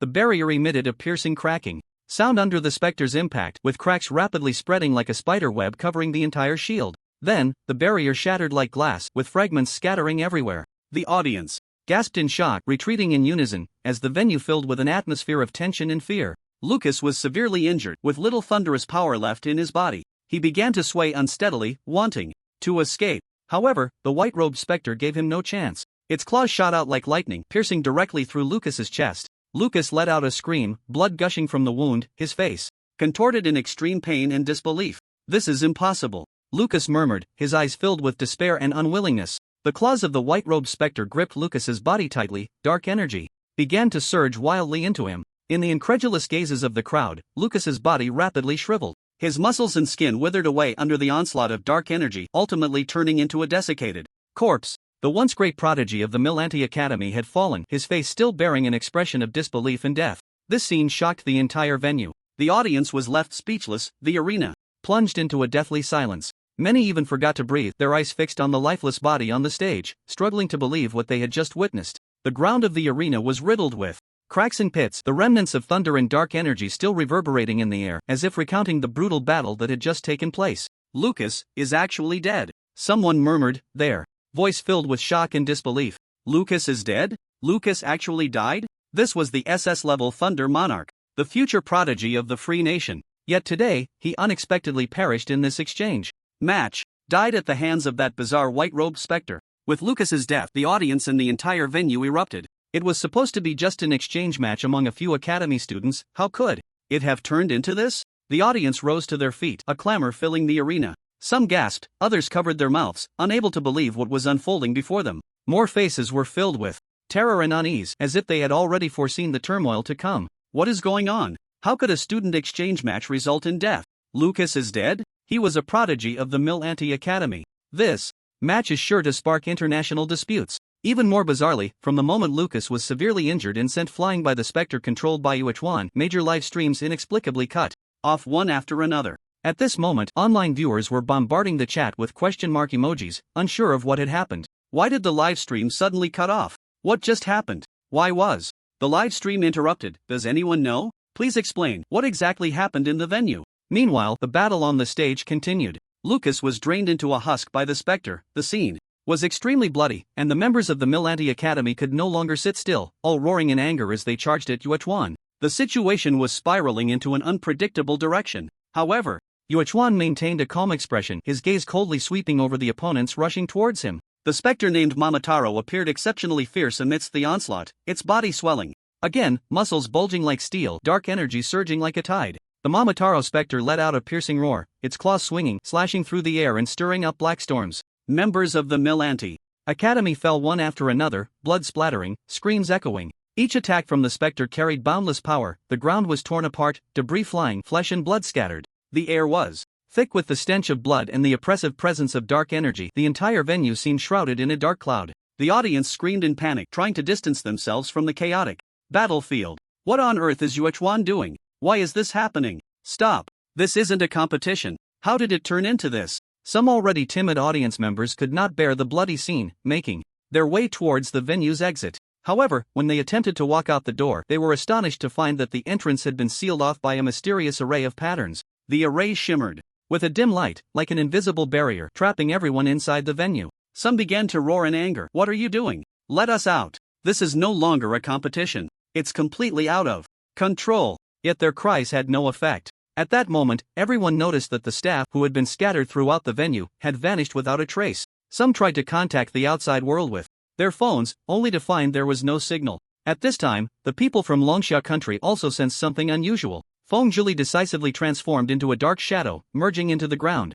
But her figure quickly emerged from underground. She frowned and said, "This venue has been sealed off by an array master." Everyone's heart sank to the bottom. It seemed that the exchange competition was a conspiracy set up by Sakura country, intending to trap everyone here. They just didn't know what the purpose of this was. The leading teacher from Millanti Academy, seeing his students fall one by one, angrily rushed onto the stage in an attempt to rescue the remaining students. However, his strength was no match for Lucas at his peak, and with Momotaro having absorbed most of the power from Millanti Academy's students, the strength emanating from this terrifying ghost reached a chilling level.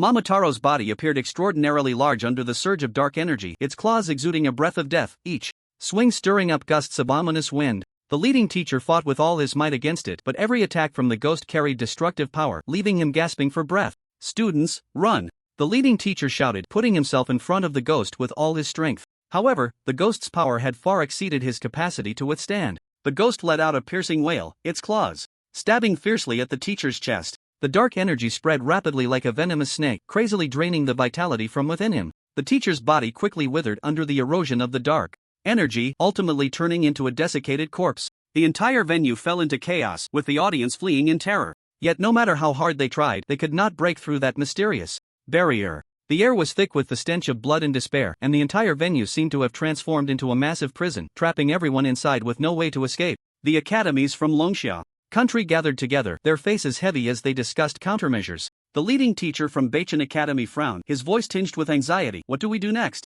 Should we join forces to stop that Yuechuan? The leading teacher from Modu Academy shook his head first, his brow furrowed. No, that Yuechuan is now unpredictable. I feel that the ghost's power is rapidly increasing. Even if we all attack now, we wouldn't be his match. We have to find a way to escape. Our students from Longxia country cannot die here, the leading teacher from Beichen Academy said anxiously, his voice carrying a hint of despair. At that moment, Feng Zhili stepped forward and calmly said, "You don't need to worry too much. Professor Shin Xianhong has actually been outside the venue. Once he detects the anomalies inside, I believe he will rush in to save us soon." Upon hearing this, everyone felt a sense of relief, a glimmer of hope appearing on their faces. However, their gazes still occasionally darted towards Yuechuan and the terrifying ghost on the stage, their hearts still filled with unease. Meanwhile, outside the venue, a shocking change was occurring. The cheerleaders from various academies, who had originally been stationed outside, had now turned into corpses, with hundreds having died silently. Blood flowed in winding streams across the ground, gathering into rivers of crimson, while the air was thick with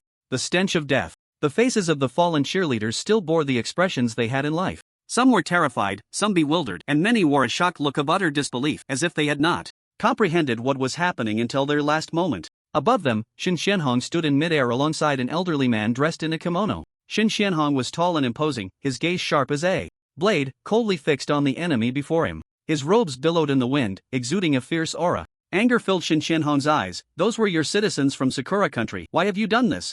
The old man wore a faint smile, as if he cared little for the lives lost. For the future of our Sakura country, it is necessary to make some sacrifices. Shin Shenhon rarely showed disgust. Hasegawa, what on earth are you up to? The old man, Hasegawa, chuckled coldly, slowly drawing a long knife that glinted with a chilling light under the sun. No more words. If you want to go in and save your students from Longxia country, I won't let you have your way. Let those students' lives be left behind. Shin Shenhon's gaze turned icy, and he ceased to waste words. He slowly drew his long sword from his spatial ring. In the next moment, the sword was unsheathed, roaring like a dragon, its light shooting up into the sky as if to tear the heavens apart. One blade, one sword, two supreme powerhouses clashed in midair. The sword light of Shin Shenhon intertwined with the knife's edge of Hasegawa under the sunlight, erupting in dazzling brilliance and deafening roars. Each collision stirred up a gale, sending dust swirling from the ground, as if the entire world trembled at their battle. Meanwhile, in the venue, Tsukikawa's Momotaro had drained all the students from the Milan Institute into husks, its power surging once again. The withered body, infused with dark energy, appeared increasingly terrifying, like a demon from hell.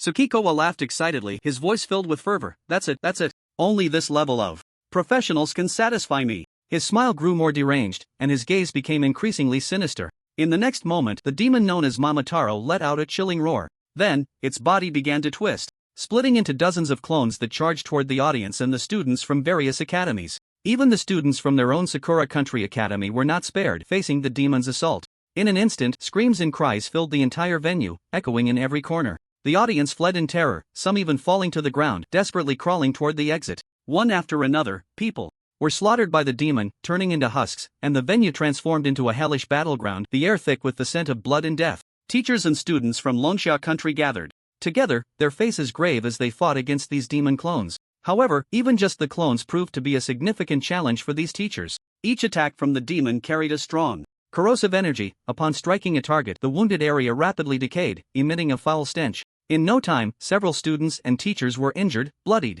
Fortunately, the healing professionals in the group reacted quickly, providing timely treatment, preventing any fatalities. The holy light of the healers shone brightly amidst the chaos, each beam a glimmer of hope, dispelling some of the despair.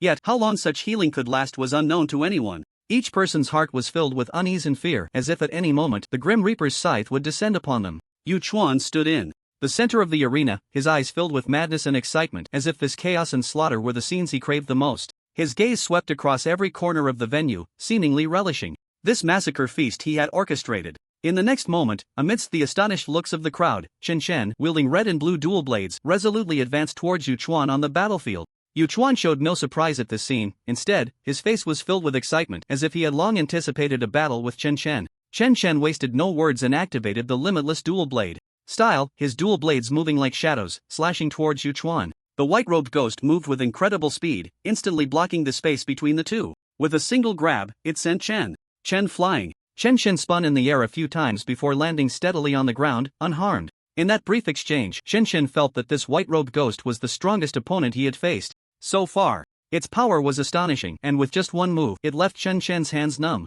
Chen Shen no longer held back and instantly activated ultimate frenzy mode, doubling his strength once again. His body seemed to swell in an instant, reaching a new limit in power and speed. He charged again towards the white-robed ghost, and the two instantly clashed together. The glint of blades and the shadows of swords intertwined, and the sound of fierce collisions echoed throughout the venue. Each clash stirred up a gust of wind, lifting dust and debris from the ground, scattering everywhere. The white-robed ghost let out a piercing howl, its attacks growing increasingly fierce, each strike carrying terrifying power, as if it aimed to tear Chen Shen apart. Chen Shen, leveraging the power and speed from his frenzy, skillfully dodged and counterattacked, his dual blades carving sharp arcs in the air. Yu Chuan stood aside, his expression growing more excited, as if he were witnessing the most thrilling performance. He had initially thought he could crush the ghost that had overpowered Lucas, yet now he found it impossible to suppress this young man wearing a wolf-headed mask. Indeed, Chen Shen was the strongest presence in this exchange competition. The ghost's howls reverberated in the venue, filled with endless resentment and murderous intent. Each swipe of its claws brought a chilling wind, as if it sought to rip apart Chen Shen's very soul. Chen Shen's dual blades traced sharp arcs in the air, desperately fending off the ghost's onslaught. Under Yu Chuan's control, the ghost's movements became increasingly rapid, each attack infused with dark, corrosive energy. Chen Shen did his utmost to evade, but he still inevitably suffered hits, his health bar continuously dwindling. minus 1982, minus 1212, minus 2312, minus 1231, almost every second. Around 10 damage numbers floated above Chen Shen's head, relentlessly erasing his health. Chen Shen's eyes lit up. If he were to fight here for a day, his health bar would at least rise a level. However, to his surprise, although the ghost was also taking damage from his triple counterattack, the health bar above the ghost's head remained completely unchanged. Chen Shen couldn't help but suspect that this ghost's health bar was terrifyingly thick, perhaps even thicker than the puppet snake he had encountered before. Just then, a small white snake emerged from the top of Chen Shen's head. The snake's eyes coldly fixed on the ghost, and after a long pause, it spoke. "Give up. You are not its match yet. It has absorbed the powers of many professionals, and the energy within it is vast and terrifying. Even now, in battle with you, it hasn't used its full strength." Chen Shen grew increasingly alarmed as he listened. "Senior Big Snake, what exactly is this ghost? It's so terrifying." The small white snake replied. "Uncertainly, it should not be a summoned beast. I suspect it is a ghost king." "Ghost king?" Chen Shen asked while dodging the ghost's attacks. "What exactly is that?" "The ghost king comes from the underworld, and is the ruler of the underworld," the little white snake said slowly. "At its peak, it was on the same level as me." Chen Shen's eyes widened, and his body nearly trembled. "An existence on the same level as the Yamada no Orochi. Am I fighting against a monster of this caliber?" Just then, the little white snake emerged from the top of Chen Shen's head, its voice still gentle but with a hint of reassurance. "There's no need to be too afraid. The ghost king I mentioned was killed a long time ago. This monster in front of you probably doesn't even have 1/10,000th of the ghost king's power. It just carries the aura of the ghost king." Chen Shen felt a chill in his heart. If 1/10,000th of its power is this troublesome, how strong is the real ghost king? A figure of such caliber was actually slain? Before Chen Shen could ponder further, he was once again sent flying by the fierce ghost. Minus 154,722. That claw directly knocked off 150,000 of Chen Shen's health. Chen Shen didn't hold back either. While in midair, he unleashed 2 Bloodblade cross slashes, both hitting the fierce ghost. With the boosts from Ultimate Frenzy and Bloodline Boiling, Chen Shen's damage was equally terrifying at this moment. The 2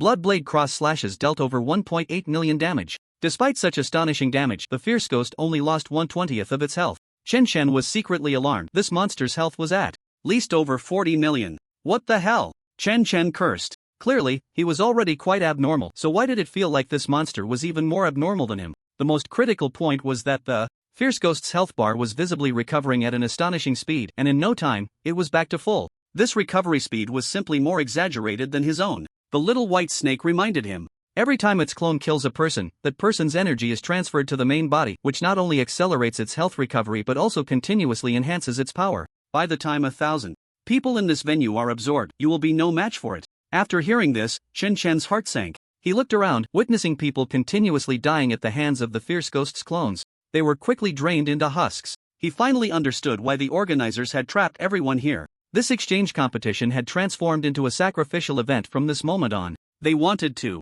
create a powerful monster. Just then, Chen Shen suddenly felt a significant increase in his health limit, directly breaking through a total health of 1.8 million. He turned to look. He saw Qin Li donning her red attire again, dancing gracefully at the back of the crowd. There was no music around, but Chen Shen felt as if there were drum beats pounding in his heart. The teachers and students, who had been showing signs of fatigue, seemed to have been injected with a stimulant, and their struggle against the fierce ghost's clones became increasingly intense. Chen Shen also received a considerable boost, instantly charging forward to engage the fierce ghost's main body in battle. Each clash of blades and ghostly claws stirred up a whirlwind, shaking the entire venue. Cracks spread across the ground, and debris flew, as if it could collapse at any moment. The fierce ghost's onslaught grew fiercer, each strike carrying devastating power. Dark energy churned in the air. Chen Shen focused entirely on defense, constantly searching for a chance to counterattack. He knew this battle was likely more perilous than the previous one in the dormitory. He had to give it his all, without the slightest relaxation. Otherwise, not only he,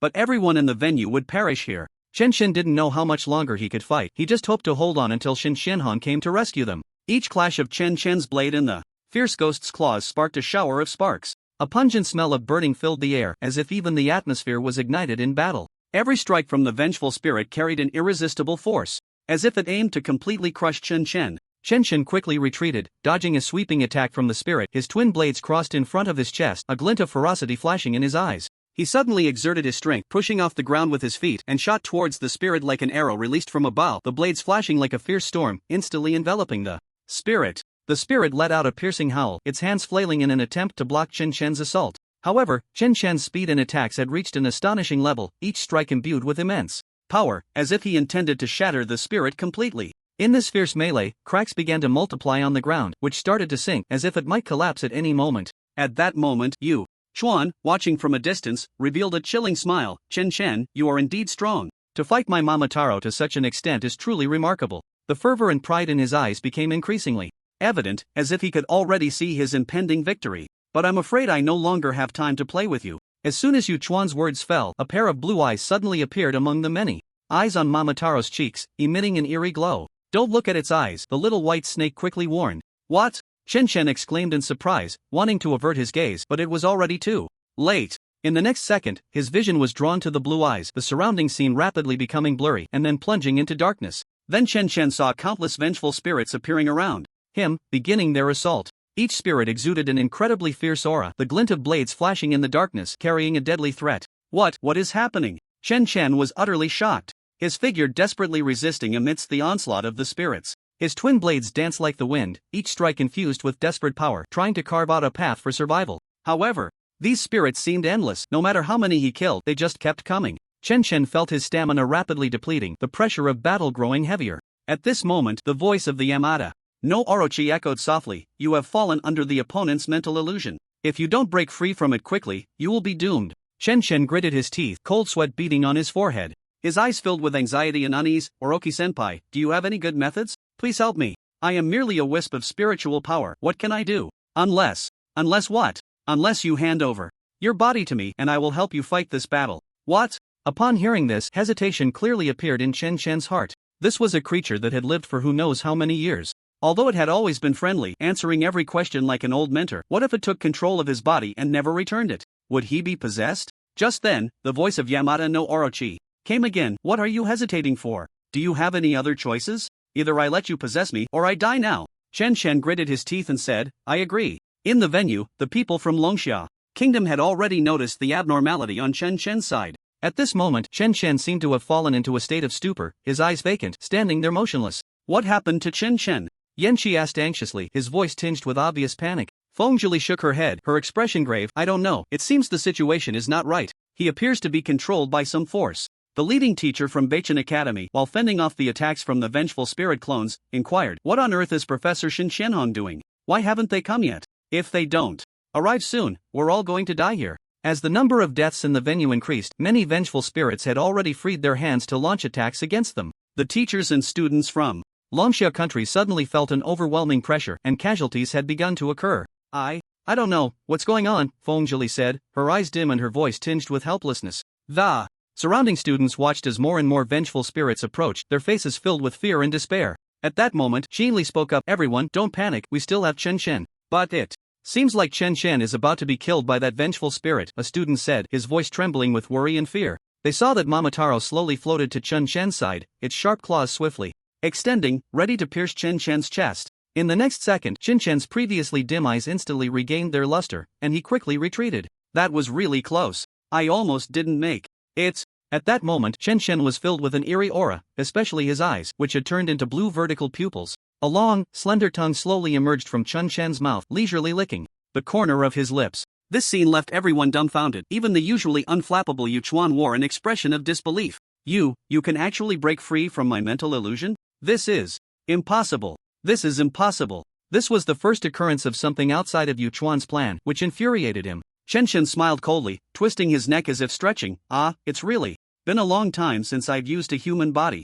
I must admit, I miss it a bit. His voice carried a hint of mockery and coldness. In the next second, Momotaro swiftly attacked Chen Shen, still with those blue eyes wide open. At that moment, Chen Shen's movements became exceptionally agile and quick, effortlessly dodging Momotaro's attack, taunting, don't embarrass yourself with such low-level illusions in front of me. His voice was filled with disdain and contempt. After saying that, two daggers reappeared in Chen Shen's hands, his movements swift as a ghost, the blades flashing as he quickly closed in on Momotaro. The proficiency with which he wielded the daggers had clearly improved several levels, the blades sharp, each strike carrying astonishing power. Every move Momotaro made was easily spotted by Chen, who continuously struck with the daggers, forcing Momotaro to retreat step by step. In Chen Shen's mind, he was watching the battle from a first-person perspective. It must be said that Yamada no Orochi truly lived up to its reputation as an ancient monster. Not only could it quickly adapt to this body, but it could also unleash greater potential.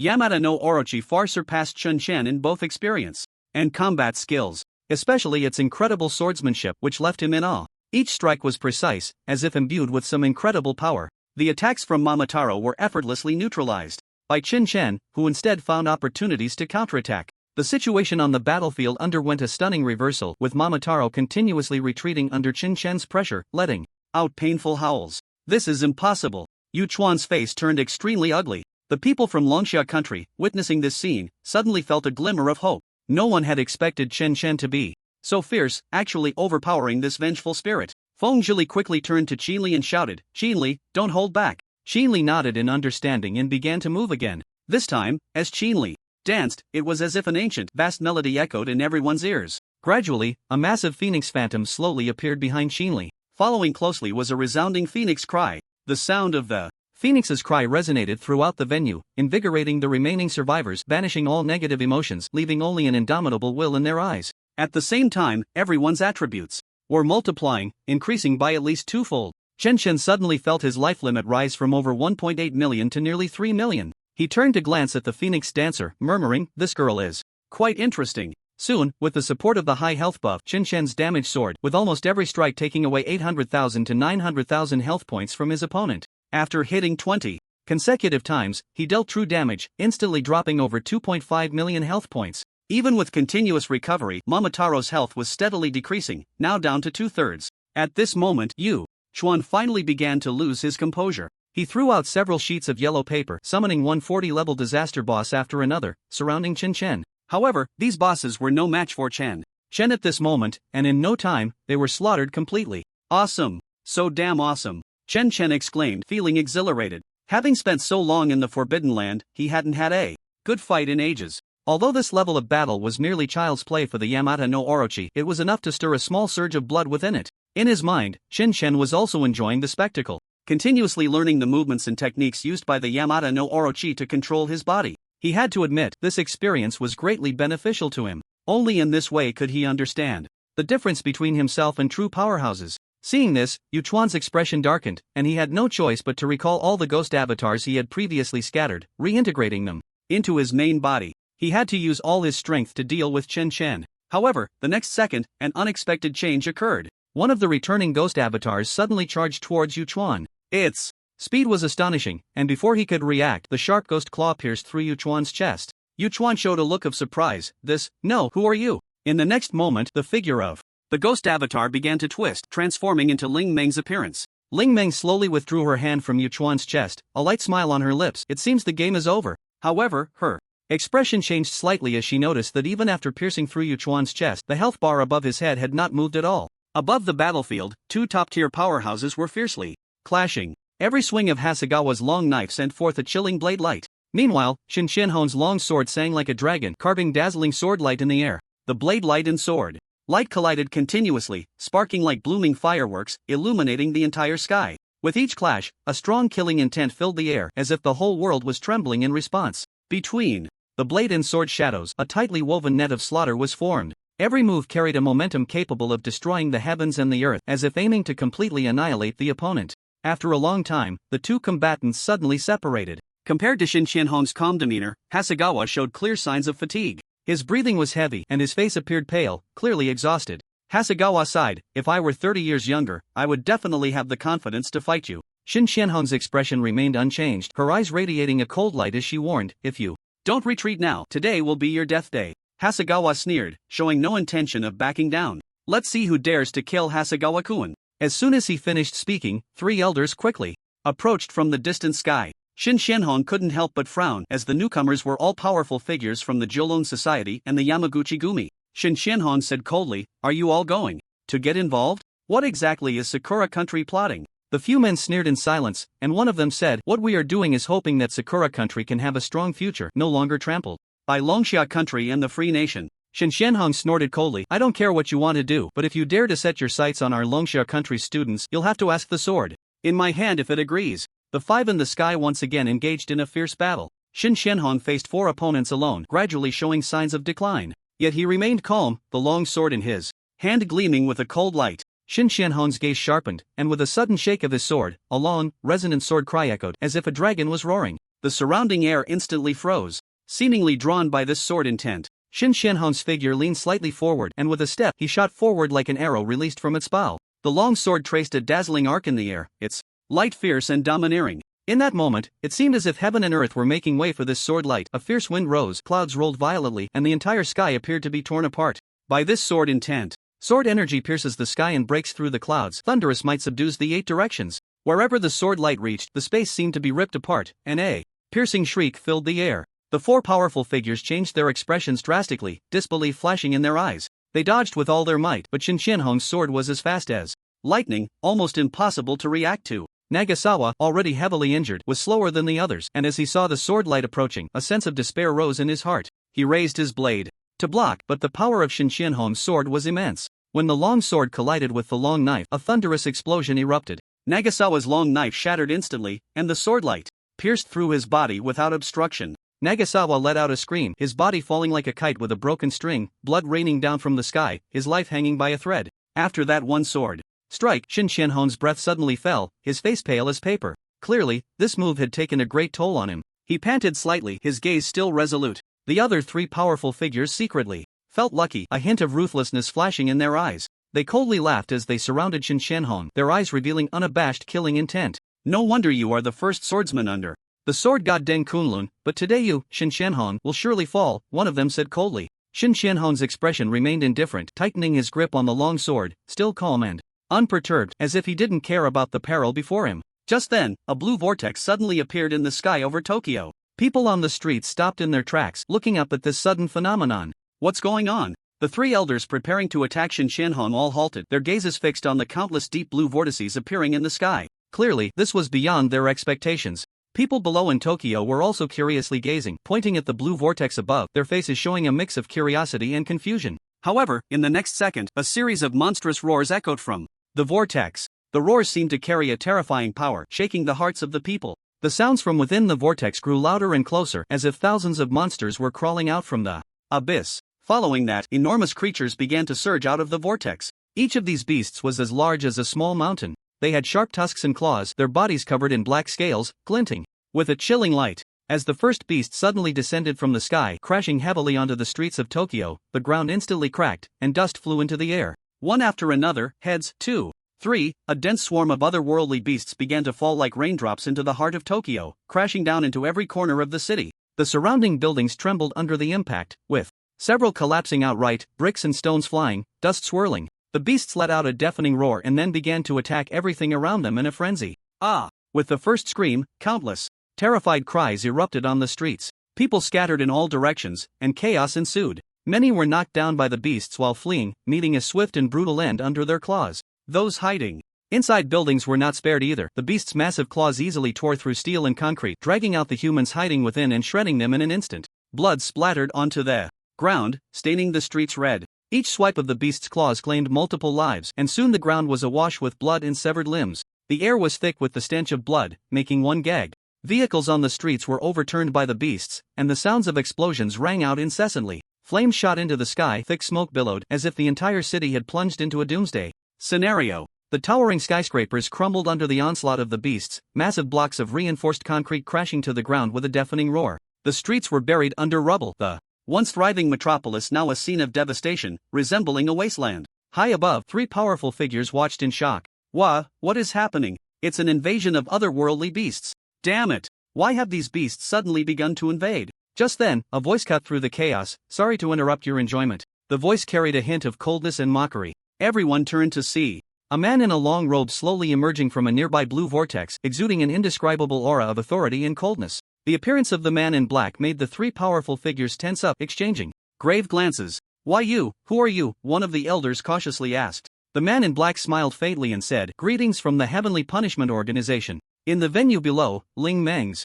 eyes flashed with surprise. The strike that had pierced through Yu Chuan's chest had caused no harm at all. Yu Chuan sneered, My life is bound to Momotaro's. As long as Momotaro lives, I will not die. Hearing this, the expressions of those present darkened, as if the air in the venue had become heavier. Xinli, who had originally conjured a phoenix illusion, suddenly stopped dancing and fainted on the ground, her face pale. Clearly, the earlier enhancement skill had taken a tremendous toll on her. The attributes of those around her instantly returned to normal, even Chen Chen's health reverted to its original state. In contrast, Momotaro, having merged with his clone, had significantly increased in strength, and the health that had been suppressed by Chen Chen was now restored to a large extent. Yu Chuan looked at Ling Meng with a cold smile. Since you seek death, I'll kill you first. With that, Momotaro swiftly lunged at Ling Meng. It was evident that Ling Meng was not a class suited for direct combat. She quickly utilized her agile form to retreat repeatedly. The white-haired Vals descended from the sky, wearing gleaming metallic gauntlets, and quickly clashed with Momotaro. Their collision was as fierce as thunder, each strike igniting sparks in the air.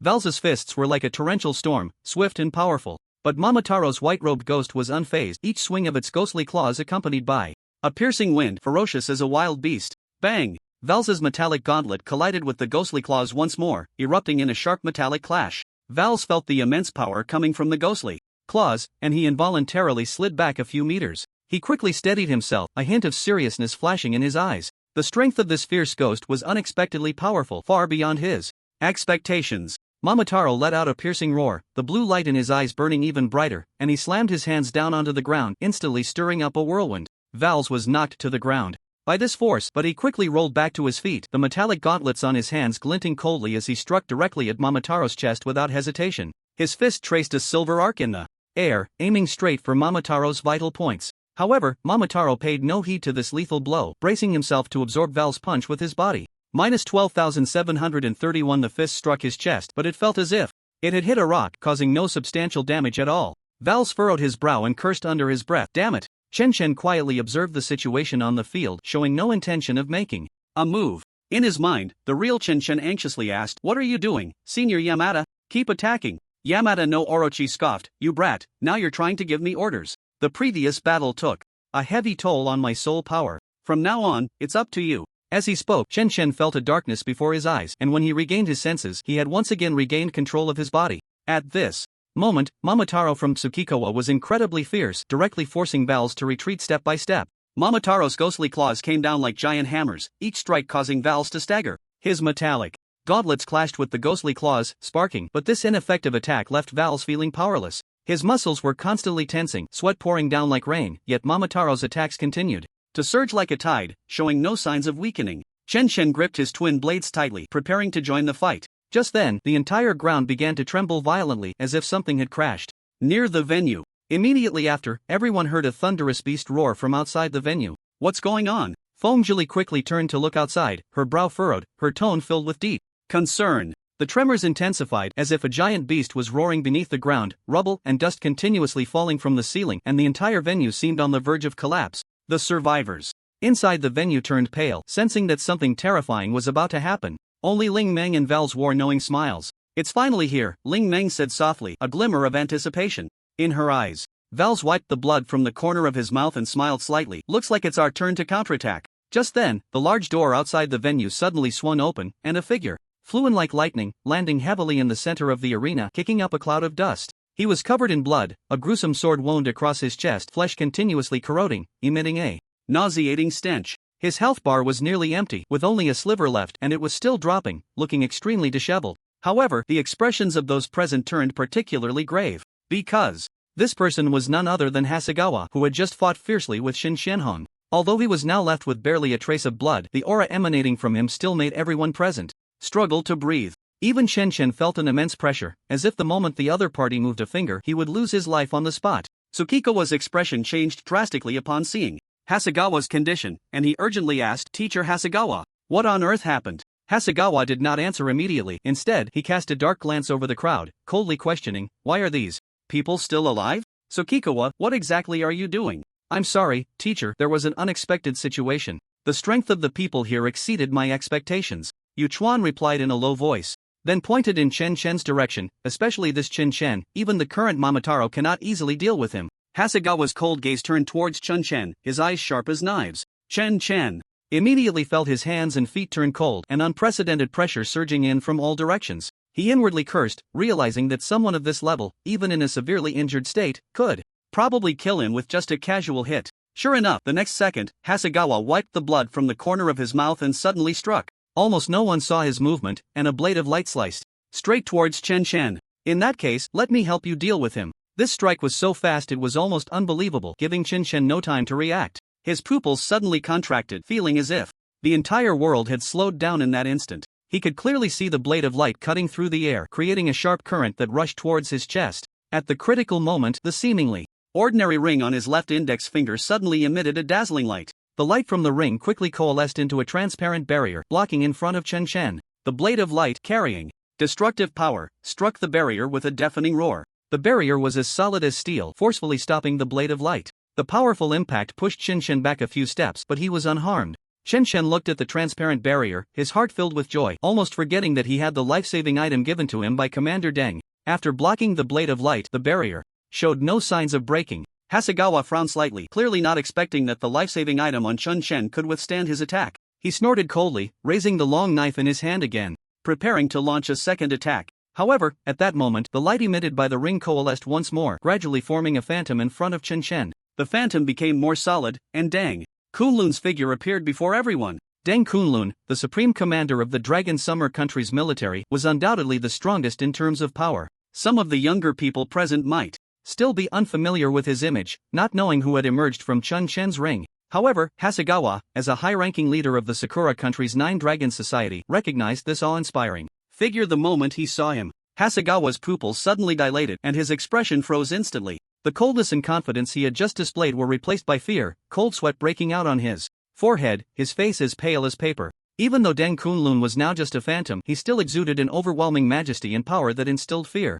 Hasegawa's hands began to tremble slightly. He gripped the long knife tightly, trying to quell the panic within him. But that deep sense of oppression felt like a mountain, pressing heavily on his heart. Even though Deng Kunlun was merely a phantom at this moment, he still felt that irresistible might. Deng Kunlun. Hasegawa swallowed hard, his voice trembling slightly, sounding particularly weak. The people around him fell into a brief silence, but soon, waves of shocked reactions followed. Yuchuan's face turned pale, instinctively taking a step back, his eyes wide as saucers, mumbling, "Impossible, how could it be him?" Ling Meng and Vals exchanged glances, both frowning simultaneously. A hint of worry flashed in Ling Meng's eyes as she whispered, "Deng Kunlun, this is not good." Vals silently nodded. Meanwhile, the teachers and students of the Dragon Summer country, upon hearing this name, all displayed expressions of disbelief. Fengzhili was the first to react, her eyes sparkling with ecstatic light. "Commander Deng! It's actually Commander Deng!" Yan Shi was even more excited as he clenched his fists, his eyes filled with exhilaration and admiration. "Oh my god, Commander Deng has personally appeared. We're saved! Is it really Commander Deng? That's great! We're saved!" Hope and excitement were written on everyone's faces, as if they had seen a glimmer of hope for survival. After the phantom of Deng Kunlun appeared, he coldly scanned the surroundings. The venue was a scene of devastation, blood everywhere. Countless corpses lay sprawled on the ground, and the air was thick with the stench of blood and decay. He frowned slightly, a hint of displeasure flashing in his eyes. Without any unnecessary words, he fixed his gaze coldly on Hasegawa. Hasegawa instantly felt a deadly sense of crisis, his body involuntarily taking a step back, cold sweat breaking out on his forehead. He knew that in his current state, he could not possibly contend with Deng Kunlun. "Deng! Commander Deng, wait, Hasegawa's voice trembled, but before he could finish, Deng Kunlun had already made his move. Deng Kunlun raised his right hand, 2 fingers coming together like a sword, and a dazzling sword energy erupted from his fingertips in an instant. The sword energy shot through the air like a bolt of lightning, piercing directly at Hasegawa's chest with unparalleled sharpness. Hasegawa could only widen his eyes in despair, letting out a desperate scream as the sword energy pierced through him, the immense force pinning him against the wall of the venue. Blood gushed from the wound, and his life force rapidly drained away. Hasegawa trembled violently, his gaze gradually losing focus as his body slowly slid down the wall. Finally, he collapsed weakly to the ground, mumbling, How is this possible? Deng Kunlun, you. Deng Kunlun looked expressionlessly at Hasegawa struggling to survive. Before him, his sword fingers had already retracted, but the residual power of the sword energy still lingered in the air, chilling to the bone. Hasegawa's body gradually stiffened, his pupils dilating, and he ultimately lost all signs of life. The scene fell into a deathly silence, everyone stunned into speechlessness by the sight. Before anyone could recover from their shock, Deng Kunlun struck again. This time, the target was Tsukikawa and his vengeful spirit. Tsukikawa's face changed drastically, filled with despair and terror. He hurriedly commanded Momotaro to block in front. Momotaro's face, covered in eyes, twisted grotesquely as it let out a piercing howl, its massive body lunging at Deng Kunlun like a bolt of black lightning. Deng Kunlun showed no hesitation, raising his fingers once more, 2 fingers forming a sword, and an even more intense sword energy erupted instantly. Where the sword energy passed, the air seemed to be sliced apart, producing a sharp sound of cutting through the void. Momotaro's Claws struck fiercely at Deng Kunlun, but the sword energy, like a force of nature, sliced through the claws directly, unrelenting as it pierced into Momotaro's chest. Momotaro's body was penetrated by the sword energy, trembling violently as it let out a painful roar. At the same time, Deng Kunlun's figure appeared like a ghost behind Tsukikawa. He did not pause for a moment. With a flick of his sword fingers, a cold light flashed, the blade sharp and unmatched, carrying a fierce killing intent as it swiftly cut through Tsukikawa's neck. Put! Blood splattered out. Tsukikawa's head was severed in an instant, his eyes still filled with lingering terror and despair. His body fell weakly, devoid of life. Almost simultaneously, Deng Kunlun's sword edge also struck at Momotaro. The grotesque vengeful spirit let out one last unwilling roar, its massive head flying into the air amidst the sword light. The nearly 40 million health points were instantly cleared. The entire battle ended in the blink of an eye. Deng Kunlun stood there calmly, the sword energy undiminished, exuding unparalleled authority and coldness. This was the strongest combat power of the military, Deng Kunlun. Without a word, he struck like thunder. Deng Kunlun turned to Chen Shen, a hint of seriousness and concern flashing in his eyes. It's not safe here. Hurry and take the others away. His voice was deep and firm, as if every word carried an irresistible force. Chen Shen nodded solemnly at this. In the next moment, Deng Kunlun's figure began to gradually fade, his outline becoming blurred, eventually disappearing into the air. After Deng Kunlun vanished, Chen was truly ready to breathe a sigh of relief. However, something strange happened. Everyone saw the headless ghost, whose blood volume had been completely drained, actually stand up again, emanating an even more terrifying pressure than before. Its body swayed as it moved, its actions mechanical and eerie, each step carrying a bone-chilling coldness. It completely ignored the lifeless Yu Chuan on the ground, and walked straight towards the corpse of Nagasawa. Each step seemed to summon deeper darkness, the temperature in the air plummeting, as if the entire venue had fallen into a cold abyss. Don't let it get close to that corpse. The voice of Yamada no Orochi suddenly echoed in Chen Shen's mind, filled with an unprecedented urgency. I feel the true Ghost King is about to awaken. Chen Shen watched as the headless ghost approached Nagasawa's corpse step by step, alarm bells ringing in his heart. He knew he could not let this ghost get near Nagasawa, otherwise, the consequences would be unimaginable. He gripped his twin blades tightly, his figure flashing as he rushed towards the ghost. Don't let it get close, Chen Shen shouted, his figure like a bolt of lightning piercing towards the ghost. However, just as he was about to reach the ghost, it suddenly swung its arm, dark energy sweeping in like a violent torrent, crashing into Chen Shen. Chen Shen felt a tremendous force hit him, and he was instantly sent flying, crashing heavily against the wall of the venue. His health points dropped by a third. His body felt as if it were being torn apart by this force, a sharp pain stabbing through his chest. What terrifying power! What on earth is happening? Wasn't it dead? The little white snake poked its head out from above him and said softly, I understand now. This Sakura country must have used some means to not only revive the Ghost King but also made it sign a contract with that boy named Yu Chuan, turning it into Yu Chuan's contracted beast. Now that Yu Chuan is dead, it has instead broken free from its shackles. Chen Shen struggled to get up from the ground, the dense dark energy continuously eroding his body. He frowned and asked, but didn't Commander Deng just kill it? Why can it still revive? Yamada no Orochi chuckled lightly, a former divine-level being would not be so easily killed. If the abyss could find a way to kill me, I might have died countless times already, yet here I am, still trapped in this forbidden place. At that moment, Val's and Ling Meng's eyes sparkled with silver light, and several large beasts crashed through the venue's doors, charging towards the headless ghost. The beasts roared, their eyes flashing with ferocity. Their claws were as sharp as steel, mouths wide open, revealing their white fangs. However, facing these colossal creatures, the headless ghost remained unfazed. It swung its arms, each strike carrying endless dark energy, sending the beasts flying like paper, crashing heavily to the ground with painful howls. The ghost finally reached Nagasawa's corpse. Its fingers, like steel, pierced into Nagasawa's body. Dark energy rapidly surged in, beginning to erode this lifeless body.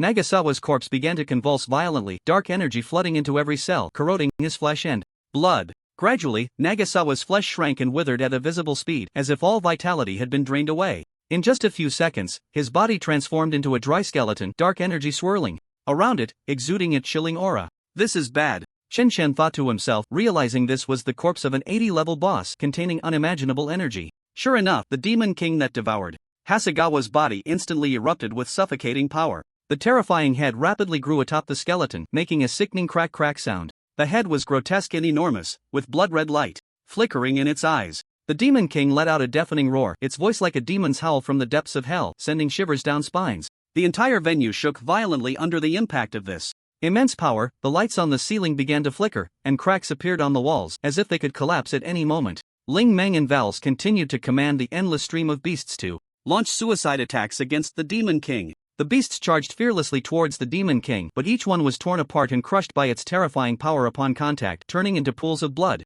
and flesh. Hurry! Now's our chance! Taking advantage of the moment when the Demon King was distracted by the beasts, Qinshen quickly rushed back to the team from Longsha country. His expression was grave, as he urgently said to everyone, "We must leave here immediately." Fengzhili, Xinli, and the other students breathed a sigh of relief upon seeing Qinshen return. Fengzhili nodded and immediately began organizing the evacuation. Although Xinli's face was pale, he gritted his teeth and stood up, supporting his companion beside him, ready to leave. Qinshen led the way, quickly guiding everyone towards the exit of the venue. Along the way, debris continuously fell from the ceiling, and the ground cracked open with deep chasms. Qinshen carefully avoided these dangerous areas, escorting his teammates forward. Swiftly, Fengzhili and the other teachers flanked the sides of the group, remaining vigilant against the surrounding anomalies to prevent the Demon King's power from affecting the students. Just as they were about to burst out of the venue, the Demon King let out a thunderous roar, and the entire ceiling suddenly collapsed, with debris and dust pouring down like a waterfall. "Run!" Qinshen shouted, swinging his blade to deflect the falling rubble. After 5 seconds, everyone finally escaped the venue, their hearts racing, breaths quickening, mingling with the fear and tension from moments before. However, before they could catch their breath, the sight before them plunged them into deeper shock. They saw countless massive beasts continuously surging towards the venue. Some of these beasts were as large as mountains, with thick limbs that made heavy thudding sounds as they stomped on the ground. Others were covered in thick scales that glimmered coldly, and some resembled evil spirits, with bizarre shapes, sharp bone, spines, and ferocious claws. Among these beasts were many level 50 disaster bosses, their presence even more terrifying, radiating powerful energy waves. Qinshen and the others stared in disbelief at this scene. The beasts surged past them like a flood, rushing towards the partially collapsed venue. The enormous beasts paid no attention to Qinshen and his group. Their only target seemed to be the venue, madly pouring into it. Above in the sky, the previously confronting individuals suddenly felt the terrifying aura emanating from the Demon King below. The three powerful figures from Sakura country showed expressions of delight, excitedly saying, "It seems that Yuchuan has finally succeeded."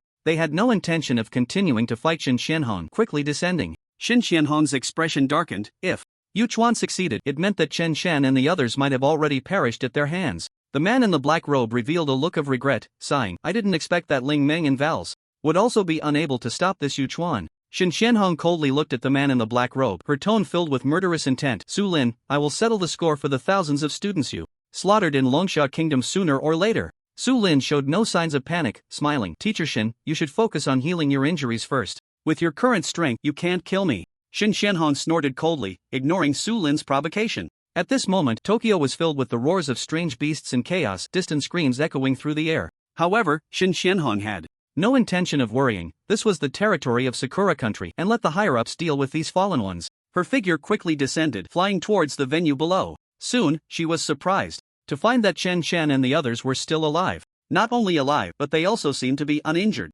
"Professor Shin? Professor Shin, over here. We're this way." Seeing Xin Xianhong's figure, the students waved excitedly, finally feeling at ease. After landing, Xin Xianhong did not hesitate for a moment and said in a deep voice, "Now is not the time to talk, everyone follow me." In the ruins of the venue, the fighting continued. The ground was piled with the corpses of dozens of giant beasts, each body covered in wounds, bloodied and emitting a strong stench. Between the shattered buildings and broken walls, blood soaked the ground, and the air was thick with the smell of battle and death. The three strong individuals from Sakura country looked at the Ghost King fighting the strange beasts, their faces showing excitement. Their eyes sparkled with fervent light, as if they had seen some supreme existence. However, when their gaze swept to the ground, they saw the corpse of Yuchuan, and their hearts were filled with confusion. "Yuchuan is dead," one of them frowned, incredulously whispering. "How could this be? Why is Yuchuan dead while this fierce ghost is still alive?" Another said, shock written all over his face, confusion filling his eyes. However, at this moment, the Ghost King had become like a ferocious beast, completely bloodthirsty, directly roaring and pouncing towards the three elders.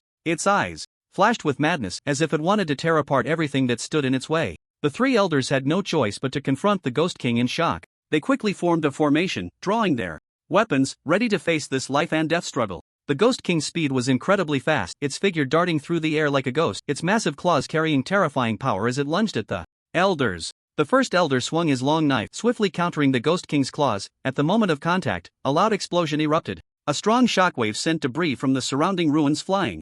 The second elder quickly advanced from the side, his sword stabbing towards the Ghost King's abdomen like lightning, but the Ghost King was agile, instantly dodging the attack and countering with a claw. That forced the elder back several steps. The third elder, meanwhile, was chanting spells from a distance, magical light gathering in his hands, transforming into a beam of light shooting straight at the Ghost King. However, the Ghost King suddenly swung its claws, splitting the beam in half, and the residual magic surged through the air, creating a whirlwind. This fierce ghost is growing too fast. Now that Yuchuan is dead, who is controlling it? The three elders' faces were ashen, their levels were generally above 80. They never expected that even when working together they could not completely suppress this fierce ghost. The ground around them began to collapse in large areas, raising huge clouds of dust that obscured the sky. On the other side, Ling Mang and Vals quickly arrived at a relatively intact high-rise, quietly observing the battle below. Vals looked at the fierce ghost, his brow furrowed, his tone clearly shocked. The growth rate of this fierce ghost is unbelievable. Ling Meng nodded, a hint of disbelief showing on her face. Indeed, its power is constantly increasing, as if there is no end.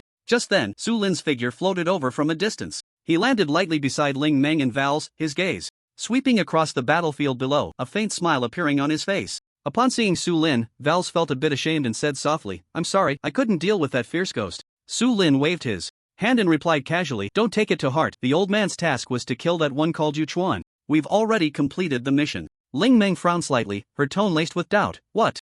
About that fierce ghost? What did the old man arrange?" Su Lin chuckled lightly and countered, "Who else can participate in this level of battle? Unless the old man comes personally, there's no one left." At that moment, the blue vortex in the sky began to rapidly converge, transforming into a larger blue vortex, an oppressive atmosphere enveloping the entire city of Tokyo. Su Lin looked up at the sky, a cold smile appearing on his face. "It seems he's coming." At this moment, countless professionals in Tokyo were engaged in fierce combat with the invading beast army. They looked up at the massive blue vortex. Above, a wave of helplessness surging within them. Meanwhile, Chen Chen and others, led by Xin Xianhong, arrived at a relatively safe building to rest. Healers were continuously tending to the students' injuries, and a faint healing light filled the room. The dark invasion on Chen Chen was still ongoing, continuously draining his health. A light-type student approached, concerned, and asked, "Chen Chen, let me use my purification power to help you expel this dark energy?" Chen Chen shook his head, declining the offer. "I'm fine, you go help the other classmates first, I can hold on." The student, upon hearing this, didn't insist and turned to care for other injured students. As a joke, this invasion power was providing him with a health limit of 200 per second. In just half an hour, Chen Chen's health had increased by over 300,000, surpassing the 1.5 million mark. If this dark invasion could continue, Chen Chen felt he could easily break through 5 million health today. Of course, this was a very idealized situation. Chen Chen had already sensed the dark power on him gradually diminishing. It was estimated that it would completely disappear in less than half an hour. This sudden turn of events had caused 1/3 of the students in Longxia country to perish. If it weren't for Chen Chen's presence, everyone would likely have perished here today. The students from Malantar Academy and Sakura country were the best examples. Xianhong was also regulating his breath. He had just fought 4 opponents at once. The backlash was now very strong, and the health bar above his head was visibly decreasing. Various weakness buffs were also appearing on him. Several students asked with concern, "Professor Shun, are you okay?" Xianhong forced a smile and reassured them, "I won't die, it's just that my strength needs some time to recover. Right now, I only have 1/3 of my full power." Upon hearing this, the others showed worried expressions again. One student anxiously asked, "Professor, what should we do now? If the battle breaks out again over there, can we hold on?" Xianhong took a deep breath. "Don't worry, as long as we don't go to the center of the battlefield, the surrounding beasts won't be my opponents." Feng Zhuli also added at this moment, "I've already contacted Principal Liang. He will reach out to the military to send someone to pick us up. We'll stay here and not go anywhere. I believe there won't be any more life-threatening danger." Upon hearing this, everyone finally felt a bit relieved. At that moment, everyone noticed the strange change in the blue vortex in the distant sky. The vortex grew larger, as if some even more powerful beast was about to emerge from within. A terrifying pressure emanated from the sky, sending chills down their spines. Above the city of Tokyo, the massive blue vortex spun quietly, resembling a giant eye gazing down at the earth. Just then, a tremendous thunderclap erupted from the sky, deafening. Xianhong, who had been meditating to regulate his body, suddenly opened his eyes and looked gravely at the blue vortex in the distance. The powerful aura emanating from the vortex made him feel uneasy, and he murmured to himself, "What are these fallen ones planning? Are they going to destroy the entire city of Tokyo?" Meanwhile, the 3 elders still battling the Demon King also turned their gazes toward the sky. At that moment, a massive lightning bolt split the heavens, and a silver dragon shimmering with electric light slowly emerged from the blue vortex. The silver dragon was enormous, like a small mountain flying in the air, crackling with electric sparks, as if it controlled all the thunder and lightning in the world. Upon seeing this terrifying presence, the 3 elders lost their composure, quickly distancing themselves from the Demon King, exclaiming, "Hell level! It's actually a hell level. The appearance of the silver dragon brought an endless sense of oppression, as if the entire sky trembled under its might. Its cold eyes looked down upon everything below, with lightning dancing between its scales, producing crackling sounds. The demon king below also felt the powerful pressure above, roaring madly. As if provoked, its eyes were filled with rage, showing no signs of fear. In the next moment, a powerful dragon's might swept down like a flood, enveloping the entire city of Tokyo. The beasts that were rampaging through the city stopped their actions, trembling all over. As if subjected to an invisible pressure, their bodies involuntarily crouched down, adopting a posture of submission. In their fierce eyes, only fear and reverence remained. Some ordinary people who had miraculously survived, upon hearing this immense dragon's might, were shattered in spirit, foaming at the mouth, their eyes rolling back and fainting. The streets, which had already turned into ruins, were filled with fallen figures. It was as if the entire city had plunged into silence in that instant. In the room where Chen Shen was, everyone was also suffocated by this dragon's might. The air was thick with a heavy pressure, each person's heartbeat quickened, yet breathing became incredibly difficult. A few weaker students even knelt on the ground, clutching their chests, their faces pale, cold sweat pouring from their foreheads. Chen Chen gritted his teeth, forcing himself to stay upright. He could feel the pressure of the dragon's might, but compared to others, he seemed better off. The only one in the room who could maintain a calm demeanor was Shen Qianhong. Filled with confusion and shock, Chen Shen couldn't help but ask Shen Qianhong, "What level of beast is this silver dragon?" Shen Qianhong replied gravely, "This is at least an 80 level, hell level boss." Chen Shen was shocked. While both were level 80, an 80 level human and an 80 level hell level boss were worlds apart. Such a boss could easily handle 10 80 level professionals at once. The silver dragon before him seemed to bring the aura of doom. Just then, Chen Shen noticed a young man standing atop the dragon, revealing an expression of surprise. Seeing Chen Shen's expression, Shen Qianhong explained, "These fallen ones have the ability to control these abyssal beasts. The person standing above this dragon should be its controller." However, what Chen Chen was concerned about was not the controller, but the figure on the dragon gave him a sense of déjà vu. He suddenly widened his eyes, retreating repeatedly, his face filled with disbelief. "Impossible. How can this be?" Chen Chen shook his head repeatedly, muttering to himself. Everyone noticed Chen Shen's unusual behavior and began to ask questions. "Chen Chen, what's wrong with you?" Feng Zhuli asked with concern. Yan Shi also said anxiously, "Boss, don't scare us. What on earth happened?" Chen Shen did not answer. Instead, he told everyone, "I have to go out for a bit, I'll be back soon." Feng Zhili quickly tried to stop him. "It's so dangerous. Outside, what are you going to do?" "Don't worry, I'll be careful." Saying this, Chen Shen directly climbed out of the window, his movements clean and swift, and in no time, he disappeared from everyone's sight.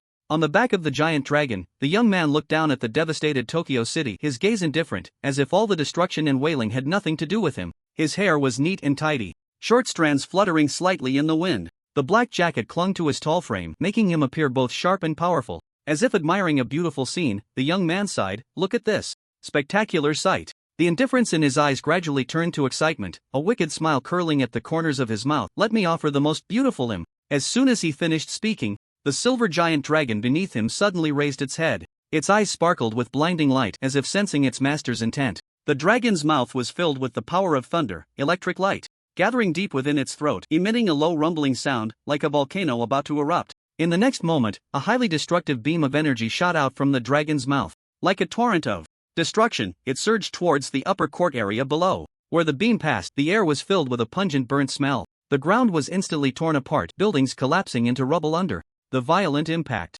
Electric light leaped around the ruins, like a dance of demons, turning everything it touched to ashes. The upper court area instantly became a sea of fire, the panicked screams and the rumbling of collapsing buildings intertwining, creating a scene reminiscent of the apocalypse. Skyscrapers crumbled like paper under the impact of the energy beam, dust and flames shooting into the sky. The entire area plunged into chaos and destruction within just a few seconds. The young man stood on the back of the silver dragon, coldly watching the horrific scene below, his smile growing more arrogant. The three old men below looked furious, but with a hell-level beast boss circling above them, they dared not act rashly. The flames of anger burned in their eyes, but they could not vent their frustration, only standing still, waiting for the right moment. At that moment, a grand bell tolled out of nowhere, as if coming from the horizon, distant and solemn. The echo of the bell silenced the entire Tokyo city. Following this was an extremely aged voice, slowly ringing in the young man's ear. "Benefactor, the people of my Sakura country have no grievances or enmities with you. Why do you allow the ferocious beast to increase the slaughter?" The young man frowned slightly, his gaze instantly locking onto a tall tower outside Tokyo City.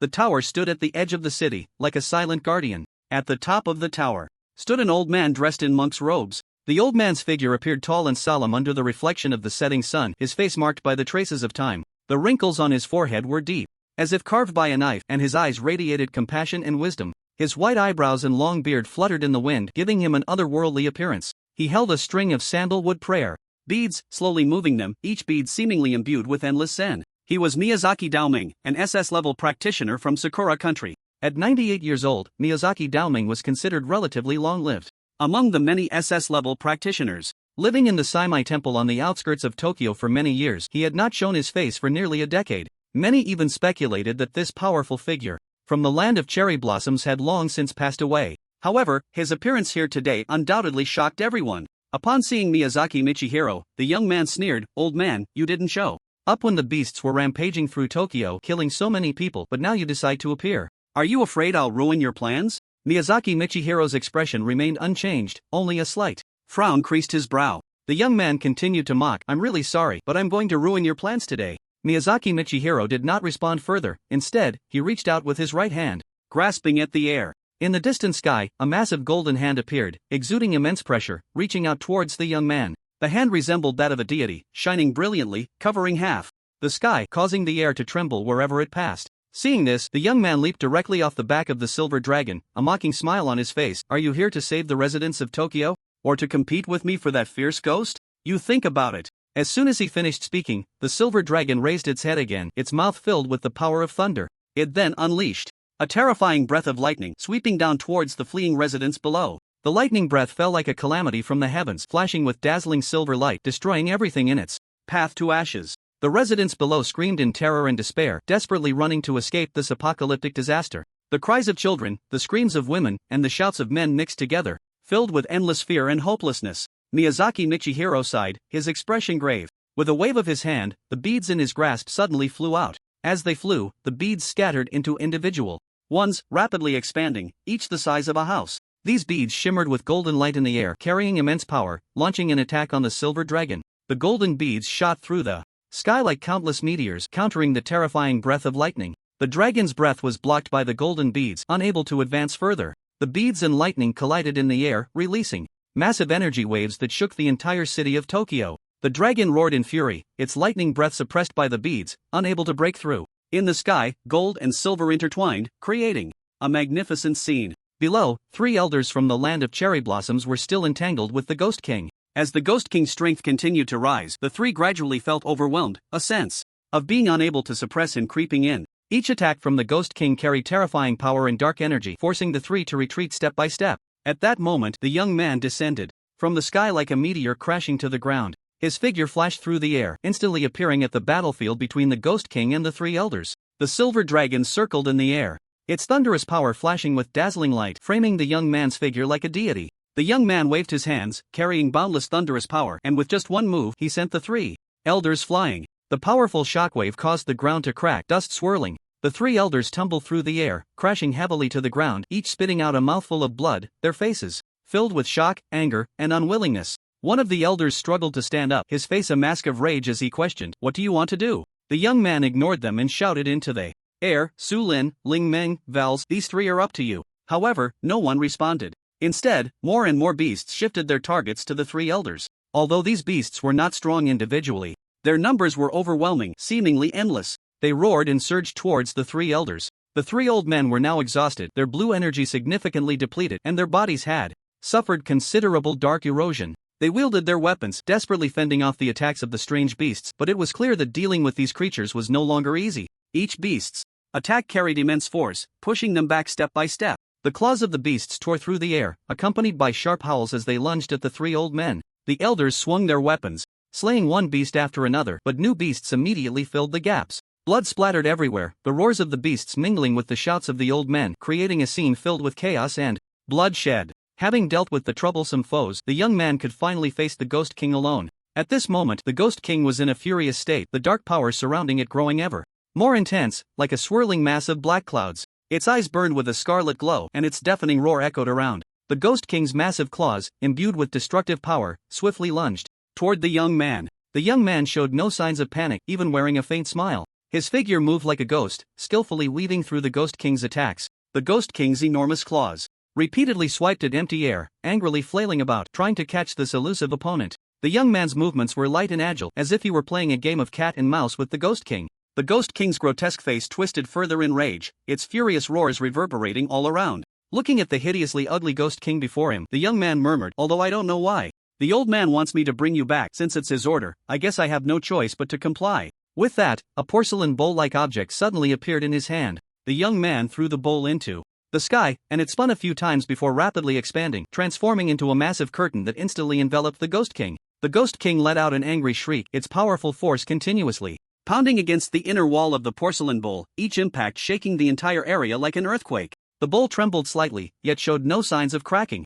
Mysterious runes flickered on the surface of the bowl, firmly sealing the Ghost King's power within. The Ghost King's enormous claws frantically struck the inner wall of the bowl, producing a chilling metallic clanging sound, but these powerful forces were as ineffective as a cow sinking into the sea. The young man stood by, calmly observing everything, a slight smile on his lips. All right, it's over. I'll take you away now." No one expected that such a powerful Ghost King could be captured so effortlessly by this young man. The Ghost King's roars gradually subsided, and the porcelain bowl returned to calm. Soon, the bowl quickly shrank back to its original size and flew back into the young man's hand. He caught the bowl, tossed it casually, and nodded in satisfaction. The young man nonchalantly placed the bowl into his pocket, dusted off his hands, and muttered to himself, "Mission accomplished. Let's go." Above, the silver dragon was still engaged in a fierce clash with Miyazaki Daoming's prayer beads. The silver dragon's scales shimmered with blinding light under the power of thunder, and each flap of its massive wings stirred up a gale. However, the prayer beads were no less impressive, each radiating a golden glow, striking the dragon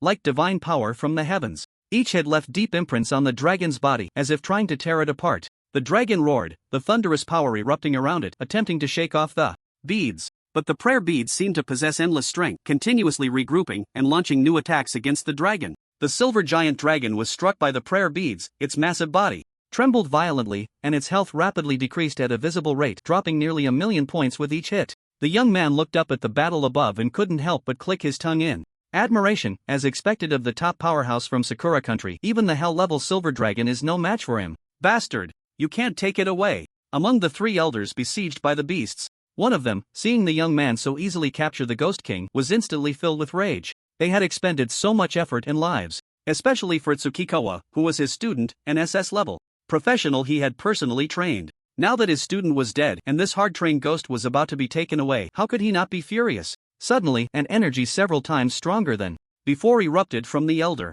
"Miyata!" The other two elders looked at him in shock. "Miyata, what are you doing?" Another elder shouted in anger. "I absolutely cannot let this person take the ghost away. It belongs to our Sakura country." Miyata roared, charging towards the young man. His figure left a blurred afterimage in the air, and a powerful aura shook the surroundings, causing the ground to crack under his footsteps. The surrounding beasts retreated in fear under this overwhelming pressure. The young man, seeing Miyata unleash such powerful energy, showed a look of surprise. "Oh, he's gone berserk." A strong person's berserk state is a manifestation of extreme self-exploitation, often not used lightly until the very last moment, because the cost of using it is quite severe, ranging from demotion to outright death. So at this moment, the elder named Miyata was clearly pushed to the limit. The young man smiled slightly, facing the berserk Miyata. He didn't dare to confront him head-on easily. However, his movements were incredibly elusive, dodging every attack from Miyata with ease just as it was about to connect. Each of Miyata's strikes was filled with anger and despair, but no matter what, he couldn't hit the young man, instead exhausting his own stamina and mana. Above, the silver giant dragon let out a series of mournful howls, and the young man knew his time was running out. If he didn't leave soon, Miyazaki Michiaki would come to deal with him once he finished with the dragon. Realizing this, the young man quickly shook off Miyata's entanglement, his figure shooting up like a bolt of lightning, preparing to fly back into the blue vortex. At that moment, two of the prayer beads that were still attacking the dragon split off, glowing with golden light, and swiftly charged towards the young man. The golden beads traced two arcs in the air, accompanied by a tremendous sound of breaking air, as if they intended to kill the young man on the spot. "Leave the item behind." Miyazaki Michiaki's voice was old yet resonant, like thunder, rolling through the heavens, shaking the earth. This sound echoed through the world, causing even the young man to shudder, narrowly avoiding the attack of the beads. He quickly turned in mid-air, the beads whizzing past him, creating a gust of wind. The young man cursed inwardly, casting a cold glance in the direction of Miyazaki Michiaki, then accelerated towards the blue vortex. Seeing this, Miyazaki Michiaki's expression darkened, his beads gathered again, transforming into a massive golden hand that suddenly reached for the young man's back.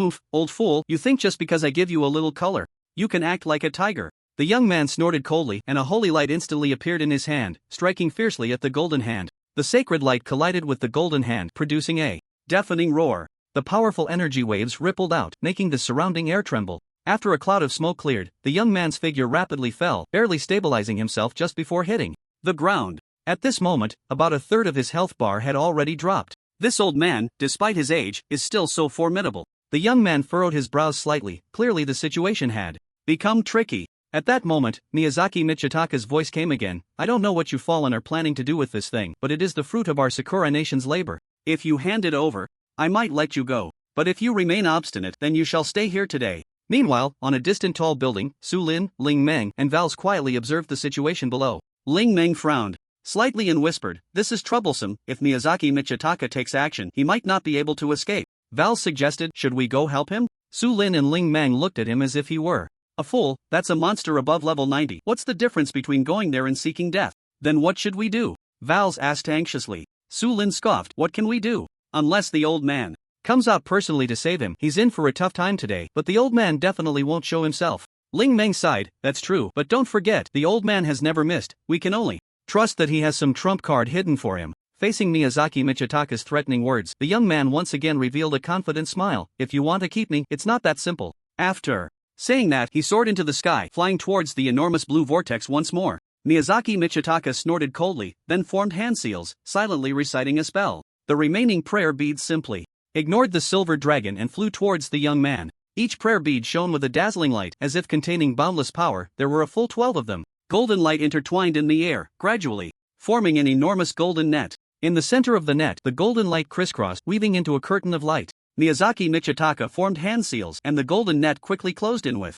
his movements. The edges of the net gradually approached, as if a giant hand was about to tightly grasp the young man in its palm. Each golden light line emitted a strong wave of energy, and the golden net became denser and denser. The light in the center of the curtain grew increasingly intense, like the blazing sun overhead. "It's over. If he gets caught in this golden net, escaping will be as difficult as ascending to the heavens," Ling Meng said anxiously. Su Lin couldn't help but frown. Could it be that the old man miscalculated this time? Just as the two were thinking this, the young man in the sky's eyes flashed with silver light. The silver dragon that had escaped the attack of the prayer beads let out a high-pitched roar and quickly flapped its wings towards the young man. "What is he trying to do?" Vals asked in confusion. "Could it be?" Su Lin's face changed dramatically. "We need to find a place to hide, run. The farther, the better." Watching the rapidly approaching silver dragon, Miyazaki Michitaka on the tower rarely frowned. Sure enough, the next second, the dragon's body suddenly lit up with intense light. The dragon's scales began to shine with dazzling silver light, as if to illuminate the entire sky. The light grew stronger, and the dragon's body seemed to transform into a silver sun. A strong wave of energy permeated the air, and each flap of the dragon's wings stirred up a gust of wind. The deafening roar of the dragon seemed to tear the entire sky apart. Boom! The dragon's body instantly expanded and then violently exploded. The silver light spread out like a tsunami, forming a massive energy shockwave. Miyazaki Michitaka's expression turned grave. He formed hand seals, straining to mobilize the power within him, trying to create a protective barrier. However, the self-detonation power of the silver dragon was simply too strong, and his protective barrier quickly collapsed under the impact of the energy storm. Immediately, the tall buildings below crumbled like paper in the face of this terrifying force, collapsing in an instant. The ground split open with countless deep cracks. Dust and debris were thrown high into the air, obscuring the sky. The shockwave from the explosion swept through, leaving everything utterly destroyed. Residents fleeing in the distance were knocked off balance by this sudden force, their screams and cries mingling in a chaotic scene. The strange beasts were not spared either, being flung away by the massive energy wave, shrieking as they scattered in all directions. With the self-detonation of the silver dragon, a powerful shockwave rapidly spread out. Despite being at a distance, everyone from the various academies of Longsha Kingdom still felt the terrifying residual energy. Amidst the deafening explosion, the small building where they took refuge shook violently, fine cracks appearing on the walls and floor. "What on earth is happening?" a student exclaimed in terror, his face filled with anxiety and fear. Another student clutched his friend tightly, his voice trembling. "It seems the silver dragon self-destructed. Why is the explosion so powerful?" Just then, Shin Shenhong quickly climbed out of the window, continuously using sword energy to block most of the residual waves. Even so, the small building still swayed precariously, and everyone could clearly feel the immense pressure bearing down on them. "I wonder how Chen Chen is doing. With such a powerful explosion, I hope he's alright," Feng Zhuli said worriedly. Yan Shi reassured her, "Don't worry, the boss has his own destiny, he will be fine." Meanwhile, Su Lin, Ling Meng, and Vals were relieved to have run fast, distancing themselves from the center of the explosion. Ling Meng wiped the cold sweat from her brow, panting as she said, I didn't expect him to be so decisive. An 80-level Hellgrade beast boss just self-destructed like that. Vals, with a complex expression, murmured, facing such a powerful self-detonation, he probably couldn't withstand it either. He might have already perished in the explosion. Su Lin, however, remained unconvinced, calmly observing the changes in the sky. Not necessarily. He pointed to the sky, where a shadow had taken advantage of the dissipating residual waves and rushed into the blue vortex. Ling Meng stared wide-eyed in shock. He actually survived? After such a close-range explosion, he's still alive? Su Lin smiled slightly, a glimmer of admiration in his eyes. That's his skill. It seems he indeed has the trump card left by the old man. In a certain ruin, Chen Chen crawled out of the ground, covered in dirt and looking extremely disheveled. He sat down heavily on the ground, filled with lingering fear. He was not far from the center of the explosion. Had he not dodged in time, he would have surely perished. Even so, after enduring the violent impact of the explosion, his health had dropped to about 7%. It was only thanks to the powerful recovery ability brought by bloodline boiling that he barely held on. Despite experiencing such a life and death crisis, Chen Chen's emotions were overshadowed by another matter. He could finally confirm that the young man riding the silver dragon was his long-lost brother, Chen Feng. And now, the other party had actually become a fallen one, an enemy of humanity. A fallen one. Chen Feng? How ironic. Chen Chen was momentarily at a loss whether to cry or laugh. He was relieved that Chen Feng was alive, not only alive but also had become incredibly powerful. Even when facing a formidable SS-level opponent, he could find a way to escape. The bitter part was that his brother seemed to have taken a stand against humanity. Human life appeared to him as mere weeds. Whether commanding the dragon to destroy cities or self-detonating the dragon, the number of humans who died at his hands today was at least in the tens of thousands. This was Chen Feng. This was his brother. How would he face him?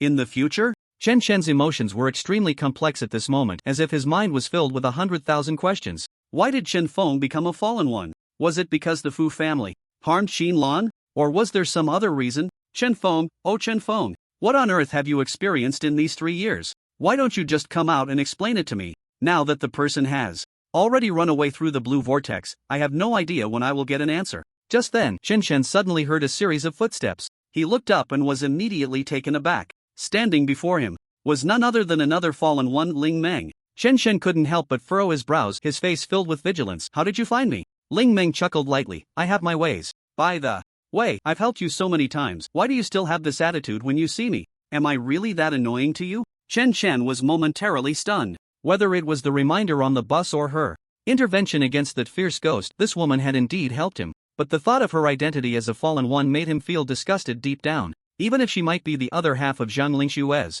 soul, after all, that was just a guess. Seeing Chen Chen's cold silence, Ling Meng suddenly said, You saw it, right? Your brother Chen Feng. Chen Chen's eyes widened in shock. You know? What's so strange about that? The moment I came into contact with you, I investigated your information. Although someone deliberately erased a lot of information about your brother, that didn't stump me. Ling Meng smiled lightly, a glint of cunning flashing in her eyes. Chen Chen maintained a stern face, his fists clenched tightly, his voice low and cold. Why did Chen Feng become a fallen one? I'm not too sure about that either. Ling Meng shook her head, her tone relaxed. In fact, I don't have the habit of gossiping about my colleagues' pasts. If it weren't for you, I wouldn't have investigated these things. However, I can provide you with some small clues. You might want to talk to the head of the Qin family, perhaps he has relevant information. Chen Chen looked at Ling Meng with some suspicion. Why are you telling me this? Ling Meng shrugged. You can think of it as trying to build rapport with you. Who knows, one day you might agree with us and be willing to join our heavenly punishment. Just think about it, wouldn't it be interesting to fight alongside your brother? Chen Chen opened his mouth, but before he could speak, a dense sound of propellers came from the distance. Dozens of helicopters from the Sakura nations military quickly flew in from afar, the roar of the propellers deafening, the sky darkened by the swarm of helicopters. Ling Meng looked at the helicopters in the sky and said, It seems I have to go now. Oh, and there's something I forgot to give you. As she spoke, she raised her hand and tossed out a golden object. Chen Chen instinctively reached out to catch it, discovering that it was a dragon-patterned badge. He was immediately astonished. Dragon-patterned badge? How did this end up in your hands? Ling Meng's lips curled into a slight smile, but she did not answer Chen Chen's question, only saying lightly, Take good care of it, this is the honor of your Longsha nation. Goodbye, Chen Chen. And my name is Ling Meng, remember it. With that, her figure vanished into the air like a ghost, as if she had never existed. Ling Meng? Chen Chen stood there, looking at the dragon-patterned badge in his hand, his heart swirling with complex emotions. He gazed at the distant sky, took a deep breath, silently tucked the badge away, and turned to head back to the small shelter where the Longsha Nation's academy had taken refuge. Soon, with the arrival of the Sakura Nation's military, the beast disaster in Tokyo began to gradually subside. Helicopters continued to circle above the ruins, and soldiers methodically carried out rescue operations. Chen quickly rejoined the Longsha Nation's team. Except for Xianhong, the other students and teachers, with the help of the treatment professionals, had mostly recovered from their injuries. Chen sat to the side, observing the situation around him and listening as everyone began discussing how to return home. At this moment, Tokyo had already fallen, and the situation at the airport was even more uncertain. Traveling to a nearby city to catch a flight back home might also encounter interception from the Sakura country's military, which would definitely be a troublesome matter. Just then, a teacher from Beichen Academy stepped forward, a glimmer of hope on his face. Everyone, I have contacted the military of Longsha country. As he spoke, he took out his phone and signaled for everyone to quiet down. What's the situation? Feng Zhuli asked eagerly. The teacher nodded, his voice a bit excited. At first, they expressed difficulty, saying the current situation is very complex, but when I mentioned that Chen is also in our group, their attitude changed immediately. What? Chen? Shen was taken aback. Is my name that useful now? Yes, the teacher nodded. The people from the military said not to hang up. They are locating us. Soon, someone will come to rescue us. Just then, a series of hurried footsteps sounded from outside the small building. It was the rescue team from Sakura country. They were dressed in the special combat uniforms of the Sakura country's military, each equipped with tactical armor and multifunctional gear, their helmets fitted with night vision goggles and communication devices. A total of 12 people searching for survivors nearby. Soon, they arrived near the small building, which stood intact amidst the ruins of the surrounding structures, making it particularly conspicuous and immediately drawing their attention. One of the auxiliary professionals quickly spoke up. Captain, there are living humans inside, and quite a few of them, at least over 30. The captain nodded and quickly shouted towards the small building. People inside, listen up. We are the rescue team from the Sakura country's military. The exotic beasts have been eliminated. You can come out now, and we will take you to the northern centralized management area for unified management. The people inside immediately tensed up, several teachers furrowing their brows. Feng Zhuli whispered, we can't go to their centralized management area. Once they find out we are from Longsha country, we will definitely be under strict supervision. It will be even harder to return then. Qili frowned and looked at Xianhong. Professor Shen, what should we do? Xianhong closed his eyes and remained silent, but his fingers had already begun to rub the hilt of his sword. The captain outside, seeing there was no response from inside, narrowed his eyes. There were clearly over 30 living people inside, so why was there no reply? He repeated, we are the rescue team from the Sakura country's military. The exotic beasts have been eliminated. Please come out quickly and cooperate with us. Inside, it was still silent. The captain of the rescue team immediately sensed something was off and quickly instructed his subordinates, quickly call for support from headquarters. Just say we might have some special circumstances here.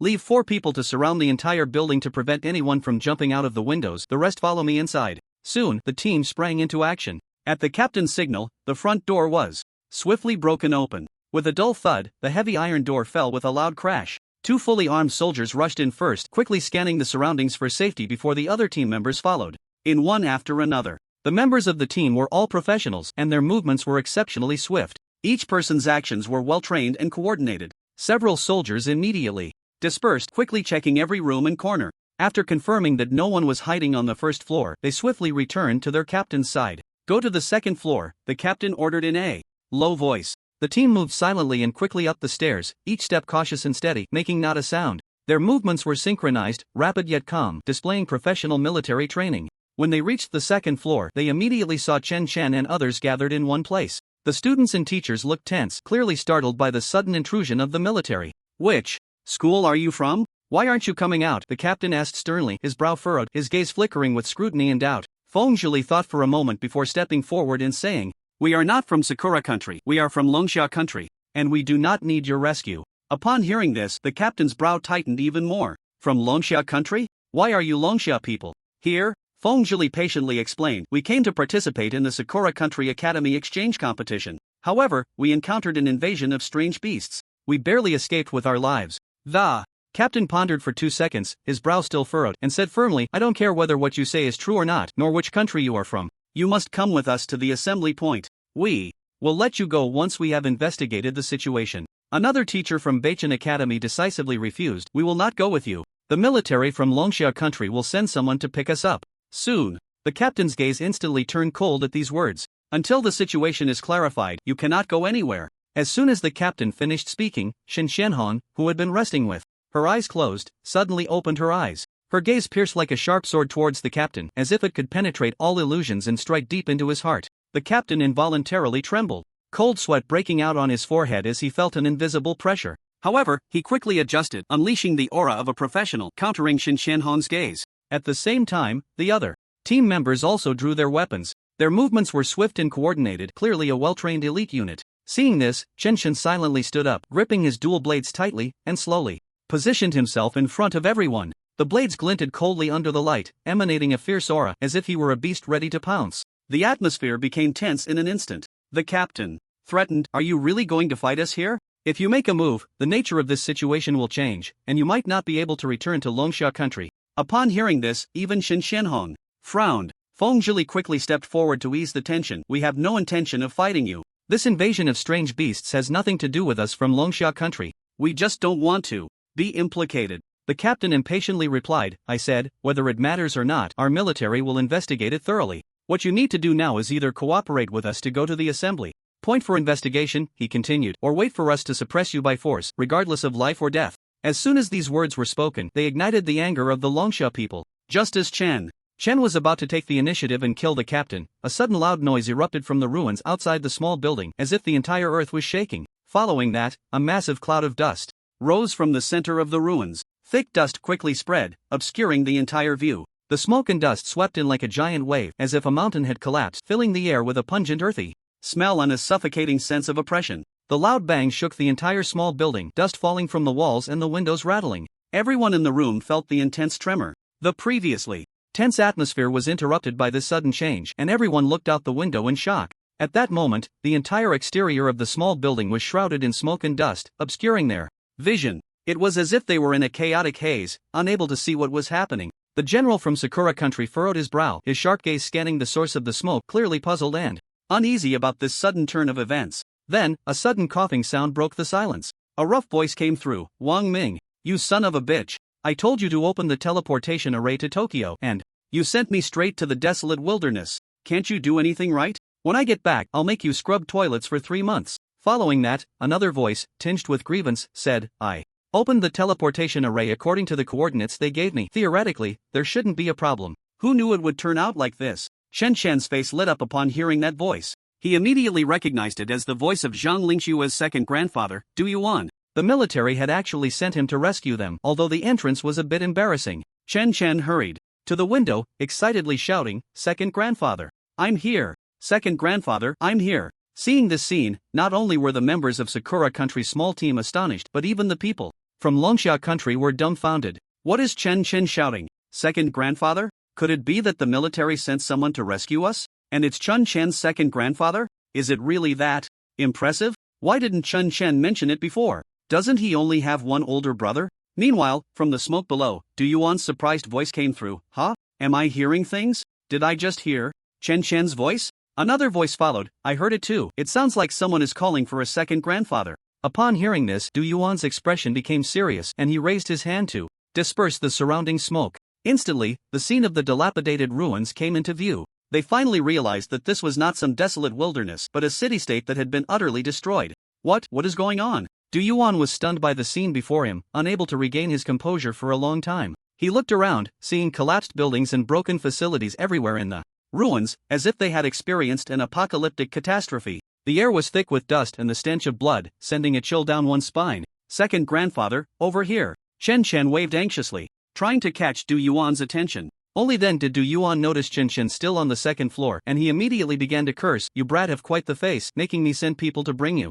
back twice in a row. My granddaughter hasn't even had this kind of treatment." Chen Chen laughed cheerfully from the second floor. "Second grandfather, hurry up. These little rascals from Sakura country won't let us leave." "Oh?" Du Yuan raised an eyebrow at this and strode confidently toward the second floor of the small building. Although only 2 military personnel followed him, none of the members of Sakura country dared to step forward to stop him. Du Yuan ascended the stairs, first scanning the crowd present, and seeing so many students alive, he felt much more at ease. His gaze then fell on Shin Qianhong, who was still meditating and resting, and he teased, "Ha, you're actually here too. I, the unparalleled sword princess of Longsha country, have been trapped here by a few little rascals from Sakura country. If this gets out, where will you put your little face in the future?" Shin Qianhong's face turned red and pale as Du Yuan spoke, and finally, gritting her teeth, she said, "Even if you don't come, I was planning to take care of them all myself." Upon hearing this, Du Yuan burst into laughter. "You kid, you should really take care of yourself. This time, your potential explosion might mean you won't be able to improve your strength for the next 2 or 3 years, and there's even a risk of dropping a level.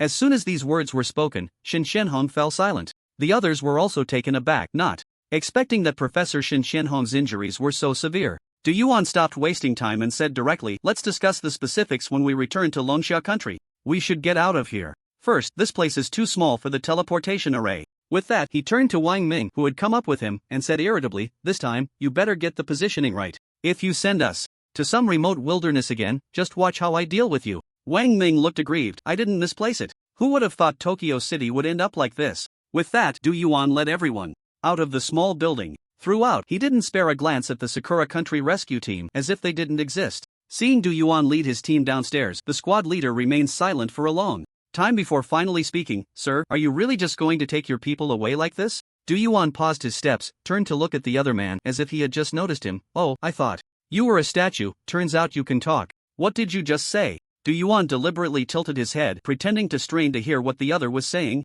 Even though Du Yuan acted so approachable, he still put immense pressure on the squad leader. Wiping the sweat that was continuously dripping from his forehead, he steeled himself and said, these people are likely related to the beast invasion incident in Tokyo City. You can't just take them away like this. Du Yuan looked at him with a strange expression. Isn't your mouth stuffed with cotton pants? Why are you speaking so softly? Don't you know I'm old and can't hear clearly? Speak up, say it again. The squad leader took a deep breath and shouted, Sir, you can't. Before he could finish his sentence, there was a loud bang, and the squad leader was sent flying by a tremendous force, crashing through the second-floor wall and falling into the ruins outside, his fate unknown. Du Yuan snorted coldly, his expression darkening. Damn it, since when do our people from Longxia country need to listen to your Sakura country's opinions on whether we can leave or not? Chen Chen and the others looked on with respect. Our Longxia country's military is domineering, not even hesitating on Sakura country's territory. Seeing their squad leader being knocked away, the remaining members of the Sakura country rescue team dared not utter a word.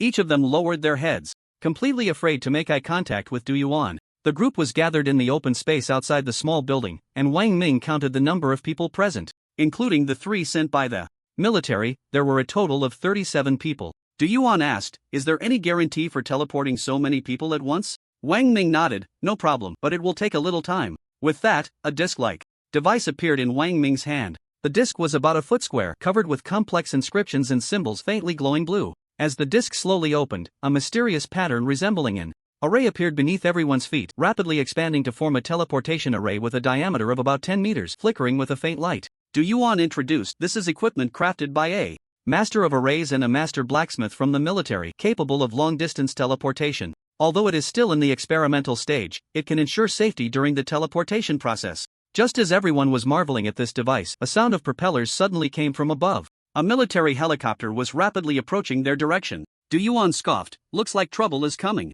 Soon, the helicopter had flown overhead. A person dressed in a Sakura Nation military uniform unexpectedly opened the cabin door and jumped down from a height of 100 meters. He was tall, around 40 years old, with a resolute face and an imposing presence that conveyed authority without anger. Upon landing, he kicked up a cloud of dust, and the insignia on his military uniform gleamed in the sunlight. This person's strength was formidable. The aura he exuded was completely on par with Du Yuan, who stood in front of the crowd. After he steadied himself, he coldly scanned the surroundings. His gaze finally landed on Du Yuan, and with a slight smile, he said leisurely, long time no see, Du Yuan-kun. You've come from afar, and we have failed to welcome you in time. It's truly a bit rude. Du Yuan laughed heartily, crossing his arms, his eyes filled with mockery. I thought it was someone important, turns out it's Sato. Indeed, it's been a while. I still vividly remember how I turned you into a pig's head during the military competition back then. Such nostalgia, ha ha ha. The middle-aged man referred to as Sato twitched at the corners of his mouth, his fists clenched slightly as he suppressed his anger and said, I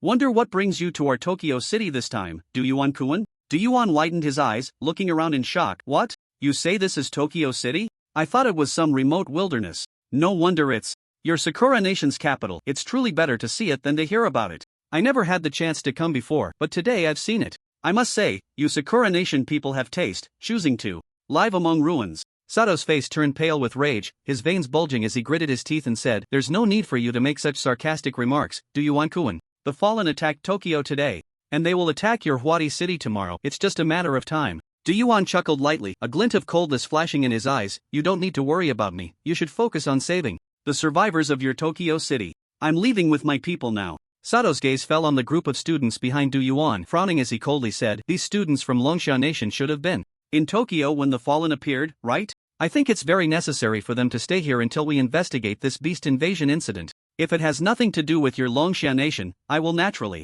let them go back." Du Yuan narrowed his eyes, the smile on his face vanishing instantly. "Are you saying there are Fallen among our group?" Sato smirked coldly, shrugging. "That's hard to say. After all, so many people have died in our Sakura Nation, while so many from your Longsha Nation remain unharmed. That's quite unreasonable, isn't it?" Du Yuan was instantly furious, his voice booming, "You son of a bitch. I'm taking my people today, and let's see what you can do about it." In that moment, Du Yuan unleashed the aura of an 85-level powerhouse. His gaze was as sharp as a hawk's, radiating a chilling pressure that made the air tremble under his might. Sato showed no signs of fear, sneering as he released his own formidable aura to counter Du Yuan. Sato's eyes were as cold as an abyss, meeting Du Yuan's gaze without flinching. The two powerful auras clashed in the air, creating an invisible wave of pressure. Even the soldiers from Sakura Nation and the students from Longsha Nation standing nearby felt the overwhelming sense of oppression, involuntarily taking a few steps back. The air was thick with tension, like a powder keg ready to explode with just a spark. Sato wore a cold smile. "Du Yuan-kun, are you really going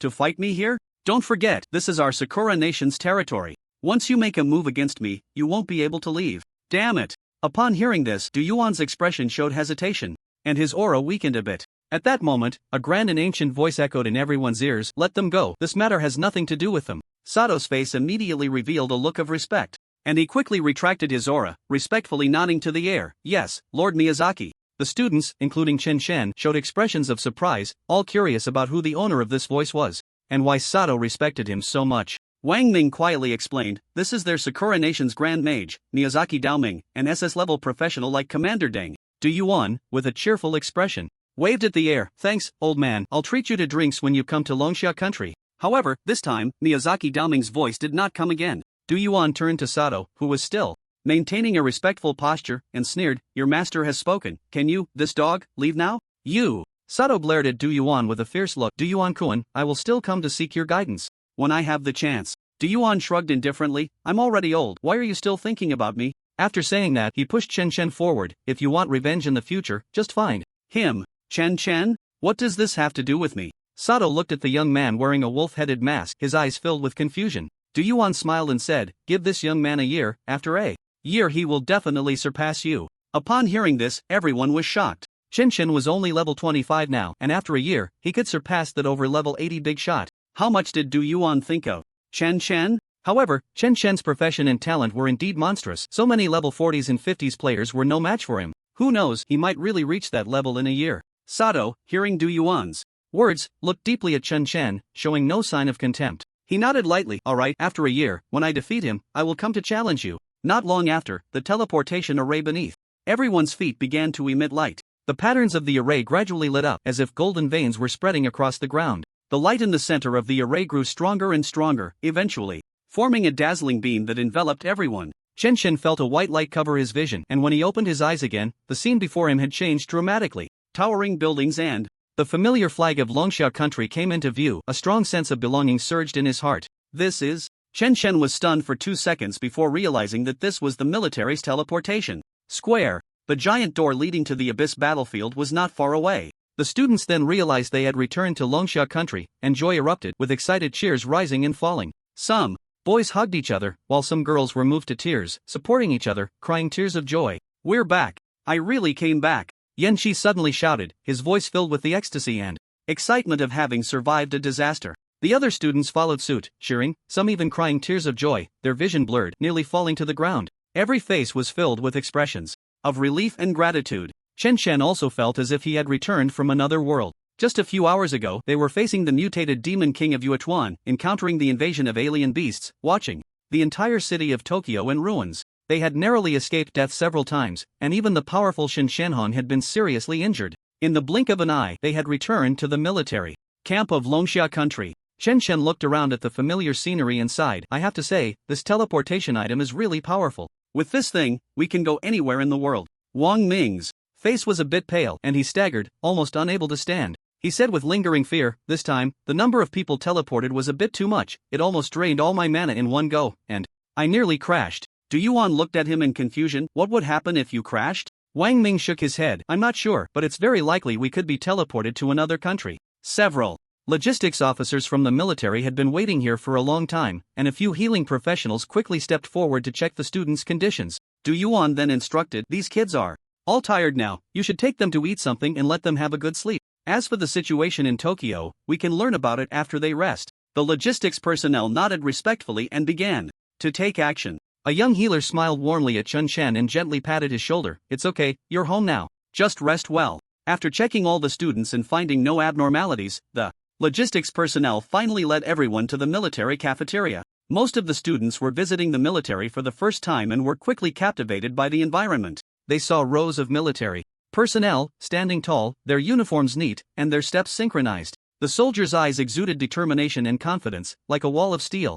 Witnessing this scene, the students couldn't help but feel a sense of respect. Soon, everyone arrived at the military cafeteria. The cafeteria was simple and clean, with spotless white-tiled floors and walls adorned with motivational slogans and photos. Long dining tables were neatly arranged, each set with simple utensils. It wasn't mealtime yet, so the cafeteria was quite empty, with only a few tables occupied. Under the guidance of the logistics department head, everyone lined up to get their meals. Chen Shen held a full plate of food, and as he inhaled the delicious aroma, he felt much more relaxed. He casually found a spot to sit down, and Yan Qi and Deng Kai excitedly joined him. Yan Qi devoured his food while exclaiming, "This food is amazing. It's even better than our school cafeteria." Deng Kai nodded in agreement. Yeah, the taste is really good. Especially this braised pork, it's so fragrant. Just as everyone was enjoying their meal, a commotion erupted not far away, drawing everyone's attention. A short-haired woman in her 30s was angrily pointing at a man in front of her, shouting, "Xiao Sun, how long have you been working under me? How could you make such a basic mistake?"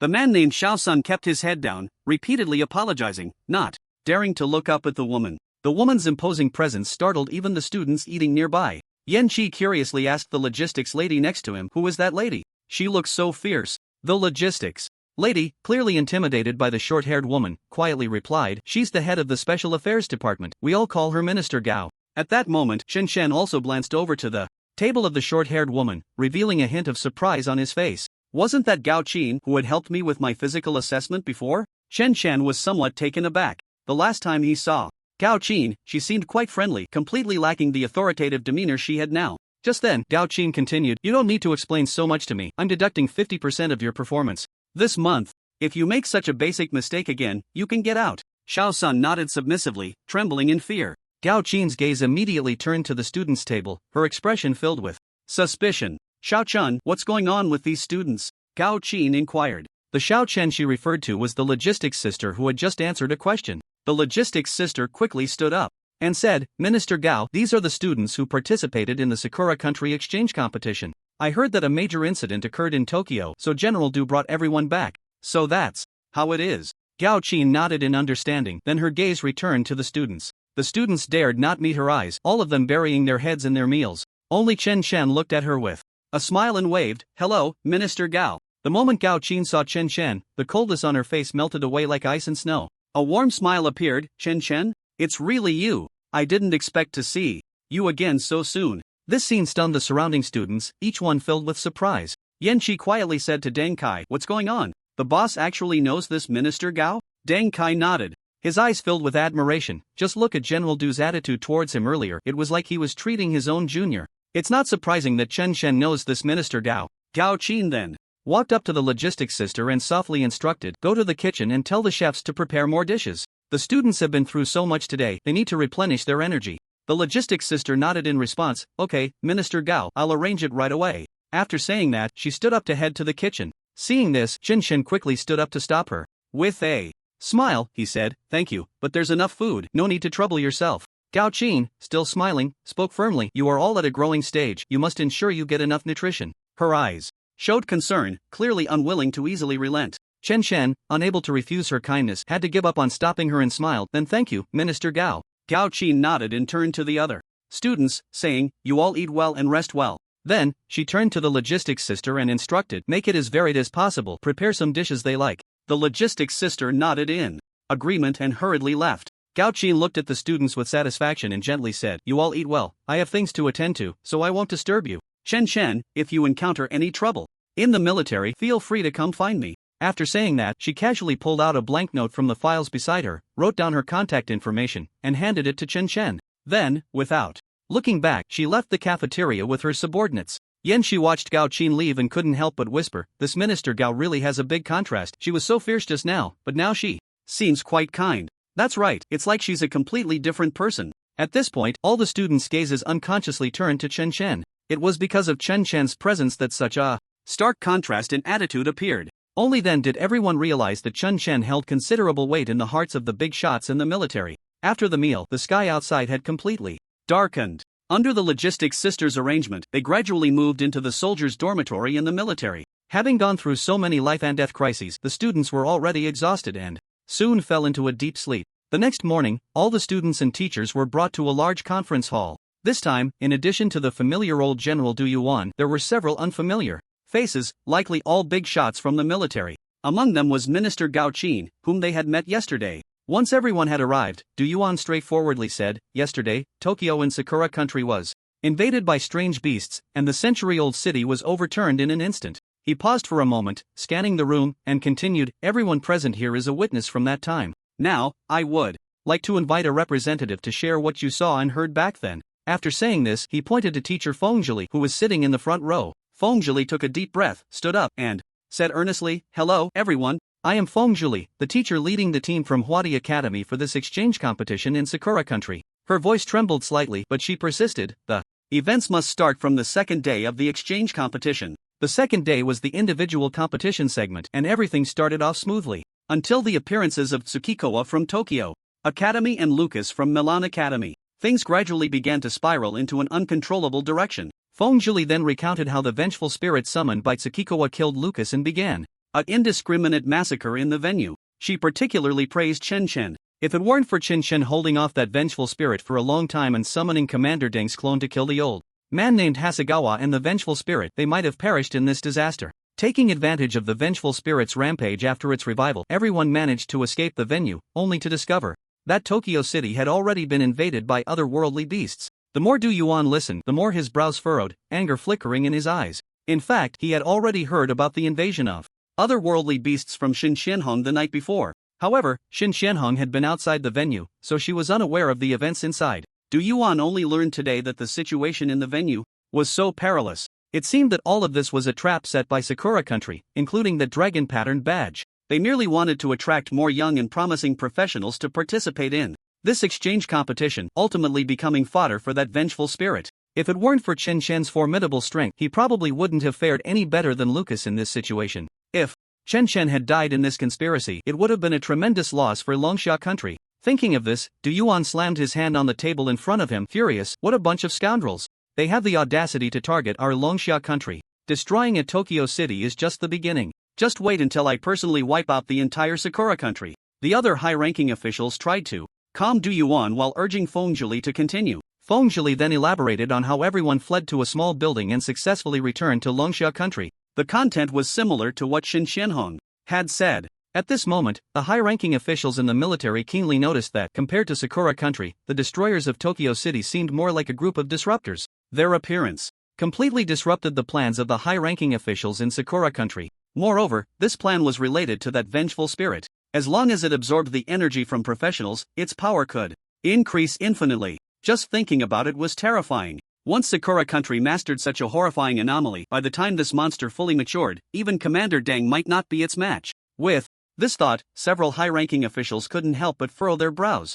One of them asked Fengzhili, "Do you know where that vengeful spirit went in the end?" Fengzhili shook her head. "We were quite far from the location, so we had no idea what happened afterward." Upon hearing this, the high-ranking official's brows tightened even more. Just then, Chen Chen suddenly spoke up. That vengeful spirit was taken away by the disruptors. Although he was at a distance, Chen Chen still saw Chen Feng capturing the rampaging vengeful spirit in a porcelain bowl. Then, Chen Chen recounted how Chen Feng successfully escaped using the dragon self-detonation, only replacing Chen Feng's name with the disruptor. After listening to Chen Chen's account, countless fragments began to piece together a complete picture. So the source of it all is that vengeful spirit. The fallen sacrificed a hell-level giant dragon just to seize that fierce ghost. But what exactly is the origin of that fierce ghost? Clearly, this question left many high-ranking officials puzzled. Only Chen Chen knew in his heart that the only one present who could know the origin of that fierce ghost was probably the wisp of the Yamata no Orokis. soul within him. However, Chen Chen was puzzled. The Yamata no Orochi, which had previously been like a curious child, had not shown itself since returning to the Longsha kingdom.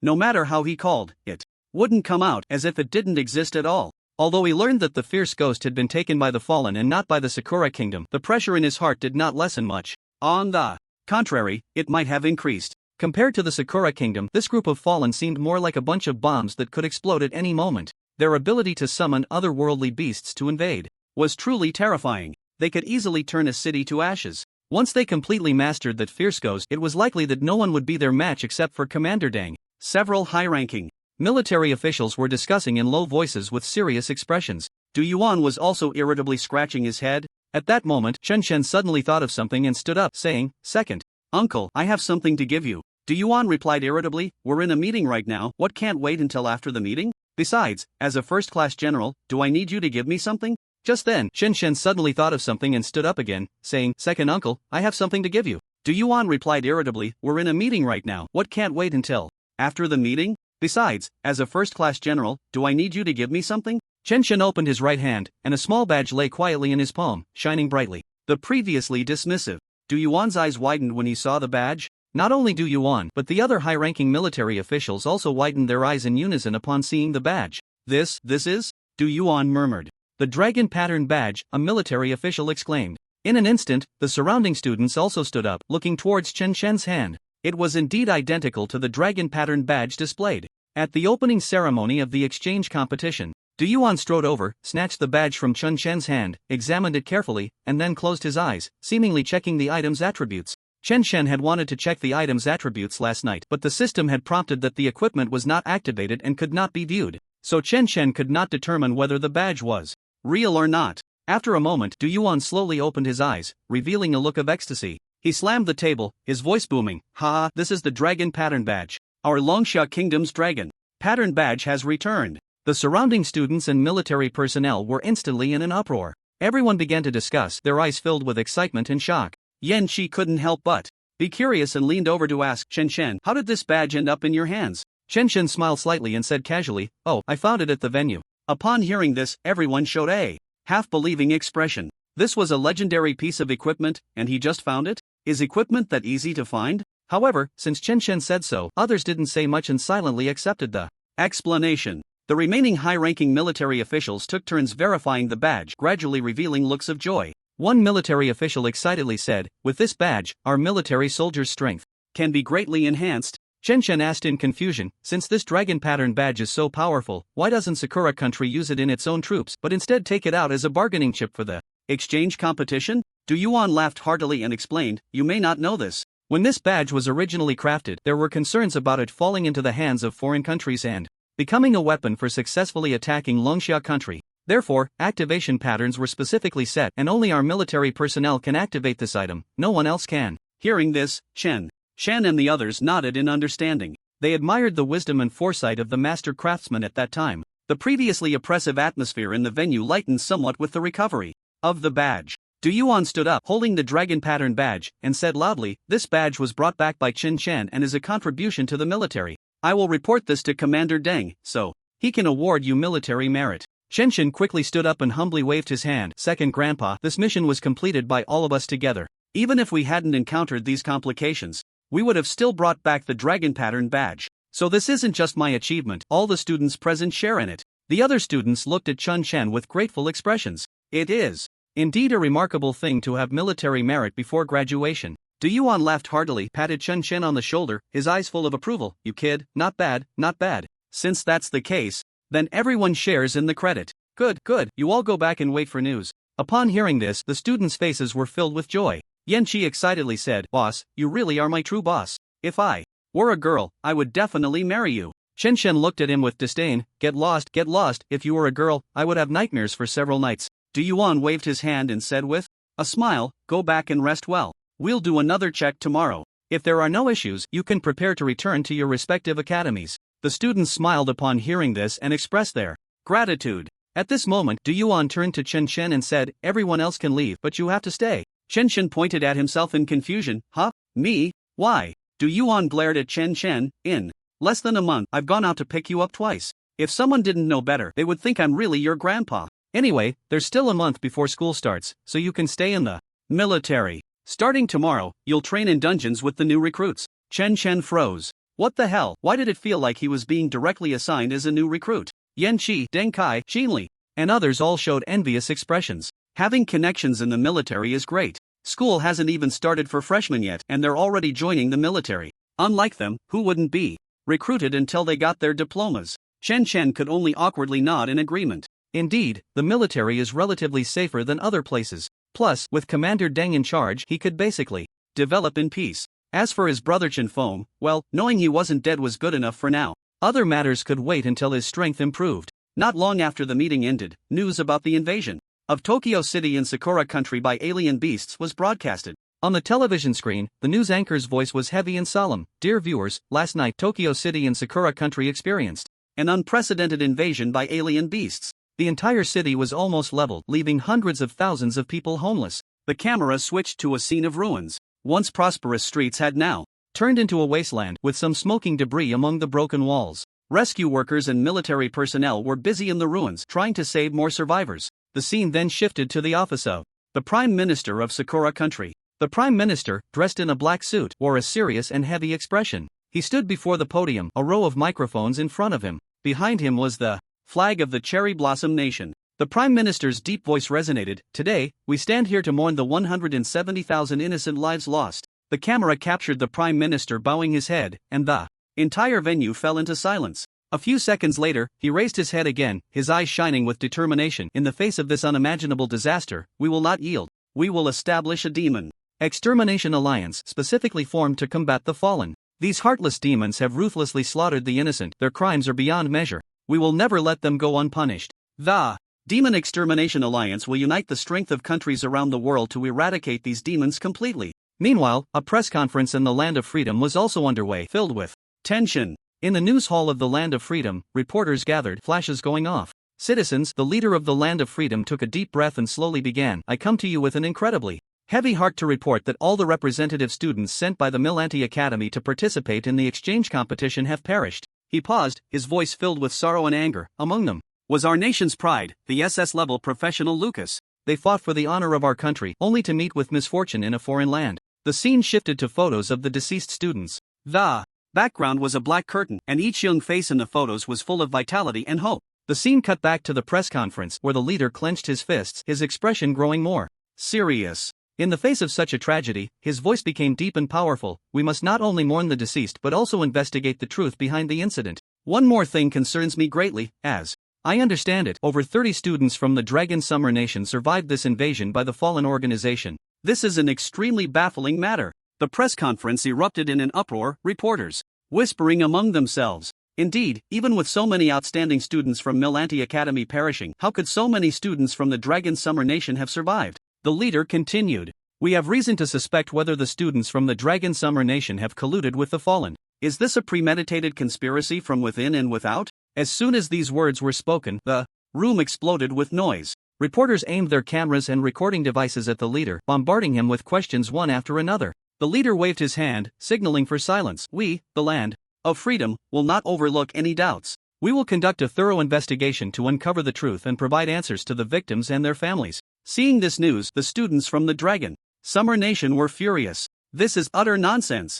Yanqi slammed the table, his face flushed with anger. The root of all this is the mess created by the Cherry Blossom Nation. Now they dare to suspect us. Deng Kai was equally indignant, shaking his fist. Lucas was clearly killed by that student from the Cherry Blossom Nation named Zhu Chuan. The people of the Land of Freedom are just brainless. Xinli coldly remarked, it's useless to say anything now. After all, the Cherry Blossom Nation has lost tens of thousands. They will definitely prefer to believe their own. The students were filled with rage, itching to rush to the Land of Freedom to confront them. Instead, Qinshin calmly said, everyone, don't be anxious. Our Dragon Summer Nation will also hold a press conference. Let's see what our leaders have to say. Soon, the press conference from the Dragon Summer Nation was released. To everyone's surprise, it was not the usual spokesperson who appeared, but Commander Deng himself took the stage. Dressed in a crisp military uniform, his hair neatly combed back, he looked solemn and authoritative. He stood in front of the microphone, his gaze sweeping over the reporters below, and the scene instantly fell silent. Ladies and gentlemen, Commander Deng began, his voice deep and resolute. I would like to express my heartfelt condolences for the hundreds of thousands of innocent lives lost in the recent beast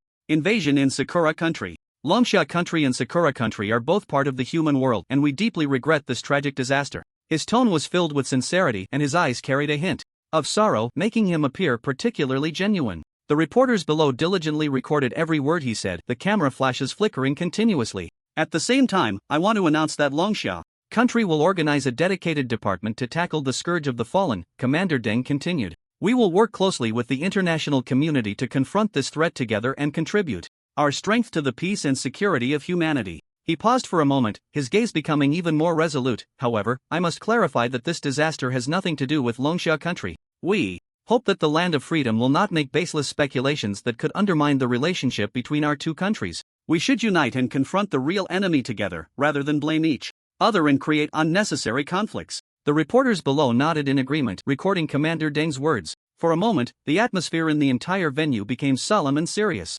Commander Deng concluded solemnly, I believe that the truth will eventually come to light, and rumors cannot last. Longsha country has always stood on the side of human justice, and we will not be defeated by any slander or accusations. After saying this, he slightly bowed and then turned to leave the press conference. With the conclusion of the press conference, Longsha country's social media platforms quickly erupted. Various trending hashtags shot to the top of the charts. The news of the beast invasion in Tokyo City, Sakura country, attracted countless netizens' attention and discussion. On a popular forum, a post titled, "What the heck, I woke up and Tokyo City is gone. Am I seeing things?" The reply section was already flooded with comments from netizens. No way, is this real? Tokyo City was actually invaded by beasts? This is too exaggerated. I watched the press conference, and the Prime Minister of Sakura country was almost in tears, mourning for the deceased. My heart aches for them. However, the doubts from the land of freedom are quite ridiculous, suspecting that our Longsha country students colluded with the fallen? Is this a joke? Ha! Commander Deng's speech was absolutely epic. He left the land of freedom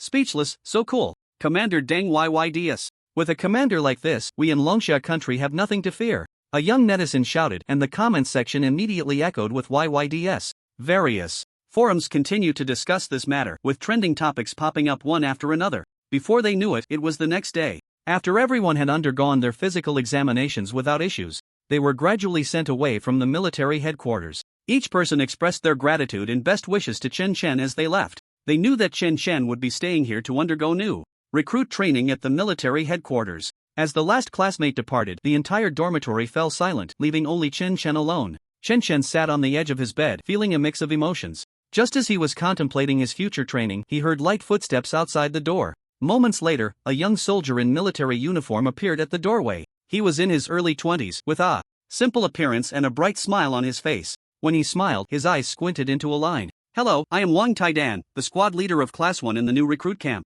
The young soldier stepped forward and introduced himself. His voice was loud and full of energy. Chen Chen stood up and politely responded, Hello, squad leader. Wang Taidan patted Chen Chen's shoulder, his smile even brighter. From today on, you are my soldier. Come on, I'll take you to the recruit camp. The two walked out of the dormitory, one in front and the other behind, arriving at the military department's playground. The playground was spacious and tidy, surrounded by green vegetation, with several gray buildings neatly arranged in the distance. Occasionally, they could see soldiers in uniform on the way, each with a vigorous stride and a solemn expression. Our recruit camp is over there. Wang Taidan pointed to a white building in the distance. Chen Chen nodded. Soon, they arrived at the recruit camp. It was a 4-story building. Its exterior painted snow white, with clean and bright windows. As soon as Chen Chen entered the main gate of the recruit camp, he saw a dozen soldiers gathered in a circle, passionately debating something. In the middle, a chubby boy was being pulled back and forth by the crowd, his face full of distress. Chen Chen took a closer look and was instantly surprised.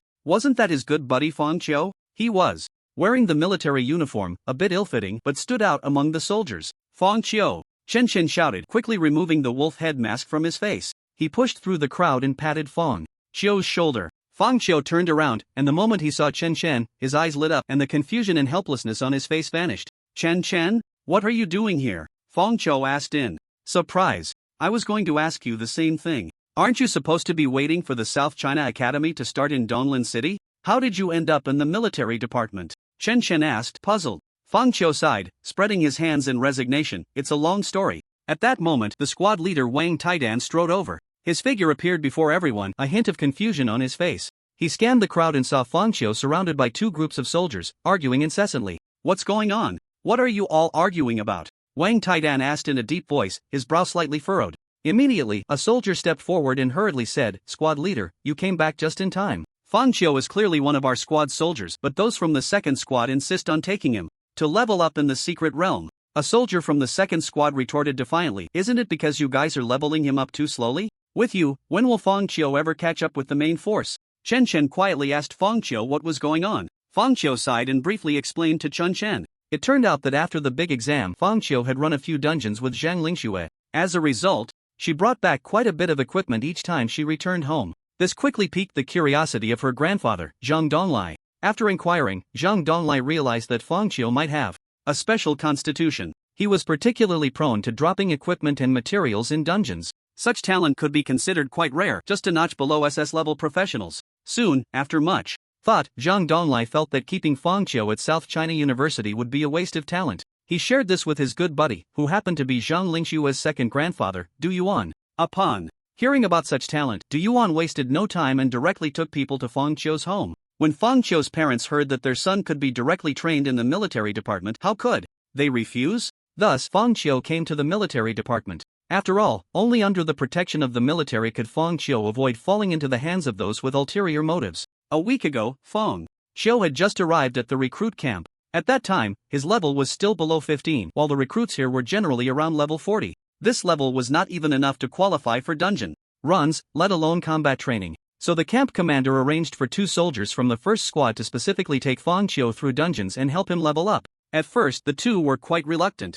However, after 1 dungeon run, they were left dumbfounded. The rewards from the normal difficulty dungeon are 1 or 2 times higher than those from the disaster difficulty dungeon. Among them, the boss dropped a rare quality weapon. This was unheard of before. At first, they thought it might be a coincidence, but when they took Fang Qiu into the dungeon for the second time, the drop rate was still astonishing. Rare materials that usually wouldn't drop even once in a month had dropped 2 this time. Only then did everyone realize why this little chubby guy was able to join the recruit camp against the odds. This guy is simply a walking fortune god. In just a week, Fang Qiu's special ability spread throughout the recruit camp. Many people wanted to take him along under the pretext of leveling up. There were even a couple of classes that were willing to fight over it. When Chen Chen heard this, he felt a bit dazed, secretly thinking, isn't this the kind of scene that happens when men compete for a woman? Wang Taidan listened to both sides' conversation and roughly understood that this was yet another conflict caused by Fang Qiu. As the class leader of Class 1, he naturally had to defend his comrades. So he said, Fang Qiu is a soldier from our Class 1.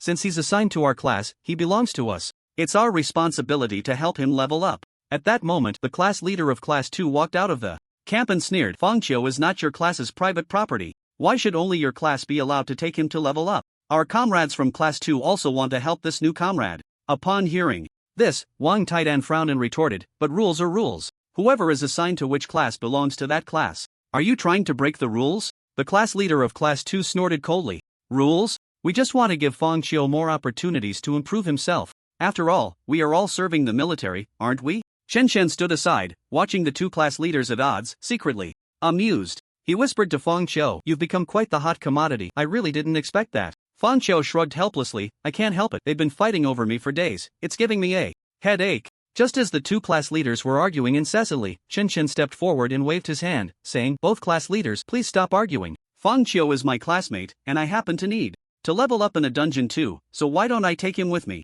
The class leader of Class 1, Wang Taidan, naturally had no objections, since Chen Chen was also from Class 1. He nodded, no problem, Chen. Chen, if you're willing to take Fang Qiu into the dungeon, then it's up to you. The class leader of Class 2 immediately became displeased, casting a cold glance at Chen Chen and asking, who are you? What right do you have to butt in? This is a matter between our 2 class leaders. Where do you get off speaking? Chen Chen replied calmly, I'm Chen Chen, just arrived at the recruit camp for training today. The class leader of Class 2 showed a disdainful expression, newcomer? A newcomer dares to interrupt? You really have no manners. Wang Taidan, you should teach your new recruits what manners are. Upon hearing this, Wang Taidan immediately stood in front of Chen Chen, defending him. What Chen Chen means is what I mean. He is a soldier from our Class 1, so if you have something to say it to me. Seeing this, the class leader of Class 2's face turned green with anger, and he shouted, fine, fine. You Class 1 people are all so arrogant. Chen Chen remained calm, staring at the class leader of Class 2. Since this is the military, if you're not satisfied, we can settle it with strength. Let your strongest come out and fight me. The class leader of Class 2 looked skeptical and quietly used a detection spell on Chen Chen. Since Chen Chen wasn't wearing a wolf head mask, the class leader could easily see Chen Chen's level and profession. When he saw that Chen Chen was just a level 25 berserker, he immediately showed a contemptuous smile and sneered, with your kind of strength, what right do you have to talk so big? A mere level 25 berserker, yet you have quite the nerve. Chen Chen smiled provocatively. What's wrong? Don't you dare, Class 2 leader? The Class 2 leader was instantly enraged by Chen Chen's words, a flicker of anger flashing in his eyes. Dare? What a joke. Kid, today I'll show you the strength of our Class 2. He turned to a soldier behind him and said, Zhang Liang, go teach this ignorant kid a lesson. The soldier named Zhang Liang nodded at the command and stepped forward. He was tall, with well-defined muscles, clearly a powerful warrior. Chen Chen calmly looked at Zhang Liang, his eyes showing no fear but rather filled with fighting spirit. He smiled slightly, then come at me. The two entered the combat arena and the surrounding soldiers gathered around, eagerly watching the impending battle. The Class 2 leader coldly said, Zhang Liang, don't embarrass our Class 2 in this fight. Quickly. Zhang Liang nodded and replied in a deep voice, don't worry, leader, this level 25 little Karami won't be a problem for me. On the other side, the Class 1 soldiers expressed their concerns. Someone whispered, leader, this Zhang Liang is level 42 and Chen Chen is only level 25, a berserker at that. How could he possibly be a match? Another soldier added, exactly, we don't even know what is true. Strength is. How can you let Chen Chen take this risk? Wang Taidan also had his doubts, his brow slightly furrowed. But he knew clearly that Chen Chen was not simple. It was said he was personally arranged. By General Du Wang Taidan reassured the soldiers, everyone, don't panic. Chen Chen isn't a fool. He wouldn't stand up if he didn't have the confidence. Just watch patiently. As soon as the battle began, Zhang Liang took his stance, ready to attack. However, Chen Chen's movements were incredibly fast. In an instant, he moved, transforming into a blur, charging towards Zhang Liang with lightning speed. Before Zhang Liang could react, Chen Chen's fist struck directly at his chest. In that moment, it felt as if time had frozen. Everyone held their breath, eyes glued to the scene. Zhang Liang felt a sharp pain in his chest, his body involuntarily flying backward, crashing heavily to the ground. Minus 90,289. Zhang Liang's health bar instantly emptied. The protective mechanism of the battlefield was triggered. Throughout the entire process, Chen Chen didn't even use a weapon, only throwing a single punch. What? Zhang Liang's eyes were filled with shock. He never expected to be killed in an instant by Chen Chen. The surrounding soldiers were also stunned, completely unprepared for the battle to end so quickly. After a moment of silence, the Class 1 soldiers erupted into deafening cheers. This is too strong. Incredible. Instant kill. The Class 2 soldiers were left in disbelief. What was happening? A level 42 was taken down by a single punch from a level 25? Was this really just a level 25 berserker? The Class 2 leader rubbed his eyes in disbelief and cast an observation spell on Chen Chen again. It was confirmed he was indeed a level 25 berserker. But why was that? At this moment, the Class 2 leader was filled with questions. After finishing this round, Chen Chen still felt a bit unsatisfied. He smiled at the Class 2 leader and said, I know you must be unconvinced. How about I give you another chance? The Class 2 leader hesitated upon hearing this. Although Zhang Liang was not the strongest in their class, he was still above average. If he couldn't withstand a single move from the opponent, then others probably wouldn't fare any better. It would just be looking for trouble. Chen Chen saw through his thoughts and continued, how about this? You can bring anyone you think can fight me, and I'll wait for you here. The Class 2 leader's eyes lit up at this suggestion, thinking that if one person couldn't beat him, are you telling me that 10 of them can't beat you? Thinking of this, the second squad leader immediately said, you said it yourself. I'll find 10 people right now, and if you can win against them, I'll really admire you. Chen Chen smiled and nodded, alright, I want to fight 10. Fight 10? Isn't this kid a bit too arrogant? The soldiers of the first squad whispered among themselves. Another soldier asked him, did you see the speed of his moves just now? The soldier shook his head. Then can you understand his damage? The soldier shook his head again. Well, there you have it. He's already that abnormal. What's wrong with being a bit arrogant?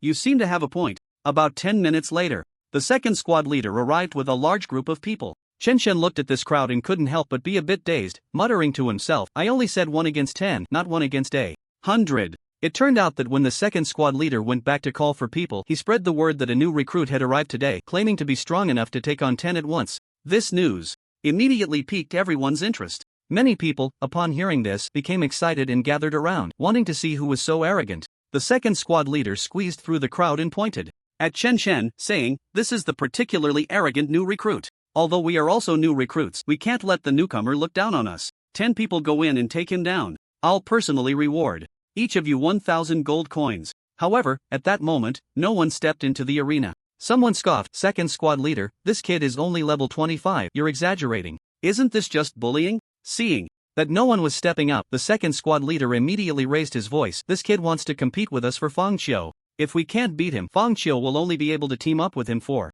dungeons in the future. What? There's such a thing. Step aside, let me come. As soon as this was said, it immediately stirred up the crowd, and one by one, they rolled up their sleeves and walked into the arena. Damn, even Wu Tianhao has gone in, now there's going to be a good show. Hee, Wu Tianhao is the only S rank among the newcomers, no one in the recruit camp can match him. Wu Tianhao, standing at 1.9 meters tall, had a sturdy build and his solid muscles glistened in the sunlight. He coldly stared at Chen Chen, a hint of disdain curling at the corners of his mouth. Are you the one who claims to be able to take on 10? Wu Tianhao's voice was deep and powerful, as if carrying a certain intimidation. Chen Chen smiled calmly and nodded. That's right, it's me. Wu Tianhao sneered and called for the other soldiers to join him. Brothers, let's teach this kid what the rules are. The 10 soldiers formed a circle, surrounding Chen Chen in the middle. The atmosphere suddenly became tense, and everyone's gaze was fixed on the center of the arena. Start! With a command from the second squad leader, the battle officially began. The 10-man formation led by Wu Tianhao stood in the center of the arena. He was an S-rank professional, a flame knight, wielding a massive flaming longsword, exuding an imposing aura. Behind him were 3 support professionals, ready to provide various buffs to their teammates at any moment. Another healer was positioned at the back, prepared to restore health to teammates at any time. 2 archers had already drawn their bows, ready to shoot at a moment's notice. An ice mage was charging up nearby, preparing to unleash a deadly strike. The remaining 4 melee professionals gripped their weapons tightly, glaring at Chen Chen. Chen Chen, however, wore a calm expression, his hands empty, not using any weapons at all. He gently moved his wrists, preparing to face the battle. Is he really planning to fight barehanded? The onlooking soldiers exclaimed, clearly shocked by Chen Chen's actions. This is too arrogant, right? Can he really do it? Don't forget, he just took down Zhang Liang in one move, he must have some skills. The moment the battle began, Wu Tianhao charged towards Chen Chen first. The flaming longsword slashed towards Chen Chen with fierce flames. However, Chen Chen simply sidestepped lightly, avoiding the strike. Immediately after, he threw a powerful punch, hitting Wu Tianhao squarely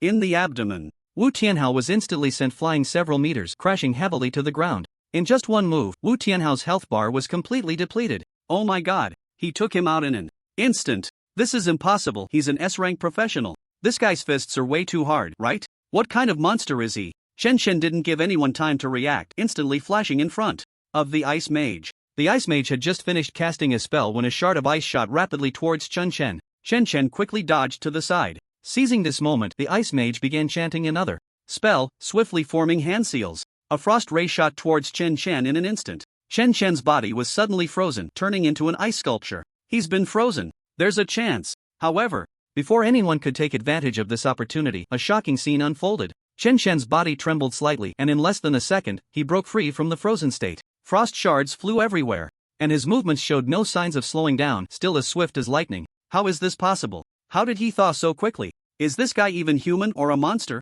Chen Chen let out a cold laugh, instantly appearing in front of the ice mage and knocking him down with a single punch. The ice mage didn't even have a chance to struggle before he fell unconscious. Another professional was taken out in an instant. 2 archers quickly loosed their arrows, the projectiles whistling through the air towards Chen Chen. Chen Chen moved like the wind, effortlessly dodging all the arrows. In an instant, he appeared in front of one of the archers and knocked him down with a punch. The other archer, witnessing this, was so frightened that his limbs went weak, unable to continue fighting. Chen Chen shot him a cold glance before turning to head towards the next target. 3 support professionals hurriedly cast buffs on their teammates, but their efforts seemed utterly meaningless in front of Chen Chen. He appeared before them like a ghost, each punch carrying astonishing power, slicing through them like cutting vegetables. The support professionals had no chance to fight back and fell to the ground one after another. The healer was now at a loss, wondering how to heal when a single punch could take someone out. However, Chen Chen didn't hold back either, knocking him out with a punch. The healer's body fell weakly, their staff rolling to the ground. What kind of monster is this guy? How is he so strong? It's like watching a movie, his movements are too fast. The last 4 melee professionals, unwilling to back down, charged towards Chen Chen together. They were all well-trained warriors, each having experienced life and death in various battles. However, facing Chen Chen, their attacks seemed so clumsy and powerless. Chen Chen let out a cold laugh, his fists striking out like a storm, each punch hitting its target with precision. The 4 melee professionals fell almost simultaneously, completely unable to fight back. The onlooking warriors were dumbfounded, unable to believe what they were witnessing. In less than 2 minutes, the battle was over. All 10 were easily dealt with by Chen Chen. The onlooking warriors were still in shock, unable to comprehend what had just happened. The surrounding warriors felt a deep sense of astonishment. They had witnessed Chen Chen take on 10 opponents and still appear so relaxed. It was hard to imagine that such a person was also a rookie like them and only at level 25. Fang Qiu stood to the side, also unable to suppress his amazement. He sighed inwardly, this guy Chen Shen is getting more and more monstrous. Chen Shen clapped his hands and walked out of the battlefield, appearing very relaxed, as if everything that had just happened was merely a routine training session. He turned his gaze towards the second squad leader and casually asked, "Is there anyone else who wants to challenge me? Welcome anytime." The second class leader's expression changed, shaking his head like a rattledrum. No.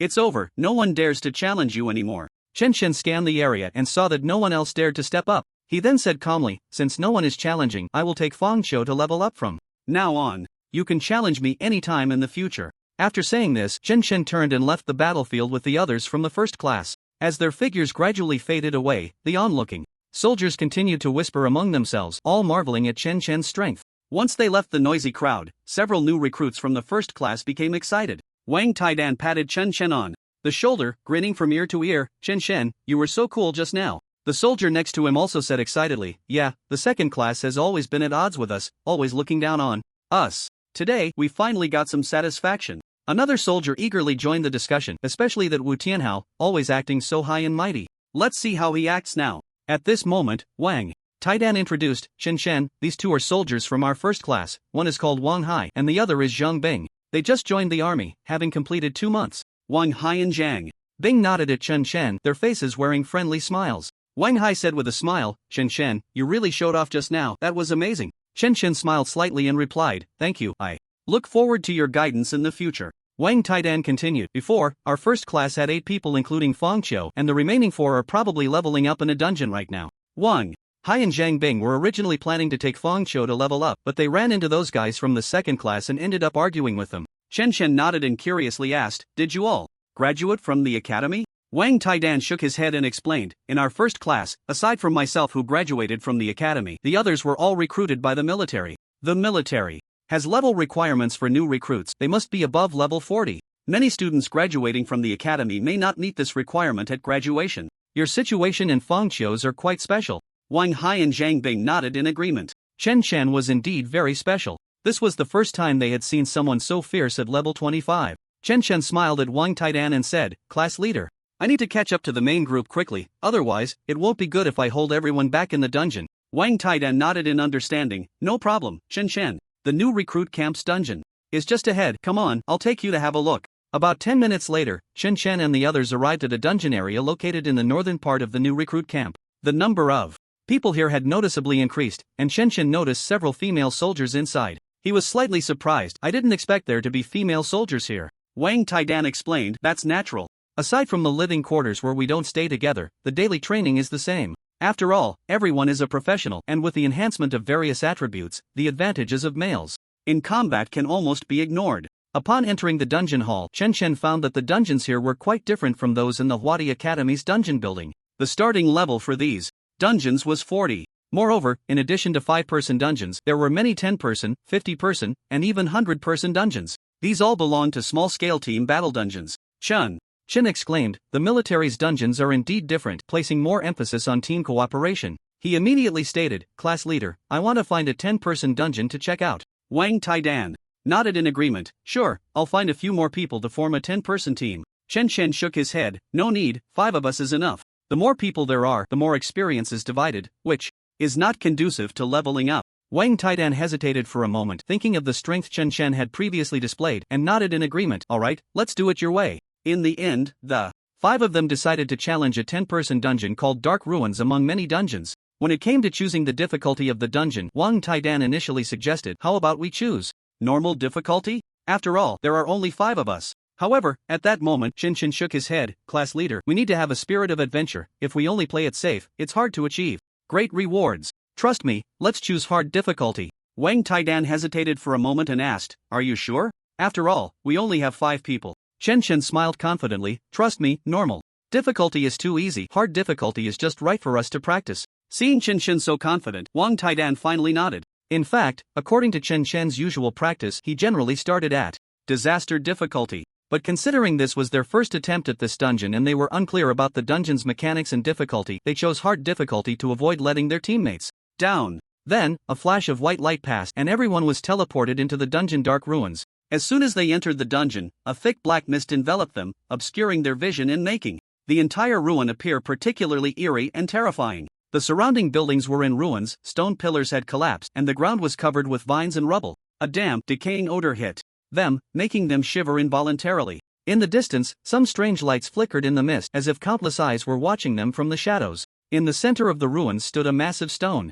door, intricately carved with complex runes that emitted a faint blue glow. Chen Chen walked up to the giant stone door and tried to push it open with all his might, but found it wouldn't budge. Can't push it open? Chen Chen frowned and asked. Wang Taidan walked over and explained, we participated in this dungeon a few days ago. This door requires 4 runestones to open. Runestones? Where can we find those? Chen Chen asked curiously. Wang Taidan pointed to the ruins around them and said, runestones randomly refresh on 4 magical sirens in the ruins. As long as we defeat them, we can obtain the rune stones. Got it. Chen Chen nodded and turned to his teammates, saying, looks like we need to search the ruins for those magical sirens. Just then, a dense mass of purple light suddenly appeared in the air. Not far away. The lights flickered in the air like lively ghosts. Seeing this, Chen Chen frowned and asked, what are those purple lights? Wang Taidan quickly replied, those are corrosive spirits, don't get close to them. They have a strong corrosive effect and will quickly erode our equipment and bodies. He turned to Feng Qiu and said, you stay behind us and try to heal yourself as much as possible.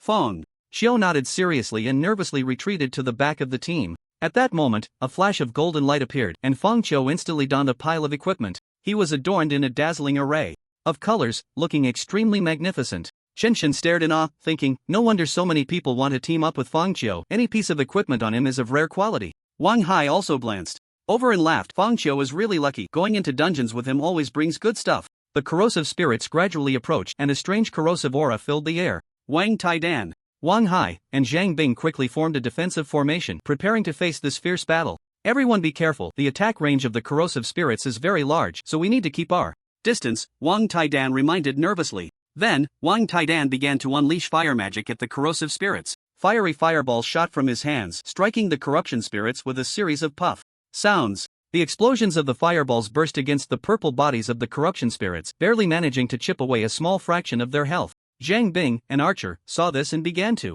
draw his bowstring, shooting continuously. Together, the two of them barely managed to kill a corruption spirit that was about to approach the crowd. Just then, Chen Chen suddenly shouted, everyone, get out of the way. Wang Taidan and Zhang Bing quickly dodged aside. Chen Chen's dual daggers shimmered red and blue, instantly releasing 2 massive cross-shaped blade lights. The blade lights sliced through the air with a fierce momentum, directly striking the slowly drifting corruption spirits. Where the blade lights passed, the air seemed to be torn apart, producing a piercing sound. The corruption spirits had no time to evade and were hit hard by the cross-shaped blade lights. In that moment, the densely packed corruption spirits were cut apart by the blade lights, letting out sharp cries. Their health bars instantly emptied. Kill 40 level corruption spirit x1, gain experience plus 380,000. Kill 40 level corruption spirit x1, gain experience plus 380,000. Kill 40 level corruption spirit x1, gain experience plus 380,000.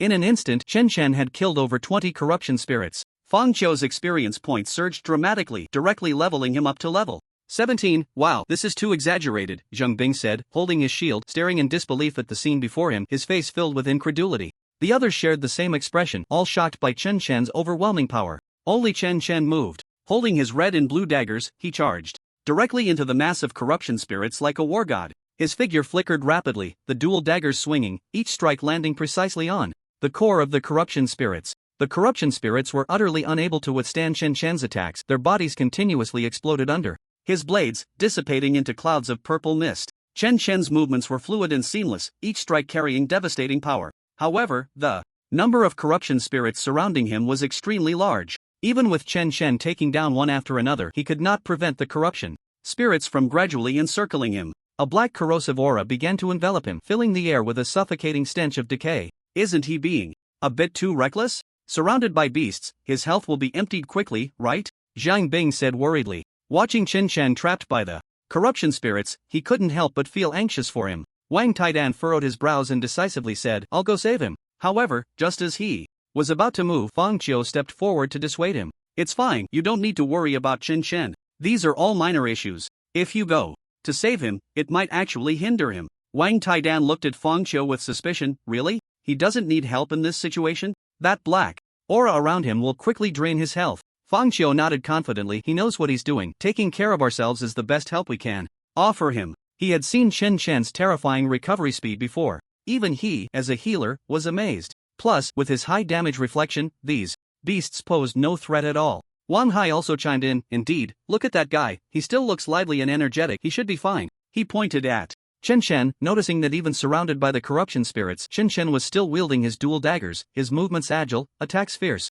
as if completely unaffected. At this moment, Chen Chen was getting more and more excited with each slash. He was astonished to find that the corrosive power enveloping him was remarkably similar to the dark power released by the Ghost King back then. At this moment, damage numbers of -594, -523, and -522 were continuously popping up above his head. The frequency was quite high, nearly 20 hits per second. This was equivalent to an increase of 400 in health points per second. In less than a minute, Chen Chen had increased his health point limit by over 20,000. So, he simply stopped attacking and stood directly in the midst of these corrupted spirits to increase his health limit. Although these corrupted spirits would also be killed by Chen Chen's high reflect damage, there were simply too many. As soon as one group died, another would come. After all, this was the number of beasts for a 10-man team. As long as Chen Chen casually dealt with a few corrupted spirits that circled around him to attack his teammates, he could easily control the situation. Wang Taidan and the others were dumbfounded. They couldn't understand why Chen Chen would just stand there and let the corrupted spirits attack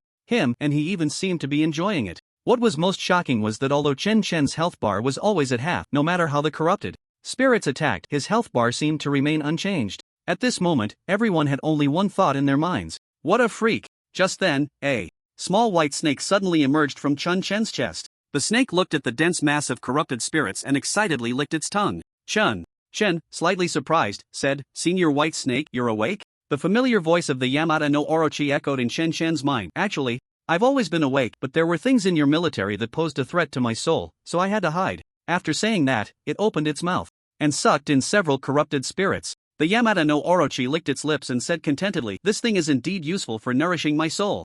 Then, it opened its mouth wide and sucked again, directly pulling in over a dozen corrupted spirits. Those corrupted spirits vanished into thin air under the snake's suction, as if they had never existed. The Yamata no Orochi, still unsatisfied after sucking in a dozen corrupted spirits, continued to pull in another 30. The number of corrupted spirits gathered around had suddenly decreased by more than half. Seeing this, Chen Chen immediately became displeased. He had finally found a way to farm health points, and now it was about to be ruined by the Yamata no Orochi. He immediately said, Senior Snake, are you here for a buffet? Leave some for me, these monsters are useful to me. The little white snake shook its head. You brat, don't be stingy. I'm only half full. After saying that, it took another deep breath, and instantly, another 20 or 30 corrupted spirits disappeared. In less than 5 minutes, the system of Fangqiu was already flooded with notifications. Killed level 40 corrupted spirit X1, gained experience plus 380,000. Having just leveled up to 17 not long ago, the experience bar was already close to 18. It's still Chen Chen, this leveling speed is like riding a rocket.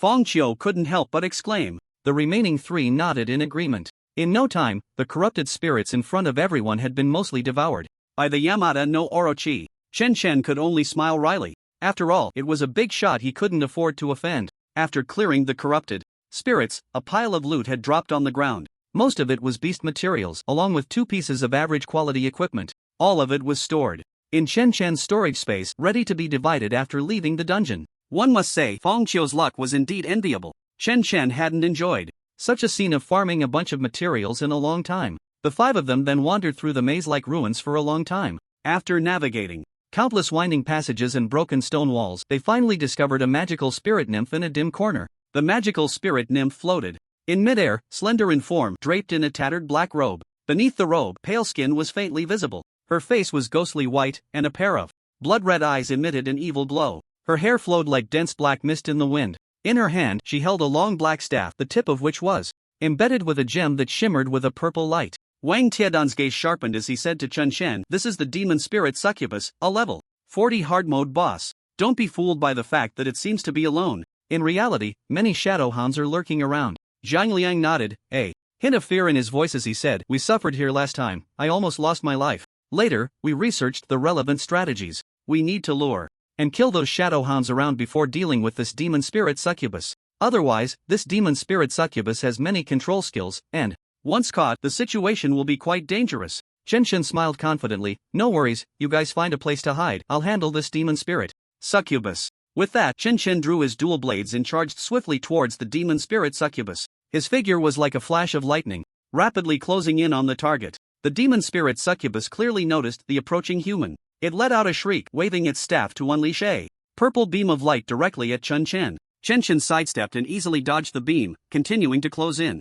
The demon spirit succubus waved its staff again, casting a circle of black energy waves in an attempt to push Chen Chen back. However, Chen Chen was incredibly fast, leaping up and diving down from the air, crossing his blades to slash at the demon spirit succubus. The demon spirit succubus reacted quickly, generating a dark barrier right in front of it. Chen Chen's strike was blocked by the barrier, but the next moment, a sound like shattering glass echoed. The demon spirit succubus let out a piercing scream as its body was sent flying. It struggled to float back up, the red light in its eyes growing fiercer. Softly chanting a spell, the surrounding air turned cold and black mist began to gather around her. At that moment, a pack of shadow hounds suddenly surged from the shadows. These shadow hounds were incredibly fast and agile, cloaked in a layer of black fur like the night, their eyes glinting with a cold light. They were nearly undetectable in the darkness, swiftly surrounding Chen Chen to attack. Chen Chen remained calm and composed, quickly swinging his dual blades to meet the oncoming shadow hounds. With each flash of his blades, a shadow hound would let out a cry, its health bar instantly depleting, dissipating into black smoke. Seeing this, the demon spirit succubus waved her staff again. This time, she released a massive purple magic circle, trapping Chen Chen firmly within it. Chen Chen's health bar began to drop rapidly, with damage values of minus 20,000 appearing every second. However, Chen Chen remained unfazed, swiftly wielding his dual blades to slay all the approaching shadow hounds. He focused intently on the demon spirit succubus. Suddenly, his body began to emit a dazzling red light. It was his ultimate frenzy. At that moment, both his attack power and speed received a tremendous boost. He swung his blade fiercely at the magic circle, and a massive shockwave caused cracks to appear in the circle. The demon spirit succubus's expression changed drastically as she continued to cast spells to strengthen the magic circle, but Chen Chen's blade was already closing in. The demon spirit succubus waved her staff, and a chilling frost quickly enveloped Chun Chen, attempting to control him with her frost skills. However, Chen Chen, in ultimate frenzy, was immune to any control. His body shook violently, shattering the frost into pieces. Chen Chen let out a cold laugh and suddenly unleashed the blood blade. Cross slash. A massive blood-red cross slashed out, directly severing the demon spirit succubus's staff and then pierced through her chest. The demon spirit succubus let out one last desperate scream, her body transforming into a swirl of black mist dissipating into the air. The level 40 boss quickly fell. After defeating this boss, Fang Qiu directly leveled up to 18. Zhang Liang couldn't help but exclaim, "Why does it feel like a 10-man dungeon has turned into a solo dungeon? We clearly came to help others level up, but now it seems like we've become dead weight?" The other two didn't speak but nodded in agreement. After killing the demon spirit siren, in addition to a runestone dropping, a skill scroll unexpectedly fell as well. Chen Chen was quite surprised. This was only the second time he had encountered a skill scroll after so many dungeon runs. Just this alone made him feel very delighted. Watching from the sidelines, Wang Taidan, Wang Hai, Zhang Bing, and Fang Qiu hurried over when they saw Chen Chen finish the battle. Wang Hai was the first to approach, his eyes fixed curiously on the scroll in Chen Chen's hand. "What kind of scroll is this? Which class is it for?" Zhang Bing excitedly said, "If it's a mage's skill scroll, it might sell for a good price in the auction house." Fang Qiu nodded in agreement, his eyes sparkling with anticipation. Seeing everyone so curious about the scroll, Chen Chen opened it to check the item details. To his surprise, it turned out to be a berserker's skill scroll. Blood flow sharing, transfer 20% of the caster's health to a teammate within a certain range and increase the teammate's strength. Upon seeing it was a berserker skill, a hint of disappointment flickered in everyone's eyes. After all, a C-class profession like the berserker would have a hard time fetching a high price in the auction house. Moreover, this was a support-type skill which might not even sell for 1,000 gold. Fang Qiu suggested, "Chen Chen, aren't you a berserker? Why don't you learn this skill?" Chen Chen was taken aback for a moment, then shook his head and said, "How could I possibly learn it? I'm a divine berserker, okay? Don't compare me to an ordinary berserker." But then again, how would he learn new skills with such a hidden profession? After all, he had never encountered a situation where a hidden profession skill scroll dropped. Could it be that he would only have these few skills in the future? While Chen Chen pondered this question, Fang Qiu continued, "Why not give it a try? A divine berserker is still a berserker, right?" Chen Chen thought there might be some truth to that. For other berserkers, this skill might seem a bit useless, but for Chen Chen, it was definitely a life-saving skill. His health was already close to 2 million, and sharing 20% would mean a whopping 400,000 health points. For professions with an average health of 50,000 to 150,000, that was undoubtedly an astonishing boost. So, with a mindset of giving it a try, Chen Chen clicked to learn the skill. Sure enough, the system popped up a prompt. "Do you want to learn the skill Bloodline Resonance?" Chen Chen was momentarily stunned. Wasn't it blood flow sharing? How did it turn into bloodline resonance? After a brief hesitation, Chen Chen clicked yes. Soon, the scroll in his hand transformed into a golden light and entered Chen Chen's body. In his mind, the skill information appeared, bloodline resonance. After this skill is activated, teammates within a 10-meter radius instantly gain 20% of the caster's health and their attack and defense are increased by 5 times. After the skill is activated, the caster loses 1% of their health per second. After reading the skill description, Chen Chen couldn't help but gasp. This skill was simply a godsend for team battles. Originally, the description of blood flow sharing stated that it would transfer the caster's health to one teammate. But bloodline resonance did not require deducting the caster's health. Instead, it directly enhanced all teammates within a 10-meter radius by 20% of the caster's health. In other words, everyone will have a direct increase of 400,000 health points. Not only that, but there's also a 5-fold increase in defense and attack power. This is simply like a domain skill. Domain skills can only be mastered by experts above level 90. Chen Chen felt a surge of excitement in his heart, and thinking of this, he couldn't help but smile. The others looked at the smile on Chen Chen's face, all showing curious expressions. Fang Qiu quickly asked, Chen Chen, what's going on? Isn't it just a regular skill you learned? Why are you so happy? Chen Chen smiled without answering, silently activating bloodline resonance. Suddenly, a strong wave of energy spread from Chen Chen, enveloping Wang Taidan, Wang Hai, Zhang Bing, and Fang Qiu around him. They immediately felt a surge of power rushing into their bodies. What's happening? Wang Taidan exclaimed. Why? Has my health increased? How did it rise to nearly 400,000? You've increased too? Zhang Liang also showed a shocked expression. I've increased as well. I've increased too. What on earth is going on? The group looked at Chen Chen in confusion. Chen Chen explained with a smile, this berserker skill mutated after I learned it, and now any teammates within 10 meters of me can gain a 20% increase in my health. Plus, it also boosts attack and defense by 5 times. Only then did everyone nod in realization. Wait a minute, 20% of your health? So you now have nearly 2 million total health? Chen Chen nodded calmly. Once this dungeon is cleared, I should have around 2 million total health. Hiss, 4 gasps of astonishment echoed. Are you still human? Wang Taidan murmured in disbelief. 2 million health is just too unbelievable. After all, they had only seen such health on exotic beast bosses. No wonder Chen Chen is so strong. He's practically more like a boss than the exotic beast bosses themselves. Chen Chen didn't want to dwell on this issue any longer, so he spoke up. Alright, everyone doesn't need to be surprised anymore. You can also participate in the next battle. I want to see how you perform with my skills enhancement. The group nodded, indicating they had no objections, their eyes glimmering with anticipation. Soon after, they encountered a pack of shadow hounds. Wang Taidan, Wang Hai, and Zhang Bing quickly formed a formation, ready to engage. With the boost from bloodline resonance, everyone was quite proactive. Everyone be careful, the shadow hounds are very fast, Wang Taidan reminded.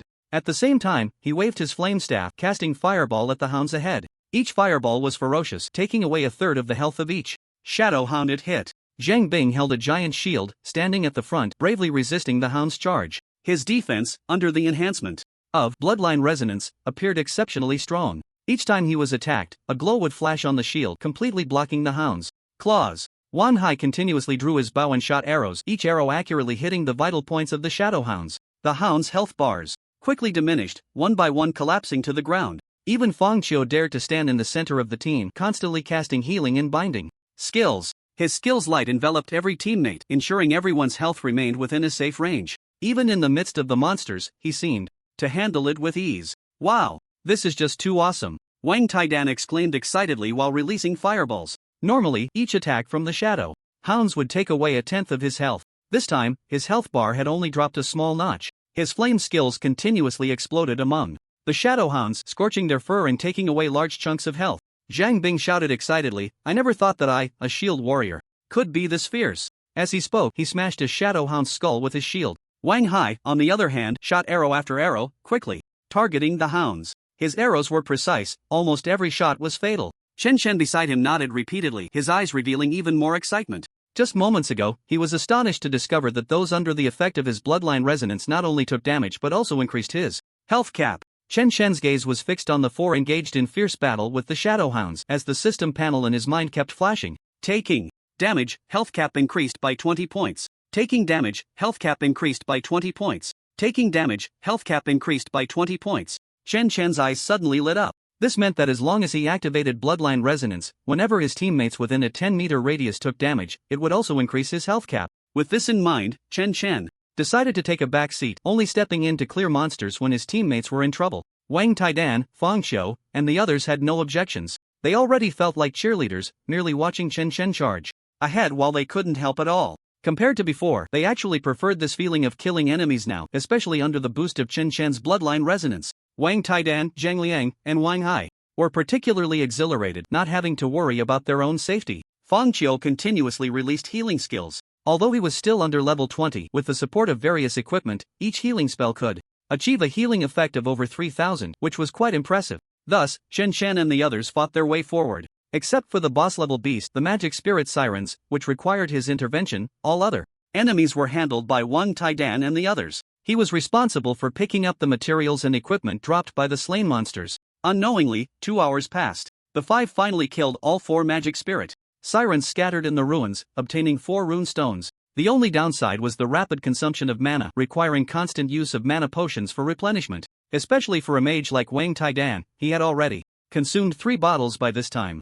Although Wang Taidan and the others were somewhat fatigued, their eyes were filled with excitement. The only drawback was the fast mana consumption, necessitating the continuous use of mana potions for replenishment. At this moment, Wang Taidan had already used 3 bottles. "Do you guys have any mana potions left? I've almost used up all mine," Wang Taidan asked the group. Chen Chen shrugged, indicating he had none. As a berserker, his skills consumed health, and he had never considered the issue of mana. The archer Wang Hai said somewhat awkwardly, "I only have 1 bottle left. What should we do? How about we recover some mana at the entrance before going in?" Zhang Liang suggested. At that moment, the chubby Fang Qiu stepped forward and said, "It's fine, I have mana potions." Saying this, he pulled out 10 bottles of mana potions from his space equipment. In one go, Wang Taidan quickly said, "You don't need to give me so many. If you give us the mana potions, what will you do?" Fang Qiu nonchalantly replied, "It's fine, I still have over 50 bottles in my space equipment." The 3 picked up the mana potions to take a look and found that they were actually mid-grade mana potions, which cost over 500 gold coins each on the market. The chubby guy not only generously took out 10 bottles, but surprisingly had over 50 more in his bag, truly extravagant. After a brief rest, everyone's mana had mostly recovered, and they were ready to delve deeper into the dark ruins. Chen Chen took out 4 rune stones and carefully embedded them one by one into the 4 grooves on the stone door. With each rune stone inserted, a faint blue light shimmered along the edges of the grooves. Eventually, all 4 rune stones emitted a brilliant glow, causing the entire stone door to tremble and emit a low rumbling sound. The door slowly opened, the ancient stones grinding against each other with a piercing noise, accompanied by a heavy cloud of dust. The dim passage behind the door gradually revealed itself, resembling a dark tunnel leading into the unknown. On both sides of the passage, a few damaged ancient lanterns were embedded in the walls, their weak blue-green glow barely illuminating the path ahead. The air in the passage felt unusually cold, filled with a scent of decay and dampness. Chen Chen stepped into the passage first, followed closely by Wang Taidan, Fang Qiu, Wang Hai, and Zhang Liang. The 5 moved cautiously, each step sinking into the thick dust, leaving deep footprints behind. Wang Tiedan's sharp gaze swept through the dim corridor, and he whispered a warning, "Everyone be careful, there might be traps in this corridor. We fell into one earlier and nearly got caught." Just as he finished speaking, Zhang Liang's foot sank, accompanied by a mechanical click, and he immediately sensed something was wrong. The mechanism beneath the floor was triggered, and the entire corridor shook violently. Hidden slots in the walls on both sides quickly opened, releasing a thick cloud of green poison gas. The gas surged forth like a tide, instantly filling the entire corridor. Above everyone's heads, damage values of over -1000 per second floated, indicating the lethal potency of the poison. The gas corroded their bodies, as if countless tiny needles were piercing their skin, the intense pain and suffocating sensation making it unbearable. Their expressions changed drastically, filled with terror and anxiety. Wang Taidan shouted, "Retreat to the entrance." They quickly reacted, covering their mouths and noses, desperately retreating in an attempt to escape the deadly gas zone. Wang Taidan gripped his staff tightly, rapidly chanting a spell, trying to conjure a protective barrier. But the gas spread too quickly. Before he could finish his incantation, he was choked and coughing uncontrollably. A few seconds later, they finally retreated back to the entrance. The air there was relatively fresh, and the effects of the poison gas gradually diminished. Chen Chen looked at everyone and noticed that each person's face was somewhat pale, clearly suffering from the torment of the poison gas. Even though they had left the gas zone, damage values continued to hover above their heads. A minute later, the poison gas finally dissipated from their bodies. All of them had varying degrees of health loss, with over 400,000 health points affected. The most severely impacted was Zhang Liang. He had been at the front and was also the slowest runner. He had lost nearly 70,000 health points during this ordeal. If it weren't for Chen Chen's blood resonance boost, he estimated he would be left with barely any health. Among those present, only Chen Chen felt slightly better. because during that wave of poison gas attack his health cap had completely surpassed the 2 million mark, while Fang Qiu continuously healed the other 3. Chen Chen asked, since the poison gas in this corridor is so fierce, how did you get through before? Wang Taidan replied, at that time, our team had a fast-moving assassin class. He would go in to trigger the mechanisms, mark the triggered ones, and then run out before the poison gas spread. Once all the mechanisms were marked, we could just avoid those marked tiles when we entered. Chen Chen nodded in understanding and confidently said, in that case, I can do it too. Wang Taidan reminded him, there are at least 20 mechanisms in the corridor. Once you trigger one, remember to run out immediately. Got it, wait for my good news here, Chen Chen said, turning without looking back as he walked deeper into the ruins. After Chen Chen entered the corridor, he walked at an extremely slow pace, carefully stepping on each tile. At first, the corridor was silent, with only the sound of Chen Chen's footsteps echoing in the air. Soon, he stepped on a slightly loose tile. The surrounding walls immediately emitted a low click sound, accompanied by a mechanical noise. A strong green poison gas quickly spread around. The gas sprayed out from the walls on both sides, spreading rapidly like a snake flicking its tongue. The air was filled with a pungent smell, almost instantly turning the view into a sea of green. However, Chen Chen showed no intention of escaping. He simply carved a cross on the triggered tile with his knife and continued walking forward. In the next moment, a new wave of poison gas spread out again, and the poisonous mist surged toward Chen Chen like a tide. He walked straight into the gas without hesitation. The onlookers outside were stunned. Doesn't he need to run out? Fang Qiu said calmly, with 2 million health points, would he care about this little poison? Let me show you what it means to be reckless with health. The others were speechless. Indeed, as Fang Qiu said, in the face of 2 million health points, this little poison was nothing. Moreover, Chen Chen had some recovery skills. After all, they had been fighting for so long and had never seen him drink a health potion or let Fang Qiu heal him. They had to admit that they saw the disparity of the world in Chen Chen and Fang Qiu. At this moment, damage numbers from the poison gas kept floating above Chen Chen's head. -1,212, -1,032, -1,000, and as he stayed longer in the corridor, the frequency of the poison damage ticks increased. It had already changed from once per second to twice per second. However, Chen Chen seemed oblivious and appeared to be enjoying it. He really loved the poison. In just this short time, his health limit had increased by more than 10,000 points. Chen Chen continued to walk forward, constantly triggering the mechanisms in the corridor. Each time he triggered a mechanism, he carved a cross on the tile and then moved on. As Chen Chen delved deeper, the effects of bloodline resonance on the 4 at the entrance gradually faded. The 4 returned to their initial health points. Watching their health drop from 400,000 to less than 10,000, Fang Qiu couldn't help but shiver, murmuring, suddenly, I feel so insecure without Chen Chen here. The other 3 nodded in agreement. Zhang Liang felt a sense of loss and said, suddenly, it feels so empty without Chen Chen. The other 3 felt a chill in their hearts and instinctively moved away from Zhang Liang. An hour later, Chen Chen leisurely walked out of the ruins corridor. Wang Taidan asked excitedly, did you mark all the mechanisms inside?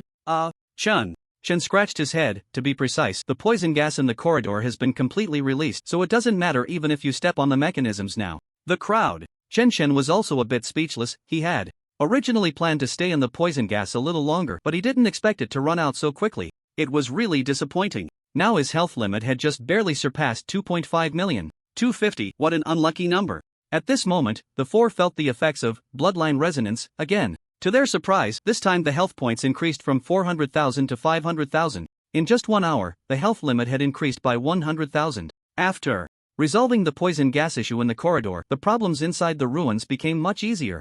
After spending about another 2 hours, they arrived inside the ruins. They awakened the sleeping ultimate boss, the level 42, Fallen King. However, Chen Chen did not want to waste much time on this ordinary level beast and directly took action to deal with this boss himself. At this point, the level 40 10-person normal difficulty dungeon was cleared. Compared to the 5-person dungeon, the biggest change was probably the number of exotic beasts in the dungeon, which had increased exponentially. The reason it took so long was mostly due to monster farming. Of course, Chen hardly made a move in the later stages. Otherwise, the clearing speed could have been at least 2 to 3 times faster. After finishing this level 40 10-person dungeon, Fang Qiu's level finally reached level 19, directly leveling up 3 times. Chen Chen's level also increased by 1, leaving just a little over half of the experience bar to reach level 27. After all, they had farmed monsters across more than 10 levels, so the experience gain was naturally high. In addition, there were a bunch of exotic beast materials that Chen Chen didn't care for. He took them all out to hand over to the squad leader, Wang Taidan, for disposal.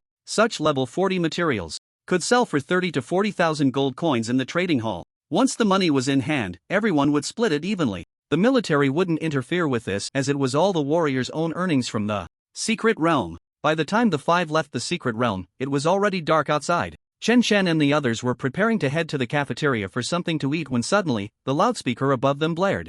Attention all new recruits. Please proceed to the central conference hall immediately after leaving the dungeon. Attention all new recruits. Please proceed to the central conference hall immediately after leaving the dungeon. Attention all new recruits. Please proceed to the central conference hall immediately after leaving the dungeon. Chen Chen asked in confusion, what's going on? Wang Taidan frowned, I don't know either. This hasn't happened before. Maybe there's something they need to announce? Zhang Liang shrugged and said, whatever the situation is, we'll find out when we get there. So, the five had no choice but to temporarily give up on eating and turned to head to the central conference hall. Soon, the five arrived at the central conference hall mentioned in the broadcast. As soon as they entered, they found that quite a few soldiers from the new recruits had already gathered there. The conference hall was spacious and bright, with various combat maps and command signs hanging on the walls and a huge round conference table in the center. Soldiers surrounded it, discussing in hushed tones. Squad leader, over here. At that moment, a soldier spotted Zhang Taidan and the others entering and quickly waved them over. Zhang Taidan led Chen Chen and the others over, introducing them. These three are also soldiers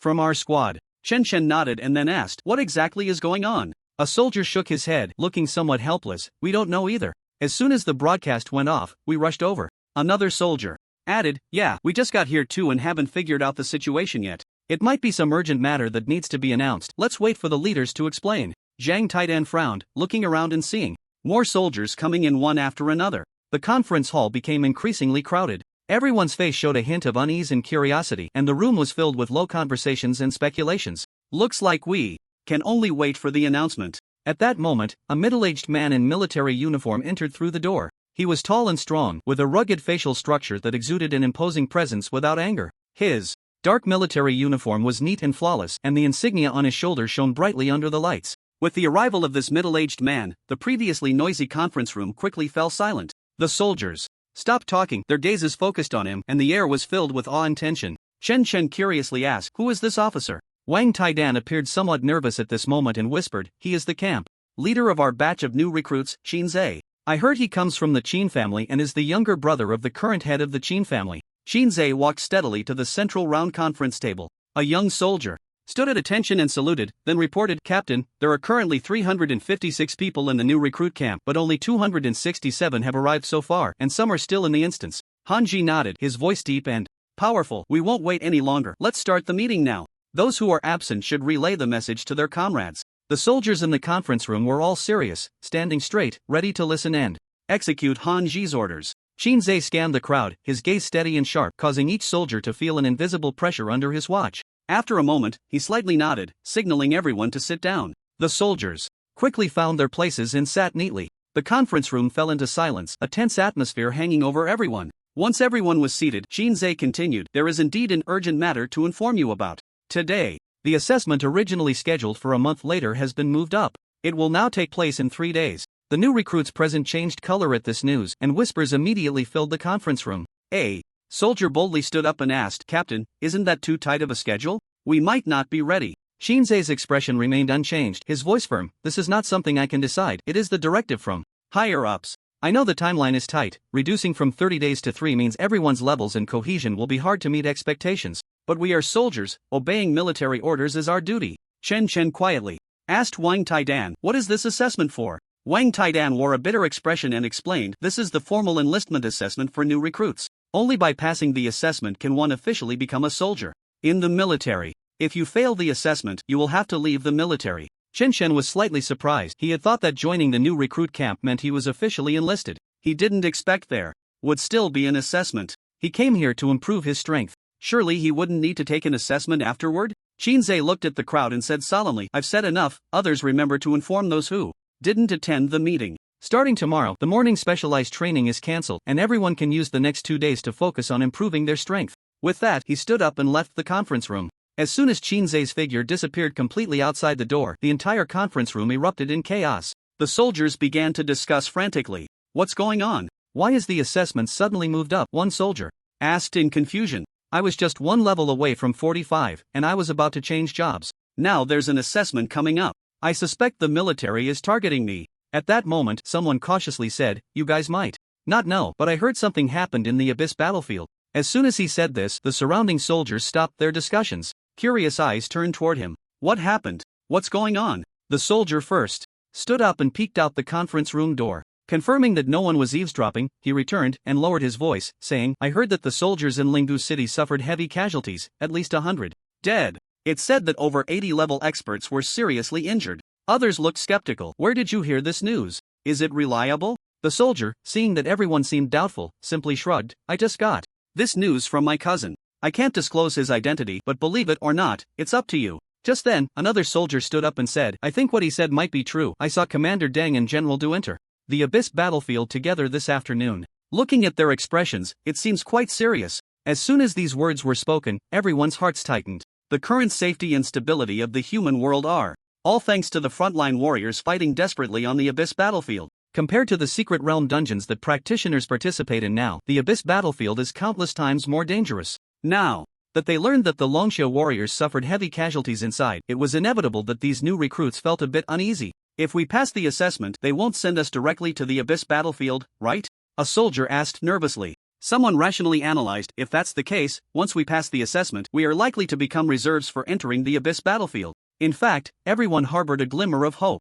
Becoming a soldier doesn't necessarily mean entering the Abyss battlefield. Almost 60% of the military personnel are assigned to bases in various cities of Longsha, guarding the safety of the homeland and the people. Only 30% of the warriors are sent to the Abyss battlefield. Therefore, many people held on to the hope of being among the 70% who would stay in the cities. But the news received today, coupled with the sudden advance of the assessment, made everyone realize that the probability of entering the Abyss battlefield had greatly increased. Thinking of this, the soldiers couldn't help but feel tense. Some furrowed their brows, starting to have second thoughts. After all, there is only one life, and they all wanted to live well. At this moment, Wang Taidan unexpectedly stood up and said, no matter whether we have to enter the Abyss battlefield or not, I will definitely pass the assessment. Our Wang family has served in the military for generations. I can't let my dad and grandpa down. Zhang Liang, upon hearing this, cheerfully said, as expected of our class leader. My grandpa also said that if I can't join the army, he won't recognize me as his grandson. Exactly. For those thinking of backing out, I advise you to pack your things and leave tonight. That way, we can have more spots for the assessment. Stimulated by these words, many people stood up and said, look at how capable your class is, as if the rest of us are just afraid of dying. It's just the Abyss battlefield. I'm not scared at all. Don't be so loud now, you'll all back down when the assessment comes. Whoever backs down is a dog. Just like that, the soldiers, who were initially a bit low in morale, suddenly became spirited. Chen Chen felt a surge of blood boiling and suddenly thought that entering the Abyss battlefield with everyone might not be a bad choice. Thus, amidst the rising shouts, the soldiers gradually returned to the new recruits' dormitory. Chen Chen followed Wang Taidan and the other soldiers back to the dormitory. Along the way, Zhang Liang and Wang Hai continuously introduced Chen Chen's heroic performance to the three soldiers from their class who hadn't participated in the dungeon. The descriptions were vivid and colorful, almost unprecedented. The three soldiers listened, dumbfounded, occasionally exclaiming in amazement. Gradually, even the way they addressed him changed. From Chen Chen, it became Brother Chen. Even Wang Taidan, who was 3 years older than him, started calling Chen Chen Brother Chen. This change made Chen Chen feel a bit embarrassed. However, his vanity was slightly satisfied. Soon, the group of 8 returned to the dormitory. The dormitory was small, somewhat similar to Chen Chen's university dormitory in his previous life. It had 4 sets of bunk beds, with dirty socks and pants scattered everywhere.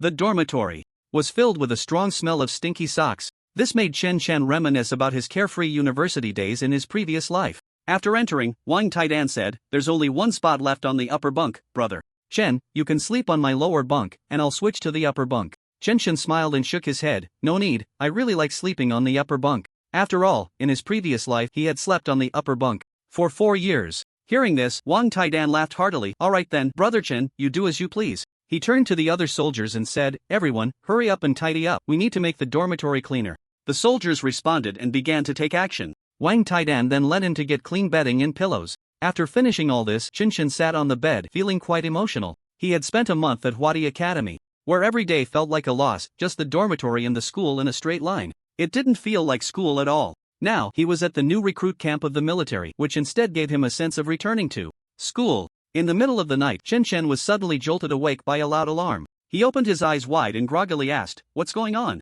What time is it? At that moment, he noticed that others had already started to quickly get dressed. Wang Taidan, hurriedly putting on his pants, explained, this is the assembly call. The military only sounds this alarm for special situations. Upon hearing this, Chen Chen instantly lost all sleepiness and quickly got up to get dressed. A few minutes later, everyone had gathered in the center square of the recruit camp. The female soldiers also assembled quickly, though many hadn't had time to fix their hair, looking somewhat disheveled. Taking this opportunity, Chen checked the time. It was just past 5. He felt puzzled, not knowing why the military had woken them up so early. The surrounding soldiers also wore serious expressions, tinged with a hint of tension and unease.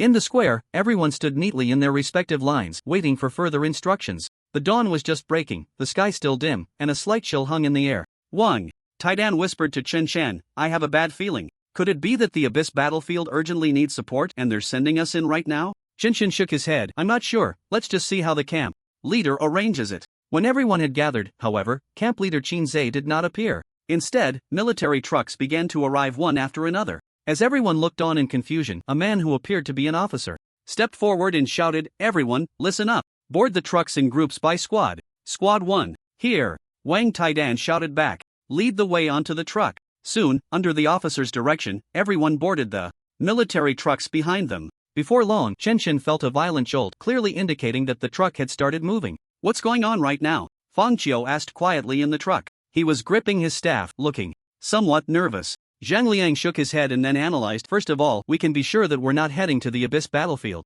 After all, the portal to the Abyss battlefield cannot be accessed by this kind of vehicle. It wouldn't make sense for us to take a truck. Then it's very likely that something has happened outside. Wang Hai chimed in, his expression equally grave. Upon hearing this, an uneasy feeling surged in Chen's heart. He immediately thought of the recently devastated Tokyo. Could it be that Longxia country was also facing an invasion by otherworldly beasts? If that weren't the case, the military wouldn't be so tense, sending even the soldiers from the recruit camp in. In just one day, something had gone wrong in the Abyss battlefield. Commander Dang and Du Yuan had just entered the Abyss battlefield, and now something had happened on the Longxia side. It was hard not to suspect that someone was plotting something. Could it be that the Fallen were up to something again? Just thinking about Chen Feng joining the Fallen made Chen feel a headache. He hoped he wouldn't have to walk the path of righteousness against his own kin. Amidst everyone's chaotic thoughts, the truck sped along the highway. The originally dim sky gradually brightened. After an unknown amount of time, the truck began to slow down.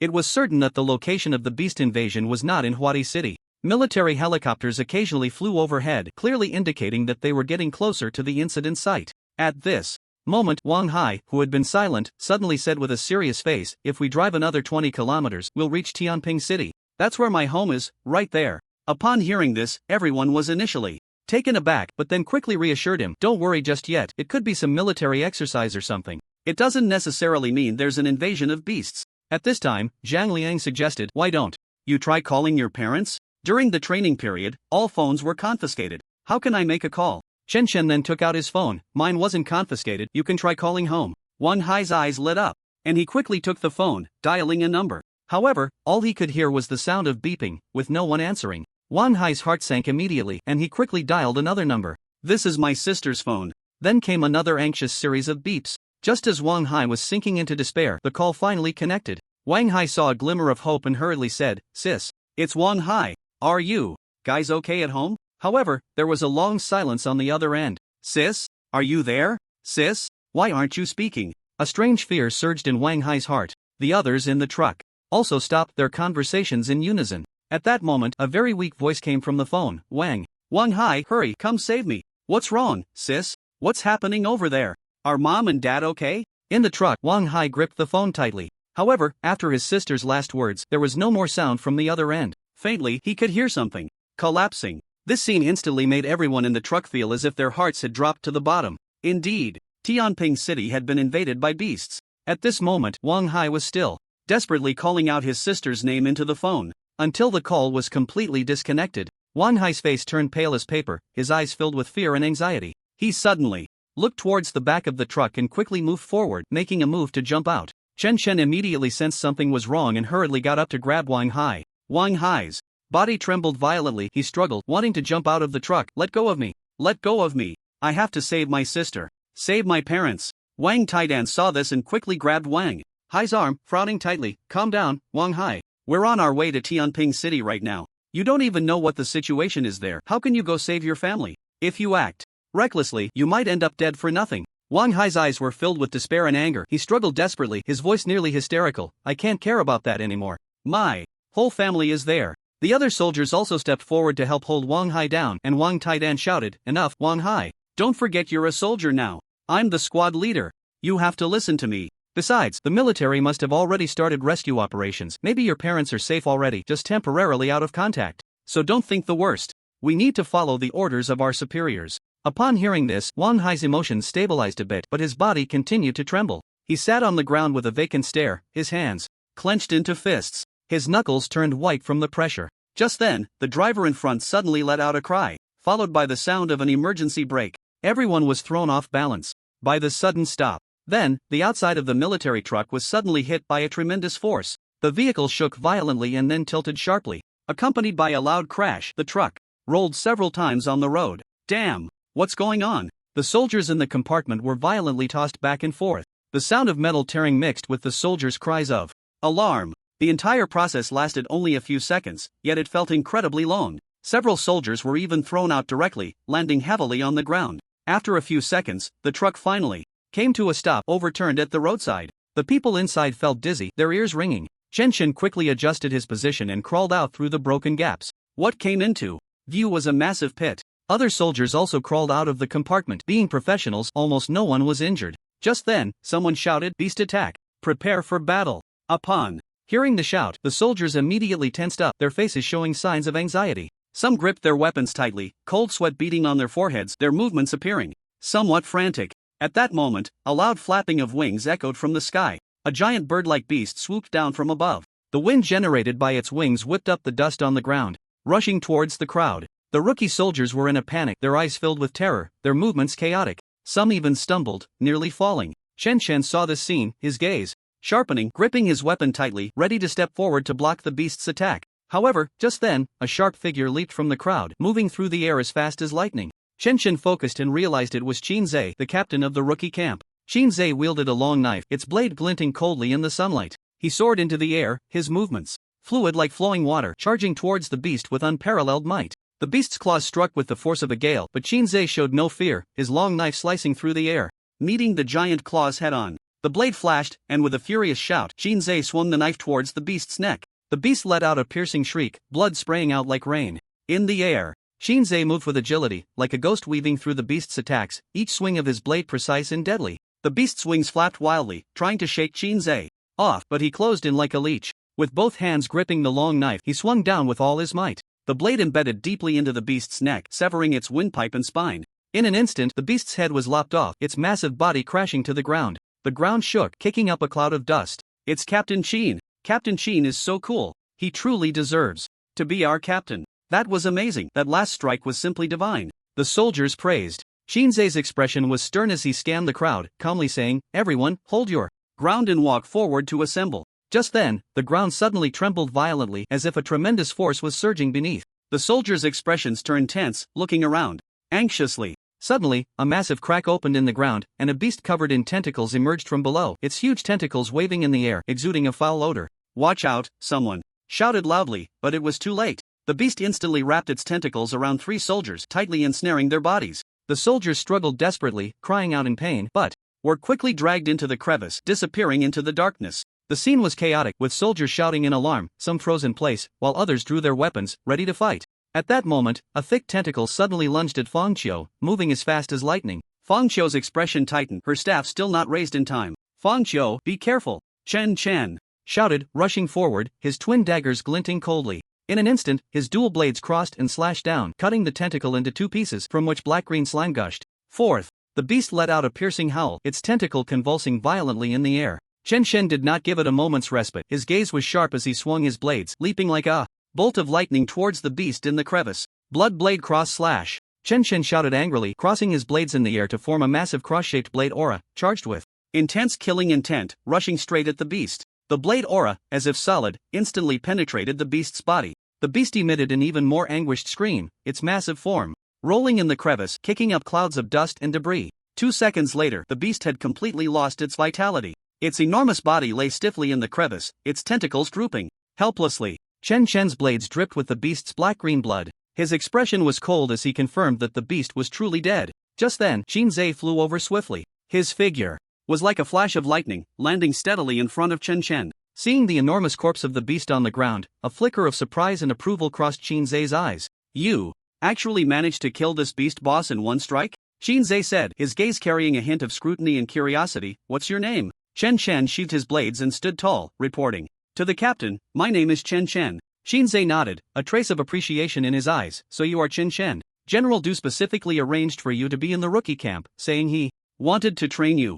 I didn't expect your strength to be this formidable. Quite the surprise. At that moment, the 3 soldiers who had been dragged underground by the beast were rescued. Their clothes were tattered and corroded, and their health bars were below half, still losing health continuously. Smoke was rising from their wounds, clearly eroded by corrosive venom. One of the soldiers had not even had time to receive treatment before his health bar was completely depleted. He collapsed weakly to the ground, lifeless. In just a few minutes, they had lost a comrade. The faces of the soldiers were filled with grief and anger. Shinzei's expression was heavy, but his tone was resolute. Now is not the time for sorrow. The Abyss battlefield is even more brutal. He surveyed the surroundings, his gaze carrying an undeniable authority. Carry your comrade's body and move forward. Upon hearing this, everyone fell silent. One soldier shouldered the body of his fallen comrade and silently walked behind Shinzei. Soon, they caught up with the main force ahead. Chen Chen then realized that the group consisted of not just the 300 from the rookie camp. Looking around, there were at least 1,000 people. Many in the group had also been attacked by the beast and were being treated by healing soldiers.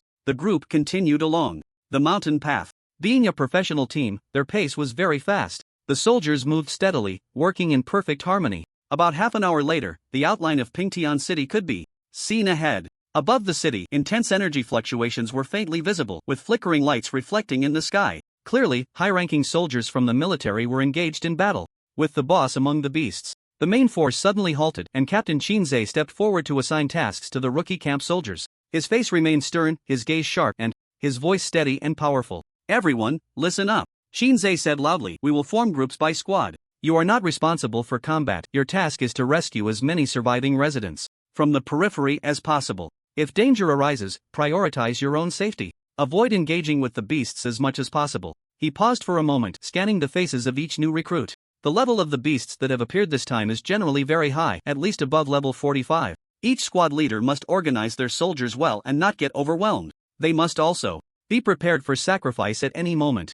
Wang Taidan and several squad leaders shouted in unison, we guarantee to complete the mission. Soon, the main force arrived at the designated location, where dozens of large camps had already been established. Inside the camp, tents and medical facilities were neatly arranged, and many survivors had already been settled in. Doctors and nurses busily moved about, treating the injured. Some soldiers patrolled the perimeter, ensuring the camp's safety. The camp also had makeshift kitchens and water supply points, where volunteers were distributing food and water to the survivors, trying their best to soothe their emotions. Besides the new recruit camp, soldiers from other units had already begun heading towards the most intense combat zones. The orderly lines, led by their commanders, quickly advanced forward. The air was thick with tension, and everyone knew that a fierce battle awaited them ahead. Shinzei took out a map, unfolded it in front of everyone, and began to assign routes to each team. Class 1, your route is along Huaiha Road, through several neighborhoods along the river, searching for remaining survivors. Wang Taidan immediately responded, understood. Class 2, you are responsible for Xingfu Road, searching all possible hiding places for survivors along the way.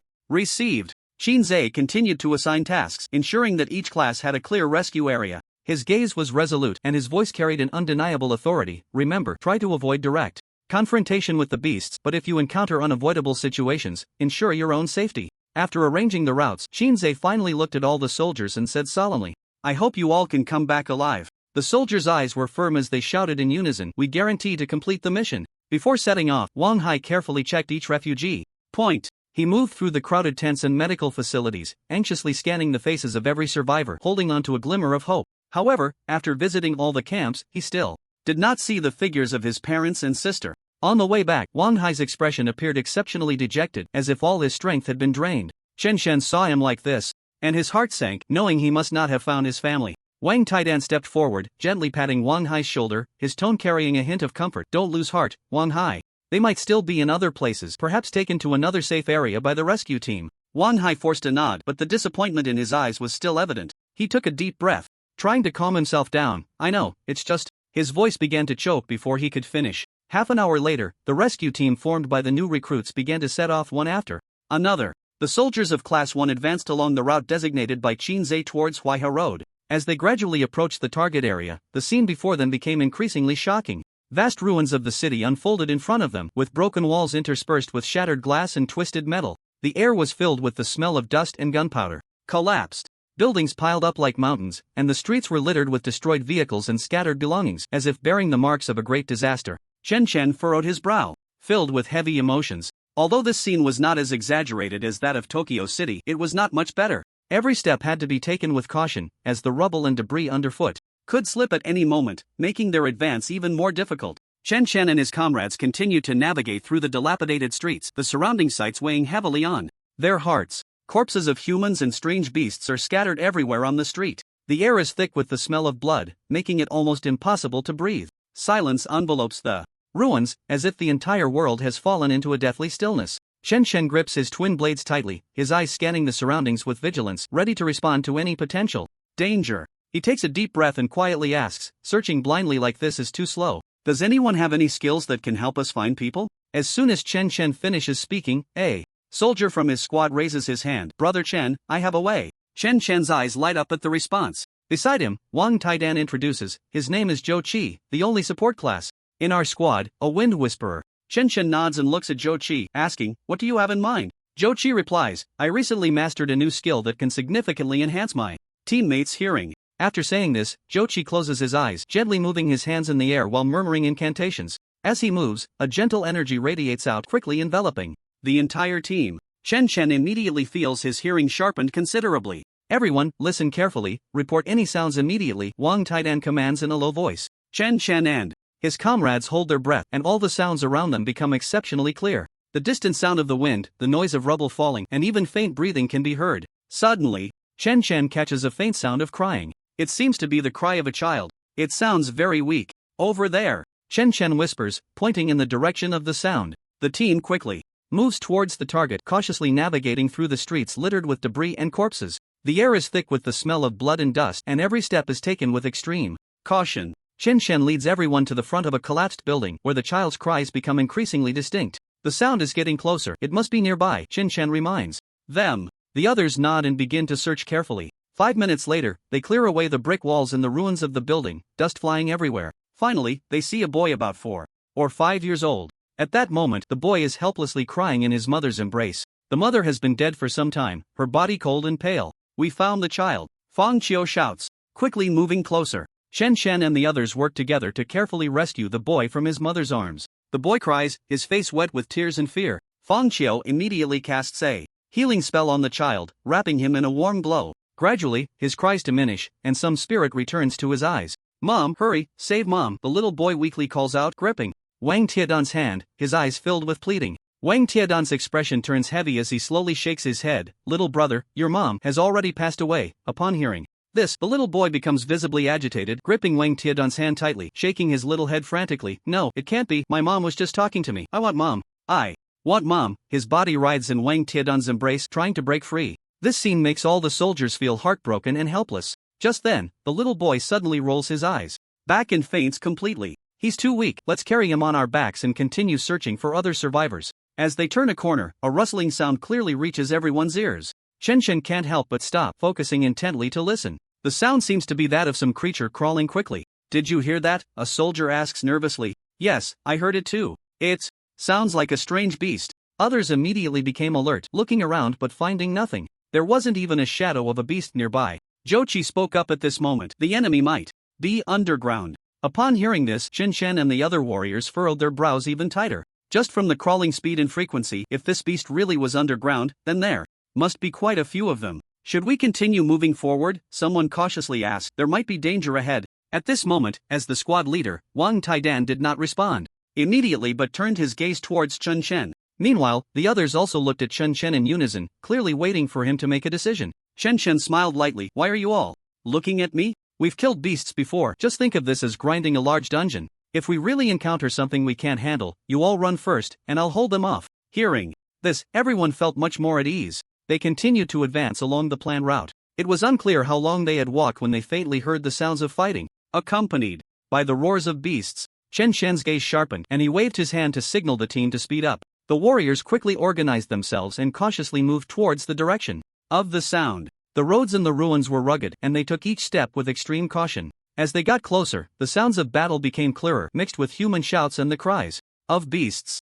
The sound is coming from that supermarket over there. Wang Taidan pointed to a dilapidated building ahead. Chen Shen nodded and carefully approached the supermarket. Through the broken glass windows, he saw the scene inside. The supermarket was in disarray, shelves collapsed, and items scattered everywhere. At that moment, Chen Shen saw a girl wielding a long sword, fighting fiercely against the beasts. There were already more than 10 beast corpses lying on the ground. The girl was also injured, her clothes tattered, and her health bar was down to 1/3. Seeing this, Chen Shen charged in without hesitation. At the same time, he activated Bloodline Resonance. Instantly, the health limits of his comrades who rushed in with him surged dramatically. Wang Taidan, Zhang Bing, Wang Hai, and Fang Qiu had gone through a dungeon with Chen Shen yesterday. They were already familiar with such sudden health changes, so they weren't surprised. Instead, excitement flickered in their eyes as they rushed into the supermarket with their weapons drawn. On the other hand, the other 3 comrades from Class 1, including Zhou Qi, were experiencing this exaggerated health boost for the first time. They gasped in shock, unsure of what was happening. Health increased by dozens of times. It was simply astonishing. While these 3 were still in shock over their own status, the people inside had already engaged with the beasts. Chen Shen led the charge into the supermarket. To his surprise, the number of beasts inside was far greater than he had anticipated. In this not-so-large supermarket, there were at least 20 to 30 of them. These beasts were dark green, relatively small in size, but incredibly fast. They could also climb quickly on the ceiling. At this moment, the girl was surrounded by the beasts, clearly exhausted and covered in wounds, on the verge of death. Seeing this, Chen Shen's eyes narrowed, and he immediately activated Ultimate Frenzy to maximize his speed. In almost a breath, he charged into the midst of the beasts. The dual blades in his hands gleamed coldly. Just as the girl closed her eyes, waiting for death, she felt a gust of wind rush past. Chen Shen moved as swiftly as the wind, and amidst the flashes of blades, the beasts fell one after another. Each strike landed precisely on the beasts' vital points, blood splattering, and their cries echoed. "Protect her!" Chen Shen shouted loudly, continuing to charge forward. Wang Taidan, Zhang Liang, and Wang Hai quickly joined the battle. At this moment, they became incredibly fierce. Wang Taidan raised his hands, flames burning in his palms, and fireballs flew towards the beasts as if they were free. The fireballs spun rapidly in the air, carrying a scorching heat. They slammed into one beast, instantly igniting it and eliciting a piercing scream. Zhang Liang held up a massive shield, resembling a heavy truck, directly pinning 3 beasts against the wall. Not far away, Wang Hai drew his bow like a full moon, arrows like shooting stars. His arrows were incredibly precise, each one hitting the beasts in the eyes or throats, instantly rendering them unable to fight. With 3 consecutive shots, the 3 beasts pinned down by Zhang Liang fell simultaneously. Chen Shen's figure darted through the crowd of beasts, each strike like the scythe of death, reaping the lives of the beasts. With a roll, he dodged an attack from one beast, crossing his dual blades and slicing the beast into 4 pieces. In no time, the beasts in the supermarket were completely cleared. The girl, seeing Chen Shen and the others kill the beasts in the supermarket, showed a look of joy on her face. However, the next second, her body went limp and she collapsed to the ground. Clearly, the battle had taken a huge toll on her. Fang Qiu hurried over, releasing a warm healing light from his hands to treat her injuries. At the same time, he handed her a bottle of blue medicine. "Drink this, you'll feel better." The girl took the blue medicine, gratefully drank it, and her trembling gradually subsided. At this moment, the 3 warriors finally arrived late. They stood aside, looking at Wang Taidan, Wang Hai, and Zhang Liang, their eyes filled with disbelief. "Wow, squad leader, when did you guys become so fierce?" Zhang Liang cheerfully wiped the bloodstains off his shield, mysteriously saying, "Actually, you can be this fierce too." The 3 looked confused. "What do you mean?" Zhang Liang continued, "You felt your health increase, right? Did it increase by over 500,000? The 3 continued to nod. In confusion, Zhang Liang then pointed at Chen Shen. "This is all thanks to Brother Chen's skills. Not only does it increase health, but it also boosts attack and defense. See, I wasn't bragging before." Upon hearing this, the 3 gaped in disbelief. "Is it really that powerful? Can we be that strong too?" Seeing Zhang Liang's confident nod, the 3 warriors became excited. At this moment, the girl's health gradually recovered and her complexion improved significantly. She looked at Wang Taidan and asked, "Who are you?" Wang Taidan replied, "We are a rescue team, sent by the military." Upon hearing this, the girl pointed upstairs. "There are still many survivors upstairs, all of whom couldn't escape the supermarket earlier. My sister and I happened to pass by and save them. Please hurry and take these people away from here." Chen Shen immediately signaled to Wang Hai and the others not far away. Wang Hai understood and led several warriors straight to the 2nd floor of the supermarket. The stairwell was filled with collapsed debris and scattered items, and they moved cautiously, not missing any corner. The corridor on the 2nd floor was dim and narrow, the air thick with a sense of oppression.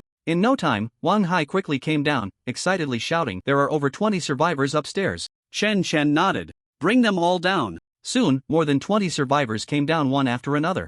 Each person's face was filled with terror. Some were trembling, others were in tears. There were even those with vacant expressions, clearly having experienced immense fear and trauma. "These people will be a burden on you," she said, attempting to get up, but her body was too weak and she sat back, down on the ground. Chen Chen stepped forward to help her, then curiously asked, "Aren't you going to come with us?" The girl bit her lip, shook her head, and said, "I still need to find my sister." "Your sister?" Chen Chen suddenly remembered that the girl had mentioned earlier that she and her sister had saved people in the supermarket together. However, he had not seen her sister's figure now. Chen Chen continued to ask, "Where is your sister now?" The girl pointed in a direction. "There was a dim little door there. That leads to the basement of this supermarket. Those beasts all came out from this basement. My sister went in alone to prevent more beasts from getting out. I need to go find her now." Upon hearing this, Chun Chun understood, recalling the crawling sounds of the beasts he had heard earlier. Those beasts indeed came from underground. But at that moment, Chen Chen had a question in his mind. Previously, when he saw the Fallen controlling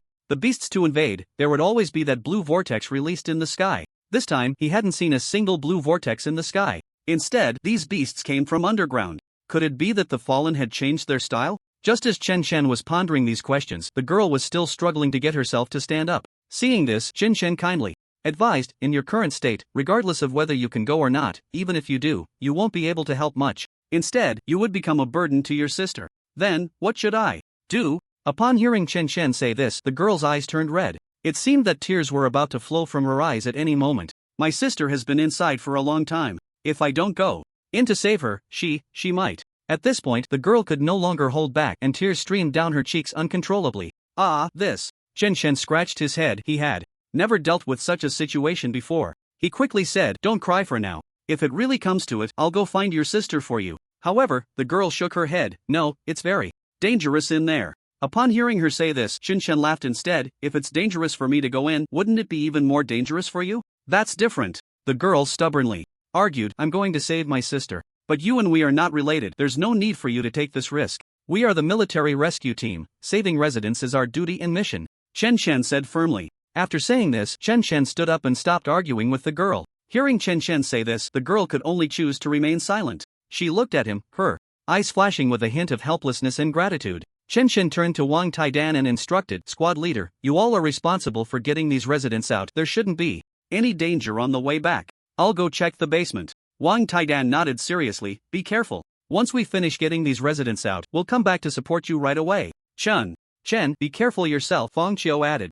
Chen Chen nodded, no longer hesitating, and turned to walk towards the basement in the corner of the supermarket. When Chen Chen reached the large door of the basement, he saw that the door was already in a state of disrepair. The half-open door was about to fall, looking eerie and terrifying. He took a deep breath, pushed the door open, and walked in. The light inside was dim, and a pungent stench filled the air. Chen Chen frowned, covered his mouth and nose, and raised his phone as a flashlight for illumination. The yellowish light appeared weak in the darkness, but it was enough for him to see the path ahead. The basement was cluttered with various items, old furniture, broken shelves, and discarded tools piled together, creating a chaotic scene. On the ground lay 5 or 6 corpses of beasts, identical in appearance to the beasts outside. Clearly, a fierce battle had taken place here before. Chen Chen carefully navigated around the clutter, vigilantly observing his surroundings. Suddenly, the light from his phone illuminated a deep pit. A cold breath emanated from the pit's mouth, sending chills down his spine. He stepped into the pit, finding it dim and bottomless. A chill continuously surged from the pit, carrying a nauseating odor. Chen Shen's heart sank, realizing that the strange beasts likely emerged from here. He examined the edge of the pit closely and noticed several frayed ropes and some climbing marks. Clearly, someone had entered this pit before. "Looks like I have to go down and take a look," Chen Chen murmured to himself. He took a deep breath, secured his phone in the pocket of his chest, and continued to use it as a light source. Then he slowly began to climb down the edge of the pit. The coldness inside the pit grew denser, and the surroundings became increasingly dim, with a damp feeling in the air. The walls of the pit were slippery and rugged, and Chen Chen cautiously descended, using the ropes and protruding rocks for support. The surrounding darkness felt like a massive net, enveloping him, with only the faint glow from his phone providing a sliver of comfort. Finally, his feet touched the bottom of the pit. It was silent all around, with only the chill permeating the air. Chen Chen walked carefully along the bottom of the pit and discovered it connected to an ancient sewer. The walls of the sewer were mottled, and the wet ground was covered in stagnant water and mud. A pungent smell of mold and decay filled the air. In the dim light, the surroundings appeared airy and terrifying. Chen Chen raised the light from his phone, illuminating the passage ahead. The ends of the sewer were dark and deep, resembling endless tunnels, leaving him unsure of where to go. He furrowed his brow, contemplating his next course of action. Just then, a rustling sound echoed from within the sewer. It seemed something was approaching his location. Chen Chen's heart tightened, gripping his dual blades tightly, his gaze sharpening. In no time, dozens of creatures identical to the ones he had just slain appeared in his line of sight. They crawled along the walls of the sewer, roaring as they lunged at Chen Chen, their eyes glinting with ferocity. Chen Chen's eyes narrowed, and, without a moment's hesitation, he plunged into the horde of beasts with his dual blades. His movements were fluid, the blades flashing with a cold light in the darkness, each strike carrying lethal force. The first beast lunged at Chen Chen, and he swiftly sidestepped, crossing his blades to sever the creature's head. Blood sprayed, but he did not pause, immediately turning to face the next beast. The blade flashed, and the beast's forelimb was severed, letting out a piercing scream. Chen Chen's figure darted among the beasts, each swing of his blades precise and powerful, every strike fatal. His dual blades were like the Grim Reaper's scythe, reaping the lives of the beasts. Soon, the ground was littered with the corpses and blood of the beasts, the air thick with the stench of blood. However, the number of beasts showed no signs of diminishing, as more surged from the darkness filled with endless ferocity and madness. Chen Chen took a deep breath, focusing his energy, condensing it into his dual blades. The blades crossed, and massive cross-shaped blade energies sliced through the air, carrying destructive power toward the horde of beasts ahead. Wherever the blade energy passed, the beasts were cleaved in two, blood splattering, and screams echoing. Yet, just as this wave of beasts was defeated, even more rushed in, their numbers 2 to 3 times greater than before. They surged like a torrent in the sewer, filled with endless ferocity and murderous intent. Chen Chen frowned, muttering, "Why are there so many? Is it never ending?" He tightened his grip on the dual blades and charged into the tide of beasts. The blades were like merciless harvesters, flashing with cold light in the darkness, each strike taking the life of a beast. Blood splattered, the cries of the beasts echoed, but his movements remained swift and powerful. When the third wave of blood blade cross slash was unleashed, a massive cross-shaped blade aura swept forward, slicing numerous beasts in half. At that moment, a white light suddenly illuminated Chen Chen's body. Chen Chen couldn't help but be taken aback. Had he leveled up? Just yesterday he had just reached level 26. He didn't expect to level up so soon again. Chen Chen immediately opened the system panel to check the experience gained from killing these beasts. Kill 50 level Tide Beast X1, gain experience 800,000. Kill 50 level Tide Beast X1, gain experience 800,000. Kill 50 level Tide Beast X1, gain experience 800,000. Goodness, killing one gives 800,000 experience. The experience from these beasts is quite generous. No wonder he leveled up after such a short time. Chen Chen glanced at the experience needed to reach level 28. It seemed to be just over 50 million. At this rate of leveling up, reaching level 28 here didn't seem like a problem. Wow, what are these beasts? They are simply experience babies. Inside the military command center of the camp, several military leaders wore serious expressions. The atmosphere was oppressive. The screens in the command center displayed real-time battle conditions with red warning signs scattered across the map of Pingtian City. A general in military uniform asked in a deep voice, "What is the current situation?" A subordinate immediately reported, "Currently, the central area of Pingtian City has become the most intense combat zone. We have detected at least 3 level 80 disaster level boss, and there are at least 20 boss at levels 60 and 70, while the number of 50 level disaster boss is close to 100. The various military teams are advancing slowly, suffering heavy casualties." Another general frowned and asked, "What is the current casualty count?" The subordinate lowered his head, his tone heavy. "The military's casualties have already exceeded 1,000. Support teams from various cities are on their way, but the situation remains very severe." The general's expression darkened further. "Have the sources of these beasts been identified?" The subordinate shook his head. "The investigation is still ongoing."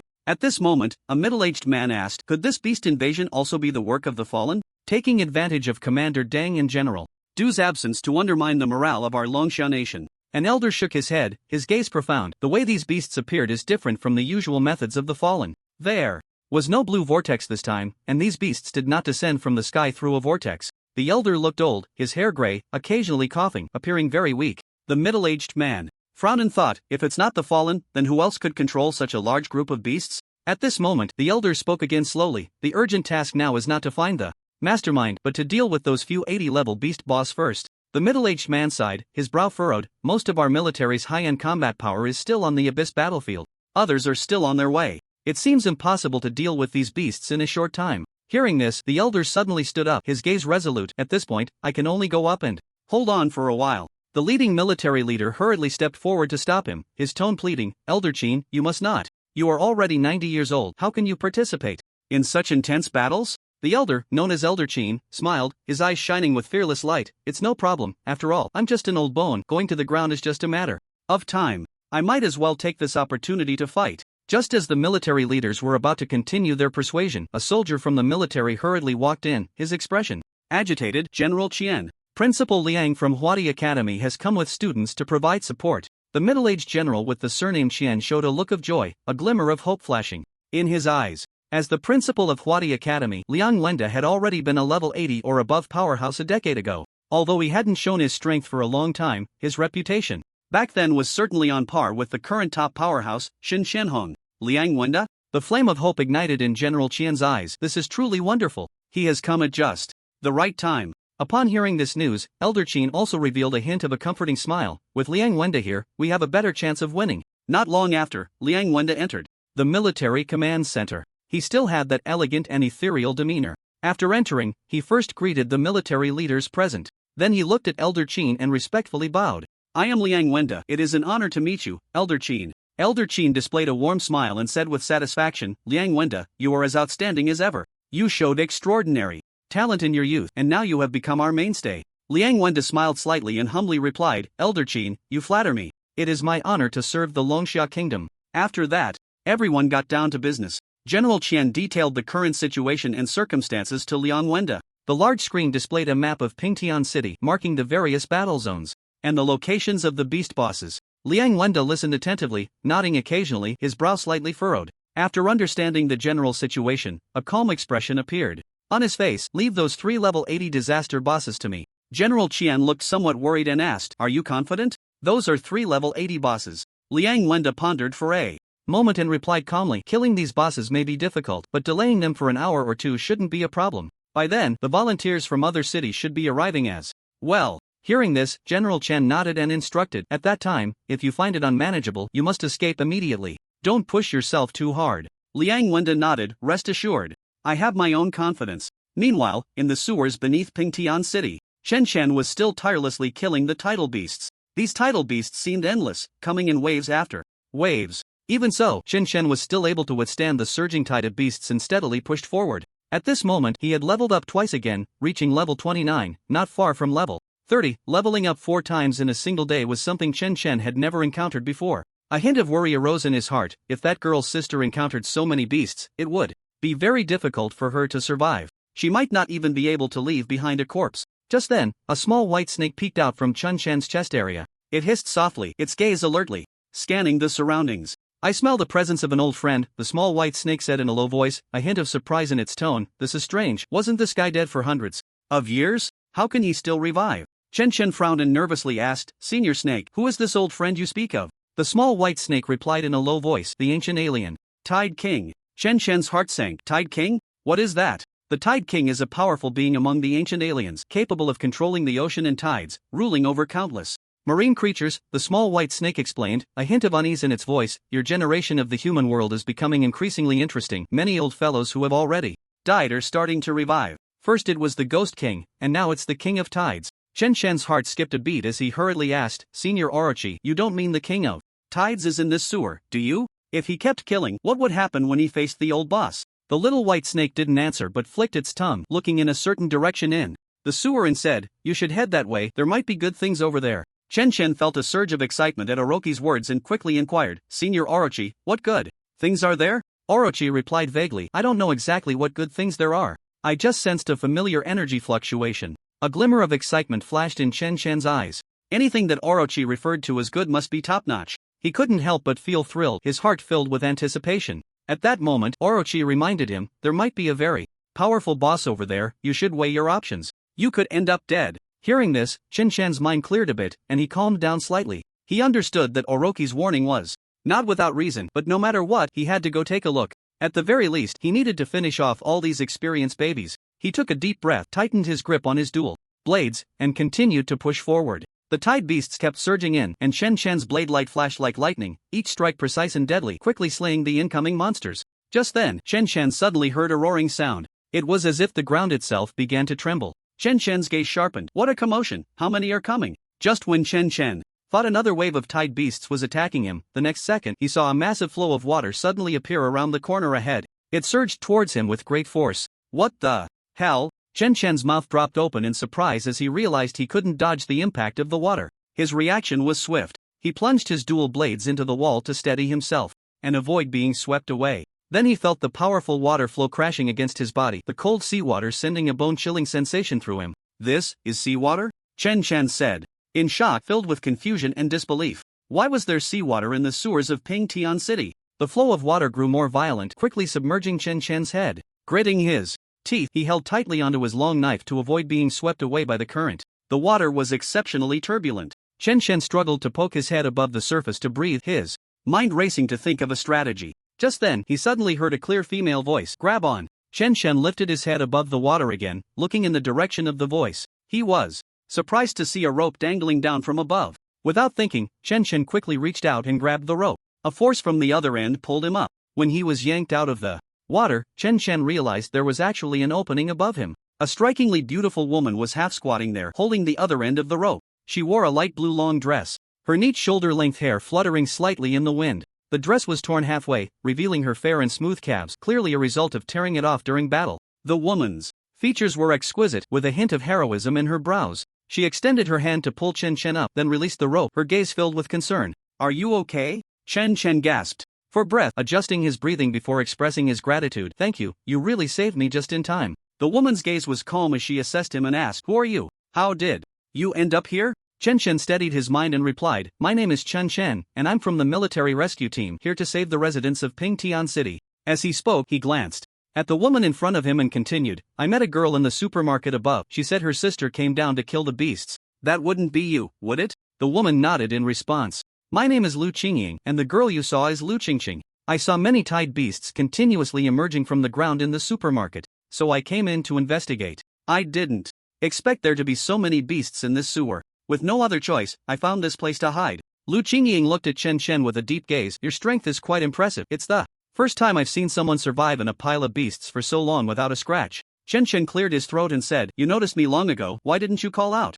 Lu Qingying chuckled lightly. Why should I call you? You weren't in any real danger at the time. It was just right for you to help me deal with the monsters. Chen Chen. The two exchanged glances at the flowing water below, which was still rising. Chen Chen couldn't help but frown. Given the rate of the rise, their current position was clearly not safe. What should we do next? Chen asked. Lu Qingying maintained her calm demeanor and replied, My profession happens to be a water mage, so it's not a big deal. She looked at Chen Chen and then asked, Pingtian City is inland, don't you find it strange that seawater suddenly appeared? Chen Chen nodded in agreement. Indeed, I noticed that too. It's quite abnormal. Lu Qingying continued, I plan to go down and investigate to find out the source of this seawater, otherwise, the entire Pingtian City might be at risk of being submerged. Chen Chen showed a troubled expression, but I can't swim. Lu Qingying smiled slightly. It's okay, just hold my hand, and I'll take you down. As she spoke, she extended her fair, delicate hand towards Chen Chen. After a brief hesitation, he stepped forward and took her hand. The first sensation was that her fingers were somewhat cold, soft, and boneless.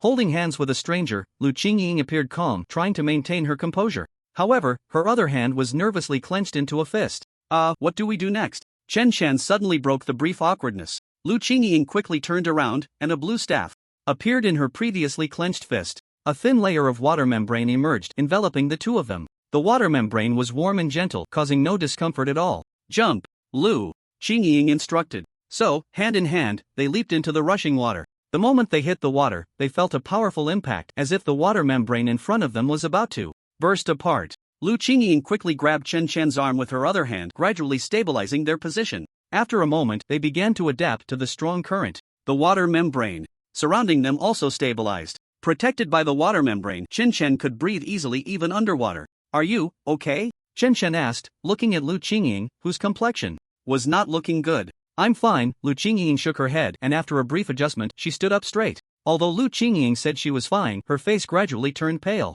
It was evident that maintaining the water membrane against such a turbulent current was quite taxing for her. Just then, Chen Chen saw several blurry figures approaching them rapidly through the water membrane. His expression tightened, and he silently cursed. It was the tide beasts. Sure enough, these tide beasts moved incredibly fast in the water, almost instantly closing in on them.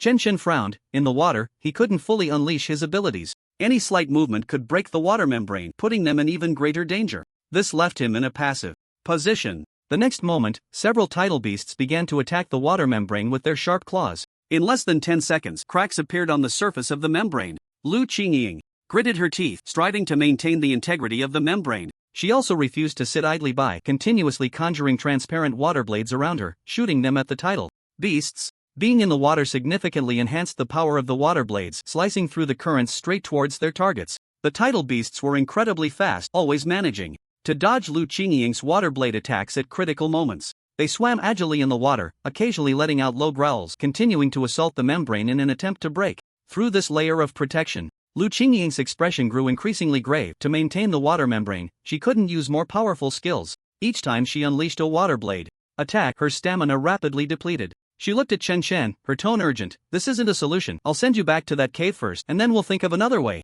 However, Chen Chen shook his head, revealing a slight smile. "Wait a moment, I'll give you a buff." After saying that, Chen Chen activated bloodline resonance, and a dazzling light radiated from him, instantly enveloping Lu Qingying. She immediately felt a powerful force surge into her body, her health limit suddenly increasing by 500,000. Lu Qingying's eyes widened in disbelief as she looked at Chen Chen. "An increase of 500,000 health limit. Is this the buff you were talking about?" Chen Chen wore a proud expression, smiling as he said, "How about that? Not bad, right?" Lu Qingying was speechless. It was more than just good, it was simply outrageous. The defense of her water membrane was originally closely tied to her own defense value. Now, Chen's bloodline resonance not only increased her health limit but also boosted her attack and defense by 5 times. The water magic now also gained 5 times the defense. The once shaky water membrane began to become unbreakable.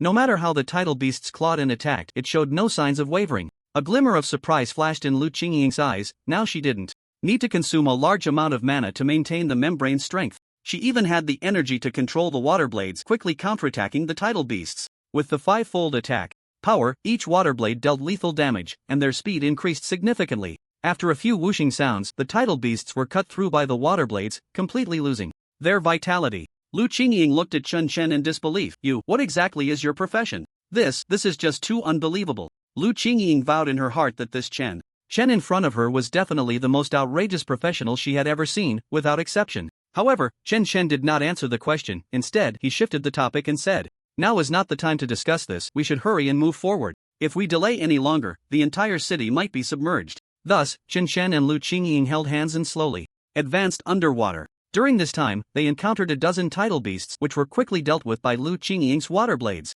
Half an hour later, the two turned a corner at a sewer junction. At the end of this path was a massive opening, from which countless seawater surged out. The little white snake poked its head out again and whispered, "It seems like you're getting closer to that thing." Chen Chen's heart skipped a beat, suddenly filled with an ominous premonition. Just then, from the huge opening, a dark figure emerged. Chen Chen and Lu Qingying immediately halted their steps. A massive tidal beast suddenly appeared before the two, exuding a terrifying aura, its eyes as deep as an abyss. With just one glance, Lu Qingying's expression turned grave. "Be careful, this is a level 60 disaster boss." "A level 60 disaster boss?" Chen Chen was startled by the information conveyed by Lu Qingying. He never expected that a level 60 disaster boss would appear directly in this place. He couldn't help but furrow his brows. With his current strength, defeating a level 50 disaster boss should be manageable. However, taking down a level 60 boss would be exceedingly difficult. The difference between level 60 and level 50, though just 10 levels apart, was not something to be taken lightly. Chen Chen said solemnly, "We should retreat." However, Lu Qingying's face was now filled with despair. "I'm afraid it's too late." In the next moment, the enormous tidal beast launched an attack. Its claws swung with immense power, striking directly at the water membrane. With just one move, the water membrane shattered, and countless gallons of seawater surged in like a flood. The two figures were quickly sent flying backward by this tremendous force, crashing hard against the wall of the sewer. Water splashed up from the wall, and the immense impact made Chen Chen feel as if his insides were shaking. After barely stabilizing himself, he noticed that Lu Qingying's face had turned as pale as paper, her health bar dropping by half in an instant.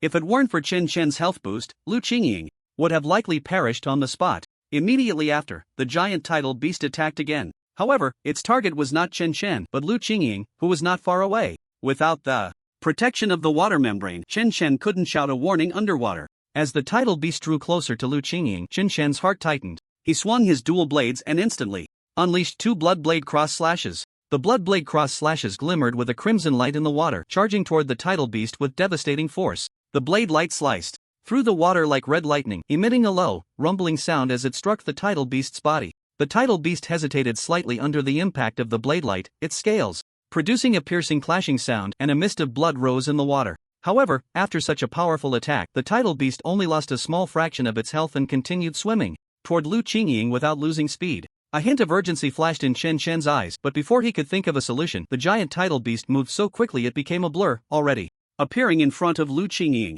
Its sharp claws came crashing down. In an instant, the rushing water surged with overwhelming force toward Lu Qingying. Chen Shen's expression turned grave. He wanted to stop it, but it was already too late. Just as the woman named Lu Qingying was about to meet her demise, her figure suddenly vanished as if she had merged with the surrounding water. The giant tidal beast's sharp claws swiped at nothing, but its powerful momentum remained undiminished. The wall behind where Lu Qingying had stood crumbled like tofu under the beast's claws, instantly collapsing. The resulting turbulence blew Chen Shen several meters away. Struggling desperately in the water, Chen Shen quickly gripped the hilt of his blade and plunged it into the wall. Using the support of the long knife, he finally managed to stabilize himself. Chen Shen strained to lift his head above the water, greedily gasping for fresh air, as if trying to reclaim all the oxygen he had just lost. Once he regained his composure, he shouted loudly, "Lu Qingying, are you still alive? If you're not dead, give me a sign." His voice echoed through the sewer. However, apart from the rushing sound of the water, there was no other response. He widened his eyes, trying to spot Lu Qingying in the water, but all he saw was endless darkness and surging currents. Although he didn't know what was happening, but Chen Shen could be sure that this Lu Qingying was not dead yet. At that moment, she had definitely used some life-saving trump card. Just then, an overwhelming aura surged from beneath the water's surface. Following that, the massive form of the tidal behemoth slowly emerged. Its body radiated a heart-stopping pressure, and every movement seemed to cause violent ripples in the surrounding water. Chen Shen's expression instantly became serious. He almost immediately turned around, pushing off the wall with his legs, using the reaction force to fly backward. The opponent was a level 60 disaster boss, and even now, Chen Shen did not dare to easily withstand its damage. Moreover, they were still in the water. However, the tidal behemoth's attack speed was beyond imagination. A massive wave surged toward Chen Shen like a wall. Chen Shen fled forward with all his might, but his speed was simply too slow compared to the tidal behemoth, and in the blink of an eye, the wave had caught up to him. In the next moment, the tidal behemoth suddenly exerted its strength, its entire body shooting toward Chen Shen like a cannonball, creating a swift torrent of water. Chen Shen didn't even have time to react before he was violently knocked away by the tidal behemoth, as if a mountain had crushed an egg. With a dull thud, Chen Shen's body flew out like a kite with its string cut. In an instant, a shocking damage number floated above Chen Shen's head, -852618. A terrifying damage value exceeding 800,000, enough to kill an ordinary player over 10 times. Even Chen Shen couldn't help but show a pained expression at this moment. In this earth-shattering blow, Chen Shen's body flew backward in the water like a torpedo launched at incredible speed. In the blink of an eye, he crashed into the hard wall at the end of the sewer. However, the impact of the tidal behemoth was simply too powerful. Even after hitting the wall, its residual force showed no signs of diminishing. Chen Shen's body crashed into the wall, creating a large hole. He shot out from the other side of the wall, tracing a long parabolic arc in the air. While flying through the air, Chen Shen felt his consciousness becoming somewhat hazy, as if everything around him was no longer real. Suddenly, he felt the air around him fill up again, and his previously dim vision instantly became bright and clear. Before he could think about what had just happened, the next second, he fell once more into the icy, bone-chilling water. A loud noise occurred ahead. Everyone stay alert. What's going on? Squad leader, it seems someone just fell into the river. Let's go take a look. At this moment, a rescue team from the military was searching along the riverbank for possible survivors. The sudden loud noise immediately heightened their alertness. The team members quickened their pace, hurriedly making their way to the source of the sound. Upon arriving at the scene, they were astonished to find a massive hole had appeared on the riverbank, several meters high. Continuous seawater was gushing out from this hole, forming a spectacular water column. What's going on? Where did all this water come from? Just as everyone was puzzled, someone reminded, didn't we just see someone fall into the water? Yes, quickly look for that person. The squad leader, as if waking from a dream, hurriedly gave orders. Just then, Chen Shen's figure was struggling desperately on the river's surface, finally managing to surface with great difficulty. Seeing this, several soldiers around jumped into the river without hesitation, quickly swimming toward Chen Shen and working together to rescue him. A few of them carefully examined the military uniform on Chen Shen and instantly understood he was also a comrade from the military. A determined-looking warrior in his early 20s stepped forward and introduced himself. I am Su Si, the squad leader of the 5th platoon in the new recruits camp. May I ask which squad you belong to? Why did you end up in the river? And what exactly is that big hole about? Faced with Su Si's rapid-fire questions, Chen Shen's thoughts were still immersed in the recent perilous scene. Feeling somewhat dazed, The attack from that tidal beast had been terrifying, its power astonishing, apart from the immense pressure he felt during his first encounter. With a beast invasion, this was the second time he had so vividly sensed the threat of death. Susi noticed that Chen Shen had not responded to his questions for a long time and couldn't help but feel worried. He reached out and gently waved his hand in front of Chen Shen's eyes, asking with concern, "Hello, are you okay? Did your brain suffer some serious trauma? Do you need us to do something for you?" Chen Shen shook his head, took a few deep breaths, and once his breathing steadied, he looked at Susi with a serious expression and said anxiously, "You all need to leave here quickly, it's very dangerous right now." Upon hearing this, everyone looked at each other in confusion, unsure of what to do. Susi was even more puzzled. He furrowed his brow and asked loudly, "What exactly happened? How did you suddenly end up in the river? And what about that big hole and the water in it?"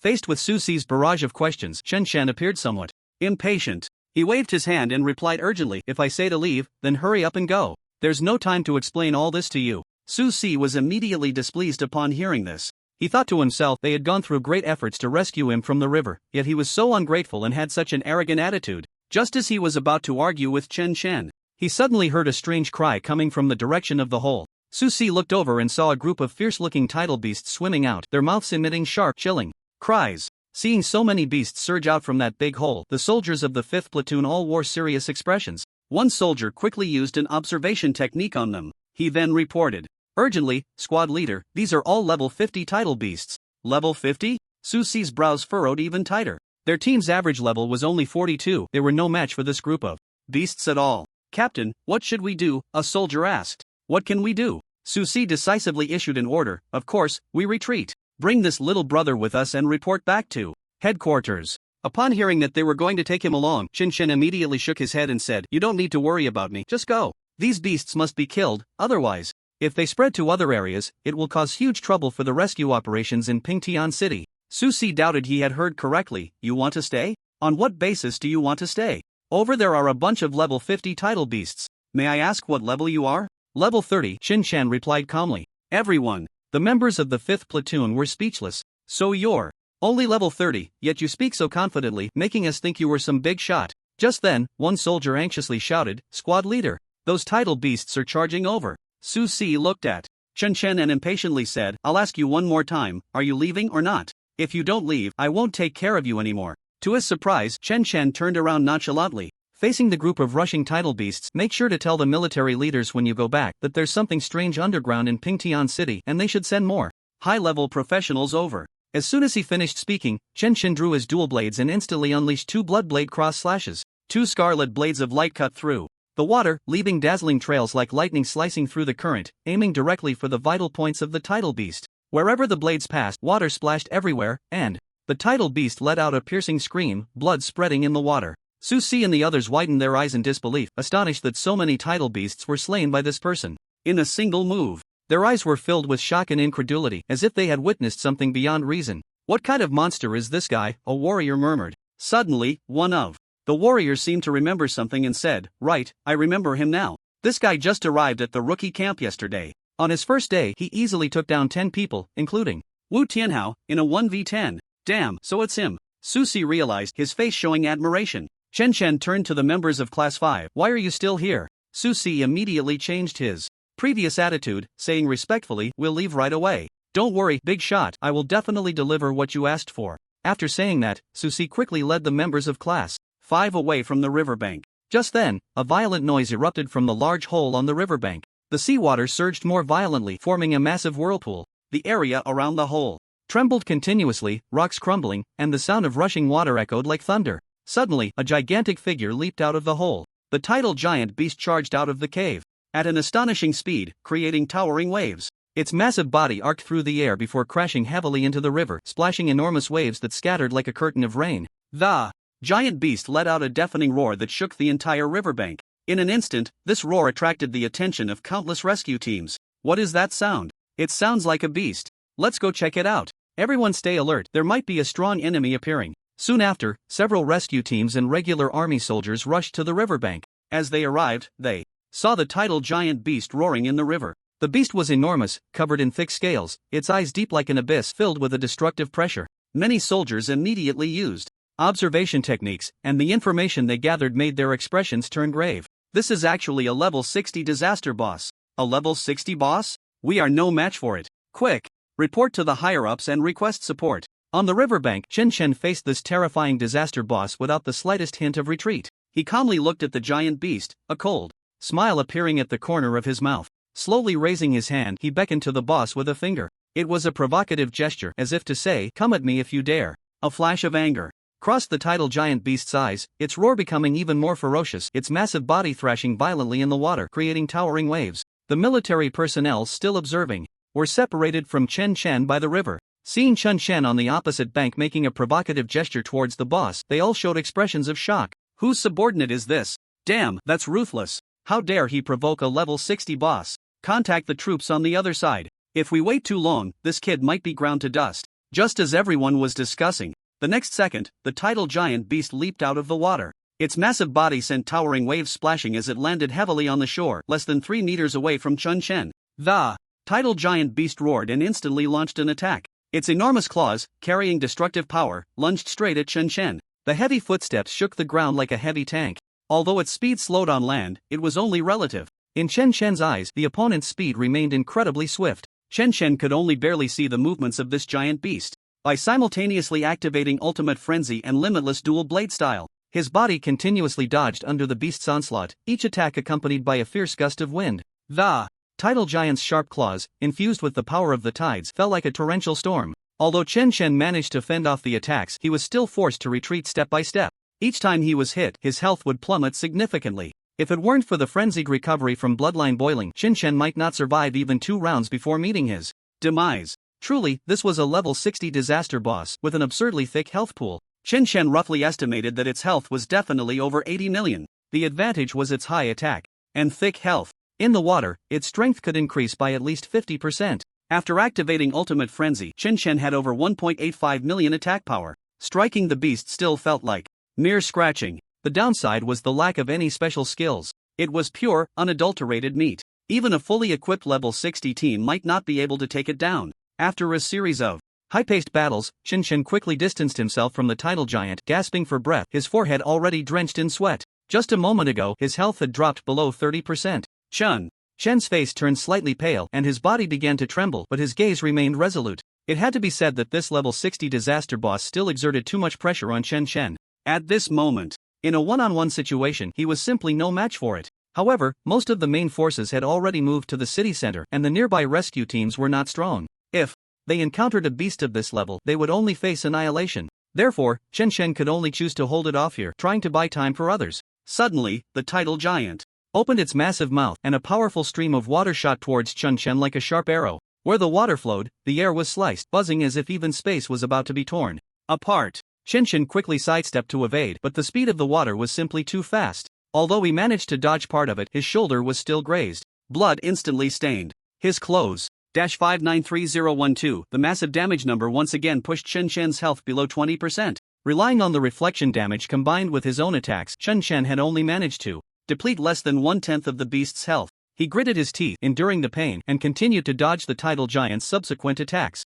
Seeing that its strike had missed, the tidal giant roared in anger, its massive body rolling violently on the riverbank. A gust of wind was stirred up, overturning the ground and sending stones flying. Chen Chen kept dodging, but the beast's power was simply too strong. Even the flying stones could deal over 10,000 damage. Damn it, what a freak! Chen Chen cursed inwardly, but he did not back down. Instead, he grew more courageous, the fighting spirit within him burning fiercely. He gritted his teeth, wielding his dual blades, constantly searching for an opportunity to counterattack. At that moment, a team of 8 quickly arrived on the battlefield. They exchanged glances, and without any hesitation, they instantly joined the battle between Chen Chen and the tidal giant. A tall warrior suddenly stepped in front of Chen Chen, wielding a massive shield to absorb the tidal giant's attack. When the giant shield made contact with the beast's claws, it produced a deafening metallic clash. After just one hit, the warrior's shield was already on the verge of shattering. He was also forced back by the blow, his health bar dropping significantly. Hold on. He gritted his teeth, gripping the giant's shield tightly, and stepped forward again, his eyes filled with determination.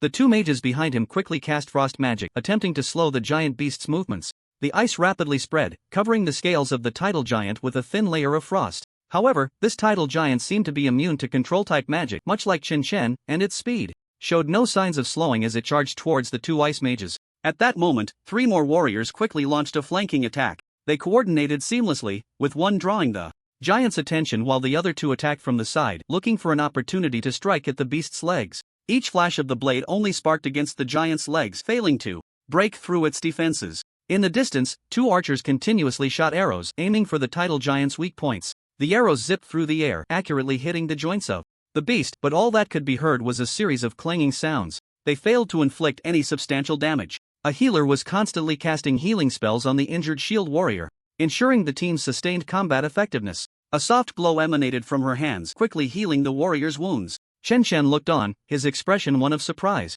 He hadn't expected a team to come to his aid at this moment. Moreover, the members of this team worked together quite well, clearly not soldiers from the rookie camp. Despite their rapid pace and the title giant's continuous roars, they still struggled to deal any real damage to the beast. Chen Chen turned to one of them and advised, "You're no match for it, you should leave. Let me handle this, boss." The person, while casting healing spells to support the front line, replied, "We're veterans from the military, how could we let you face this level 60 boss alone? Don't worry, we're just here to stall this boss, several other teams are on their way." Though they said this, the situation had not improved with the support of this 8-person team. Even though the team's combat skills were excellent, with several members already having undergone their first job change, they still felt powerless against the title giant's overwhelming strength, being pushed back steadily. The title giant suddenly swung its massive claws, violently charging at them. The tremendous impact sent the defensive warrior flying, crashing heavily to the ground. "Everyone be careful," the captain shouted, quickly adjusting their formation. The beast's roar was deafening, and the warrior's attack seemed somewhat feeble.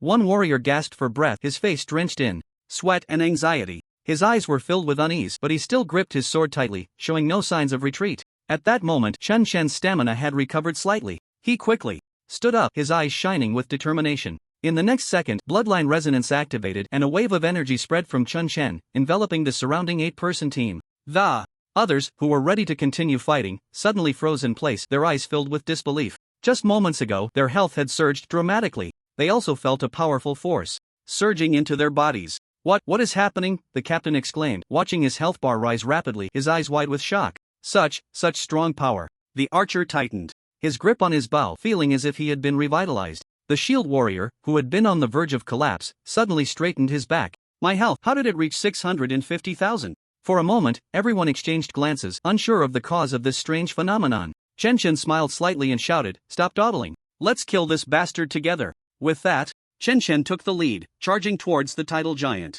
His twin blades cut through the air, creating dazzling flashes of light that blocked most of the giant's attacks. The title behemoth seemed tireless, its sharp claws descending like a raging storm. Chen Chen gritted his teeth, using all his strength to counterattack, his dual blades clashing against the beast's claws, producing a deafening metallic sound. With Chen Chen rejoining the battlefield, the situation was no longer a one-sided crush. The warriors of the 8-man team also showed a significant increase in strength, and the battle gradually became more organized. However, the behemoth's health bar was simply too thick. Despite everyone's efforts, they had only chipped away at 1/5 of its life. Chen Chen swung his dual blades, dodging the beast's attacks and quickly countering. Each of his strikes carried a fierce killing intent, the blades slicing through the beast's scales, sending sparks flying. The beast's roar was deafening, furiously lunging at Chen Chen. During the fight, Chen Chen coordinated seamlessly with the other warriors, constantly looking for opportunities to land effective attacks. "Focus your attacks on its eyes," Chen Chen shouted, his dual blades transforming into 2 streaks of silver, stabbing fiercely at the beast's eyes.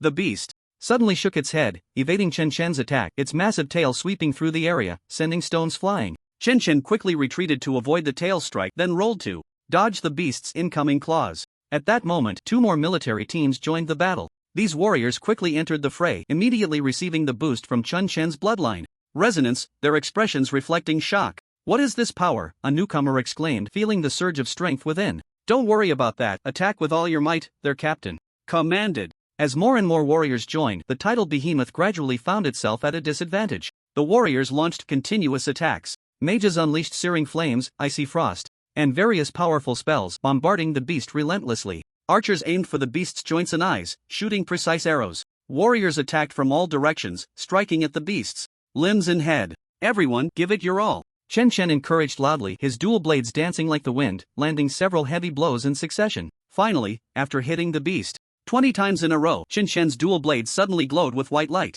His eyes brightened as he leaped up, crossing his blades in the air to deliver a true strike. The beast's body trembled violently, a deep wound appearing on it, blood gushing forth. 2103822. This strike, enhanced by ultimate frenzy and bloodline boiling, dealt unprecedented high damage. The beast let out a piercing scream, its body swaying. The health bar above its head dropped sharply. Seeing this, the warriors' morale soared and they increased their attack intensity. Mages cast even more powerful spells, flames, frost, and lightning exploding on the beast's body. Archers continued to shoot arrows and warriors took turns attacking, their storm-like assault leaving the beast with almost no chance to breathe. Gradually, the tidal behemoth's health began to decrease at a visibly rapid pace. 60%, 40%, 30%, 10%.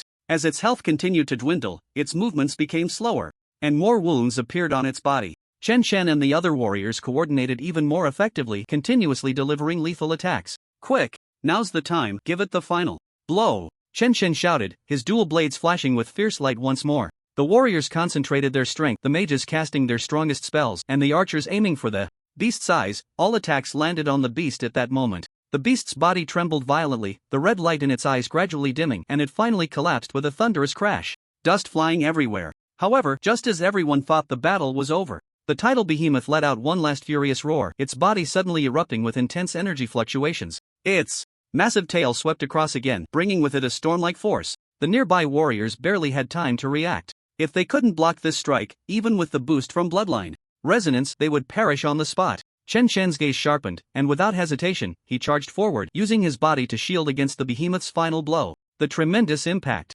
sent Chen Chen flying. In an instant, blood splattered as his body fell like a kite with a severed string, crashing heavily to the ground. The crowd gasped, rushing forward to protect Chen Chen behind them. However, the behemoth, gravely injured and on the brink of death, showed no desire to fight. With a sudden burst of strength, the tidal behemoth broke free from the surrounding warriors and leaped into the river. Huge splashes erupted, and the water churned into waves under its impact. Don't let it escape, a warrior shouted anxiously, his eyes filled with worry. The ice mages quickly cast their spells, frost rapidly spreading across the river's surface. A cold breath enveloped the area, and the water gradually froze, forming an ice layer around the behemoth. However, the tidal behemoth moved through the water with lightning speed, and the ice layer could not hinder its actions. Fire, an archer commanded loudly, arrows raining down towards the river's surface, but the behemoth's agile movements in the water rendered all the arrows ineffective. Just as everyone feared the behemoth would dive underwater, it leaped out again, aiming straight for the large hole on the riverbank from which water was gushing. Quick, stop it!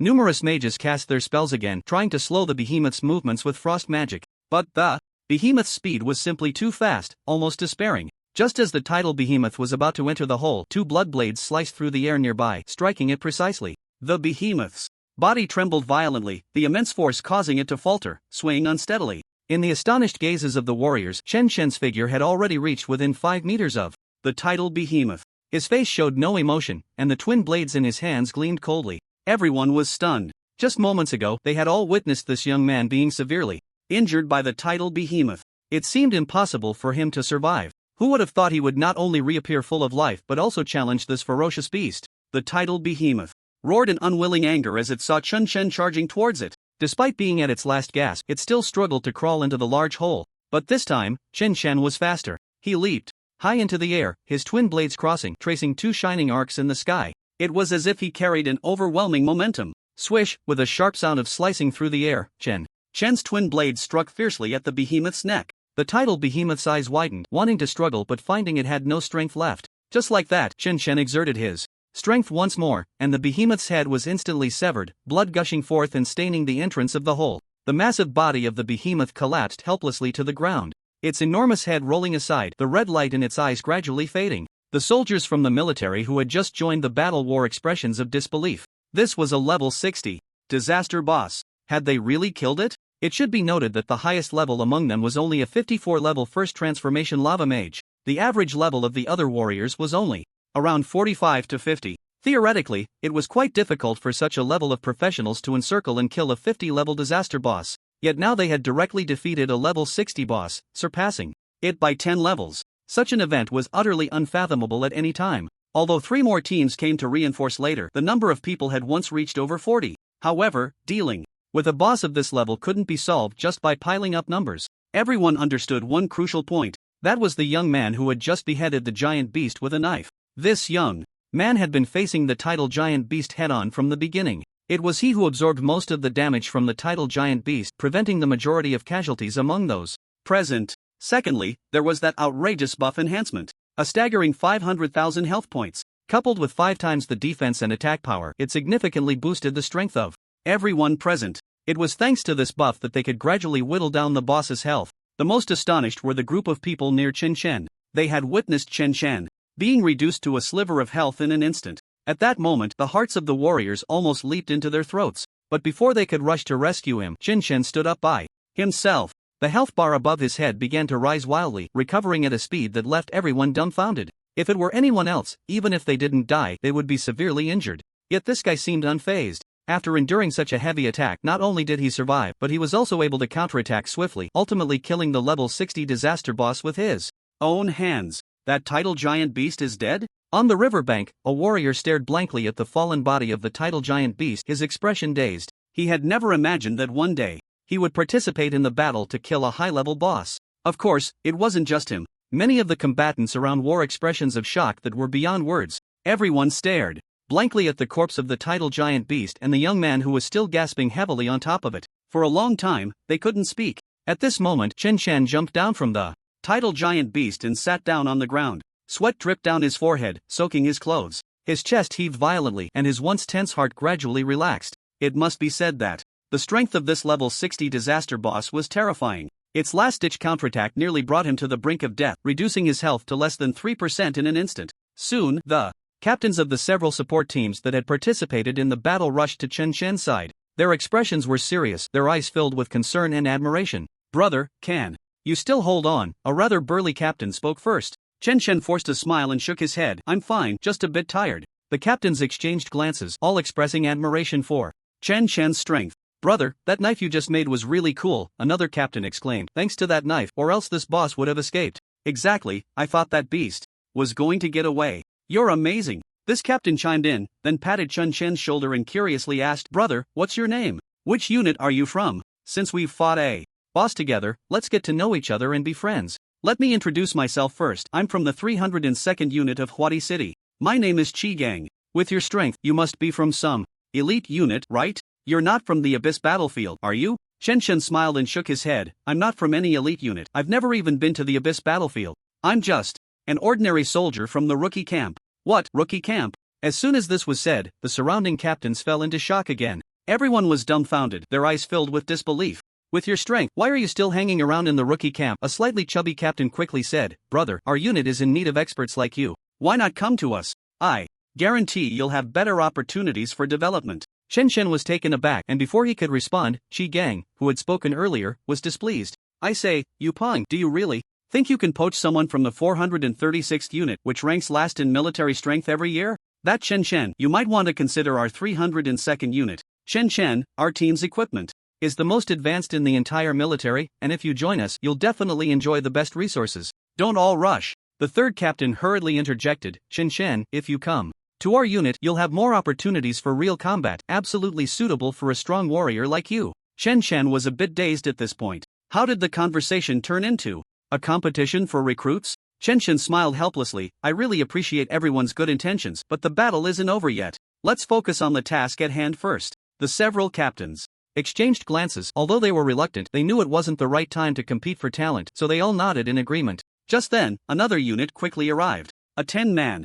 squad was orderly and well-organized, clearly led by a senior officer. He wore a black military uniform, and the stars on his epaulets shone brightly, exuding an undeniable authority. The team quickly assembled, their steps synchronized, showing they were well-trained. Every soldier was alert, scanning their surroundings, weapons ready to respond to any sudden situation. The senior officer scanned the area with a sharp gaze. "We've received reports of a level 60 boss, the tidal behemoth, in this vicinity. Do you know where that boss is now?" Qi Gang was the first to stand up, straightening his back and respectfully answering, "Report, sir. The level 60 boss, the tidal behemoth, has already been killed by us." The senior officer frowned upon hearing this, clearly skeptical. "What nonsense are you talking about? That's a level 60 boss. How could your few teams possibly kill it?" Seeing that the officer didn't believe him, Qi Gang pointed to the distant corpse of the tidal behemoth. "If you don't believe it, go see for yourself. The body is right there." The senior officer followed Qi Gang's, and in the distance on the riverbank, the massive corpse of the tidal behemoth lay there, particularly conspicuous. Its enormous body, even from afar, conveyed the might it had in life. He quickly walked towards the beast's corpse, with several soldiers following closely behind. Upon getting closer, he examined it carefully and confirmed that it was indeed a dead level 60 tidal behemoth. Shock finally appeared on his face. This The officer's tone finally carried a hint of belief, but he was still full of doubt. How on earth did you manage to do this? He turned his gaze back to the captains of the several teams. It was hard for him to believe how these teams, with an average level of less than 50, could have killed a level 60 disaster boss. This situation was as absurd as a pet dog at home running out and killing a Siberian tiger. What exactly is going on? The military leader asked with a serious face. Ji Gang glanced at Chen Shen, feeling a deep admiration. Sir, this time we owe it all to this brother. He single-handedly withstood most of the tidal behemoth's attacks, giving us enough output space. That's what allowed us the opportunity to kill this boss. Oh, he could withstand the tidal behemoth's attacks? The officer turned to Chen Shen, his eyes filled with scrutiny and surprise. What's your name? Which unit are you from? Chen Shen quickly stood up and said, Report, sir. My name is Chen Shen from the military's new recruit camp. You are Chen Shen. A hint of shock flashed in the officer's eyes, but he quickly regained his composure. He nodded. Very good, very good. No wonder General Du values you so much. You truly are extraordinary. Seeing the reaction of this military leader, the captains of several squads were all stunned. Clearly, this senior officer was aware of Chen Shen's situation. Because of Chen Shen, the previous doubts dissipated like smoke. It was as if, due to Chen Shen's presence, killing a level 60 boss became a perfectly reasonable task. Subsequently, the military leader instructed the members of other teams, each team continue with their respective missions. The situation in Pingtian City is still unclear, and many residents have yet to be rescued. Upon hearing this, several team members accepted their orders, geared up, and left in succession. The military leader turned to Chen Shen and said, You can return to the camp to regroup with your team. Chen Shen shook his head gravely and said, Sir, there are issues with the underground waterway in Pingtian City. There are a large number of tidal beasts inside. This dead tidal giant also came from there. Moreover, seawater is continuously gushing out from the underground waterway. Seawater? The military leader frowned at this, a hint of worry flashing across his brow. Chen Shen pointed in the direction of the large hole. At that moment, the big hole created by the tidal giant was still continuously spewing water, showing no signs of stopping. The ground around the hole had been washed into a muddy mess, with water flowing out from the hole, forming a stream-like channel that gurgled along. The military leader approached the hole, examining it closely. He scooped up a handful of water, sniffed it carefully, and tasted it with his finger, confirming, it is indeed seawater. He quickly told one of his subordinates, report to the camp immediately and have them send a group of watertight professionals to investigate. Also, send another group to guard this position. Do not let any beasts escape from inside. The subordinate nodded immediately and hurried off to carry out the orders. The military leader turned to Chen Shen, his gaze filled with a bit of appreciation. Chen Shen, you did well. It seems I have to commend you again. Chen Shen waved his hand nonchalantly. Military achievements don't matter as long as I can help. That's enough. This was indeed Chen Shen's true feeling. Strictly speaking, he was not yet a member of the military. Everything he was doing could be considered as him helping the military. Fortunately, he was gaining favor with Commander Deng and General Du. Of course, that was secondary. Chen Shen simply did not want more soldiers to sacrifice in vain. At this moment, the sound of surging tides echoed from the manhole covers and outlets of the sewers throughout Pingtian City. The sound of rushing water grew increasingly intense, as if a massive flood was surging beneath the city, ready to break through all barriers and flood the streets. Stop! What is that sound? At that moment, a military rescue team was returning to the military camp with a dozen residents along the designated route. They suddenly felt a violent tremor beneath their feet, as if something was about to burst forth from underground. The same situation was occurring in various locations throughout Pingtian City. Everyone's face was filled with unease. 10 minutes later, the tide finally broke through the constraints of the sewer. The manhole cover was lifted by the immense water pressure, and the surging seawater rushed into the streets and alleys of Pingtian City like a wild horse breaking free.